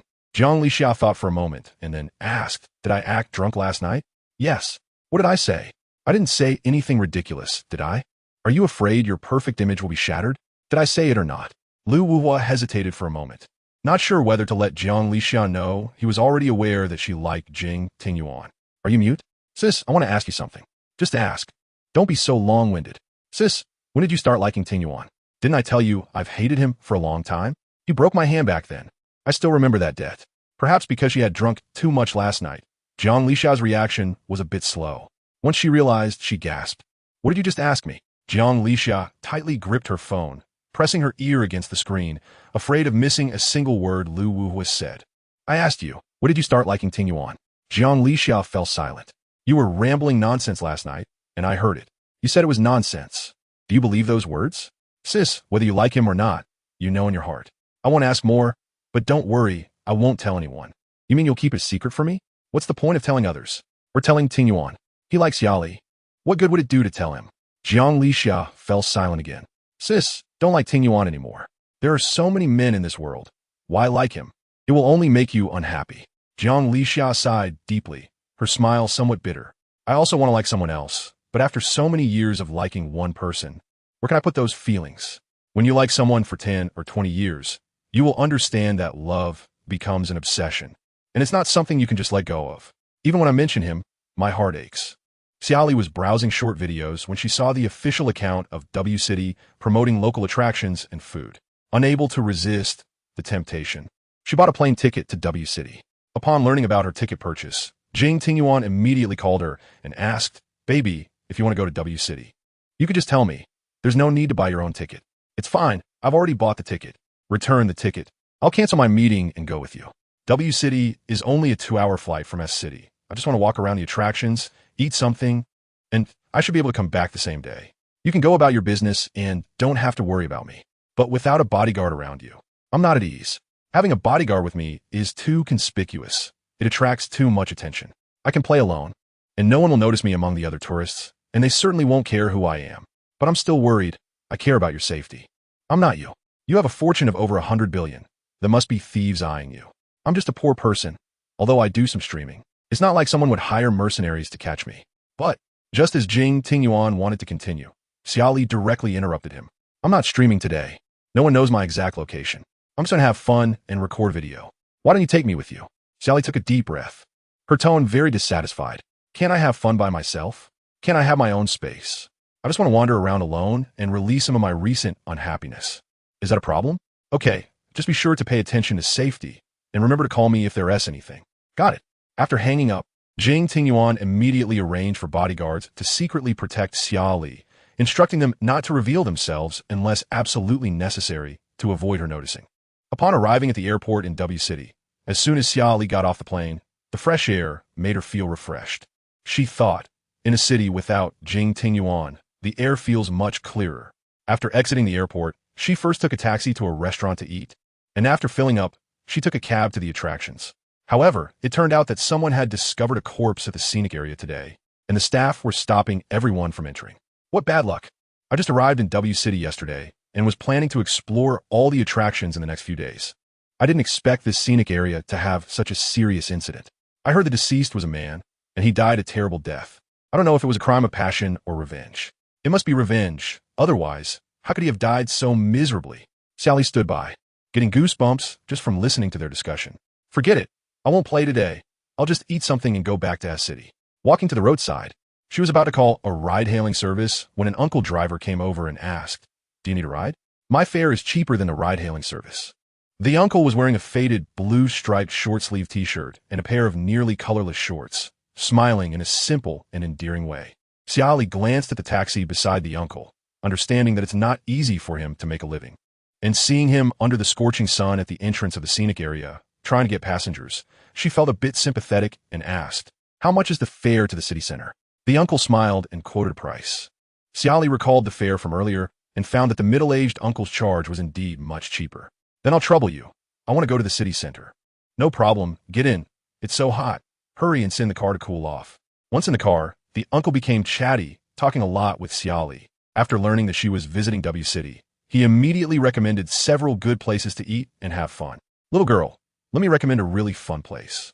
It's a newly opened amusement park that just opened today. My friend showed me a video early this morning. They seem to be giving out gifts too. Do you want to check it out?" Since Xia Li was having a good conversation with the uncle, she relaxed her guard and asked with a smile, "Is it in the city center or somewhere else? If it's too far, I won't go." "It's in the city center. That amusement park is right in the city center, and the space is large. I heard there are many fun entertainment projects inside. I guess you girls would love to play there. Just open today?" "Yes. It started renovation a long time ago, and it's reopening today. I heard not only are they giving out gifts, but you can also get free food and drinks." Xia Li was instantly stunned. Is it really that good? Is the owner of this amusement park not afraid of losing money? This amusement park had a lot of visitors even before the renovation. They won't lose money. So many people going, it must be really fun. It's fun. Now, there are even more people than before. It seems they added some new entertainment projects. You'll know when you get there. I promise I'm not lying. When the car arrived at the entrance of the amusement park, Xia Li looked out the window and saw many people coming and going outside, with many tourists standing at the entrance of the amusement park taking photos. "This is it. I'll park the car first and take you to the ticket office to buy a ticket. As a local, I can give you a 50 discount. "Thank you, uncle. You're really kind. No need to be polite with me. You earn money for me, and I save money for you. It's mutually beneficial. Next time you come to W City, just remember to take my car." Faced with the uncle's warm hospitality, Xia Li felt somewhat unreal. However, the uncle looked honest and kind, not at all like a bad person, so she didn't think too much about it and followed him to the ticket office. Xia Li looked up at the name of the amusement park and saw the flashy golden entrance with a colorful sign that read Crazy Entertainment City. The words Crazy Entertainment City were particularly eye-catching, not only because of the large font, but also because the lights were very bright. Even from a distance, one could clearly see the words. Crazy Entertainment City? Xia Li felt that this name sounded familiar, but she couldn't recall where she had heard or seen it before. "Uncle, the amusement park's name is quite trendy." The uncle wiped the sweat from his forehead, his smile slightly guilty, but Xia Li did not notice anything unusual about his smile at that moment. "Little girl, wait for me here. I'm going to tell my friend. Do you want to buy one ticket or two?" "One ticket is enough. I came alone." "Okay. Transfer the money to me, and I'll help you buy it."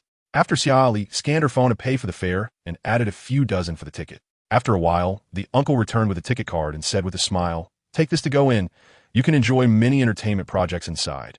But some projects may require payment, so remember to ask clearly." Xia Li took the ticket card and thanked him with a smile. "Then I'll go first. Have fun." "Okay, bye." After the uncle left, Xia Li walked through the gate of Crazy Entertainment City with the ticket card in hand. There were dozens of security guards patrolling back and forth at the entrance. As Xia Li passed through the gate, she thought that the security measures at the amusement park were quite adequate. After swiping her access card to enter the Crazy Entertainment City, she found the lights inside particularly glaring, making her feel uncomfortable. Looking around, she noticed there were hardly any children, and some people looked radiant while others appeared completely disenchanted. As she walked forward and stepped onto the escalator, Xia Li suddenly felt a vague sense of unease. Upon reaching the second floor and continuing forward, she saw the words buffet restaurant. A few waitstaff were standing at the entrance of the buffet restaurant. Feeling a bit hungry, Xia Li approached and asked the server, "Is dining here direct, or is there an additional payment?" The server looked Xia Li up and down and politely asked, "May I ask if the lady has her access card on her?" Xia Li handed her access card to the server. who scanned it on a machine and then smiled at her, saying, "Hello, ma'am. You need to register your identity." Huh? Why do I need to register my identity? It's like this. We require every customer to register under their real name, and only after registering can you enjoy exclusive privileges. Exclusive privileges? What do you mean? You have purchased a privileged day tour service, which requires real name registration. After registering, you can freely enjoy all entertainment, food, and accommodation within the entertainment city for free. Is it really that good? Yes. Please register your information here. Xia Li furrowed her brows, thought for a moment, and ultimately entered her identity information. After completing the input, the server led Xia Li into the buffet restaurant to dine. During the meal, the server provided full service to Xia Li, allowing her to experience the feeling of exclusive privileges. After the meal, the server guided Xia Li around the entertainment city. Would you like to go to the third floor? Mom, is there anything fun on the third floor? Is it more fun than the second floor? The second floor has relatively relaxed and enjoyable activities, while the entertainment options on the third floor are comparatively more thrilling. It depends on whether you want to go. Xia Li asked again. Do most people who come here just play on the second floor or go to the third floor? Very few people play on the second floor. Most are dining there and then head straight to the third floor. Then I'll go take a look at the third floor. Okay. The server led Xia Li up the escalator to the third floor, smiling as she said, "Ms. Xia, you can enter through this door, and here are your game tokens. Please take good care of them." The server held a tray, and Xia Li, looking confused, took it. Before she could react, someone pushed her through a door on the third floor. When she finally saw what was inside, she realized with a start that this was not an amusement park at all, but she lifted the red cloth covering the tray and saw the so-called game tokens, each marked with 100. Taking a deep breath, she turned to leave, but the bodyguard stationed at the door blocked her way. "What are you doing? Strong-arming? This is the entrance. The exit is not here. If you want to leave, please go toward the exit." Xia Li pressed her lips together and feigned calmness as she asked, "Where is the exit?" The bodyguard replied, "Go straight for 100 meters and turn right. That's the exit on the third floor." "Okay, thank you." Chapter 133. Yi Jian, is that you? Xia Li approached the exit on the third floor with the tray, but as she got close, the bodyguard stopped her again. "Wasn't this the exit? Why won't you let me leave? Please show your access card." Xia Li handed her access card to the bodyguard, thinking that after scanning it, she would be allowed to leave. However, the bodyguard said to her, "You have borrowed 3,000 yuan here. You can only leave after repaying the principal and interest." "When did I borrow 3,000? I didn't borrow anything." Xia Li glanced down at the tray in her hand and quickly explained, "This was given to me by your staff. I didn't sign any documents, so this can't count as borrowing." The bodyguard coldly replied, "Ma'am, your access card clearly records your consumption history." "What consumption history? I bought a ticket to enter, and isn't the buffet free?" The bodyguard scanned the access card and printed out a bill to hand to Xia Li. She carefully read through it and saw that it indeed recorded her meal and entertainment activities, showing 0 yuan consumption, but the game tokens section indicated a negative 3,000. "What does this 3,000 mean? I didn't borrow it, nor did I intend to play this. Are you strong-arming?" "Sorry, Mom. You must pay the fees before you can leave." Xia Li took a deep breath, her chest heaving as if she was about to explode with anger. That driver had deceived her, but she also realized it was her fault for falling for such a simple trick. She felt utterly stupid. Suddenly, she came up with an idea and said to the bodyguard, "Fine, I'll call my family to help me pay." Just as Xia Li was about to call Jing Tingyuan, the bodyguard snatched her phone away. "Why are you taking my phone? Don't you just want me to pay? I don't have that much money. Can I call my family to bring it?" The bodyguard replied, "You can pay directly with a card." The bodyguard rummaged through Xia Li's bag and pulled out several bank cards. "Once you swipe the card, you can leave directly. I want my family to come. I don't have that much money in my account."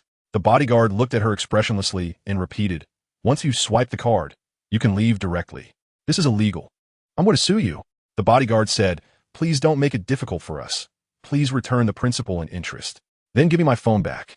I'll call my family and have them bring the money." The bodyguard did not return her phone, and when she tried to grab it back, another bodyguard blocked her. At that moment, the manager of Crazy Entertainment City walked over, dressed in a clean and well-fitted suit, smiling as he asked Xia Li, "Is there anything you need help with, ma'am?" Xia Li glanced at the name tag on the manager's chest and felt like she had seen a savior. She explained, "Are you the manager here? I was tricked into coming here. I didn't borrow any money from you, and I had no idea what this place was. I thought it was an ordinary amusement park before coming in. Now that I know it's a misunderstanding, could you please let me leave?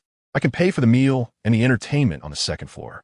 The manager adjusted his glasses and smiled, saying, "Since it's a misunderstanding, Please proceed to the cashier on the 4th floor to pay the meal fee for the 2nd floor. Why do I have to go to the 4th floor? I ate on the 2nd floor. Xia Li dared not easily trust these people again, fearing she would fall into a new trap. There is no cashier on the 2nd floor. The cashier is on the 4th floor. If you don't go to the cashier on the 4th floor to pay the fee, the bodyguard and I will find it difficult to help you with this matter. Xia Li took a deep breath, hesitated repeatedly, but still followed the manager to the cashier on the 4th floor. To resolve the matter quickly, Xia Li immediately handed her bank card to the cashier. But as the cashier took it, she looked at the manager and asked, "How much will be deducted? You haven't mentioned how much the buffet costs." "Naturally, it will be charged at the regular price." "What is the regular price?" 300 per person. "What about the cost for the other entertainment facilities on the 2nd floor?" "Let us say 500 for you." "Xia Li, all right, as you say, a total of 800. Just as Xia Li turned around and handed her bank card to the cashier, she suddenly felt someone cover her mouth and nose, and within 3 seconds, she fainted on the ground.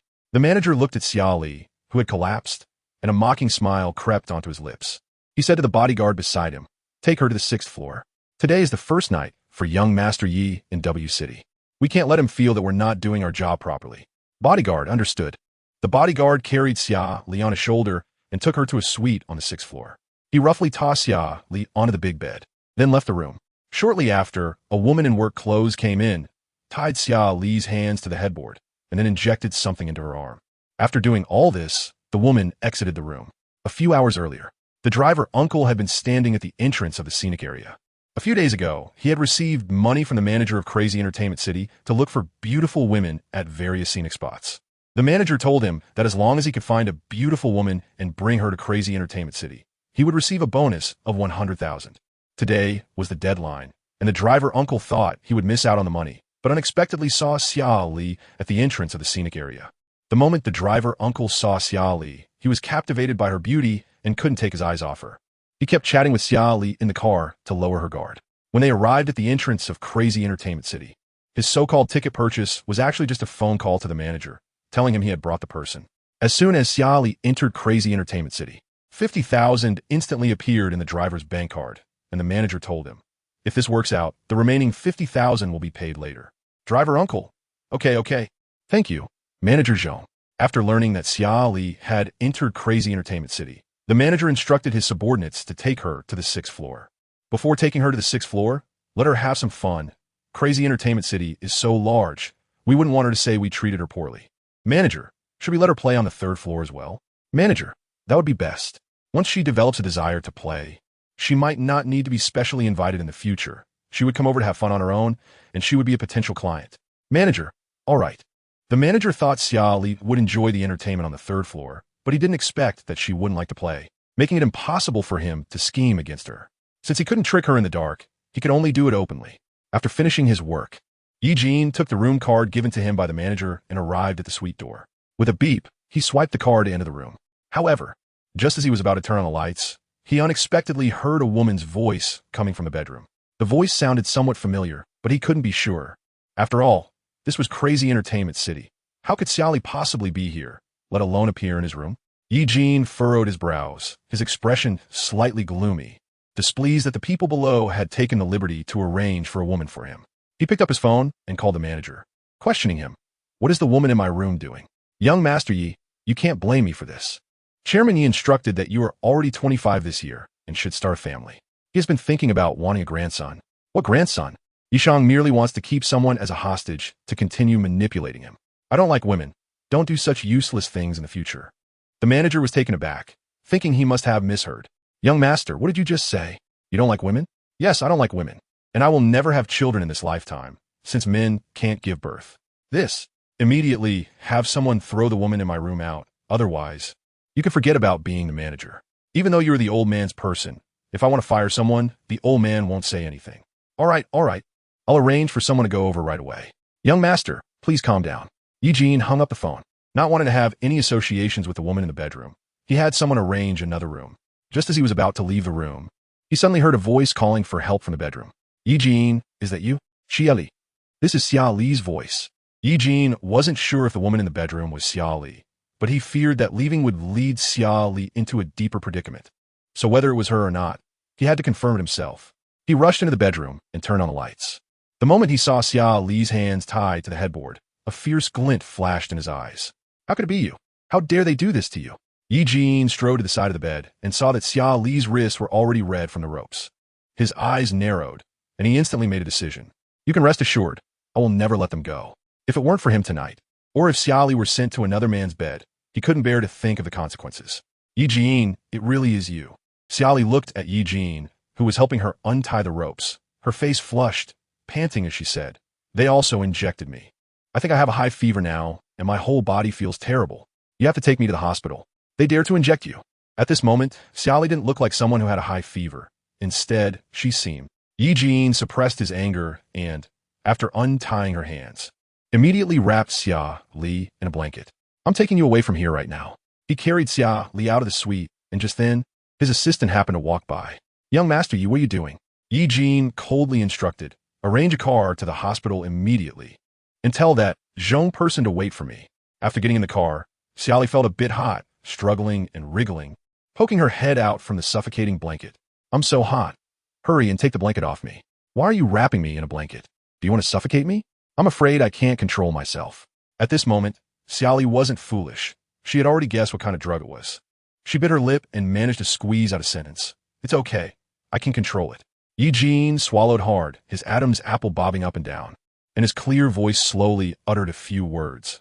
I was talking about myself. I'm afraid I won't be able to control myself and will want you. Xia Li nervously shrank her neck, sneaking a glance at Yi Jin. Didn't you just say you like men? I was lying. I like you, but I don't want you to be in danger. Afraid you would become Yishang's target. Cough, cough. Xia Li lightly coughed a few times, shyly lowering her head and quickly changing the subject. When will we get to the hospital? I feel like my body is getting more and more wrong. The drug effect might be getting stronger. We're almost there. Hold on. When the car arrived at the hospital, Xia Li felt her sanity slipping away little by little, almost completely overwhelmed by desire. She took a deep breath, pushed aside the blanket wrapped around her, and gasped at Yi Jin, saying it's too hot. Hurry up and turn on the air conditioning. The car's air conditioning had been set to the lowest setting since they got in, and the driver in the front seat was shivering from the cold, but Yi Jin, trained for many years, didn't feel the chill. We're at the hospital now. I'll take you to see the doctor. Yi Jin got out of the car first and reached out to carry her, but she rejected him. I can walk by myself. It's fine. Xia Li slowly moved out of the car, but as soon as her feet touched the ground, she felt weightless and fell into Yi Jin's arms. Her skin was burning hot, like she had a high fever. Yi Jin supported her, frowning in concern and saying, You can't walk like this. Let me carry you. As soon as he finished speaking, he picked her up in a princess carry. In the hospital's emergency room, doctors were already waiting for them. Before they arrived, Yi Jin's assistant had called the hospital director, who quickly arranged for doctors to wait in the ward as soon as he learned Yi Jin was coming. Yi Jin placed Xia Li on the hospital bed and stayed by her side, watching the doctor examine her. After a series of checks, Xia Li felt increasingly uncomfortable. Had she not been biting her lip to stifle any sounds, the room might have been filled with her sweet gasps. Yi Jin's face was full of worry as he asked, Is her condition serious? Can it be treated within 4? The 4 can only alleviate the symptoms. But the medication is too strong and might not be effective, the doctor replied. This meant that the 4 could only ease Xia Li's condition temporarily, and the real solution still depended on that aspect. The doctor continued, She needs to release it. If not, there could be after effects later. Then the doctor added, I'll prescribe some medication for her and observe her condition with the 4. Yi nodded, Alikt. After the nurse inserted the 4 into Xia Li, Yi Jin quietly stayed by her bedside, occasionally asking if she felt any discomfort. Xia Li felt her consciousness clearing up a bit, the strong desire in her mind lessening. But her body still seemed a bit uncomfortable. I feel much better. Once the medication finishes, I should be fine. Yi Jin held her right hand and nodded. That's good. If you feel tired, just sleep for a while. I'll stay by your side to protect you. Xia Li indeed felt a bit sleepy, her eyelids growing heavy, possibly from exhaustion or the effects of the medication. Then I'll sleep for a bit. I'm a bit tired. Okay, sleep. Chapter 134. The Ruthless Mister. Naisha on the ward was very quiet, so quiet that even the sound of their heartbeats could be clearly heard. Xia Li lay on the hospital bed, her left hand receiving 4 fluids while her right hand was tightly held by Yi Jin. The strands of hair on her forehead were soaked with sweat, as if she had a nightmare, her brows occasionally furrowing and her eyelashes trembling. Sometimes she would mumble in her sleep, but Yi Jin couldn't make out what she was saying. Whenever she showed a frightened expression, Yi Jin would reach out to stroke her brow, soothing her. "It's okay. I'm here. I'll protect you." At that moment, Yi Jin's phone screen lit up. It was a call from his assistant. Since Xia Li had just fallen asleep, he had specifically set his phone to silent mode, afraid the ringtone would disturb her rest. He released Xia Li's hand, took the phone, and stepped out of the ward to answer the call. "Speak. I've taken care of the person, but what about Mr. Zhong? I'll handle Mr. Zhong personally." "All right, young Master Yi." After a moment of silence on the other end, the assistant continued, "By the way, young Master Yi, Chairman Yi called earlier and asked you to return his call when you have time." Yi Jin gritted his teeth and sighed, "I understand." After hanging up, Yi Jin immediately dialed Yi Shang's number. It took a long time for Yi Shang to pick up, as he seemed busy. The first thing he asked was about Xia Li. "I heard you carried a woman out of the entertainment club and made a big fuss over her." "Yes. Xiao Yin. Since you entered the Yi family, I've treated you well, right?" Hearing this, Yi Jin realized Yi Shang was trying to play the emotional card. He didn't respond, just silently listened as Yi Shang continued. "Although you're not my biological son, our father-son bond is deep and no different from that of biological fathers and sons. You see, you're already 25 this year, and I'm getting older, soon to be pushing up daisies. I want to hold a grandchild soon. You can like any girl. Take today S1, for example. You've made such a fuss over her, which shows you truly have feelings for her. How about this? If you really like her, I'll personally help you with the betrothal gifts and arrange a wedding for you both, so you can expand the Yi family and I can enjoy my grandchildren." Every word from Yi Shang sounded like that of a loving father, but to Yi Jin, it was not the case. Yi Shang was simply feeling his age and fearing he couldn't control the beast that was Yi Jin. After all, many of the Yi family's assets were in Yi Jin's hands, and most of the people under him obeyed Yi Jin. He feared that if he couldn't control Yi Jin in the future, his biological son wouldn't have a good life. Which is why he thought to pressure Yi Jin into marrying and having children, giving him a handle to threaten Yi Jin. Yi Jin had refrained from dating or marrying for many years, partly because he hadn't met someone he liked, but also because he didn't want his loved ones and children to become leverage for Yi Shang. Yi Shang, having made too many enemies in his youth, was afraid that his biological son would be targeted by his foes, so he sent his women and biological son to safer places. Now that his biological son had grown up and gained some independence, he wanted him to return to take over the Yi family. But for all these years, it had been Yi Jin who bore the brunt of everything. The enemies couldn't find Yi Shang's biological son, so they continuously troubled Yi Jin. Over these years, Yi Jin had experienced countless assassination attempts, repeatedly taking the blame for Yi Shang's biological son. How could he easily hand over his power? Even if Yi Shang had to him, he had put in so much effort to clear the Yi family's name. And just because that was his biological son, he had a hand over all his hard work. How could Yi Jin accept that? At the beginning, Yi Jin had discussed with Yi Shang that he would never take a penny from what belonged to Yi Shang's biological son. But he had to take a portion of what he had worked for over the years. After all, that could be considered his compensation. But Yi Shang was too cunning. Not only did he refuse to let Yi Jin take a single cent from the Yi family, but he also wanted to sever all ties between Yi Jin and the Yi family's assets. Yi Jin still remembered what Yi Shang said at that time. "Since you want your compensation, how about this? I have a property in Yi country. That house will be yours, worth quite a lot. You can stay in Yi country to recuperate. And I'll also give you a fixed living allowance every month as compensation for your contributions to the Yi family over the years." Yi Shang has a debt of gratitude towards Yi Jin. If it weren't for him, Yi Jin wouldn't have such good resources. However, the Yi family had already been on a downward slope for many years. It was Yi Jin who brought it back to life, allowing the Yi family to maintain its foothold in S City. Yi Shang wanted to take advantage of the situation, wanted to hand over a complete cake to his own son. Yi Jin was the first to object, unless he took away his own share. Later, when Yi Jin's negotiations with Yi Shang broke down, he told Yi Shang, "Since neither of us is willing to compromise, let's keep this stalemate. My shares will not be easily given away, and remember to tightly hold on to yours. Otherwise, when the time comes, the Yi family will no longer be yours but mine." As the memories faded, Yi Jin held his phone and said to Yi Shang on the other end, "Her name is Xia Li, but she is Jing Tingyuan's fiancée. If you mess with him, be careful of Jing Tingyuan causing you trouble. You know he has been a lunatic since childhood. If you provoke him, I may not be able to protect the Yi family." Yi Shang replied, "Are you threatening me?" Yi Jin said, "Father, I still call you father out of respect for our father-son bond. Although we have no blood relationship, you have cultivated me so carefully over the years, so I still have filial piety towards you." Yi Shang retorted, "Yi Jin, Don't think that just because your last name is Yi, you are truly my son. I can remove you from the household registry at any time. Removing someone from the household registry is very simple, but transferring real power is not so easy. Yishang seemed to be enraged, and after a few seconds of silence, he continued, Yi Jin, you really are a white-eyed wolf.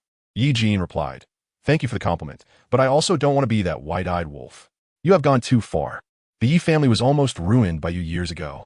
If it weren't for me, do you think you would still be the chairman of the Yi family? Yishang's name has Shang in it, but he has no business acumen. Plus, the Yi family's predecessor was in the black industry, and after turning legitimate, there hasn't been much improvement. Yishang lacks business talent, and the Yi family gradually declined until Yi Jin turned the tide, pushing the Yi family to another height. Yi Jin, you better live long enough. Yi Jin coldly laughed and replied, I will definitely outlive you. Yishang hung up the phone in anger. Yi Jin looked at the black screen of his phone and sighed silently. He turned back to the bedside. At this moment, Xia Li was still asleep. He gently pulled out a chair and sat down, continuing to guard her side until dawn. At 5 in the morning, the sky was slightly bright, and weak light came through the glass window into the hospital room.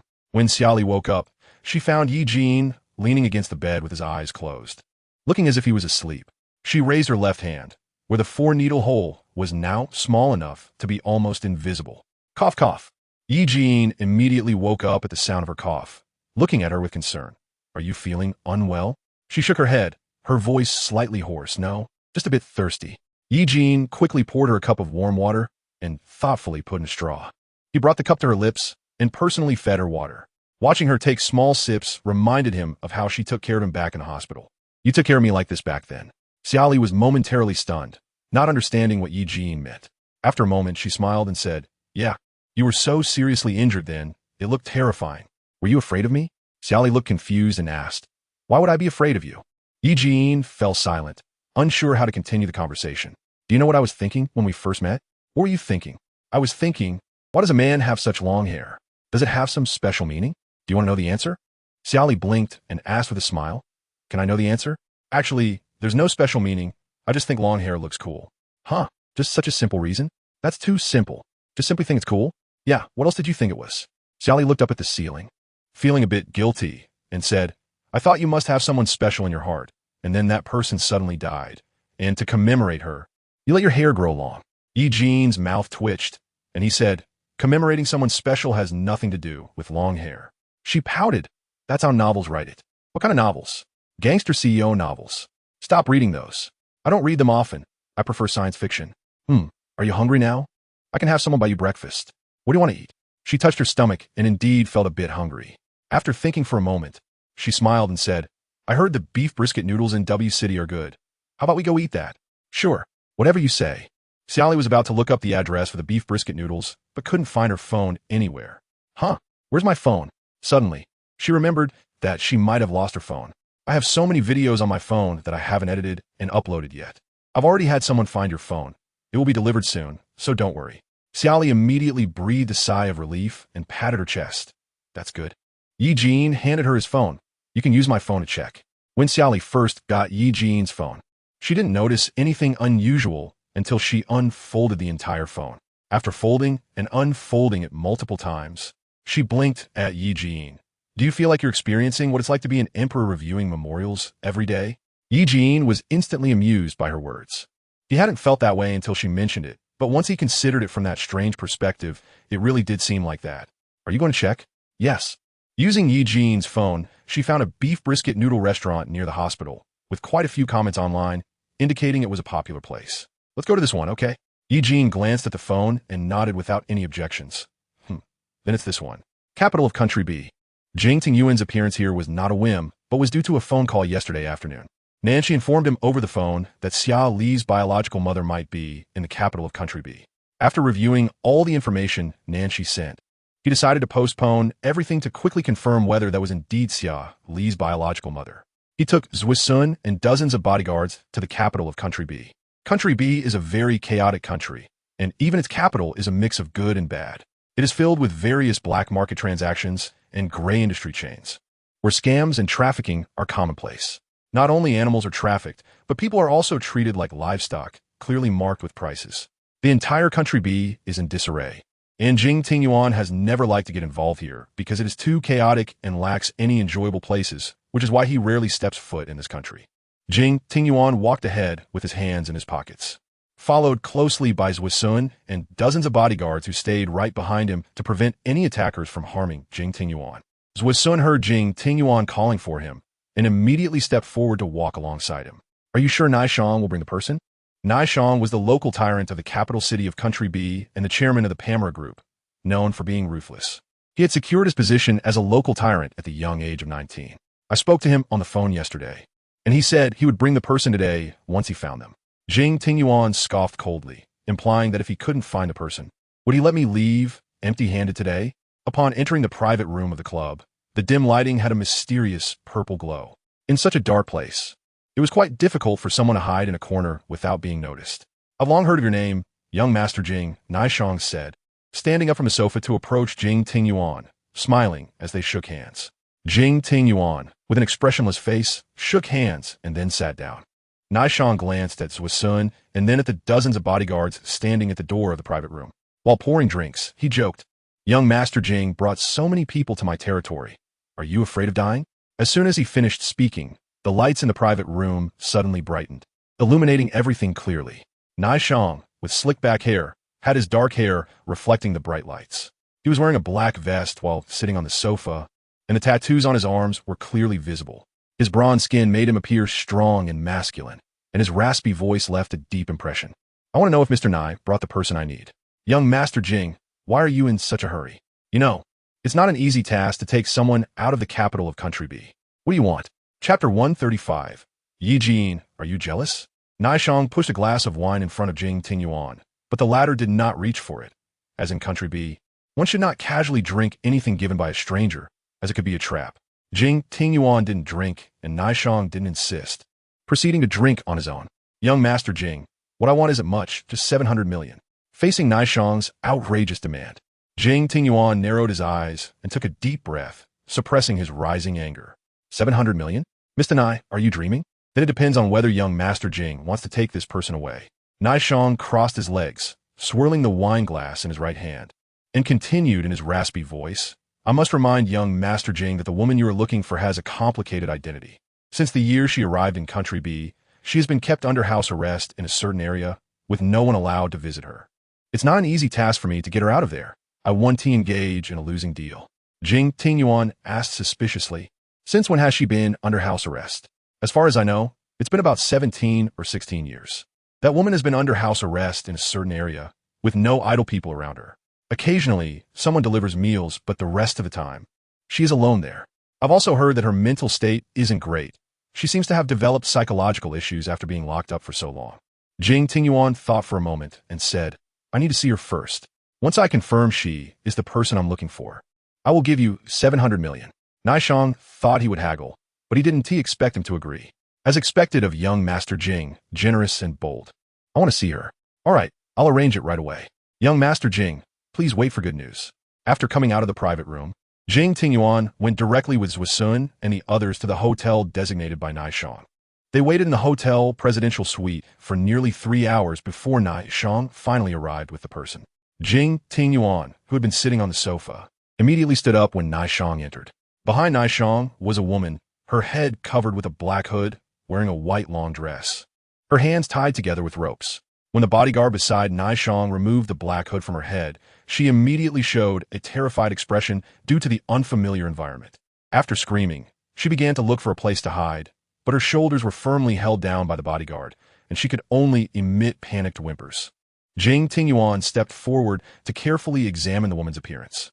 Although she looked a bit haggard, she did bear some resemblance to Xia Li. I will pay half the fee first, and once I confirm she is the person I'm looking for, I will give you the remaining half. Okay, even if this woman isn't the one young Master Jing is looking for, I want to be at a loss with over 300 million. After that, Nai Shang left the hotel with his people. Once they left, Jing Tingyuan immediately arranged for her blood sample to be taken. After successfully drawing the sample, Jing Tingyuan had the bodyguard take it back to the country for a paternity test. Since she had been there for too long and needed to go through some procedures to return home, Jing Tingyuan couldn't take her away from Country B immediately. The capital of Country B was too chaotic, and to avoid her encountering life-threatening dangers. Jing Tingyuan had to stay in Country B with Zhui Sun and other bodyguards until the procedures were completed before bringing her back to City S. Jing Tingyuan arranged for the woman to stay in a room directly opposite his, with dozens of bodyguards guarding all the exits on that floor to prevent any suspicious individuals from appearing. At a noodle shop, Xia Li sat opposite Yi Jin, both ordering a bowl of beef brisket noodles. However, her bowl was different from Yi Jin's, as she had added extra beef intestine. Xia Li slurped a mouthful of the fragrant noodles and put a piece of beef brisket into her mouth, looking thoroughly satisfied. Perhaps she was really hungry. She thought this bowl of beef brisket noodles was the best she had ever tasted. Compared to her, Yi Jin's eating pace was much slower. He smiled and said, "Eat slowly, no one is fighting you for it. Noodles should be eaten quickly, otherwise they get mushy and one tea tastes good. You don't need to rush like that. Be careful not to choke." When Xia Li had eaten more than half of her bowl of noodles, Yi Jin still had a large bowl in front of him, and she asked in confusion, "Why does it feel like you haven't touched yours at all? Is it not good?" "No, the noodles are great. I just don't have much of an appetite right now." Xia Li put down her chopsticks, burped, picked up a napkin to wipe her mouth, and planned to sit and rest a bit before leaving. Feeling that sitting idle was boring, she started chatting with Yi Jin about some of his matters. "I heard you are an adopted son of the Yi family?" "Yeah. Were you also abandoned by your parents?" "No, my parents were very loving and doting on me when I was young." "If that's the case, then why did you become an adopted son of the Yi family?" Yi Jin could see her confusion from her expression and smiled as he answered. "When I was a child, my parents took me on vacation, and on the way back to the city, we were attacked. They died trying to save me." Xia Li looked at him in shock, and after a long pause, she finally spoke. "So you must have had a very painful time over the years, watching your parents get killed." "I'm fine." When Yi Jin said those 3 words, a flash of hatred clearly crossed his eyes, which Xia Li noticed. But she didn't say anything further. "I believe that if uncle and aunt knew you were doing so well now, they would be at peace." Yi Jin took a sip of the lemon water beside him, nodded, and said, "So how did you become the adopted son of the Yi family?" "I almost died with my parents at the hands of those people back then. It was Ting Yuan who saved me." "To me, Ting Yuan is not just a brother for many years, but also my lifesaver." "Huh? You and he are about the same age. How did he save you?" Yi Jin didn't feel annoyed by Xia Li's question. Instead, he patiently explained to her, Ting Yuan has been spoiled by Uncle Jing since he was young. To protect his safety, Uncle Jing arranged for Zhui Sun to follow him and protect him since his birth. Well, my family had an accident. I happened to wander into the Jing family's territory. At that time, Ting Yuan and Zhui Sun were passing by, and it was then that Ting Yuan had Zhui Sun save me. Later, Ting Yuan introduced me to Yi Shang, my adoptive father, and from then on, I became Yi Shang's adopted son and gradually managed the Yi family's business. If it weren't for Ting Yuan, I wouldn't be who I am today. I am very grateful for his life-saving grace back then." Xia Li said, "I heard Mingjue mention the bond between the 5 of you before. A bond of life and death, fighting together. Ting Yuan is very loyal. If any of us were in trouble one day, he would definitely rush to save us first." Yi Jin continued, "Don't think that just because Ting Yuan beat Wu Hua half to death because of you. I know in my heart that he didn't really want to kill Wu Hua. He was just angry." Xia Li shrugged, feeling a bit innocent. "I'm also puzzled. Why do you all like me? It makes me feel like a femme fatale. Because you're beautiful. There are many beautiful women. Apart from being beautiful, there's a quality about you that makes people unconsciously want to get close to you, to take care of you. Anyway, you're very interesting. Talking to you is very comfortable, and being with you is also very pleasant. I feel very at ease when you take care of me. Xia Li. Why do I feel like you're not complimenting me? It's you. Although I like you, I want to compete with Ting Yuan right now. Just be with Ting Yuan. He won't treat you poorly. If one day he does treat you poorly, come find me, and I'll take care of you." "Have you watched too many movies?" "Huh? You say you'll take care of me so easily. Do you know how heavy those 3 words are? I really thought about taking care of you, even if it's not in a romantic sense." Yi Jin took another sip of the lemon water on the table, grinning. "I have too much money, enough that I could never spend it all in several lifetimes. I don't have parents to support, nor a partner or children to take care of, so having that much money is useless. It's fine to spend it on you.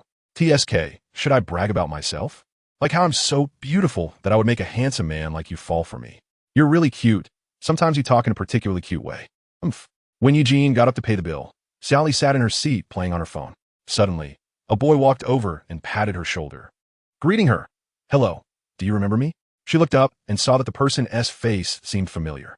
He was wearing a casual, short-sleeved t-shirt and loose jeans. With soft hair blowing in the wind, his eyes bright and full of youthful energy. Xia Li recognized him as Minyu, whom she had met on the cruise ship. They hadn't seen each other since that time. Remembering the last incident, Xia Li apologetically said to him, "I'm really sorry for what happened last time. Did the bodyguards do anything to you that day?" Minyu smiled and replied, "No big deal. I just got beaten up a bit. I rested for a while, and now I'm perfectly fine. I'm really sorry. It's all my fault for that day. I'm not holding it against you. Don't blame yourself." Minyu casually pulled out a chair and sat next to Xia Li, resting his chin on his hand and looking at her, asking, "What are you doing here? Are you visiting W City?" "Yeah. By yourself or with that someone?" "No, that someone didn't come." Minyu pouted, "You're still with that someone?" "Yeah. That someone has such a bad temper. You should break up with him sooner rather than later." Xia Li didn't respond, but just smiled. "I live in W City. If you come back to W City to travel, I can be your tour guide." "So you're from W City?" "Thanks. I'll definitely look for you as a tour guide next time." As soon as she finished speaking, Xia Li suddenly remembered what happened yesterday and thought since Minyu is a local, he should know about Crazy Entertainment City. "By the way, I have something to ask you. I don't know if you're aware." "Go ahead. Are all the taxi drivers here so unscrupulous? Did you get scammed?" "Yesterday, a taxi uncle tricked me into Crazy Entertainment City. At that time, I thought he was a nice person. I even thought Crazy Entertainment City was an amusement park, but I didn't expect to be deceived." "You got scammed?" "It's not just about being scammed. It was almost worse. Fortunately, Yi Jin was there. Otherwise, I don't know what the consequences would have been. The situation is a bit complicated. It's not something that can be explained in a sentence or two. If you don't want to talk about it, then don't. But I can tell you clearly that in every city, there are good and bad people. Maybe you just happen to encounter a bad one. Many taxi drivers in W City are very good, not as bad as the one you encountered." Xia Li nodded. "Then I can only say I was unlucky." After Yi Jin finished paying the bill, he went to the restroom, and when he returned to his seat, he found a boy sitting next to Xia Li, and his expression instantly darkened. He stared at Minyu with dissatisfaction. Minyu sensed Yi Jin's hostility towards him and leaned closer to Xia Li's ear to whisper, "Did you come here with him?" "Yes, he is my friend. This seems to be that someone's brother. I think I saw him on the cruise ship last time." "Yes, they are brothers. If that someone finds out you're eating noodles here with his brother, won't he get jealous?"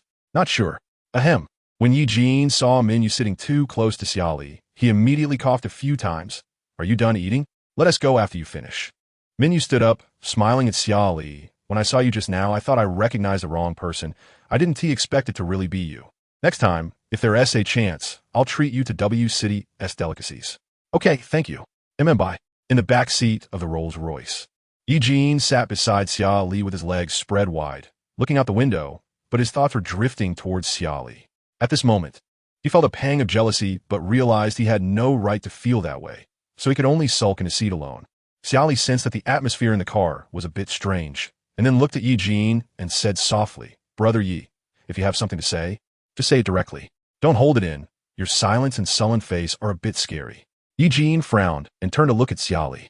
He was just sulking and hadn't intended to scare her. He relaxed his brows and gently asked, "Did I scare you just now?" "It's not that scary. But if you have something to say, just say it directly. It's quite strange to keep it to yourself." Yi Jin swallowed nervously for the first time in front of Xia Li and asked, "Did I see that guy just now before? I saw you two chatting happily. Are you guys close?" "I'm not very familiar with Minyu. I only met him once on the cruise." "You can remember the appearance of a guy you've only met once, and you chatted so happily with him. It seems he really catches your fancy." Xia Li frowned and pouted, feeling that there was a hint of jealousy in Yi Jin's words. She jokingly asked, "Brother Yi, are you jealous?" Yi Jin fell silent, which was considered an acknowledgement. Xia Li pouted again and muttered softly, "You and Jing Tingyuan are indeed brothers. You two must have been a pair of jealous pots in your past lives." "Forget it. I don't have the right to be jealous, but as Tingyuan's brother, I must remind you not to flirt with other guys behind your boyfriend's back." Chapter 136. "I'm not generous. Just choose who to be with." Xia Li, undeterred, continue to provoke. "If I flirt with you, Brother Yi, who do you think Jing Tingyuan would deal with first? You or me? He wouldn't hurt you." "Are you so sure?" "I know him. He wouldn't bear to let you die." "So you're saying he would kill you?" "Probably not. At most, he would beat me into a lifelong disability and take care of me." "Huh. What kind of operation is that?" "Being a lifelong disability means I can't compete for people with him." Xia Li revealed a speechless smile, unable to understand your thinking. Due to Yi Jin's work in W City not being finished, he had to stay there for a while longer. Originally, Xia Li wanted to return to S City by herself, but he was worried she might encounter danger again, so he asked her to wait and return with him later. After Eugene resolved the issue with General Zhong at Crazy Entertainment, he called Xia Li. When there was no answer for a long time, he became worried and quickly called the bodyguard stationed at the door. The bodyguard replied, "Young Master Yi, Miss Xia has been in her room and hasn't come out." "How long?" "Since she came in last night. She hasn't come out, hasn't urged the waiter to clean, and hasn't ordered food." "Why didn't you report this to me?" "I thought Miss Xia didn't want to be disturbed." "Useless. I'm heading back now." Eugene rushed back to the hotel in a hurry. As soon as he opened the door, he rushed straight to the bedroom to find Xia Li. At that moment, Xia Li was lying in bed, the room dimly lit, with the curtains blocking all light from coming in. From a distance, she looked as if she were asleep. "Xia Li." When Eugene saw that Xia Li did not respond, he quickly leaned in to check. He reached out to feel her forehead, which was burning hot, as if he could fry an egg on it. "Why is your forehead so hot?" In her dazed state, Xia Li sensed someone approaching, but felt as if her eyelids were as heavy as lead, unable to open. So cool. She felt a slight coolness on her forehead, which was very comfortable, and couldn't help but reach out to grasp the source of that comfort. Eugene was taken aback. He never expected she would grab his hand. Her palm was burning hot, indicating she must have a high fever. "Why do you have a fever again? You really don't know how to take care of yourself." Eugene pulled his hand away, and Xia Li immediately expressed her dissatisfaction with a muffled protest. "I'll take you to the hospital." Eugene picked Xia Li up horizontally and strode toward the door. The distance from the hotel to the hospital wasn't far, and they quickly arrived at the emergency room. The doctor conducted a series of checks, prescribed medicine, and administered for. Eugene stayed by her side like that day, holding her right hand and watching her with concern. "With such a weak immune system, how can I rest easy letting you stay alone?" Just as he finished speaking, Eugene's phone rang. It was a call from Jing Tingyuan. Jing Tingyuan had been trying to reach Xia Li, but couldn't get through. So he had to soon investigate and found out that Xia Li was with Eugene. "Where's Xia Li?" "She has a fever and is getting in 4. She hasn't woken up yet." "A fever? What happened?" Eugene hesitated about whether to tell Jing Tingyuan about Xia Li being drugged earlier, but thought he should know. So, he told him everything about Xia Li being drugged and mentioned that the matter was already resolved. "Then what's wrong with her this time?" "The doctor said her immune system is weak," and she caught a chill. Jing Tingyuan took a deep breath, suppressing his dissatisfaction, but still couldn't help but scold. "How are you taking care of her? Are you useless?" Faced with Jing Tingyuan's scolding, Eugene didn't feel angry. Instead, he apologized. "I'm sorry. I didn't take care of her well. I estimate it will take another 2 or 3 days to return home. I'm currently in B country." As soon as he heard it was B country, Eugene became worried. "Why did you suddenly go to B country? It's so chaotic there. Accidents can easily happen." "What are you doing there?" "And she found out that Xia Li's biological mother might be here, so I came to check it out. I did find her, but I still need to confirm through a paternity test and handle her return procedures. It won't be resolved in a day or 2. "Okay, then be careful." "I will. Please take care of Xia Li. I'll come back as soon as I can." "Don't worry, she's fine." After hanging up, Xia Li happened to wake up at that moment, coughing a few times before whispering, "I want to drink water." "Okay, I'll get you some." Eugene thoughtfully poured her a glass of warm water, afraid she would choke if she drank lying down. He then sat on the edge of the bed, holding her in his arms, and fed her a bit of water through a straw. When he saw her shake her head, he softly asked, "Don't want to drink anymore." "I don't want to drink anymore." "All right."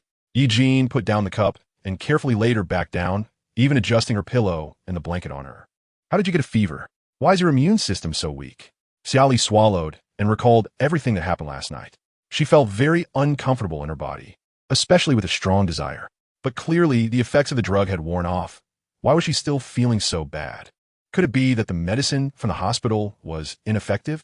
Then, she tried to ignore it, thinking that if she slept, she would feel better the next day. But the deeper the night, the worse she felt. Eventually, unable to stand it, she followed the method from a TV show, got up, and took a cold shower, thinking that would suppress her desire. In the cold water, the desire was indeed suppressed, but her body ended up catching a cold and fever. She didn't want to trouble Eugene, thinking that if she wrapped herself in a blanket and sweated it out, it would be fine, but only got worse. Cough, cough. Xia Li smiled awkwardly at Eugene. "I took a cold shower and didn't expect to end up with a fever. Your body is so weak. Why would you take a cold shower? You can't do that again." Eugene scolded her in a fierce tone, but she wasn't afraid of him at all. Instead, she reached out to play with his long, straight black hair. "Your hair quality is really good, smooth, and shiny. Did you spend a lot of money on hair care? Are you trying to change the subject? I won't do it again. Is that okay? That's just being perfunctory. You can't neglect your own body. If you don't cherish yourself, who will cherish you? Xia Li sniffed and nodded. I understand. I'll pay attention from now on. After a while, she asked again, Yiga, what did the doctor say about the injection I received earlier? Are there any side effects? Any after effects?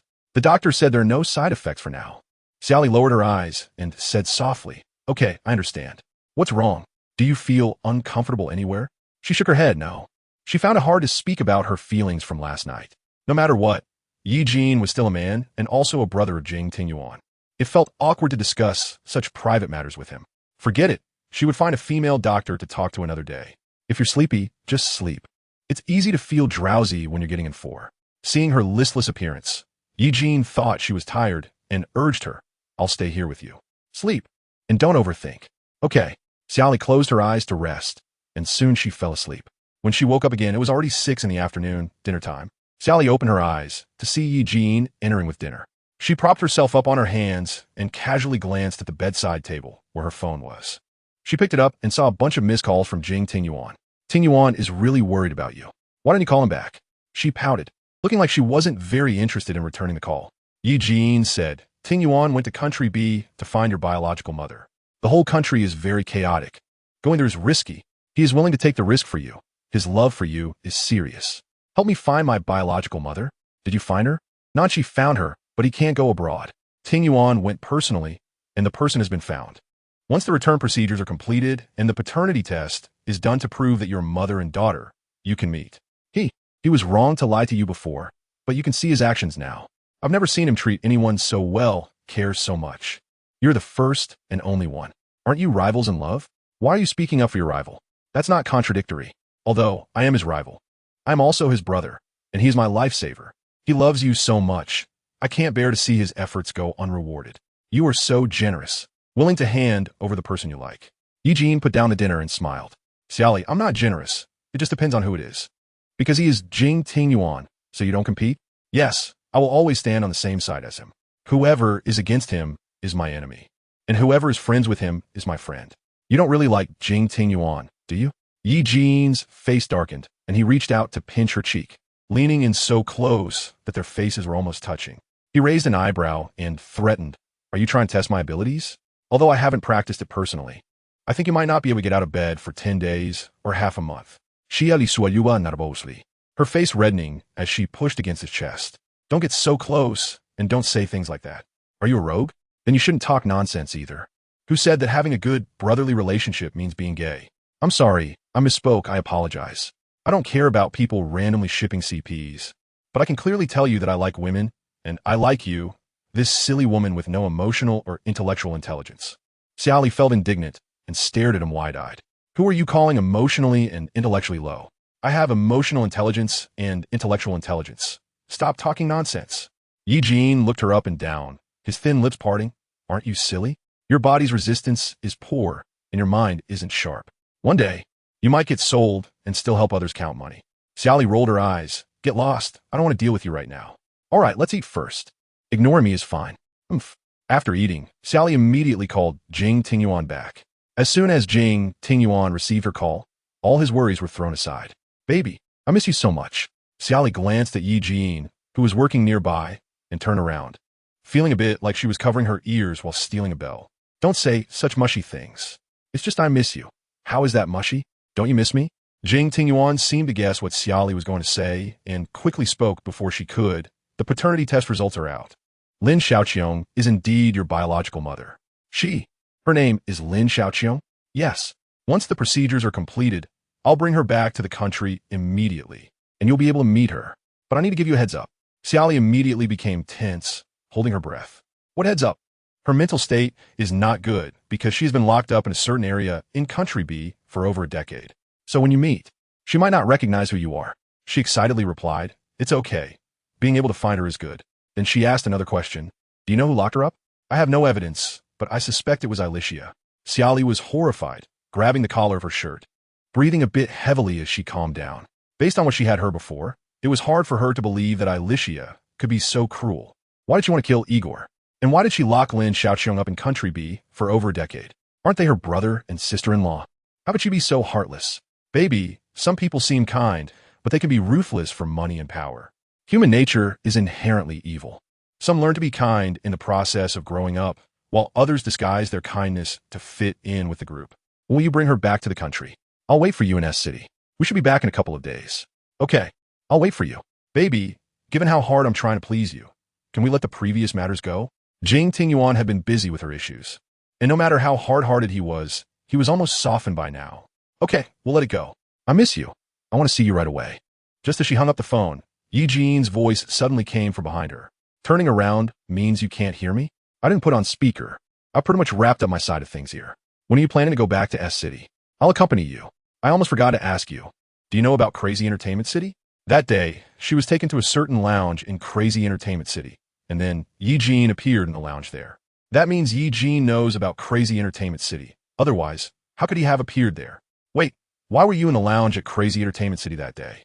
Who are you? Are they trying to please you? So they sent me to you? You never knew I was the owner of Crazy Entertainment City? Huh. Xia Li was completely stunned. Should I have known? You never told me. The more she thought about it, the angrier she became. Xia Li glared at him and questioned. So you've always known what those people under you were up to? Chapter 137. Let me hold you for a while longer. I miss you so much. Yi Jin expressed that he felt wronged and explained, although I am the boss, there are many subsidiaries under Yes. Crazy Entertainment City is just one part of the business. I can't manage everyone. If they want to engage in shady dealings behind my back, it's hard to prevent. Xia Li took a deep breath. Fine. I suppose it's normal that you as a big boss are busy running around, and W City is quite a distance from S City. It's said that the higher the mountain, the farther the emperor. It makes sense that you can't manage everything. Don't worry, after this incident, I will strictly discipline my subordinates. But speaking of which, why did you open a place like Crazy Entertainment City? Gambling is ultimately bad. It causes others to lose everything, leading to family ruin and deep sins. Yi Jin looked at Xia Li's clear eyes and guessed that she probably didn't know the origin of Yes and was unaware that Yes was not a completely innocent company. If I don't open it, others will. Where there is demand, there is a market. Just because I don't open such entertainment venues doesn't mean there are 1TB gamblers in this world. All right, I can't argue with you. Want to order some dessert after the meal? Yes. A day later, Xia Li sat on the sofa in the apartment waiting for Jing Tingyuan. Just now, Jing Tingyuan called her to say that he and Lin Xiaoqiong had arrived at S City's airport and would soon be at the apartment. She worried that they might drive too fast and get into an accident. So before hanging up, she reminded Jing Tingyuan to be safe. After waiting for nearly 40 minutes, Xia Li heard the sound of the password lock opening, and she excitedly stood up. As soon as the door opened, Jing Tingyuan's originally expressionless face broke into a gentle smile upon seeing Xia Li. Baby, Jing Tingyuan strode over to her and wrapped her in his arms. She was already petite, and being held by him felt like a little figurine. Baby, why do you seem to have lost weight again? It's only been less than a week. I shouldn't have let you leave my side. You've lost all your flesh. Let go of me first. Just let me hold you for a while longer. I miss you so much.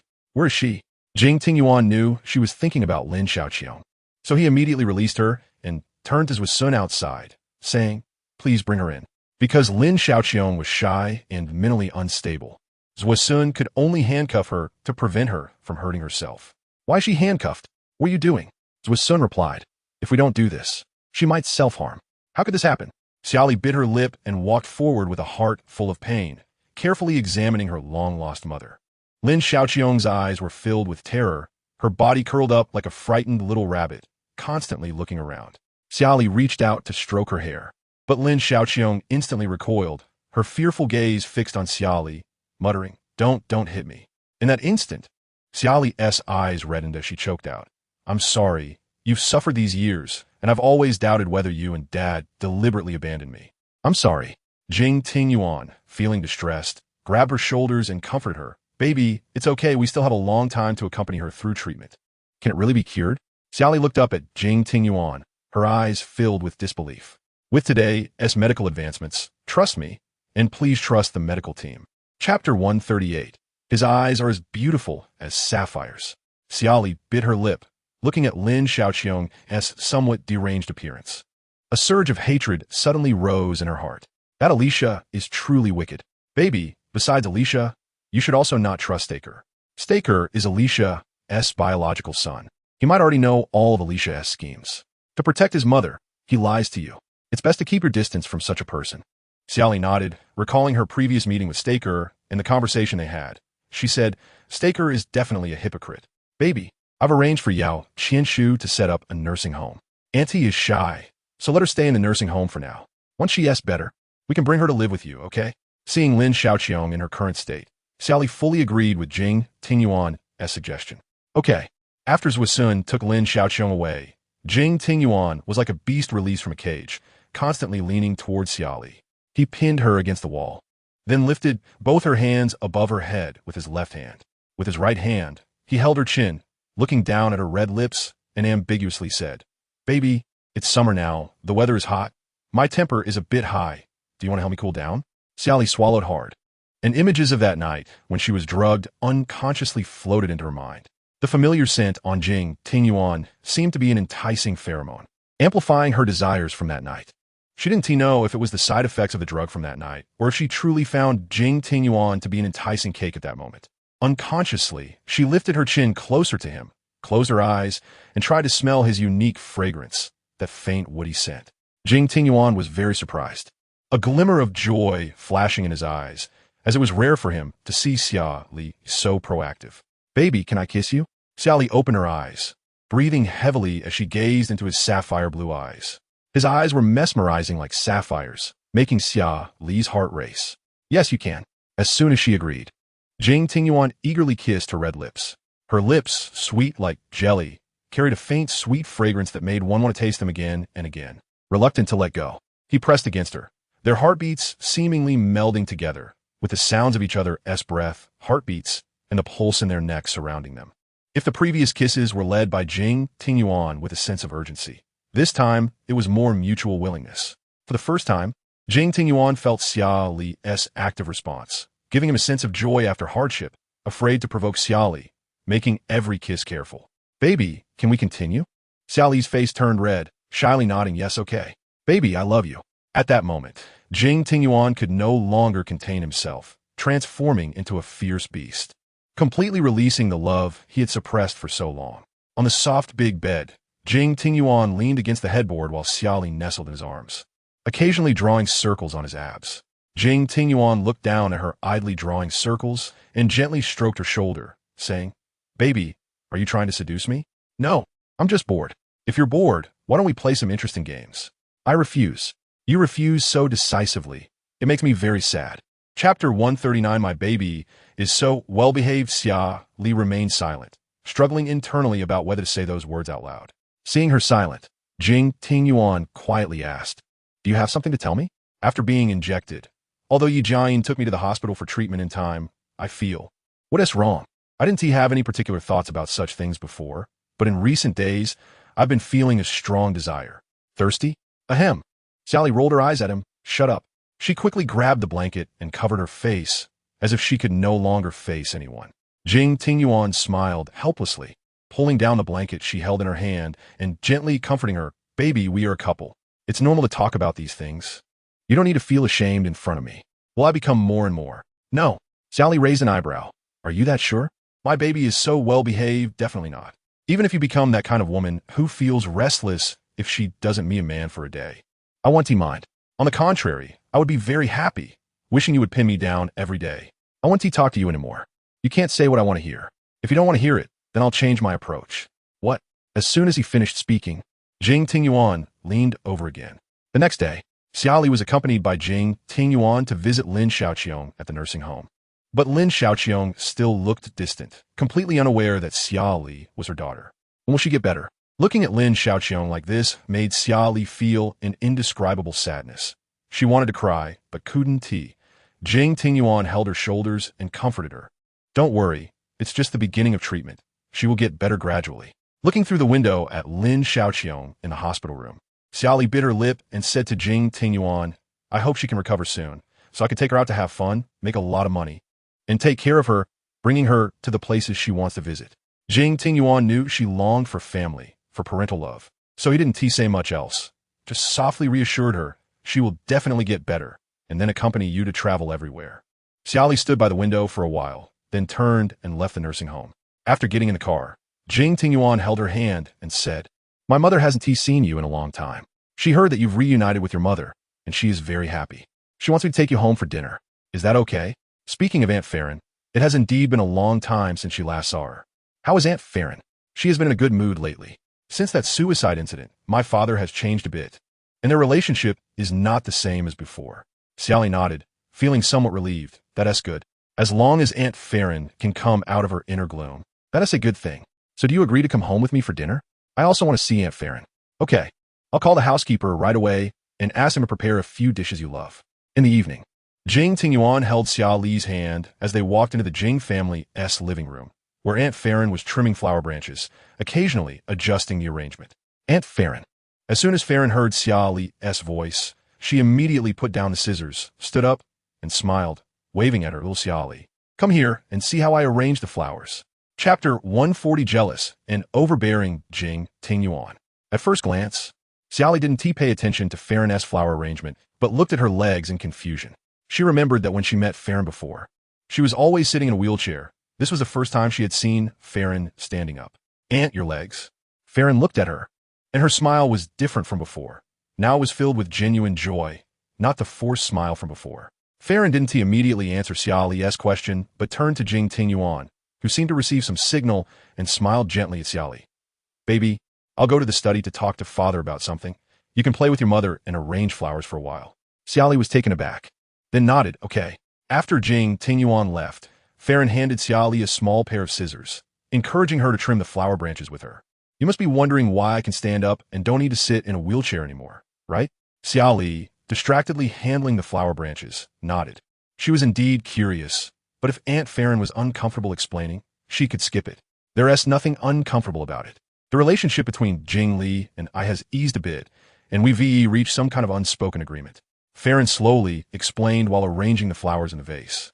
Jing Li lacks a sense of security and fears I'll leave, so he has always tried to keep me in his own way. His upbringing has forced him to act without restraint, and he doesn't realize his behavior is wrong. I was immature back then, constantly resisting in my own way, and as a result, our issues never got resolved. Jing Li thinks he loves me, so I must love him too. But in my view, being together requires mutual affection. Our different frequencies led to years of mutual torment, neglecting our education of Tingyuan. Farron took a deep breath and said with a bitter smile, if I could have said a few soft words years ago to reassure him, he would have kept me trapped in a wheelchair. Xia Li listened with confusion, not fully understanding. Maybe if I tell you, you won't understand either, but what it means is that Tingyuan is like Jing Li. He is stubborn. The more you go against him, the tighter he clings, even to the point of suffocating both of you. Actually, people like Jing Li are easy to coax. Aside from other factors, looking at his inner self, he is just a love-struck person. It's very simple to manage someone who is in love. Now my relationship with Jing Li is somewhat different than before. I can't tell if it's because I've compromised or if I have feelings for him. But anyway, Tingyuan is already this big, and I don't feel attracted to anyone else. Living the second half of my life with Jing Li isn't bad. Xia Li bit her lip and cautiously asked, Aunt Farron, you must have had feelings for Uncle Jing at some point, right? Maybe. I have had feelings for Jing Tingyuan because he is indeed excellent, a tall, rich, and handsome man with various advantages that make it hard not to fall for him. But his past coercive behavior made me resist. However, after getting to know him for a while, I inexplicably developed a liking for him. Farron ruffled Xia Li's hair. We seem to be kindred spirits. Then, Farron added, I hope your relationship with Tingyuan will be different. However, Tingyuan is indeed different from Jing Li. Jing Li has no brothers or friends and never truly opens his heart. Tingyuan is different. He has good brothers and the ability to empathize. If you really decide to be with him in the future, make sure to teach him how to love you properly.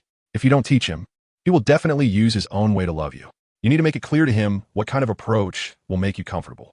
Xia Li pouted and said with a mix of laughter and tears, Aunt Fa Lin, please don't blame me for speaking ill of Jing Tingyuan.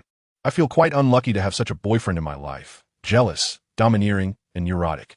Fa Lin smiled lightly, not angry at Xia Li's complaints, but rather agreed, saying they're indeed father and son. If Tingyuan bullies you in the future, tell Annie, and I will punish him. I am his mother, after all. I still have some authority.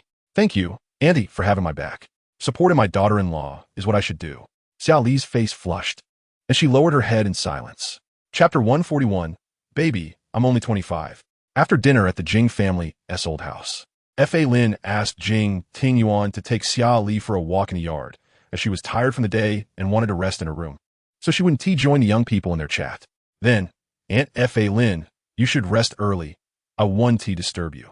Fa Lin smiled and nodded at Xia Li, saying, you'll stay here at the old house for the next few days. Tomorrow, I'll accompany you to shop around the street. Okay. After leaving the dining room, Jing Tingyuan held Xia Li's hand all the way, and no matter how much she tried to shake it off, she couldn't break free. Reluctantly, Xia Li gave up struggling and let him hold her however he wanted. Arriving at the yard, she casually found a swing to sit on and let Jing Tingyuan push her from behind. Baby, are you ordering me around? Xia Li grasped the ropes of the swing, tilted her head slightly, and asked, what? Are you unhappy? Not unhappy, but what identity does baby have to order me around? I don't just do work for anyone. Here we go again. Does this man need to confirm his identity every day? Looking at Xia Li's silent profile, Jing Tingyuan showed a gentle smile, his thin lips parting. Baby, you should know what I want to hear. Do I have to say what you want to hear? Jing Tingyuan's expression darkened, and the temperature around seemed to drop a few degrees. Although Xia Li was facing away from him, she could still feel the low-pressure coldness coming from behind, and reluctantly said, my dear boyfriend, could you please help me push the swing? The next second, Jing Tingyuan began to gently push the swing, and even though she didn't turn around to look, she could tell from the atmosphere that he was no longer as angry as before. After playing on the swing for a while, Xia Li felt tired and said she wanted to go back to the bedroom to rest. She knew Jing Tingyuan wouldn't want to stay in a different room, so she didn't bother to remind him to sleep in another room. Back in the bedroom, Xia Li seemed to remember something and immediately said to Jing Tingyuan, you sit on the bed first, then close your eyes, and don't open them until I come back with something. Jing Tingyuan frowned, gripping her wrist and refusing to let go, as if afraid she would disappear in the blink of an eye. She glanced at his hand and gently pulled free. I'm not running away. I have a gift for you. As soon as he heard there was a gift, Jing Tingyuan's brows relaxed, and joy was evident on his face. What gift? You'll know in a moment. Jing Tingyuan sat at the edge of the bed with great anticipation, closing his eyes and silently counting numbers. Just as he reached nearly 300, he finally heard the familiar sound of footsteps. He had long memorized Xia Li's footsteps, able to distinguish them from any slight noise. All right, you can open your eyes now. Jing Tingyuan slowly opened his eyes to see Xia Li standing in front of him with her hands behind her back. My gift. Xia Li produced a large bouquet of flowers from behind her and handed it to him, smiling. This is the result of my flower arrangement learning from Aunt Fa Lin. What do you think? In a small glass vase were a dozen different flowers, colorful and vibrant. This is the gift you're giving me? Yes. I think these flowers are beautiful, so I'm giving them to you. Jing Tingyuan looked down for a long time, then took the vase and asked her, why do you want to give me flowers? Do you need a reason to give someone flowers? Well, you can make up a reason, like saying you like me, so you want to give me flowers. Not hating you. Does that count as a reason? Although it's not the 3 words I like you, Jing Tingyuan still felt happy, as this was a good start. I like it very much. I like whatever you give me. Jing Tingyuan placed the vase beside him, wrapped his arms around Xia Li's waist, pulling her close. He firmly held the back of her head with his right hand, a faint smile appearing. Baby, since you gave me flowers, I should return the favor. Looking at Jing Tingyuan's ambiguous gaze, Xia Li knew without guessing what he wanted to do next. She pushed against his chest with both hands. I've already given you a gift. Can't you let me rest well for one night? Jing Tingyuan's eyes showed a look of grievance as he softly said, Baby, I'm only 25 in my prime. You know you're 25? You're so much older than me, old man. He smiled and teased, holding her wrist. ISNT being older good? Why does that sound like it's been dyed with paint? Cough, cough. Baby, why aren't you talking? Why is your face so red? Being older means knowing how to care for people, doesn't it? I don't want to talk to you anymore. Then don't talk. Jing Tingyuan lowered his head and covered her red lips with his warm ones, slowly prying open her pearly teeth. Chapter 142. Jing Tingyuan posts on social media, and the other 4 are full of jealousy. In the early morning, Jing Tingyuan leaned against the headboard, holding the still sleeping Xia Li in his arms, his left hand gently stroking her shoulder as if soothing her. In his right hand, he held his phone, posting the photos he had just taken to his social media. A total of 9 photos were posted. One of Xia Li's flower arrangement, one of him kissing Xia Li, one of their intertwined fingers, and the remaining 6 were of Xia Li sleeping in his arms. The caption read, My girlfriend's handmade flower arrangement, a gift to me, I really like it, hoping our love lasts forever. Mingju had just finished showering and was preparing to rest when he unexpectedly came across the photos Jing Tingyuan posted on social media before bed. Looking at Xia Li in the photos, her adorable appearance with closed eyes made his heart skip a beat at first glance. Along with the heart flutter, there was jealousy and envy. jealous that Jing Tingyuan could have such a wonderful Xia Li, envious of why he wasn't the one to know Xia Li first. Mingju took a deep breath and then replied in the comments. Not sleeping at this hour, aren't you afraid of sudden death? Jing Tingyuan, full of energy. Mingju, heh. Nanshi had just finished work and, wanting to relax his mind in the car, picked up his phone to scroll through social media. Not expecting to see the photos Jing Tingyuan posted. After glancing at the flower arrangement photo, he silently evaluated that it was indeed nice. Then he enlarged the photo to view Xia Li's sleeping face. It was very cute and made him feel an urge to kiss her. He held his breath, suppressing his desires, and scrolled down to see the exchange between Jing Tingyuan and Mingju, and couldn't he help but smile slightly, thinking these two are really childish. Just as he was about to close his moments, he suddenly thought he should leave something in the comments. Although he rarely commented on friends' posts before, this time he felt compelled to say something. Nanshi, the flowers are beautiful, and the person is as lovely as the flowers. Yi Jin was drinking with Lu Wuhua at a bar. They had just finished their night out. The former didn't have the habit of browsing moments, while the latter frequently checked and liked his friends' posts. Yi Jin took the phone Lu Wuhua handed him and glanced at the flower arrangement photo. But his gaze lingered more on the picture of Jing Tingyuan kissing Xia Li. Looking at their kissing photo, he felt a wave of inexplicable loss and jealousy. His heart feeling sour, but he said nothing. Lu Wuhua, it's late at night, and Tingyuan is posting on moments to show off his love. Is he doing this on purpose? He knows it will upset us, yet he still shows off. It's infuriating. Yi Jin, they're a couple now. Kissing is a normal thing. When he said this, Yi Jin wasn't sure if he was comforting Lu Wuhua or himself. Lu Wuhua took back his phone and commented, the flowers are beautiful, and Xia Li is pretty, but Jing Tingyuan's untimely spring bamboo is such a buzzkill. Yi Jin raised an eyebrow upon seeing Lu Wuhua's comment and asked, aren't you afraid he'll come to settle the score with you tomorrow? Let him come. He could try to kill me. Last time he almost choked you to death. You really don't learn at all. That time was a mistake. I'm practicing my combat skills now. I believe one day I will be stronger than him. Yi Jin shook his head with his hands in his pockets, saying helplessly, I feel like even if you practice your whole life, you still wouldn't beat him. If you can last 3 moves against him, that would be impressive. Lu Wuhua rolled his eyes at Yi Jin, defiantly saying, am I that weak? You're just a fragile one. Aren't you weak? You're quite easy to deal with. Among us, anyone could crush you. You can hit others. But you can't even beat Mingju, let alone Tingyuan. Just be honest. How fine, I'm fragile. One day, I'll choke him myself so you can see how strong my combat skills are. Ye Vien laughed in disbelief, leaning into the backseat of the car and telling Lu Wuhua, you just keep dreaming. I'm tired. I'm going home to rest. We'll gather another day. Okay. Be careful on your way back. Yi Jin waved his hand. You two take care. Chapter 143. When I catch that person, I'll break all his bones.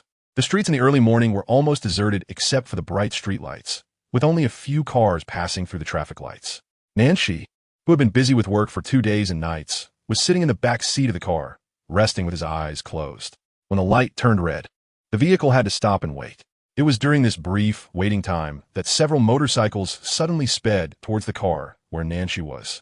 The simultaneous charge of several motorcycles towards the same car made it clear to anyone that this was not an accident. These people were clearly after Nanshi. The loud crashing sounds instantly energized the exhausted Nanshi. Before he could get out of the car, a large group of bodyguards descended from the 3 cars behind him. A few bodyguards immediately surrounded Nanshi after he got out, using themselves as shields to protect his safety. Other bodyguards rushed forward to stop the assailants. There were 5 assailants in total, 4 of whom crouched down with their heads in their hands, surrendering as the bodyguards approached. However, one assailant, for reasons unknown, crazily charged towards Nanshi.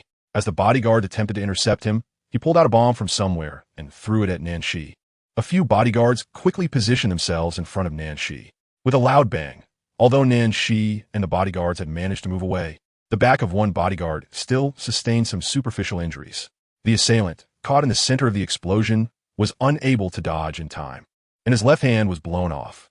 Nanshi frowned, looking at the bloody mess on the ground, and commanded sternly, don't let them escape. As soon as Jing Tingyuan heard that Nanshi had been attacked, he rushed straight to the police station without even sleeping. At the station, Nanshi was propping his eyelids open in the office. The moment Jing Tingyuan pushed the door open, he seemed to breathe a sigh of relief, and his drowsiness hit him all at once. What happened? Who did this to you? How dare they use a bomb? Did they want to blow you to pieces? Nanshi rubbed his forehead, Looking weary, his voice hoarse as he replied, "They're still being interrogated. We'll see when we get results." "Do you suspect anyone?" Nancy shook his head. "I'm not sure. The Nan family is prominent, and there are many suspicious individuals." Jing Tingyuan took a deep breath, slammed his fist on the table, and gritted his teeth. "They'd better not let me catch them. I can make their lives a living hell."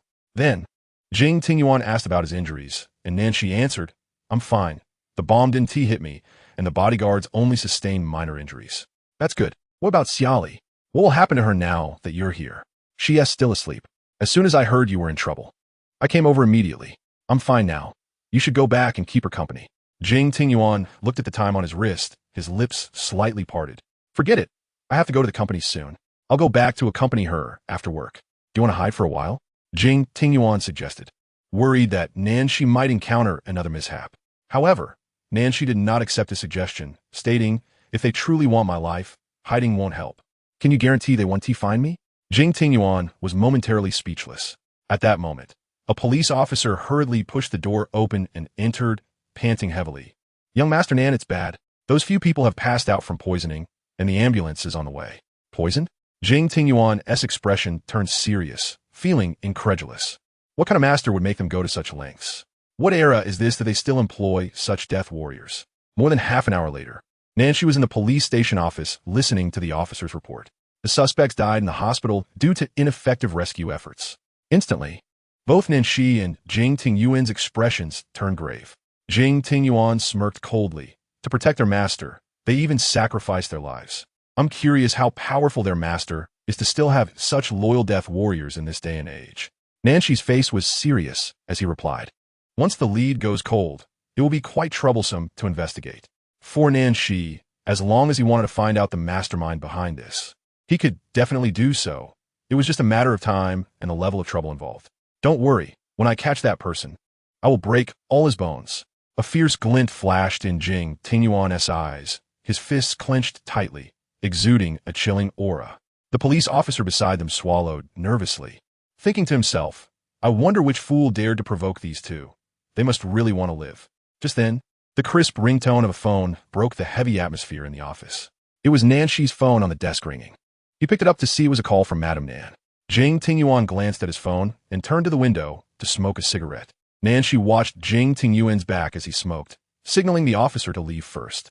The officer nodded and exited the office. "Mother," on the other end of the line, Madame Nan's anxious voice came through, asking urgently, "Sure, what's going on? I heard someone said you were attacked. They even prepared a bomb in advance. Where are you? Are you okay?" Despite having instructed everyone not to let Madame Nan know about the situation, she still found out. Madame Nan had always been worried about her son, and upon learning of the incident, she fainted from shock. "Mother, I'm fine. You don't need to worry too much." "How can I not worry? You are my child, born after 10 months of hard labor. I feel heartache even if you just fall as a child, let alone now that you are almost blown up. How can you expect me not to worry?" Facing his mother's anxiety, Nancy felt guilty and quickly apologized. "I'm sorry, Mother, for making you worry." Madame Nan couldn't bear to continue blaming Nancy, especially since he had just escaped danger. "I've told your father many times to send more people to protect your safety, but he wouldn't listen. Fortunately, you are okay this time, otherwise I would divorce him." "Mother, you're being too harsh. Don't mention divorce. It would make father sad." "I don't care if he is sad. I almost couldn't see my son again. It would be light to argue for a divorce." Madame Nan scolded a few more times before finally reminding Nancy to pay more attention to his safety, and then hung up. After ending the call, Jing Tingyuan turned around and bent down to extinguish the cigarette in the ashtray.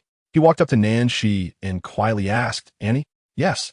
She knows about my injury and is quite worried. I will return to the company now.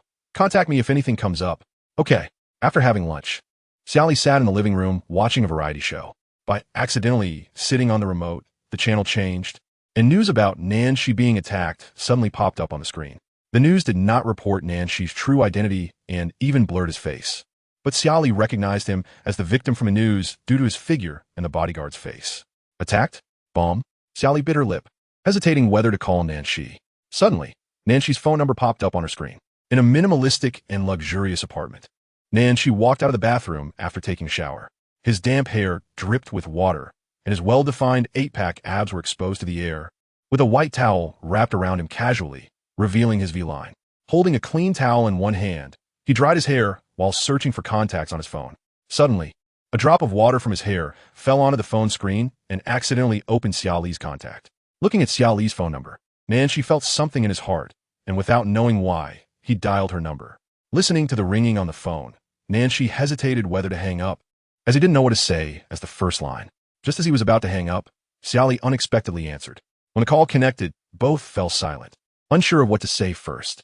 After a long time, Xia Li quietly asked, "I saw on the news that someone was attacked, and there was a bomb. That person looked like you, so I wanted to ask if you were okay. Why do you think that person is me? Based on the figure, I also recognize your bodyguard." For some reason, Nanshi felt a glimmer of joy in his heart, but he didn't ask further and simply told her, "I'm fine. You don't need to worry." Xia Li fell silent again. After a while, she spoke up. "Do you often encounter such dangers?" "Occasionally."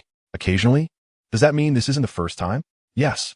Xia Li gasped, her voice trembling slightly. "Then you need to pay attention to your safety in the future." "I will be careful." "Then, if nothing's wrong, I'll hang up now." "Okay." Just as Xia Li was about to press the hang up button, Nanshi spoke again. "Last time you said you were learning to paint. How's it going now?" "Not very well. I'm still quite inexperienced. If you don't mind, I can personally teach you when I have time." A hint of surprise flashed in Xia Li's eyes. "You will teach me personally? Aren't you a busy person?" "I also have holidays. If you really want to learn, I can take the time to teach you." "Aren't you afraid of teaching your disciple and starving yourself?" "The Nan family is big and prosperous. I won't starve." "TSK. Is this what a wealthy family is like?" "Yes, even if Nan Shao does nothing. The family's wealth is enough for you to squander for 10 lifetimes. I don't mind sharing half with you." Xia Li's pupils constricted, her heart racing. Is Nanshi flirting with her? Isn't he a calm and composed man? When did he break character? "Nan Shao, this joke isn't funny at all." "I'm not joking. If one day you can become my wife, my wealth will naturally be shared with you. I'm currently Jing Tingyuan's girlfriend. Are you trying to pry?" "Tingyuan won't give up, and I won't forcefully take away love." Xia Li frowned, showing a puzzled expression. "Nan Shao, I don't understand your meaning. You flirt with me, but say you have no intention to compete with Jing Tingyuan. Are you playing the role of a love saint?" "I don't want to fall out with Tingyuan. I do like you, but I won't overstep. For now, we are friends." "Friends?" "Yes, whenever you need my help. Just one word from you, and I will act. Just like Tingyuan and Mingjue do, I never hesitate to use my power for my brothers and friends." Xia Li sighed lightly. "No wonder they all take your words as orders. You are absurdly rational and consider the bigger picture." Chapter 144. If Nanshi wants to investigate someone, there is no one he cannot find. Mingjue learned about Nanshi's incident and immediately called him without hesitation. At this moment, Nanshi had just finished his call with Xia Li and was preparing to rest when he saw Mingjue's call and sat up again. "How is it? Is everyone okay?" "I'm fine. The people have been caught, but unfortunately, they died from poisoning." "They actually poisoned themselves?" "This mastermind is not simple at all." "It's okay. We will find out sooner or later. Then you rest well. I won't disturb you. I just want to know if you're okay. As long as you're fine, that's good." Mingjue sat in his office, suddenly recalling a scene from 17 years ago. 17 years ago, at a newly opened amusement park, Mingjue and Nan Shi were skiing, while Jing Tingyuan, Lu Wuhua, and Yi Jin were also there. Initially, the 5 of them were happily playing together, but midway through, Mingjue felt a bit tired and stopped to rest. Unexpectedly, in just those few short minutes, an accident occurred. A slightly older boy suddenly and inexplicably crashed into Mingjue, catching him off guard and knocking him to the ground. Mingjue thought the boy had accidentally knocked him down and was about to get up when the boy charged at him again. This time, he pressed down on Mingjue, not giving him a chance to rise. He stuffed a firecracker into Mingjue's down jacket and then ran away crazily. Mingju watched as the other person shoved the lit firecracker into his jacket, and in a panic, he hurriedly took off his down jacket. Just as he removed it, the firecracker exploded, tearing the entire jacket into several pieces, with a lot of fluff scattering in the air. Nanshi and the others heard the loud bang from Mingju's side, and all turned their heads in unison. Rushing to Mingju's side to see his down jacket on the ground, acting as if they had gone mad, Nanshi took off his helmet and asked seriously, "What happened? What was that noise just now?" Mingju replied honestly, "Someone stuffed a firecracker in my jacket just now, almost blowing me up." Upon hearing this, Jing Tingyuan immediately took off his helmet and shouted as Wasun not far away, "Seal off all exits immediately. If we don't catch the person responsible today, no one is allowed to leave." After Wasun dispatched people to block all exits, the 5 of them changed into clean clothes. They stood at the entrance waiting for the manager to check the surveillance footage when a very sturdy-looking woman, with several rolls of fat around her belly, approached and began to scold Jing Tingyuan. Who are you? How dare you stop us from leaving? Do you believe I will call the police and have you little brats arrested? Although Jing Tingyuan was still young, he was already as tall as the woman. With his hands in his pockets, he coldly stared at her and said from superior position, I allow you to call the police. The woman had never encountered such an arrogant boy before. Despite his youthful appearance and his voice not having changed yet, the oppressive aura he exuded made her, a woman in her 40s, feel afraid. Don't think just because you're small I won't call the police. You little brats are so unruly, daring to act so arrogantly here. If your parents don't educate you, I will. Jing Tingyuan sneered. You're fit to educate me? Just then, the amusement park manager finally arrived. Jing Tingyuan was too lazy to waste time with the unpleasant woman, turning to walk into the security room with the other four. The surveillance footage revealed that the woman who had argued with Jing Tingyuan had entered with the boy who stuffed the firecracker into the down jacket.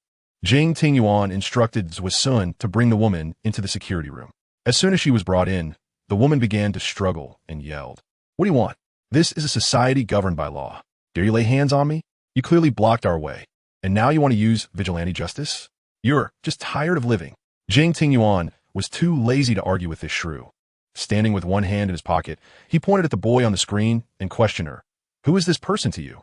Where's he now? Bring him here immediately or face the consequences. The shrew looked at the photo on the computer screen, and the face that was almost identical to her son's made it hard for her not to suspect it was him. But she didn't dare to admit it was her son. She feigned calmness and looked at Jing Tingyuan, shouting, What do you want? Learning to be unruly at such a young age. Watch out, or I'll have my husband come and arrest you all. Suddenly, Lu Wuhua, who had been silent, spoke up. TSK, your husband? Who is he? Hurry up and call him over. Nan Shi, with a cold expression, calmly analyzed. The boy in the video looks very similar to this woman. They should be mother and son. Upon hearing this, the shrew's eyes flashed with panic. But she quickly adjusted her demeanor. What do you want? Why are you looking for him? If there's anything, come at me directly. I'm his mother. If you want trouble, come at me. After saying that, the shrew immediately called her husband, urging him to hurry to the amusement park. Upon hearing that she and her child were bullied, her husband yelled on the phone, telling her, Don't be afraid, I'll be right there. I'm bringing a few brothers. If anyone dares to bully you too, they're asking for it. My husband is coming soon. He's not just any police officer. You can't mess with him. You better recognize the situation and leave early. Lu Wuhua, as if hearing the funniest joke in the world, looked at Jing Tingyuan and teased, Tingyuan, is there anyone in S City we can't handle? I'm curious who has such influence. The shrew looked at the five of them. Although they were all taller than her and had bodyguards with them, she thought they were just a few kids and couldn't stir up much trouble. Plus, she noticed that there weren't any parents accompanying them, which gave her even more confidence. She thought to herself, just a few little brats, showing off with bodyguards hired with family money. Huh, let us see what they can do. They want to bully my son? No way. After a while, the bodyguards caught the boy who stuffed the firecracker into Ming Ju's down jacket. Seeing the bodyguards bringing her son into the security room, the shrew immediately exploded, rushing forward to punch and kick the bodyguards while loudly cursing. Who told you to touch my son? Are you tired of living? Just wait until I deal with you. No matter how furious the shrew was, she was just an untrained woman and couldn't possibly take on the trained bodyguards. Every time she tried to hit them, the bodyguards completely blocked her with their hands, making it impossible for her to hit any vital points, and instead, she ended up hurting her own hands and feet. Jing Tingyuan stepped forward, grabbing the boy by the collar and questioning, Did you throw a firecracker into Ming Ju's down jacket? The boy raised his chin, smugly smiling without saying a word. Jing Tingyuan frowned and glanced back at Nan Shi. Could this person be a lunatic? The shrew, hearing Jing Tingyuan insult her son, immediately erupted. You're the lunatic. My son is perfectly fine. Let go of my son immediately, or when my husband arrives, you all won't be able to escape. Jing Tingyuan threw the deranged boy to the ground, and the shrew rushed over to help him, concerned while stroking his face. Son, are you okay? Did you hurt anywhere? Don't be afraid. Your dad and I will support you. We're not afraid of these people. The boy stood up and dusted himself off, rudely addressing Jing Tingyuan. Yeah, I stuffed the firecracker, so what? I just didn't like looking at him. Is that a problem? Jing Tingyuan rolled up his sleeves, and the boy continued to provoke, saying it was his bad luck, so he couldn't blame anyone else. If he hadn't been standing there, I would have stuffed it in someone else's jacket. He can only blame his own bad luck. Nan Shi frowned, immediately understanding that this was just a random incident. Even if it weren't Ming Ju, this boy would have stuffed a firecracker into someone else's clothes. Taking a deep breath, he suppressed his anger and said to Jing Tingyuan, "We don't need to waste our breath on him." As soon as he finished speaking, Nanshi took out his phone and made a call. Within moments, detailed information about the family was sent to his phone, covering several generations starting from the grandfather. After quickly reviewing the information, he sent it to Jing Tingyuan's phone. "Let us go. We'll leave the rest to the lawyer." Nanshi was the first to exit the security room, followed closely by Jing Tingyuan, and the others also filed out one after another. Seeing this, the shrew immediately chased after them, yelling, "Are you just going to run away like this? Were you scared off? My husband is coming soon. Do you know he is coming, and that is why you little brats are scared?" Lu Wuhua turned around with his hands in his pockets and spat at the ground. "You old witch, did you stuff your mouth with shit?" The shrew heard Lu Wuhua insult her as an old witch. In a fit of anger, she rushed forward to grab Lu Wuhua's hair. But Lu Wuhua kicked her down to the ground. The shrew lay on the ground, clutching her stomach, unable to believe that someone so young could have such formidable skills to take down an adult woman. "Murder! Help! Someone has been murdered." Lu Wuhua replied, "Old witch, at my age, even if I really killed you, it wouldn't constitute a crime. But you, if you dare to touch me. Next year on this day will be your death anniversary. What's going on? Who is gathering here to fight?" When the shrew saw her husband approaching, she immediately clutched her stomach and cried out, "Husband, it's them. They are bullying us mother and daughter. Hurry and arrest them." The man in the white t-shirt saw his wife lying on the ground wailing, his brows furrowed. Then he looked at his son and noticed his disheveled clothes. "What is going on? Who bullied you?" he asked his son. The shrew pointed at Jing Tingyuan and the other four, saying, "Husband, it's them. They bullied us, relying on their bodyguards, and they even threatened me, saying next year on this day will be my death anniversary." The man in the white t-shirt became furious upon hearing this and stepped forward to question Jing Tingyuan, but Nanshi spoke up first. "I am Nanshi, from the Nan family in S City. My grandfather is Nanjindong. Before you act against us, consider whether your family can withstand my grandfather's wrath." The man in white was taken aback and then sneered, Your grandfather is Nanjindong? You're just bragging without any basis. If your grandfather were Nanjindong, why would he come to this amusement park? How could the young master of the Nan family come to a regular amusement park? Are you trying to fool me?" Nanshi didn't want to trouble his grandfather with such a trivial matter, but since they bullied Ming Ju and didn't apologize or compensate, they pushed him to call Nanjindong. Once the call connected, Nanshi explained the whole situation to his grandfather. Soon, the man in white received a call from his superior, telling him to take a leave of absence from work and wait for further instructions. The man in white stood there dumbfounded, staring incredulously at Nanshi and the others. "You guys!" The shrew didn't notice the man's expression and grabbed his arm, asking, "Husband, why are you dazed? Hurry and arrest them." The man shook off the shrew's hand and shouted, "You idiot!" Nanshi didn't want to watch any longer and told the others, "I'll leave first." Jing Tingyuan said, "Mingju, let's go. Leave the rest to the lawyer. We will make sure they pay until they go bankrupt." After Ming Ju left the amusement park with them, a few days later, he heard that the whole family had moved out of S City, almost taking the entire family with them, and he even received a huge compensation. All of this was thanks to Nanshi. If Nanshi wanted to investigate someone or a family, there was nothing he couldn't find out. That family, pressured by the Nan family, didn't dare to stay in S City after paying the money, fearing that if Nanshi became unhappy, he would make fun of them again. Chapter 145.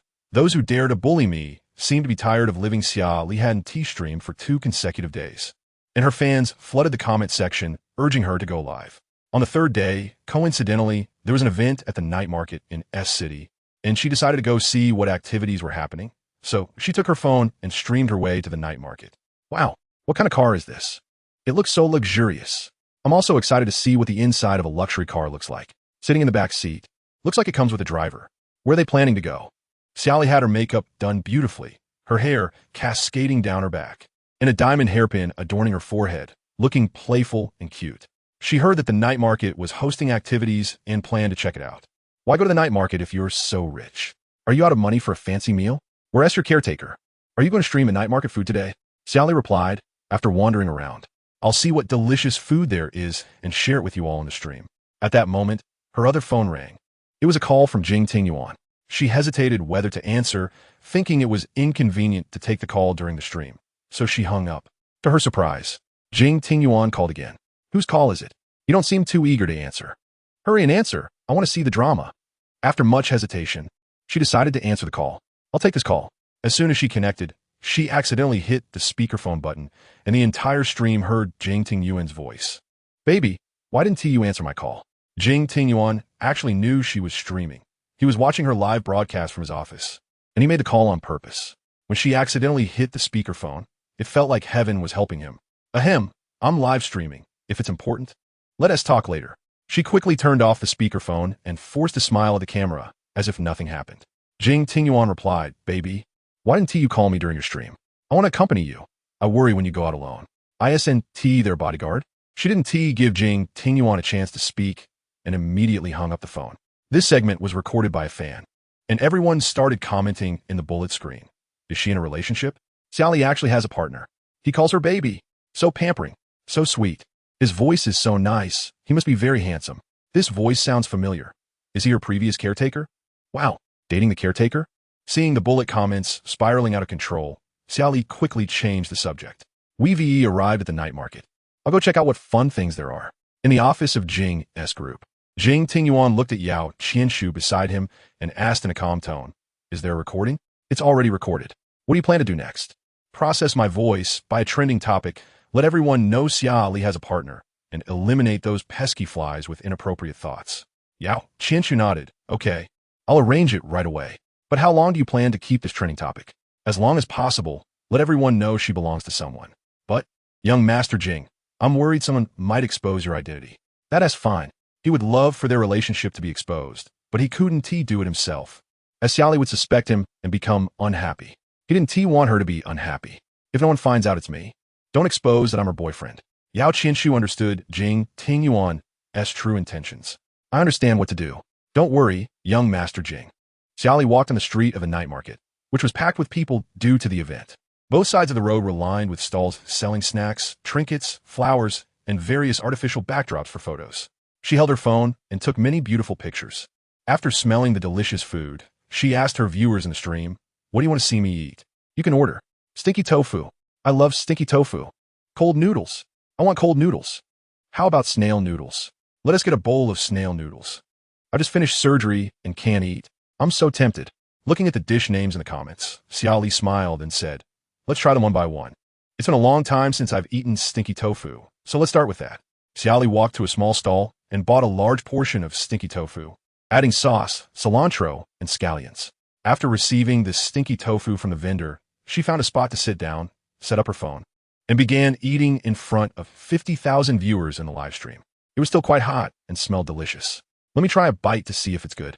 She gently took a small bite, and the stinky tofu, filled with sauce, was both fragrant and flavorful.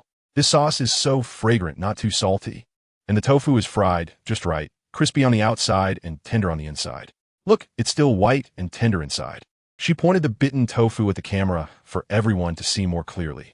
Isn't the inside of this tofu very tender? It's delicious. Where's this stinky tofu? I want to check it out next time. Quickly share the address. I'm heading over right now. I don't know the exact location, but if you all come to the night market street, you can explore the whole street. There are many snacks there, and you can choose any stall. Since she ordered a large portion of stinky tofu, she was worried about getting too full, so she only ate a couple of pieces and closed the box. I'll pack it to eat slowly at home. I'm afraid if I eat too much, I won't be able to move later. What do you want to see me eat next? Grilled squid skewers. Or duck intestines are good too. Fried skewers are delicious. Grilled oysters. Grilled oysters. Grilled oysters. Important things are worth repeating 3 times. Then let's order some grilled squid skewers first. Xia Li ordered a portion of squid skewers from the vendor, which came with 30 skewers. She ordered them mildly spicy because she was worried about feeling uncomfortable from eating too spicy later at night. As she ate the squid skewers while browsing, she saw a small stall selling sheep stomach soup and thought it looked good, so she bought a bowl to try. Is there anyone in the live stream who likes sheep stomach soup? Or anyone who likes lamb? I don't like lamb or sheep offal. I think it has a strong gamey taste. I like lamb because in my hometown we raise cows and sheep, and the lamb, there doesn't taste gamey at all. If lamb has a gamey taste, it must not have been cleaned properly. Sheep that eat grass don't have any gamey taste at all. The sheep stomach soup had very little sheep stomach. After all, it was only 40 yuan for a bowl, so they couldn't give that much sheep stomach. But to make it look like more, the vendor added some vermicelli. Xia Li scooped a small spoonful of sheep stomach soup. The sheep stomach was cut into thin strips, mixed with the aroma of scallions, and when she sipped it, the broth was rich and the sheep stomach was crunchy. This sheep stomach soup is quite good. Not gamey at all. Without chili, the broth has a slight spiciness, not too spicy, so those who can't eat spicy should be able to handle this. I can eat spicy, but I don't like lamb. Hurry up. I want to see the oysters. After finishing a whole bowl of sheep stomach soup, Xia Li felt a bit full. So she told the viewers in the live stream, "Let's go buy a cup of milk tea. My stomach feels a bit full now. Let's take a break before continuing to eat." She got up, wiped her mouth, and looked around, spotting a milk tea shop. Walking over, she glanced at the menu and ordered an avocado milk. She thought this simple cup of avocado milk wouldn't go wrong, but unexpectedly, it not only lacked a milky taste, but also had a plastic water flavor. She took a big sip, smacked her lips to savor it, and indeed found no milk flavor at all. Lifting the cup to inspect it, she saw that the whole cup of avocado milk was very clear, as if no milk had been added at all. She questioned the staff. "I ordered avocado milk. Why does it taste like there's no milk at all? Did you forget to add milk?" The staff, unaware she was live streaming, replied rudely, "I added it, but it tastes like water. Does this use mineral water or purified water for mixing?" The staff's expression darkened, and their attitude was very poor. "What do you want? Are you looking for trouble? 20 yuan for a cup. What more do you want? Just adding some avocado is already generous. You still want this and that. I ordered avocado milk, so you should add milk. Otherwise, it's misleading consumers." The staff retorted, "What deception? Don't slander us. My operation station is open. You saw everything while I was making it. Why didn't you point out the problem then? Now you're saying this. I think you're just trying to scam another cup of milk tea. I've seen many people like you." Xia Li didn't expect the other party to turn the tables, so she decided not to waste time and called the police. Just then, the staff suddenly snatched her phone away and forcibly turned it off. "You dare to snatch my phone?" Xia Li initially thought that exposing the staff's appearance would invade someone's privacy. But now she decided to take action and turned her phone's camera around so that the tens of thousands of viewers in the live stream could see the arrogant staff's face clearly. "Everyone, remember this shop and this person. Their drinks are poorly made and taste bad." The staff realized Xia Li might be live streaming or recording. Their face darkened, and they angrily walked around the counter to stand in front of Xia Li, even more arrogant than before. They were taller than Xia Li and quickly snatched her phone away. Although Xia Li held on her phone tightly, she was at a disadvantage in strength and could only watch as her phone was taken away and even dropped on the ground. "Go ahead, keep recording." Xia Li took a deep breath, having never seen such an arrogant person. At this moment, the crowd of onlookers began discussing the staff, who, seeing Xia Li had no evidence, publicly slandered her. "This woman is a mistress. She is a kept woman." Feeling bad, she came to our shop to scam drinks, clearly ordered a cup of avocado juice, and now she's accusing us of not adding milk. Which juice shop adds milk to juice? They slandered our mineral water as plastic water, clearly just trying to extort money. Someone who acts as a mistress has a distorted sense of values and still wants to take advantage of me. No way. It was originally just a small matter, but the staff brought up the terms mistress and lover, and the onlookers quickly overlooked the drink issue, instead accusing Xia Li of being a mistress. The onlookers who joined midway, unaware of the context, only heard the words mistress and lover, and concluded that Xia Li was a morally corrupt woman. How could such a beautiful woman be a mistress? TSK, what a waste of such a pretty face. Her heart is truly wicked. The thing I hate most in my life is mistresses. If it weren't for them, my family wouldn't have fallen apart. A woman in a red dress squeezed through the crowd and rushed in front of Xia Li. Without saying a word, smashed a thermos bottle over Xia Li's head. The bodyguard who had been following Xia Li was on the phone reporting to Jing Tingyuan, and by the time he reacted, it was too late. The thermos bottle hit Xia Li's forehead hard, instantly splitting it open, with bright red blood continuously oozing out, flowing over her eyebrows, and even seeping into her eyes. Xia Li never expected that a madwoman would suddenly rush over and hit her with a thermos bottle. She covered her forehead and frowned, calling out the bodyguard's name. The bodyguard rushed over and saw Xia Li's injured forehead, thinking to himself, "This is bad. He might not survive the night. Miss Xia, I'll take you to the hospital first." One bodyguard took Xia Li to the hospital, while another stayed at the scene to control the staff member and the suddenly mad woman. Upon arriving at the hospital, the bodyguard quickly helped Xia Li into the emergency room. After the doctor examined her wound and provided emergency treatment, fearing there might be other safety concerns, he arranged for her to have a CT scan of her head. The doctor said, "Be aware of any nausea or vomiting, as we fear you might have a concussion. If there are no such symptoms within 24 hours, you will be fine. A shot, some medication, regular dressing changes, and you'll be better soon, so don't worry too much." "Xia Li, thank you, doctor." Upon hearing that Xia Li was injured, Jing Tingyuan rushed to the hospital. When he arrived and saw the bandage on her forehead, He was immediately furious and kicked the bodyguard in the stomach. How did you protect her? Two of you couldn't even protect one person. Useless. After saying that, he wanted to kick again, but Xia Li stopped him. Xia Li held Jing Tingyuan's arm and shook her head slightly, saying it wasn't their fault. It was an unexpected incident, and she never thought a madwoman would suddenly come out and hit her. Jing Tingyuan looked at her with deep concern, cupping her face with both hands, and gently said, "Next time, wherever you go, you must take me with you." Luckily this time, your eyes weren't hurt. What if your eyes were injured? Baby, do you feel any other discomfort? Xia Li shook her head again. No, just my forehead hurts a bit. I'll accompany you home. I'll handle the rest. Jing Tingyuan personally escorted Xia Li back to her apartment.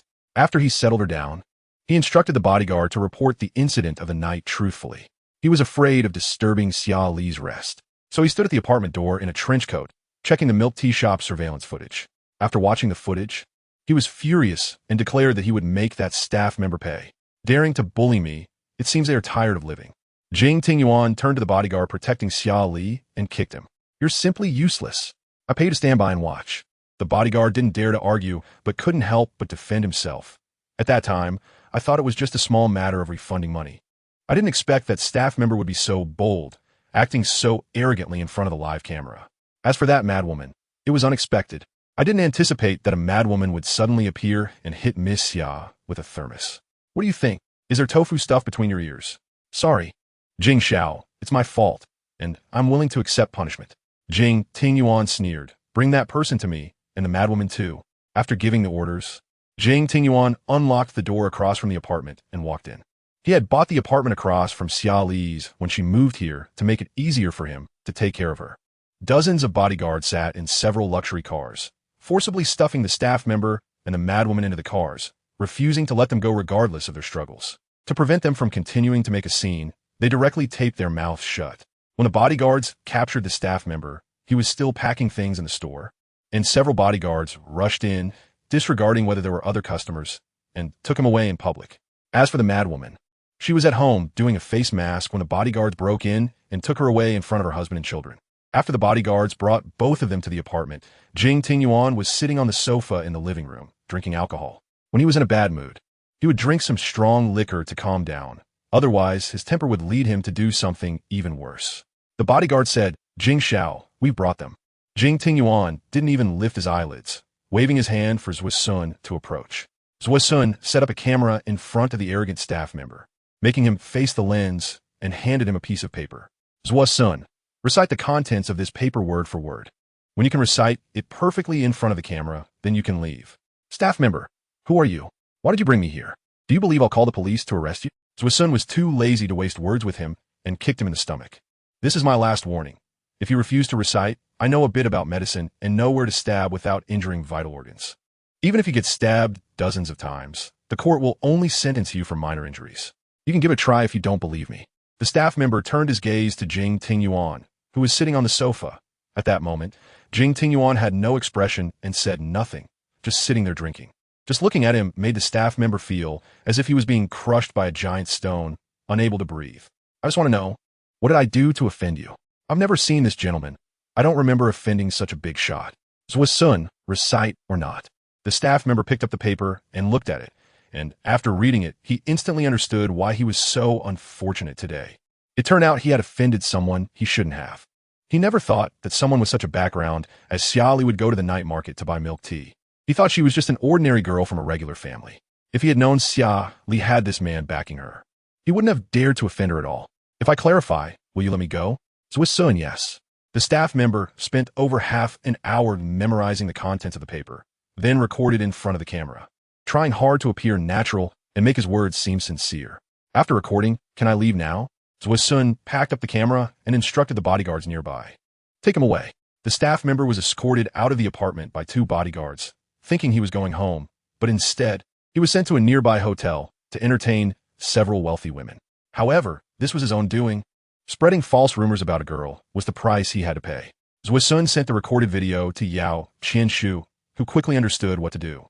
Yao Qianshu sent the video to the media and then spent money to buy trending searches, pushing the video content to the top of the trending list. After resolving the issue with the staff, it was time to deal with the crazy woman. Zhuo Sun handed a document to the crazy woman, which listed the compensation amount and other miscellaneous fees. Do you want to pay or go to jail? The crazy woman looked at the huge compensation on the document, her eyes wide with disbelief as she shouted, "What do you want?" You only hit her on the forehead. The medical expenses can't be more than a few thousand. Maybe even a few hundred is enough. How dare you extort 8 million from me? Sun replied, "So that means you choose to go to jail." It was just a hit. It doesn't constitute any serious crime. Are you trying to fool me? Go to jail? You should be more clever when lying. You must have heard of my boss's name. He is Jing Tingyuan. Never heard of him? Then call your husband right now and ask him if he is willing to pay 8 million to save you after you offended Jing Tingyuan. The crazy woman called her husband and repeated Sun's words. As soon as her husband heard, he said, "When they barged into our home and took you away, I found it strange. Who dares to openly grab someone in someone else's house? So it turns out you injured Madame Jing." Chapter 146. He has a serious cleanliness obsession. Let's get a divorce. I don't have 8 million. What did you say? If I go to jail, our child's future will be ruined. You destroyed it yourself. It has nothing to do with me. Isn't it because of you? If you hadn't found a mistress, I wouldn't have hit her. You are unreasonable. The crazy woman's husband hung up the phone, and she angrily called back repeatedly, but her husband had turned off his phone. That damn man. He has no sense of responsibility. Sun said, "It seems that 8 million is out of the question. Just wait to be sued." The crazy woman didn't believe in evil and pretended to be calm. "I don't believe it. It's just a hit on the head, at most. I'll be locked up for a few days. How can you keep me for years?" Jing Tingyuan finally looked up, his gaze sharp, as if a single look could kill.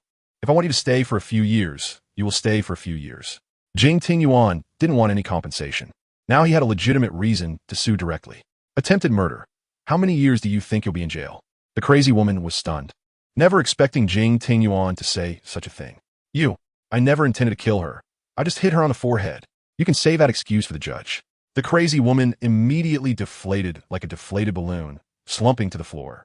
I didn't want to kill her. I was just upset that she was the mistress." Before leaving the apartment, Jing Tingyuan instructed the bodyguard to take her to where she needed to go. The female bodyguard supported the crazy woman's arm and shook her head, saying, "Do you think you're foolish? Even if you hate the mistress, you should be dealing with your husband's affair. Why bully an innocent bystander? Also, shouldn't the real culprit be your husband? Why don't you take it out on him instead of just making trouble for women? Is cheating something one person can do?" The crazy woman cried as she went downstairs, cursing and saying all sorts of unpleasant things.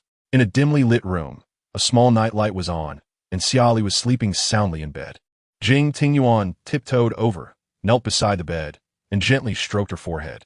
Seeing the bandage on her forehead, his anger was hard to contain. He wished he could kill everyone who hurt her.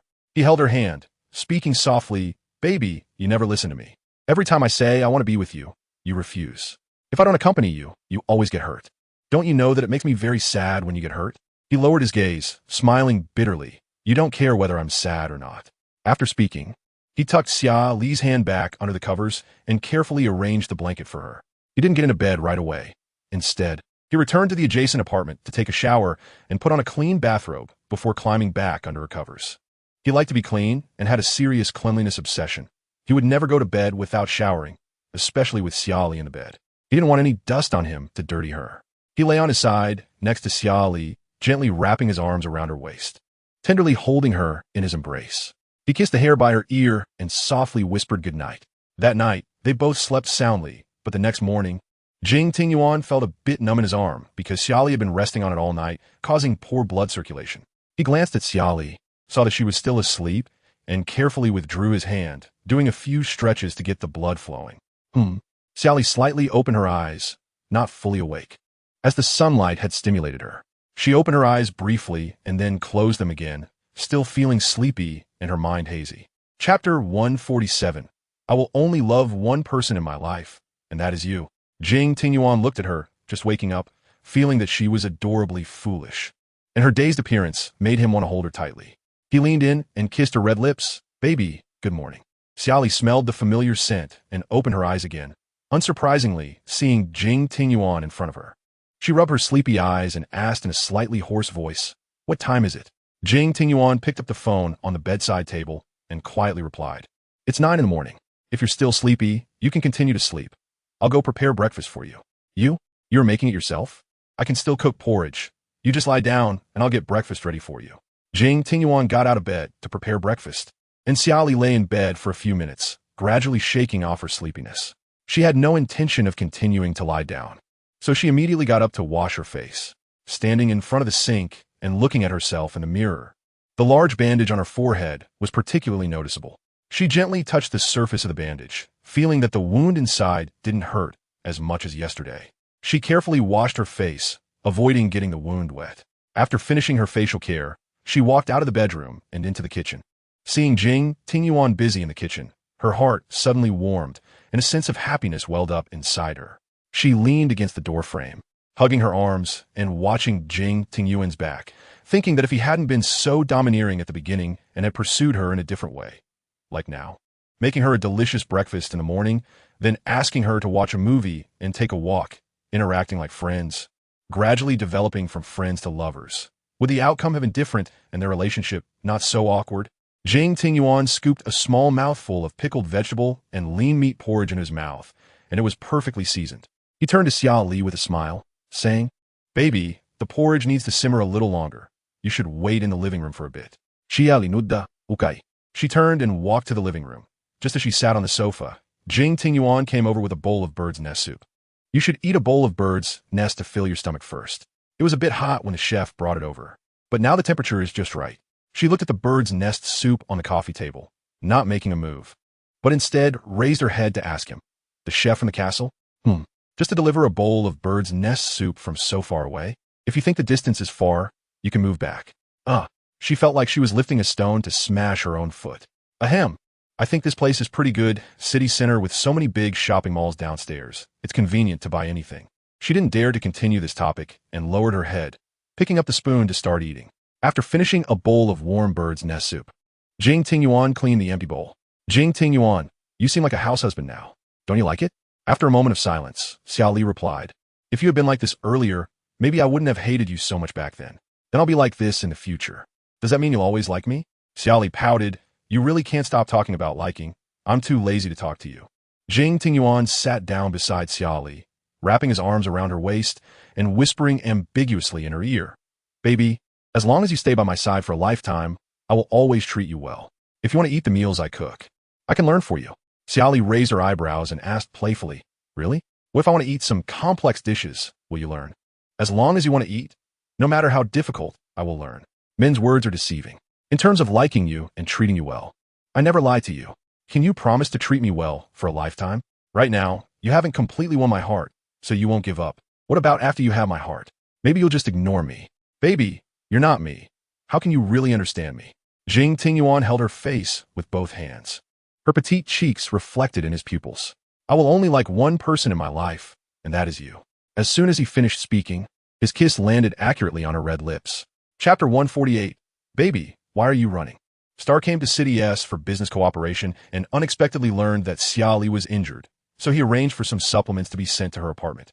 After Xia Li finished the porridge that Jing Tingyuan made, she felt a bit puzzled when she heard the doorbell. She didn't have many friends, nor did she order takeout.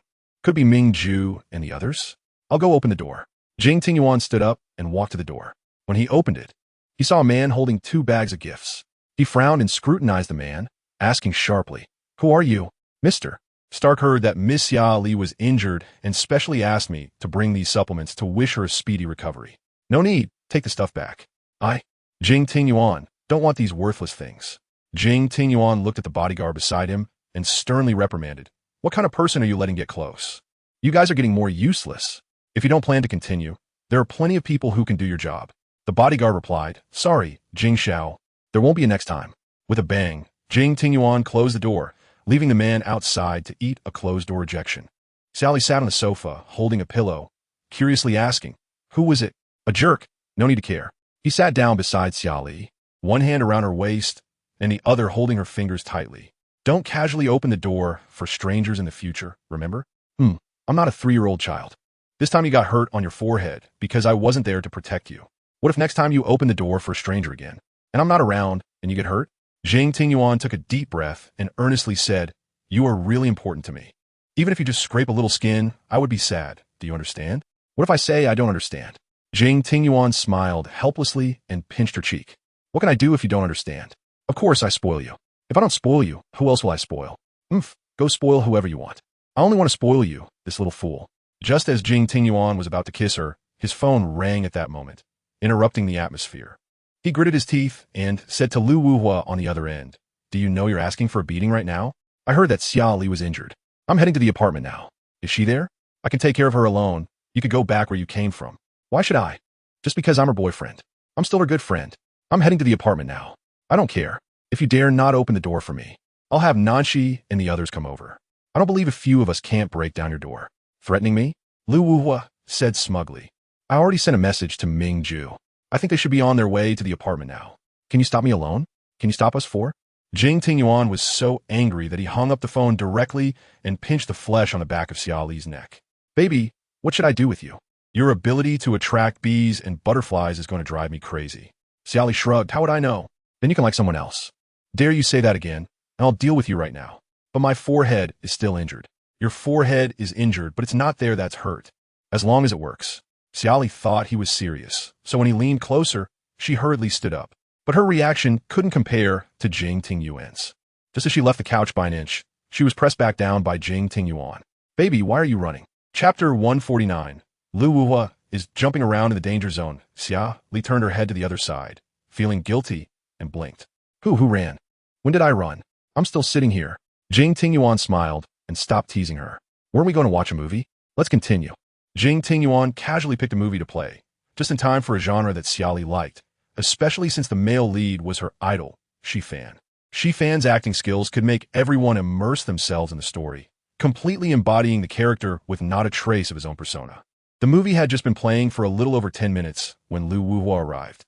He stood outside, knocking hard on the door, loudly urging Jing Tingyuan to open it. "I'll go open the door." Jing Tingyuan didn't like being disturbed, pressing down on Xia Li's shoulder to keep her from going. "Don't open the door for him."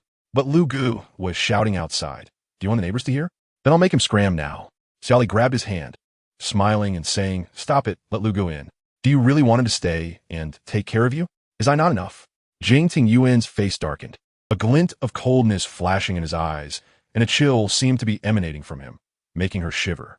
"Why are you making that face? Lu Gu is your brother. You don't need to make it so ugly, right?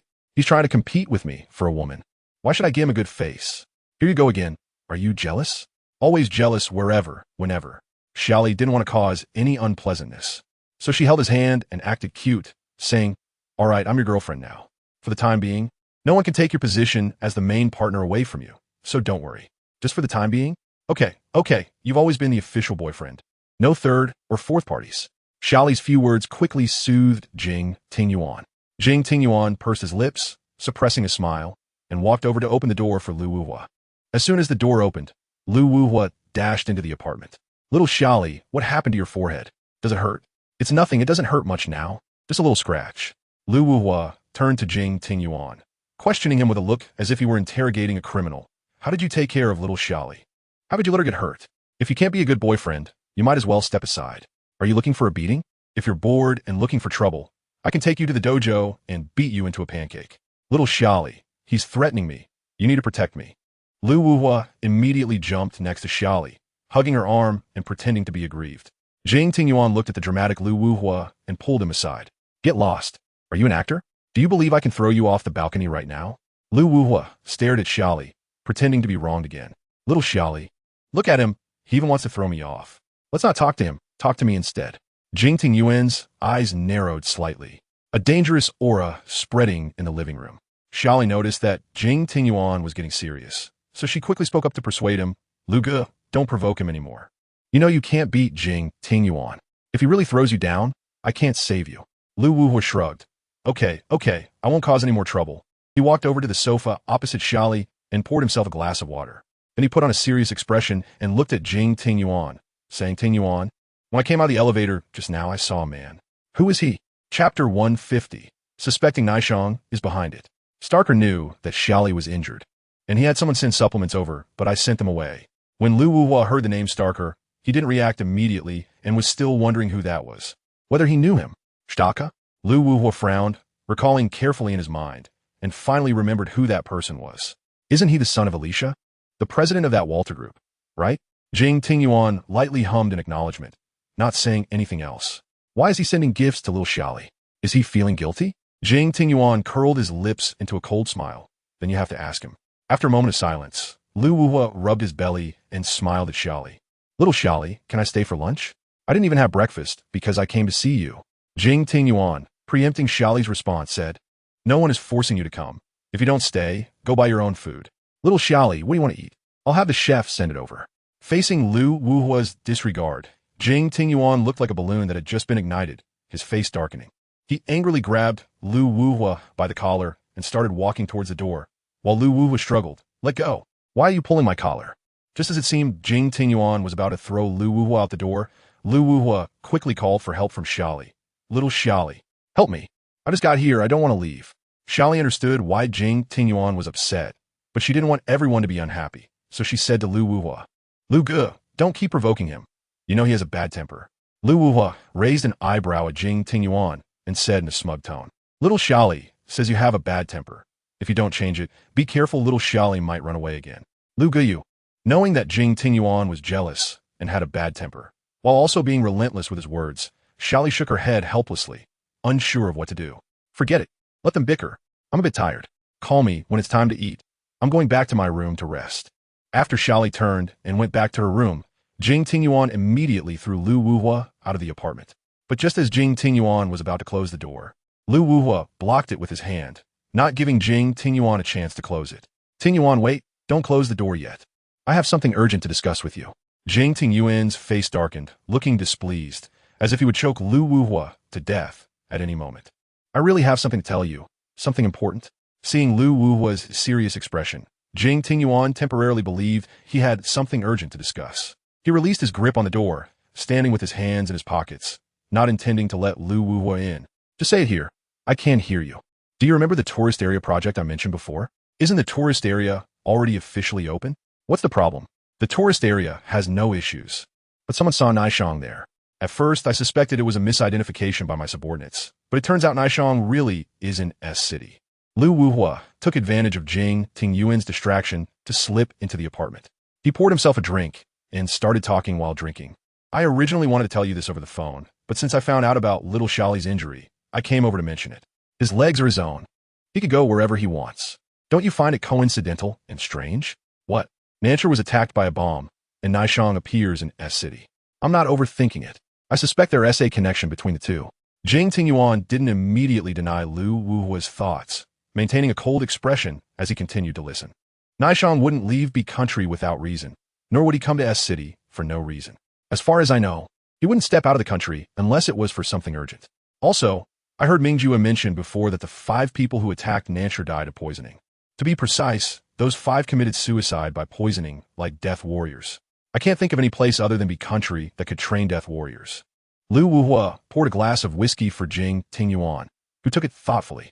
Jing Tingyuan sat on the sofa, swirled the glass, and pondered, finally raising his doubts. If this matter is really related to Naishang, what is his purpose? Nancher hardly ever goes abroad and has no connections with Naishang. Why would he attack Nancher for no reason? Lu Wuhua shrugged, indicating he didn't know either. But I think we should investigate Naishang. It's better than running around like headless flies with no clue. Isn't Nancher already sending people to investigate? But he still hasn't found out who the mastermind is. Giving him a little clue can't hurt. Jing Tingyuan took a sip of whiskey and said coldly, then why don't you just tell Nancher directly? Isn't it just a casual visit to see little Xia Li? I wanted to tell you first, then inform Nancher later. After all, we've been exchanging information for a while now. It doesn't matter who says it. Fine, I'll call Nancher and mention it. You better not cause any trouble and stay in the living room. Jing Tingyuan walked into the study with his phone to make a call, and Lu Wuhua quickly took this opportunity to sneak into Xia Li's bedroom. Chapter 151. Cursing so dirty? The curtains blocked the glaring light outside, but the room was still bright. Lu Wuhua carefully closed the bedroom door, tiptoed to the bed, and sat down, looking at Xia Li's sleeping face. A faint smile unconsciously appearing at the corners of his mouth as he held her hand and leaned down to kiss the back of her hand.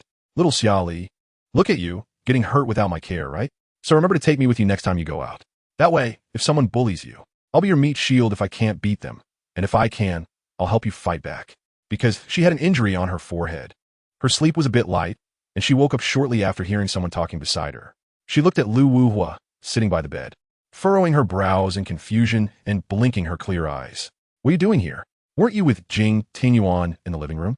I just wanted to guard you, afraid you might have an accident. What kind of accident could I have in my own house? But you really have a short memory. When Jing Tingyuan sees you sitting by the bed, be careful he doesn't beat you to death. Remembering the last time Jing Tingyuan went mad and choked Lu Wuhua, she still felt scared. Lu Gu, to be honest, why do you keep provoking him when you can't beat him? Do you have a death wish? Little Xia Li, how can you talk like that? I'm doing this to protect you. Although it's true I can't beat Tingyuan, I'm not a pushover either. If you had brought me along this time, you wouldn't have gotten hurt on your head. Remember to take me next time you go out. Stop wasting time. Hurry up and go to the living room while he hasn't come in.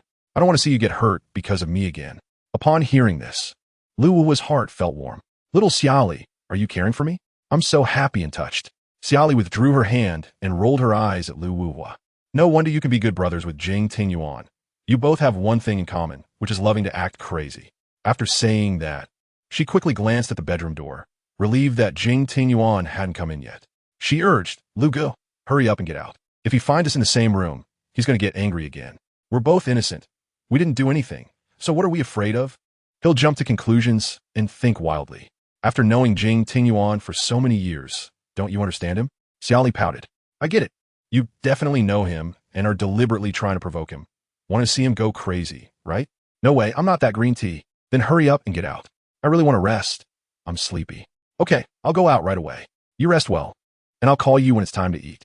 Lu Wuhua stood up to leave, but unexpectedly, Jing Tingyuan opened the door and walked in at that moment. When Jing Tingyuan saw Lu Wuhua in Xia Li's room, his face immediately darkened, and he angrily walked up to Lu Wuhua. Just as he was about to grab his collar, Lu Wuhua cleverly dodged. Lu Wuhua, you're seeking death. Lu Wuhua raised an eyebrow at Jing Tingyuan fearlessly and swiftly left the bedroom. Now, only Jing Tingyuan and Xia Li were left in the bedroom. The atmosphere in the bedroom was a bit awkward. Xia Li sat on the bed, stealing glances at Jing Tingyuan, seeing his bad mood, and then lightly coughed a few times. Don't you be angry. Lu Gu, and I didn't do anything. If you guys had done anything in under a few minutes, that would only mean Lu Wuhua is useless, and I should be happy. Xia Li's mo tuisha. Was he indirectly cursing Lu Wuhua as a second man?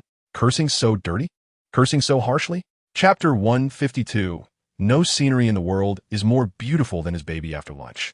Jing Tingyuan had to attend a talk show at a TV station in the afternoon, so he instructed Xia Li to stay home and wait for him to return, not to leave the apartment without his company, fearing she would encounter danger again.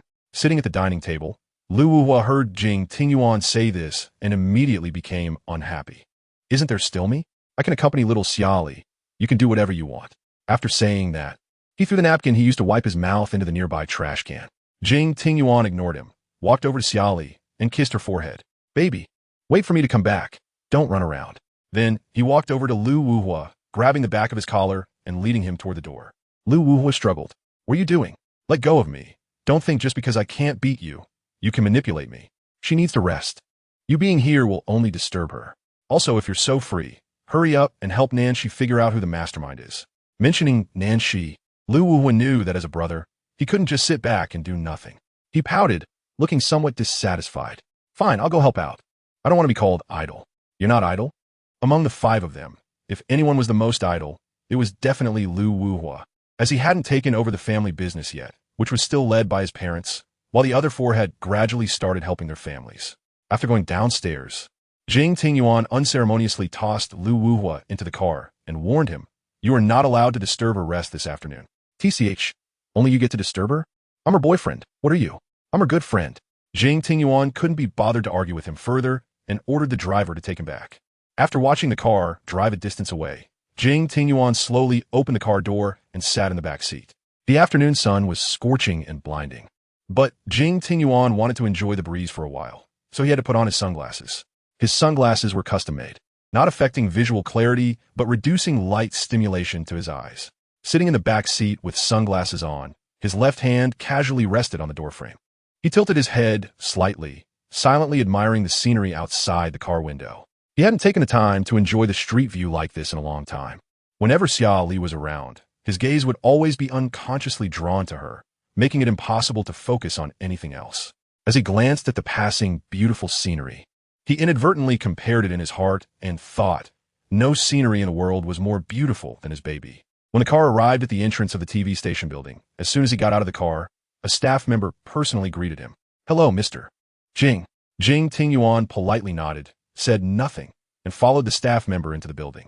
The staff knew that Jing Tingyuan didn't like to respond to questions according to a script, so they never prepared a script for him. He could answer however he liked. Mr. Jing, I need to inform you in advance that today is a live interview. I wonder if you can accept that? Jing Tingyuan paused, suddenly asking, why the sudden change to live? This was a last-minute decision from above. I apologize for only informing you now. I hope you won't be angry. Jing Tingyuan's face darkened, and the staff standing nearby noticed his expression change slightly, all of them scared to breathe, afraid of upsetting this godlike figure. Mr. Jing, please calm down. Should I go communicate with our leader? The staff were afraid that Jing Tingyuan would turn around and leave in anger, so they had to first calm him down. Jing Tingyuan glanced at Zhuo Sun beside him and asked softly, what do you think? After some thought, Zhuo Sun replied, the live stream format is not impossible. It's just answering a few questions. I believe with your experience, you can handle it easily. Then, Zhuo Sun turned to the staff with a cold expression and said, live streaming is different from recording. There are no editing opportunities. If there is a live accident during the stream, we will see compensation from you. Chapter 153, Confronting Stock S City, Royal International Hotel. Stock stood by the floor-to-ceiling window with his hands in his pockets, looking at the clear blue sky outside. The warmth of the sunlight seemed to shine into his heart, lifting his mood inexplicably. However, after hearing the bodyguard's report, his expression instantly darkened. He turned to look at what the bodyguard was holding, frowning. She didn't take it? Jing Xiao refused. Stock let out a heavy sigh, a meaningful smile curling at the corners of his mouth. It seems they have already suspected his mother. Jing Xiao has a collaboration with the president, so it shouldn't come to a complete falling out. Although they wouldn't completely sever ties due to the collaboration, their guard would definitely be up, and future interactions would lack genuine goodwill. With just a glance from Stock, the bodyguard immediately understood his meaning and threw the gift into the trash can. After all, he had never intended to offer any genuine feelings to Xia Li. Since they already had suspicions, he could only think of ways to cope. Stock had no intention of being friends with Xia Li. She was just a stranger to him, although they shared a thin blood relation. He was still the son of Xia, and he would always stand on the same side as his mother. Moreover, what he valued most was whether Xia Li would inherit Igor's estate. Although a large portion of the inheritance had been obtained by Xia, she had mentioned that his grandfather had more than just that amount. There were many hidden assets. Xia was convinced that Igor must have hidden part of his inheritance before he died, and she needed to dig up all that money. By the way, boss, I found out some news, the bodyguard said. I heard that Jing Xiao has found Xia Li's biological mother, and she is currently placed in a nursing home. Found her? The bodyguard answered seriously, yes, but the woman is somewhat insane and probably wouldn't recognize Xia Li. Xia Li was only a few months old when her mother abandoned her, so after more than a decade, it was natural that she wouldn't recognize her. Although the woman was currently in a mad state, there was no guarantee that one day she wouldn't suddenly be cured. Therefore, Stock instructed the bodyguard, find a chance to deal with her. My mother probably wouldn't want her to live. Jing Xiao would definitely send someone to guard her closely, making it difficult to find an opportunity. Stock's light brown eyes fixed intently on the bodyguard, a hint of ruthlessness flashing in his gaze, as if to say that if he spoke one more word, he would kill him on the spot. The bodyguard slightly bowed his head. Yes, I will not disappoint your expectations, boss. Her existence was always a ticking time bomb. If one day she regained her memory and accused his mother, it would be a stain on her and on him. Stock turned again to look at the clear sky outside, sneering, the position of president is mine for the taking. I cannot afford to make any mistakes before the election. The bodyguard replied, understood, I will be careful in handling this matter. Don't use faces that are too familiar. It's easy to trace back to me. Understood.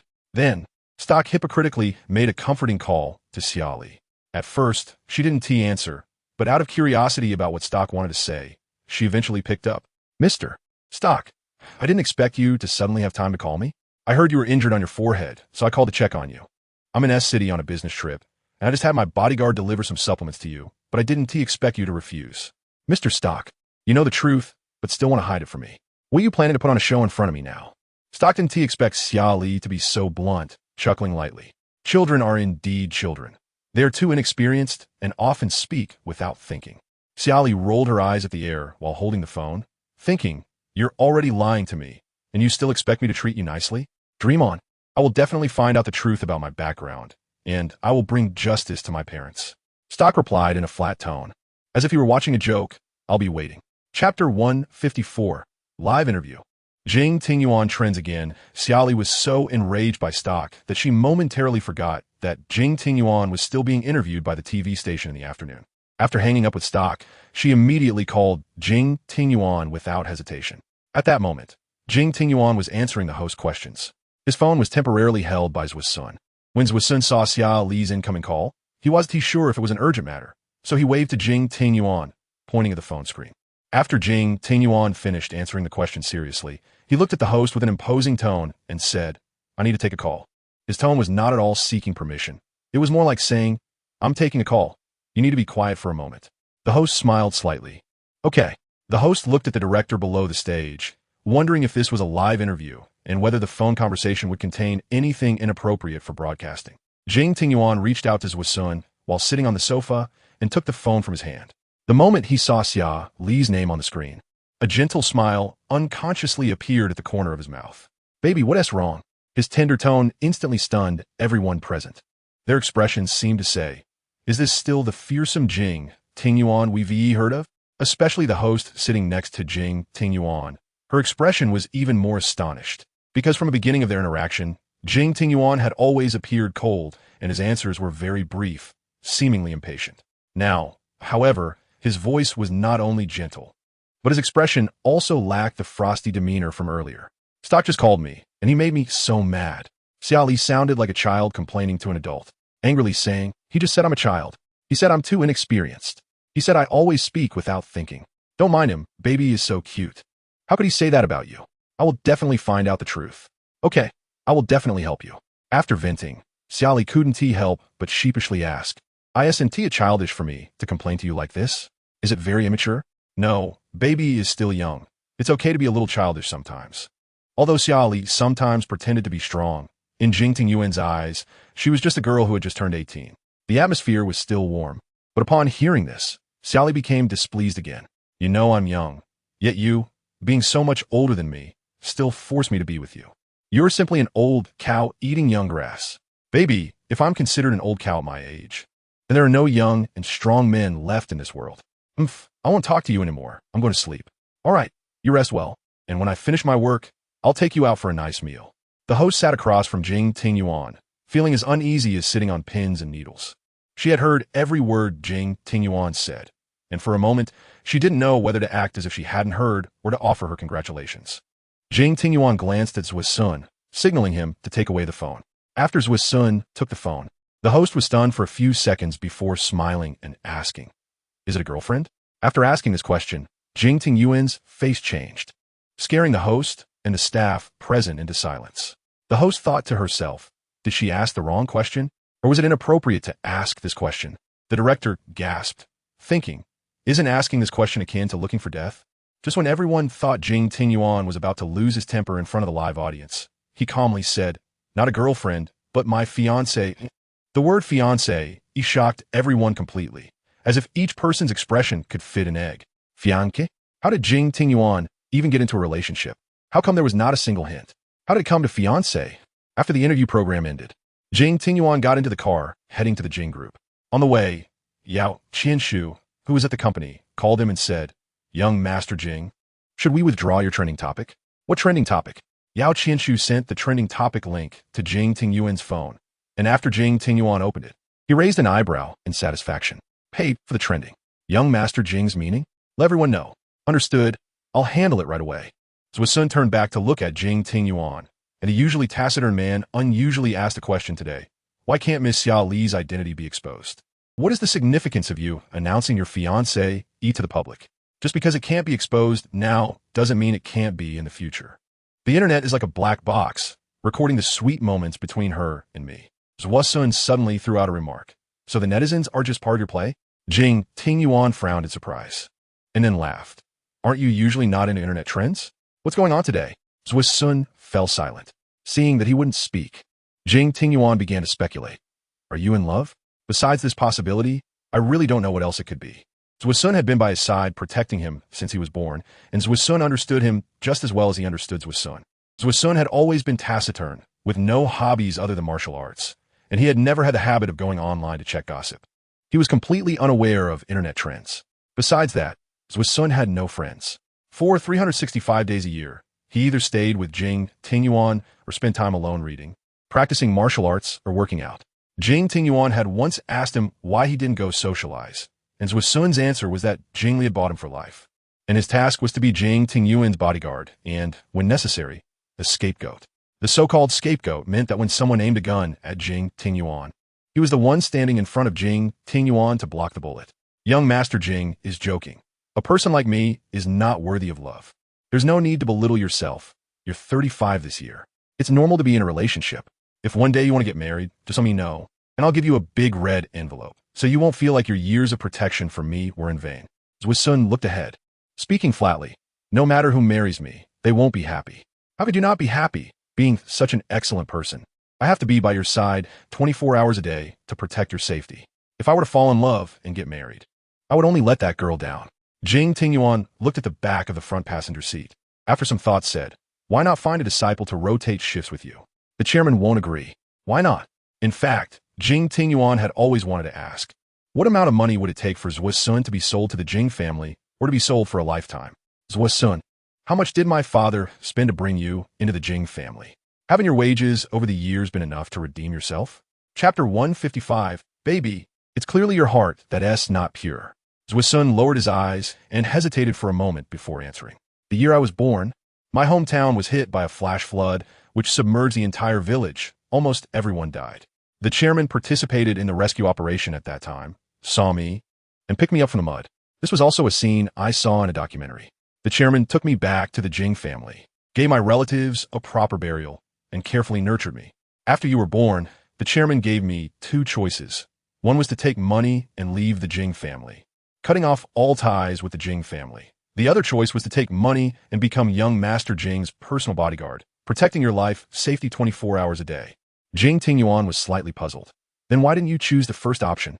I think many people would choose the first option, whether to take money to start a business or enjoy life.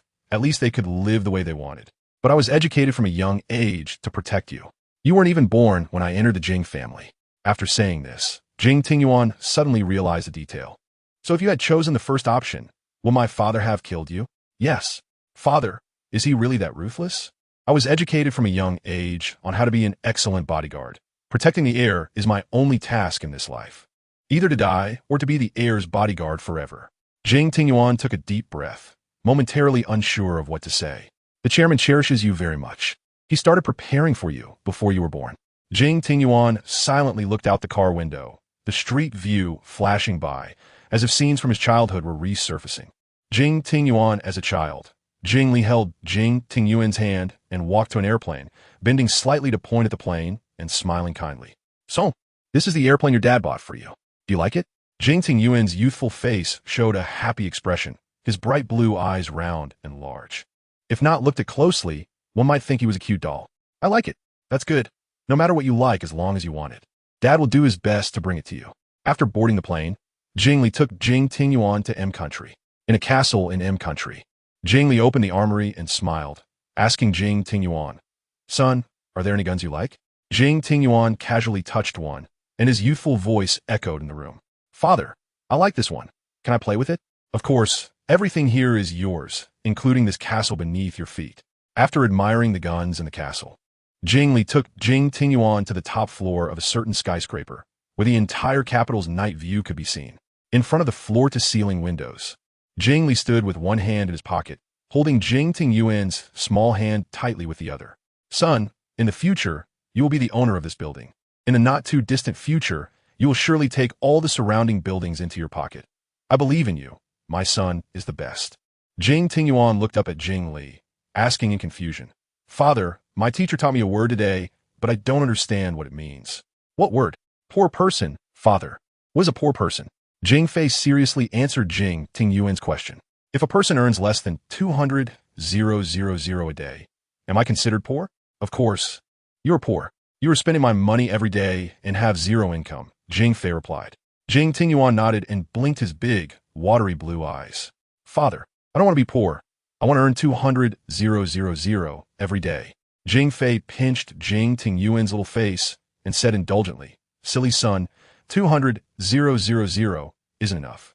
One of your clothes costs 2 million. You need to have grand ambitions. Your goal should be to earn 10 billion a day. A determined look appeared on Jing Tingyuan's childish face.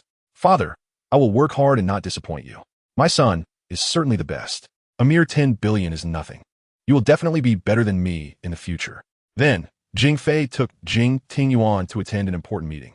Jing Fei let Jing Tingyuan sit in the main seat at the conference table while he sat on the right side. The executives at the meeting looked at this scene with confusion, but dared not speak up. We can start now, Jing Fei said. And the executives began to report on their work and present their plans and project ideas. After the first executive finished, Jing Fei looked at Jing Tingyuan and asked for his opinion. Son, do you think this project should be invested in? Father, can I make that decision? What if it loses money? No one's judgment is always correct, but I believe my son's judgment is always right. Upon hearing this, everyone present was stunned, finding it hard to believe that Jing Fei would indulge his son to this extent.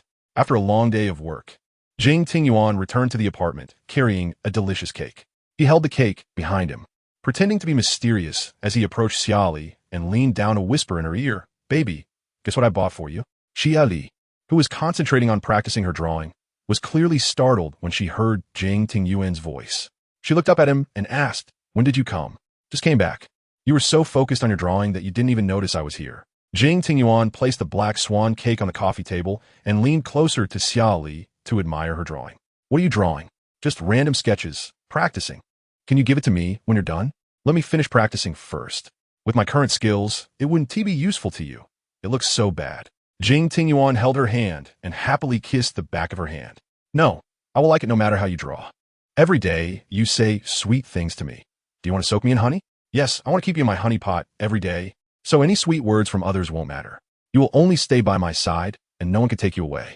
Xia Li set down her paintbrush and pointed to the black swan cake beside her. Is this for me? Yes, should we eat it now? Let me wash my hands first. I'll help you. I just need to wash my hands. Jing Tingyuan took her hand and led her to the bathroom. No matter how she struggled, he insisted on personally helping her wash the paint off her hands. With his palm facing down, he pressed the hand soap bottle, and a foam flower petal appeared in his palm. After pressing it twice, he rubbed the foam together with both hands and carefully cleaned each of Xia Li's fingers. The warm pads of his fingers glided over each finger, making Xia Li feel as if her body was electrified, tingling all over, accompanied by goosebumps. Cough. I can do it myself. Jing Tingyuan smiled ambiguously, his gaze unclear. Baby, when our fingers are intertwined, it cleans more thoroughly. Jing Tingyuan's right hand was intertwined with her left, and he gently rubbed the back of her hand with his fingertips, making her feel restless. Washing hands shouldn't feel so strange, right? Is it because you're not pure-hearted? I'm just helping you wash your hands, nothing else. Are you sure you are washing your hands? Who washes their hands like this? Isn't this how it's done? First, scrub the nails, then the fingers, the spaces between the fingers, the back of the hands, the palms. And finally rub the wrists to clean every spot so that no bacteria are left. Let go of my hand. I think it's clean enough now. We can rinse it. Okay. Jing Tingyuan released her hand, palms up, and blew the foam from his palm on her cheek.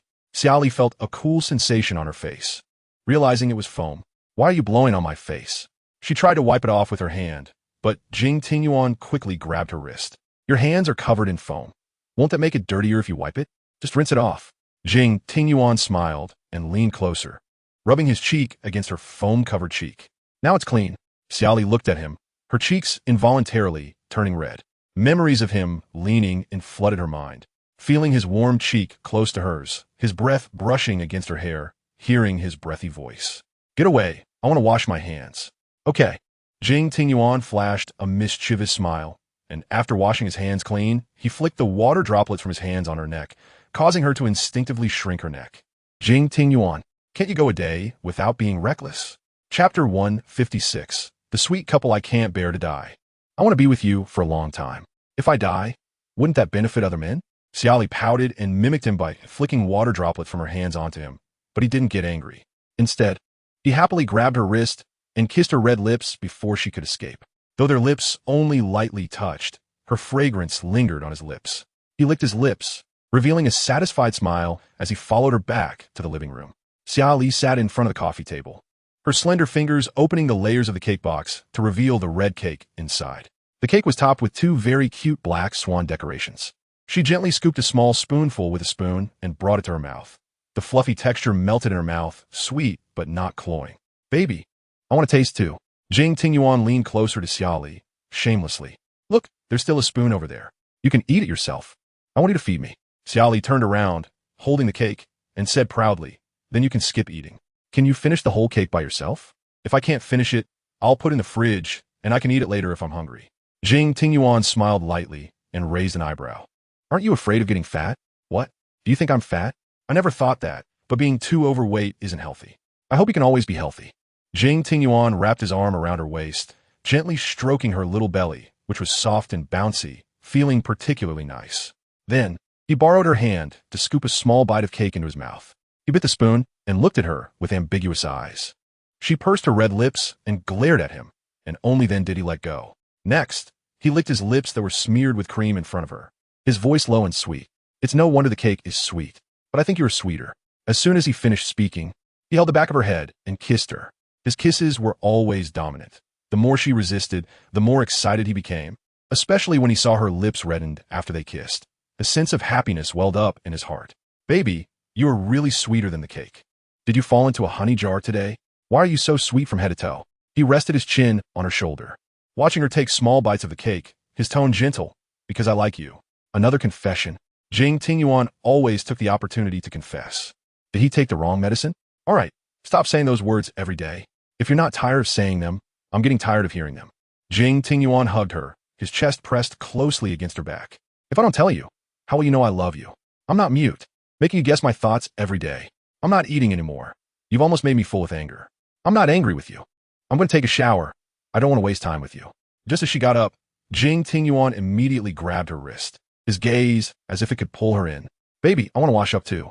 I'm not stopping you. If you want to go, just go. I want to go with you. Jing Tingyuan stood up and rubbed her hair. Your forehead is still bandaged. I'm afraid you'll get it wet. So it's safer for me to go with you. I'm not a child. I can take care of myself. Don't make excuses to take advantage of me. Jing Tingyuan reached out and pinned her against the wall, his breath warm against her hair. You're being disobedient again. Do you need me to use force to teach you a lesson? Xia Li raised her chin defiantly, her eyes showing no fear. Perhaps she had become immune to Jing Tingyuan's dominance. Are you trying to force yourself on me? Do you believe I'll ignore you from now on? Jing Tingyuan sighed helplessly, pinching her chin with a bittersweet smile. Baby, you always have me tightly under your control. What should I do with you? Then just find someone else, someone who will listen to you. I don't want anyone else, just you. Since you're not being obedient, I'll make sure you are until you learn to be. Xia Li's eyes widened, her hands clenched into fists as she pounded his shoulder. What are you doing? Let go of me. I refuse. The next scene should be led by me. Jing Tingyuan picked Xia Li up horizontally, carrying her in a princess hold into the bathroom. Soon, the sound of water splashing filled the bathroom, accompanied by Xia Li's intermittent pleas for mercy. Chapter 157. Baby, come over to mommy. The midday sun was bright, shining through the glass window into the living room, with a gentle breeze occasionally lifting the floor-to-ceiling curtains, casting golden light on the profiles of Xia Li and Jing Tingyuan. They sat face-to-face at the dining table, enjoying a delicious lunch. The sunlight on their faces softened Jing Tingyuan's cold demeanor. He looked down at the steak on his plate, cutting a small piece and bringing it to his mouth. At that moment, the phone placed on his right suddenly rang. He picked it up to see it was a call from Yao Qianshu. Upon answering, he heard Yao Qianshu say, Young Master Jing, Ms. Lin wants to see Ms. Xia Li. Jing Tingyuan looked at Xia Li with a puzzled expression, and she seemed to sense his gaze, looking up to meet his eyes. Xia Li blinked, asking in confusion, what is wrong? Jing Tingyuan didn't immediately answer her question, but instead asked Yao Qianshu, why does she suddenly want to see Xia Li? Yao Qianshu replied, the doctor said Ms. Lin has regained consciousness, but it's uncertain if she can stay awake like this. I understand. I'll take Xia Li to the nursing home later. Xia Li watched him put down the phone and asked again, is there something important? If you're busy, you can go ahead. Yao Qianshu said your mother has regained consciousness and wants to see you. Upon hearing that Lin Xiaoqiong had awakened, Xia Li was momentarily stunned, as if she had forgotten how to breathe, staring blankly at Jing Tingyuan. Perhaps because many childhood memories flashed through her mind, her eyes turned slightly red, her voice hoarse. You mean she is awake? She wants to see me? Yes. Jing Tingyuan understood the emotion in her eyes, stood up, walked around the table, and embraced her. Leaning against Jing Tingyuan, tears streamed down her face uncontrollably. She tightly clutched his shirt, asking with a crying tone, Am I going to have a mom? Xia Li's childhood. Xia Li wore a tattered little dress, which was donated to the orphanage. She loved this princess dress very much, so she wore it often, but she couldn't stop other children from tearing it, and eventually, the hem was ruined. Look, it's that silly girl again, standing at the door every day, thinking someone will come to take her away. Xia Li's big round eyes, due to long-term malnutrition, looked pale. Her hair dry and yellow, but even so, it couldn't hide her natural beauty. She stood behind the iron gate of the orphanage, expressionless, watching the children outside. A child came closer, threw a big stone at her forehead, and then ran away laughing. Big fool.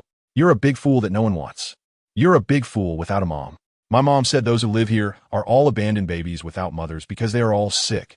They were thrown here because they couldn't be cured. If she is sick, then don't get too close to her. Hurry up and get away. What if we catch it? Xia Li covered her forehead, and her originally expressionless face showed a hint of stubbornness. I have a mom. She will definitely come to pick me up.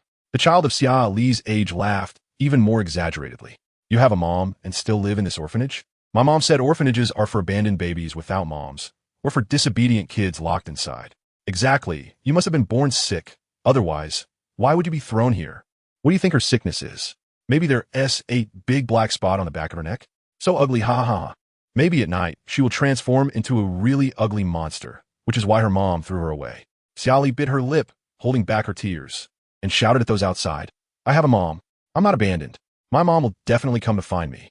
Jing Tingyuan wiped the tears off her face, looking at her gently, softly comforting. Baby, you've always had a mom. I'll take you to see her. Xia Li nodded nervously. Okay, you'll come with me. She tightly held his hand, blinking her eyes, with a few glistening tears on her eyelashes. This time you won't lie to me, will you? Jing Tingyuan felt his heart skip a beat, as if he forgot to breathe. He tightly held Xia Li's hand and smiled. No, this time it's definitely true. He held Xia Li's hand as they took the elevator downstairs and sat in the back seat of the Rolls-Royce, which drove towards the nursing home. After about an hour, the car finally stopped at the entrance of the nursing home. Before getting out, Xia Li took several deep breaths to calm her nervousness. Jing Tingyuan stood by the car door, smiling as he reached out his hand to reassure her, saying that everything would be fine with him around. Her eyes seemed to be covered with a layer of mist, adding a touch of hazy beauty. Jing Tingyuan looked deep in her eyes, feeling both fondness and heartache. Xia Li placed her hand in his palm, allowing him to lead her out of the car. After getting out, Xia Li suddenly stumbled, possibly due to her nervousness, her legs feeling a bit weak. Jing Tingyuan grabbed her shoulder with one hand and held her hand with the other, supporting her as they walked towards Lin Xiaoqiong's hospital room. When they reached the door, Xia Li felt nervous again, her nails unconsciously digging into Jing Tingyuan's flesh. Soon, there were several nail marks on the back of his hand. Realizing this, Xia Li quickly let go and apologized. It's okay, I don't feel pain. Jing Tingyuan kissed her forehead and softly asked, Do you want to go in by yourself? Or would you like me to accompany you? I want to go in by myself, is that okay? All right, I'll wait for you at the door, and you can call for me if you need anything. Jing Tingyuan released her hand, his gaze following Xia Li as she entered. After she went in, he thoughtfully closed the door. He leaned against the wall, lit a cigarette, and gazed thoughtfully at the swaying leaves outside the window. After Xia Li entered the hospital room, she saw a thin figure sitting by the bed, seemingly looking at the scenery.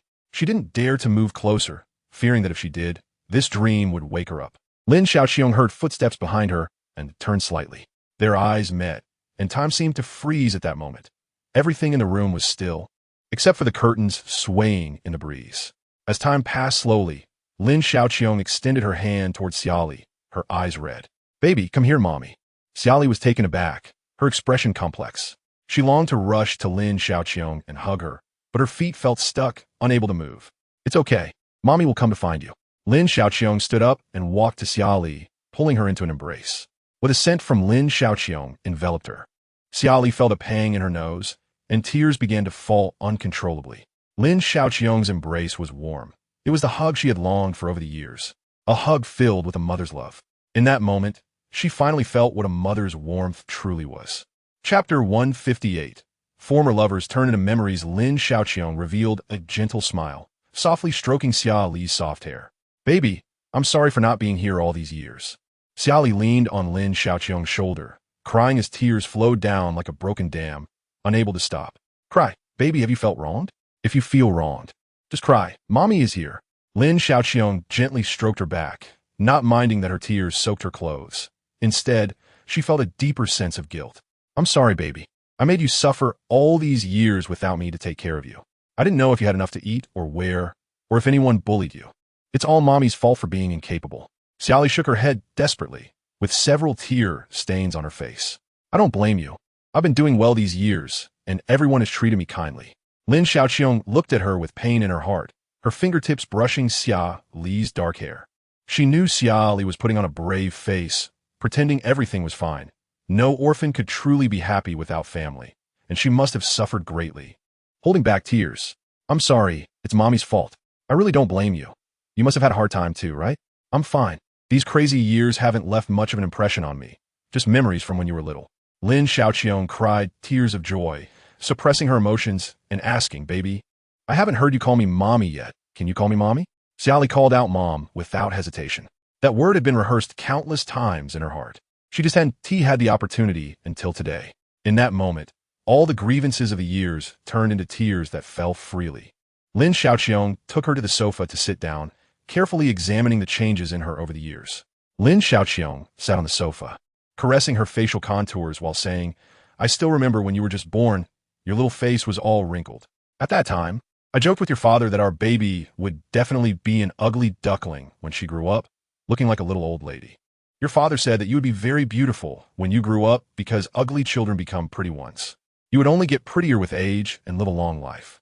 Speaking of Igor, Lin Xiaoqiong couldn't help but sob, looking at Xia Li as if she were looking through this familiar face to the person who would never appear again. You look a lot like your father, especially. Were you and Dad very loving back then? Xia Li couldn't help but laugh when she asked this question. Wrong question. If you and Dad weren't loving, how could I possibly exist? I must be silly. Lin Xiaoqiong was not angry. Instead, she gently stroked her hair. Silly girl, of course. Your father and I were in love. I believe that if your father were still alive, he would love you even more. Xia Li knew it was inappropriate to mention Alicia at that moment, but her curiosity got the better of her. She cautiously asked, Mom, how did Dad die? Was it really Alicia who killed him? The name Alicia felt like a curse. Lin Xiaoqiong glared ahead in anger, her hands unconsciously gripping Xia Li's wrist. Xia Li felt a slight pain from her nails digging into her wrist, but she didn't say anything, silently watching Lin Xiaoqiong's expression. I can't remember the details from back then. It's okay. If you can't remember, then don't think about it for now. Just focus on getting better. Lin Xiaoqiong closed her eyes, remaining silent for a moment before opening them again. That year in the nursing home, when I was still pregnant with you, your father and I were held captive there by Alicia, surrounded by her people. Your father and I couldn't get out no matter what. Lin Xiaoqiong took a deep breath, and every memory brought her pain. You were born in the nursing home. Your father and I took care of you closely, but one day, for some reason, you suddenly disappeared. I went to confront Alicia, but she claimed she hadn't seen you. She was the only one who could come and go freely in the nursing home, and everyone listened to her. Your disappearance definitely had something to do with her, but she denied it completely. Your father forced her to hand you over, but she insisted on having him sign some contract before she would give you up. Xia Li watched Lin Xiaoqiong with a tense expression, not daring to interrupt her. Later, your father, wanting to see you as soon as possible and underestimating Alicia's ruthlessness, signed a contract. And then she actually told us that she had already had someone throw you in the trash to fend for yourself. I was desperate to go out and find you, but I was knocked unconscious and woke up in an unfamiliar place with your father not by my side. After a long time, someone came to tell me that your father had died and sent me a few photos of him. In the photos, your father. At this point, Lin Xiaoqiong covered her head and screamed loudly, then began to hit her own head frantically. Xia Li was immediately shocked and reached out to stop her from self-harming. Outside the door, Jing Tingyuan heard Lin Xiaoqiong's screams and thought something had happened inside, so he quickly pushed open the door and rushed in. Baby, what's wrong? Xia Li looked at Jing Tingyuan with concern and shook her head, saying, I don't know either. Mom was fine just now, and suddenly she started hitting her own head. Lin Xiaoqiong angrily grabbed Xia Li's arm, leaving several red marks on her fair skin. You must avenge your father. You must take revenge. Xia Li nodded vigorously. I will definitely help Dad get revenge. Please calm down. Your health hasn't fully recovered yet. Don't get too agitated. She killed him, and it wasn't enough. She had him cut into over 1,000 pieces. Xia Li's pupils trembled, looking at Lin Xiaoqiong in disbelief. What did you say? Lin Xiaoqiong's eyes widened, blood vessels seemingly about to burst. She killed Igor and had him cut into over 1,000 pieces. She put the pieces in a container. Find that container. That is her evidence of crime. Let her die. She should be cut into 1,000 pieces. Xia Li bit her lip, taking deep breaths repeatedly. She never imagined the outcome would be like this. She had envisioned all the bad possibilities, but never expected the truth to be so bloody and horrifying. Jing Tingyuan supported Xia Li's weak body, knowing she was timid, and immediately spoke to comfort her. "Don't be afraid, baby. I'm here." Then, Lin Xiaoqiong fell into a mad state again, and reluctantly, Jing Tingyuan had to call a doctor to give her a sedative. Xia Li stood outside the hospital room, watching Lin Xiaoqiong struggle inside, her heart aching. So, all these years of madness, was it because she witnessed her lover, her former lover, turning into pieces? Any normal person would go crazy, right? Chapter 159. You are my muse. Let me be your only believer.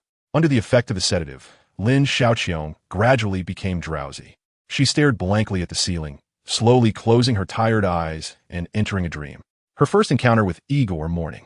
In the lush green rice fields, Lin Xiaoqiong, with her long black hair tied in a high ponytail and wearing a sun hat, walked along a small path in the fields. The golden sunlight spilled over the green fields like a sprinkle of gold dust falling into emeralds, and nearby, the bamboo forest swayed in the wind. Holding a camera in her hands, she stood under the warm sun, deeply captivated by the beauty of nature in front of her. She smiled and raised her camera to capture the beautiful scenery. At that moment, laughter reached her ears, and she couldn't help but turn to look in the direction of the sound. In that instant, she saw the man standing in the sunlight, his brown hair glistening, his light blue eyes as beautiful as the sky, with a high nose, fair skin, and a tall figure, carrying a drawing board and chatting happily with his companions. Her gaze unconsciously followed the man's figure, and as he passed by her, she instinctively wanted to lower her head and pretend she hadn't seen him. But inside, she was extremely excited, afraid that if they brushed past each other, she would never have another chance. So, after the man walked past, she called out to his back, "Hey you." Hearing someone call him, the man turned around with his companion to look at Lin Xiaoqiong. He pointed to himself, and then to his companion. "Are you calling him or me?" Lin Xiaoqiong's cheeks flushed as she jogged to the man, cleared her throat, and asked, "Can you give me your contact information?" She had never seen such a handsome man. He looked like a god descended to earth, making her feel at first sight that he would be her true love for life. The man's companion laughed and patted him on the shoulder, joking, "Friend, your luck with love has come." The man shot a glare at his companion, who then walked away with a smile. "You can talk to her slowly. I'll wait over there." After his companion left, the man stood in front of Lin Xiaoqiong and scrutinized her appearance. Her eyes were round and big like grapes. Her eyelashes fanned out like a fan, fluttering with each blink. She had a delicate nose, and her lips were small like cherries. Her voice was sweet, and her skin seemed flawless. "You want to ask for my contact information?" Lin Xiaoqiong nodded. "But I don't just give my contact information to strangers." Thinking he was rejecting her, Lin Xiaoqiong lowered her head in disappointment. "Okay, sorry to bother you." Just as she turned to leave, the man grabbed her wrist. She looked at him in confusion. "Is there something else?" "What I meant was that I don't give my contact information to strangers, but if we become friends, then it's fine." In that moment, Lin Xiaoqiong suddenly realized she seemed to have been played by him. She pouted and pretended to be angry, glaring at him. "What friends? I don't make friends with someone I just met. Without a first meeting, how can there be a second meeting? My name is Igor, and you?" "My name is Lin Xiaoqiong. Can you write your name for me?" Lin Xiaoqiong took the paper and pen from Igor's hand and wrote her name on the white paper. Igor looked at the name on the paper, and the corners of his mouth involuntarily curled into a smile. He then wrote his name and contact information for Lin Xiaoqiong. "I look forward to your first call." After Igor turned to leave, he glanced back 3 times, and Lin Xiaoqiong couldn't help but be amused by his actions. From that day on, Lin Xiaoqiong often communicated with Igor via text messages. As they exchanged messages back and forth, they became familiar with each other. Igor texted, "How about we meet again at the place where we first met?" Since that time, Lin Xiaoqiong had not seen Igor again because he said he had returned to E country and was now visiting S city, so he wanted to meet her. Lin Xiaoqiong agreed without hesitation. On the day they were to meet, Lin Xiaoqiong dressed up and put on exquisite makeup, wanting to present her most beautiful side to Igor. When she arrived in the fields, she found a picnic mat under the trees by the field, laid out with many delicious foods and juices. But there was no one there. She walked over, curiously looking around and murmuring, "Where is everyone?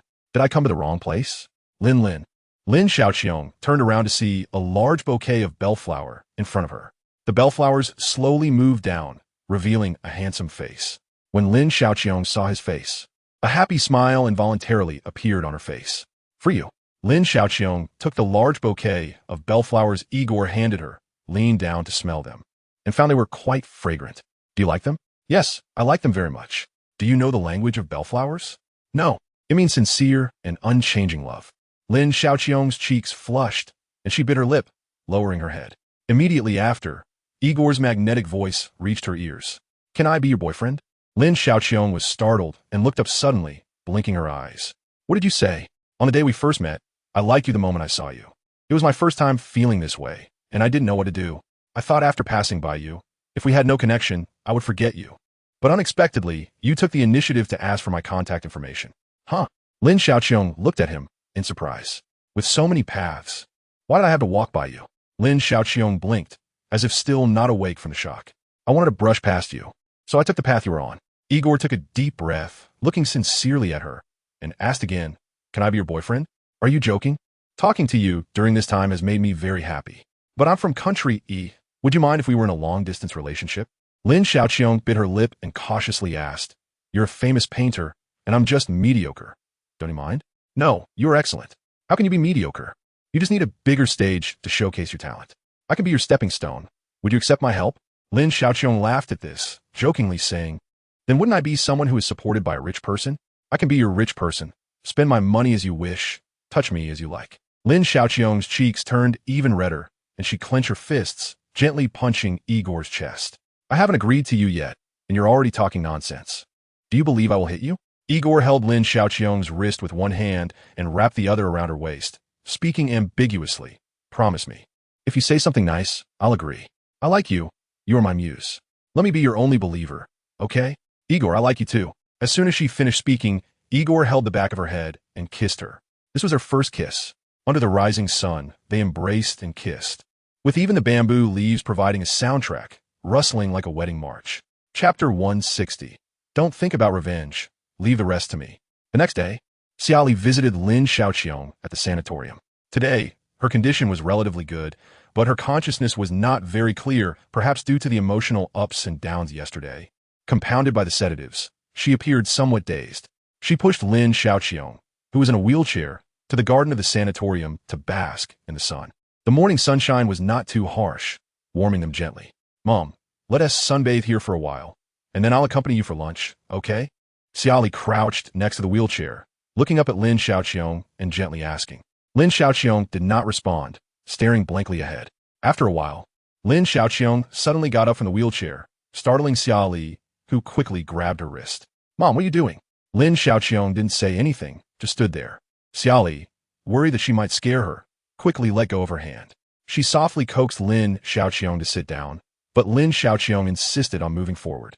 With no other choice, Xia Li had to abandon the wheelchair and silently followed Lin Xiaoqiong.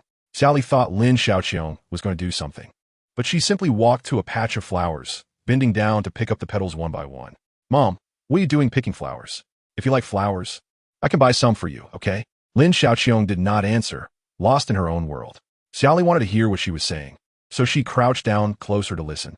1, 2, 3. Lin Xiaoqiong kept counting the petals, and when her hands could no longer hold them, she used her skirt to gather them. Xia Li didn't disturb her, just silently accompanied her as she counted from 1 to 300, moving from one flower bed to another. Mom, it's almost noon, and the sun is getting stronger. Should we go back to rest? Lin Xiaoqiong still didn't respond to Xia Li, continuing to pick up petals from the ground. Xia Li wanted to help her, but Lin Xiaoqiong would throw away what she picked, as if it didn't count if she touched it. Mom, the sun is so strong. You'll easily get heat stroke like this. At that moment, Xia Li suddenly heard Lin Xiaoqiong say, When I pick up 1,000 petals, I can put you back together, and you'll come back to me. Xia Li felt as if her heart had stopped. Her eyes went red as she looked at Lin Xiaoqiong's back, picking petals. She bit her lip, holding back tears, looking up to force the tears back, but they still fell. I've counted 521 petals already. It's almost done. We'll see each other soon. Xia Li could no longer hold back and hugged Lin Xiaoqiong from behind, choking back tears. Don't do this. You are my only family. Please don't do this. She had finally learned who her biological parents were, only to find one dead and the other insane. Lin Xiaoqiong seemed not to feel Xia Li's embrace, continuing to murmur. This petal is you. This petal is also you. Put them together, and it's the complete you. Not knowing how long it had been, Lin Xiaoqiong finally gathered 1,000 petals and walked back to the ward with Xia Li, holding a pile of petals. On the way back, Lin Xiaoqiong had a happy smile on her face, as if she was about to meet her beloved. Suddenly, the grandson of a cleaner, while running and eating a candied haw, accidentally bumped into Lin Xiaoqiong, causing her petals to scatter everywhere. Lin Xiaoqiong fell to the ground. Looking at the petals scattered all around her, her once happy smile stopped at that moment. "Mom, did you hurt anywhere when you fell?" Xia Li wanted to help Lin Xiaoqiong up, but she screamed in pain. The cleaner, frightened, shielded his grandson behind him, panicking as he apologized. I'm sorry. It's a holiday today, and no one is watching him at home. I brought him here, and I didn't expect he would. I'm so sorry." Xia Li looked at the frightened cleaner and shook her head. "It's fine. You can take him somewhere else." The cleaner quickly picked up his grandson, afraid of causing a bigger problem, and hurriedly left. "Mom, it's okay. We can pick them up tomorrow. There are still many flowers in the garden." Lin Xiaoqiong broke free from Xia Li's grasp, crying and picking up the petals from the floor. No. Xia Li's eyes turned red, and she bit her lip, stepping forward to hug Lin Xiaoqiong from behind. "Mom, I will definitely help you find Dad. We will bring him back together." Lin Xiaoqiong knelt on the ground, crying loudly until her voice was hoarse. "It's okay to cry, Mom. It's okay to let it out." Lin Xiaoqiong eventually cried herself into unconsciousness, even crying to the point of hypoxia. In the ward, Lin Xiaoqiong was wearing an oxygen mask, and Xia Li sat by her bed, watching over her. After hearing about the situation at the sanatorium, Jing Tingyuan hurriedly rushed from the company. When he walked into the ward, he saw Xia Li with red, crying eyes. "Baby." Jing Tingyuan hurried to her side, embracing her and softly comforting her. "It's okay. We will be here for her together." Xia Li leaned in Jing Tingyuan's embrace, her red eyes fixed on Lin Xiaoqiong, who was still in a coma, sniffing Jing Tingyuan. "I feel so miserable. I am away. When I couldn't find my parents, the thing I wanted to do the most was to question them about why they didn't want me and why they abandoned me." Xia Li tightly clutched Jing Tingyuan's shirt and continued, "But now seeing my mom like this, I wonder if things would be different if I hadn't been so obsessed with finding them." Jing Tingyuan gently stroked her head and comforted her. "What is done is done. It won't change anything if you don't search for them. Finding your aunt is a good thing. If you hadn't found her and recognized her, how pitiful would she be? Living alone in loneliness, could you bear that? Now she has you by her side. You are her and uncle's daughter. The daughter she thought was dead has come back to her. She is happy." That day, when Lin Xiaoqiong was still conscious, Xia Li felt that she was happy. Xia Li was also very happy to recognize Lin Xiaoqiong. "But how can I take revenge for Dad? Mom must hope to bring her enemy to justice. The murderer who killed Dad is still at large, and Mom will always live in pain. Don't think about revenge. Leave the rest to me. I don't want you to get involved in these dirty matters. Alicia is the president of Country E. What can we do about her? Moreover, we currently have no evidence." Xia Li recalled the information she had researched and said, "Alicia is now the president of Country E. She currently has immunity. Even if we have evidence proving she committed murder, she has immunity, and we can't do anything about it. Also, she has long abolished the death penalty in Country E. Even if she weren't president, we couldn't sentence her to death." Jing Tingyuan ruffled Xia Li's hair and said gently, "Baby, don't worry about anything. Just take good care of your aunt." Chapter 161. Ethan looks like a different kind of person than Jing Tingyuan. Because of Lin Xiaoqiong's situation, Xia Li's mood was not good for several days. So, Jing Tingyuan suggested taking her to Country X for a few days. At first, Xia Li was reluctant to go. She felt terrible and didn't want to go anywhere. However, later Jing Tingyuan said that there were large events happening in the capital of Country X, and they could shoot some videos for Lin Xiaoqiong to see, which might lighten her mood. It wasn't very convenient to take Lin Xiaoqiong abroad directly, so they could only record videos. In the end, Xia Li agreed to Jing Tingyuan's suggestion. After the servants prepared some items, the two set off for Country X. When their private plane arrived at the capital airport of Country X, it was already evening. Zhuo Sun, along with the bodyguards, moved their luggage to the car, and Xia Li sat in the back seat with Jing Tingyuan. Upon arriving at the hotel, Xia Li looked up at the hotel sign. Sensha Hotel? She recognized this hotel. It was the one where Jing Tingyuan had previously imprisoned her. The images of Jing Tingyuan using handcuffs to confine her flashed in her mind, and she looked at Jing Tingyuan beside her, feeling an inexplicable surge of anger, and forcefully shook off his hand. Jing Tingyuan looked at Xia Li, who suddenly threw a tantrum, puzzled, and raised an eyebrow, asking, "What's wrong, baby? Why did you suddenly shake off my hand?" Xia Li pointed at the hotel's name. snorted coldly, and asked bluntly, "Do you remember this hotel?" "Yes, I do." He not only remembered the hotel's name, but also how he had taken her at that hotel.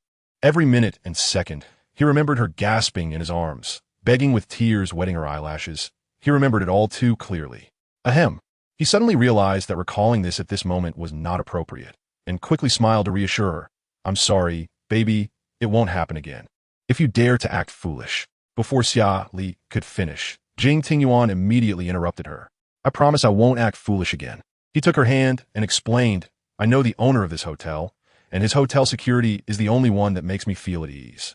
I'm worried about your safety in other hotels.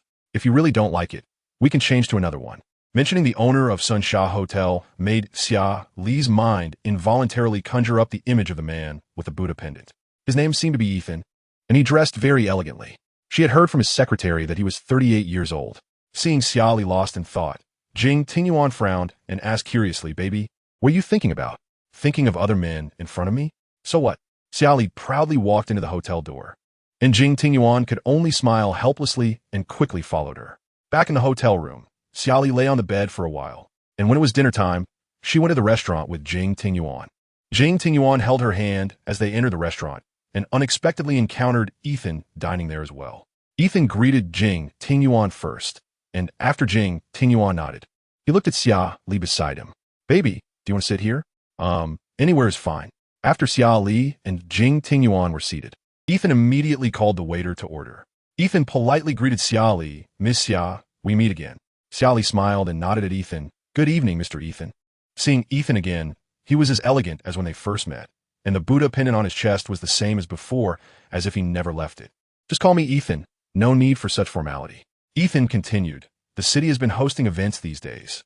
If you don't mind, I can act as a tour guide and take Jing Xiao and Miss Xia around." Jing Tingyuan didn't like anyone interrupting his world with Xia Li and politely declined. "You're busy with work, so no need to trouble yourself. Although I don't come a country X often, I won't get lost. I can take her around slowly." Since he had said that, Ethan couldn't insist further and nodded. "All right, then I wish you both a great time. If you encounter any trouble, feel free to contact me." Jing Tingyuan replied, "Thank you." After a while, Ethan mentioned to Jing Tingyuan that he had just seen Jing Li that day. "Mr. Jing just left the city this morning. He hurriedly met with me before he left, and I didn't expect you to arrive in the evening, Jing Xiao." Jing Tingyuan responded lightly, but said nothing. "I heard Mr. Jing say that he's been traveling the world with his wife recently. It seems that Jing Xiao will soon take over the entire Jing family. Congratulations, Jing Xiao."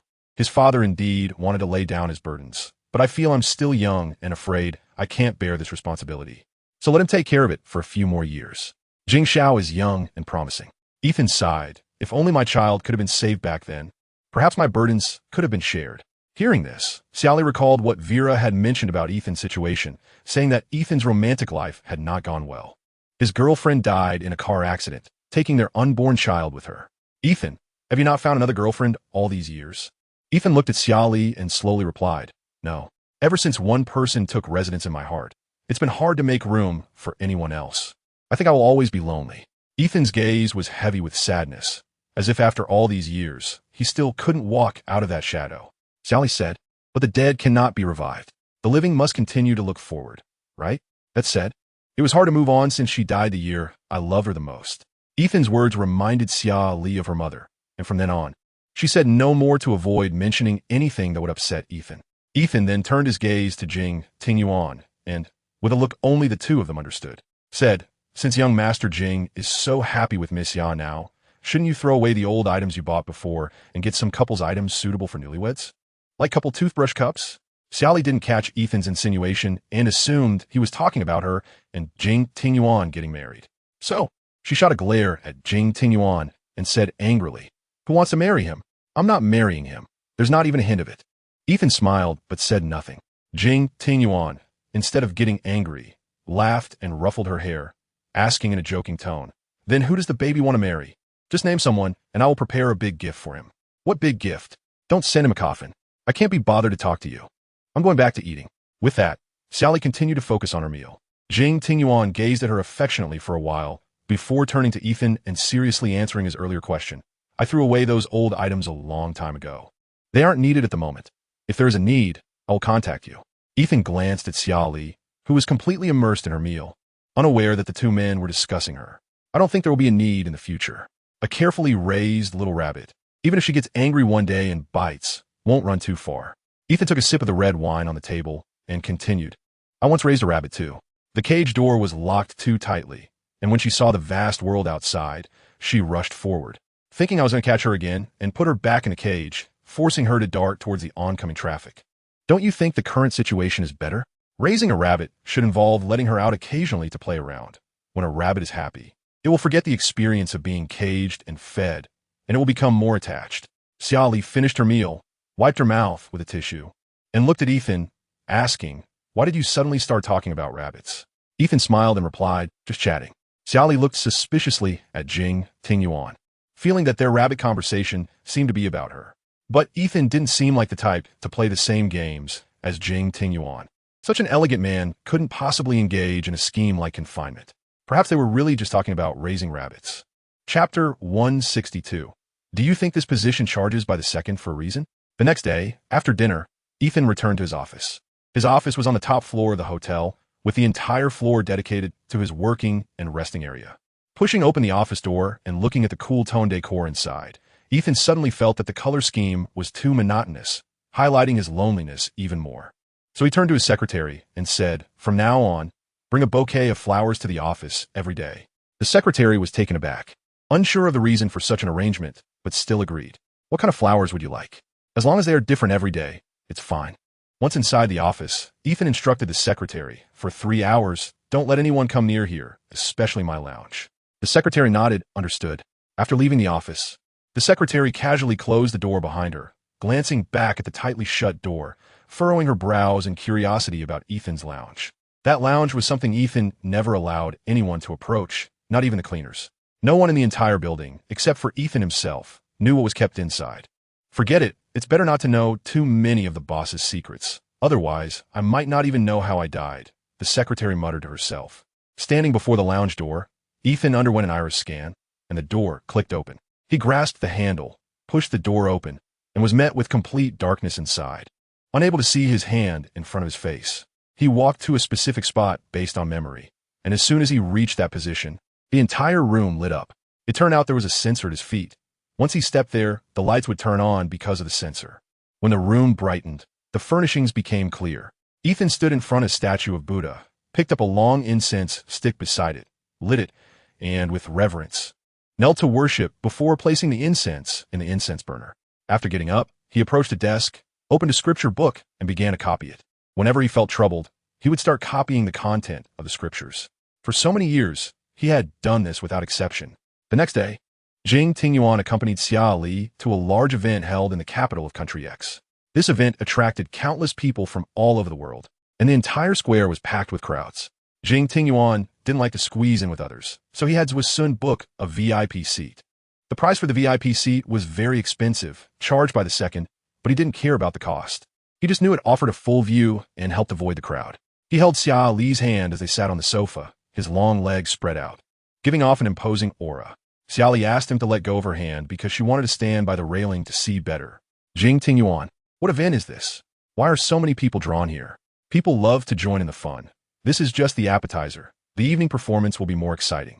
Xia Li turned around, gripping the armrest as she looked at Jing Tingyuan and asked, what programs are available during the day, and what about at night? Jing Tingyuan pointed his chin in a certain direction and raised an eyebrow, saying, the show is coming. Xia Li immediately turned her gaze in the direction Jing Tingyuan indicated and saw a long line dancing around several elephants on the deserted street. Each elephant had a large palanquin on its back, with red sheer curtains hanging on all sides, fluttering in the wind. When the wind picked up, it would reveal the dancers inside, holding pipa and dancing. The dancers wore revealing outfits and masks, with their long black hair tied up high. The elephants walked onto the stage and then stopped, followed by the dancers soaring into the air. If Xia Li hadn't seen the wires behind them, she would have thought they could really fly. The program went on for over 10 minutes, all performed in the air, and Xia Li curiously looked back at Jing Tingyuan. Is it uncomfortable to hang from wires for over 10 minutes? I'm not sure. I haven't tried it. It looks pretty uncomfortable. It's truly hard to earn money. Jing Tingyuan stood up and walked behind her, sliding his hands from her back to the front. Since their viewing platform was very high, no one would notice their actions, so he boldly squeezed her soft curves. Xia Li's cheeks flushed in shock as she looked up and glared at him. What are you doing? Are you looking for death? Can't help it. It's so soft. Jing Tingyuan leaned down and whispered in her ear gently, Baby, I consulted a doctor and he said that after you get pregnant and give birth, it will overflow. Can I help you drink it then? Are you looking for death again? Jing Tingyuan suppressed a smile. All right, I won't tease you anymore. The baby's face is too shy. Just a little teasing make her blush. After the disturbance caused by Jing Tingyuan, Xia Li completely lost the mood to continue watching the show. No matter what program she watched, it seemed like Jing Tingyuan's words echoed in her ears. Go away. Don't get so close. Can I even give you a hug? I didn't move at all. No, you need to stay away from me now. Why? He still had the face to ask her why. Xia Li recalled the incident where she was schemed against. Since that time, she felt that she could never resist Jing Tingyuan's sweet words, and her thoughts easily became muddled. She used to be quite pure. So how did she end up like a peach now? There's no reason, just don't talk to me. Baby, are you thinking about something?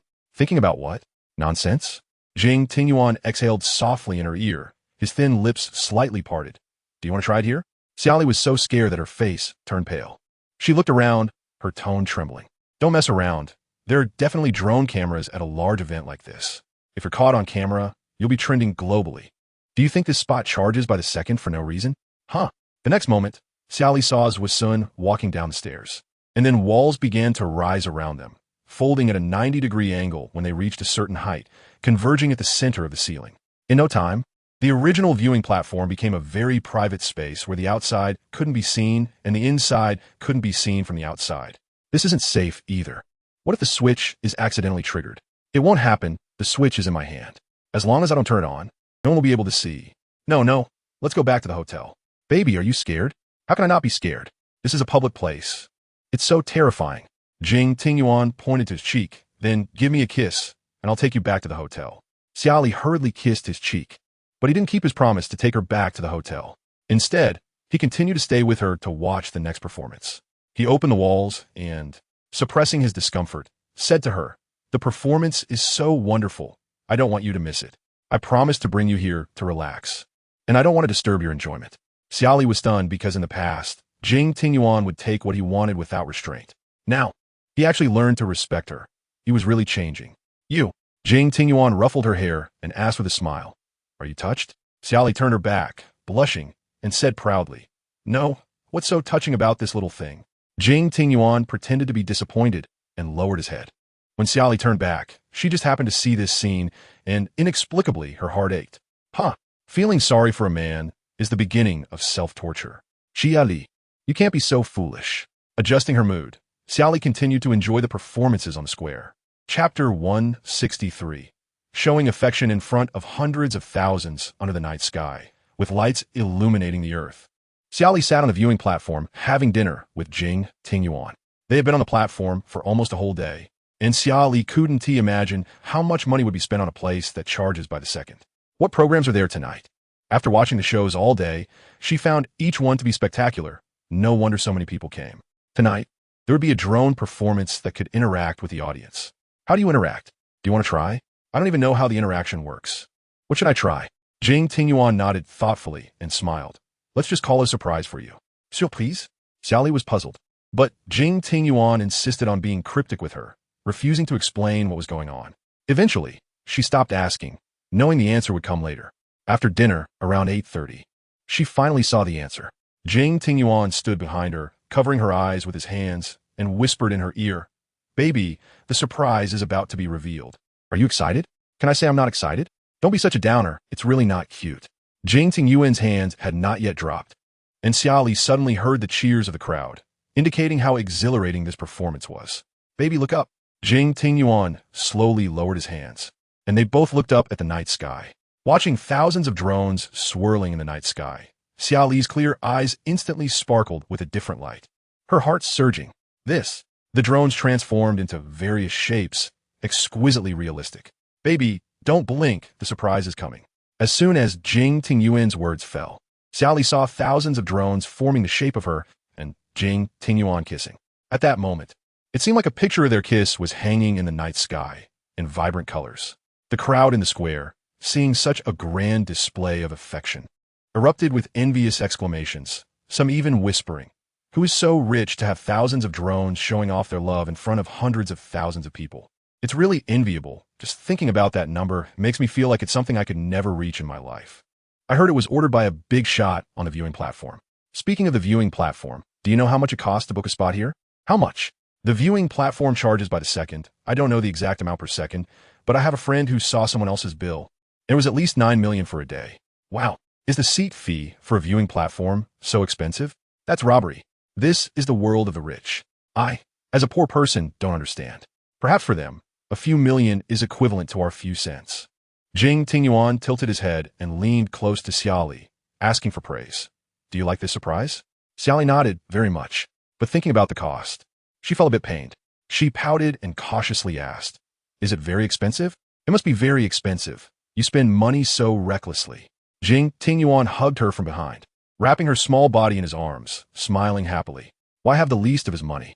If money can't buy your happiness, I'm willing to spend any amount. Be careful how you talk. You might get hit. Hit by whom? You? Yes. Xia Li turned around and punched his chest hard. He pretended to be in great pain. Ouch. I've been injured by my wife. I need a kiss to heal. Are you sick? I've got a heartache. Without you around, it's like ants gnawing in my heart. Unbearable pain. The CEOs in novels don't talk much. Why are you either sweet-talking or quoting green tea phrases? Aren't you fond of that green tea guy? He Junwang? I thought you liked green tea. Why bring up He Junwang? I don't know what you're talking about. She rolled her eyes at him. Why are you mentioning him? Didn't I tell you I'm not in touch with him anymore? All right, I want to mention him. Let us do something meaningful. Jing Tingyuan leaned down and kissed her red lips, embracing her under the romantic drone performance. Chapter 164. Little crybaby, little puppy, crying like a rain-soaked pear blossom. Xia Li woke up the next afternoon after being tossed around by Jing Tingyuan all night. After washing up, she went to the hotel restaurant with Jing Tingyuan to start their meal, and coincidentally ran into Ethan again today. Ethan noticed that Xia Li looked a bit sluggish and immediately guessed it was because their nightlife was too exciting the night before.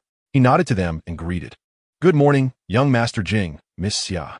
Xia Li quickly perked up and smiled. Good morning, Mr. Ethan. Have you eaten yet? Ethan was heading in the opposite direction, likely having finished lunch and preparing to leave. He nodded again and softly explained. Yes, today is her Memorial Day. I'm going to visit her. Xia Li didn't know what to say for a moment and could only say, I'm sorry. No need to apologize to me, Miss Xia. Her death was not caused by you. All right, you and young Master Jing enjoy your meal. I'll take my leave. Xia Li turned to look at Ethan's back and sensed that he was someone who felt very lonely inside. She looked up at Jing Tingyuan and softly asked, Is it really possible for someone to love only one person for a lifetime and not feel moved by anyone else? Of course, like me. Xia Li pouted and said unhappily, I'm talking about Ethan, not you. Talking about other men in front of me. You're getting bolder. Xia Li felt quite spoiled and continued. His girlfriend passed away over a decade ago, and he hasn't looked for anyone else since. But he's only 38. Not old at all. Living the rest of his life like that, without children, wouldn't he feel lonely? Jing Tingyuan held her hand and took a seat. After ordering, he seriously answered her earlier question. Whether a person feels lonely is not judged by the presence of others around them. Some people have lovers, living parents, and children, yet they still feel lonely inside. Others may be alone, but if they find satisfaction in their inner self and enjoy being alone, then they don't feel lonely. As for Ethan, only he knows whether he feels lonely. Since he doesn't want anyone else to be part of his life, it shows he enjoys being alone. That makes some sense. Xia Li pouted. Okay, you make a point. I also think living alone is quite good. Can you let me live alone? As soon as she finished speaking, Jing Tingyuan's expression darkened instantly. He wore a serious face, and his eyes dimmed. Xia Li, seeing this, felt a sudden sense of foreboding. I was just joking, don't be angry. Jing Tingyuan softened his attitude, but spoke in a cold tone that made it clear he was not happy. No more jokes like that in the future. If you don't like my mood swings, then you should know what happens when you provoke me. Okay. I want to say it again. Let us eat. Jing Tingyuan closed his eyes and took a deep breath, then opened them and said to her, I'm going to the bathroom. Okay, go wash your face and wake up. Maybe you just woke up on the wrong side of the bed. Jing Tingyuan shot her a sideways glance, and she quickly pressed her lips together, not making any more noise. Watching his departing figure, Xia Li quietly complained. This annoying man not only has a bad temper, but is also domineering. He is simply hopeless. After the waiter served the dishes, just as Xia Li was about to pick up her chopsticks, a boy suddenly walked over to strike up a conversation with her. Hi, can I ask you a few questions? The boy, wearing a denim jacket, stood beside Xia Li, with short black hair that flowed elegantly. Orange casual pants paired with orange AJ shoes. He looked to be around Xia Li's age, with fair skin and a somewhat youthful face. Xia Li blinked, a bit taken aback, and asked, "What do you want to ask? What is your name?" "I'm Zhao Juanxi, a local. You don't look like you're from Country X. Are you here for vacation?" "Yes, I'm here for vacation. Is there anything else?" "You still Haven T told me your name. Can we be friends?" "Xia Li." Zhao Juanxi smiled happily. Xia Li is such a beautiful name. "I'm 19 this year. How about you?" 18. "Then I'm a little older than you. Did you come here with your dad?" Xia Li shook her head, thinking, if Jing Tingyuan hears someone calling him dad, he would definitely be furious. "By the way, do you have a boyfriend?" "Huh?" She didn't expect him to ask such a direct question. Isn't it too forward for a stranger to ask this on the first meeting? But thinking about it, it seems somewhat normal. "I have a boyfriend." Zhao Juanxi's expression fell, losing the joy he had earlier. He then looked up at Xia Li, his eyes reddening, and said, "You're only 18. How can you be in a relationship? I haven't even had one." "Huh?" Xia Li stared at Zhao Juanxi in shock, not understanding what he meant. "I thought you were my destined partner. I finally gathered the courage to come ask you for your number. But I didn't expect you to already have a boyfriend. I'm so sad, so heartbroken." "Huh?"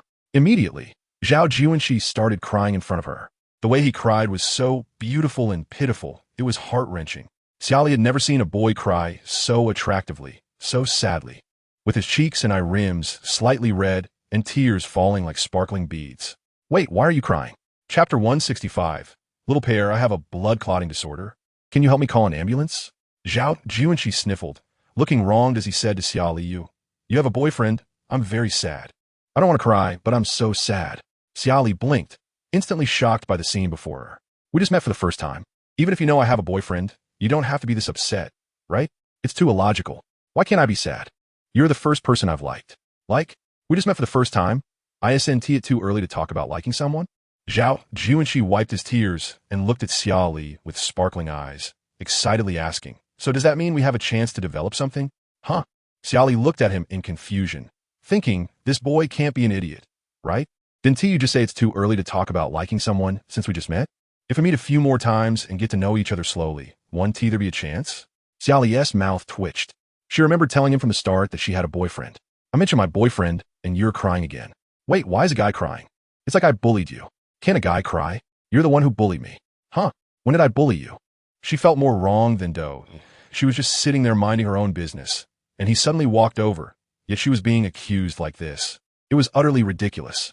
Why'd I have to look so good? I've never seen a girl as beautiful as you. I saw you and fell in love. And once I like someone, I can't forget them. You have to take responsibility for me." "Huh?" Xia Li felt that her worldview was about to shatter tonight. What kind of strange people and events were these?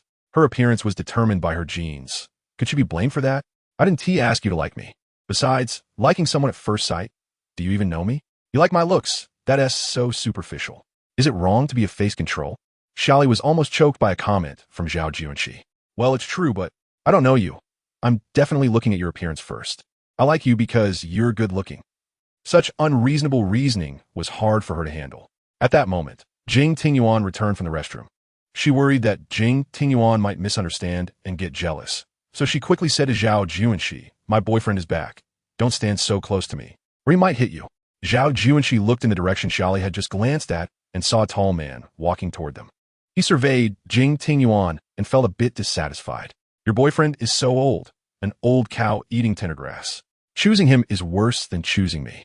Zhao Juanxi's voice was not quiet, and Jing Tingyuan could clearly hear what he had just said. Jing Tingyuan looked at Zhao Juanxi with a flash of coldness in his eyes, thinking that after just a trip to the restroom, Xia Li had started attracting bees and butterflies again. He really wanted to lock her up at home so that no one could pry into her beauty. Jing Tingyuan stood in front of Zhao Juanxi with his hands in his pockets. At 195 meters tall, he seemed like a wall in front of Zhao Juanxi. Although Zhao Juanxi was not short, there was still a bit of a difference between 195 meters and 188 meters. "You're still a big baby crying in the cradle. Don't try to flirt with girls, especially someone else's girlfriend." Jing Tingyuan pulled out a chair in front of Xia Li and, before sitting down, said to Zhao Juanxi in a commanding tone, "Get out of my sight." Zhao Juanxi had been pampered by his parents since childhood, and no elder in his family dared to scold him. He would be comforted whenever he cried. Looking at the man in front of him with a gloomy face and fierce eyes, tears fell unconsciously from Zhao Junshi's eyes. Xia Li gasped, looking at Zhao Junshi with an incredulous expression. Is he crying out of fear? He is a boy, right? She is a fake girl, right? How come he looks like he can cry more than her? What are you still doing here? I don't hit kids. You better roll now, or I'll kick you. Zhao Junshi turned to Xia Li, sniffed, and said pitifully, Xia Li, your old meat is so fierce. Don't be with him. Come with me. I will treat you well. Upon hearing Zhao Junshi call Xia Li that, Jing Tingyuan's long-suppressed anger exploded, and he raised his hand to punch Zhao Junshi in the face. But one punch wasn't enough to relieve his anger, so he kicked Zhao Junshi in the stomach. Giving you a good face, and you step on my toes. Do you really think I'm a pushover? Just as Jing Tingyuan was about to continue, Xia Li quickly hugged his waist in fear. Stop fighting. It'll be troublesome if something happens. If he dares to covet you, I won't teach him a lesson. Should I wait until he rides on my head? Who dares to ride on you? All right, he is just a stranger. Don't be angry. Just now, Jing Tingyuan's kick had knocked Zhao Junshi to the ground, and his forehead accidentally hit the corner of the table, causing a wound. Zhao Junshi covered his forehead and, while crying, said to Xia Li, I have a bleeding disorder. Can you help me call an ambulance? Chapter 166. Nanchi got hit on hospital. The nurse was treating Zhao Junshi's wound and then gave him an injection and 4. When they entered the hospital earlier, everyone present was scared by Jing Tingyuan's bodyguards, an imposing group in black suits. Who wouldn't he be afraid? Jing Tingyuan stood by the hospital bed with his hands in his pockets, expressionless and with fierce eyes, wishing he could kill Zhao Junshi. Fortunately, Xia Li was always by his side to calm his emotions, which spared Zhao Junshi from a deadly calamity. Xia Li held Jing Tingyuan's hand, looking at Zhao Junshi. I'm sorry for your injury. We've already paid for the medical expenses. If you need to seek further compensation, you can contact Zwisun directly. Xia Li pointed to Zwisun and continued. He is Zwisun, Jing Tingyuan's bodyguard. You can contact him for anything in the future. After all, we initiated the violence, so compensation is necessary. Jing Tingyuan curled his lips in a cold smile. He deserved it. Xia Li turned her head and glared at him, signaling him to stop talking. Jing Tingyuan took a deep breath, trying to suppress the anger in his heart. Baby, if you don't leave here with me soon, I can't guarantee he'll still be alive to see the sun tomorrow. Zhao Junshi looked at Xia Li with red eyes, reluctant. Xia Li, will we meet again? Jing Tingyuan impatiently held her hand and walked toward the door. Xia Li didn't dare to look back, fearing that Jing Tingyuan would really kill him. After leaving the hospital and getting into the back seat of the car, Jing Tingyuan immediately pressed against Xia Li, fiercely and passionately kissing her red lips. His hot breath brushed against her face, making the air in the car feel heated. She pushed against his chest, refusing, no, not in the car. Jing Tingyuan was genuinely angry, especially when she resisted. It only fueled his anger, and he kissed her even harder. At this moment, the driver wisely raised the partition, and soon the back seat was filled only with Xia Li's intermittent gasps. Without Jing Tingyuan's instructions, the driver didn't know where to stop, so he just drove randomly. After driving for more than 4 hours, the driver's phone suddenly rang. It was a call from Jing Tingyuan. Jing Tingyuan told him on the phone. Return to the hotel. Upon arriving at the hotel's underground parking lot, Jing Tingyuan wrapped the sleeping Xia Li in a blanket and carried her into the elevator. They went straight to the presidential suite, and upon entering, Jing Tingyuan kicked the door shut. Although Xia Li was already deeply asleep, her belongings hadn't been cleaned up yet, so he carried her into the bathroom. As he looked at her sleeping face, he carefully helped her wash up. After washing, he carried Xia Li back to bed and tenderly covered her with a soft silk quilt. Then, he went into the bathroom to take a shower and cool down. Standing under the shower, he looked down at his still, energetic self. For hours still wasn't enough, but Xia Li's body couldn't take it. He had no choice but to endure. After showering and coming out of the bathroom, Jing Tingyuan, while drying his hair with a towel, looked at Xia Li's sleeping face and complained, really intolerant. Before he could finish a sentence, his phone in his pocket suddenly rang. Annoyed, he walked over, picked up the phone, and saw that it was a call from Nanchi. What is up? The first thing he asked upon answering was what the matter was, as Nanchi rarely called him without a reason. I heard you, and Xia Li went to the hospital. Is she okay? Although Nanchi couldn't go abroad, he wanted to know everything about Xia Li, and he could find out anytime. How'd you get the news so fast about what just happened here? Don't tell me I have your spy hiding beside me? Which bodyguard? I'll fire him immediately. I'm just checking on a brother. Jing Tingyuan curled his lips into a cold smile. He wouldn't believe such a grandiose excuse. You want to care for my baby, just say it. But she will always be mine. Your concern is useless. So what's wrong with her? She's fine, just lying in bed sleeping after I wore her out for 4 hours. Can she not be tired? Be moderate. Her body can't handle it. You're so concerned? But you probably won't get a chance in this lifetime. Nanchi held his phone tightly, frowning. He felt that Jing Tingyuan was particularly irritable today, every word tinged with sarcasm and a harsh tone. Are you in such a bad mood today? I ran into a male BTCH at the restaurant and gave him a beating. Xia Li insisted on taking him to the hospital for treatment. It was just a little scrape, a male BTCH more fragile than Lu Wuhua. He deserves it. A simple statement. Nanchi immediately understood Jing Tingyuan's meaning. Are you jealous again? Jing Tingyuan found Nanchi's question amusing and retorted. Shouldn't I be jealous? Well, you should be. After He Junwang left, another green tea comes along. And this one even cries. Can't Xia Li see he's a green tea? Or is she just like that type? Nanchi sighed lightly, not wanting to get tangled up in such trivial matters with Jing Tingyuan, and said, since she's fine, I'll get busy now. We can talk when you come back. Have you found the mastermind behind it all?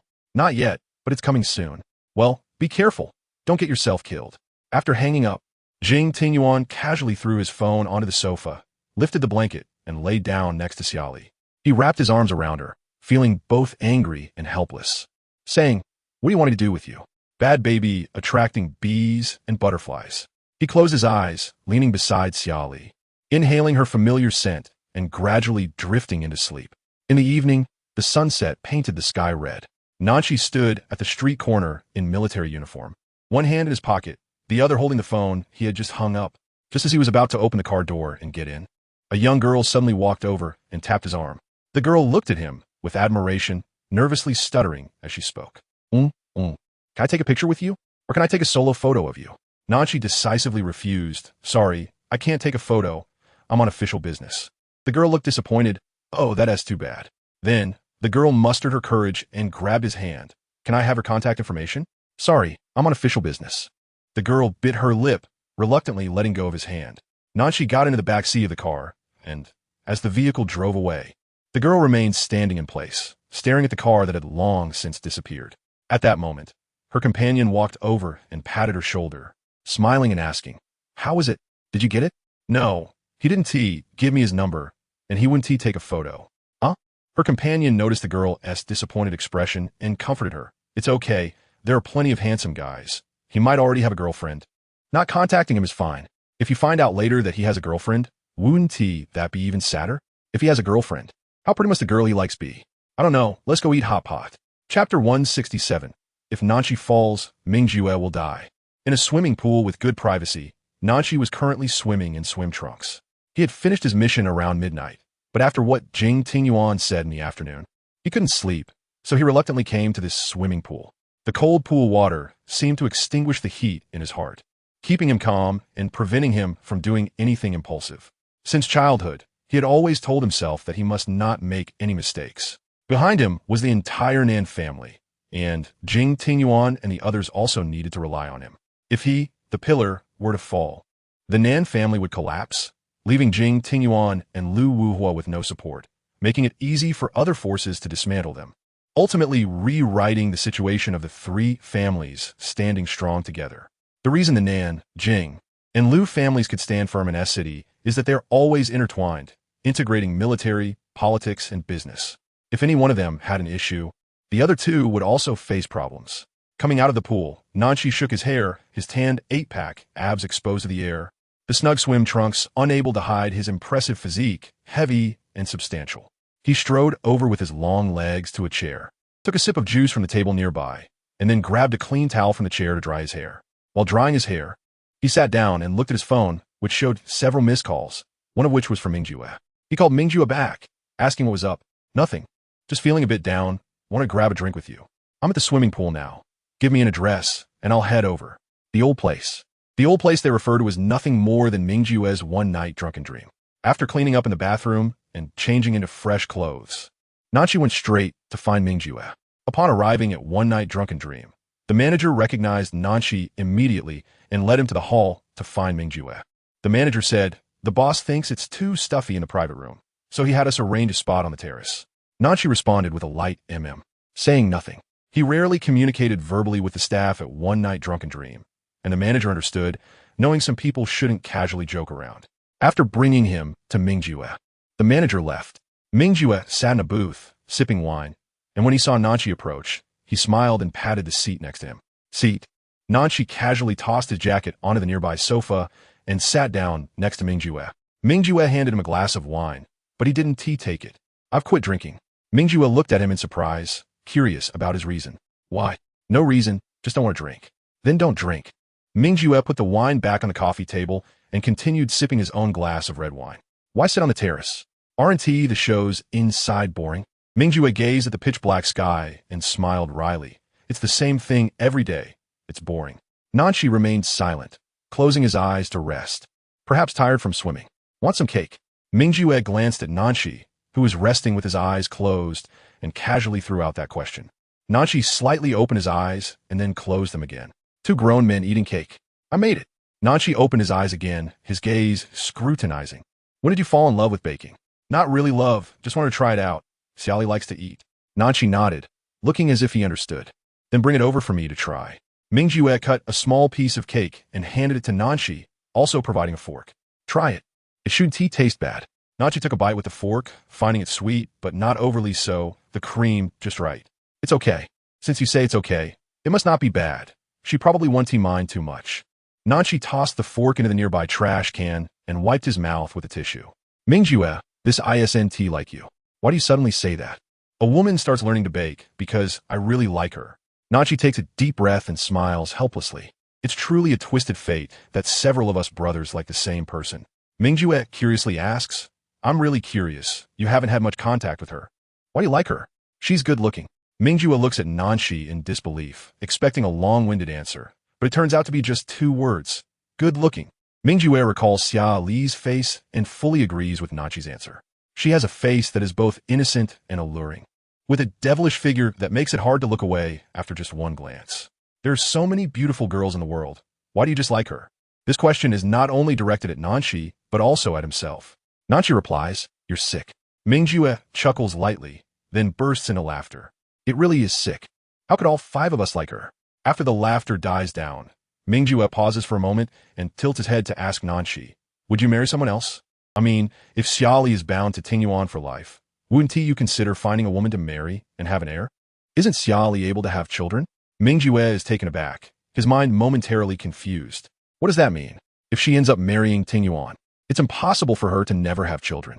If she gives one to me, wouldn't I then have an heir? Nanchi, you really think broadly. It doesn't matter who the father is, as long as it's her child. Mingjue thinks to himself that at this moment, he suddenly feels a bit inferior. How could you like her to such an extent, loving her to such a humble degree? Is it really you, Nanchi? Nanchi doesn't quite agree with Mingjue's words, saying, I don't think I'm humble. My life plan never included marriage or dating. I once told Tingyuan, whoever among you 4 gets married and has more children, just give one to me as an heir. Don't you have any bloodline sentiment? Some famous people have no descendants, yet their ideas live on. Inheritance isn't limited to bloodlines. As long as someone takes over the Nan family and carries it forward, ensuring it continues to thrive in S-City, that's enough. Mingjue lowers his gaze, wishing to have a child of his own, preferably one with Xia Li. You haven't been on the battlefield. Some kids, they're only 19. Still the only child in their family. After they die, there's no bloodline left, but their spirit and will are inherited by others. That's also a form of continuation. Well, you've already transcended to a higher realm. I'm still an ordinary person. Mingjue raises his glass to clink with Nanchi's, one drinking alcohol and the other juice. And they both share a smile. Tomorrow I'm leaving S-City and won't be back for nearly a month. Keep an eye on Tingyuan and don't let him cause trouble. On a mission? Yeah, I feel like S-City hasn't been peaceful lately. Besides the attack on me before, I vaguely sense someone is plotting something in the shadows. Tell them to be careful. We've faced countless dangers since childhood. It's fine. You can focus on your mission. We'll handle the rest. Nanchi doesn't forget to remind him. Be mindful of Xia Li's safety. I'm worried that Alicia might take action once she knows her identity. Mingjue pats Nanchi on the shoulder, laughing, Big brother. You have enough of your own things to deal with. Can you manage ours too? Don't wear yourself out. I can't fall. If I do, you all will scatter. Sure, you're my strongest backing and support. There's a saying that if Nanchi falls, Mingjue will die, and I don't want to die. If they compare their group to a giant net, then Nanchi is the pillar at the center. As long as the pillar stands, the net will never fall to the ground. Chapter 168. Don't you know how many years younger I am than you? On the day of returning to S City, it suddenly started to rain lightly, and the gray sky gave a very oppressive feeling. At the airport, Xia Li discovers that Ethan is also flying to S City with them. Ethan tells Xia Li that he has business to attend to in S City and also wants to discuss some official matters with Jing Tingyuan in detail. So it's more convenient to take the same flight. On the plane, after Ethan finishes discussing business with Jing Tingyuan, the latter returns to sit next to Xia Li and asks carefully, "Are you hungry?" Xia Li shakes her head, saying she is not hungry. "We're almost in S City. Do you want me to accompany you home? If you have work, just go ahead. I could go back myself." Hearing her answer, Jing Tingyuan's face shows dissatisfaction because he was hoping for a different reply. He grabs her hand, slightly unhappy, saying, "Baby, work isn't as important as you." With Ethan sitting next to them, Xia Li is not used to Jing Tingyuan's physical contact and quickly withdraws her hand. "Ethan is still here. Don't be so touchy. It makes you look indecent." Jing Tingyuan smiles and glances at Ethan, quietly saying, "Ethan was once young too. Maybe he was wilder than I am when he was young." Xia Li looks at Ethan and then retorts, "Jing Tingyuan, Ethan definitely isn't as you say. He would have gone crazy like you did at your age. I feel like no one in this world is crazier than you." Jing Tingyuan raises an eyebrow at Ethan, looking at him with a scrutinizing expression, thinking, how normal can a man who designs smart ankle cuffs be? Looking down, Jing Tingyuan then notices that Ethan has been wearing a Buddha pendant on his chest, which he hadn't noticed before. So he curiously asks, "Is there any meaning behind wearing a Buddha pendant all the time? I didn't expect you to be a Buddhist." "I'm not a Buddhist. I just hope for reincarnation." Ethan lightly strokes the Buddha pendant with his fingertip, his eyes filled with loss. Knowing full well that a person only lives once, yet still yearning for the encounters of a next life. Xia Li looks at Ethan, who is so sentimental, and can't help but feel a bit heartbroken, but she doesn't know how to comfort him, so she can only simply say, "Mr. Ethan, I believe the one you like also hopes you can enjoy every day happily." "Yeah, I will." Ethan looks down at the Buddha pendant on his chest. No one knows that the pendant actually hides the ashes of his deceased girlfriend. If anyone found out, anyone would feel unsettled. Memory. Ethan at 18. In a villa halfway up a mountain. Ethan has imprisoned Adela in the basement. There's only one door for entering and exiting the basement, and there are no other exits. The ventilation hole is so small that even a dog couldn't squeeze through. Even though the four walls are painted with murals of a blue sky, Adela can tell at a glance that everything is fake. Adela's hands and feet are chained to the bed, and no matter how she struggles, she cannot break free. At this moment, she hears the sound of the door opening. The only person who can enter and exit here is Ethan. Adela's long, curly black hair spills over the pristine white bed as she looks at the ceiling and weakly says, "What do you want from me to let me go?" "As long as you agree to marry me." "The person I love is not you. I don't want to marry." Ethan walks to the bedside with a cold smile, leans down to grip Adela's chin, and grits his teeth, saying, "I know you don't need to remind me over and over." Ethan took a deep breath and said in a compromising tone, "Adela, I don't ask you to love me. As long as you agree to marry me, I won't restrict your freedom from now on. I just want a title. Even if, after marriage, you still want to maintain a connection with him." "I could turn a blind eye." Adela glared at him and shouted, "What are you saying? How can you humiliate him like this?" "Humiliate? Huh? Doesn't he love you? What's wrong with him being a third party for you? Or is it that he doesn't love you enough? Why don't you become a third party then?" "Am I not? I intruded on your love. What else could I be?" Adela, exasperated, struggled and said, "You're simply unreasonable. Well, nothing has happened yet. Let me go quickly, and we can go back to how we were before." "Before? I don't want to be like a dog lurking in the shadows, watching you two be affectionate. I want to take you away. You must agree to my request. If you don't sign this marriage agreement, either you'll be locked away by me for life, or I'll go kill him right now." "Do you think you can lock me away for life?" "My parents will find me, and he will too. You know I have the ability to make sure no one can find you. Don't believe me? Let us try. I won't marry you, nor will I sign this marriage agreement. If you have the ability, kill me. I would rather die than marry you, you mad dog. How could I bear to kill you?" Ethan closed his eyes, and when he opened them again, there was a ruthless glint in his gaze. "Since he refused to sign, then I'll go kill him now. Once he is dead, with time passing, you will forget him eventually." Adela saw him turn to leave and immediately shouted at his back, "If he dies, I will remember him for the rest of my life. When he was alive, you couldn't compare to him, and when he is dead and becomes a memory, you'll compare even less." Ethan paused, knowing in his heart that Adela was saying this because she didn't want that person to die, but it was indeed effective. The term white moonlight carried so much weight. If he became a dead white moonlight, then no matter how hard he tried, perhaps he would never step into her heart. Ethan didn't want that outcome, so he turned around to look at her. I know you don't want him to die. Fine. I won't force you to sign any marriage agreement, but you will never escape from me for the rest of your life. Ethan walked to the bedside and pressed Adela down. At 18, a boy's desires and physical strength were at their peak. When he grabbed Adela's wrist, the electric-like sensation instantly captivated Ethan. Adela, I'll make you understand the price of not loving me. Memory Ethan, at 21, Adela had been imprisoned by Ethan for 4 years. At first, he used chains to confine her, but later Ethan designed a smart ankle cuff. This ankle cuff could locate her in real time and had other hidden features. Since having this smart ankle cuff, Ethan felt secure enough to let Adela go out. But he would always send bodyguards to monitor her to prevent Adela from finding an opportunity to escape.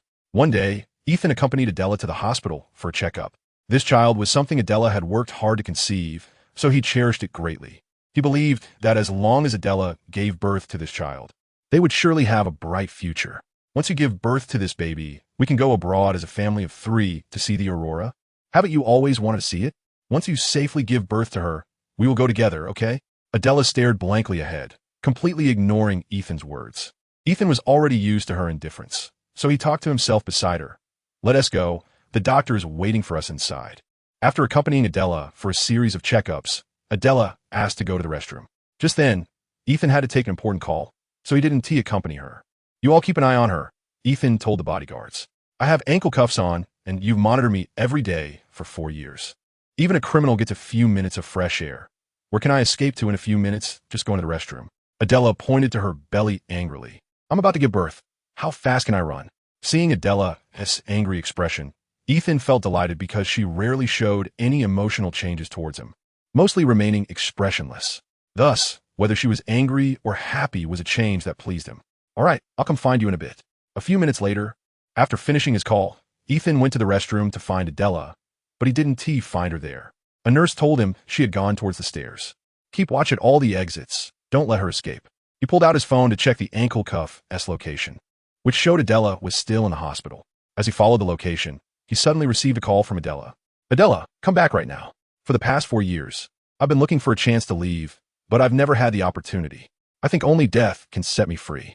I want to allow you to die. You can't die. I loved him since I was very young. If it weren't for him, I would have died during that kidnapping. Ethan wanted to say something, but Adela hung up. When he arrived at the hospital entrance and saw Adela standing by the roadside, his heart jumped. Adela, come here. At this moment, Ethan was only a few meters away from Adela.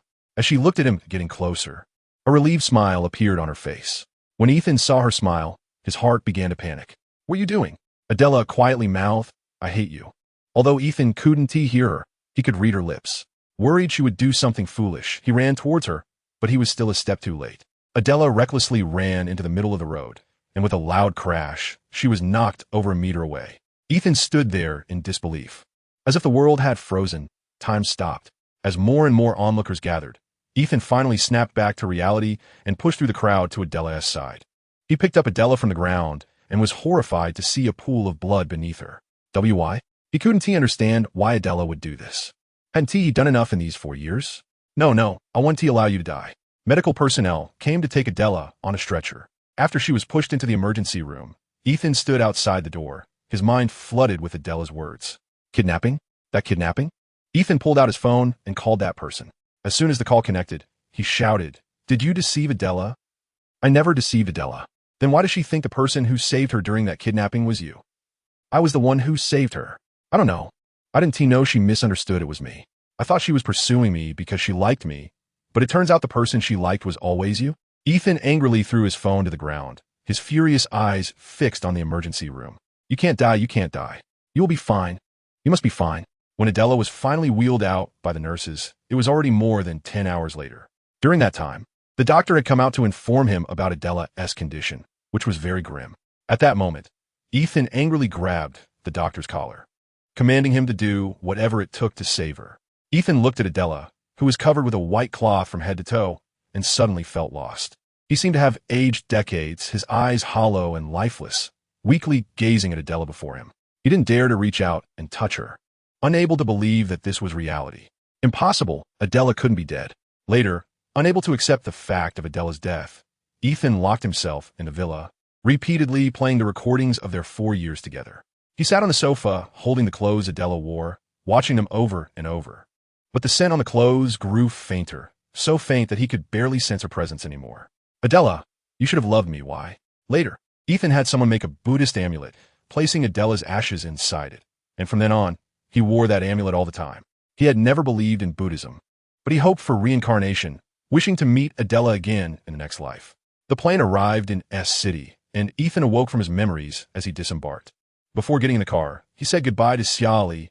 Miss Xia, if you and young Master Jing have time before leaving, how about we have a meal together? I haven't properly tasted the local cuisine in S City. All right, it's a deal. Ethan got into the car, smiling and waving at Xia Li. Be careful on the road. Goodbye. Jing Tingyuan held Xia Li's hand and said with slight dissatisfaction, your boyfriend is jealous. Why are you jealous again? Why did you agree to eat with him? Mister, Ethan hasn't really tried the local food, and I've done a lot of research on the cuisine for my live stream. I could be his food guide. I don't like your excessive concern for other men. He's 38. So what? I'm already annoyed that you're 25. Do you think I would like a 38-year-old man who's 20 years older than me? Jing Tingyuan felt quite pleased with the latter part of her sentence. But the first part left a bitter taste in his mouth. Old? I'm old. Where am I old? I'm clearly in my prime. He pulled Xia Li closer by the waist. Baby, this is called maturity. Otherwise, how can you enjoy it? Xia Li rolled her eyes, trying to push him away. Let me go. You complain about being old, but don't you know how many years younger I am than you? And you are not mature at all. Nan, she's the same age as you, and he's much more mature. Jing Tingyuan raised his eyebrows, seemingly irritated. Baby, do you want me to play rough with you? His eyes carried a fierce desire, and Xia Li immediately shrank her shoulders in fear. Why, you don't scare me. Hey, just try it. As soon as he finished speaking, Jing Tingyuan hoisted Xia Li over his shoulder and unhesitatingly tossed her into the back seat of the car. He ordered the driver, no stopping without my command. Jing Tingyuan adjusted his tie, looking at Xia Li, who appeared frightened. Now you know to be afraid? It's too late. I want you to know just how strong your man really is. 2 days later, the Jiang family hosted a banquet at the Shenghao International Hotel, and both Xia Li and Jing Tingyuan were on the guest list. Xia Li wore a red mermaid-style long gown, elegant and noble. Her youthful and delicate face adorned with light makeup, smiling sweetly like candy. Jing Tingyuan donned a well-tailored dark suit with a shawl collar, sporting a neat hairstyle. His chiseled features displaying a cold expression, giving off an air of aloofness. His azure eyes were distant, revealing a moment of tenderness only when he lowered his head to speak with Xia Li. Xia Li linked her arm with his as they entered the banquet hall, where Jing Tingyuan was always the center of attention, drawing everyone's gaze in unison. When Jiang Lixia saw Xia Li, she immediately smiled and walked over, casually handing Xia Li a champagne glass brought over by a waiter. Long time no see, little Xia Li, you're getting more and more beautiful. Sister Jiang, you look more beautiful too. Jiang Lixia deliberately ignored Jing Tingyuan beside her, linking arms with Xia Li and whispering in her ear. It's been a long time since we went out alone. We haven't tea-chatted in ages. How about we go to the lounge to catch up? Xia Li looked up at Jing Tingyuan, knowing he had heard Jiang Lixia's words. She silently sought his approval. Jing Tingyuan nodded, go ahead, but don't take too long. Jiang Lixia still didn't glance at Jing Tingyuan, leading Xia Li towards the lounge. Halfway there, Jiang Lixia sneakily looked back at Jing Tingyuan, her gaze a bit forlorn, but she quickly masked it with an indifferent expression. Little Xia Li, come on, share with me what fun things you did in Country X. Not much. Just watched some local performances and tried some local food. Then let us chat properly. I haven't been to Country X in a long time, and I want to hear about it. Xia Li was happy to share her joyful experiences with a friend, so she began to excitedly recount her adventures in Country X without overthinking it. Jiang Lixia listened, occasionally responding with a smile, but her mind was preoccupied with another matter. Meanwhile, on the other side, Lu Wuhua and Jing Tingyuan were discussing business. Feeling thirsty, Lu Wuhua asked a waiter to bring some water. The waiter placed 2 bottles of water in front of Jing Tingyuan and Lu Wuhua, with the latter opening a bottle first and taking a big gulp. Tonight my dad introduced me to several uncles and drank a lot. Now I'm parched. After discussing business with Lu Wuhua, Jing Tingyuan also felt thirsty and unscrewed the cap to take a sip. After swallowing, he frowned, as this brand of water was something he always kept at home, and he was very familiar with its taste, but tonight this bottle seemed off. Lu Wuhua noticed Jing Tingyuan's strange expression and asked curiously, "What's wrong?" Jing Tingyuan shook the water bottle in his hand and softly said, The taste of this water is strange. It's not the same as usual. What does it taste like? I can't describe it, but something is definitely off. Lu Wuhua took the bottle, sniffed it, and didn't he notice anything unusual. Was this bottle cap open before? Jing Tingyuan recalled the moment he opened the cap. It had been tightly sealed, appearing as if it had not been tampered with. No, but the taste is just wrong. This brand of mineral water has its cap sealed from the factory, and once opened, it can't be resealed. Plus, it's in a glass bottle. It would be quite unlikely for someone to drug it, right? Lu Wuhua raised his doubts to Jing Tingyuan. Jing Tingyuan did not believe it was a misjudgment on his part. He thought the water was indeed problematic. So he took the water bottle to find Zui Sun, asking him to check for any chemical substances in the water as quickly as possible. Zui Sun took the water and immediately drove to find a doctor for testing. Due to the distance, even though Zui Sun drove fast combined with the testing time, he received the test results half an hour later. Jing Tingyuan stood in front of the sink, looking at himself in the mirror. The feeling of heat all over his body made him instantly realize what had been added to the water. At that moment, Zui Sun's call came in, and the first thing he said was, "I already know." Zui Sun's calm voice came from the other end of the phone, saying that the doctor indicated that the drug had no side effects, but could be extremely uncomfortable when it took effect. Jing Tingyuan took a deep breath and glanced down at the area that was causing him discomfort and pain. "You come back right now. I'm going to find Xia Li." Okay. After hanging up, a murderous intent flashed in Jing Tingyuan's eyes. He had only taken a sip, yet his body was in such discomfort. It was easy to imagine how powerful the drug was. He pushed open the bathroom door, ready to find Xia Li. At this moment, he only wanted to go home with her. He felt like a beast without security, only calm when beside his lover. He dialed Xia Li's number while walking, but she did not pick up. After several unsuccessful calls, he stared at his phone screen, grinding his teeth in anger. How dare she not answer? "You won't be going out this month." This drug seemed to have a maddening effect. After just a few minutes, Jing Tingyuan felt his rationality being overwhelmed by desire. Whenever a woman passed by, he felt like turning into a wild beast to relieve the discomfort. But as long as he thought of Xia Li, he forced himself not to act on those urges. He belonged to Xia Li. He couldn't be filthy, or she'd abandon him. He wouldn't allow her to have an excuse to leave him. Although the road back to the banquet was not far, and the path to Xia Li wasn't long either, his reason was about to be obliterated. He even felt like he was hallucinating with every woman passing by morphing into Xia Li's figure. Baby. Just then, a pungent fragrance invaded his senses, making him frown and feel nauseous.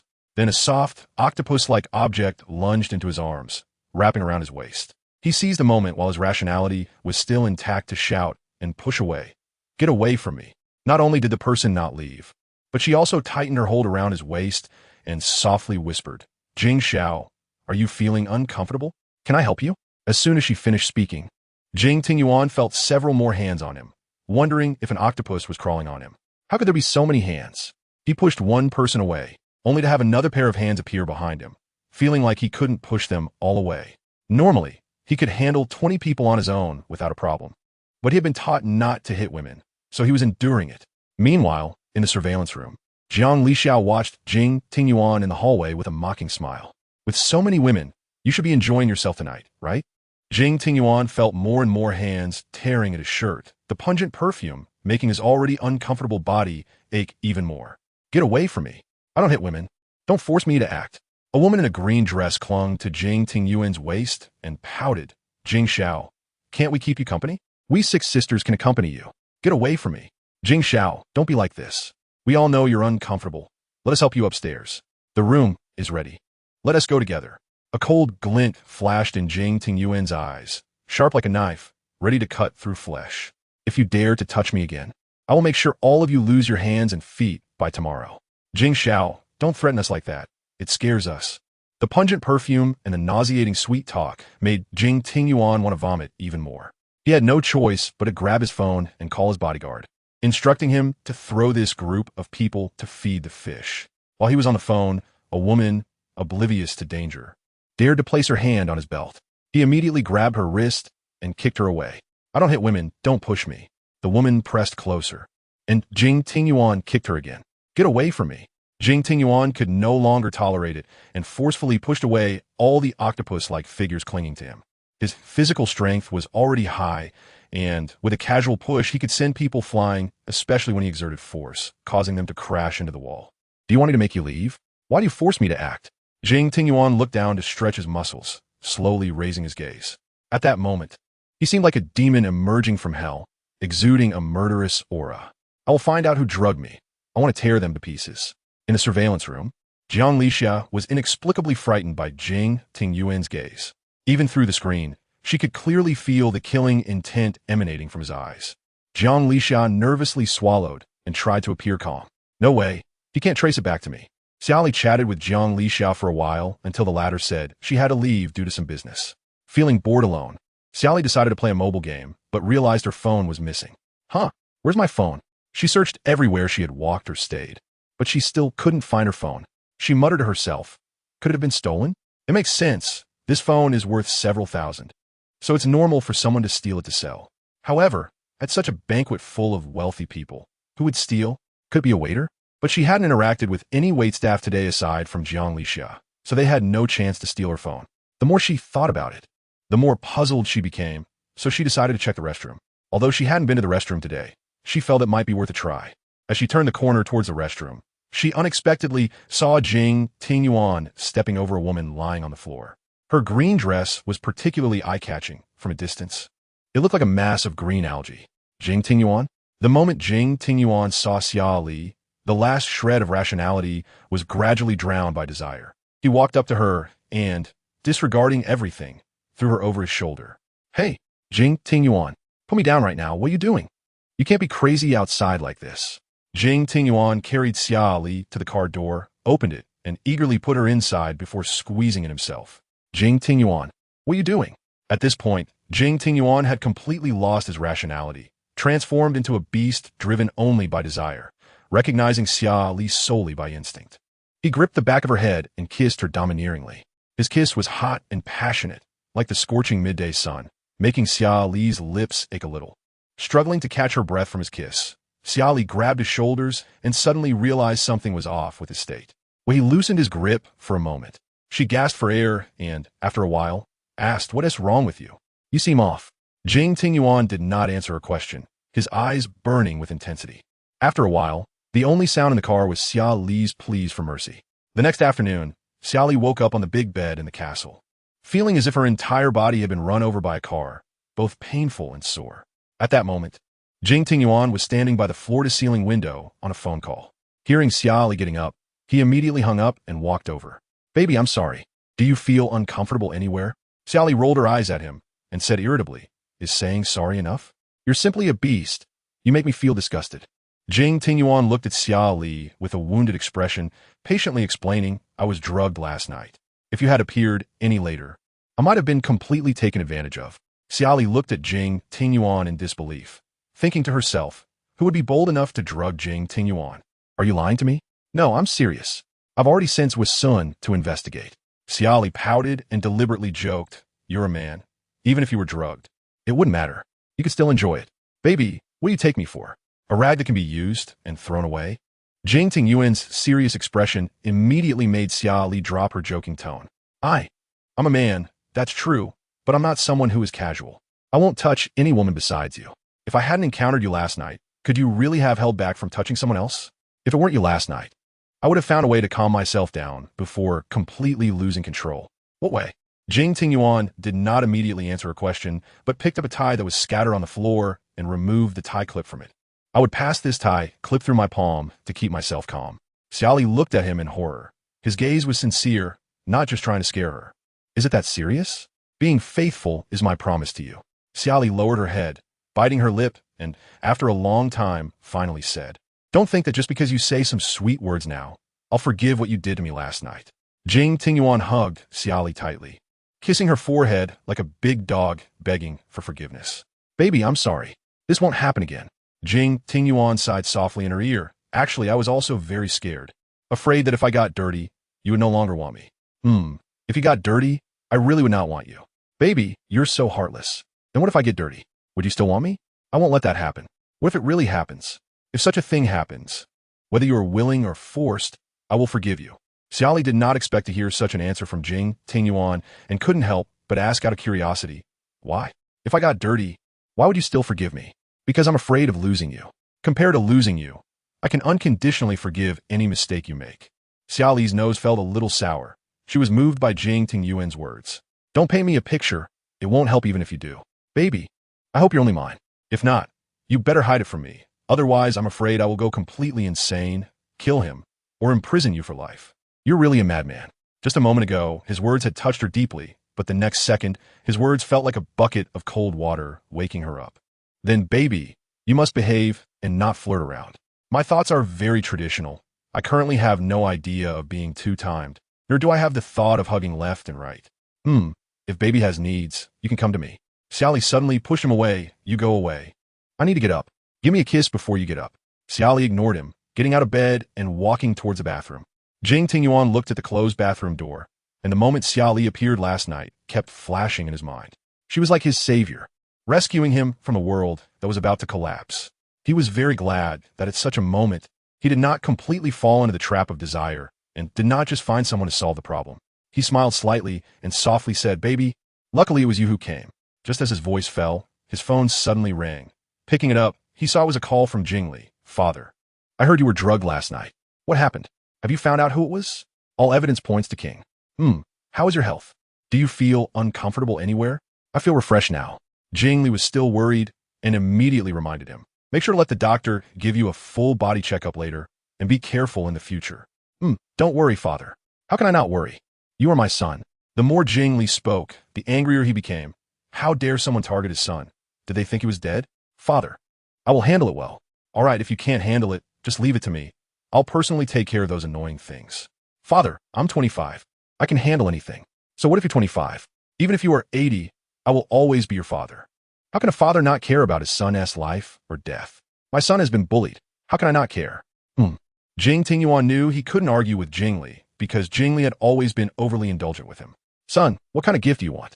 Just consider it a consolation for your little heart that was hurt last night. Your father will give you a big gift. No need. As the president of the Jing Group, he could buy anything he wanted. He lacked nothing. Father, treat mother a bit better. After thinking for a long time, he felt that this gift would be the most useful. I will naturally treat your mother well. You don't need to remind me. Hurry and tell me what gift you want. If I don't give you a gift, I will be unhappy. Don't make me unhappy. Jing Tingyuan thought for a moment and softly said, I want a star. Okay, later. Jing Li not only bought the naming rights to a small asteroid for Jing Tingyuan, but also spent 300 billion to have his photo sent to the moon. When Jing Tingyuan's photo appeared on the moon, everyone envied him for having a father who dotes on him like his life depended on it. Chapter 171. The price of provoking Jing Tingyuan. After the meal, Jing Tingyuan received a call from assistant Yao, saying that the incident from last night was trending on social media. The trend was already declining and will be taken down soon. The incident happened at the Jiang family's banquet last night. Logically, the Jiang family would prioritize privacy protection, so how could the surveillance video leak? Could it be that the Jiang family has an insider? Just as Jing Tingyuan was about to call the head of the Jiang family to clarify, the head of the Jiang family called him first. The head of the Jiang family is Jiang Lixia's father. After the call connected, Jiang Pan, the head of the Jiang family, immediately apologized to Jing Tingyuan. Tingyuan, I'm really sorry about what happened last night. I didn't expect such a thing to occur. Jiang Pan continued, the Jiang family security has always been very thorough. I don't know what went wrong last night that allowed outsiders to get in, and I didn't expect the surveillance footage to be stolen. Jing Tingyuan asked Sun to investigate the drug issue, and all evidence pointed to King. Perhaps this part of the surveillance was also stolen by someone sent by King and subsequently exposed online. Uncle Jiang, there's no need to blame yourself. I will handle this matter well. I'm sorry. How about this? For the project we discussed earlier, I'll give a 2% discount. What do you think? Consider it an apology from Uncle Jiang. Uncle Jiang, you're being too polite. Then I will respectfully comply. All right, take a good rest first. After Jiang Pan hung up the phone, Jiang Lixia couldn't sit still and immediately questioned her father. Dad, why did you give a 2% discount? That project is a big opportunity. Don't you know how much profit that is? I know you don't like Tingyuan and have been holding a grudge about how he bullied you when he was young. But this incident happened at the Jiang family banquet. So we need to show some sincerity in our apology. Jiang Lixia. But this matter wasn't done by our family. Someone sneaked in to drug him and deliberately exposed his disgrace. This has nothing to do with the Jiang family or you, yet we have to bear the consequences. Jiang Pan sighed and patted Jiang Lixia's shoulder, saying softly, Xiaer, everyone knows how indulgent Jing Lei is towards Tingyuan. If Jing Lei personally intervened, it wouldn't just be a 2% discount. Uncle Jiang isn't unreasonable. This matter has nothing to do with our Jiang family, so how could Uncle Jiang make us compensate? He should be looking for the real culprit to take responsibility. You still don't understand your Uncle Jing. What do you mean? Jiang Pan poured himself a cup of hot tea, took a small sip, and then recounted an old story. Memory 22 years ago. In the reception room, Jiang Pan was discussing project cooperation with Jing Lei when suddenly, Jing Lei received a phone call, and his expression turned serious, his eyes filled with terrifying killing intent. What happened? Seeing Jing Lei's anxious look, Jiang Pan immediately asked with concern, "What's wrong? What happened?" Jing Lei took a deep breath and gritted his teeth, saying, "Ting Yuan has been kidnapped. We'll discuss the cooperation another day." Kidnapped? What do the kidnappers say? They want a ransom. Otherwise, they will kill him. Jiang Pan immediately breathed a sigh of relief, thinking that since they were asking for money, it meant they wouldn't easily kill him. Don't worry for now. If they dare to harm a single hair on Ting Yuan's head, I will make them regret coming into this world. Later, Jiang Pan and Jing Lei found Jing Ting Yuan on a mountain. The kidnappers were clever, choosing a ransom location far from where Jing Ting Yuan was held. Jing Lei was worried about them killing him, so he really let the kidnappers take the money. Jing Ting Yuan was kidnapped for a day and a night, and Jing Lei didn't sleep at all during that time, losing his appearance. "Boss, young Master Jing is here." Upon hearing the voice, Jing Lei immediately ran toward where the bodyguards were. In front of the bodyguards was a locked box that needed to be pried open. Without hesitation, Jing Lei picked up a large stone and smashed it against the lock. After several attempts, he accidentally crushed his own finger, causing his nail to instantly turn blue and purple, illustrating how much force he used. When the lock finally opened, Jing Lei lifted the lid, and when he saw Jing Ting Yuan's purple and swollen face, he was momentarily stunned. Jing Lei hurriedly pulled Jing Ting Yuan out of the box. His small body was already cold, as he was only wearing a thin piece of clothing.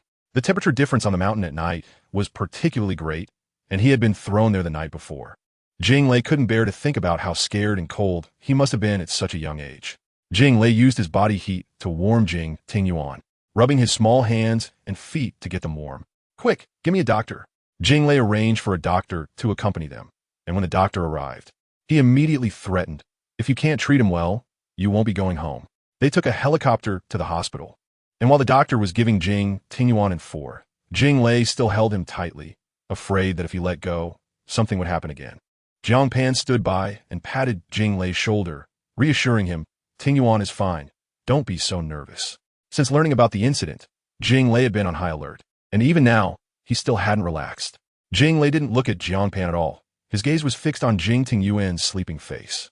He reached out to gently stroke Jing Ting Yuan's brows and eyes, noticing that his body temperature was no longer as cold as before. Jing Lei kissed Jing Ting Yuan's forehead, a tear falling onto Jing Ting Yuan's small cheek as he hoarsely said, "I'm sorry, son. I didn't protect you well. I will make those people pay 1,000-fold." It seemed Jing Ting Yuan sensed Jing Lei's sadness, as he slightly opened his eyes and raised a small hand to wipe away Jing Lei's tears. "Daddy, why are you crying?" Seeing Jing Ting Yuan awake, Jing Lei hugged him even tighter. Jing Ting Yuan leaned against Jing Lei's chest, smelling the pleasant scent of tobacco on him. "Daddy, are you trying to suffocate me?" Jing Lei chuckled. He pinched Jing Ting Yuan's small cheek, both crying and laughing. "Silly son, how could I bear to suffocate you?" Jing Lei took a deep breath, pretending nothing had happened, and quietly asked, "Do you remember what happened last night?" Jing Ting Yuan shook his head. "I don't remember anything." "That's fine," Jing Lei continued. "Son, what gift do you want?" "Daddy was so busy with work last night that I neglected you." "I'm sorry, whatever you want. Daddy will get it for you. I want a star, and I want an airplane." "Okay." After listening to Jiang Pan's account, Jiang Li curiously asked, "What happened to the kidnappers later?" Jiang Pan shook his head and said softly, "It's not suitable for a girl like you to hear the details. Anyway, Jing Lei is the type who would rather wrongfully kill one than let one go when it comes to his son. If you provoke Jing Lei, he might let you go if he's in a good mood, but if you provoke Ting Yuan, he could burn a hole in the ant nest on your family's land." Jiang Li felt her heart skip a beat, and tension rose to her head. Cough. Is Uncle Jing really that scary? Ever since that incident, Jing Lei started to install tracking devices on Jing Ting Yuan and increase the number of bodyguards, even personally taking Ting Yuan with him. In the past, when discussing business with Jing Lei, little Ting Yuan would often sleep beside him, resting his head on Jing Lei's thigh. Jiang Li bit her lip, realizing how worried Uncle Jing was about Ting Yuan's safety. And he only has that one child. You know Sun, right? From the moment he learned that Farron was pregnant, he started hiring Sun and training him to be Ting Yuan's personal bodyguard. But Sun is more than just a personal bodyguard. He has another hidden function. What function? Isn't it just to protect his safety? Jiang Pan shook his head and said softly, "Don't you understand? He's a perfect stockpile." Jiang Li suddenly realized. So that's how it is. Uncle Jing actually. So actively giving a 2 discount is already a gesture of apology. Since this incident happened at the Jiang family banquet, when Jiang Pan did not recount these past events, Jiang Li did not yet feel alarmed. Now she begins to worry that Jing Fei will trace it back to her. Dad, what will happen to the person if they find out who drugged Jing Tingyuan? Will Uncle Jing take action too? It all depends on whether Jing Fei wants to intervene. If he doesn't, according to Ting Yuan's personality, he won't let it go easily. A hint of fear flashed in Jiang Lixia's eyes as she nervously said to Jiang Pan, "Dad, I almost forgot to return a call to a friend. I'll go make a call first." "Okay, go ahead." Jiang Lixia hid in the bathroom to call King. As soon as the call connected, she immediately spoke. "Are you sure they won't trace it back to me? I shouldn't have listened to your instigation. Uncle Jing is much scarier than Jing Tingyuan. If Uncle Jing finds out it's me, will he kill me?" King chuckled softly. "Why are you panicking? All the evidence points to me. Even if Jing Fei wants to cause trouble for me, I'm far away in country E. No matter how long his arms are, he can't reach me." With King's assurance, Jiang Lixia finally felt a bit more at ease. "Why do you want to slander him? It's unnecessary." King did not answer Jiang Lixia's question and hung up the phone directly. Chapter 172. He has changed recently in the restaurant. Xia Li was sitting across from Jiang Lixia, who occasionally glanced up to steal a look at Xia Li, pretending to casually think of Jing Tingyuan. "Little Xia Li, yesterday, I heard my dad mention Jing Tingyuan. I heard he was drugged at our family banquet. Is he okay? Have they found out who drugged him?" Since Jiang Lixia was Lu Wuhua's cousin, Xia Li somewhat trusted her, especially since Jiang Lixia treated her well, which is why she didn't think badly of her. She shook her head and softly explained, "I don't know. He didn't tell me." "Doesn't he trust you? Why doesn't he tell you anything? Maybe he doesn't want you to get involved in these complicated matters." Jiang Lixia poked at the cake on her plate with her fork, a sly glint flashing in her eyes. She said with a forced smile, "Little Xia Li, weren't you quite annoyed with him before? Why are you speaking up for him now?" Xia Li fell silent for a moment, her cheeks gradually flushing. He was indeed quite annoying before, but he has changed a lot recently. Upon closer inspection, he is actually not bad. I heard that last night 6 girls surrounded him. He must have enjoyed it. What man doesn't like being surrounded by beautiful women? I myself like being surrounded by them. One male model on the left and one on the right. Xia Li covered her mouth and laughed. "Sister Jiang, you are really generous. No wonder you are a role model among women. By the way, little Xia Li, do you remember the place I took you to last time? Do you want to go again?" Reflecting on the previous experience, it was indeed a great experience, but Xia Li felt that since she was now Jing Tingyuan's girlfriend, it was better not to play around recklessly. Otherwise, Jing Tingyuan might go crazy, harming both herself and others. "I won't go. I've been busy with my live streaming lately and don't have time to play around." Jiang Lixia sighed in disappointment. "I thought I could go with you again.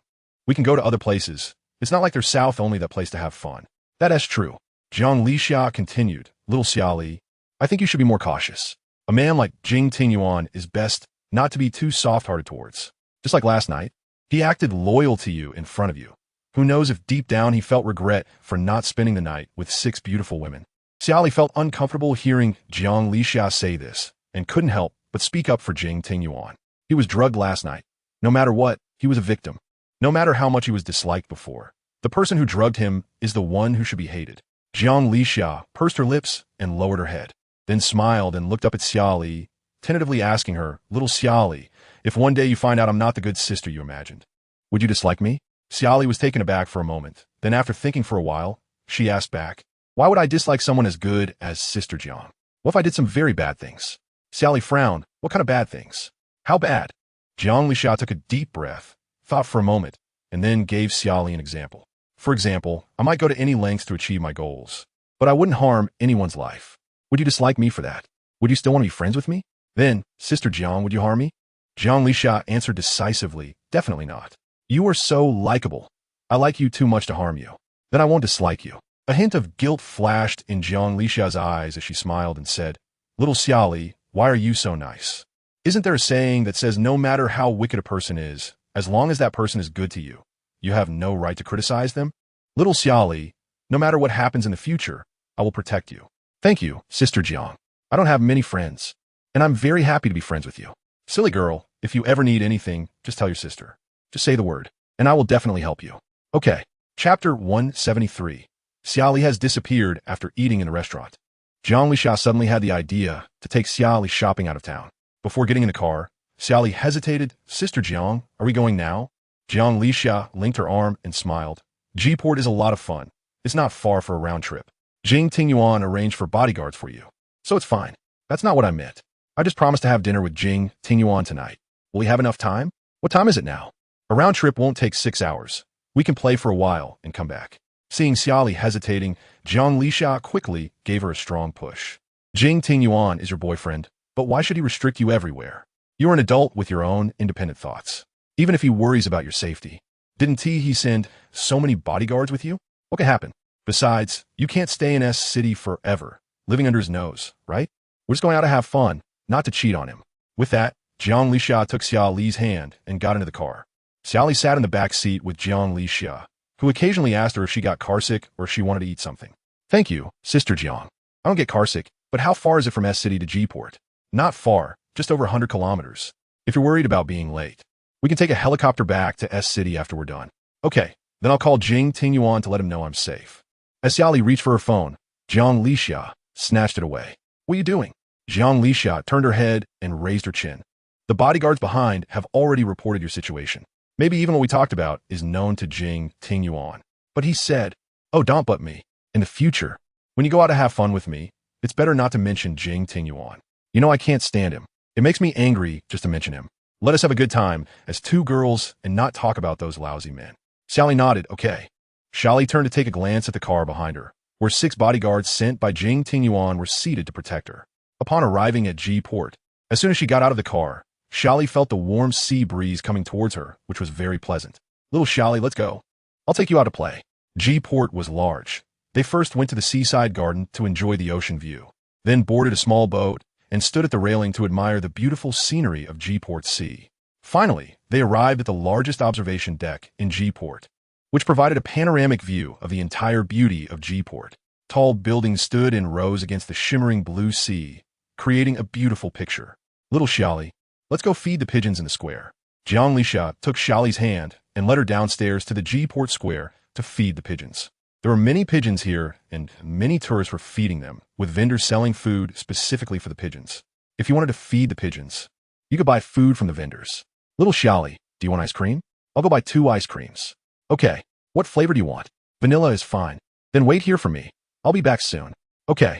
Jiang Li turned to go buy ice cream, and Xia Li stood alone in place feeding the pigeons, while the 6 bodyguards stood not far away watching over her. Suddenly, a group of parade-goers blocked the bodyguards' view, and when they dispersed, Xia Li's figure had also vanished from the bodyguard's sight. The 6 bodyguards exchanged glances. Where's she? The bodyguards quickly split up to search, but after a round they still couldn't find Xia Li's figure, so they hurried to find Jiang Li. Miss Jiang, where did Miss Xia Li go? Jiang Li, holding 2 ice creams, looked at the bodyguards with confusion. Wasn't she feeding the pigeons? Jiang Li leaned over to look behind the bodyguards and scanned the square, but didn't see Xia Li at all. She frowned and said, what is going on? Didn't I tell her to wait for me here? Where is she? Jiang Li glared at the bodyguards and shouted loudly. If she's missing, why aren't you going to find her? What are you all standing around for? The 6 bodyguards continued to split up to search for Xia Li. One of them was responsible for calling Jing Tingyuan. Upon hearing the news that Xia Li was missing, Jing Tingyuan immediately cursed. Jiang Li, you idiot, how dare you lose her? Chapter 174. If it's not King, then who? In a restroom, Jiang Li hid in a stall and secretly called King, asking if he had taken Xia Li away. Originally, she and King had planned that she would bring Xia Li to G-Port, and during the trip, King would take her away for a while. At that time, she had repeatedly reminded King not to harm Xia Li, and King had assured her that he wouldn't let Xia Li come harm, which was why she agreed to the plan. Until King spoke up, Jiang Li had always thought that Xia Li had been taken by King, so she hadn't shown any particular anxiety until now. Until King told her, Xia Li was not taken by me. My people were about to take her, but someone intervened, and now I'm also looking into Xia Li's whereabouts. What? Not you? Then who? Jiang Li immediately showed a panicked expression, and her voice became tense. If Xia Li was in King's hands, she wouldn't worry about King breaking his promise and harming Xia Li. But if it was someone else, It will be hard to guarantee. It's over. It looks like I'm dead this time. If anything happens to Xia Li, Jing Tingyuan will definitely not let me off. Don't worry. I've already sent someone to look for her. We will definitely find Xia Li before Jing Tingyuan does. Jiang Li Xia, with a face full of regret, said, "If I had known, I would have agreed to your lousy plan. How could you let someone get ahead?" I was also surprised that someone else would kidnap Xia Li. After hanging up with King, Jiang Li Xia immediately called Lu Wuhua to save her life. Lu Wuhua was busy with work at that time, and when he heard that Xia Li was missing, he was scared and stood up from his office chair. Little Xia Li is missing? She must have been kidnapped. What? Where are you now? I'll come over immediately. I'm at G-Port. Come over quickly. If Jing Tingyuan finds out that little Xia Li was kidnapped right under my nose, he definitely won't let me off. Okay, I'll come right away. After Jing Tingyuan learned of Xia Li's disappearance, he immediately rushed from City S to G-Port. When he saw Jiang Li Xia, he walked over with a dark expression. Jiang Li Xia had never seen such a Jing Tingyuan, exuding murderous intent, as if he wanted to tear her apart. Just as Jing Tingyuan was about to reach her, Lu Wuhua arrived in time to block her. Tingyuan, calm down. The priority now is to find little Xia Li. We can deal with the mistakes my cousin made after we find her. Jing Tingyuan said nothing, seemingly ignoring Lu Wuhua's words. I know you're very angry right now, but even if you kill my cousin, it won't help. The priority is still to find little Xia Li. The sooner we find her, the less danger she will be in. Don't you agree? Jing Tingyuan took a deep breath, closed his eyes, and tried to suppress the anger within him. When he opened his eyes again, he said to Lu Wuhua, I'll let your cousin go for now, but I won't let this matter end so easily. The moment Jing Tingyuan turned to sit in the backseat of the car, Jiang Li Xia's tense nerves immediately relaxed. Lu Wuhua faced Jiang Li Xia and, seeing her breathe a sigh of relief, comforted her. Sister, it's okay. Little Xia Li will definitely be found. You didn't mean to, and once we find Xia Li, I'll explain it well to Tingyuan. You should go back to City S now. Jiang Li Xia nodded. Okay, but you have to find little Xia Li. If not, I'll help look too. No need. I've already notified Ji Yin and Ming Ju, and I've sent a message to Nan Shi. Although Nan Shi is on a mission and may not have time to deal with this, the more people who know about this, the quicker little Xia Li can be found. Okay. Suddenly, as Jiang Li Xia was about to get into the car, Lu Wuhua unexpectedly asked a strange question. Is the disappearance of little Xia Li really not related to you? Chapter 175. Who are you really? Lu Wuhua asked in a more tactful way, not directly using the word kidnap. After all, Jiang Li Xia was his cousin, and it was inappropriate to question her too harshly. Jiang Li Xia was taken aback, not expecting Lu Wuhua to ask such a question. She unconsciously tightened her grip on the car door, swallowed hard, and pretended to be calm as she retorted, Lu Wuhua, are you sick? Just as Lu Wuhua was about to speak, Jiang Li Xia immediately slammed the car door shut. Yes, I like Jing Tingyuan, but I have no grievances with little Xia Li. Why would I harm her? What benefit would I gain from hurting her? Besides, you saw how crazy Jing Tingyuan was just now. Do I really need to kidnap little Xia Li and then let Jing Tingyuan kill me? Do you think I'm that lacking in intelligence? Lu Wuhua thought carefully. He had known Jiang Li Xia for so many years. She had always been open and straightforward, and it seemed unlikely that she would involve innocent people for no reason. I'm sorry, I should have thought that way about you. Seeing Lu Wuhua dispel his doubts, Jiang Li Xia let out a breath of relief and then raised her chin to say, Lu Wuhua, I want to tell you once again, I do like Jing Tingyuan, but I will not hurt another person just because I like someone. Xia Li has a pitiful background. If I hurt her again, am I still human? Don't get excited. I just said that out of desperation. Leave this to me and Tingyuan. We will definitely find Xia Li. Okay, remember to call me when you find her. I'm really worried about her. After Lu Wuhua lightly acknowledged and nodded, he turned and got into another car. In the silent room, the light was dim, and Xia Li was tied to a chair, a swinging light bulb hanging above her head. The smell in the room was pungent, and as soon as Xia Li woke up, she was nauseated by the strong odor. She gagged once, but didn't throw up. As she opened her eyes and saw everything clearly, her scattered thoughts gradually returned. She remembered that before she fainted, she was going to buy ice cream. But then she smelled a strong odor and passed out. When she woke up again, she found herself here. Where is this? Was she kidnapped? After a while, someone pushed open the old iron door, which made a harsh noise as it opened. Light poured in from the doorway, and the person standing there was backlit, making it hard for Xia Li to see his face, but she could guess from the silhouette that it was a man. When the man walked in front of her, she was shocked to find that he was wearing a mask. Is this to prevent her from recognizing him? Then, the man took out a mobile phone from his pocket, called someone, and immediately switched it to speaker mode. Soon, an AI-like voice came from the other end of the line, saying, "Xia Li, if you want to walk out of this door safely, you must agree to a few conditions." Xia Li nervously swallowed, experiencing her first kidnapping, and her voice trembled as she spoke. What conditions? Do you want money? If you want money, maybe I can ask Jing Tingyuan to lend me some. I don't need your money. Just agree to a few things for me. What? Give up continuing to investigate Igor's matters. How'd he know she was investigating Igor? And why was he afraid of her continuing the investigation? Xia Li thought of many possibilities in her mind, and suddenly, there was one possibility she didn't dare to think about, yet the facts seemed to guide her. Why you are Xia? The other party did not answer her question, but continued. Give up inheriting Igor's estate. Hand over the 3 paintings Igor left for you. 3 paintings? What paintings? I never knew anything about 3 paintings. Who are you? Why do you care so much if I continue to investigate the truth of Igor's death?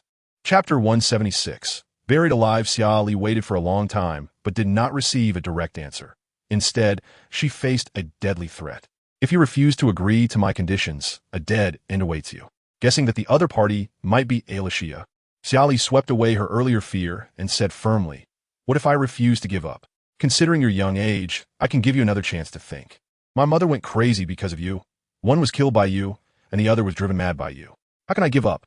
Xia Li resentfully said, "If it weren't for you, I wouldn't have become an orphan, wouldn't be living a wandering life, and I would have loving parents. We could be a happy family together every day. You destroyed all of this. Why should I not investigate?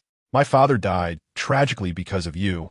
My mother went mad because of you. I became an orphan because of you, and now you want me to give up everything and even try to make me die. I refuse to accept it." Although she wasn't sure if the person on the other end of the phone was Xia, Xia Li still addressed him as you. The other end fell silent for a moment, and the AI-like mechanical voice rang out again. "It seems you have made your choice. Then I have no choice but to put you in a difficult position. Take care of her." The last sentence was clearly directed at the masked man. The man replied, "Okay."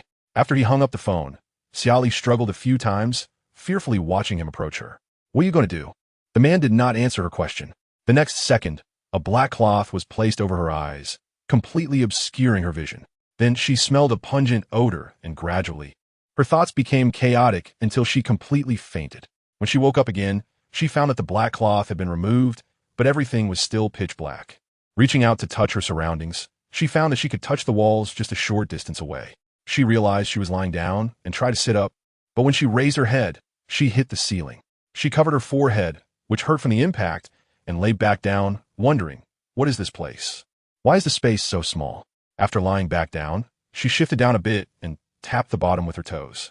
It was a rectangular object, and the surrounding walls felt like wood with a ceiling above. The more Xia Li thought about it, the more she felt something was wrong. She felt like she was in a coffin. Just thinking about this possibility sent chills all over her body, and she trembled with clenched teeth. What did they want to do? Could they be trying to bury her alive? Xia Li was just an 18-year-old girl, and facing a situation that only appeared in TV dramas, she couldn't help but feel fear. She pounded on the lid above her and shouted, "Let me out." The coffin lid seemed to be nailed shut. No matter how hard she pounded, it wouldn't budge. Then, she felt the surroundings shaking. The coffin was probably being lifted. With a loud bang, she realized it was the sound of the coffin being thrown to the ground. She couldn't tell if it was because the coffin lid was too thick, but she could hear sounds outside, although she couldn't make them out clearly. Then, she heard the sound of sand scraping against the lid above. Were they really planning to bury her alive?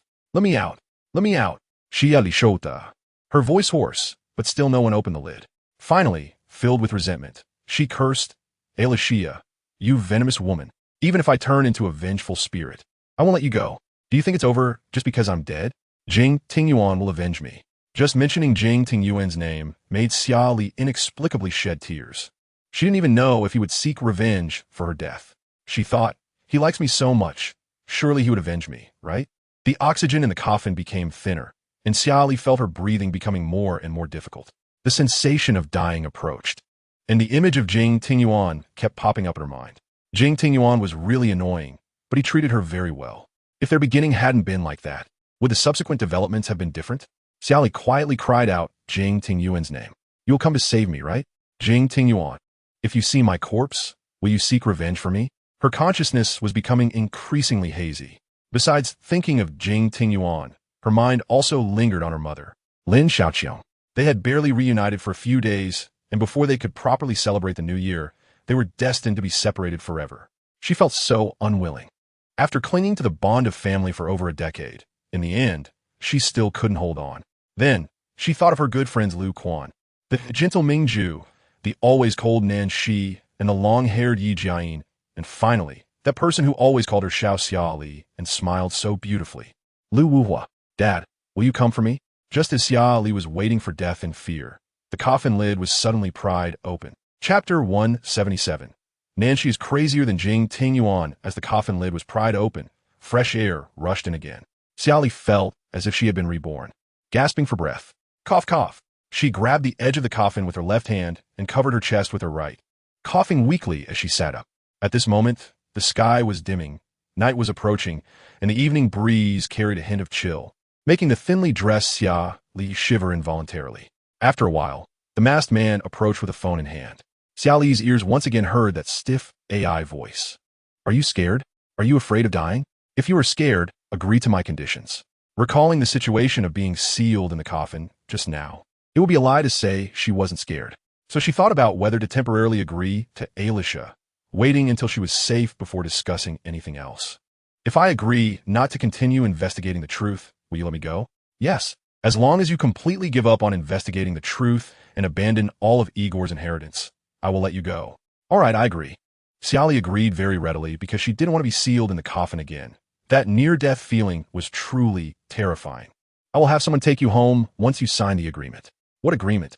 The masked man handed her the agreement, but Xia Li couldn't understand the foreign words on the document. I can't understand these words. I don't know what they mean. You don't need to know what it means. Just sign it. Xia Li shook her head, saying no, I can't just sign anything. Who knows what you're making me sign? If it's a voluntary death agreement or an organ donation, isn't that still death? I'm not that stupid. It's just a waiver of inheritance agreement. It's not as complicated as you think. As long as you sign the agreement from now on, we will part ways. Xia Li took the pen the man handed her, hesitating whether to sign the document. If you continue to hesitate and waste my time, you will have no choice. Xia Li looked at the thick stack of documents before her, always feeling that these documents were not as simple as the other party said. If it was just a waiver of inheritance, why was there such a thick stack of documents? Aren't there only a few pages? You're lying to me. These documents don't mean what you say. There are so many places just to sign your name. I don't believe you. You're quite clever for your age. Pull out all 10 of her fingernails. This sentence was directed at the masked man. After hearing this, Xia Li's pupils trembled in fear. She no longer felt as dizzy as before. She had completely recovered, so without a word, she stood up from the coffin. But before she could run a few steps, she was tied up by the masked man at the base of a tree. Let me go. Alicia, I know it's you. The phone spoke. Sign or not. Xia Li sneered, saying, actually, whether I sign or not, I'm dead today. You never intended to let me go.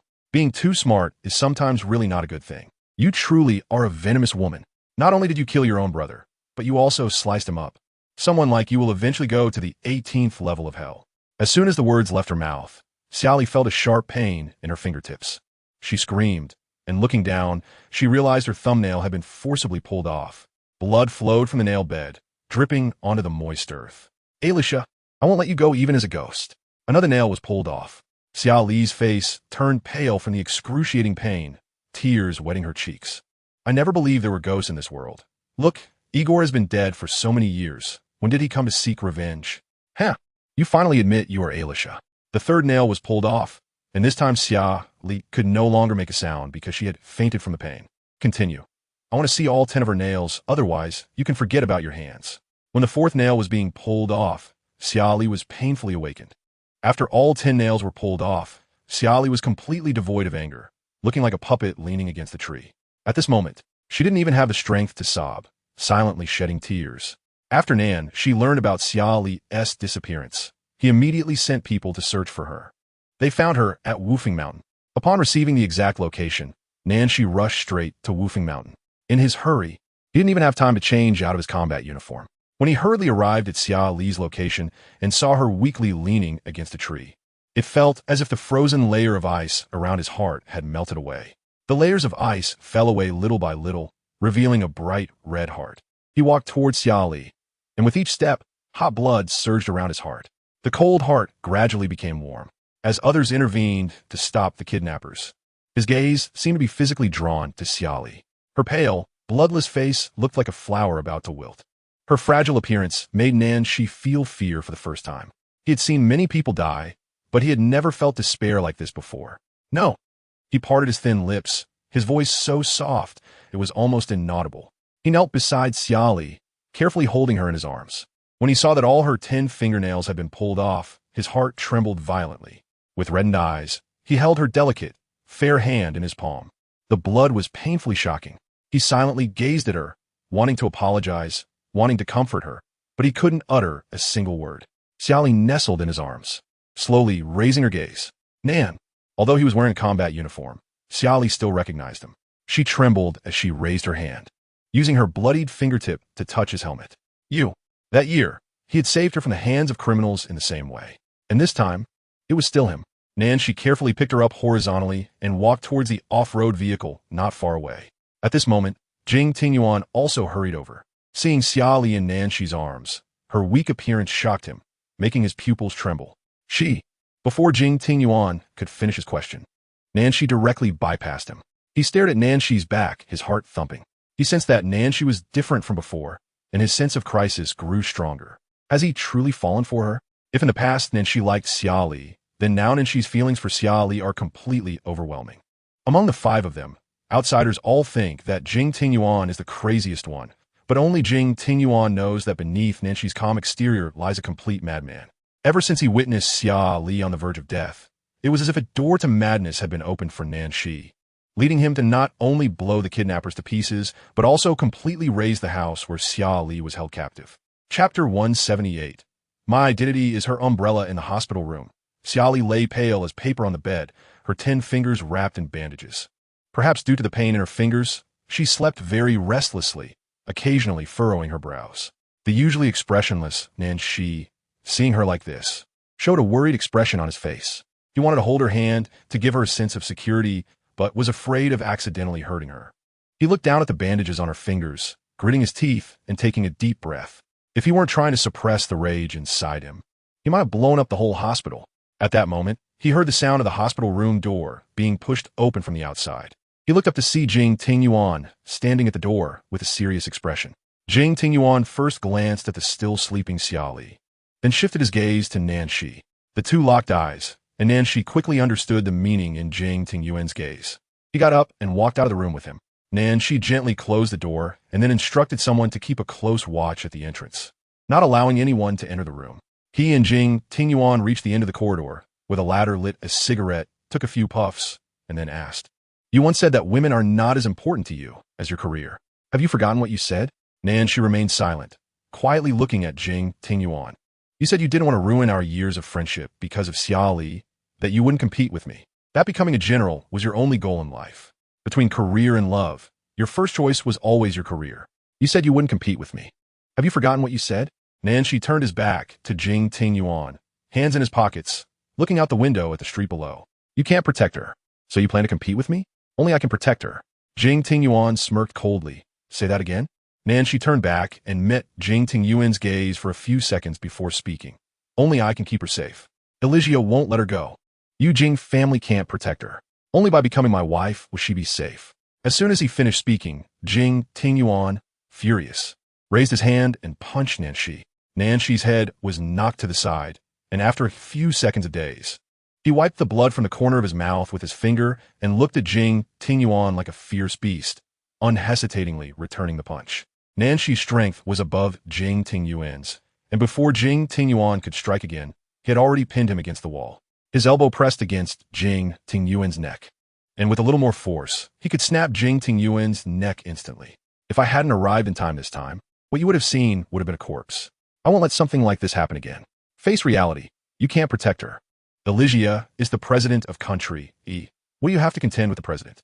Jing Tingyuan lowered his gaze in a thoughtful manner, then looked up at Nanshi, mocking, "You think you can? My identity is her umbrella. No matter what, Elijia wouldn't dare touch the colonel's wife, otherwise it would openly provoke a conflict between nations." Jing Tingyuan chuckled bitterly, almost forgetting that Nanshi had recently been promoted. He should now be addressed as colonel. "She is mine, but you can't protect her. Since you can't protect her, you should let go, instead of acting like a child without regard. How do you know I can't protect her? When I saw her on the verge of death leaning against a tree, I knew I had to make her my wife. Only I can ensure her safety for a lifetime. Jing Tingyuan raised an eyebrow. What if I refuse to let go?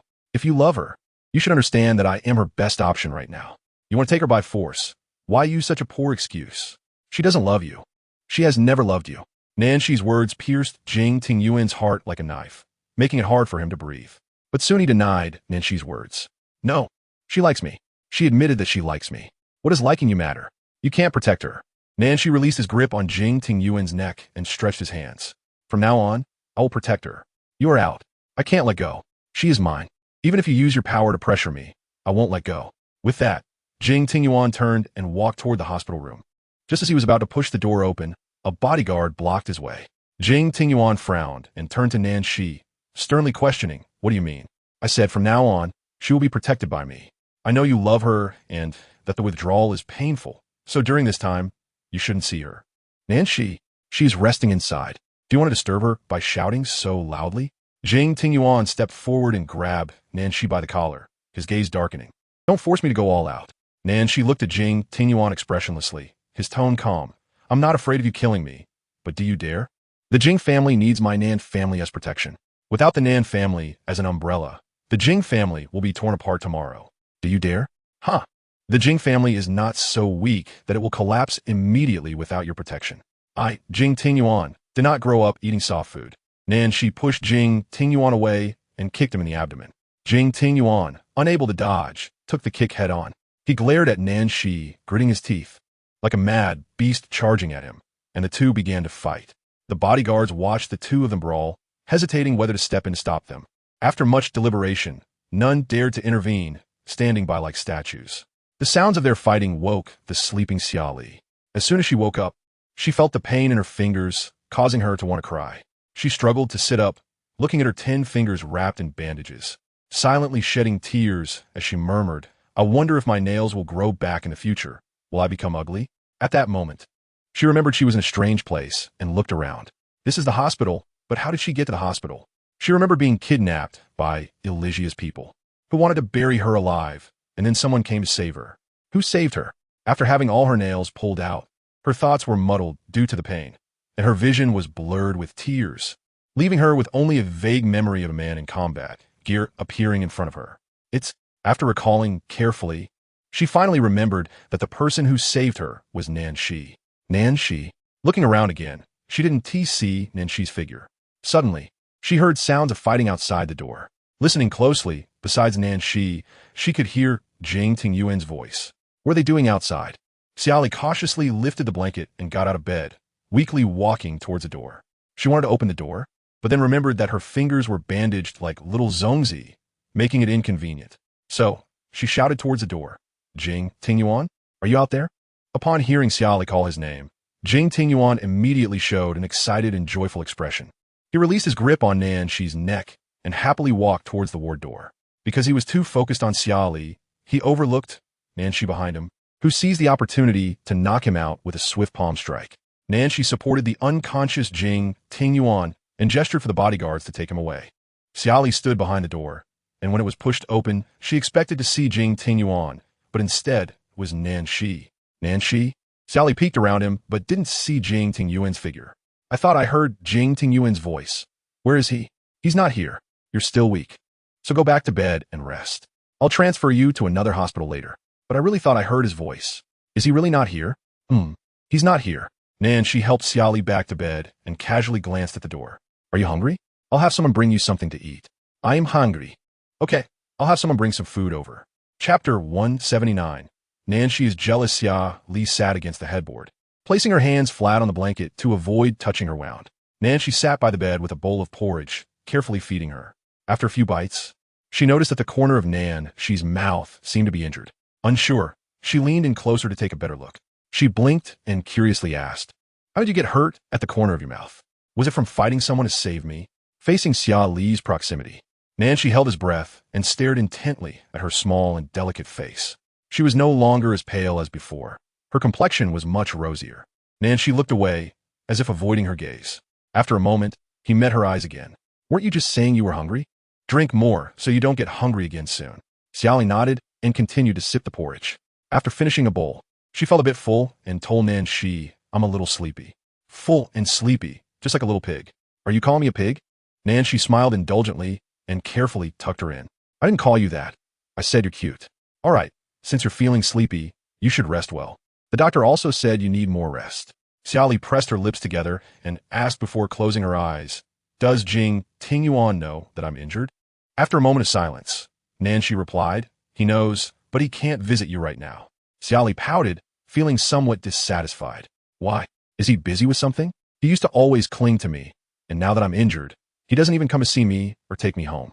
Hearing the last sentence, Nan Shi felt a strange emotion for the first time, jealousy, like confusion and uncertainty. "Didn't you say you hated him?"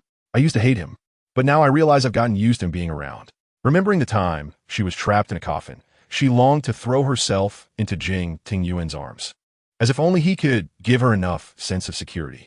Nan Shi stood quietly beside the bed, looking at Xia Li, and said earnestly, "You can't confuse habit with liking.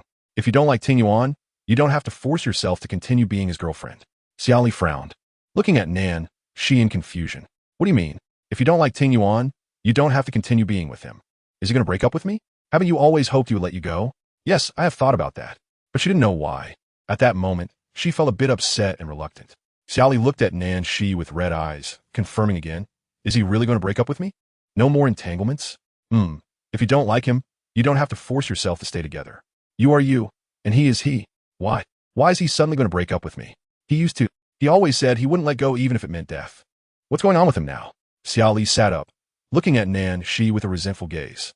"Can you help me make a call? I want to ask him what it means that he knows I'm injured and yet doesn't come to see me, and now he wants to break up. He's busy. I'll have him call you back when he's done." "Did he tell you directly that he wants to break up with me?" Nan Shi wasn't good at lying, so he had to change the subject. "You need to rest now. We can talk about anything once you're better. You're still very weak. Listen to me." Xia Li reluctantly laid back down. While Nan Shi was tucking her in, she pressed her wrist against Nan Shi's arm and softly said, "Nan Shi, you must make him come to see me." I will definitely make him see you." She huffed lightly and complained, "He's the one who has been clinging to me, always forcing me to like him. Now that I like him, he acts like nothing's wrong and disappears. Is he treating me like a monkey? What a scumbag." "Like?" Nan Shi repeated the word in his mind. Xia Li's face turned red, and she averted her gaze, not daring to look at Nan Shi. "Cough, cough. I suddenly realized that I might like him a little. Didn't you just say you were only used to having him around? Habit and liking are different. They shouldn't be mixed up. That's unfair to you and to Tingyuan." Xia Li took a deep breath, becoming angrier the more she thought about it. "Regardless of whether it's liking or not, just let him come see me first. What kind of irresponsible man is he? His girlfriend gets kidnapped and he doesn't come to save her. Now I'm injured in the hospital and he doesn't come to visit. What kind of boyfriend is that? I'll call him for you. Don't be angry. Just sleep for now." Chapter 180. If you like me, I can protect you for a lifetime. As soon as Nan Shi moved Xia Li to a safer location, his phone was bombarded with calls from Jing Tingyuan. If he didn't answer once, Jing Tingyuan would call again. He knew that Jing Tingyuan was angry at that moment, and facing him would only lead to more arguments. So he simply turned off his phone. After turning off the phone, he calmly walked towards the room where Xia Li was. When he opened the door, Xia Li was already awake and sitting on the bed. As soon as she saw him enter, she got up and asked, "Nan Shi, where are we going?" After waking up, she found herself on a small cruise ship, with mercenaries standing guard on the deck and in the hallway. But she remembered she was clearly in the hospital before she fell asleep, so waking up on the cruise ship frightened her into thinking she had been kidnapped again. But she was relieved to see Nan Shi. "You'll be staying here for a while. The people outside are here to protect you, so you don't need to be afraid." "Are you saying I'm going to stay at sea for a while?" "Why?" "To ensure your safety. I'm not sure what Alicia's next move will be, and I'm worried you might get hurt again, so you'll stay at sea for a while. After that, I'll take you to the island to stay for a while until I'm sure that no one can threaten your life, and then we can return to S City." Every time she thought about almost being buried alive, Xia Li couldn't help but feel scared, so she didn't question Nan Shi's words. Moreover, Nan Shi had saved her life multiple times, which made her trust him deeply. She nodded to Nan Shi, "Okay, I'll listen to you. But Alicia is the president, and as long as she is alive, I won't have a moment of peace. Do you want me to live on the sea for the rest of my life?" Nan Shi gently stroked her hair and reassured her, "No, soon the next election will take place. As long as we find evidence of her committing murder before she campaigns successfully, it will be a fatal blow to her campaign. By then, she won't have time to worry about you. Her own matters will keep her busy." Xia Li lowered her head in silence, and then looked up again. What about Jing Tingyuan? Nanchi replied. He is still busy. Xia Li pouted. What exactly is he busy with? Nanchi remained silent. Forget it. Whatever he is busy with has nothing to do with me. That scumbag. Are you hungry? Not hungry. My hands hurt. Well, the doctor said it should heal in about 2 or 3 months, so don't worry. 2 or 3 months. That's so long. Nail regrowth takes time. Xia Li sighed helplessly and looked at her hands. How am I supposed to eat in these 2 or 3 months? All 10 of my fingers are bandaged like little rice dumplings. I will have someone take care of you, or I can take care of you myself. Aren't you busy? Jing Tingyuan is busy, and you're not busy? I'm on leave. I just finished a mission and have half a month of rest. After dinner that night, Xia Li brought up Jing Tingyuan again. You called him in front of me, and I want to ask him what he is really busy with. Busier than the president? He doesn't even have time to make a phone call. Since she was hospitalized, Jing Tingyuan hadn't called her once or come to see her, which made her feel something was off. Although she hadn't spent much time with Jing Tingyuan, she had somewhat grasped his character. He wasn't the kind of person who would just neglect her. In the past, if she scratched her nail and bled a little, he would call a bunch of doctors to check on her. Now, all 10 of her nails had been pulled off, and she didn't believe he could be indifferent and still focus on his work. Nanchi sat silently beside her. Nanchi, did something happen to him? Tell me, is he injured and hospitalized, and that's why he's keeping it from me? Nanchi's deep gaze fixed on Xia Li, and then he stood up, pushing her against the wall step by step. He held her chin and asked in a low voice, do you really like him? Did something happen to him? Seeing the panic in Xia Li's eyes, Nanchi's heart trembled, feeling like he had missed the best opportunity. Xia Li, if you like me, I can protect you for a lifetime. Chapter 181. Kiss you. Xia Li didn't understand why Nanchi suddenly said such things. Weren't they discussing Jing Tingyuan? She blushed and lowered her head, not daring to meet Nanchi's gaze. Well, I'm currently Jing Tingyuan's girlfriend. You shouldn't deceive your brother's wife. If you like me, be my fiancé. Xia Li looked up again into Nanchi's sincere gaze, which clearly didn't seem like a joke. But he had previously pushed her towards Jing Tingyuan, and now he wanted to be with her. Wasn't that contradictory? She frowned and questioned. Nanchi, is it fun to play with me? I'm not playing with you. I'm seriously making a request. Your tone doesn't sound like a request at all. It sounds more like an order. Seeing Nanchi's silence, Xia Li continued to ask, you still haven't told me. Did something happen to Jing Tingyuan? He's fine. Nothing happened. Then why hasn't he come to see me? Is he really so busy that he doesn't even have time to look at me? Since he's fine, why hasn't he come for so long? It's been a while, and this doesn't seem like Jing Tingyuan style. The more she thought about it, the more she felt something was wrong. Finally, she suddenly thought of a possibility, but she didn't dare to be sure. You.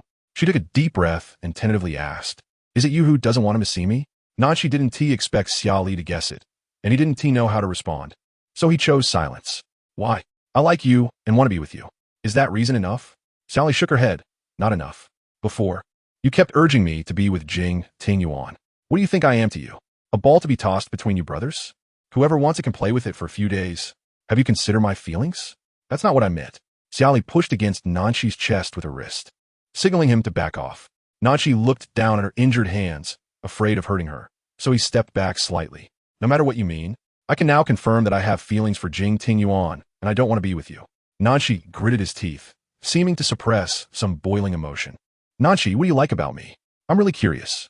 You, who are usually so calm, suddenly confessing to me. What do you like about me? Good-looking, silly, foolish, stupid. Xia Li couldn't help but laugh, blinking her gem-like big eyes. Aren't those all flaws? You actually like someone full of flaws. Are you that weird? Well, because I'm smart. I don't need my partner to be too smart. She couldn't help but roll her eyes. What you said is even harsher than Jing Tingyuan. At least he sometimes praises me. If you are with me, I can praise you every day. I refuse. If it were before, I might have really liked you. But you pushed me towards Jing Tingyuan, and now you want me to be with you. I'm not a casual girl, and I'm not a toy in your hands, to be played with by whoever wants to. You said before that you didn't like Tingyuan. Yes, I didn't like him before, but I'm not heartless. After spending time together, apart from his unpredictable temper, he is actually easy to coax. She recalled the little moments with Jing Tingyuan and couldn't help but smile. This smile stimulated Nanchi's heart, causing his expression to darken instantly. He never lays a hand on me, and whenever something new or fun happens, he thinks of sharing it with me first. He never discriminates against me for being an orphan or having a low education. He treats me like a child. At first, I hated how he forced me and hated how he often took action against others. Now I realize, in fact, He just lacks a sense of security. He needs my love, and if I don't give it to him, he gets anxious. As long as I hint at my love for him.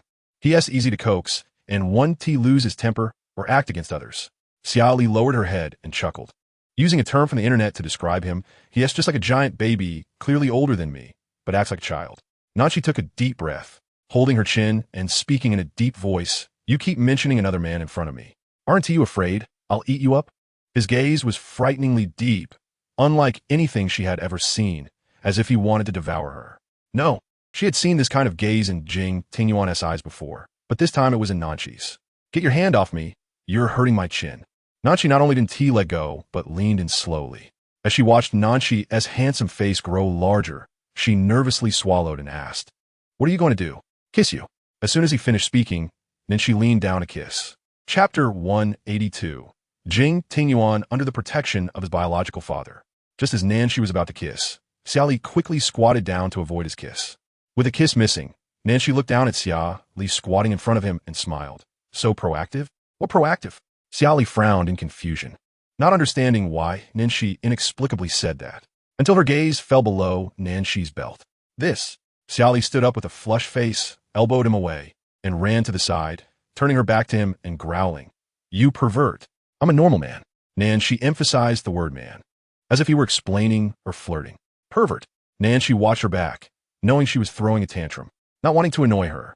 He softly said, I'm going to take a shower. If you're bored, you can watch TV for a bit, and I'll come and keep you company later. After Nanchi entered the bathroom, Xia Li, who had been on edge, finally breathed a sigh of relief. She turned to look in the direction Nanchi had left, still feeling apprehensive.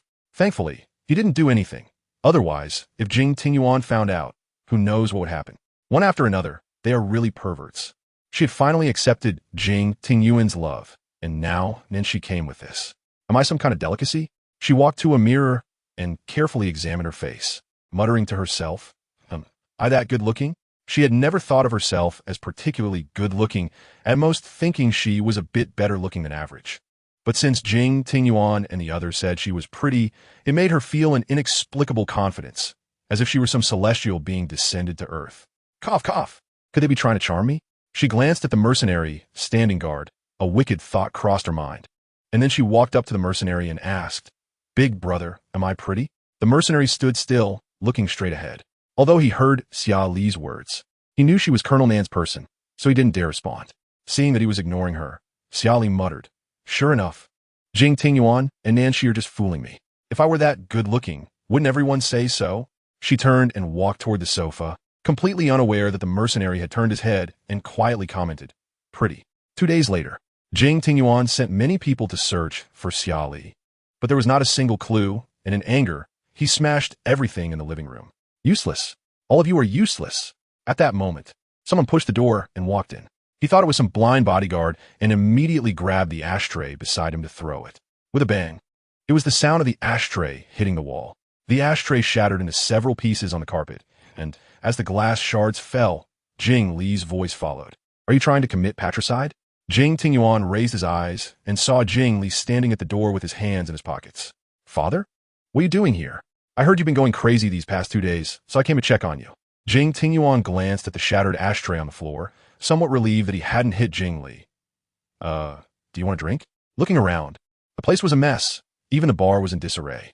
It seems like a glass broke. I'll have someone bring another one. No need, come with me. Jing Li turned and left, with Jing Tingyuan following closely behind. Once in the car, Jing Li immediately asked, What's going on? Haven't you found Xia Li yet? It's Nanchi. He wants to compete with me for Xia Li. I know about Xia Li being kidnapped. Nanchi saved her. Yes, after Nanchi rescued her. He hid her away, and I can't track down where he is hiding her now. He doesn't answer his phone, and when I think about the possibility of him. Seeing the sad expression on Jing Tingyuan's face, Jing Li felt a pang of heartache. This was his precious son, and now he was wronged. How could he not care? He patted Jing Tingyuan's head and smiled to comfort him. Don't worry, I will help you sort everything out. Father, I like Xia Li, no. I love her. Yes, I know. Jing Tingyuan gritted his teeth and punched the car window, which shattered instantly. Jing Li's first reaction was not to reprimand Jing Tingyuan for breaking the glass, but to check if his hand was injured. Jing Li held Jing Tingyuan's hand and examined it carefully, relieved not to find any wounds. Be careful, don't hurt yourself. I can't control myself. If I can't see her or find her, I can't stabilize my emotions. I will help you find Xia Li. Don't be anxious. How can I not be anxious? 2 days and 2 nights. A full 2 days and 2 nights. Everything that could be done has probably been done. Don't jump to conclusions. It's unfair to Xia Li. You can't condemn her without evidence. I believe her, but I don't trust Nanxi. I'm a man. Don't I understand men?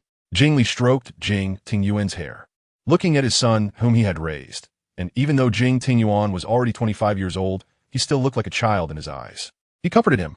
Yes, Dad will help you find her. You haven't slept for 2 days and 2 nights. Get some sleep, and when you wake up, she will be back by your side. I can't sleep. Every time I close my eyes, I see those terrifying images. I don't want to lose her. Jing Tingyuan took a deep breath, filled with resentment. Nanxi keeps saying he is my brother, but now he wants to compete with me for her. I want to see her that day, but Nanxi dared to knock me out. Hearing the words knock out, Jing Li quickly checked the back of his head and neck, relieved not to find any wounds. Otherwise, he would have exploded. Where's Wasun? Didn't I tell him to stay by your side? That day, I sent him to do something. He didn't follow me. From now on, don't let Wasun get too far from you. What if something happens to you? I'm not a child. Stop treating me like one. Jing Li affectionately pinched Jing Tingyuan's cheek and teased. Want to fly? Got hard wings? Don't pinch my face. I'm a man, not a child. All right. Son has grown up and has his own little temper. How's your mother doing lately? Your mother knows you haven't slept for 2 days and nights and is so worried she can't eat. Don't make her worry. Uh-huh. Jing Li dialed F.A. Lin's number and handed the phone to Jing Tingyuan, asking him to say a few words to F.A. Lin so she wouldn't continue to worry. As soon as the call connected, F.A. Lin's gentle voice came through the phone. Xiao Yuan, I heard about Xia Li's disappearance. But you need to take care of your health too. You haven't slept for 2 days and nights. Do you want to make your mom worry? Who is the blind one reporting to you? Listen to your mom. Go home and rest, take a nap, and your father will help you bring her back. No, I want to see her. Otherwise, I can't sleep. At your age, still throwing a tantrum like a child? That's because you and Dad spoiled me. I can't be blamed for it. You, hand the phone to your father. Jing Tingyuan returned the phone to Jing Li and then turned to look out the window. F.A. Lin, how's Xiao Yuan? Jing Fei glanced at Jing Tingyuan and jokingly said, Our son's eyes are now as black as a panda's. He could be a national treasure on display abroad.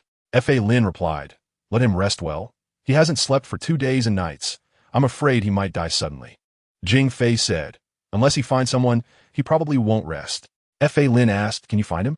Jing Fei responded, Go to the Nan family and find Nanjun. Nanxi is his son. Let him take care of his son. Upon hearing this, Jing Tingyuan immediately turned to look at Jing Fei. Isn't Uncle Nan not in S-City recently? Jing Fei turned to Jing Tingyuan and replied, He just returned to the Nan residence this morning. Upon arriving at the Nan residence, Jing Fei and Jing Tingyuan got out of the car and walked into the living room.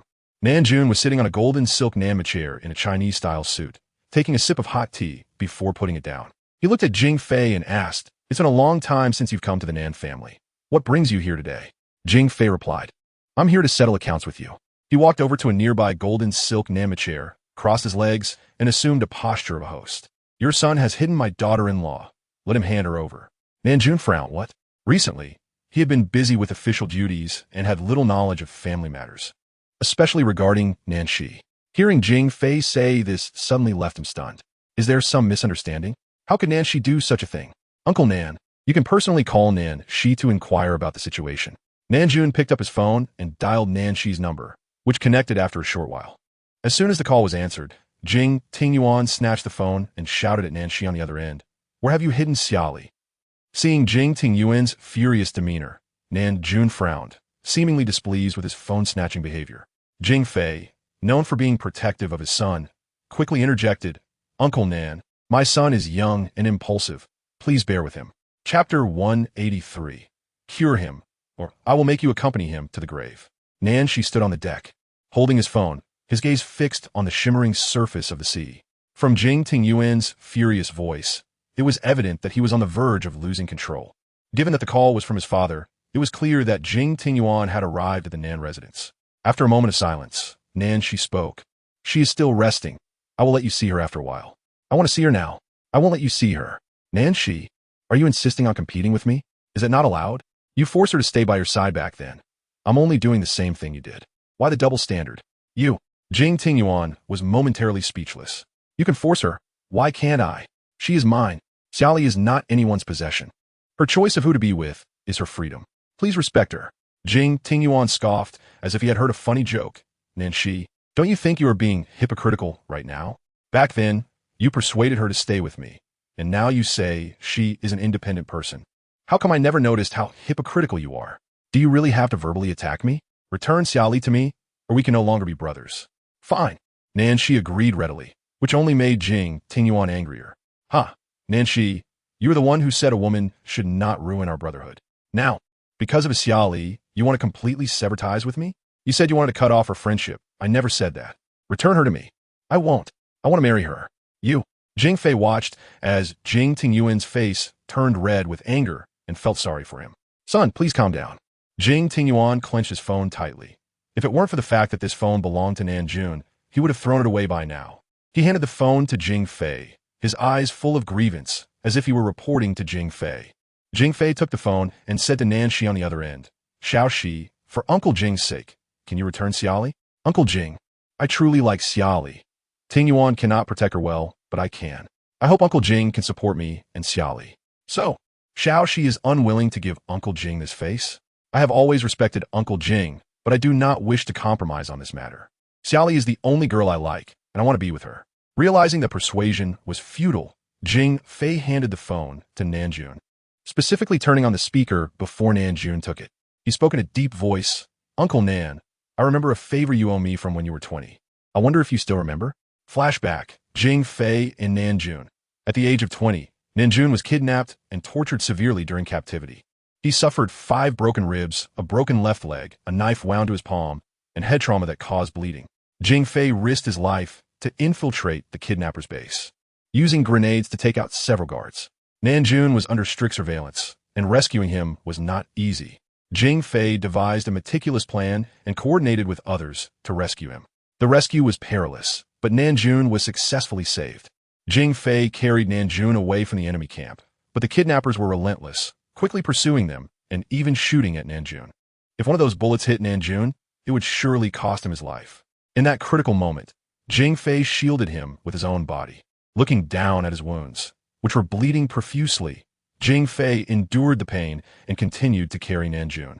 When he saw a vehicle not far away, he finally breathed a sigh of relief. His lips turned pale as he turned back to taunt the pursuing kidnappers, mocking their incompetence. Young Master Jing. Several doctors rushed over to support Jing Fei in Nanjun. Before losing consciousness, Jing Fei grasped the doctor's hand, his gaze fierce as he ordered, cure him, or I will make you accompany him to the grave. Chapter 184. Why are both of you starting to go crazy? Nanjun recalled how Jing Fei saved him. And for all these years, Jing Fei had never mentioned that incident or asked him to repay the favor.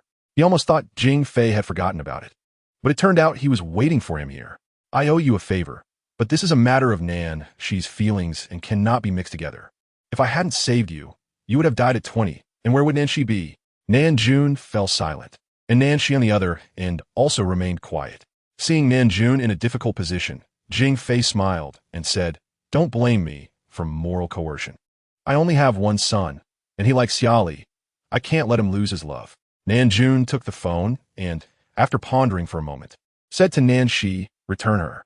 Nanshi seemed to have anticipated that Nanjun would say this, and he let out a cold laugh. Father, if you could love your son half as much as Uncle Jing does, how wonderful would that be? Nanjun didn't say another word and directly hung up the call with Nanshi. Jing Fei, seeing this, smiled in satisfaction. Southern Chief, with someone as good as Xiao Si, there are plenty of young ladies flocking in. My Xiao Yuan has a bad temper and a bad reputation. Aside from Xia Li, no one looks up to him. I hope you can manage Xiao Si in the future and not let him compete with Xiao Yuan. Xia Li is not a toy. It's pointless to fight over her. Nanjun looked at Jing Li expressionlessly, speaking calmly. Are you really going to trade favors for favors? Favors are meant to be used. I thought you would hold it as a last resort. Perhaps in the future, if the Jing family encounters difficulties, you could use this favor to threaten me to save your family from disaster. To me, as long as my son is happy, a mere favor is nothing. Nanjun shook his head helplessly. You still spoil Tingyuan so much. Let me advise you, overindulging a child is not beneficial to him. In terms of educating children, we think differently. Jing Li turned to look at Jing Tingyuan, who was sitting beside him, as if admiring a perfect work of art, filled with joy. He is the continuation of my life, my hope. My Ting Yuan was born to be a king. How could he suffer? After saying that, Jing Li stood up and patted Jing Ting Yuan's shoulder. Let us go. Let us pick up your daughter-in-law. Jing Ting Yuan frowned, stood up, glanced at Nanjun, then turned his gaze back to Jing Li. But father, Uncle Nan hasn't told us the location yet. Silly child, you'll know soon. On the cruise ship, Nanshi lost control for the first time and smashed his phone. Undeniably, Nanjun treated him well, providing all the paternal love he should have. But sometimes he still envied Jing Li's level of indulgence towards Jing Ting Yuan. As long as Jing Ting Yuan wanted something, Jing Li always found a way to get it for him. Xia Li heard the sound of the phone breaking and couldn't help but walk out of her room out of curiosity. She glanced at the shattered phone on the floor, frowning in confusion. What happened? For the past 2 days, she had been trapped at sea with Nanshi. Although he had never let her leave, she had never seen him lose his temper. Today, Nanshi's inexplicable anger gave Xia Li an uneasy feeling. Could it be that he had quarreled with Jing Ting Yuan? Nanshi fixed his cold gaze on Xia Li, making her take half a step back. Why are you looking at me with such a terrifying gaze? Jing Ting Yuan is about to come pick you up. Are you happy? Xia Li didn't dare to say she was happy. Given Nanshi's current expression, if she showed even the slightest sign of happiness, she might be completely devoured. I'm a bit hungry. How about we eat something first? Hearing her say she was hungry, the anger that had surged earlier suddenly diminished. Nanshi took a deep breath, his tone gentle. What do you want to eat? What is there to eat? I don't want porridge anymore. I've had it for 2 days. How about steak? Xia Li's eyes lit up. Is it black pepper flavor? MHM. Great, but where can we get it? She didn't answer her question, just took her wrist and led her to the kitchen. He had Xia Li stand aside and watch him cook the steak. She found standing a bit tiring and wanted to sit down, but he darkened his face and said, Is it uncomfortable to be alone with me? Xia Li shook her head. Not really. Anyway, he is coming soon, so let us have a good meal before he arrives. Watching Nanshi busying himself, Xia Li bit her lip and softly said, I've been having nightmares every night these past few days, and every time I wake up, I see you by my bedside. Thank you. I don't need your thanks, but I can only thank you. Nanshi turned to look at her, his deep eyes revealing complex emotions. While cooking the steak, he said, Don't marry him. Huh?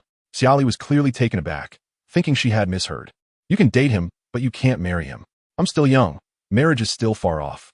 No marrying him. Xia Li lowered her head, wanted to say something, but hesitating. You're even managing marriage? Isn't that too overstepping? You can date anyone, but you can't get married. Why should I listen to you? Either don't get married, or you marry me. Those are the only 2 options. Xia Li blinked in disbelief, struggling to believe this was still the Nan she knew. Are you crazy? Or have you been possessed by Jing Ting Yuan? How come both of you are starting to go crazy? Is it just a delusion? Chapter 185. Xia Li. You shouldn't provoke us. Nanshi maintained a stern face and pinched her lips, raising an eyebrow. Don't mention him. Xia Li rolled her eyes and made a noise. Once Nanshi released her, she immediately said, Weren't you 2 brothers in good terms before? Could be your plastic brothers? Don't provoke me, or I'll really be unable to help but devour you.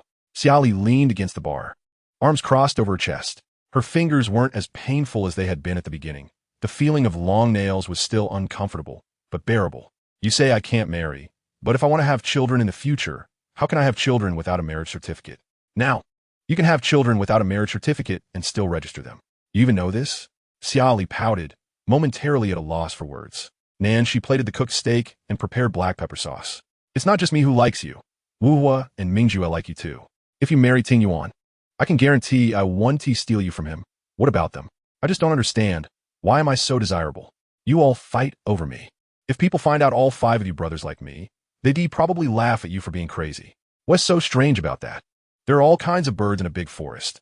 5 people liking the same person isn't unusual? Well, it's not particularly unusual. Even if someone laughs at me for being crazy, I like my situation. Xia Li blinked. Some say love at first sight is based on appearance. Your liking for me. It can't just be because I'm good looking and you want to sleep with me, right? Nanshi frowned, seemingly displeased with such a notion. I admit I was shallow at first, only interested in your appearance, but you are more than just a pretty face. Xia Li pursed her lips and chuckled. Then tell me, what are my merits? Everyone says they like me, but no one has mentioned my merits. I almost think your likes are just empty words. Nanshi poured black pepper sauce over the steak and then brought 2 plates of steak to the table. He sat across from Xia Li, cutting the steak while answering her earlier question. You are very strong. Your mental core is incredibly powerful. Xia Li watched Nanshi cut the steak. his movements elegant and refined.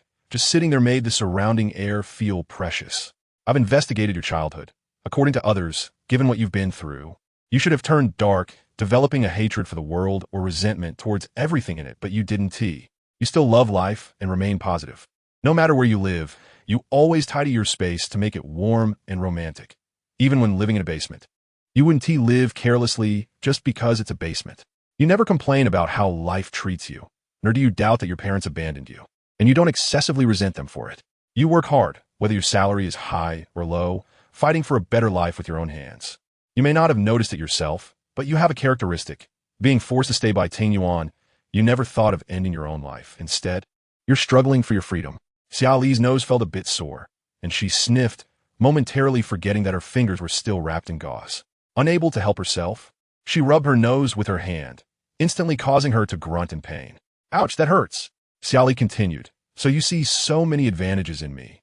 Yet you previously said I was both stupid and clumsy. Being adorably stupid is also a kind of advantage. Oomph. Nancy used a fork to pick up a piece of beef and brought it to her mouth. She glanced down at it. For the past few days, due to her hand injury, he had been feeding her, and while it didn't feel ambiguous at first, now it seemed a bit overly intimate. Should I eat by myself? With your hands like that, how can you eat? Do you not want Ting Yuan to see me feeding you? He would get jealous. Eat. Oh. Sally opened her mouth and took the small piece of steak Nancy had cut for her. The steak was tender and didn't require much chewing. After swallowing the beef, she pointed to the corner of her mouth with her gauze-wrapped finger. Help me wipe my mouth. I have black pepper sauce. Did you have a hole in your mouth? Nancy lovingly wiped her mouth with a tissue, his movements gentle as if afraid to break her. Remember what I said. No marriage. Who are you to manage that? If I want to get married, I will, and I'll marry whoever I want. Nancy raised an eyebrow and threatened. If you don't mind me tying you up at the wedding and keeping you on an island for the rest of your life, you can try getting married. Are you crazy? He truly was crazy. From the moment he saw her on the brink of death, he had completely lost his mind. Xia Li, you shouldn't provoke us. You will have to bear the consequences alone. Did I want to provoke you? It's clearly your fault. No, it's Jing Tingyuan's fault. Chapter 186. The cruise ship was blown up by Jing Tingyuan. The orange sunset seemed to float on the sea's surface as Xia Li stood on the deck of the cruise ship, admiring the evening glow with a pleasant mood. Nancy stood behind her like a mountain protecting her, hands in pockets, both of them looking in the same direction. You'll see Ting Yuan soon. Are you happy? Nancy's voice was steady and calm, making it hard to discern his current emotions. Xia Li, with her back to him, slightly curled her lips. Yeah, I'm pretty happy. Remember what you promised me. You can't marry him. Xia Li glanced back at Nancy and then turned to look at the evening glow ahead. I never promised you anything. Don't push me. Xia Li pouted. Got it. No need to remind me repeatedly. You really are something. The evening breeze lifted her long hair, and Nancy couldn't help but reach out to catch the tips of her hair as they fell. He gently held the ends, closed his eyes, and leaned in to smell. The scent at the tips of her hair seemed to invade him, overwhelming his sense of smell. He was infatuated with this aroma and reluctant to let go. But she didn't belong to him now. He could only steal moments of tenderness like a thief.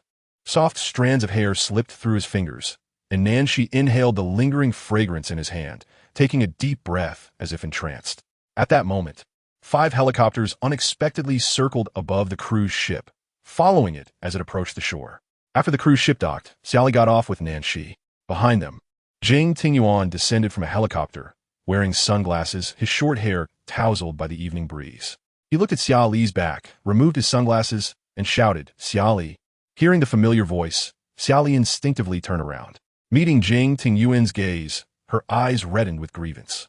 At this moment, the sun had sunk below the sea. The night sky had risen, and the dock's streetlights lit up, casting long shadows of the three of them. Jing Tingyuan strode up to Xia Li and suddenly pulled her into his arms, gripping her shoulders tightly as if afraid she would disappear. His gaze towards Nancy was filled with hostility, but he knew that the most important thing now was to take Xia Li home. So he temporarily set aside his resentment towards Nancy. Baby, I'll take you home. Jing Tingyuan took her wrist. Noticing all 5 of her fingers were wrapped in gauze, his brow furrowing unconsciously, his eyes filled with concern, his voice trembling. Does it hurt? Sally shook her head. It doesn't hurt now. I'm sorry, baby. I didn't protect you well. It's all my fault. He lifted her other wrist, looking at all 10 fingers wrapped up, his tone a mix of concern and severity. I will never let Alicia go. Absolutely not. He picked her up in his arms, and as they passed by Nancy, Jing Tingyuan shot a harsh warning at him. No next time. Otherwise, I won't mind severing ties completely. Are you sure you can win against me? Then let's see if you can suppress me with power. The Jing family isn't that easy to take down, but the Nan family might not be the same.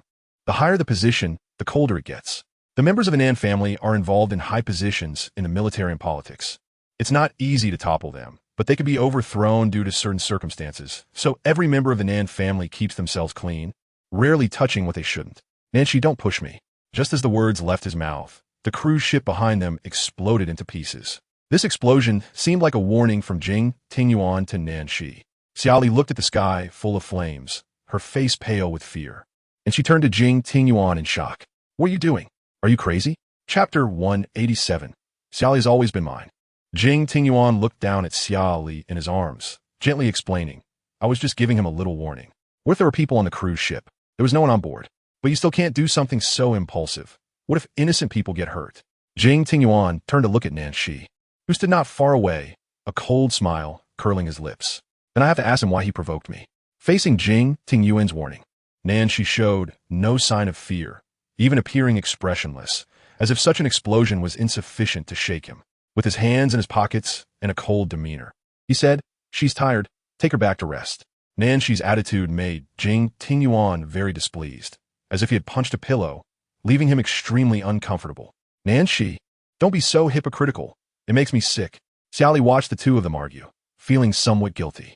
She spoke up to mediate. Aren't you brothers for many years? It's not worth it to fight over me. It puts a lot of pressure on me. It's not because of you. Baby, don't blame yourself. Jing Tingyuan lowered his head to comfort Xia Li, then turned a cold face towards Nanshi, who he already found displeasing, tired of his pretentiousness. At that moment, a black Maybach drove over, and Lu Wuhua hurriedly got out of the car and walked to Jing Tingyuan's side. Seeing that Xia Li was safe and sound, the worry that had been hanging in his heart finally eased. But when he saw Xia Li's injured finger, he immediately felt heartbroken and asked, Little Xia Li, does your finger hurt a lot? Do you want to eat something sweet? Are you trying to coax me like a child? ISNT it said that eating sweets can help forget sad things. Jing Tingyuan shot a glance at Lu Wuhua beside him and sternly reminded him, don't tease my girlfriend in front of me. Lu Wuhua, undeterred, retorted, should I tease her with my back to you then? Jing Tingyuan's face darkened, and he ignored Lu Wuhua, picking up Xia Li and preparing to get into the car. Suddenly, Ming Ju called out to him. Ming Ju and Yi Jin got out of the same car, and the former hurried over, looking at Xia Li with deep concern. Are you okay? Xia Li shook her head at Ming Ju's worried gaze. I'm fine. Ming Ge, don't worry. Ming Ju instantly showed a relieved smile. But when his eyes fell on Xia Li's injured finger, he became furious. How could these people be so malicious? To use such harsh methods against a young girl? Are they even human? Yi Jin walked over with his hands in his pockets, his long hair blown by the evening breeze. Although he didn't say a word, Xia Li could see the concern in his eyes. Xia Li looked at Yi Jin and softly said, Yiga, I'm fine, I'm doing well now. Jing Tingyuan closed his eyes and took a deep breath, feeling quite helpless as he said, Baby, look at the kind of people you've attracted. Don't draw bees and butterflies for me anymore. I'm going to die of jealousy. Xia Li felt wronged and pouted. Isn't that unfair to me? It's not like I made them like me. How can you blame me? Jing Tingyuan glanced at everyone present and coldly said, Since everyone is here, let's make things clear today. It's either we tear off the masks and face the truth, or continue being brothers. You choose. Lu Wuhua frowned, first glancing at Ming Ju and Yi Jin, then turning to the silent Nanshi who had been standing on the right, and asked in confusion, Tingyuan, what do you mean by that? When a referee is biased, the scales will no longer be balanced. Lu Wuhua asked, so what do you plan to do? Tear off the masks completely? Realign the teams? Ming Ju gasped in surprise that things had escalated to this point. Ving Tingyuan, holding Xia Li, said to the four of them, previously, Nanshi said that for the sake of our friendship, he would never compete with me for Xia Li, and we would maintain balance and check each other. But now he is the first to break the rules. A main referee acting biased towards himself. How can you expect me to pretend nothing has happened? This time, Nanshi had indeed imprisoned Xia Li at sea, which was wrong. And Lu Wuhua felt the same way. Lu Wuhua looked at Nanshi with some discontent. Nanshi, even if you like Xia Li, you really shouldn't imprison her. Didn't we agree on fair competition? Jing Tingyuan sneered. I never participate in competition. Xia Li has always been mine. It's you who covet what belongs to me, disregarding our brotherhood and betraying our friendship time and again. You are the ones who have betrayed me. Lu Wuhua was left speechless by Jing Tingyuan's retort. Taking a deep breath, wanting to say something but stopping himself. At that moment, Yi Jin walked behind Jing Tingyuan and said, I choose to stand by Tingyuan's side. Nanshi shouldn't have taken her away, nor imprisoned her. Nanshi replied, imprisonment isn't something I did first. Tingyuan is the one who has harmed and imprisoned Xia Li the most. Mingju didn't want the five of them to reach an irreparable point and spoke up to mediate. Why don't we all calm down first? It's late now. Let's let Xia Li go back to rest, and we can discuss things another day. Jing Tingyuan said, no discussion, there's nothing to talk about. Either you promise me that you won't covet Xia Li again, or we tear off the mask here and now. From now on, bridges are bridges, roads are roads. Lu Wuhua said, isn't that a bit too serious? Tingyuan, we've been brothers for over a decade. Does it have to be this way? Jing Tingyuan's eyes flashed with a cold glint as he glared at Lu Wuhua. If you treat me as a brother, you shouldn't covet what belongs to me. Then Jing Tingyuan asked, which side are you on? Mine or Nanshi's? Mingju glanced at Yi Jin, then at Nanshi. Since Yi Jin was next to Jing Tingyuan and Nanshi was alone, he thought for a moment and chose Nanshi, hoping that he and Yi Jin could separately persuade Jing Tingyuan and Nanshi. Maybe in a few days they would cool off and be good brothers again. Mingju said nothing and silently walked to Nanshi's side. Seeing Mingju walk over, Jing Tingyuan immediately glared at Lu Wuhua. Who do you choose? Now, Lu Wuhua clearly became the most critical vote. I choose Xia Li, is that okay? Chapter 188. Three's Company. Jing Tingyuan looked at Lu Wuhua as if he were an idiot, his gaze flat but also carrying a sense of oppression. Then, Jing Tingyuan got in the car with Xia Li, and Yi Jin watched them leave.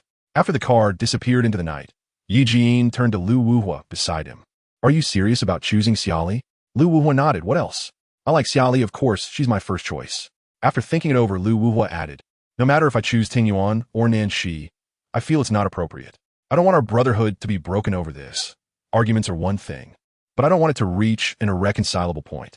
Lu Wuhua stepped forward and patted Yi Jin's shoulder, raising an eyebrow. By the way, couldn't you play dumb? You picked a side so quickly. Do you have grievances against Nanshi?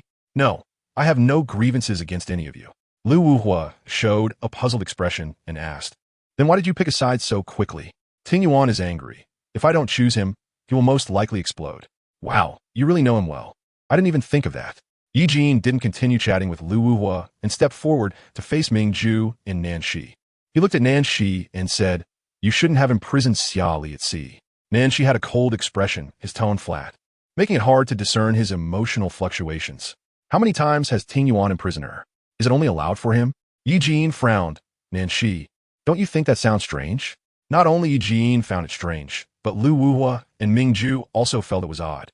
In their eyes, Nanshi had always been calm and composed, considering the consequences before doing anything, minimizing losses, and prioritizing the interests of the five of them. Yet now, as Jing Tingyuan said, he was clearly the main referee, but showed bias at the most critical moment, causing the remaining four to lose their footing. Mingju didn't blame Nanshi but gently asked, why did you suddenly change? What caused this? In the darkness, the light and shadow made Nanshi's expression unpredictable, and a hidden ruthlessness shone from his eyes. This kidnapping incident was masterminded by Alicia. If there's a first time, there will be a second, until her true death. The other three remained silent, seriously listening to what Nanshi would say next. Besides my selfish motives, from an objective standpoint, only by becoming my wife can she be safe and sound. Tingyuan can't protect her. Yi Jin raised a question. Even if she marries you, you still can't be with her all the time, can you? At least the identity of Alicia will give her some concerns. The colonel's wife represents the face of the country. If she dares to murder the colonel's wife, it is no longer a simple family matter, but a matter of state, with a different level of severity. Even if it makes the news, it would be international headlines, definitely not just entertainment front-page news. The few people present fell silent one after another. And then Nanshi opened the car door beside him and said to them before getting in, I have something to attend to, so I'll leave first. Jing Tingyuan and Nanshi both left, and Lu Wuhua looked at Mingju and Yi Jin and asked, where are you two planning to go? How about we three have a drink? Mingju suggested going to an outdoor bar for drinks, as the environment there is beautiful and suitable for a late-night chat. Sure, it's been a while since the three of us gathered for a drink, Lu Wuhua responded. After the three got into their cars, several vehicles headed to the outdoor bar that Mingju mentioned.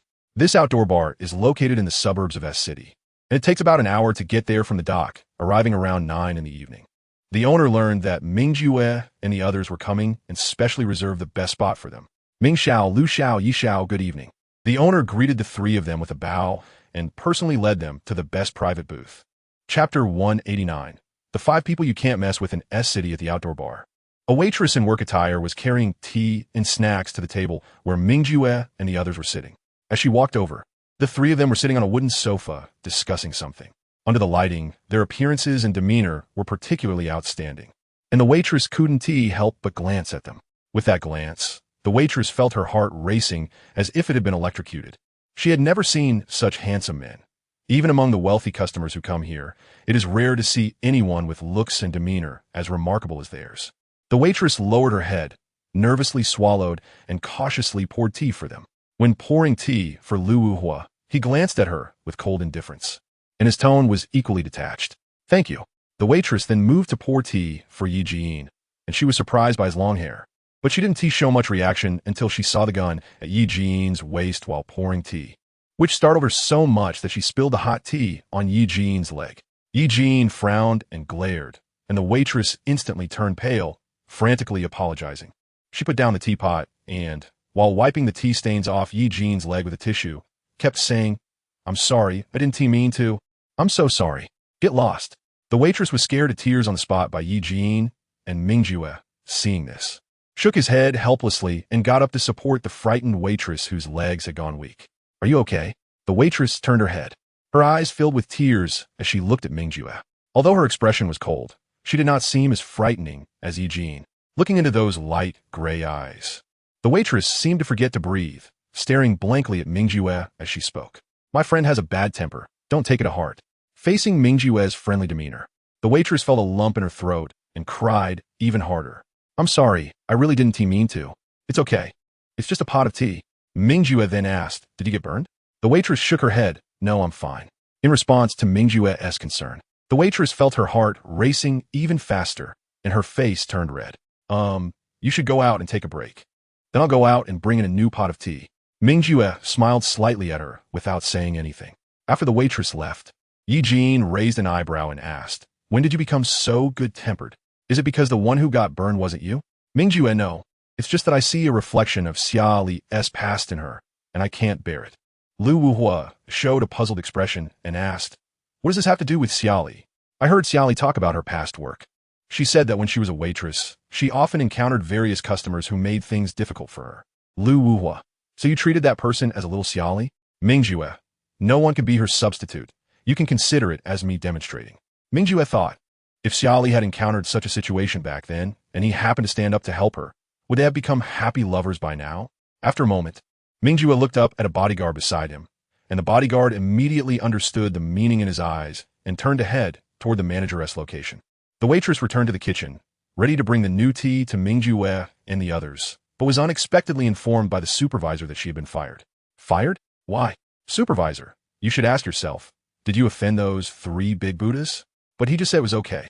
Supervisor, you're still too young, all right. Pack your things and go collect your salary. After receiving her pay, the waitress felt increasingly upset, thinking that he had said it was okay. Why was she still fired? So she mustered her courage to return to where Ming Jue and the others were. But before she could get close, she was stopped by the bodyguards, and she could only shout, "Why was I fired?" Ming Jue and the others turned to look at her simultaneously. Yi Jian curled his lips in a cold smile, pretending not to see, and continued drinking tea. Lu Wuhua also casually drank his tea.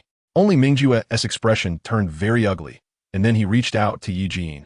Yi Jian naturally handed over his gun. After Ming Jue took the gun, he immediately chambered around, aiming the muzzle at the waitress's forehead. The waitress turned pale in an instant, unable to believe that the man who had just been friendly to her was now pointing a gun at her. "Get lost." The waitress was so frightened that her legs went weak, and in the end, she was escorted out by the bodyguards. At this moment, other guests who witnessed the incident, one of them recognized Ming Jue and his companions and leaned closer to a friend to whisper, "I warn you, don't mess with Ming Jue and those few people." "Friend, what do you mean? The 5 people you can't mess with in S-City. Do you know who they are?" "Who?" "Jing Tingyuan, Nanxi, Ming Jue, Lu Wuhua, and Yi Jian. If you provoke any one of these 5, no matter who acts like they don't care, don't believe it." "Huh? Why? Not caring means it's okay, right? Why not believe it? The guest leaned close to the friend's ear, blocking his face with his hand, and whispered, "These people have played together since childhood. No one can squeeze into their circle. And then? The fact that they can play together means they are fundamentally the same type of people. Do you think the other four would let you go? In the end, that person will really not care? It's just from bright to dark, secretly causing trouble." The friend was so scared that he trembled all over, quickly averting his gaze and not daring to look at Mingjue and the others any longer. "I heard that tonight. Jing Xiao blew up the yacht belonging to Nan Xiao at the dock." The friend exclaimed in surprise. "Really? Aren't they friends? I don't understand the princess circle. To me, they are not just friends, but five conjoined twins." Chapter 190. Xia Li's confession returning to the castle once again. Xia Li felt a mix of familiarity and strangeness. She tightly wrapped her arms around Jing Tingyuan's neck, nestled in his embrace while looking around the living room. Memories seemed to flash before her eyes. In the past, when she sat on the sofa watching TV, Jing Tingyuan would lean over to kiss her face and would even pin her down on the sofa.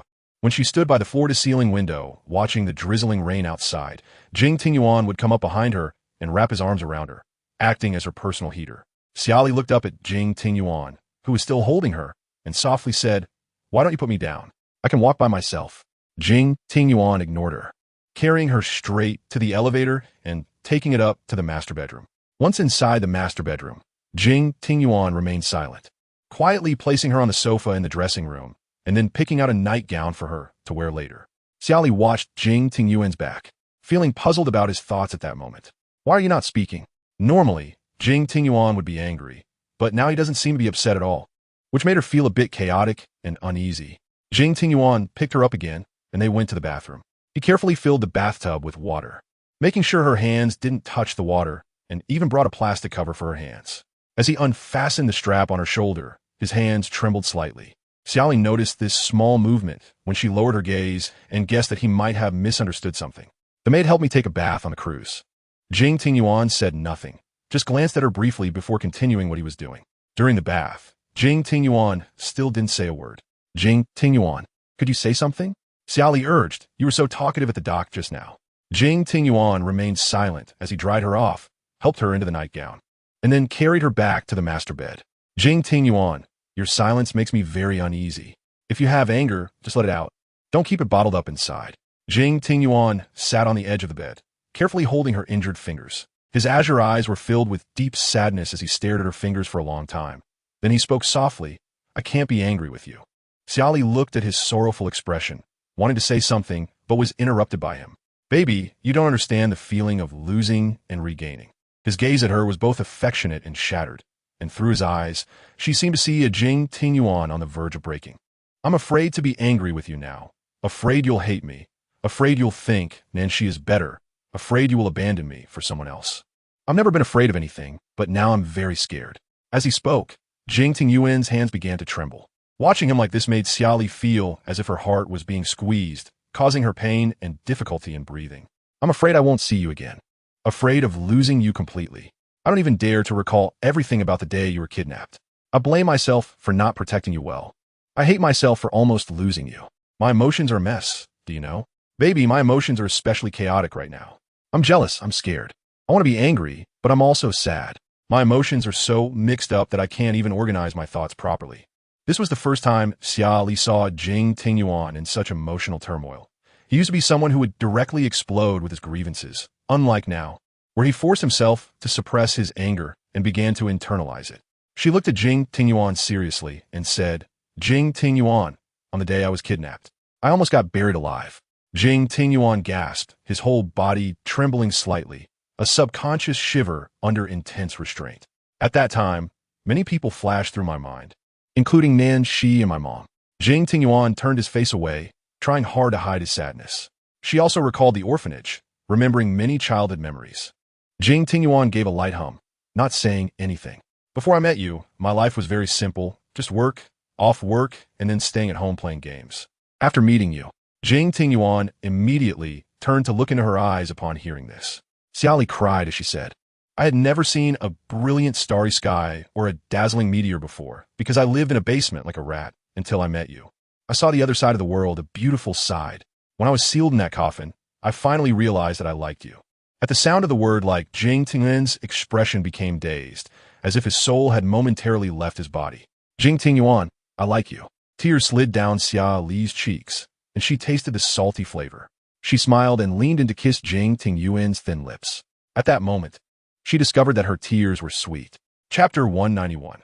The word husband hooked Jing Tingyuan when their soft lips touched. Jing Tingyuan looked at Xia Li in disbelief, his eyes wide open, afraid that she would disappear, fearing that everything in front of him was just his imagination. When Xia Li released him, he gazed at her with an anxious look. You really like me? Xia Li pouted, wiping the tears from her face with the back of her hand, slightly annoyed. What else with that expression?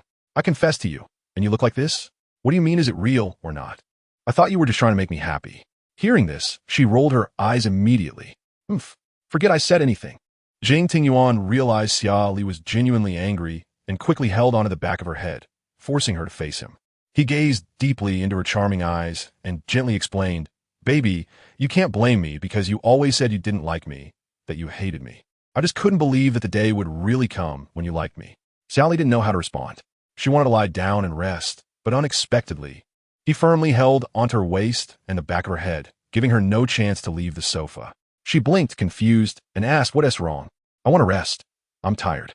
I want to continue that kiss from earlier. Huh?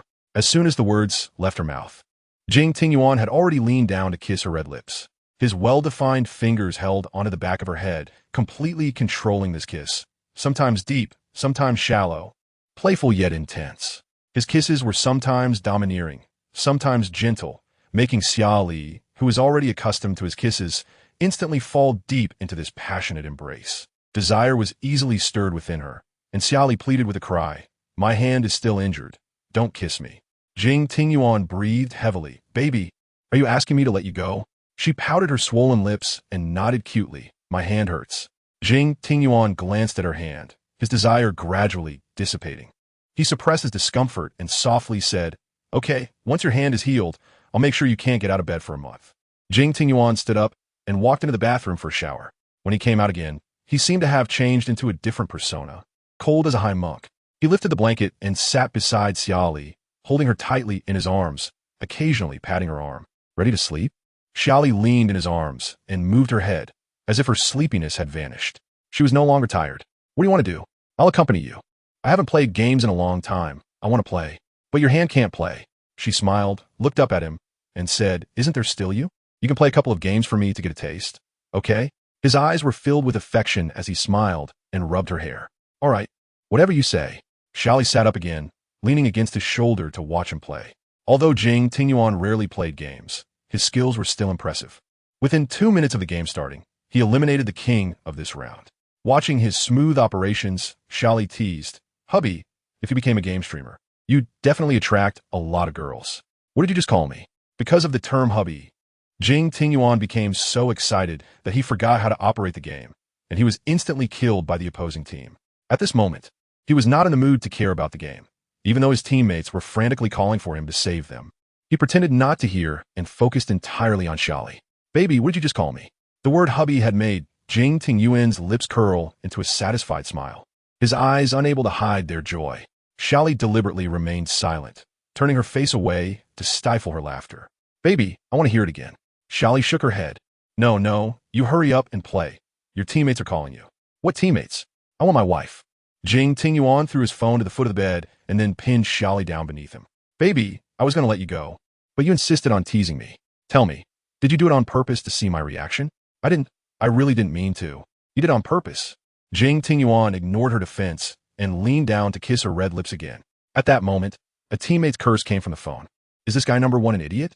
Is he maliciously idling? Letting teammates call for help while he is idling? What a dead machine. He didn't turn on a microphone. Did he even turn off her microphone? Report him. Just report him for malicious idling. I'm done matching with such irresponsible teammates. We're going to lose big points this round. Malicious idling. Curse him to be 10 centimeters shorter.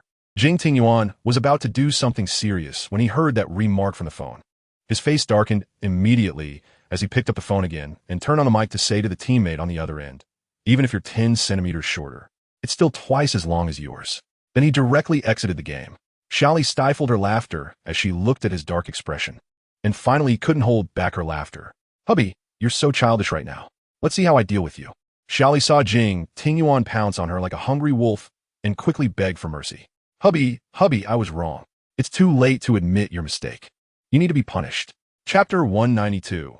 Shopping around the world with Xia Li the next noon, Xia Li was still nestled in Jing Tingyuan's arms, unwilling to get out of bed. She murmured, my waist and back hurt, my hands and feet are numb, I'm dizzy and my eyes are blurry, I don't want to get out of bed. Jing Tingyuan smiled, looking at her with affectionate eyes, and pinched her nose. Then don't get out of bed. I would love to stay in bed with you all the time, not going anywhere. Xia Li huffed proudly, of course you would love it. It must be so enjoyable for you.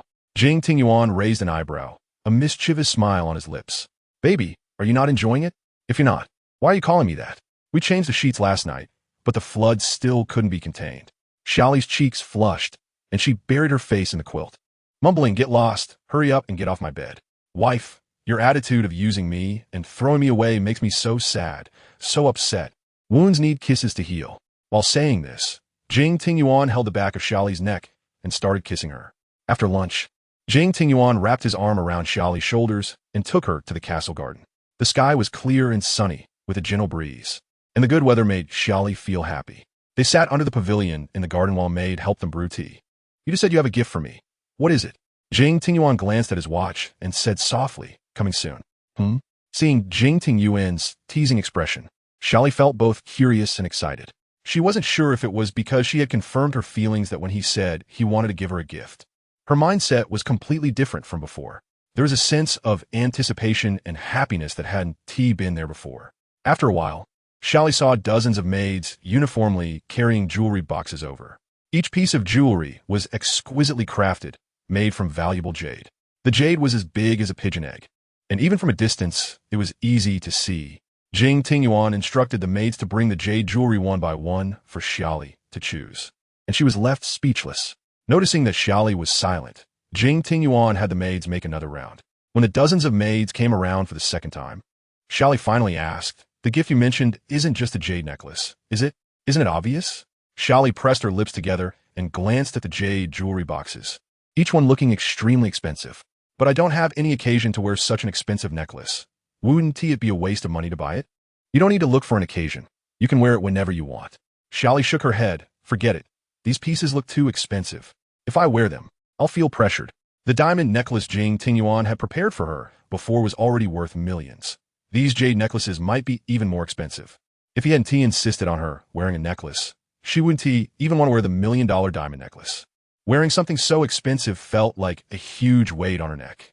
She couldn't help but feel like a small-town girl, unable to cross the class divide in her mind. These have already been paid for. Whether you wear them or not, they'll be in your wardrobe. Xia Li widened her eyes, looking at Jing Tingyuan in disbelief. These? All of them? You bought them all? Yeah, just some jewelry. Then why did you let me choose? Choose one you like to wear today. I thought you were letting me pick one I like, and then you would buy it, but this. Xia Li roughly counted in her mind. There were about 30 pieces of jade jewelry. With so many, do you want me to wear a different one every month? I hope you never wear the same one twice in your life. Xia Li's lips twitched, cursed the evil capitalist world. Baby, how can you curse your husband? Jing Tingyuan wrapped his arms around her waist and whispered in her ear with a magnetic voice. You are my wife now. If I'm evil, then aren't you the source of evil? Source of evil? Because you have a lot of spring water. Puffed. What a strange metaphor. She pretended to be angry and elbowed his abdomen, proudly saying, You're the one who's excessive. Jing Tingyuan smiled instead of getting angry and pinched her delicate little face. Baby, which one do you like? Let me put on for you. Not everyone likes it. Is that so? Then let's wander around. There must be a country's jewelry that you'll like. Xia Li thought Jing Tingyuan was joking, but to her surprise, he really arranged for a private jet.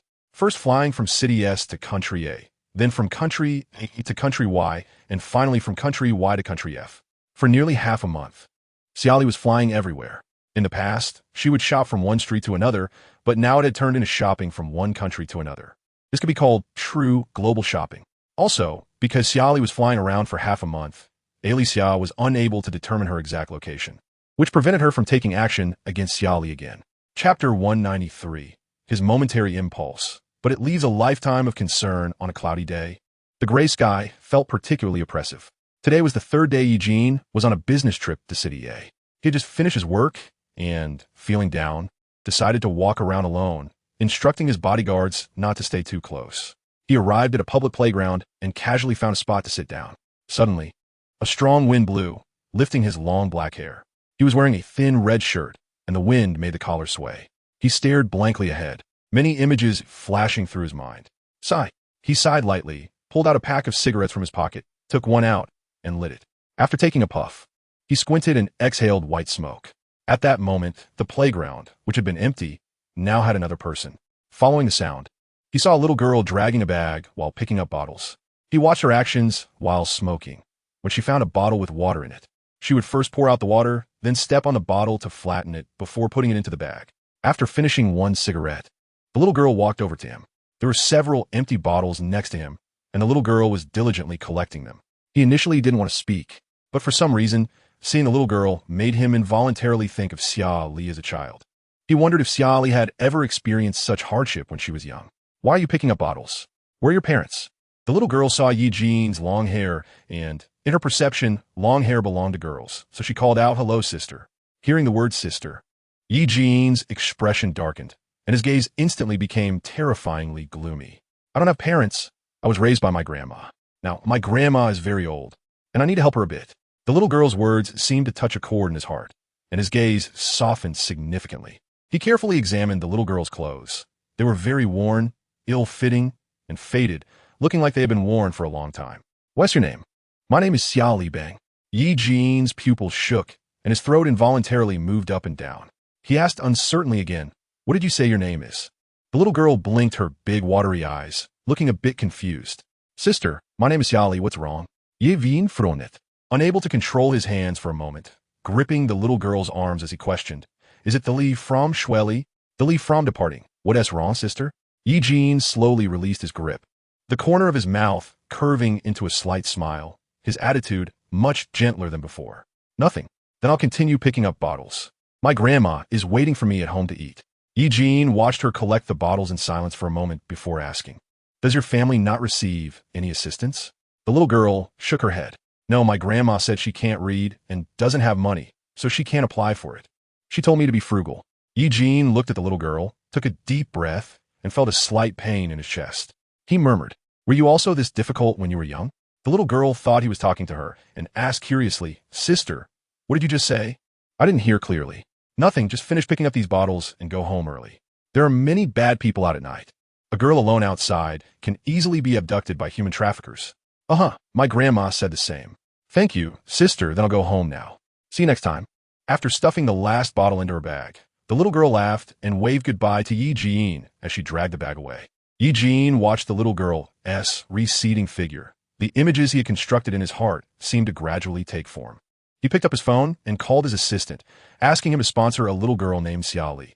When the assistant heard that Yi Jin wanted to sponsor a little girl, he was shocked because Yi Jin had never sponsored anyone and didn't do charity. Even his donations were just for show. Now he specifically named a person to sponsor, which was hard not to find shocking. Then the assistant asked an unbelievable question. "Boss, you don't have a thing for pedophilia, do you? That is too extreme." Yi Jin's face darkened, his tone icy. "Want to die? A little girl? You suddenly want to sponsor her? I can't help but suspect you want to do something to her. Am I that perverted?" "Yes, boss. People even call Yi the demon head. Isn't that perverted enough? I think you're tired of living." The assistant usually dared not express anger, but this time, to prevent Yi Jin from going down the wrong path, he insisted on advising him. "Boss, I've said that being single for too long will cause problems. You must be single for too long now. I'll arrange a few mature beauties for you tonight. We can't like little girls at all, even if you beat me to death. I'll correct your twisted thoughts. I don't like little girls. My sexual orientation is normal. No need for your concern." Then Yi Jin then told the assistant his location and informed him about meeting the little girl. After hearing the whole story, the assistant immediately breathed a sigh of relief. "Scared me to death, boss. Don't worry, I'll handle this matter well. After sponsoring her, let her change her name." "Why change her name? There's only one Xia Li." The assistant was confused. What, one or two? The character Li is also inauspicious. He didn't want to be separated from Xia Li, so he told the assistant, "Let her change her name." Then what it changed to? Don't know. The assistant fell silent, perhaps because he was too speechless. Yi Jin hung up the phone and walked towards where the bodyguards were parked. As for the matter of sponsoring the little girl, Yi Jin forgot about it the next day, completely unaware that he had sponsored a little girl. To him, it was just a trivial matter, a momentary impulse, something he didn't need to take to heart. But this matter planted a seed in the little girl's heart, and many years later, she was still searching for the mysterious person who had sponsored her. Chapter 194. I want Xia Li to live safely, capital of Country F. Mingju was invited to attend a fashion show organized by brand, wearing a minimalist shirt paired with high-waisted casual pants, both in white. He sat cross-legged among the crowd, his expression indifferent, his light gray eyes giving off a sense of detachment. Because of his outstanding looks and fair skin, he was the most eye-catching one, even while sitting in a crowd. Even the international male models sitting next to him seemed to pale in comparison. After the fashion show, he was invited by the brand to attend a dinner. The dinner was attended by celebrities from around the world, including wealthy businessmen, supermodels, and major international stars. Standing at 6 feet 2 inches tall, combined with a striking appearance, many models and socialites approached him to say hello. He was fluent in multiple languages, so there was no barrier to communication. At that moment, Stock approached with a glass of champagne in hand, politely and gentlemanly addressing the two supermodels who were surrounding Mingjue. I have a private matter to discuss with Mr. Ming. May I borrow him for a few minutes? The supermodel smiled and politely nodded, stepping aside. Stock had silver white hair and was dressed in a fitted black suit, his light brown pupils fixed intently on Mingjue. Mr. Ming, I've heard so much about you. Mingjue recognized him as Stock, the president of the Walter Group, a real estate giant from E-Country. Stock was the son of Alicia, who had previously hired people to kidnap Xia Li, almost causing her to lose her life. This incident left a grudge in Mingjue's heart, so he could not give Stock a good face. With a cold expression, he asked in a detached tone, Mr. Stock, I wonder if you have any advice? I heard that Xia Li was kidnapped earlier. Is she okay now? Mingjue stared coldly at Stock, curling his lips into a cold smile. Do you wish her well or ill? The previous investigation results were incorrect, and later I had someone investigate carefully again, only to find out that Xia Li is indeed Igor's daughter. Igor and my mother are siblings, so Xia Li is my cousin. It's only natural for a cousin to care about his cousin. Mingjue, what I asked is whether you wish her well or ill, yet you avoid the main point. Stock smiled slightly, of course. I hope she is well. After all, she is my cousin. May I ask, do you have any involvement in this matter? Stock realized Mingjue was asking about Xia Li's kidnapping, but he could not say it directly and had to feign ignorance, asking in return, Mr. Ming, please clarify. I'm not sure what you mean. Mingjue swirled the champagne in his hand, lowering his gaze to the liquid in the glass, and coldly remarked, I heard that E-Country is about to start the next presidential election. If nothing unexpected happens, it should still be your mother in office. It's too early to say. Mr. Stock should really like our culture. Your way of speaking is quite refined. I indeed like it. Sometimes I also study Sun Tzu's Art of War in detail. Mingjue put one hand in his pocket and tilted his head back to finish the champagne in his glass. Mr. Stock, being so young and capable, I actually think you are more suited for the presidency than your mother. Stock seemed to sense a warning signal, narrowing his eyes as he stared at Mingjue. Mingjue continued, Forgive my boldness. I know you have different ideas from your mother. Don't you want to showcase your ambitions? Stock remained silent, even glancing around, afraid that their conversation would be overheard. I will not betray my mother. What did I ask you to betray her? I'm talking about the election. Currently, E-Country has never had a president at the age of 25. Don't you want to be the youngest president in E-Country's history?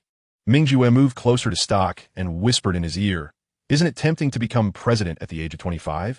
He stepped back, smiling and keeping his distance from Stock. If you don't run this time, the next opportunity will be in 5 or 10 years. The more brilliant your mother's achievements, the longer she will serve. You might have to wait until you're 50 or 60. If you have the patience, then you can wait.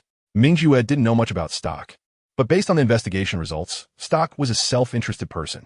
On the surface, he seemed to care about his mother, Alicia, but if it harmed him, he would likely prioritize his own interests. Mingjue hadn't expected to encounter Stock here.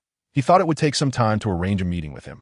Now that they had run into each other and Stock had personally come to talk to him, he seized the opportunity to try to sway his allegiance. I will not betray my mother. Mingjue handed his business card to Stock, politely saying, Take your time to consider it. Stock hesitated for a moment, but did not take the card. Mingjue was not angry. He stuffed his business card into Stock's pocket. I'm not doing this for nothing. After saying that, Mingjue turned and left the dinner. After getting into the car, Mingjue did not let the driver leave the parking lot immediately, but stayed in the car for 20 minutes. After 20 minutes, someone opened his car door. Turning to look, he saw Stock sitting beside him. Stock got straight to the point. What do you want? I want Xia Li to live safely. Just for this? Yes. That's the only condition. If you become president, you should be able to completely stop your mother from continuing to harm Xia Li. Stock was silent for a moment. then smiled slightly. I have no grievances with Xia Li. We have no evidence. You need not worry about any scandals affecting your campaign. I can assure you that apart from me, the others won't cause any trouble for you or your mother. Stock looked at Ming Jue suspiciously, as if silently questioning him. We all have only one thought, which is to ensure Xia Li's safety. She cannot live her whole life under excessive protection. She needs to live a normal life. As long as you can guarantee that no harm will come to her, we can all coexist peacefully. It's a win-win, okay? Stock, is your decision also their decision? Ming Jue. Yes, we all just hope for Xia Li's safety. If you can prevent harm from happening, that would be best. Stock, I will not provide you with any evidence. Ming Jue. I do not ask you to betray your family. I only seek peace. Stock closed his eyes, thinking for a moment. When he opened them again, he raised another question. You are not from my country. How can you help me with my campaign? Money can make the devil push the mill. Stock clenched his fists. She will be safe. Thank you. Chapter 195.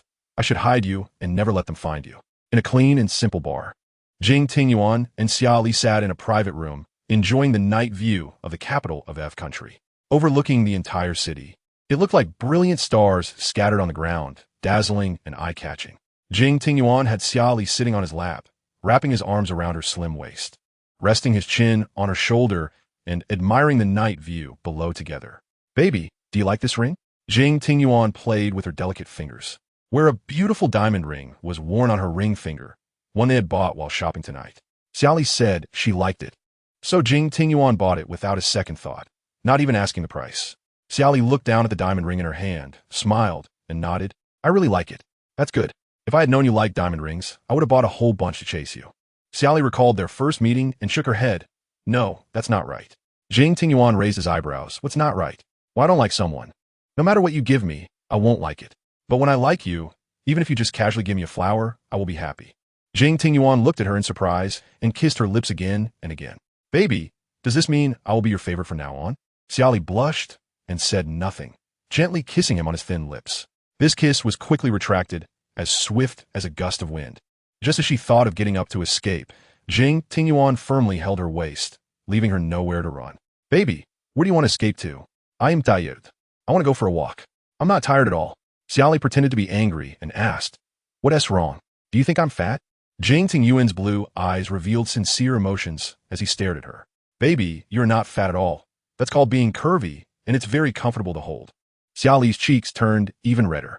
Luckily, they were in a private room with no one else around. Otherwise, she would be too embarrassed. Can you be more mindful when talking outside? You have no shame, but I still have some dignity. You need to be shameless to be able to pursue you. You shameless person. Xia Li blushed and pounded Jing Tingyuan's chest, and he smiled as he grabbed her wrists, showing a mischievous smile. Does your hand not hurt anymore? It hasn't hurt for a long time. It's just that my nails didn't grow well, and they're a bit ugly. Jing Tingyuan glanced at her nails and gently comforted her. They're not ugly. Baby is the most beautiful. Even her fingers are the prettiest. You're so slick with your words. I'm just complimenting you. As soon as he finished speaking, Jing Tingyuan kissed her red lips. Just when the two were locked in a passionate kiss, the door to the private room was suddenly pushed open. Upon hearing the sound, Jing Tingyuan immediately released Xia Li and turned his head warily. When he saw Ming Ju standing at the door, he instantly breathed a sigh of relief. What are you doing here? Remembering how Ming Ju had sided with Nanshi, Jing Tingyuan's mood soured, and his tone became quite rude. Xia Li felt a bit breathless from the kiss, and, with her cheeks flushed and eyes dazed, only recognized that the man approaching was Ming Ju after a moment. Brother Ming. Ming Ju looked at Xia Li's flushed cheeks and clenched his jaw. The scene he had just walked in on replaying in his mind. Jing Tingyuan had held Xia Li's head and kissed her forcefully. That scene struck right at his heart. If it weren't for his self-control, he would have rushed over. He didn't even know when his self-control had become so strong. Perhaps it was because he had gradually become immune to seeing Xia Li and Jing Tingyuan being affectionate. Ming Ju sat down on the sofa next to Jing Tingyuan and poured himself a drink. While pouring, he said to Jing Tingyuan, I saw a Stark yesterday. Jing Tingyuan's face darkened, still brooding over Ming Ju's siding with Nanshi. He didn't even touch the cup Ming Ju handed him, and instead took another cup to pour himself a drink. Ming Ju wasn't angry and continued. I advised him to run for president. As long as Alicia steps down and loses her immunity, we can handle her more easily. Xia Li looked slightly surprised upon hearing this. ISNT Stark only 25? Can someone that age run for president? Each country has no age restrictions. As long as he gains the people's support and receives a lot of votes, he could become the president. Xia Li, like a curious little kitten, asked, so anyone in each country can run for president? Ming Ju patiently explained, not exactly. First, you have to become a member of parliament. Stark became a member at 18, making him the youngest member in each country's history. Xia Li pouted, revealing an envious look. At 18, others are already members of parliament, while I'm still a useless person. Comparing people really makes one angry. Jing Tingyuan looked at her with affection and ruffled her dark hair. Baby is not useless. Everyone has a different life. You're the protagonist of your own life, so there's no need to envy others. Ming Ju also chimed in. Your 18 is also very brilliant. You're a huge internet celebrity with millions of fans. That's impressive. Your fans seem to be urging you to update your videos. It's been over half a month. And you must have seen their comments. They're going crazy. Upon hearing this, Xia Li quickly shot Jing Tingyuan a glance. It's all your fault. It was inconvenient to wrap my fingers, and you wouldn't even help me read the comments. Oomph. With so many comments, my mouth would get sore. You wouldn't let me kiss you. You rogue. Ming Ju watched the two flirt in front of him and coughed lightly, signaling them to be more mindful. Jing Tingyuan snorted coldly, his gaze haughty, and spoke rudely to Ming Ju. If you can't stand it, go find Nanshi. He's your brother. You two are close enough to wear the same pair of pants. Xia Li glared at Jing Tingyuan, signaling him not to speak so harshly to Ming Ju. Ming Ju was not offended and smiled. Let him throw a tantrum. If he holds it in too long, he'll explode. Jing Tingyuan took a deep breath. Are you done? If you're done, then leave. You're not welcome here. Xia Li showed a conflicted expression, glancing at both Ming Ju and Jing Tingyuan. Are they just bickering, or is it really a fallout? Jing Tingyuan, you and Brother Ming have been friends for so many years. There's no need to take it this far, right?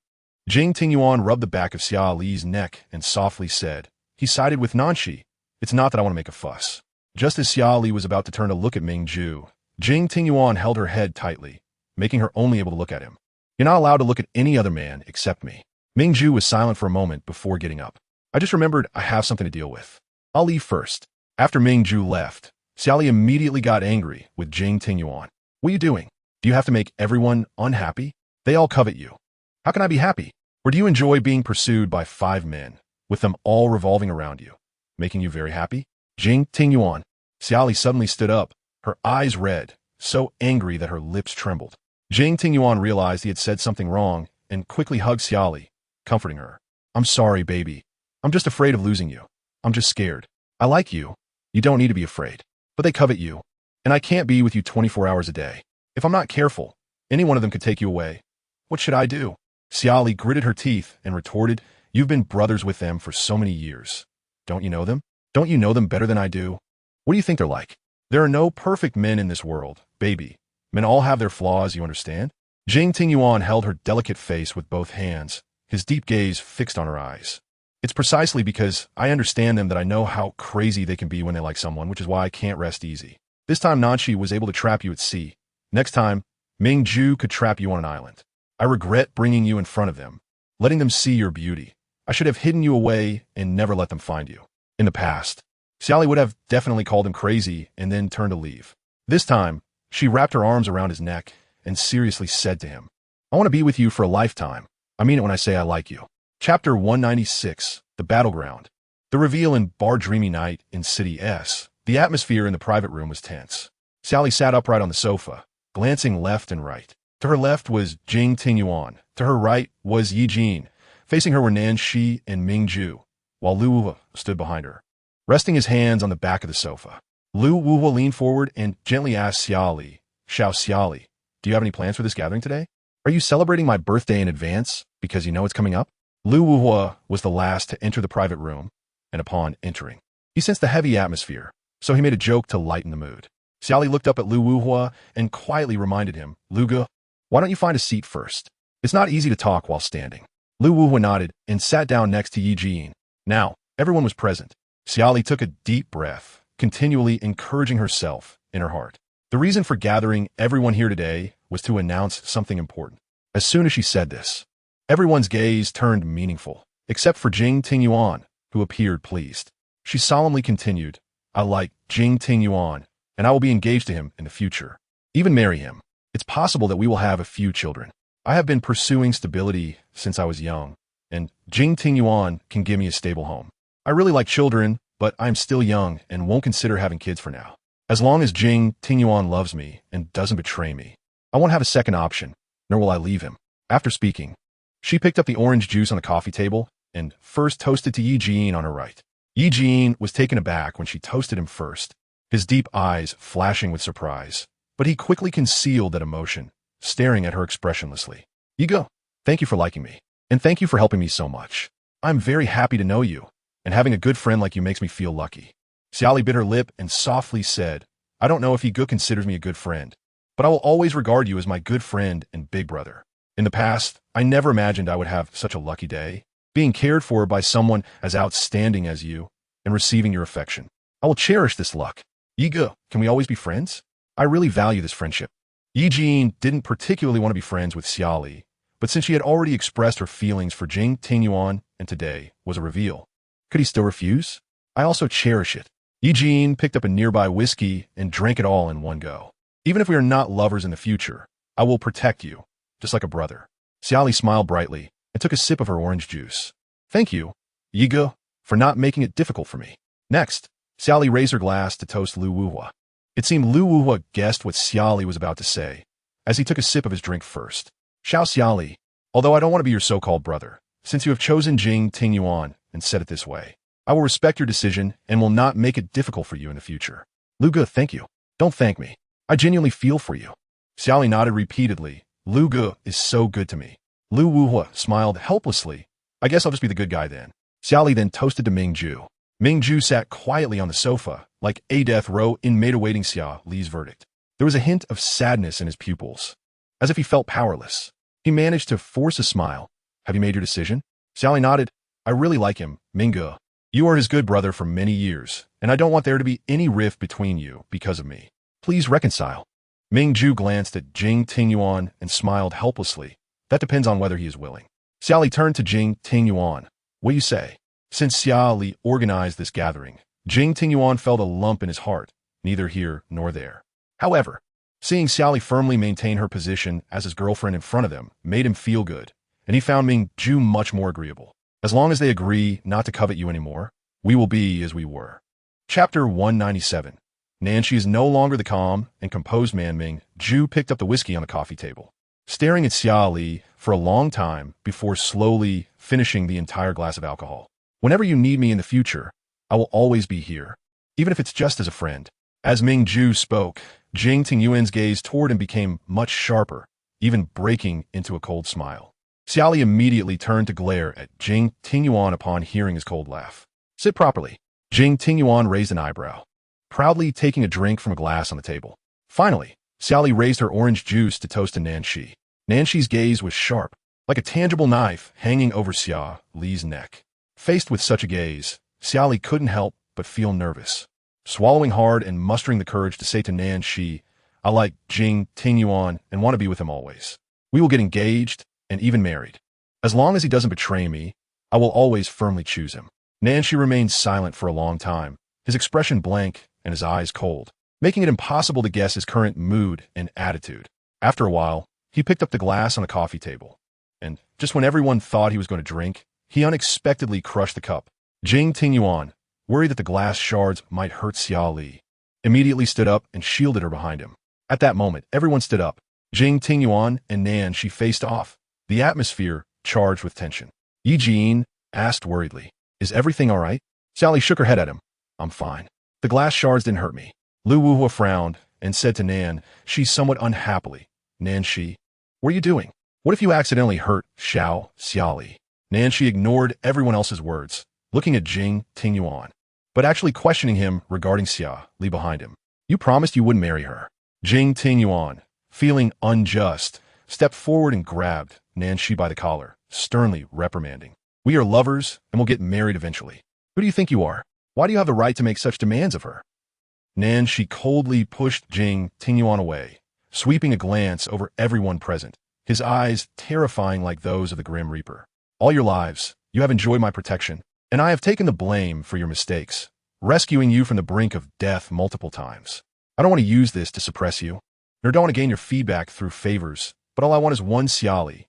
I am already making concessions by respecting her being with Tingyuan.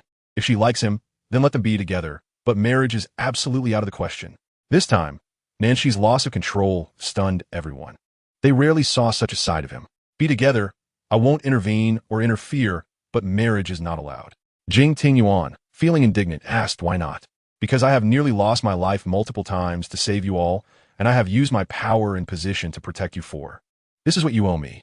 Nanshi looked at Mingjue and coldly said, without the protection of my Nan family, Mingjue, how many continents can your business empire span? He then turned to Yi Jin and continued, as for you, I am still helping you find your parents' murderer. Without me, the Yi family would have been reshuffled multiple times over the years. How can you stand securely on the Yi family's territory? I don't care about asking for returns based on these so-called achievements, but all these years, have you all taken my Nan family for granted? Nanshi then turned to Lu Wuhua and said, your entire Lu family is supported by your father, while the collateral branches are just leeching off. Without the Nan family, how much blood can your Lu family afford to lose to those collateral branches? When your Lu family was on the brink of collapse, it was I who used my power to save your family. At that moment, Mingjue, Lu Wuhua, and Yi Jin all had very grim expressions. Xia Li said, Nanshi, loyalty is not something you can calculate like this. You are brothers. Isn't mutual help what you should do? Why do you still have to make it a matter of calculation? Nanshi replied, then you should ask them what they have ever done to help the Nan family. Xia Li said, that's because the Nan family is strong enough not to need help. But if the Nan family ever needs help one day, they will also lend a hand. Jing Tingyuan sneered, Nanshi, what are you trying to achieve by bringing up these trivial matters? Chapter 198, No Marriage. Or we all die. Nanshi kept a cold face and stated his demands word by word. Our 5 families have been tied together for many years. If we break apart, only outsiders will benefit. Either agree that you and Xia Li will not marry, or we will untie our 5 families. Are you threatening me? Jing Tingyuan sneered. Nanshi, when did you become so childish? You used to say I wasn't mature enough. Now look at your own face. Isn't it laughable? I've been stable long enough. I don't want to suppress my feelings anymore. I like her, and respecting her being with you is already my biggest concession. Jing Tingyuan seemed to hear the funniest joke in the world and couldn't help but scoff. Nanshi, do you think you were a savior? My feelings for her are mutual. Yet in your mouth, it has become a favor? Did we elevate you too high, and now you're acting like a superior?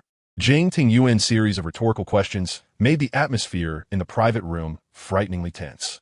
Xia Li glanced at the expressions on the faces of the 5 of them, bit her lip, and regretted organizing this meeting. I originally hoped you could communicate well and continue to be good brothers. How did it end up like this?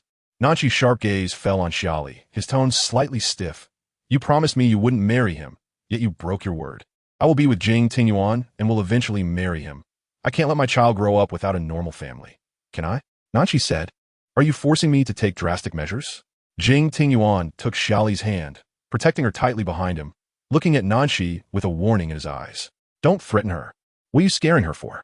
Nanshi replied, Tingyuan, don't push me to madness. I've seen too many dead on the battlefield. If one day I can't control my emotions, I don't mind if we all die together. If I can't have it, then let it all be destroyed. Xia Li always thought Jing Tingyuan was the craziest man she had ever seen. But today, looking at Nanshi, she found him even crazier. It made sense. No wonder they were brothers. People tend to gather with those of similar tastes, and only those with mutual flaws could become good friends. She grasped Jing Tingyuan's arm and cautiously asked Nanshi, what if I have a child in the future? I don't have a marriage certificate or a wedding. Wouldn't my child be in a state of uncertainty? You can give birth. I'll handle registration, and it doesn't matter how many you have. Xia Li's mouth twitched. What kind of explosive statement was that? What did it mean? Literally, if I find out you marry Tingyuan, everyone in this private room. Nanshi scanned the room expressionlessly and threatened, we'll die together. After saying that, Nanshi turned and left the private room. With a loud bang of the door, Lu Wuhua finally came back to his senses. What was Nanshi just doing? Has he gone mad? Mingjue lowered his eyes, deep in thought.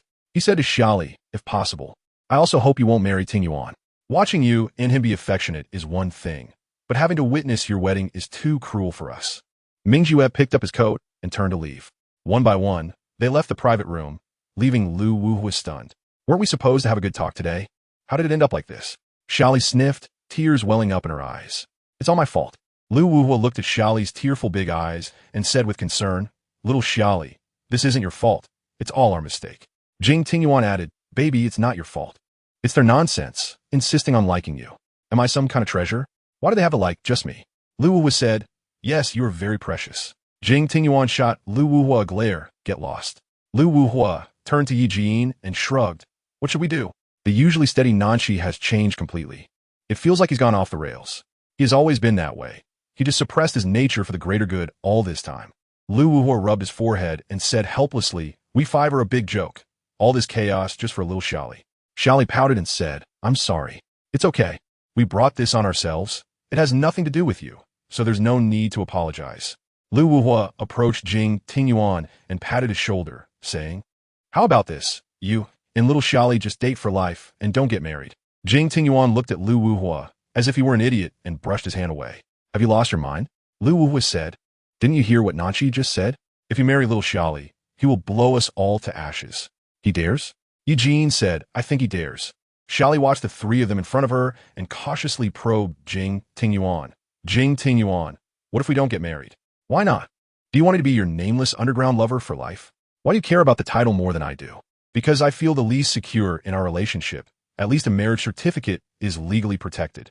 If you dare to betray me, I will use the law to protect our marriage. Yi Jin said, but if Xia Li really betrays you, even having that legal paper won't help. Jing Tingyuan shot Yi Jin a glare and then gave him the middle finger. Shut up. Chapter 199. Clearly caring after Nanshi left the drunken dream one night. He soon encountered a car accident on the road. Fortunately, he only suffered some minor injuries and was not seriously hurt. However, the bodyguards were still very concerned about his condition and insisted on taking him to the hospital. So he thought for a moment and instructed the bodyguards to exaggerate his situation a bit. The bodyguard showed a puzzled expression. Young Master Nan, what are you doing? Do you have any objections? The bodyguard shook his head, not daring to voice any objections. At that time, in the private room, Lu Wuhua was about to take a car home when he unexpectedly received a call from the bodyguard. The bodyguard on the phone explained the situation to him and said that Nanshi's condition was very bad and there was a risk of him becoming a vegetative state. Lu Wuhua was taken aback and loudly confirmed. Say that again?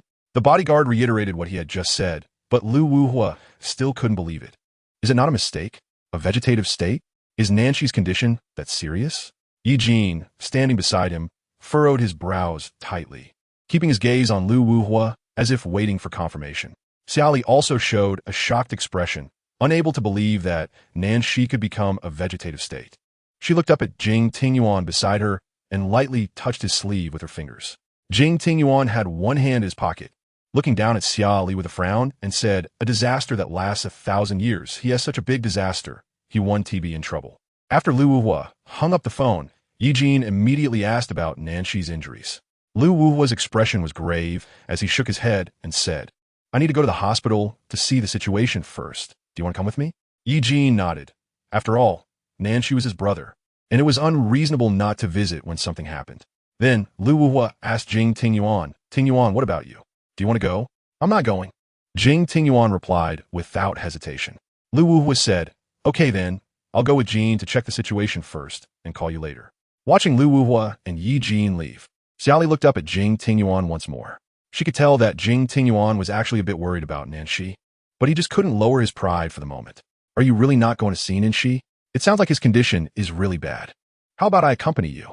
Jing Tingyuan showed a dark look in his eyes and raised an eyebrow at Xia Li, asking, baby, are you really worried about him? Xia Li didn't know how to respond, feeling that if she said she was worried, Jing Tingyuan would definitely explode on the spot. You can go or not. If not, just go home. Turning around to leave the private room, she walked ahead while Jing Tingyuan followed behind. Just as she sat in the back seat of the car, thinking he would come along, he grabbed the door frame and said to her, there's still something at the company. I'll have the driver take you home first. Xia Li thought to herself, what could possibly be going on at the company this late? Just say you want to see Nanshi. Okay, I'll wait for you at home. Watching Xia Li's car drive away, Jing Tingyuan finally called Zhu's son to come drive him to the hospital. Once in the car, Jing Tingyuan did not admit to being worried about Nanshi's safety, only saying, I'm just going to check if he's dead or not. If he's dead, that's best. Zhu's son, sitting in the passenger seat, didn't respond. Jing Tingyuan frowned and loudly reiterated, if he's dead, that's best. Daring to compete with me for Xia Li. You better go meet King Yama tonight. Zhu's son turned to glance at Jing Tingyuan and replied in a calm tone, young Master Jing. Perhaps this car accident involving young Master Nan is not just a simple accident. Do you remember the last time young Master Nan encountered a terrorist attack? Maybe these two incidents are related. Chapter 200. No matter how noisy it gets, they're still brothers. Recalling the last time Nan Shi was attacked, it was still unclear who the mastermind was, indicating the power of the people behind it. Jing Tingyuan cursed suddenly, a bunch of useless people. Although Jing Tingyuan had a falling out with Nan Shi because of Xia Li, Zui Sun knew that the bond between the brothers was not easily broken. Young Master Jing, you don't need to worry too much. Young Master Nan has his own fate. He will definitely pull through this time. Jing Tingyuan leaned back against the seat, arms crossed over his chest, eyes tightly closed, exuding a cold aura that seemed to freeze the air in the car. At the hospital, VIP ward, Nan Shi lay on a hospital bed with a white bandage wrapped around his forehead, eyes closed. After Lu Wuhua and Yi Jin arrived at the hospital, they intended to visit Nan Shi, but were stopped by a nurse outside the door. Sorry, young Master Nan's injuries are too severe. He has not yet passed the critical period, so he cannot go in. Lu Wuhua glanced through the small window of the ward and saw Nan Shi lying motionless on the bed. He frowned, looking at Yi Jin with concern, and asked, Nan Shi won't he really be in trouble, right? I've never seen him this seriously injured. Yi Jin placed a hand on Lu Wuhua's shoulder, his determined gaze providing comfort. He will be fine.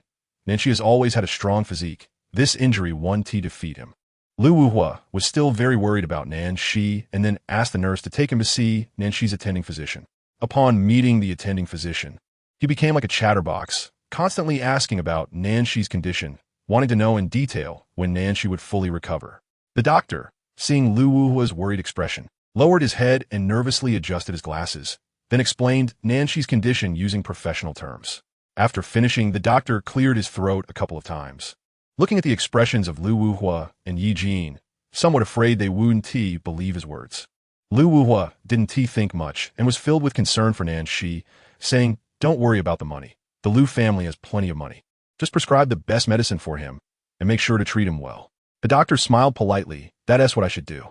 No matter the patient's identity, I will do my best to treat him. Thank you, doctor. Lu Wuhua and Yi Jin walked out of the doctor's office and happened to run into Ming Ju, who rushed to the hospital as soon as he heard about Nan Shi's incident. He approached Lu Wuhua and bluntly asked, How's Nan Shi? What did the doctor say? Lu Wuhua looked at Yi Jin beside him, unsure how to explain to Ming Ju, so he let Yi Jin handle it. Yi Jin, who had always been articulate, was able to clearly explain the situation in just a few sentences. After listening, Ming Ju immediately gritted his teeth, his eyes fierce. Who is it? Daring to act recklessly. They must be tired of living. Yi Jin thought for a moment and shared his thoughts. The last time Nan Shi was attacked. I wonder if it's the same person behind both incidents. Lu Wuhua said, If I find out who it is, if I catch him, I will make sure he suffers. If not, I won't be surnamed Lu. The three of them chatted as they returned to the door of the ward, when suddenly, Jing Tingyuan's figure appeared in the corridor, and all three turned their gaze towards him simultaneously. Lu Wuhua whispered, I thought he really wouldn't consider Nan Shi a brother anymore. Ming Ju said, in the end, Nan Shi and his feelings are still very deep. Yi Jin turned to look at Lu Wuhua and Ming Ju, saying, whether it's Tingyuan or you guys, I don't want to sever our brotherhood. After so many years of deep friendship, I can't let go. In fact, it wasn't just Yi Jin. Lu Wuhua and Ming Ju also couldn't completely break off their ties with the others. Their feelings after so many years were so profound, akin to family ties, with bonds stronger than blood relations. Thus, over the years, no one has been able to join their small group of 5 friends. Chapter 201, Stimulating Nan Shi's Hearing. Jing Tingyuan's eyes were dark as he approached Lu Wuhua and the other 3 with his hands in his pockets, exuding a chilling aura that made one shiver. Coming to Lu Wuhua, he coldly asked, Is he dead? Lu Wuhua was taken aback, then thought that Jing Tingyuan might be too proud to admit he was worried about Nan Shi, so he didn't dwell on his words. He wants to die. You said he is a disaster that lasts 1,000 years. A bad person like Nan Shi will at least live for 100 years. Jing Tingyuan asked in a cold tone, What did the doctor say? Lu Wuhua relayed all the doctor's words to Jing Tingyuan, who listened with a furrowed brow and remained silent for a long time. Although Jing Tingyuan's expression was unchanged, Yi Jin could still see his worry for Nan Shi from the tension in his brows. He placed his hand on Jing Tingyuan's shoulder and softly comforted him, saying, Don't worry too much, then she will be fine. Jing Tingyuan took a deep breath and stared at the closed hospital door for a long time before turning to Yi Jin and asking, Have you found out who it is? Yi Jin shook his head and turned his gaze to Lu Wuhua. Lu Wuhua immediately explained to everyone, As soon as I learned that Nancy had an accident, I had my people investigate. But the information we received was that the surveillance footage was deleted, and even the vehicle involved in the accident lost its dashcam.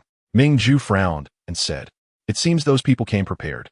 Last time Nancy was attacked, this time in the car accident, they really want Nancy's life." Jing Tingyuan stared at the hospital door, his hands clenched into fists in his pockets.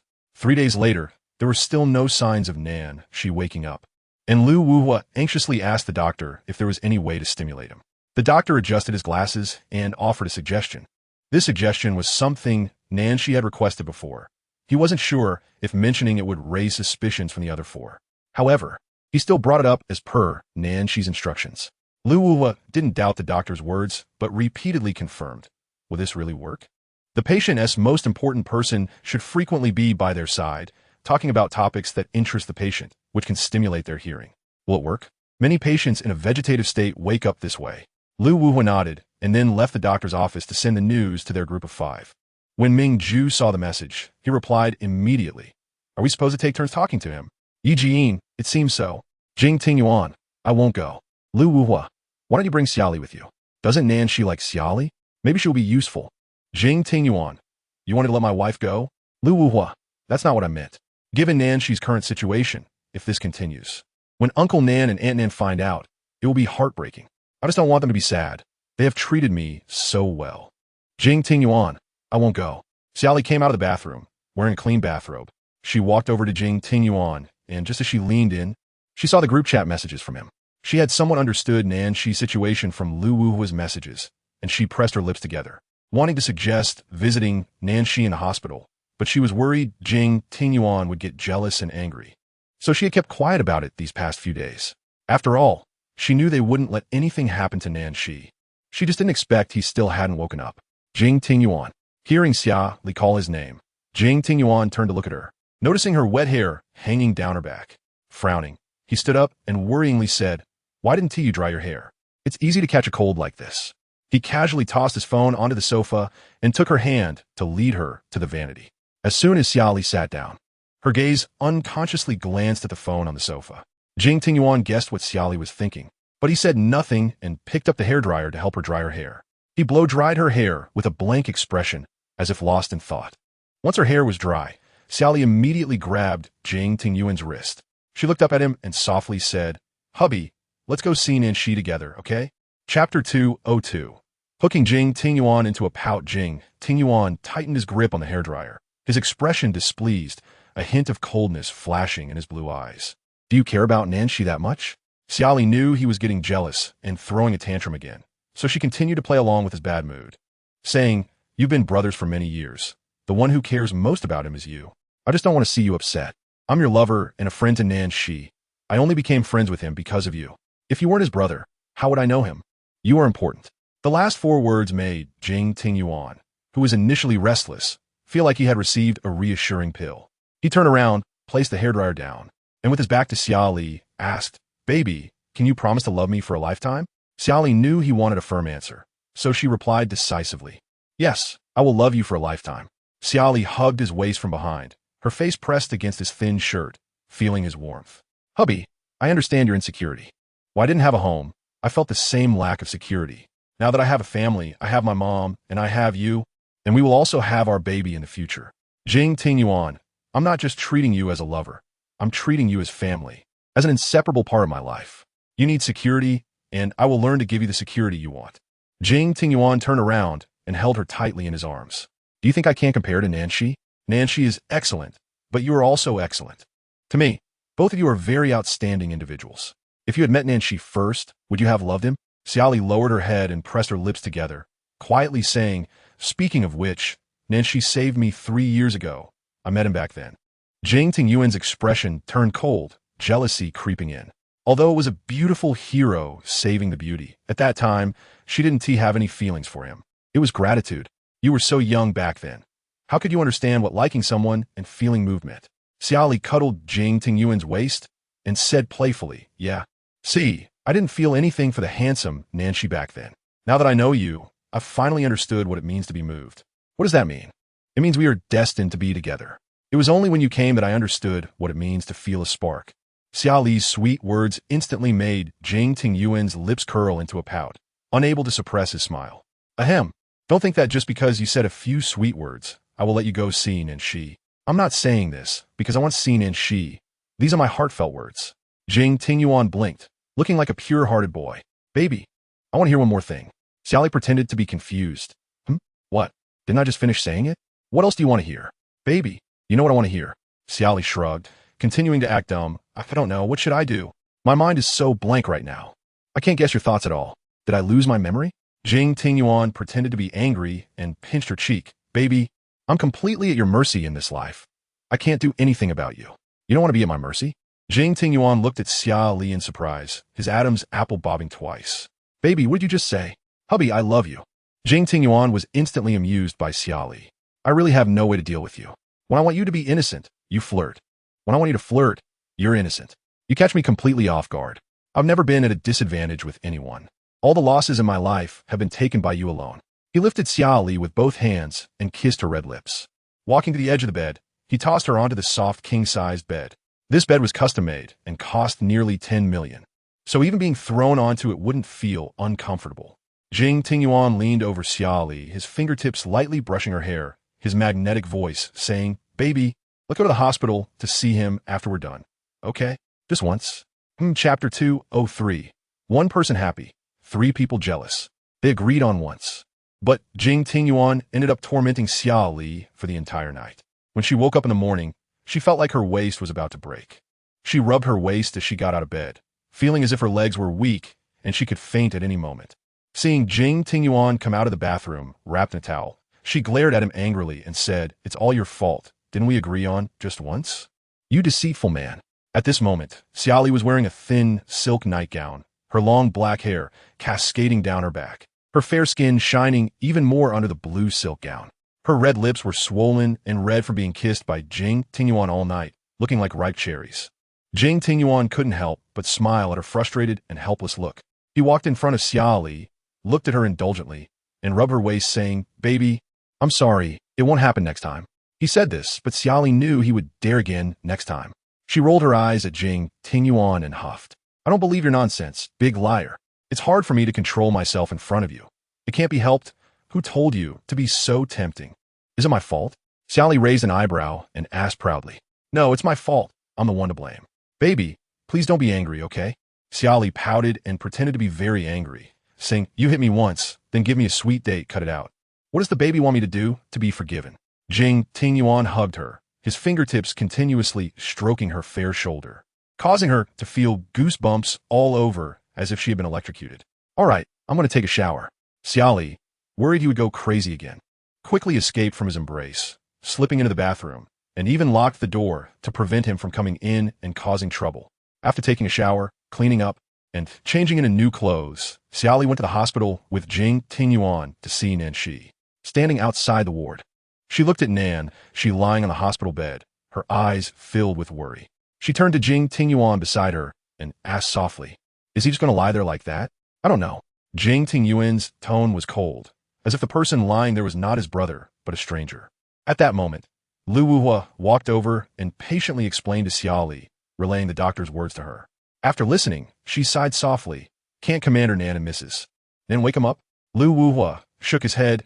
We haven't told Uncle Nan and Aunt Nan about this news yet, mainly because we're afraid Aunt can't handle such a blow, so we've kept it from him for now. Ming Ju said, If we've tried all methods and still no effect, then we'll inform Aunt Nan and Uncle Nan. Lu Wuhua continued, Xia Li, you're the first person Nanxi likes. Maybe you can wake him up. Why don't you give it a try? Jing Tingyuan pulled Xia Li's wrist, forcibly dragging her behind him like a lion guarding its territory. No. Jing Tingyuan's tone was cold, showing no sign of compromise. Xia Li looked up at Jing Tingyuan's back. She knew he was also worried about Nanxi's safety, but was too proud to admit it.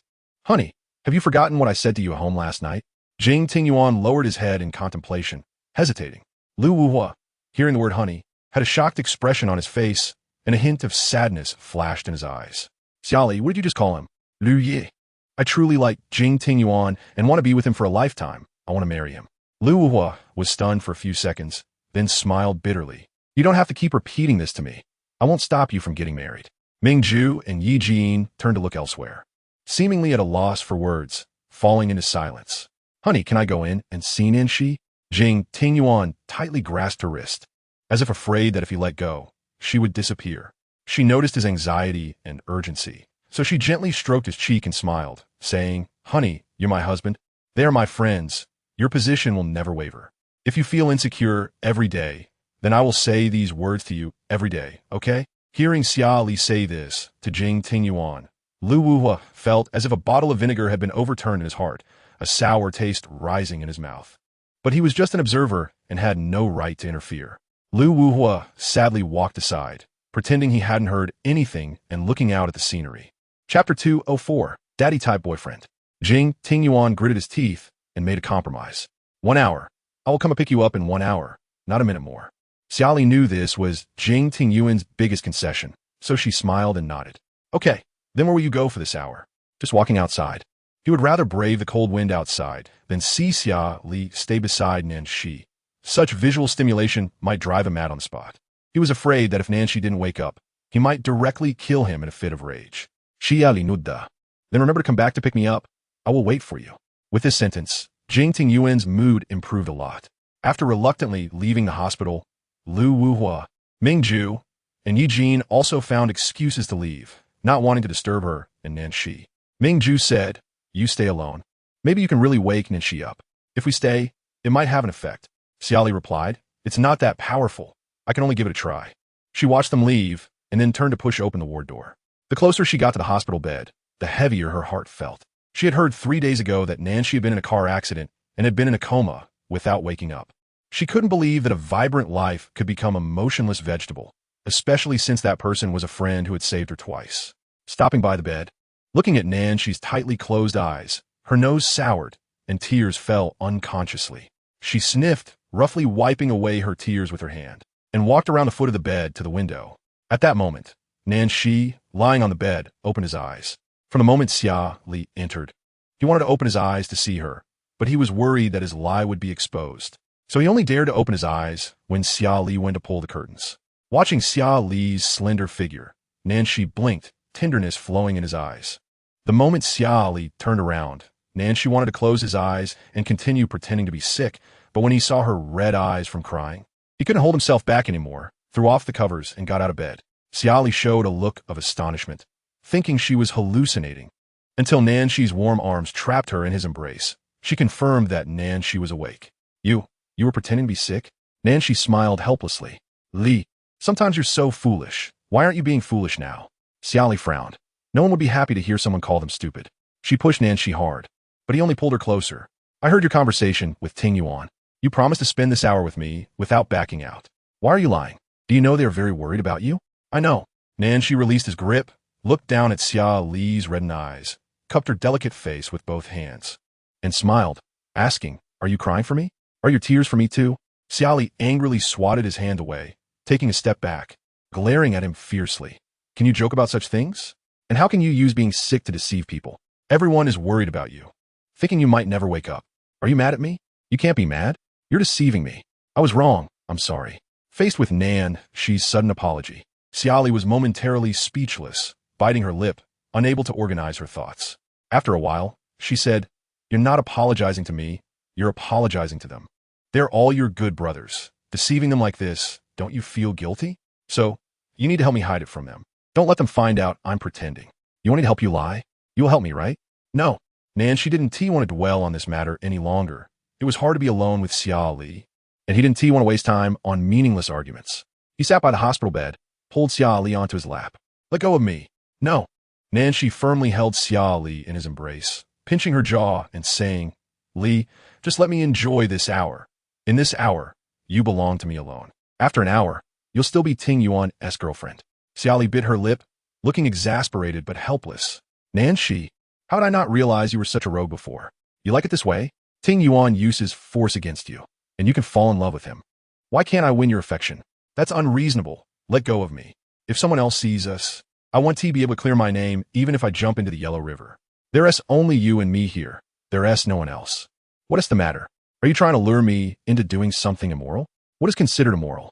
Xia Li seemed to be intentionally teasing him, proudly saying, Colonel Nan, do you want to be a mistress? I wouldn't mind if you were willing to give me a chance. I would mind. Xia Li raplia decisively. Without a hint of hesitation. I want to do anything to you. I just want to enjoy this hour. Then can you let me go first? Men and women should keep their distance. Fine, but you can't run away. Otherwise, I'll catch you back immediately. As soon as Nanshi released his grip, Xia Li darted to the sofa like a rabbit. Watching Xia Li deliberately keep her distance, Nanshi felt a pang in his heart, but did nothing. He sat on the other sofa, making tea for Xia Li, saying while pouring, I want to hear you talk about your childhood. I want to know more about you. After this hour, if you want to get engaged to Ting Yuan, or even marry him, that's fine. Xia Li was stunned for a few seconds, not quite understanding why he had suddenly changed his mind. You insisted that I should and T get married before. Why the change now? Because I've realized something these past few days. What? I can wait. Wait for you to break up. Wait for you to divorce.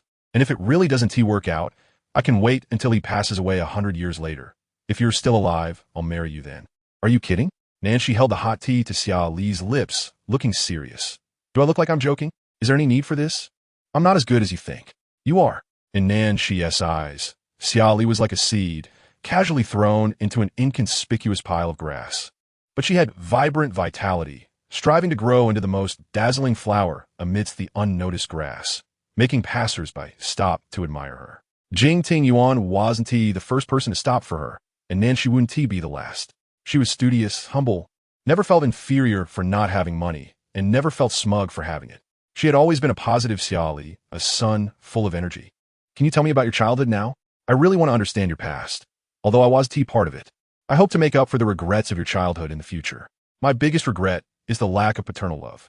What? Do you want to be my dad? That is not impossible. Isn't the daddy-type boyfriend trend popular lately? I'm very willing. Xia Li was instantly amused by Nanshi. She didn't expect the usually composed Nanshi to joke around. Chapter 205. Every piece of jewelry Xia Li wore was equipped with a listening device. Xia Li sat upright on the sofa, holding the warm teacup tightly, occasionally glancing at Nanshi beside her, but she didn't speak for a long time. She didn't know where to start or what time period Nanshi wanted to hear about. I don't know where to start. Just say whatever comes to mind. It doesn't have to be in order. Then I'll just speak freely, but my childhood isn't as interesting as yours. I'm not listening for entertainment. I want to understand you. There is no need to overly beautify your past. I want to know the real you. Xia Li recalled and began to talk from when she could understand things. She recounted everything she remembered, and Nanshi sat beside her, listening intently, his gaze focused, not wanting to miss any detail. When she spoke of happy things, he was infected by her smile, unconsciously lifting the corners of his mouth. When she spoke of sad things, he felt sad for her. Time passed little by little, and an hour quickly went by. As the hour ended, Xia Li just happened to say she was tired, taking a sip of the hot tea Nan she handed her. I told you my childhood wasn't interesting, yet you insisted on listening. I found it very interesting and want to hear more. Xia Li bit her lip, picked up her phone to check the time, thinking that Jing Ting Yuan must be getting impatient waiting, and if she didn't go out soon, he might go crazy. So I'll leave first. I want to say anything about your pretending to be sick, but I hope you don't continue to deceive them. The moment she stood up, Nanshi reached out and pulled her back. She lost her balance and fell onto his lap. Xia Li was clearly startled, a flash of panic in her eyes. What are you doing? You scare me to death. Nanshi tightly wrapped his arms around her waist, holding her struggling wrists, leaning closer, locking eyes with her. At that moment, the atmosphere became somewhat ambiguous. Xia Li's cheeks flushed, feeling Nanshi's warm breath, and she nervously turned her head away. You, don't look at me like that. I'm leaving. Can you give me a gift before you go? What? Kiss me.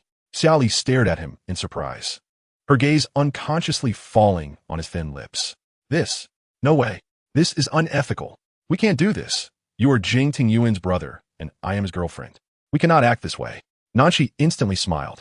Li, do you think I want you to kiss me? You can't kiss me. Not even a kiss on the cheek. Xia Li immediately breathed a sigh of relief, glad it wasn't a forced kiss. However, even if it wasn't a kiss, the act of kissing on the cheek was too ambiguous. So she straightforwardly refused. No, that behavior is too ambiguous. I'm not the kind of woman who changes partners easily. I hope you can respect me in the future and refrain from doing these misleading actions. You like him so much, keeping yourself pure for him? That's respect. Liking him shouldn't involve doing unethical things. Li, I've discovered for the first time that you are a girl with strict principles. Why does that sound like an insult? Xia Li blinked, looking at Nanshi, who sat in front of her. Forget it, I'll take the loss. Nanshi released her hand and said to her, I respect you, and I will continue to do so. Xia Li stood up to tidy her clothes and hair, facing away from Nanqi, and said, "You will find the girl who resonates with you in the future." After saying that, she left the hospital room, completely unaware of the sadness in Nanqi's eyes at that moment. Nanqi looked at the closed door, smiling bitterly. There will never be another Xia Li. Xia Li walked out of the hospital gate and was surprised to find a light drizzle outside. She hadn't noticed the weather from the hospital room. At least it wasn't pouring rain. Just as Xia Li was about to call Jing Tingyuan, she suddenly saw a familiar figure standing across the street. The shape looked very much like Jing Tingyuan, but she was afraid of being mistaken. After all, why would Jing Tingyuan be standing motionless by the roadside? Especially in the rain? After dialing Jing Tingyuan's number, when she saw him pick up the call from across the street, she confirmed that it was indeed him. She hung up and walked towards Jing Tingyuan, standing in front of him and carefully observing him. Droplets of rain glistened on his hair like stars. "What are you doing standing here? Don't you know to find shelter from the rain? How long have you been standing here? I've been waiting for you for a full 80 minutes. A look of astonishment flashed in Xia Li's eyes. "Why? I thought you would be waiting for me at a nearby CAF or restaurant, but instead, you're standing here? Because I don't know where to go without you." Thud! Xia Li felt as if her heart had been pierced by Jing Tingyuan, and it hurt a little. She pursed her lips and plunged into his arms, softly comforting him. "I won't leave you. You'll catch a cold in the rain." Jing Tingyuan looked down at Xia Li, gently stroking her hair, and as his gaze fell on her necklace, he couldn't help but recall the words he had just heard from his phone. Every piece of jewelry Xia Li wore had a listening device embedded in it, including the gemstone necklace she wore today. So every word and sentence from her conversation with Nanqi was accurately transmitted to his ears. The ambiguity in their hospital room, although without visuals, was enough to break his heart. "Baby, don't leave me. I want to leave you. I will always love you." Jing Tingyuan didn't speak, thinking that it didn't matter whether her words were a lie, as long as she stayed by his side. For a lifetime, no, for eternity, as long as she was with him. Chapter 206, Alicia. Country E. Lamp Palace. Alicia sat at her desk, taking out a yellowed, old photo from the drawer. She stared calmly at the photo in her hand. She looked to be just over 1 year old, being held by her mother.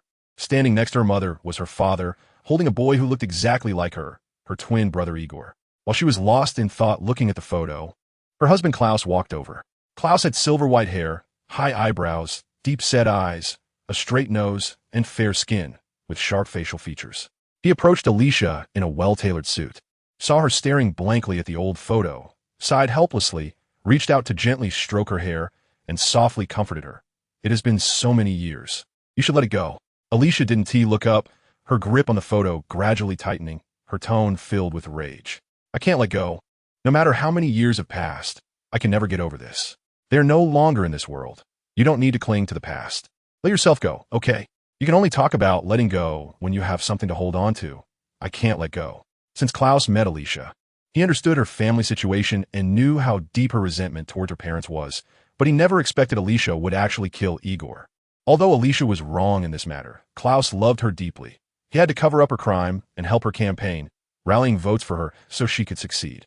"You are the only child in your family. You will never understand my feelings." Klaus understood her feelings, but didn't argue back, merely holding her silently. "When I was young, my parents were fighting over divorce, and I thought my mother was the one who took me away. Later, I realized she was just as weak as my father. She only chose me because she couldn't win against him. When she looked at my face, she thought of Igor. During meals, she called out Igor's name. Once, I heard her arguing with my father, saying that if he didn't give her money, she couldn't afford to raise me. My father replied that he might as well bury me alive.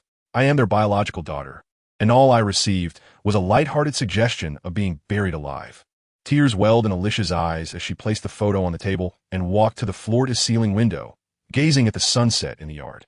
"After my mother passed away, my father had to bring me back to the family. At that time, I naively thought he brought me back because he loved me, but I didn't realize he had never regarded me highly.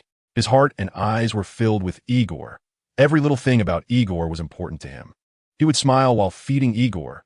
Even if Igor threw a tantrum and knocked over his food, he would still smile and have the servant bring a new bowl, concerned whether Igor got burned. I tried to imitate Igor and knock over food to get his attention, but all I got was a slap that nearly deafened me." Alicia closed her eyes and took a deep breath, as if these memories were suffocating her. "I never had new clothes. I always wore Igor's clothes. Due to long-term malnutrition, I was much shorter than Igor, and his clothes were loose and baggy on me.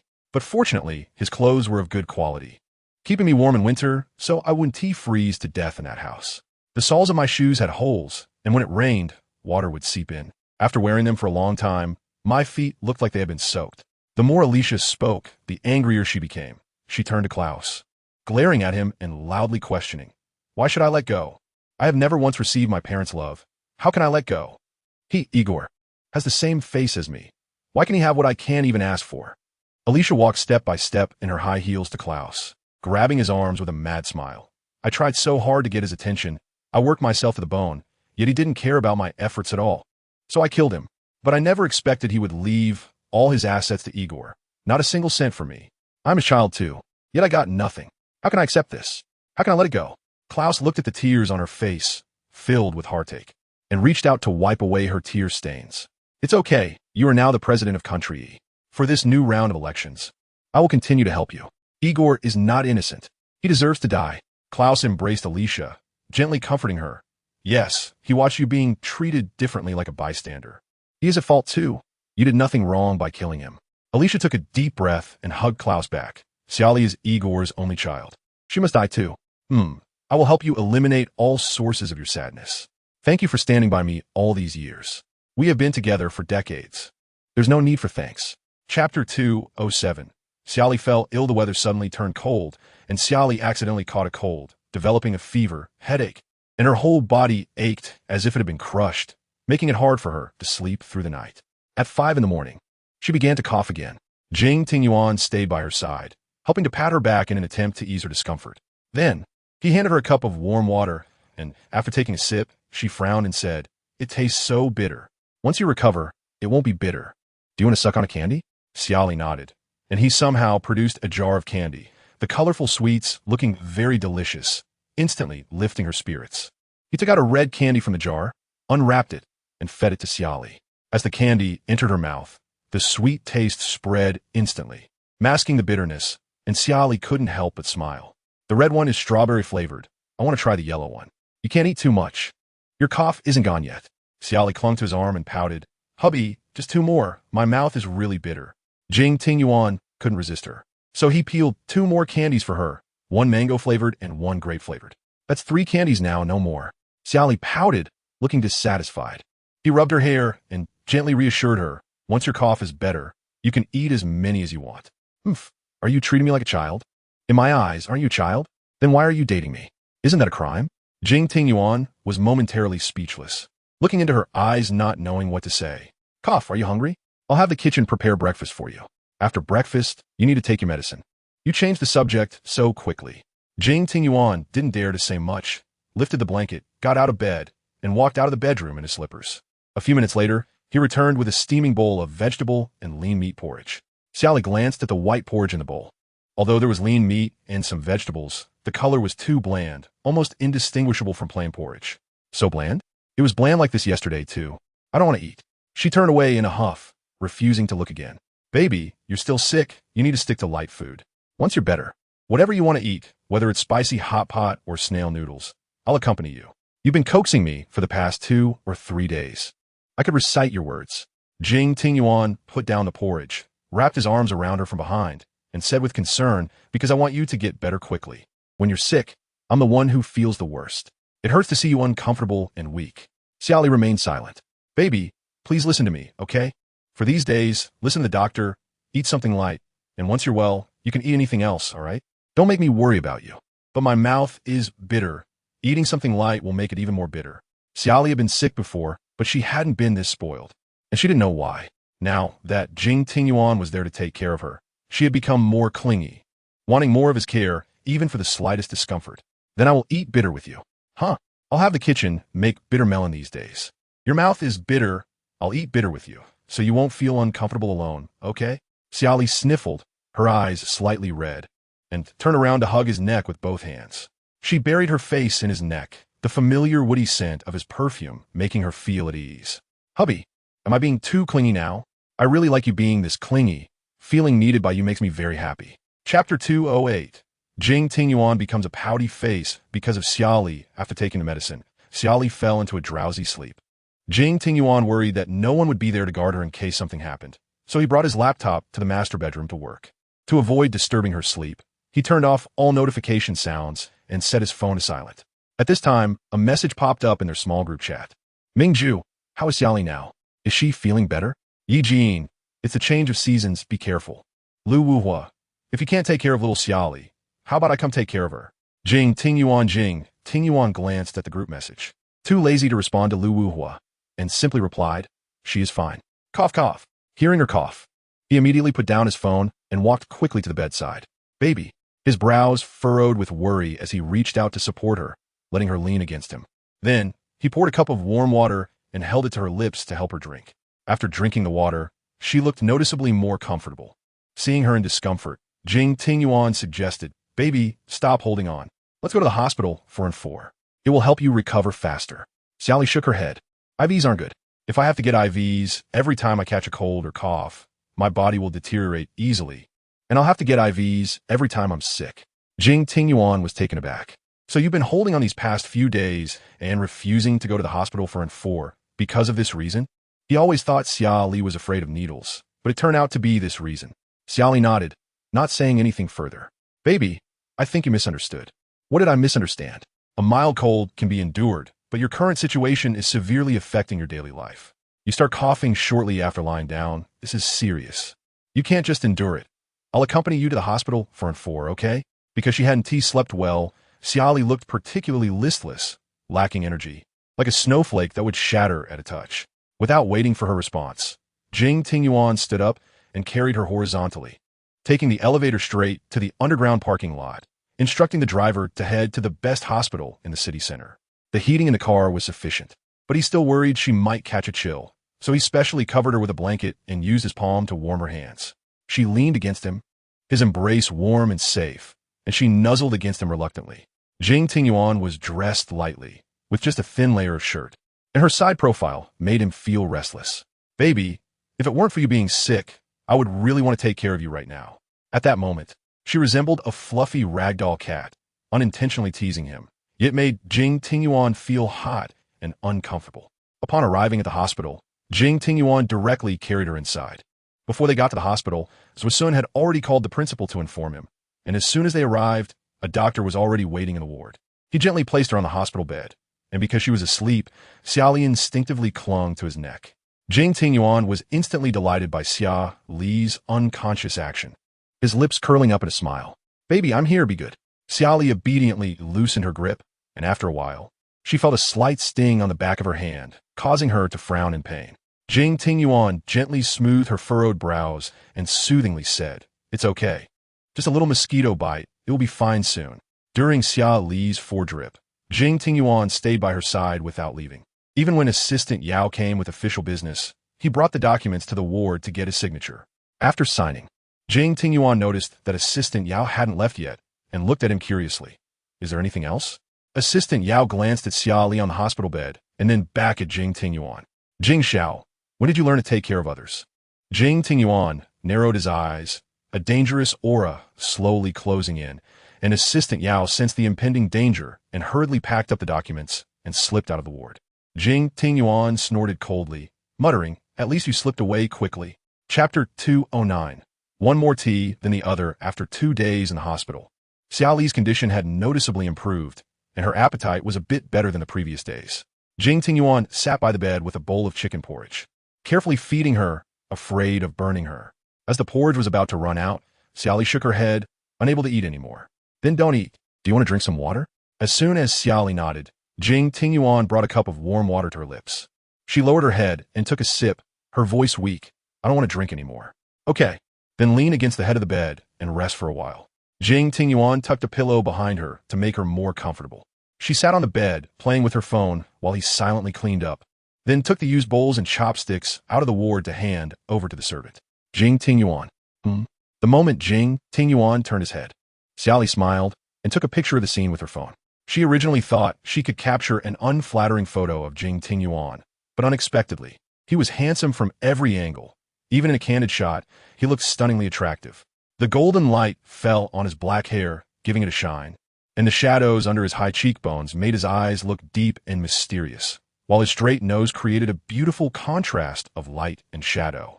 Looking at such a photo, Xia Li couldn't help but swallow hard, secretly praising how good-looking he was. Baby, I'm right in front of you. Why look at a still image? Seeing her staring at the photo with dissatisfaction, Jing Tingyuan pinched her chin, saying, Isn't looking at me better? Xia Li raised her head, her eyes wide as she stared at Jing Tingyuan's nearly perfect handsome face, unable to help but smile. She nodded. Indeed, you look better in person. Since I'm so good-looking, should I get a reward? She frowned, puzzled. Why was he the one being praised, and not her getting a reward? Jing Tingyuan held her chin, slowly leaned in, the warmth of his breath brushing against her nose. Although this wasn't their first kiss, his closeness always made her heart race. She nervously grabbed the blanket, closed her eyes, filled with anticipation and anxiety as she waited for his kiss. Just as his kiss was about to land, the door to the ward was pushed open, interrupting them. Little Xia Li, look what I brought you to eat. Lu Wuhua appeared in the ward, and Jing Tingyuan's gaze was like a sharp knife, accurately landing on his brow. Sensing Jing Tingyuan's hostile glare, Lu Wuhua pretended not to see anything and walked over to the bed with the items. Little Xia Li, I specially flew to Country Tea to buy your favorite durian. Do you want to try now? Lu Wuhua opened the food box, revealing the peeled durian flesh inside. The moment the lid was lifted, the room was filled with the strong aroma of durian, causing Xia Li to swallow hard. Jing Tingyuan gritted his teeth and scolded. Lu Wuhua, don't you have any common sense? What did I do? Lu Wuhua replied, confused by the sudden reprimand. She already has a cold and cough, and now that she's just starting to get better, giving her durian will only worsen her condition. Lu Wuhua was taken aback. I didn't think that much. I just remembered little Xia Li likes to eat it, so I specifically flew to Country Tea to buy it. He quickly tossed the durian into the trash can, looking at Xia Li with guilt. I'm sorry, little Xia Li, I didn't mean to. I just remembered you loved it, so I got up early to queue for it. Xia Li glanced at the durian flesh in the trash can, her heart feeling like it was bleeding. No. Why did you throw it away? Even if I can't eat it, others can. Lu Wuhua suddenly looked like a child who had done something wrong, standing there helplessly. Lu Gu, I didn't mean to blame you. Lu Wuhua, I'm sorry. Am I really that stupid? I don't know how to make girls happy. Jing Tingyuan, standing aside, was slightly taken aback, feeling the green tea scent in the room was a bit overwhelming. Lu Wuhua, quickly put away your tea-sipping words. Lu Wuhua rolled his eyes at Jing Tingyuan. Is it only you who can sip tea? Well, have I ever sipped tea? Xia Li interjected, You too. Are you still kindergarten kids? Even kindergartners aren't as childish as you two.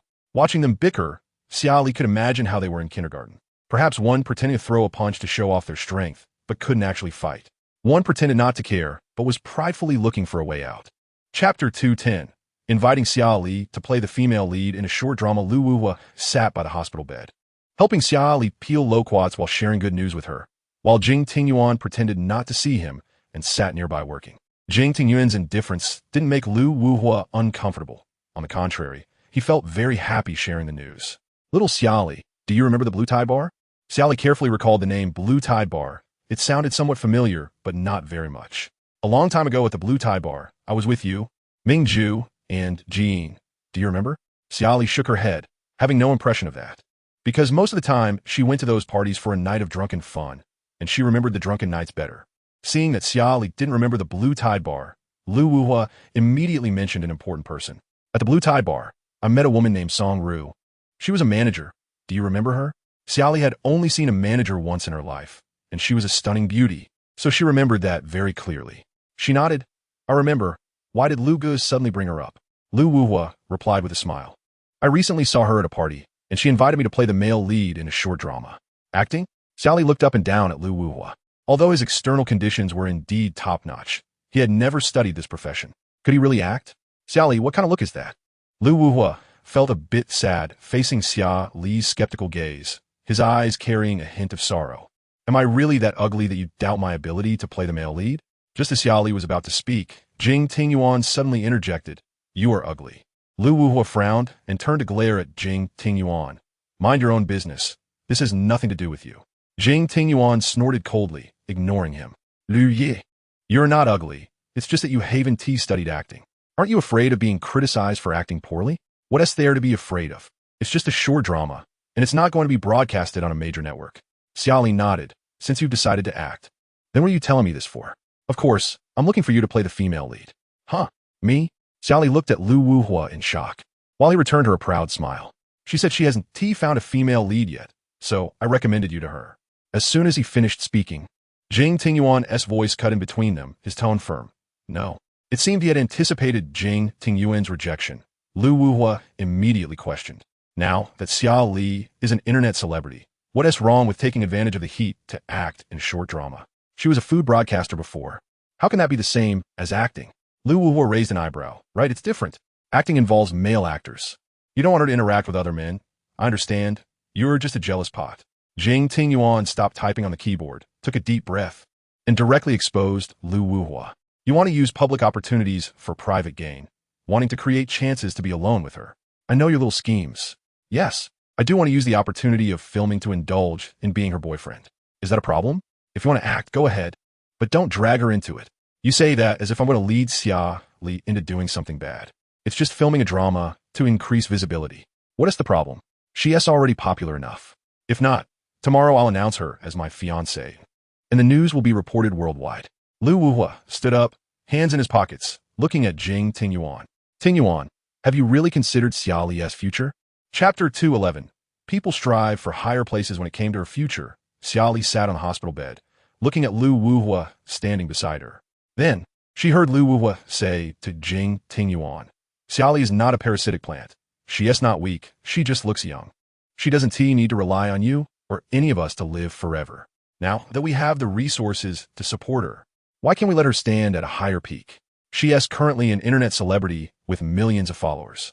Taking advantage of the heat to film a short drama could lead her to become a real actress, win awards, and even become an international star. Xia Li bit her lip, unable to believe that she could be seen as so outstanding in Lu Wuhua's eyes. Lu Ge, you're thinking too far ahead. I don't have that ability. Lu Wuhua turned to her, his gaze firm. I believe you can. Then he shifted his focus back to Jing Tingyuan. Tingyuan, if you love her, you shouldn't keep her confined for life. You should plan for her future. Let her stand at the highest point like the sun, not hide her in the dark where only you can see her. Being in love is about mutual enjoyment. That doesn't mean she can't have her own career. You want her to revolve around you every day, waiting for you to finish your work so she can eat and sleep? Is that what you want? Jing Tingyuan stood up, glaring angrily at Lu Wuhua. You've gone too far. Am I wrong? Lu Wuhua nodded. I admit I have selfish motives in wanting Xia Li to act in the short drama, but Song Ru is right. Xia Li needs her own career because she is only 18. There are many miracles she can create in the future. We can't just keep her under our noses like a canary. Xia Li, when you first thought about live streaming, wasn't it to have your own career? Xia Li was stunned, secretly glancing at Jing Tingyuan, who looked somewhat displeased, unsure of how to respond. Now there is an opportunity in front of you to act in a short drama, boost your popularity, and in the future, you might participate in variety shows or movies, formally entering the entertainment industry and starting your real career. Don't you look forward to that? Tingyuan, don't brainwash her. This isn't brainwashing. I hadn't seriously considered this before. Since that day, I talked with Song Ru. She discussed many topics about Xia Li with me. And I realized Xia Li is an independent girl. An independent person will have their own career ambitions, whether that career is big or small. She will have things she wants to do. You control her every day, and she can't do what she likes. Over time, she will forget what she originally was and ultimately become the puppet you want her to be. Is that the result you want? Lu Wuhua walked up to Xia Li, his attitude sincere. Xia Li, you don't have to rush to agree. Take a few days to consider what I just said. Xia Li clutched the bedsheet, feeling complicated and even a bit nervous. I haven't studied acting. Your acting skills can improve while filming. You're already an internet celebrity. No matter how you stream in the future, it will be like this. Don't you want to strive for something higher? Chapter 212. As long as you firmly choose me at this moment, the atmosphere in the hospital room was somewhat tense. Xia Li looked at the tightly closed door, recalling the scene of Lu Wuhua being pulled out by Jing Tingyuan earlier. She wanted to laugh, but didn't dare to. If you want to laugh, just laugh. Xia Li pouted and shook Jing Tingyuan's arm. Hey, why are you so angry? What is so upsetting about Lu Ji's words? Jing Tingyuan was silent for a moment, looking at her seriously. Do you want to? Huh? What? Do you want to play the female lead in the short drama? Xia Li lowered her head, feeling complicated. She admitted that she was swayed by Lu Wuhua's words earlier. Although she had never thought about acting or becoming an actress before, she felt a bit of expectation when the opportunity appeared before her. She self-deprecatingly said, I don't have a degree, haven't studied acting, let us forget it. I don't want to ruin someone else's drama. If you want, I can agree. Xia Li stared wide-eyed at Jing Tingyuan, unable to believe those words came from him. You're not. Because I love you. I will support whatever you want to do. Jing Tingyuan reached out to caress her fair cheek, looking at her with deep affection as he said, Baby, I have considered your future. I just hope that in your future, I am your husband. I don't need a wife who is famous or an international superstar, but if you want to act, I will support you no matter how much it costs. If you don't want to act and just want to stay by my side as a rice bug, I can still take care of you. For the rest of our lives, I will unconditionally accompany you in whatever lifestyle you choose. Tears welled up in Xia Li's eyes as she smiled and jumped into Jing Tingyuan's arms, wrapping her hands tightly around his neck. Husband, you really have changed from before. Jing Tingyuan rubbed her hair and held her close. You chose me firmly, and I will change for you. I love you. For Jing Tingyuan, the words I love you felt like a shot of adrenaline. He was overwhelmed with emotion and kissed her red lips passionately. Since meeting Xia Li, he had always been the one saying I love you. So he cherished every I love you that came from her. Jing Group, Chairman's office. Jing Li was dressed in a well-tailored custom suit, black with a red tie, exuding a cold charm. He held a cigarette in his right hand, white smoke curling upwards. The bodyguard, standing in front of the desk, was reporting the investigation results. After listening, Jing Li frowned, revealing a look of confusion, as if he couldn't believe that Jiang Lixiao would be the one to drug Jing Tingyuan. He never expected that the little girl from the Jiang family would dare to do such a thing. Chairman, are you planning to let Miss Jiang go for the sake of the Jiang family head? Or, they were father and daughter, but right is right. She must accept punishment for her mistakes. So what do you mean? Please invite Miss Jiang to the tea house for a cup of tea. I haven't seen this little girl in a long time. As an elder, it's only right to care for my juniors. The bodyguard nodded and then left the office. Jiang Lixia just received the bodyguard's call, and upon learning that Jing Li wanted to see her, she instantly felt panicked, suspecting that the drugging incident had been traced back to her. But then she thought the matter was done so discreetly that it shouldn't lead back to her. Even if they found the mastermind, the one most likely to be suspected should be Jing Tingyuan's archrival, King. With that thought, Jiang Lixia finally felt a bit more at ease. But as she neared the tea house, her right eyelid began to twitch, and her mood became increasingly tense. She sat in the back seat of the car, hesitant to get out, biting her lip and swallowing hard. If it weren't for the bodyguard's urging, she would probably still be sitting in the car. Miss Jiang, the chairman is waiting for you inside. Please step in. Jiang Lixia feigned calmness and asked the bodyguard with a smile. Uncle Jing, how long has he been waiting for me? Not long, half an hour. Chapter 213. The pressure from Jing Li upon hearing that Jing Li had been waiting for her for half an hour. Jiang Lixia felt her heart skip a beat, and her hands began to tremble. Miss Jiang, please step in. The bodyguard's attitude was firm, and Jiang Lixia, even if she was foolish, should know that Jing Li's invitation was definitely not just for tea. She nervously asked, My father just called me about something. Can I call him back first? The bodyguard replied, Miss Jiang, the chairman has been waiting for a long time. Please do not anger the chairman. In that instant, Jiang Lixia realized that things weren't looking good, so she hurriedly called Xia Li as she got out of the car, as she had no other way to seek help. Jing Li cared most about his son, Jing Tingyuan, and Jing Tingyuan cared most about Xia Li. If Xia Li could speak on her behalf, Jing Li would likely not pursue the matter further. But just as the call was about to connect, the bodyguard snatched her phone away and forcibly turned it off. Miss Jiang, I advise you to go in before the chairman gets angry. Otherwise, you will bear the consequences. Jiang Lixia took a deep breath, thinking that whether she stretched her head or shrank it back, it was all the same, so she might as well admit it early. Perhaps Jing Li would let her off for her father's sake. Arriving at the tea house, the tea master was preparing tea for Jing Li. Jing Li stood with his back to the tea master, hands in his pockets in front of a bamboo window. Hearing the footsteps of the bodyguard and Jiang Lixia, he turned to look at her. Please sit. Jing Li gestured for the tea master to pour a cup of tea for Jiang Lixia, who forced a smile as she sat down. Uncle Jing, I wonder what important matter you have for me today. It's nothing particularly important. It's just that I haven't seen you in a long time, and as an elder, I should care more for my juniors. Last time at the Jiang family's old residence banquet, I even greeted you, but you were busy talking business with my father. Mentioning that banquet reminded her that it was the same night Jing Tingyuan had an incident. Until now, her father had not given him a response. It seemed that no results were forthcoming.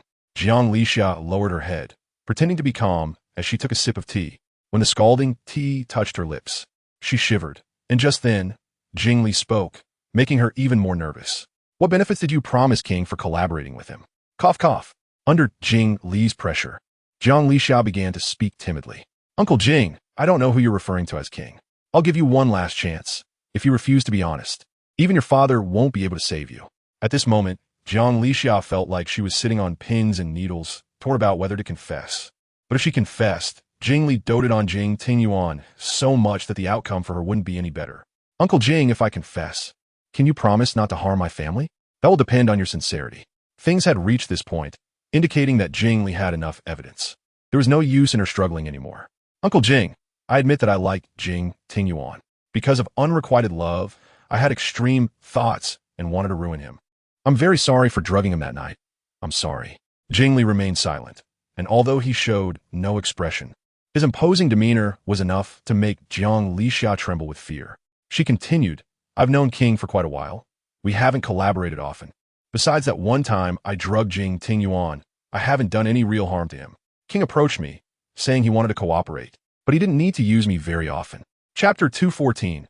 Forced to leave. I don't know what King is plotting against Jing Tingyuan or the Jing family. The information I can sell him is limited, so the help he offered me was also minimal. So far, my cooperation with King can only be considered superficial. It hasn't gone very deep. Jing Li said, since that's the case, let's cut ties. For your father's sake, I can let you off this time, but don't ever think about getting close to Tingyuan again. Tears filled Jiang Lixia's eyes as she bit her lip, reluctantly agreeing. Okay, I won't appear in front of him again. What I mean is, you will leave S City and never set foot in S City again for the rest of your life. Uncle Jing, I grew up here. Not forcing you to emigrate abroad is already being lenient. I won't allow a ticking time bomb to remain by Ting Yuan's side, bringing him uncontrollable danger at any time. I can agree not to appear by his side anymore, but S City, my parents are in S City. Think it over yourself. Do you want me to ruin the entire Jiang family and have them move to another city with you? Or do you want to leave alone? Jiang Lixia lowered her head, tears falling uncontrollably. I didn't tell Tingyuan about this, nor did I tell Wu Hua. At that moment, Jiang Lixia instantly understood what Jing Fei meant. He was already giving her face. If Lu Wuhua knew she had drugged Jing Tingyuan, how would he view her as his cousin? Perhaps from now on, he would cut off all contact with her. Thank you, Uncle Jing, for allowing me to keep my last bit of dignity in front of them. I'm only considering your father's face. You shouldn't go astray and ruin your father's cultivation of you. Jiang Lixia didn't know how she left the tea house. She sat in the back seat of the car for a long time, her legs feeling weak. Jing Fei's aura was overwhelmingly powerful, although she had seen many big occasions. She was still intimidated by him every time, even more than when she faced her biological father. Turning on her phone, the screen instantly displayed many missed calls, one of which was from Xia Li not long ago. She called back, and Xia Li's sweet voice came through. Sister Jiang, did you call me about something important? She didn't dare to tell Xia Li the truth, partly because she feared Jing Tingyuan would hold her accountable, and partly because she didn't want to leave a bad impression on Xia Li. She quite liked Xia Li and wanted to maintain a good friend's relationship with her. So she lied to Xia Li, I've been thinking about moving recently and will be leaving S City tomorrow. I wonder if you want to join me for a farewell drink tonight? Huh? Sister Jiang, are you serious? Yes. Jiang Lixia worried that this reason might not be convincing. So she made up an excuse. A few days ago, I went on a business trip and met a handsome guy from City A. I'm planning to develop there, and if possible, I'd like to have a beautiful romance with him. Sister Jiang, are you joking? You would do something so crazy for a man? Jiang Lixia forced a bitter smile, thinking, for a man, she had done even crazier things. Anyway, she was tired of staying in S City. So changing places would be nice, right? Sister Jiang, are you really not just temporarily interested? Of course not. I'm serious. If you can't make it tonight, we can meet up in City another day. Chapter 215. Even Yi Jin knows. Then let me ask Jing Tingyuan. Sally put her phone on silent and quietly asked Jing Tingyuan, who was sitting next to her. Sister Jiang said she's going to City A to develop and is leaving tonight. Can I go meet her? Jing Tingyuan's face was serious as he softly said, your health is just getting better. Wait a few days before going to City A to see her. He didn't agree, and Xia Li pouted helplessly. Okay then. She picked up her phone and said to Jiang Lixia on the other end, Sister Jiang, I'm still in the hospital.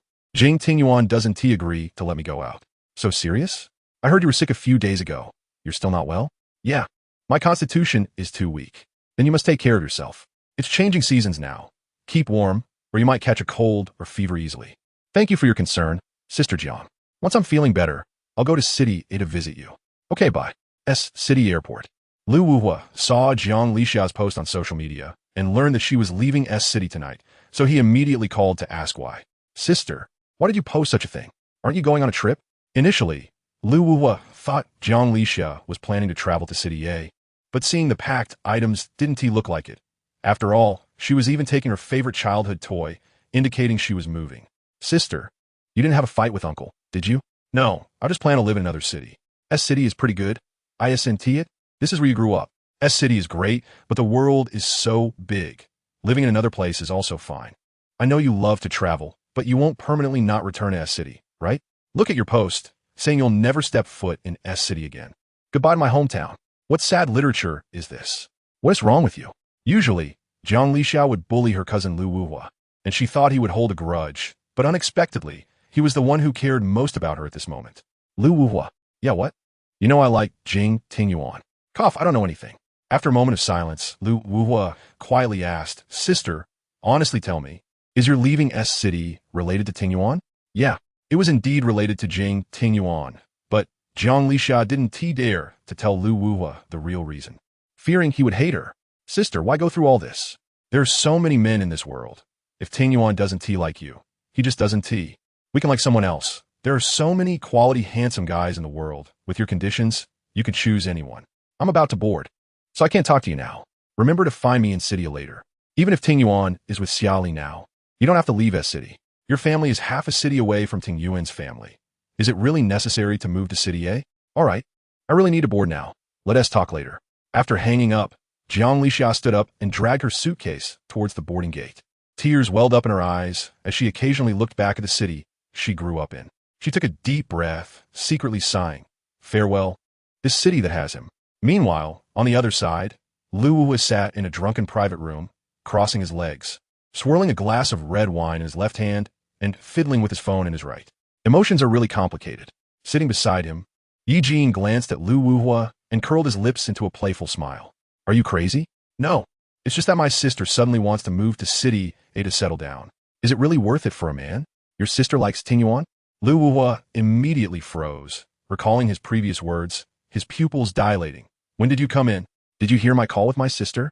With your loud voice. It will be hard not to hear. But, how did you come in without making a sound? Lu Wuhua remembered that when he arrived, he was the only one in the private room. How did Yi Jin suddenly appear? Is Yi Jin a ghost? I came in while you were on the phone with your sister, so of course, you couldn't hear my footsteps. Lu Wuhua's mouth twitched, looking utterly despondent. I promised to keep Jiang Lixiao's secret, and now Yi Jin knows. Ming Jue will definitely find out. If Ming Jue knows, it won't be long before Nanxi and Jing Tingyuan find out too. Cough.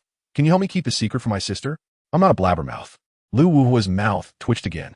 You are. Occasionally. Great. What are you worried about? Are you afraid Tingyuan will find out? Or are you afraid Xia Li will find out? Lu Wuhua shook his head.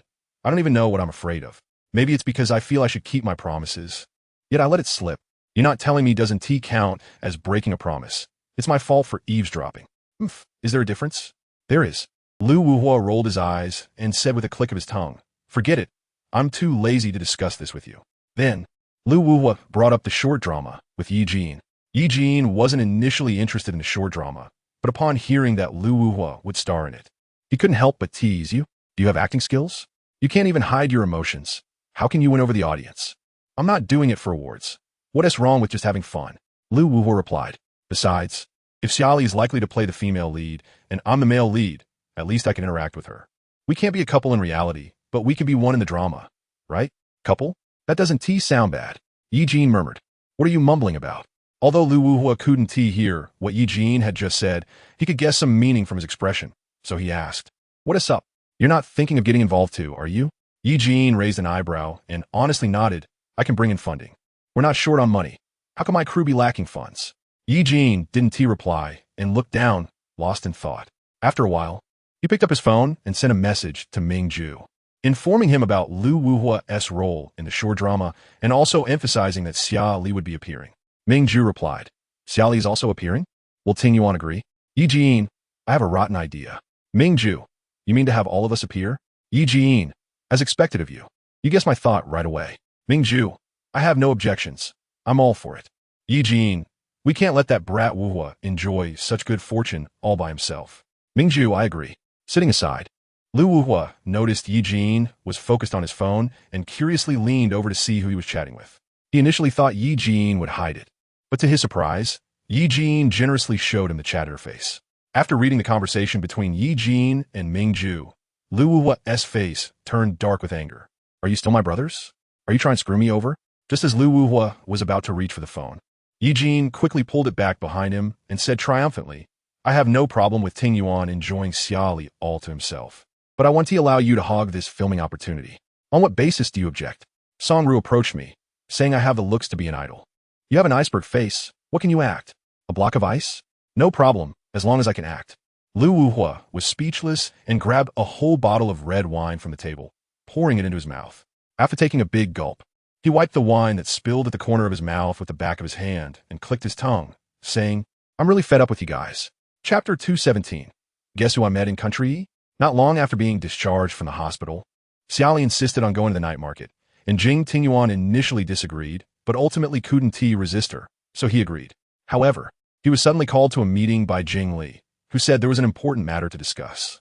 Jing Tingyuan didn't finish his sentence before Jing Li interrupted him. This meeting is very important. You cannot be absent. After hesitating for a long time, Jing Tingyuan replied, All right, I'll head over now. After hanging up, he immediately apologized to Xia Li. I'm sorry, baby, but my father wants me to go back to the company for a meeting. I might not be able to accompany you shopping. How about I go with you tomorrow? I can go by myself. You go ahead and work. But I'm worried about you alone. How about you go back first? And I'll definitely make time to accompany you tomorrow. Xia Li shot him an unhappy glare, angrily turned away, crossed her arms, and refused to speak. No matter how he tried to coax her, she remained silent. Baby, don't ignore me, okay? Xia Li huffed disdainfully, but still didn't respond. Jing Tingyuan sighed helplessly, grabbed her arms from behind, and gently coaxed. All right, baby can go shopping, but you must let Zwisun follow you. Isn't your bodyguard? He doesn't need to follow me. I feel more at ease with him protecting you. Be good, all right? Xia Li thought for a moment.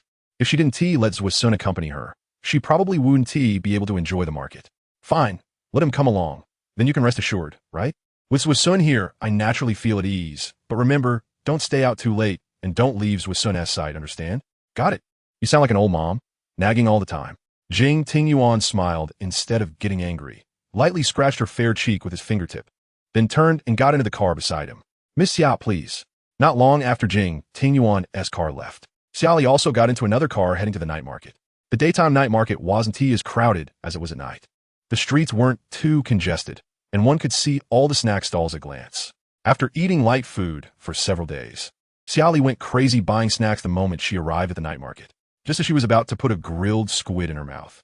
Zwisun stopped her by grabbing the bamboo skewer and said, Young Master Jing said you can't eat random things. Buying these is fine for looking, but you can't put them in your mouth. Then what is the point of buying them? Just to throw them away? That is such a waste of food. You just got discharged. Your body hasn't fully recovered yet. Pneumonia can be serious, so please be cautious. And I can at least eat the bowl cake, right? It's best not to. I should have known better than to let you follow me. You're such a buzzkill. Your health is yours. You should think about it. Just a cough, and you guys are acting like it's pneumonia. I could have been discharged earlier. But Jing Tingyuan made me stay in the hospital a few more days. I feel like I'm rotting here, eating porridge every day. Miss Xia, health is not something to be careless about. If you don't want to end up back in the hospital, it's better not to eat random things. She knew that both Zwisun and Jing Tingyuan were concerned for her health, but she really couldn't stand it anymore. It had been porridge every day, and she hadn't tasted anything flavorful. I understand that I can't eat grilled squid. After all, it's something that causes heat. But why can't I eat the bowl cake, which has no calories? That's just unfair. After saying this, she took a big bite of the bowl cake, treating the chewy and sweet dessert as if it was Zwisun, glaring at him fiercely while chewing. Zwisun looked at her and surprisingly sensed a hint of playfulness. Suddenly, he realized his thoughts were dangerous, so he quickly averted his gaze, pretending not to see. Not looking at him, Xia Li couldn't be bothered to glare at him, and continued shopping. To punish Zwisun for being a killjoy, Xia Li deliberately bought a large number of items and made Zwisun carry them behind her. When they reached a milk tea shop, Xia Li realized her earlier behavior had been too childish. No matter how Zwisun acted, he was just following Jing Tingyuan's orders. And it was indeed too childish to take her anger out on a worker, so she treated Zwisun to a cup of milk tea. I'm sorry for earlier. I should have taken my anger out on you. It's clearly Jing Tingyuan who asked you to watch over me, yet I vented my frustration on you. It's all right, as long as Miss Xia feels better. Xia Li sat in the milk tea shop, looking around and noticing that the decor was unique, surprisingly using black as the main tone, giving off a feeling of being hard to approach. Generally, milk tea shops are decorated in warm colors, which create a comfortable atmosphere that attracts customers. This was the first time Xia Li saw a cold-tone milk tea shop, almost as if it was afraid someone would come in to pay. Xia Li? Hearing someone call her name, Xia Li turned her head to see Yi Xiaoqin standing next to her in a super short skirt, tilting her head.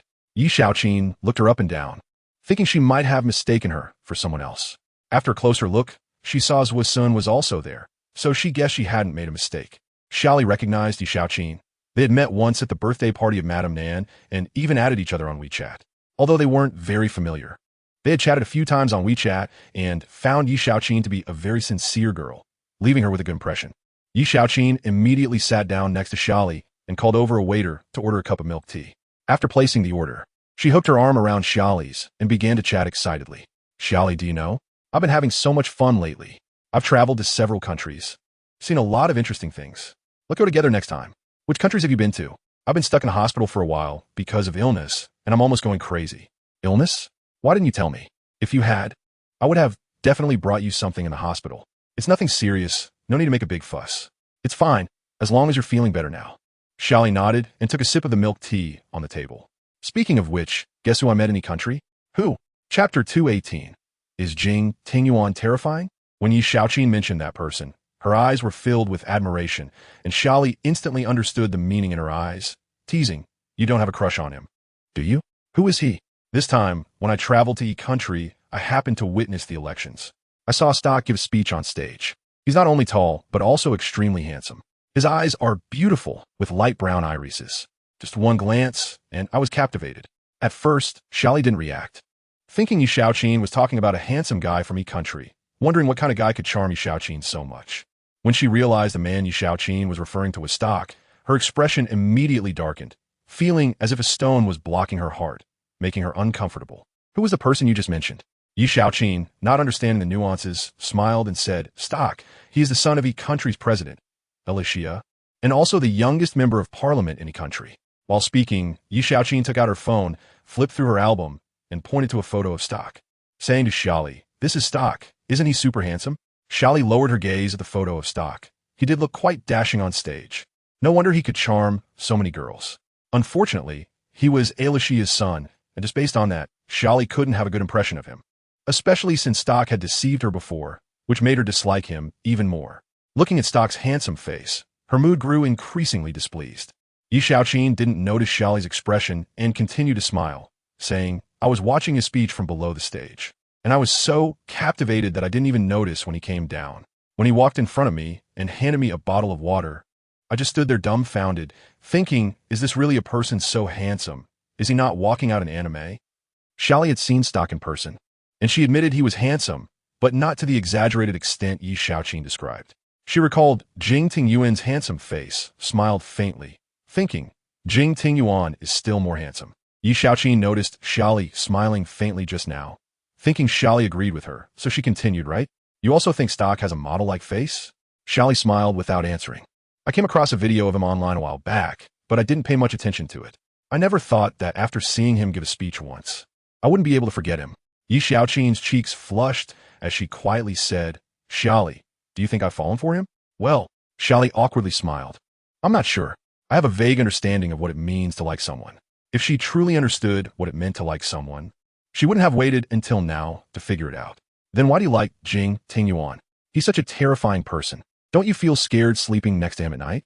After saying this, Yi Xiaoqin suddenly realized Zhuo Sun was sitting across from them, and she quickly pressed her lips together and lowered her head. Almost forgot, Jing Tingyuan's bodyguard is right across from us. Hearing Yi Xiaoqin's quiet complaint, Xia Li curiously asked, do you dislike Jing Tingyuan?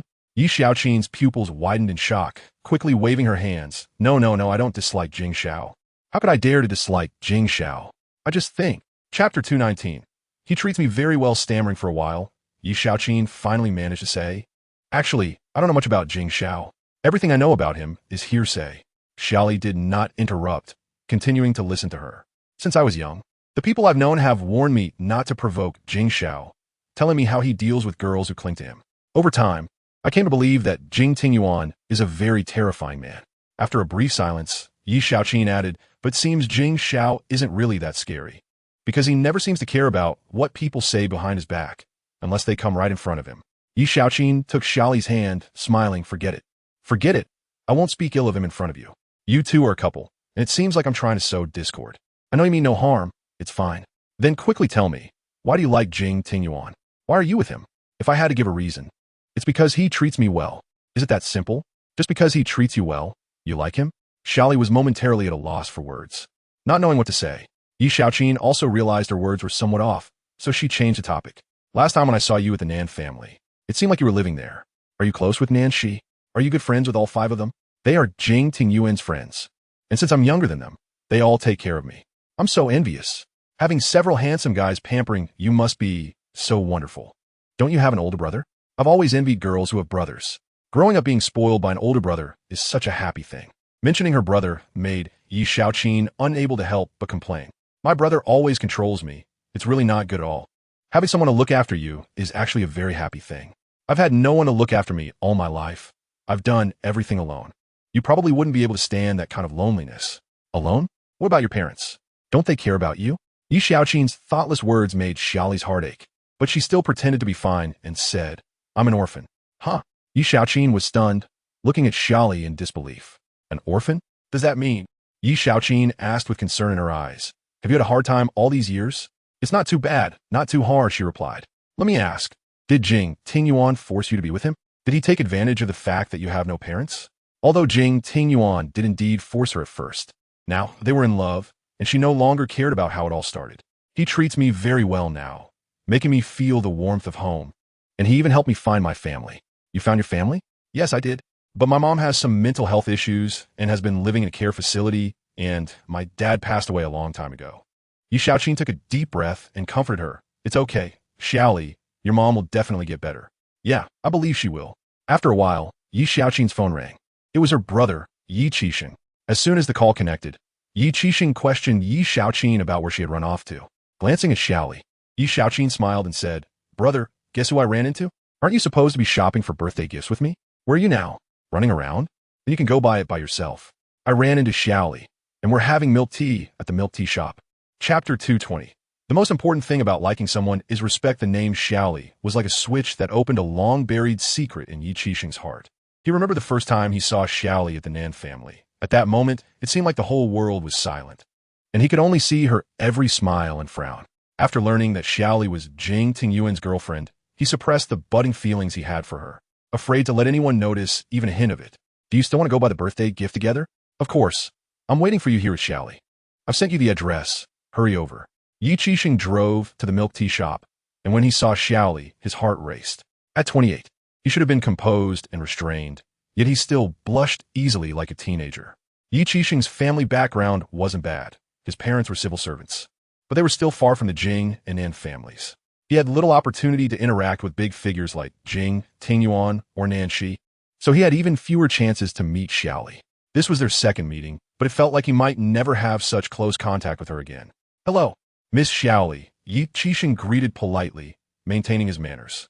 Hello, Mr. Yi, Xia Li replied with a polite nod and smile. Brother, Yi Xiaoqin happily walked over, linked her arm with his and smiled. Brother, I just had a long chat with Xia Li, and we agreed to hang out more in the future and even travel abroad together.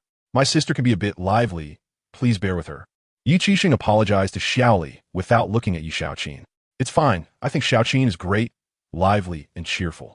I still need to apologize, he added. Yi Xiaoqin looked at her brother, who seemed as dull as a wooden fish, and couldn't help but laugh and cry.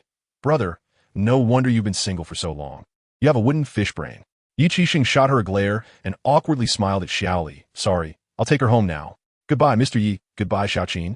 Xiaoqin waved to Xia Li with a smile. Bye. See you next time. As Yi Xiaoqin followed Yi Qixing back to the car, she fastened her seatbelt and complained, Brother, why don't you know how to seize opportunities? You're really dumb. Yi Qixing started the car and said while driving, What opportunity? The opportunity to dig someone's corner? Why say it so harshly? Xia Li is now Jing Tingyuan's girlfriend. As a man, it's inappropriate for me to ask for her contact information or invite her out for dinner. They aren't married yet. Even if they aren't married, a man should keep his distance from a woman who is in a relationship. That's the respect owed to the other person. Don't you like Xia Li? Just because I like her doesn't mean we should be together. Be more mature.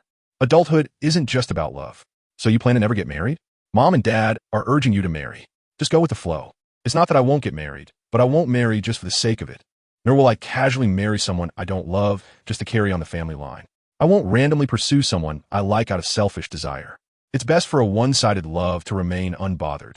If one-sided affection demands the other to reciprocate, that's moral coercion. Yi Xiaoqin waved her hand. Forget it. I don't want to hear your long-winded lecture. I'm going to take a nap. Wake me up when we get there. You're still young. When you grow up a bit, you'll understand that the most important thing about liking someone is respect. Chapter 221. Encountering Gunfire. Chapter 221. E-Country, Eber Manor. Alicia stood by the floor-to-ceiling window in a red business suit, her face filled with anger as she shouted at Stark. You need to withdraw from the election immediately. I am your mother. My becoming president is not a bad thing for you. Why do you have to meddle? At first, Alicia had no objections to Stark participating in the election, but when she saw that Stark's votes exceeded hers, she began to worry about her position. As her vote count fell further behind Stark's, the current argument ensued. Alicia took a deep breath, her tone softening significantly. Your popularity in this election is very high. I am glad. I was worried about how to have you succeed me when I get old, but now the facts prove I need not worry. You're the best. Mother, since you said you would help me run for election in the future, I'm just moving the election time forward. What's the problem? This remark completely enraged Alicia, and she raised her hand to slap him.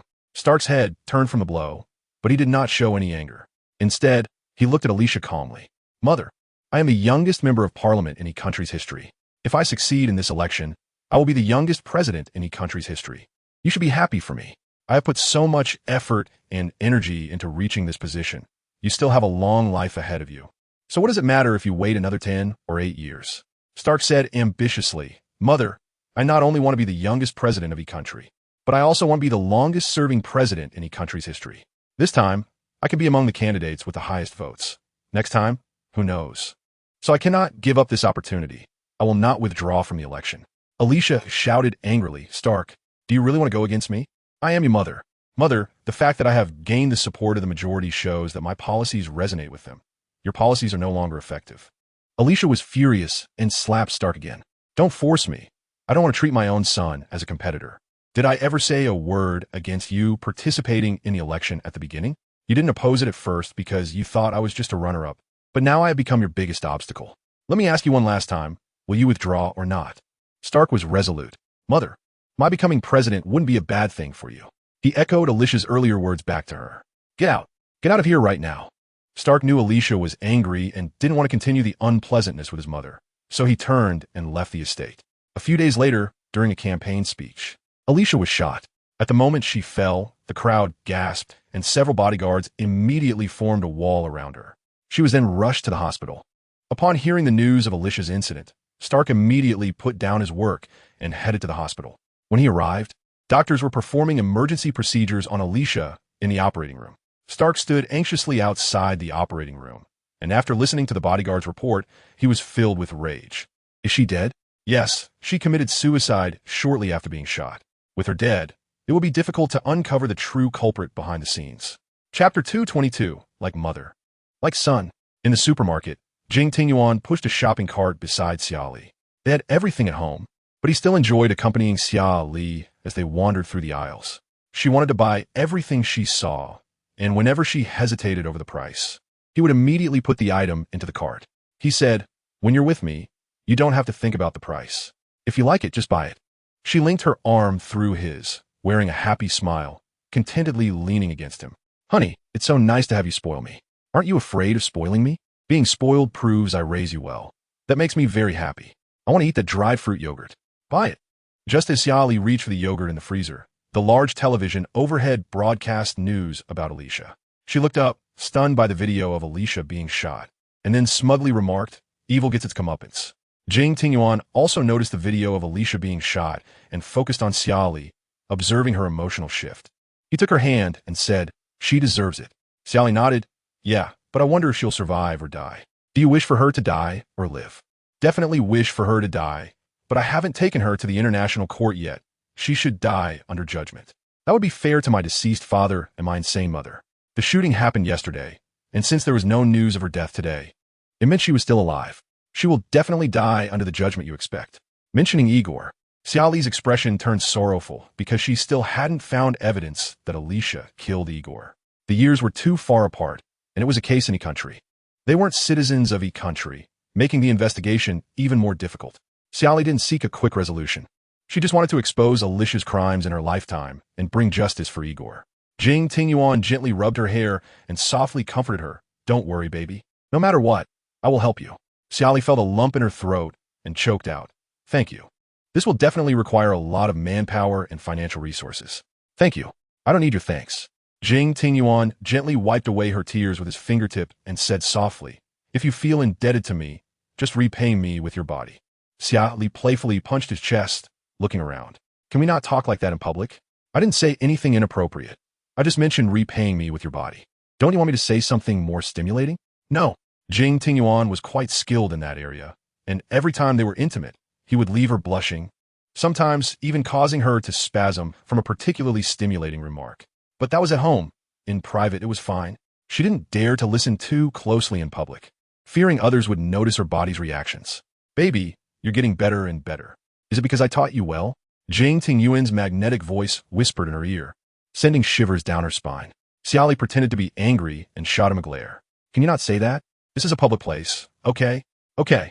I know you're shy. I won't say it. Country, Capital Hospital. Stark, dressed in a protective gown, stood by the hospital bed, looking down at Alicia, who lay pale on the bed. Complex emotions swirled in his eyes. He recalled many memories from childhood to adulthood of Alicia caring for him, nurturing him, and pouring her heart into making him who he was today. Thanks to Alicia's careful upbringing, his life history was very clean and pure, never tainted by darkness. But then he thought, once Jing Tingyuan and the others found evidence of Alicia's murder, Alicia would no longer be the great and selfless president in the public's eyes. As her son, he would also bear the stigma of being the son of a murderer, which would be a fatal blow to his political career. Every future campaign would become a deadly strike, effectively ending his path to election. Stark took a deep breath, feeling indecisive in his heart, but thinking of that coveted position. He had to harden his heart. He whispered, Mother, your life is innocent. After saying this, Stark turned and left the intensive care unit. The next day, Stark received a call from the hospital, saying that Alicia had been poisoned, and the time of death was at 1 a.m. At first, Stark remained calm upon receiving the call, but when he arrived at the hospital and faced the numerous media cameras, he finally broke down in tears. With red eyes, he choked out, I will definitely find the true culprit and bring justice for my mother, Alicia. Stark was like a naturally gifted actor, and his tears moved everyone present, including countless netizens in front of the camera. His crying video went viral online, with some commenting that his tears conveyed a sense of fragility, and because of that fragility, his video spread worldwide. Chapter 223, the final chapter 1. Xia's dead. Xia Li jumped up from the sofa, unable to believe the news she was seeing. She walked over to Jing Tingyuan, who was working, and handed him her phone. Upon seeing her approach, he put down his work and wrapped his arms around her waist. What's wrong, baby? Look, Alicia is actually dead.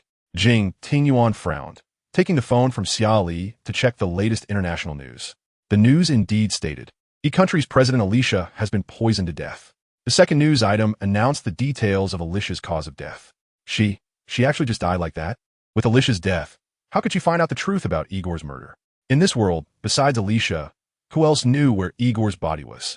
If they couldn't find Igor's body in a day, the case couldn't be established, and Igor would only be treated as a missing person, unable to charge Alicia with a criminal case. Baby. Jing Tingyuan noticed Xia Li's unhappiness and held her close, comforting her. It's okay. Even if Xia's dead, I will still continue the investigation. But Xia's dead, doesn't that mean the clues are cut off? How can we investigate now? Baby. Xia Li, with red eyes, looked up and grabbed Jing Tingyuan's arms, saying, Is it true that I can never find my dad's body again? No matter how long it takes. I will help you investigate until the truth is revealed. After a while, when Jing Tingyuan went into the study to hold a video conference, Xia Li received a call from an unknown number. At first, she couldn't recognize who it was until the person introduced themselves as He Junwang, which made her show a shocked expression. He Junwang? Why is it you? She hadn't seen or been in contact with He Junwang for a long time. So why was he suddenly calling her? Do you have something to find me for? I know you have been looking for your dad. I know where his body is. You? How do you know? He Junwang not only knew that she was investigating Igor's death, but also where his body was now. How do you know? I want to meet you. I can tell you the whole truth in person. I even have evidence that proves Xia is the murderer. Why do you know everything? You don't need to worry about how I know. Find a chance to meet me alone. Don't let Jing Tingyuan know. Get rid of his bodyguard and meet me alone. Xia Li was puzzled by He Junwang's mysteriousness, but she was also eager to know about Igor's news. After hesitating for a while, she agreed. Okay, where's the place? I'll go alone. Xia Li went alone to the place He Junwang mentioned, without taking her bodyguard with her or informing Jing Tingyuan of the address. When she arrived at the destination, she was surprised that the first person she saw was not He Junwang, but King. King, what are you doing here? King didn't answer her question, but instructed the bodyguard to blindfold her. Suddenly, her consciousness blurred, and when she woke up again, she found herself in a strange place. A cruise ship? Xia Li got out of bed and walked to the window, seeing the blue sea outside. At that moment, the golden sunlight shone directly, and the sea sparkled. She rubbed her aching head, recalling what happened before she lost consciousness. She remembered she was supposed to meet He Junwang, but the person she met at the destination was King. Why did King appear? Filled with questions, she walked to the door and turned the handle to open it. As soon as the door opened, the salty sea breeze hit her face. There were no bodyguards at the door, as if they weren't worried she would escape. But then again, in the vast ocean, even if she could swim, where could she go? When she arrived on the deck of the cruise ship, she saw King standing straight by the railing. He seemed to sense her approach, slowly turned around, and smiled at her. Long time no see. We meet again. Do you know He Junwang? Why did you bring me here? King didn't answer Xia Li's question directly, but walked up to her and slowly took off the mask on his face. At that moment, Xia Li was stunned. She looked at the man in front of her in surprise, and memories flooded back like a tsunami. You are that. A long time ago, I worked as a part-time waiter on a cruise ship, and you were negotiating with Jing Tingyuan. In the end, your negotiations fell apart, and both sides started shooting. My friend Lu Quan was injured during your battle. King frowned, as if that was the case. What do you want to do by bringing me here? I invited you as a guest, not to kidnap you. Knocking me out counts as an invitation? Didn't you always want to know about Igor? I have something to give you. Chapter 224. Conclusion. Xia Li followed King into a suite. After opening the door, she hesitated for a moment, wondering if she should go in. After all, it was just the two of them, and there was a significant power disparity between her and King.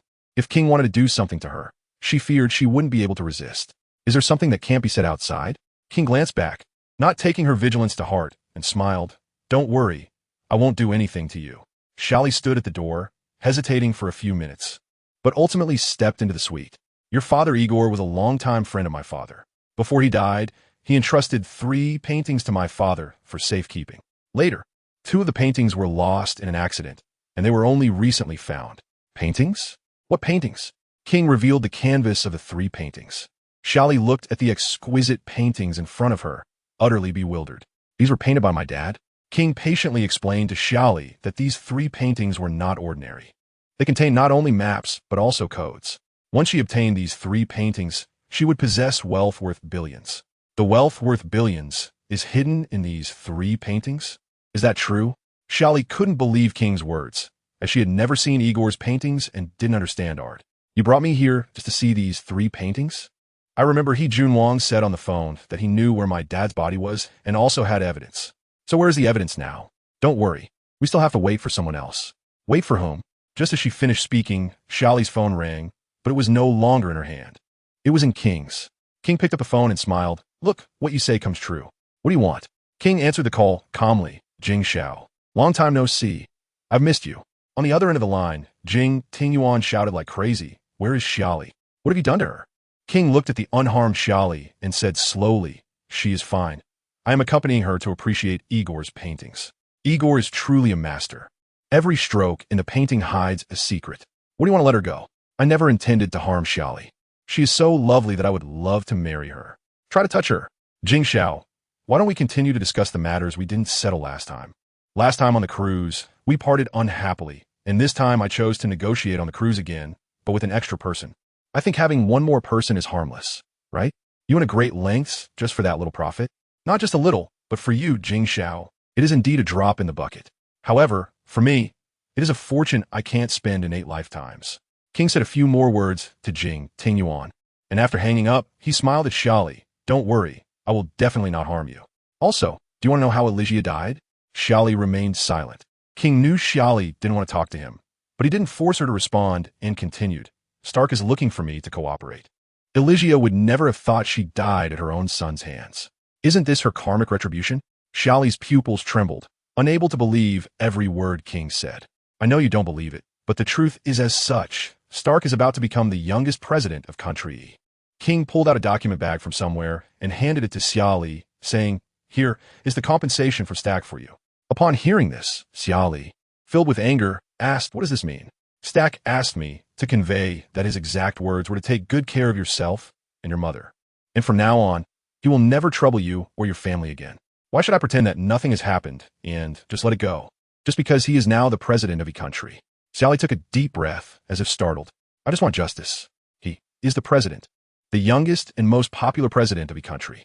After taking office, he will marry Congresswoman Petty to consolidate his position, and for many years to come, he will have strong support. What do you have to confront him with? Jing Tingyuan is just a businessman, but Stack is the president of a country holding power. If you don't want Jing Tingyuan and your mother to lose their lives, you should know what to do. So you are here as Stack's negotiator today. I'm a businessman. He hired me as a negotiator, and I refused the lucrative benefits. At this moment, Xia Li finally understood why King wanted to see her. It was to persuade her to give up on revenge. Elysia had long destroyed everything that was unfavorable to her. You will never find Igor's body, nor will you find evidence of her crimes. So just give up. Moreover, even if Elysia is still alive, do you think you can bring her down with that little evidence? At most, she would spend a few days in jail, and then you would have to live in fear of being hunted by her for the rest of your life.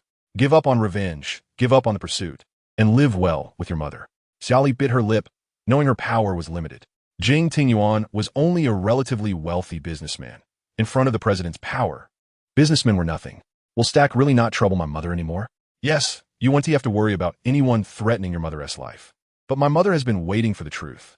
Your mother has lived this long solely because of her willpower. If she learns that Elysia is dead, it would probably lose all meaning for her to live. As long as Stack is alive, I think your mother will continue to live well out of hatred. Isn't that a good thing? The next day, Xia Li was sitting at the dining table eating breakfast when suddenly a gunshot shattered the tranquility of the restaurant. Looking up, she saw Jing Tingyuan storming in, furious, holding a gun pointed at King, who was sitting across from Xia Li. King was not angry. In fact, he seemed very calm. While cutting his steak, he said, "Jing, have you thought it over? What if I don't agree? I planted bombs all over this cruise ship. If you refuse to agree, I don't mind dying with you." Xia Li exclaimed in shock, "Are you crazy? What I want must be obtained." King put down his knife and fork, stood up facing Jing Tingyuan, hands in his pockets. "Give or not. The choice is yours." Jing Tingyuan hesitated, looking worriedly at Xia Li, feeling angry that she foolishly went to meet him and dismissed all her bodyguards. But despite his anger, he couldn't bring himself to yell at her. "Will you dare to run around again next time?" Xia Li smiled through tears, shaking her head. "I won't dare. Wherever you go, I will go. If you want me to stay home, I will obediently stay home." Jing Tingyuan's anger was extinguished by her simple words. He turned to King. "I can give you what you want, but you have to agree to one thing. Leave one of your eyes." King squinted, a dangerous aura emanating from him. "What do you mean? You accepted such a big gift. Don't you have to pay something? Don't go too far. This is my territory. Do you and Xia Li still want to leave safely? Do you think I came here unprepared?" Just then, King's phone rang, and the bodyguard on the other end said, "Boss, we are surrounded." "King, sorry, my technology is one step ahead of you. Your bombs won't explode." King thought he had made thorough preparations, but he was still one move short. However, he would never give up his eye. He would rather perish with the net. In an instant, Xia Li experienced the gunfight scene again, as when she first met Jing Tingyuan. Both sides exchanged gunfire amidst the rain of bullets, with wooden debris and glass shards flying everywhere. Jing Tingyuan was worried that Xia Li would get hurt, always protecting her in his arms. He held her hand and led her to the deck of the cruise ship. Looking up, they saw dozens of helicopters circling above. Soon after, she saw Ming Ju, Yi Jian, and Lu Wuhua descending from the helicopters. Why are you all here?" Lu Wuhua pretended to be angry and said, "Xia Li, how could you meet a stranger alone? Do you know we were very worried about you?" Yi Jian added, "Yeah, you shouldn't meet King alone. He's not a good person." Ming Ju asked, "Did he do anything to you?" Xia Li shook her head. "No, he didn't hurt me. But what does he really want? Something very important?" Ming Ju replied, "Technology development." Xia Li frowned, seemingly not understanding. Jing Tingyuan interrupted, "Enough nonsense. King has planted bombs on the cruise ship. We need to leave here quickly." Lu Wuhua was immediately frightened, saying worriedly, "Is King crazy? Doesn't he want to live? If the cruise ship explodes, he won't survive either. He must be insane." Jing Tingyuan sneered, "He is a madman." Just as his words fell, the cruise ship suddenly exploded. As the ship was about to sink, Jing Tingyuan hurriedly grabbed the rope thrown down from the helicopter, lifting Xia Li up. "Hold on to me." Xia Li clung tightly to Jing Tingyuan's waist, terrified that if she loosened her grip, she would fall into the sea and drown. "No, are we just going back to shore like this? Our boat is next to us." With a bang, the helicopter above Jing Tingyuan exploded, and he and Xia Li had no choice but to fall into the sea. Seeing them fall into the water, Lu Wuhua was extremely anxious. Releasing his grip on the rope and plunging vertically into the sea, swimming towards Xia Li. When Xia Li first fell into the water, she inhaled a large amount of seawater and lost consciousness. Jing Tingyuan saw her unconscious and desperately held her, swimming back to the cruise ship. When Xia Li woke up, she found herself in a hospital room in S City, her head wrapped in bandages and her face slightly pale. Cough, cough. Jing Tingyuan, who was originally outside the room, discussing matters with Nan Shi, immediately pushed the door open and walked in upon hearing her cough. The moment Xia Li saw Jing Tingyuan, a smile crept onto her lips. "Hubby, are we okay now?" "Yeah, we're all fine." Jing Tingyuan embraced Xia Li, while Nan Shi, watching them from the side, pulled a chair to sit down with a cold face, then started peeling fruit for Xia Li. Nan Shi handed the peeled apple to her, and she smiled and thanked him. "You." Xia Li originally wanted to ask Nan Shi why he stopped pretending to be sick. But when she thought of Jing Tingyuan being here, she changed her question. "Were you being discharged?" 2 days ago." Xia Li took a bite of her apple and nodded. Little Xia Li." As soon as Lu Wuhua heard that Xia Li had woken up, he hurried back from the restaurant outside the hospital, with chocolate sauce still on the corner of his mouth. Seeing this, Xia Li laughed and pointed to her own mouth. "Lu Gu, you have something on your mouth." "Elu Wuhuo, doi." He randomly touched his mouth with his hand, wiped off a bit, but it wasn't completely clean. Xia Li shook her head helplessly and picked up a tissue to help Lu Wuhua wipe his mouth. All done. Suddenly, the atmosphere in the ward became quite strange, and Xia Li realized her earlier action might have been inappropriate. I just saw that his mouth was dirty and helped wipe it, no other meaning." Jing Tingyuan, filled with jealousy, sat beside Xia Li, wrapped his arms around her waist in front of everyone, and kissed her red lips. "Baby, you helped another man wipe his mouth in front of me. Are you really not afraid I'll kill you?" "Lu Wuhua, I'm not just any other man. I'm little Xia Li's Lu Gu." The last 3 words, Lu Wuhua said in an extremely cheesy manner, causing even the usually serious Nan Shi to smile slightly. "Lu Wuhua, Nan Shi, what are you laughing at? Are you jealous of me?" Nan Shi could be jealous of you about what?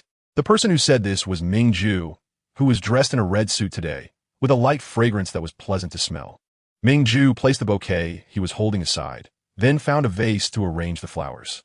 "Xia Li, the doctor said you need to stay in the hospital for 2 days. I'll change the flowers tomorrow. What kind would you like?" "Anything is fine. I can do anything." Yi Jiayin walked into the ward with a food box, glanced at the other 4 men in the room, and suddenly felt that the space in the ward was a bit crowded.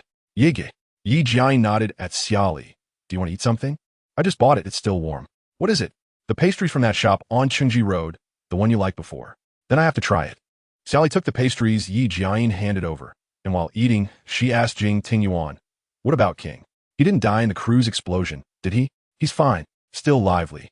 "Xia Li, then what about Stack?" Jing Tingyuan. "He has already taken over as the president of country." Xia Li sighed helplessly. Jing Tingyuan, "Do you think it would be cowardly if I gave up revenge?" Jing Tingyuan rubbed her hair. "No, whatever decision you make, I support you. I know you just want the family to be safe and sound.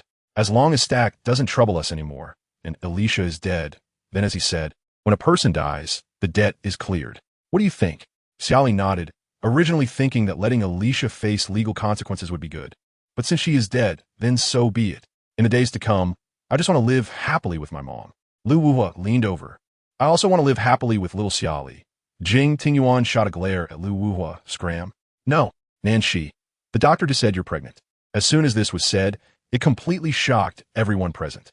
Jing Tingyuan showed an incredulous expression, looking at Xia Li with a complex gaze, gently grabbing her arms and asking, "Baby, are you pregnant?" Xia Li placed her hand on her belly. "No, that can't be possible, right?" "Nan Shi, you have to ask Tingyuan about that. If he never wears protection, then getting pregnant is quite normal." Xia Li's cheeks turned red, and she awkwardly lowered her head. How could Nan Shi say something like this without changing his expression? Lu Wuhua, little Xia Li, you're pregnant? Then I want to reserve to be the child's dad. Jing Tingyuan, that's my child. What does it have to do with you? Lu Wuhua, a godfather is still a dad. Yi Jiayin, I agree. I also want to be the child's dad. Mingju, me too. Nan Shi, I don't oppose. Huh? Are you all crazy? Jing Tingyuan, get out. Everyone obediently stood up and left the ward, but they didn't go far. Instead, standing guard at the door like 4 door gods.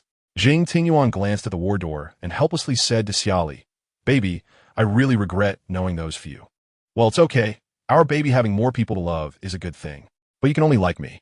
I only love you, Jing Tingyuan. I love you even more. Jing Tingyuan lowered his head and kissed Xia Li's red lips. As he kissed her, his hands unconsciously slipped under her clothes.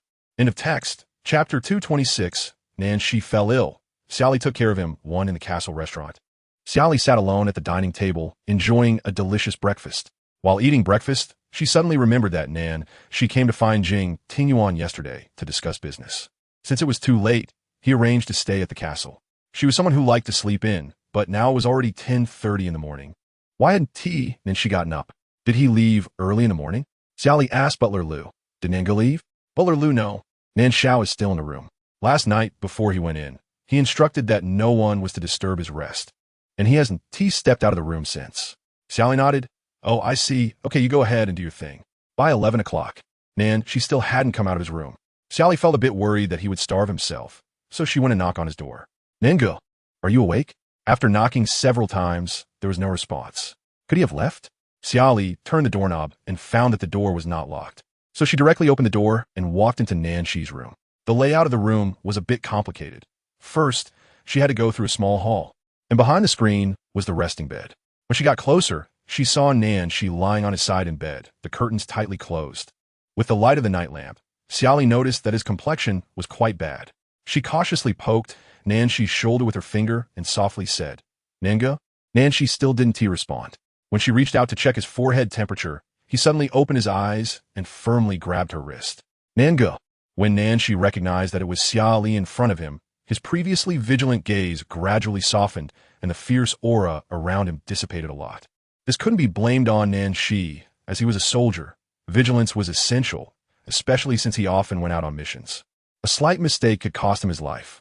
If it weren't for his high fever making him confused, he wouldn't have waited until Xia Li got close to wake up. Nan Shi relaxed his grip and hoarsely asked, What are you doing here? I saw you hadn't gotten up so late. Auntie said you didn't come downstairs. I knocked on your door just now, and you didn't respond, so I was worried and just pushed the door open. Nan Shi sat up and turned on all the lights in the room, his scorching gaze landing on Xia Li. Cough, I'm fine. Still saying you're fine? Look, your voice is hoarse. Xia Li reached out to check his forehead temperature, and it was indeed burning hot enough to fry an egg on his forehead. I'll go get a doctor to take a look at you. No need, just take some antipyretics, and it will be fine. Is that really okay? Nan Shi nodded. Sometimes when I'm on a mission outside, I also encounter high fevers, and taking a bath in the water usually resolves it. Huh, can it really be like that? Want to make it worse? Her words sounded a bit untrustworthy. She thought that when a person has a fever, they should sweat it out to detoxify. So how could they still take a bath? Taking a bath and drinking plenty of water will bring it down quickly. Is your constitution that good? When I have a fever, I have to lie down for a whole day and night, feeling sore all over and unable to get up, with dizziness and blurred vision. Nan Shi smiled without saying a word. Should I go get you some antipyretics? Yes, please. Xia Li went downstairs to help get the medicine. And when she came back up, she found Nan Shi was not lying on the bed. The sound of water was coming from the bathroom, indicating he must have gone to take a bath. She placed the medicine down, thinking it wasn't good for Nan Shi to take medicine on an empty stomach. So she went back downstairs to the kitchen to make a bowl of hot porridge. Chapter 227. Nan Shi is sick. Xia Li cares for him, holding the hot porridge as she entered the room. Nan Shi had just finished his bath and emerged from the bathroom, wrapped in a towel. At that moment, their eyes met. Water droplets glistened on his tan skin, and his well-defined 8-pack abs were clearly visible, with the line of his V-shape barely concealed by the towel. Xia Li instinctively swallowed, not because she was drooling over Nan Shi's physique, but because it was the first time she had admired a man up close other than Jing Tingyuan, which left her somewhat flustered. Realizing she had been staring at his body for too long, she quickly averted her gaze and pretended to be calm as she said, This porridge is freshly made. Eat it while it's hot. After finishing it, take your medicine, and you won't feel nauseated. As she placed the porridge on the coffee table and prepared to leave the bedroom, she unexpectedly felt Nancy grab her wrist, and she stumbled into his arms. Thump! Thump! Her heart raced inexplicably. Besides her own heartbeat, she could feel Nancy's heart beating fast too.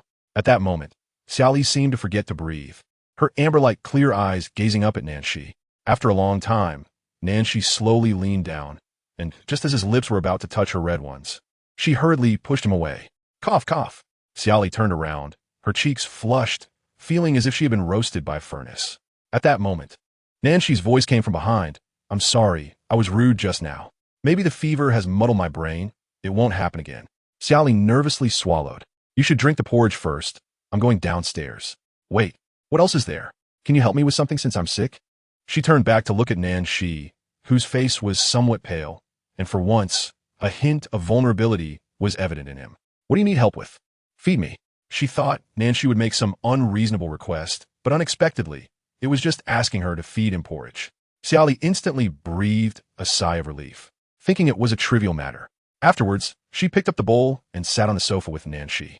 They took turns carefully feeding each other the porridge, one watching the other like a stone waiting for his wife, opening his mouth when told to, and drinking porridge when prompted. The bowl of porridge quickly emptied, and Xia Li took a few napkins to wipe the corners of Nancy's mouth. As she retracted her hand, Nancy suddenly grabbed her wrist. Xia Li, what do you hope to name the baby? I haven't thought about it yet. Glancing at her wrist held by Nancy, she bit her lip and softly reminded him. Could you let go of my hand? You're hurting me. Nancy obediently released her hand, but he didn't let go of her right away. Instead, he held her nape with one hand and kissed her when she wasn't paying attention. At that moment, Xia Li felt as if she had turned into stone, frozen in place. How could he? Nancy released her hand and looked at Xia Li with deep affection, his fingertip trailing from her nape down to her abdomen, his tone ambiguous. How I wish this could nurture our child. This sentence struck like thunder, scaring Xia Li to quickly get up and hastily wipe her lips with the back of her hand. Nancy, are you crazy? Was it just a kiss? Is that not allowed? No. If you dare do this again, I won't talk to you anymore. Nancy sincerely apologized. Okay, it won't happen again. I'm sorry for my rudeness just now. Xia Li said nothing and turned to leave. He watched her retreating figure, unable to help but gently rub his fingers over where he had kissed her soft lips, thinking that having this kiss was enough to save her for the rest of his life. Chapter 228. New Year's Eve 1 in the blink of an eye. It was New Year's Eve. Xia Li stood on the deck of the sightseeing boat, gripping the railing and looking at the neon street scene on the shore.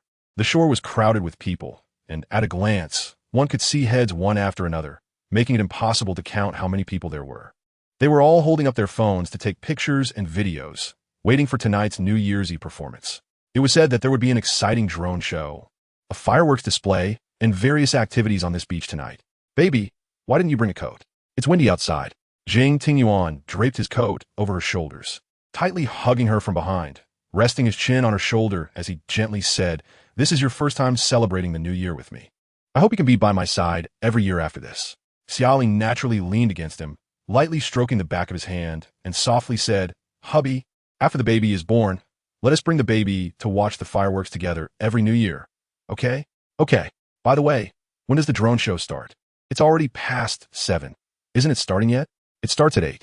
That's still a long wait. It's okay. I'll wait with you. I came over and saw you two being all lovey-dovey. Can't you consider the pain of a single dog like me?" Lu Wuwa walked over in a 5-button tang suit, the black top contrasting sharply with the white cuffs, giving him an elegant and proper appearance in a new Chinese style. On the back of his clothes was a dragon embroidered with golden threads, vividly lifelike. He stood next to Jing Tingyuan, casting a glance at their affectionate poses, filled with jealousy, and said, "Showing off every day. Don't you ever get tired of it?" Jing Tingyuan retorted without hesitation, "You can choose not to look and leave, or you can poke your own eyes out." Lu Wuhua snorted coldly, not wanting to waste time on Jing Tingyuan, but instead smiled at Xia Li, saying, "Little Xia Li, it's New Year's Eve tonight, and I prepared a pile of gifts for you. Did you prepare anything for me?" Jing Tingyuan, "Why should I prepare something for you? Can't you afford it? Or should I give you 2 coins to buy it yourself?" Lu Wuhua, "Tingyuan, is that how you treat your brother? Just 2 coins? Who do you look down on? I'm the king of short dramas now. I have endless film contracts. Who cares about your trifles?" Speaking of short dramas, it must be said that Lu Wuhua has quite a talent for acting. Previously, he invited Xia Li to play the female lead in a short drama, thinking he would be the only male lead. But unexpectedly, Jing, Tingyuan, and Yi Jin also got involved, turning it into a short drama with 5 male leads and 1 female lead. Due to Nan Shi's special identity, he had never shown his face in the drama. I thought such a niche short drama wouldn't become popular, but unexpectedly, this drama exploded in popularity everywhere. Since then, Lu Wuhua has had endless film offers, and even talent agencies wanted to sign him for television or movies. However, he felt that both TV and film were too exhausting, and short dramas were much more comfortable. Because short dramas only require a few days of shooting, and once finished, he can rest and shoot again whenever he wants. After that, Lu Wuhua has continuously filmed more than a dozen short dramas, with each one becoming a hit, earning him the title of king of short dramas. Brother Lu, I watched every drama you've acted in. They're all really good. Hearing Xia Li praise him, Lu Wuhua shyly scratched his head. It's okay, my acting is average. I specifically hired a professional teacher for guidance. If I don't perform well, I might ruin the teacher's livelihood. Baby, don't flatter him. It'll go to his head. Xia Li stifled a laugh, not daring to respond, fearing it would annoy both of them, which wouldn't be good for her. At that moment, Yi Jin walked over in a wine-red long coat, his black hair cascading down his back, slightly lifting at the ends with the wind, giving off a charming yet captivating vibe. He yawned and leaned against the railing beside Lu Wuhua, casually resting his hands on it.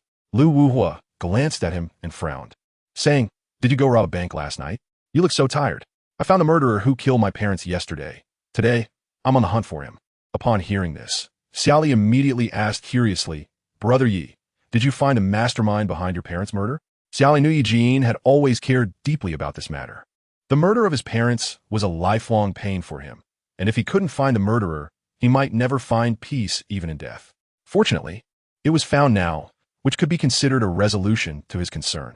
"Yeah, but I couldn't finish him off myself." Lu Wuhua asked why. Did something happen? Yi Jin patiently explained to the three of them. There were internal issues. Someone wanted to take the power from me. By the time I found him, he had already been tortured beyond recognition and died a painful death. At this moment, Xia Li was still pregnant, and Yi Jin didn't want to share too many bloody details that might disturb her, so he skipped the specifics and went straight to the outcome. Jing Tingyuan said, "If you feel it's not enough revenge, I can help you." Yi Jin replied, "No need, I don't care about his assets." Now that Yi Jin was the head of the Yi family, and Yi Shang had long been ousted, with the Yi family's wealth, other assets were just a drop in the bucket, so it didn't matter whether he had them or not. Yi Jin turned to look in the direction he came from and asked, "Where's Ming Ju? Didn't he come?" Lu Wuhua replied, "He came. I just saw him video calling his family. Seems like they're urging him to marry." Yi Jin understood and nodded, saying, "There's only one son in the Ming family, and he hasn't had a girlfriend for a long time. Not long ago, his aunt called me, suspecting he might like men, even wondering if one of us might be with him." Lu Wuhua immediately crossed his arms, terrified. No, my dear Xia Li, I have no such preference." Jing Tingyuan coldly said, "Stop thinking about my woman every day." Lu Wuhua rolled his eyes at Jing Tingyuan, snorted, and said nothing. Xia Li covered her mouth and stifled a laugh again, asking, "Did Ming Ju's mom suspect Jing Tingyuan and Ming Ju are a couple?"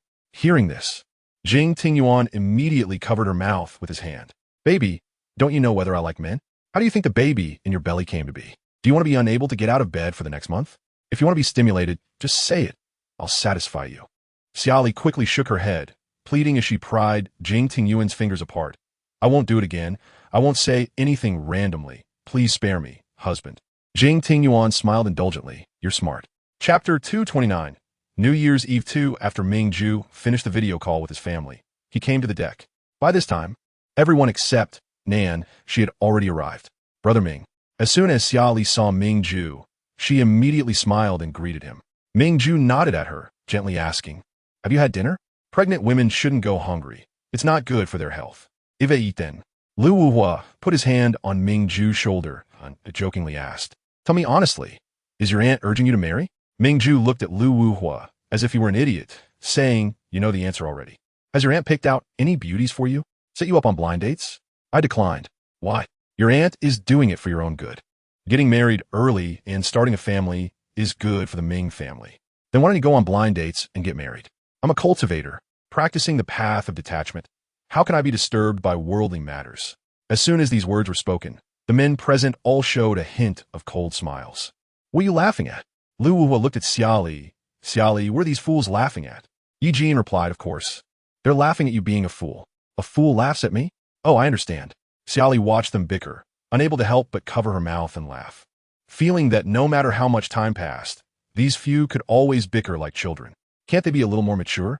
But it can't be said they are immature. When facing others, they are mature and steady, decisive in actions. But once they gather together, it's like kindergarten kids having a meal, constantly chattering. After a while, Nancy arrived late. He wore a high-neck black long-sleeve sweater paired with black trousers and black leather shoes, looking noble and mature, with a green gemstone-studded watch adding a splash of color to his all-black outfit. As soon as he appeared, all eyes were on him. He glanced at everyone, finally stopping his gaze on Xia Li. I'm late. Xia Li smiled. Not too late. The drone performance hasn't started yet. Nancy raised his hand to check his watch, softly saying it should be about time. Once everyone was gathered, Lu Wuhua instructed the waitstaff to start preparing the sky lanterns, planning to light them after watching the performance to make wishes. When the performance time arrived, thousands of drones slowly ascended, forming various shapes in the dark sky, like the universe, like shooting stars. The most touching was the vividly lifelike Monkey King, holding a golden staff, stepping on colorful clouds and coming before the crowd to shower them with blessings. Colorful fireworks began to burst after the drone performance ended, filling the sky with a dazzling array of colors, leaving people dazzled, unsure where to point their phones. Xia Li wrote her New Year wish on the sky lantern, hoping that in the new year, everyone would be safe and happy, and wishing for world peace. Jing Tingyuan took the sky lantern she wrote and smiled indulgently. Baby, you're still so kind. Kindness is a beautiful virtue. She stretched her neck to see what Jing Tingyuan wrote for his New Year wish. What did you write? I hope you and the baby in your belly will be safe and happy. As the sky lanterns floated in the air against the romantic backdrop, Jing Tingyuan wrapped one arm around her waist, cupped the back of her head with the other, leaned in slowly, and kissed her. As the countdown to the new year began, everyone loudly shouted 10, 9, 8, 7. Xia Li looked up into Jing Tingyuan's eyes and loudly declared, in the new year, I love you even more. Introduction. About No Way to Escape. Crazy CEO's Forced Love. Xia Li is an orphan who works diligently every day, hoping to save enough money to find her biological parents. During a part-time job on a cruise, she unexpectedly meets the man who will change her life forever. What do you want me to do for you to let me go? I can give you freedom, but only within my sight.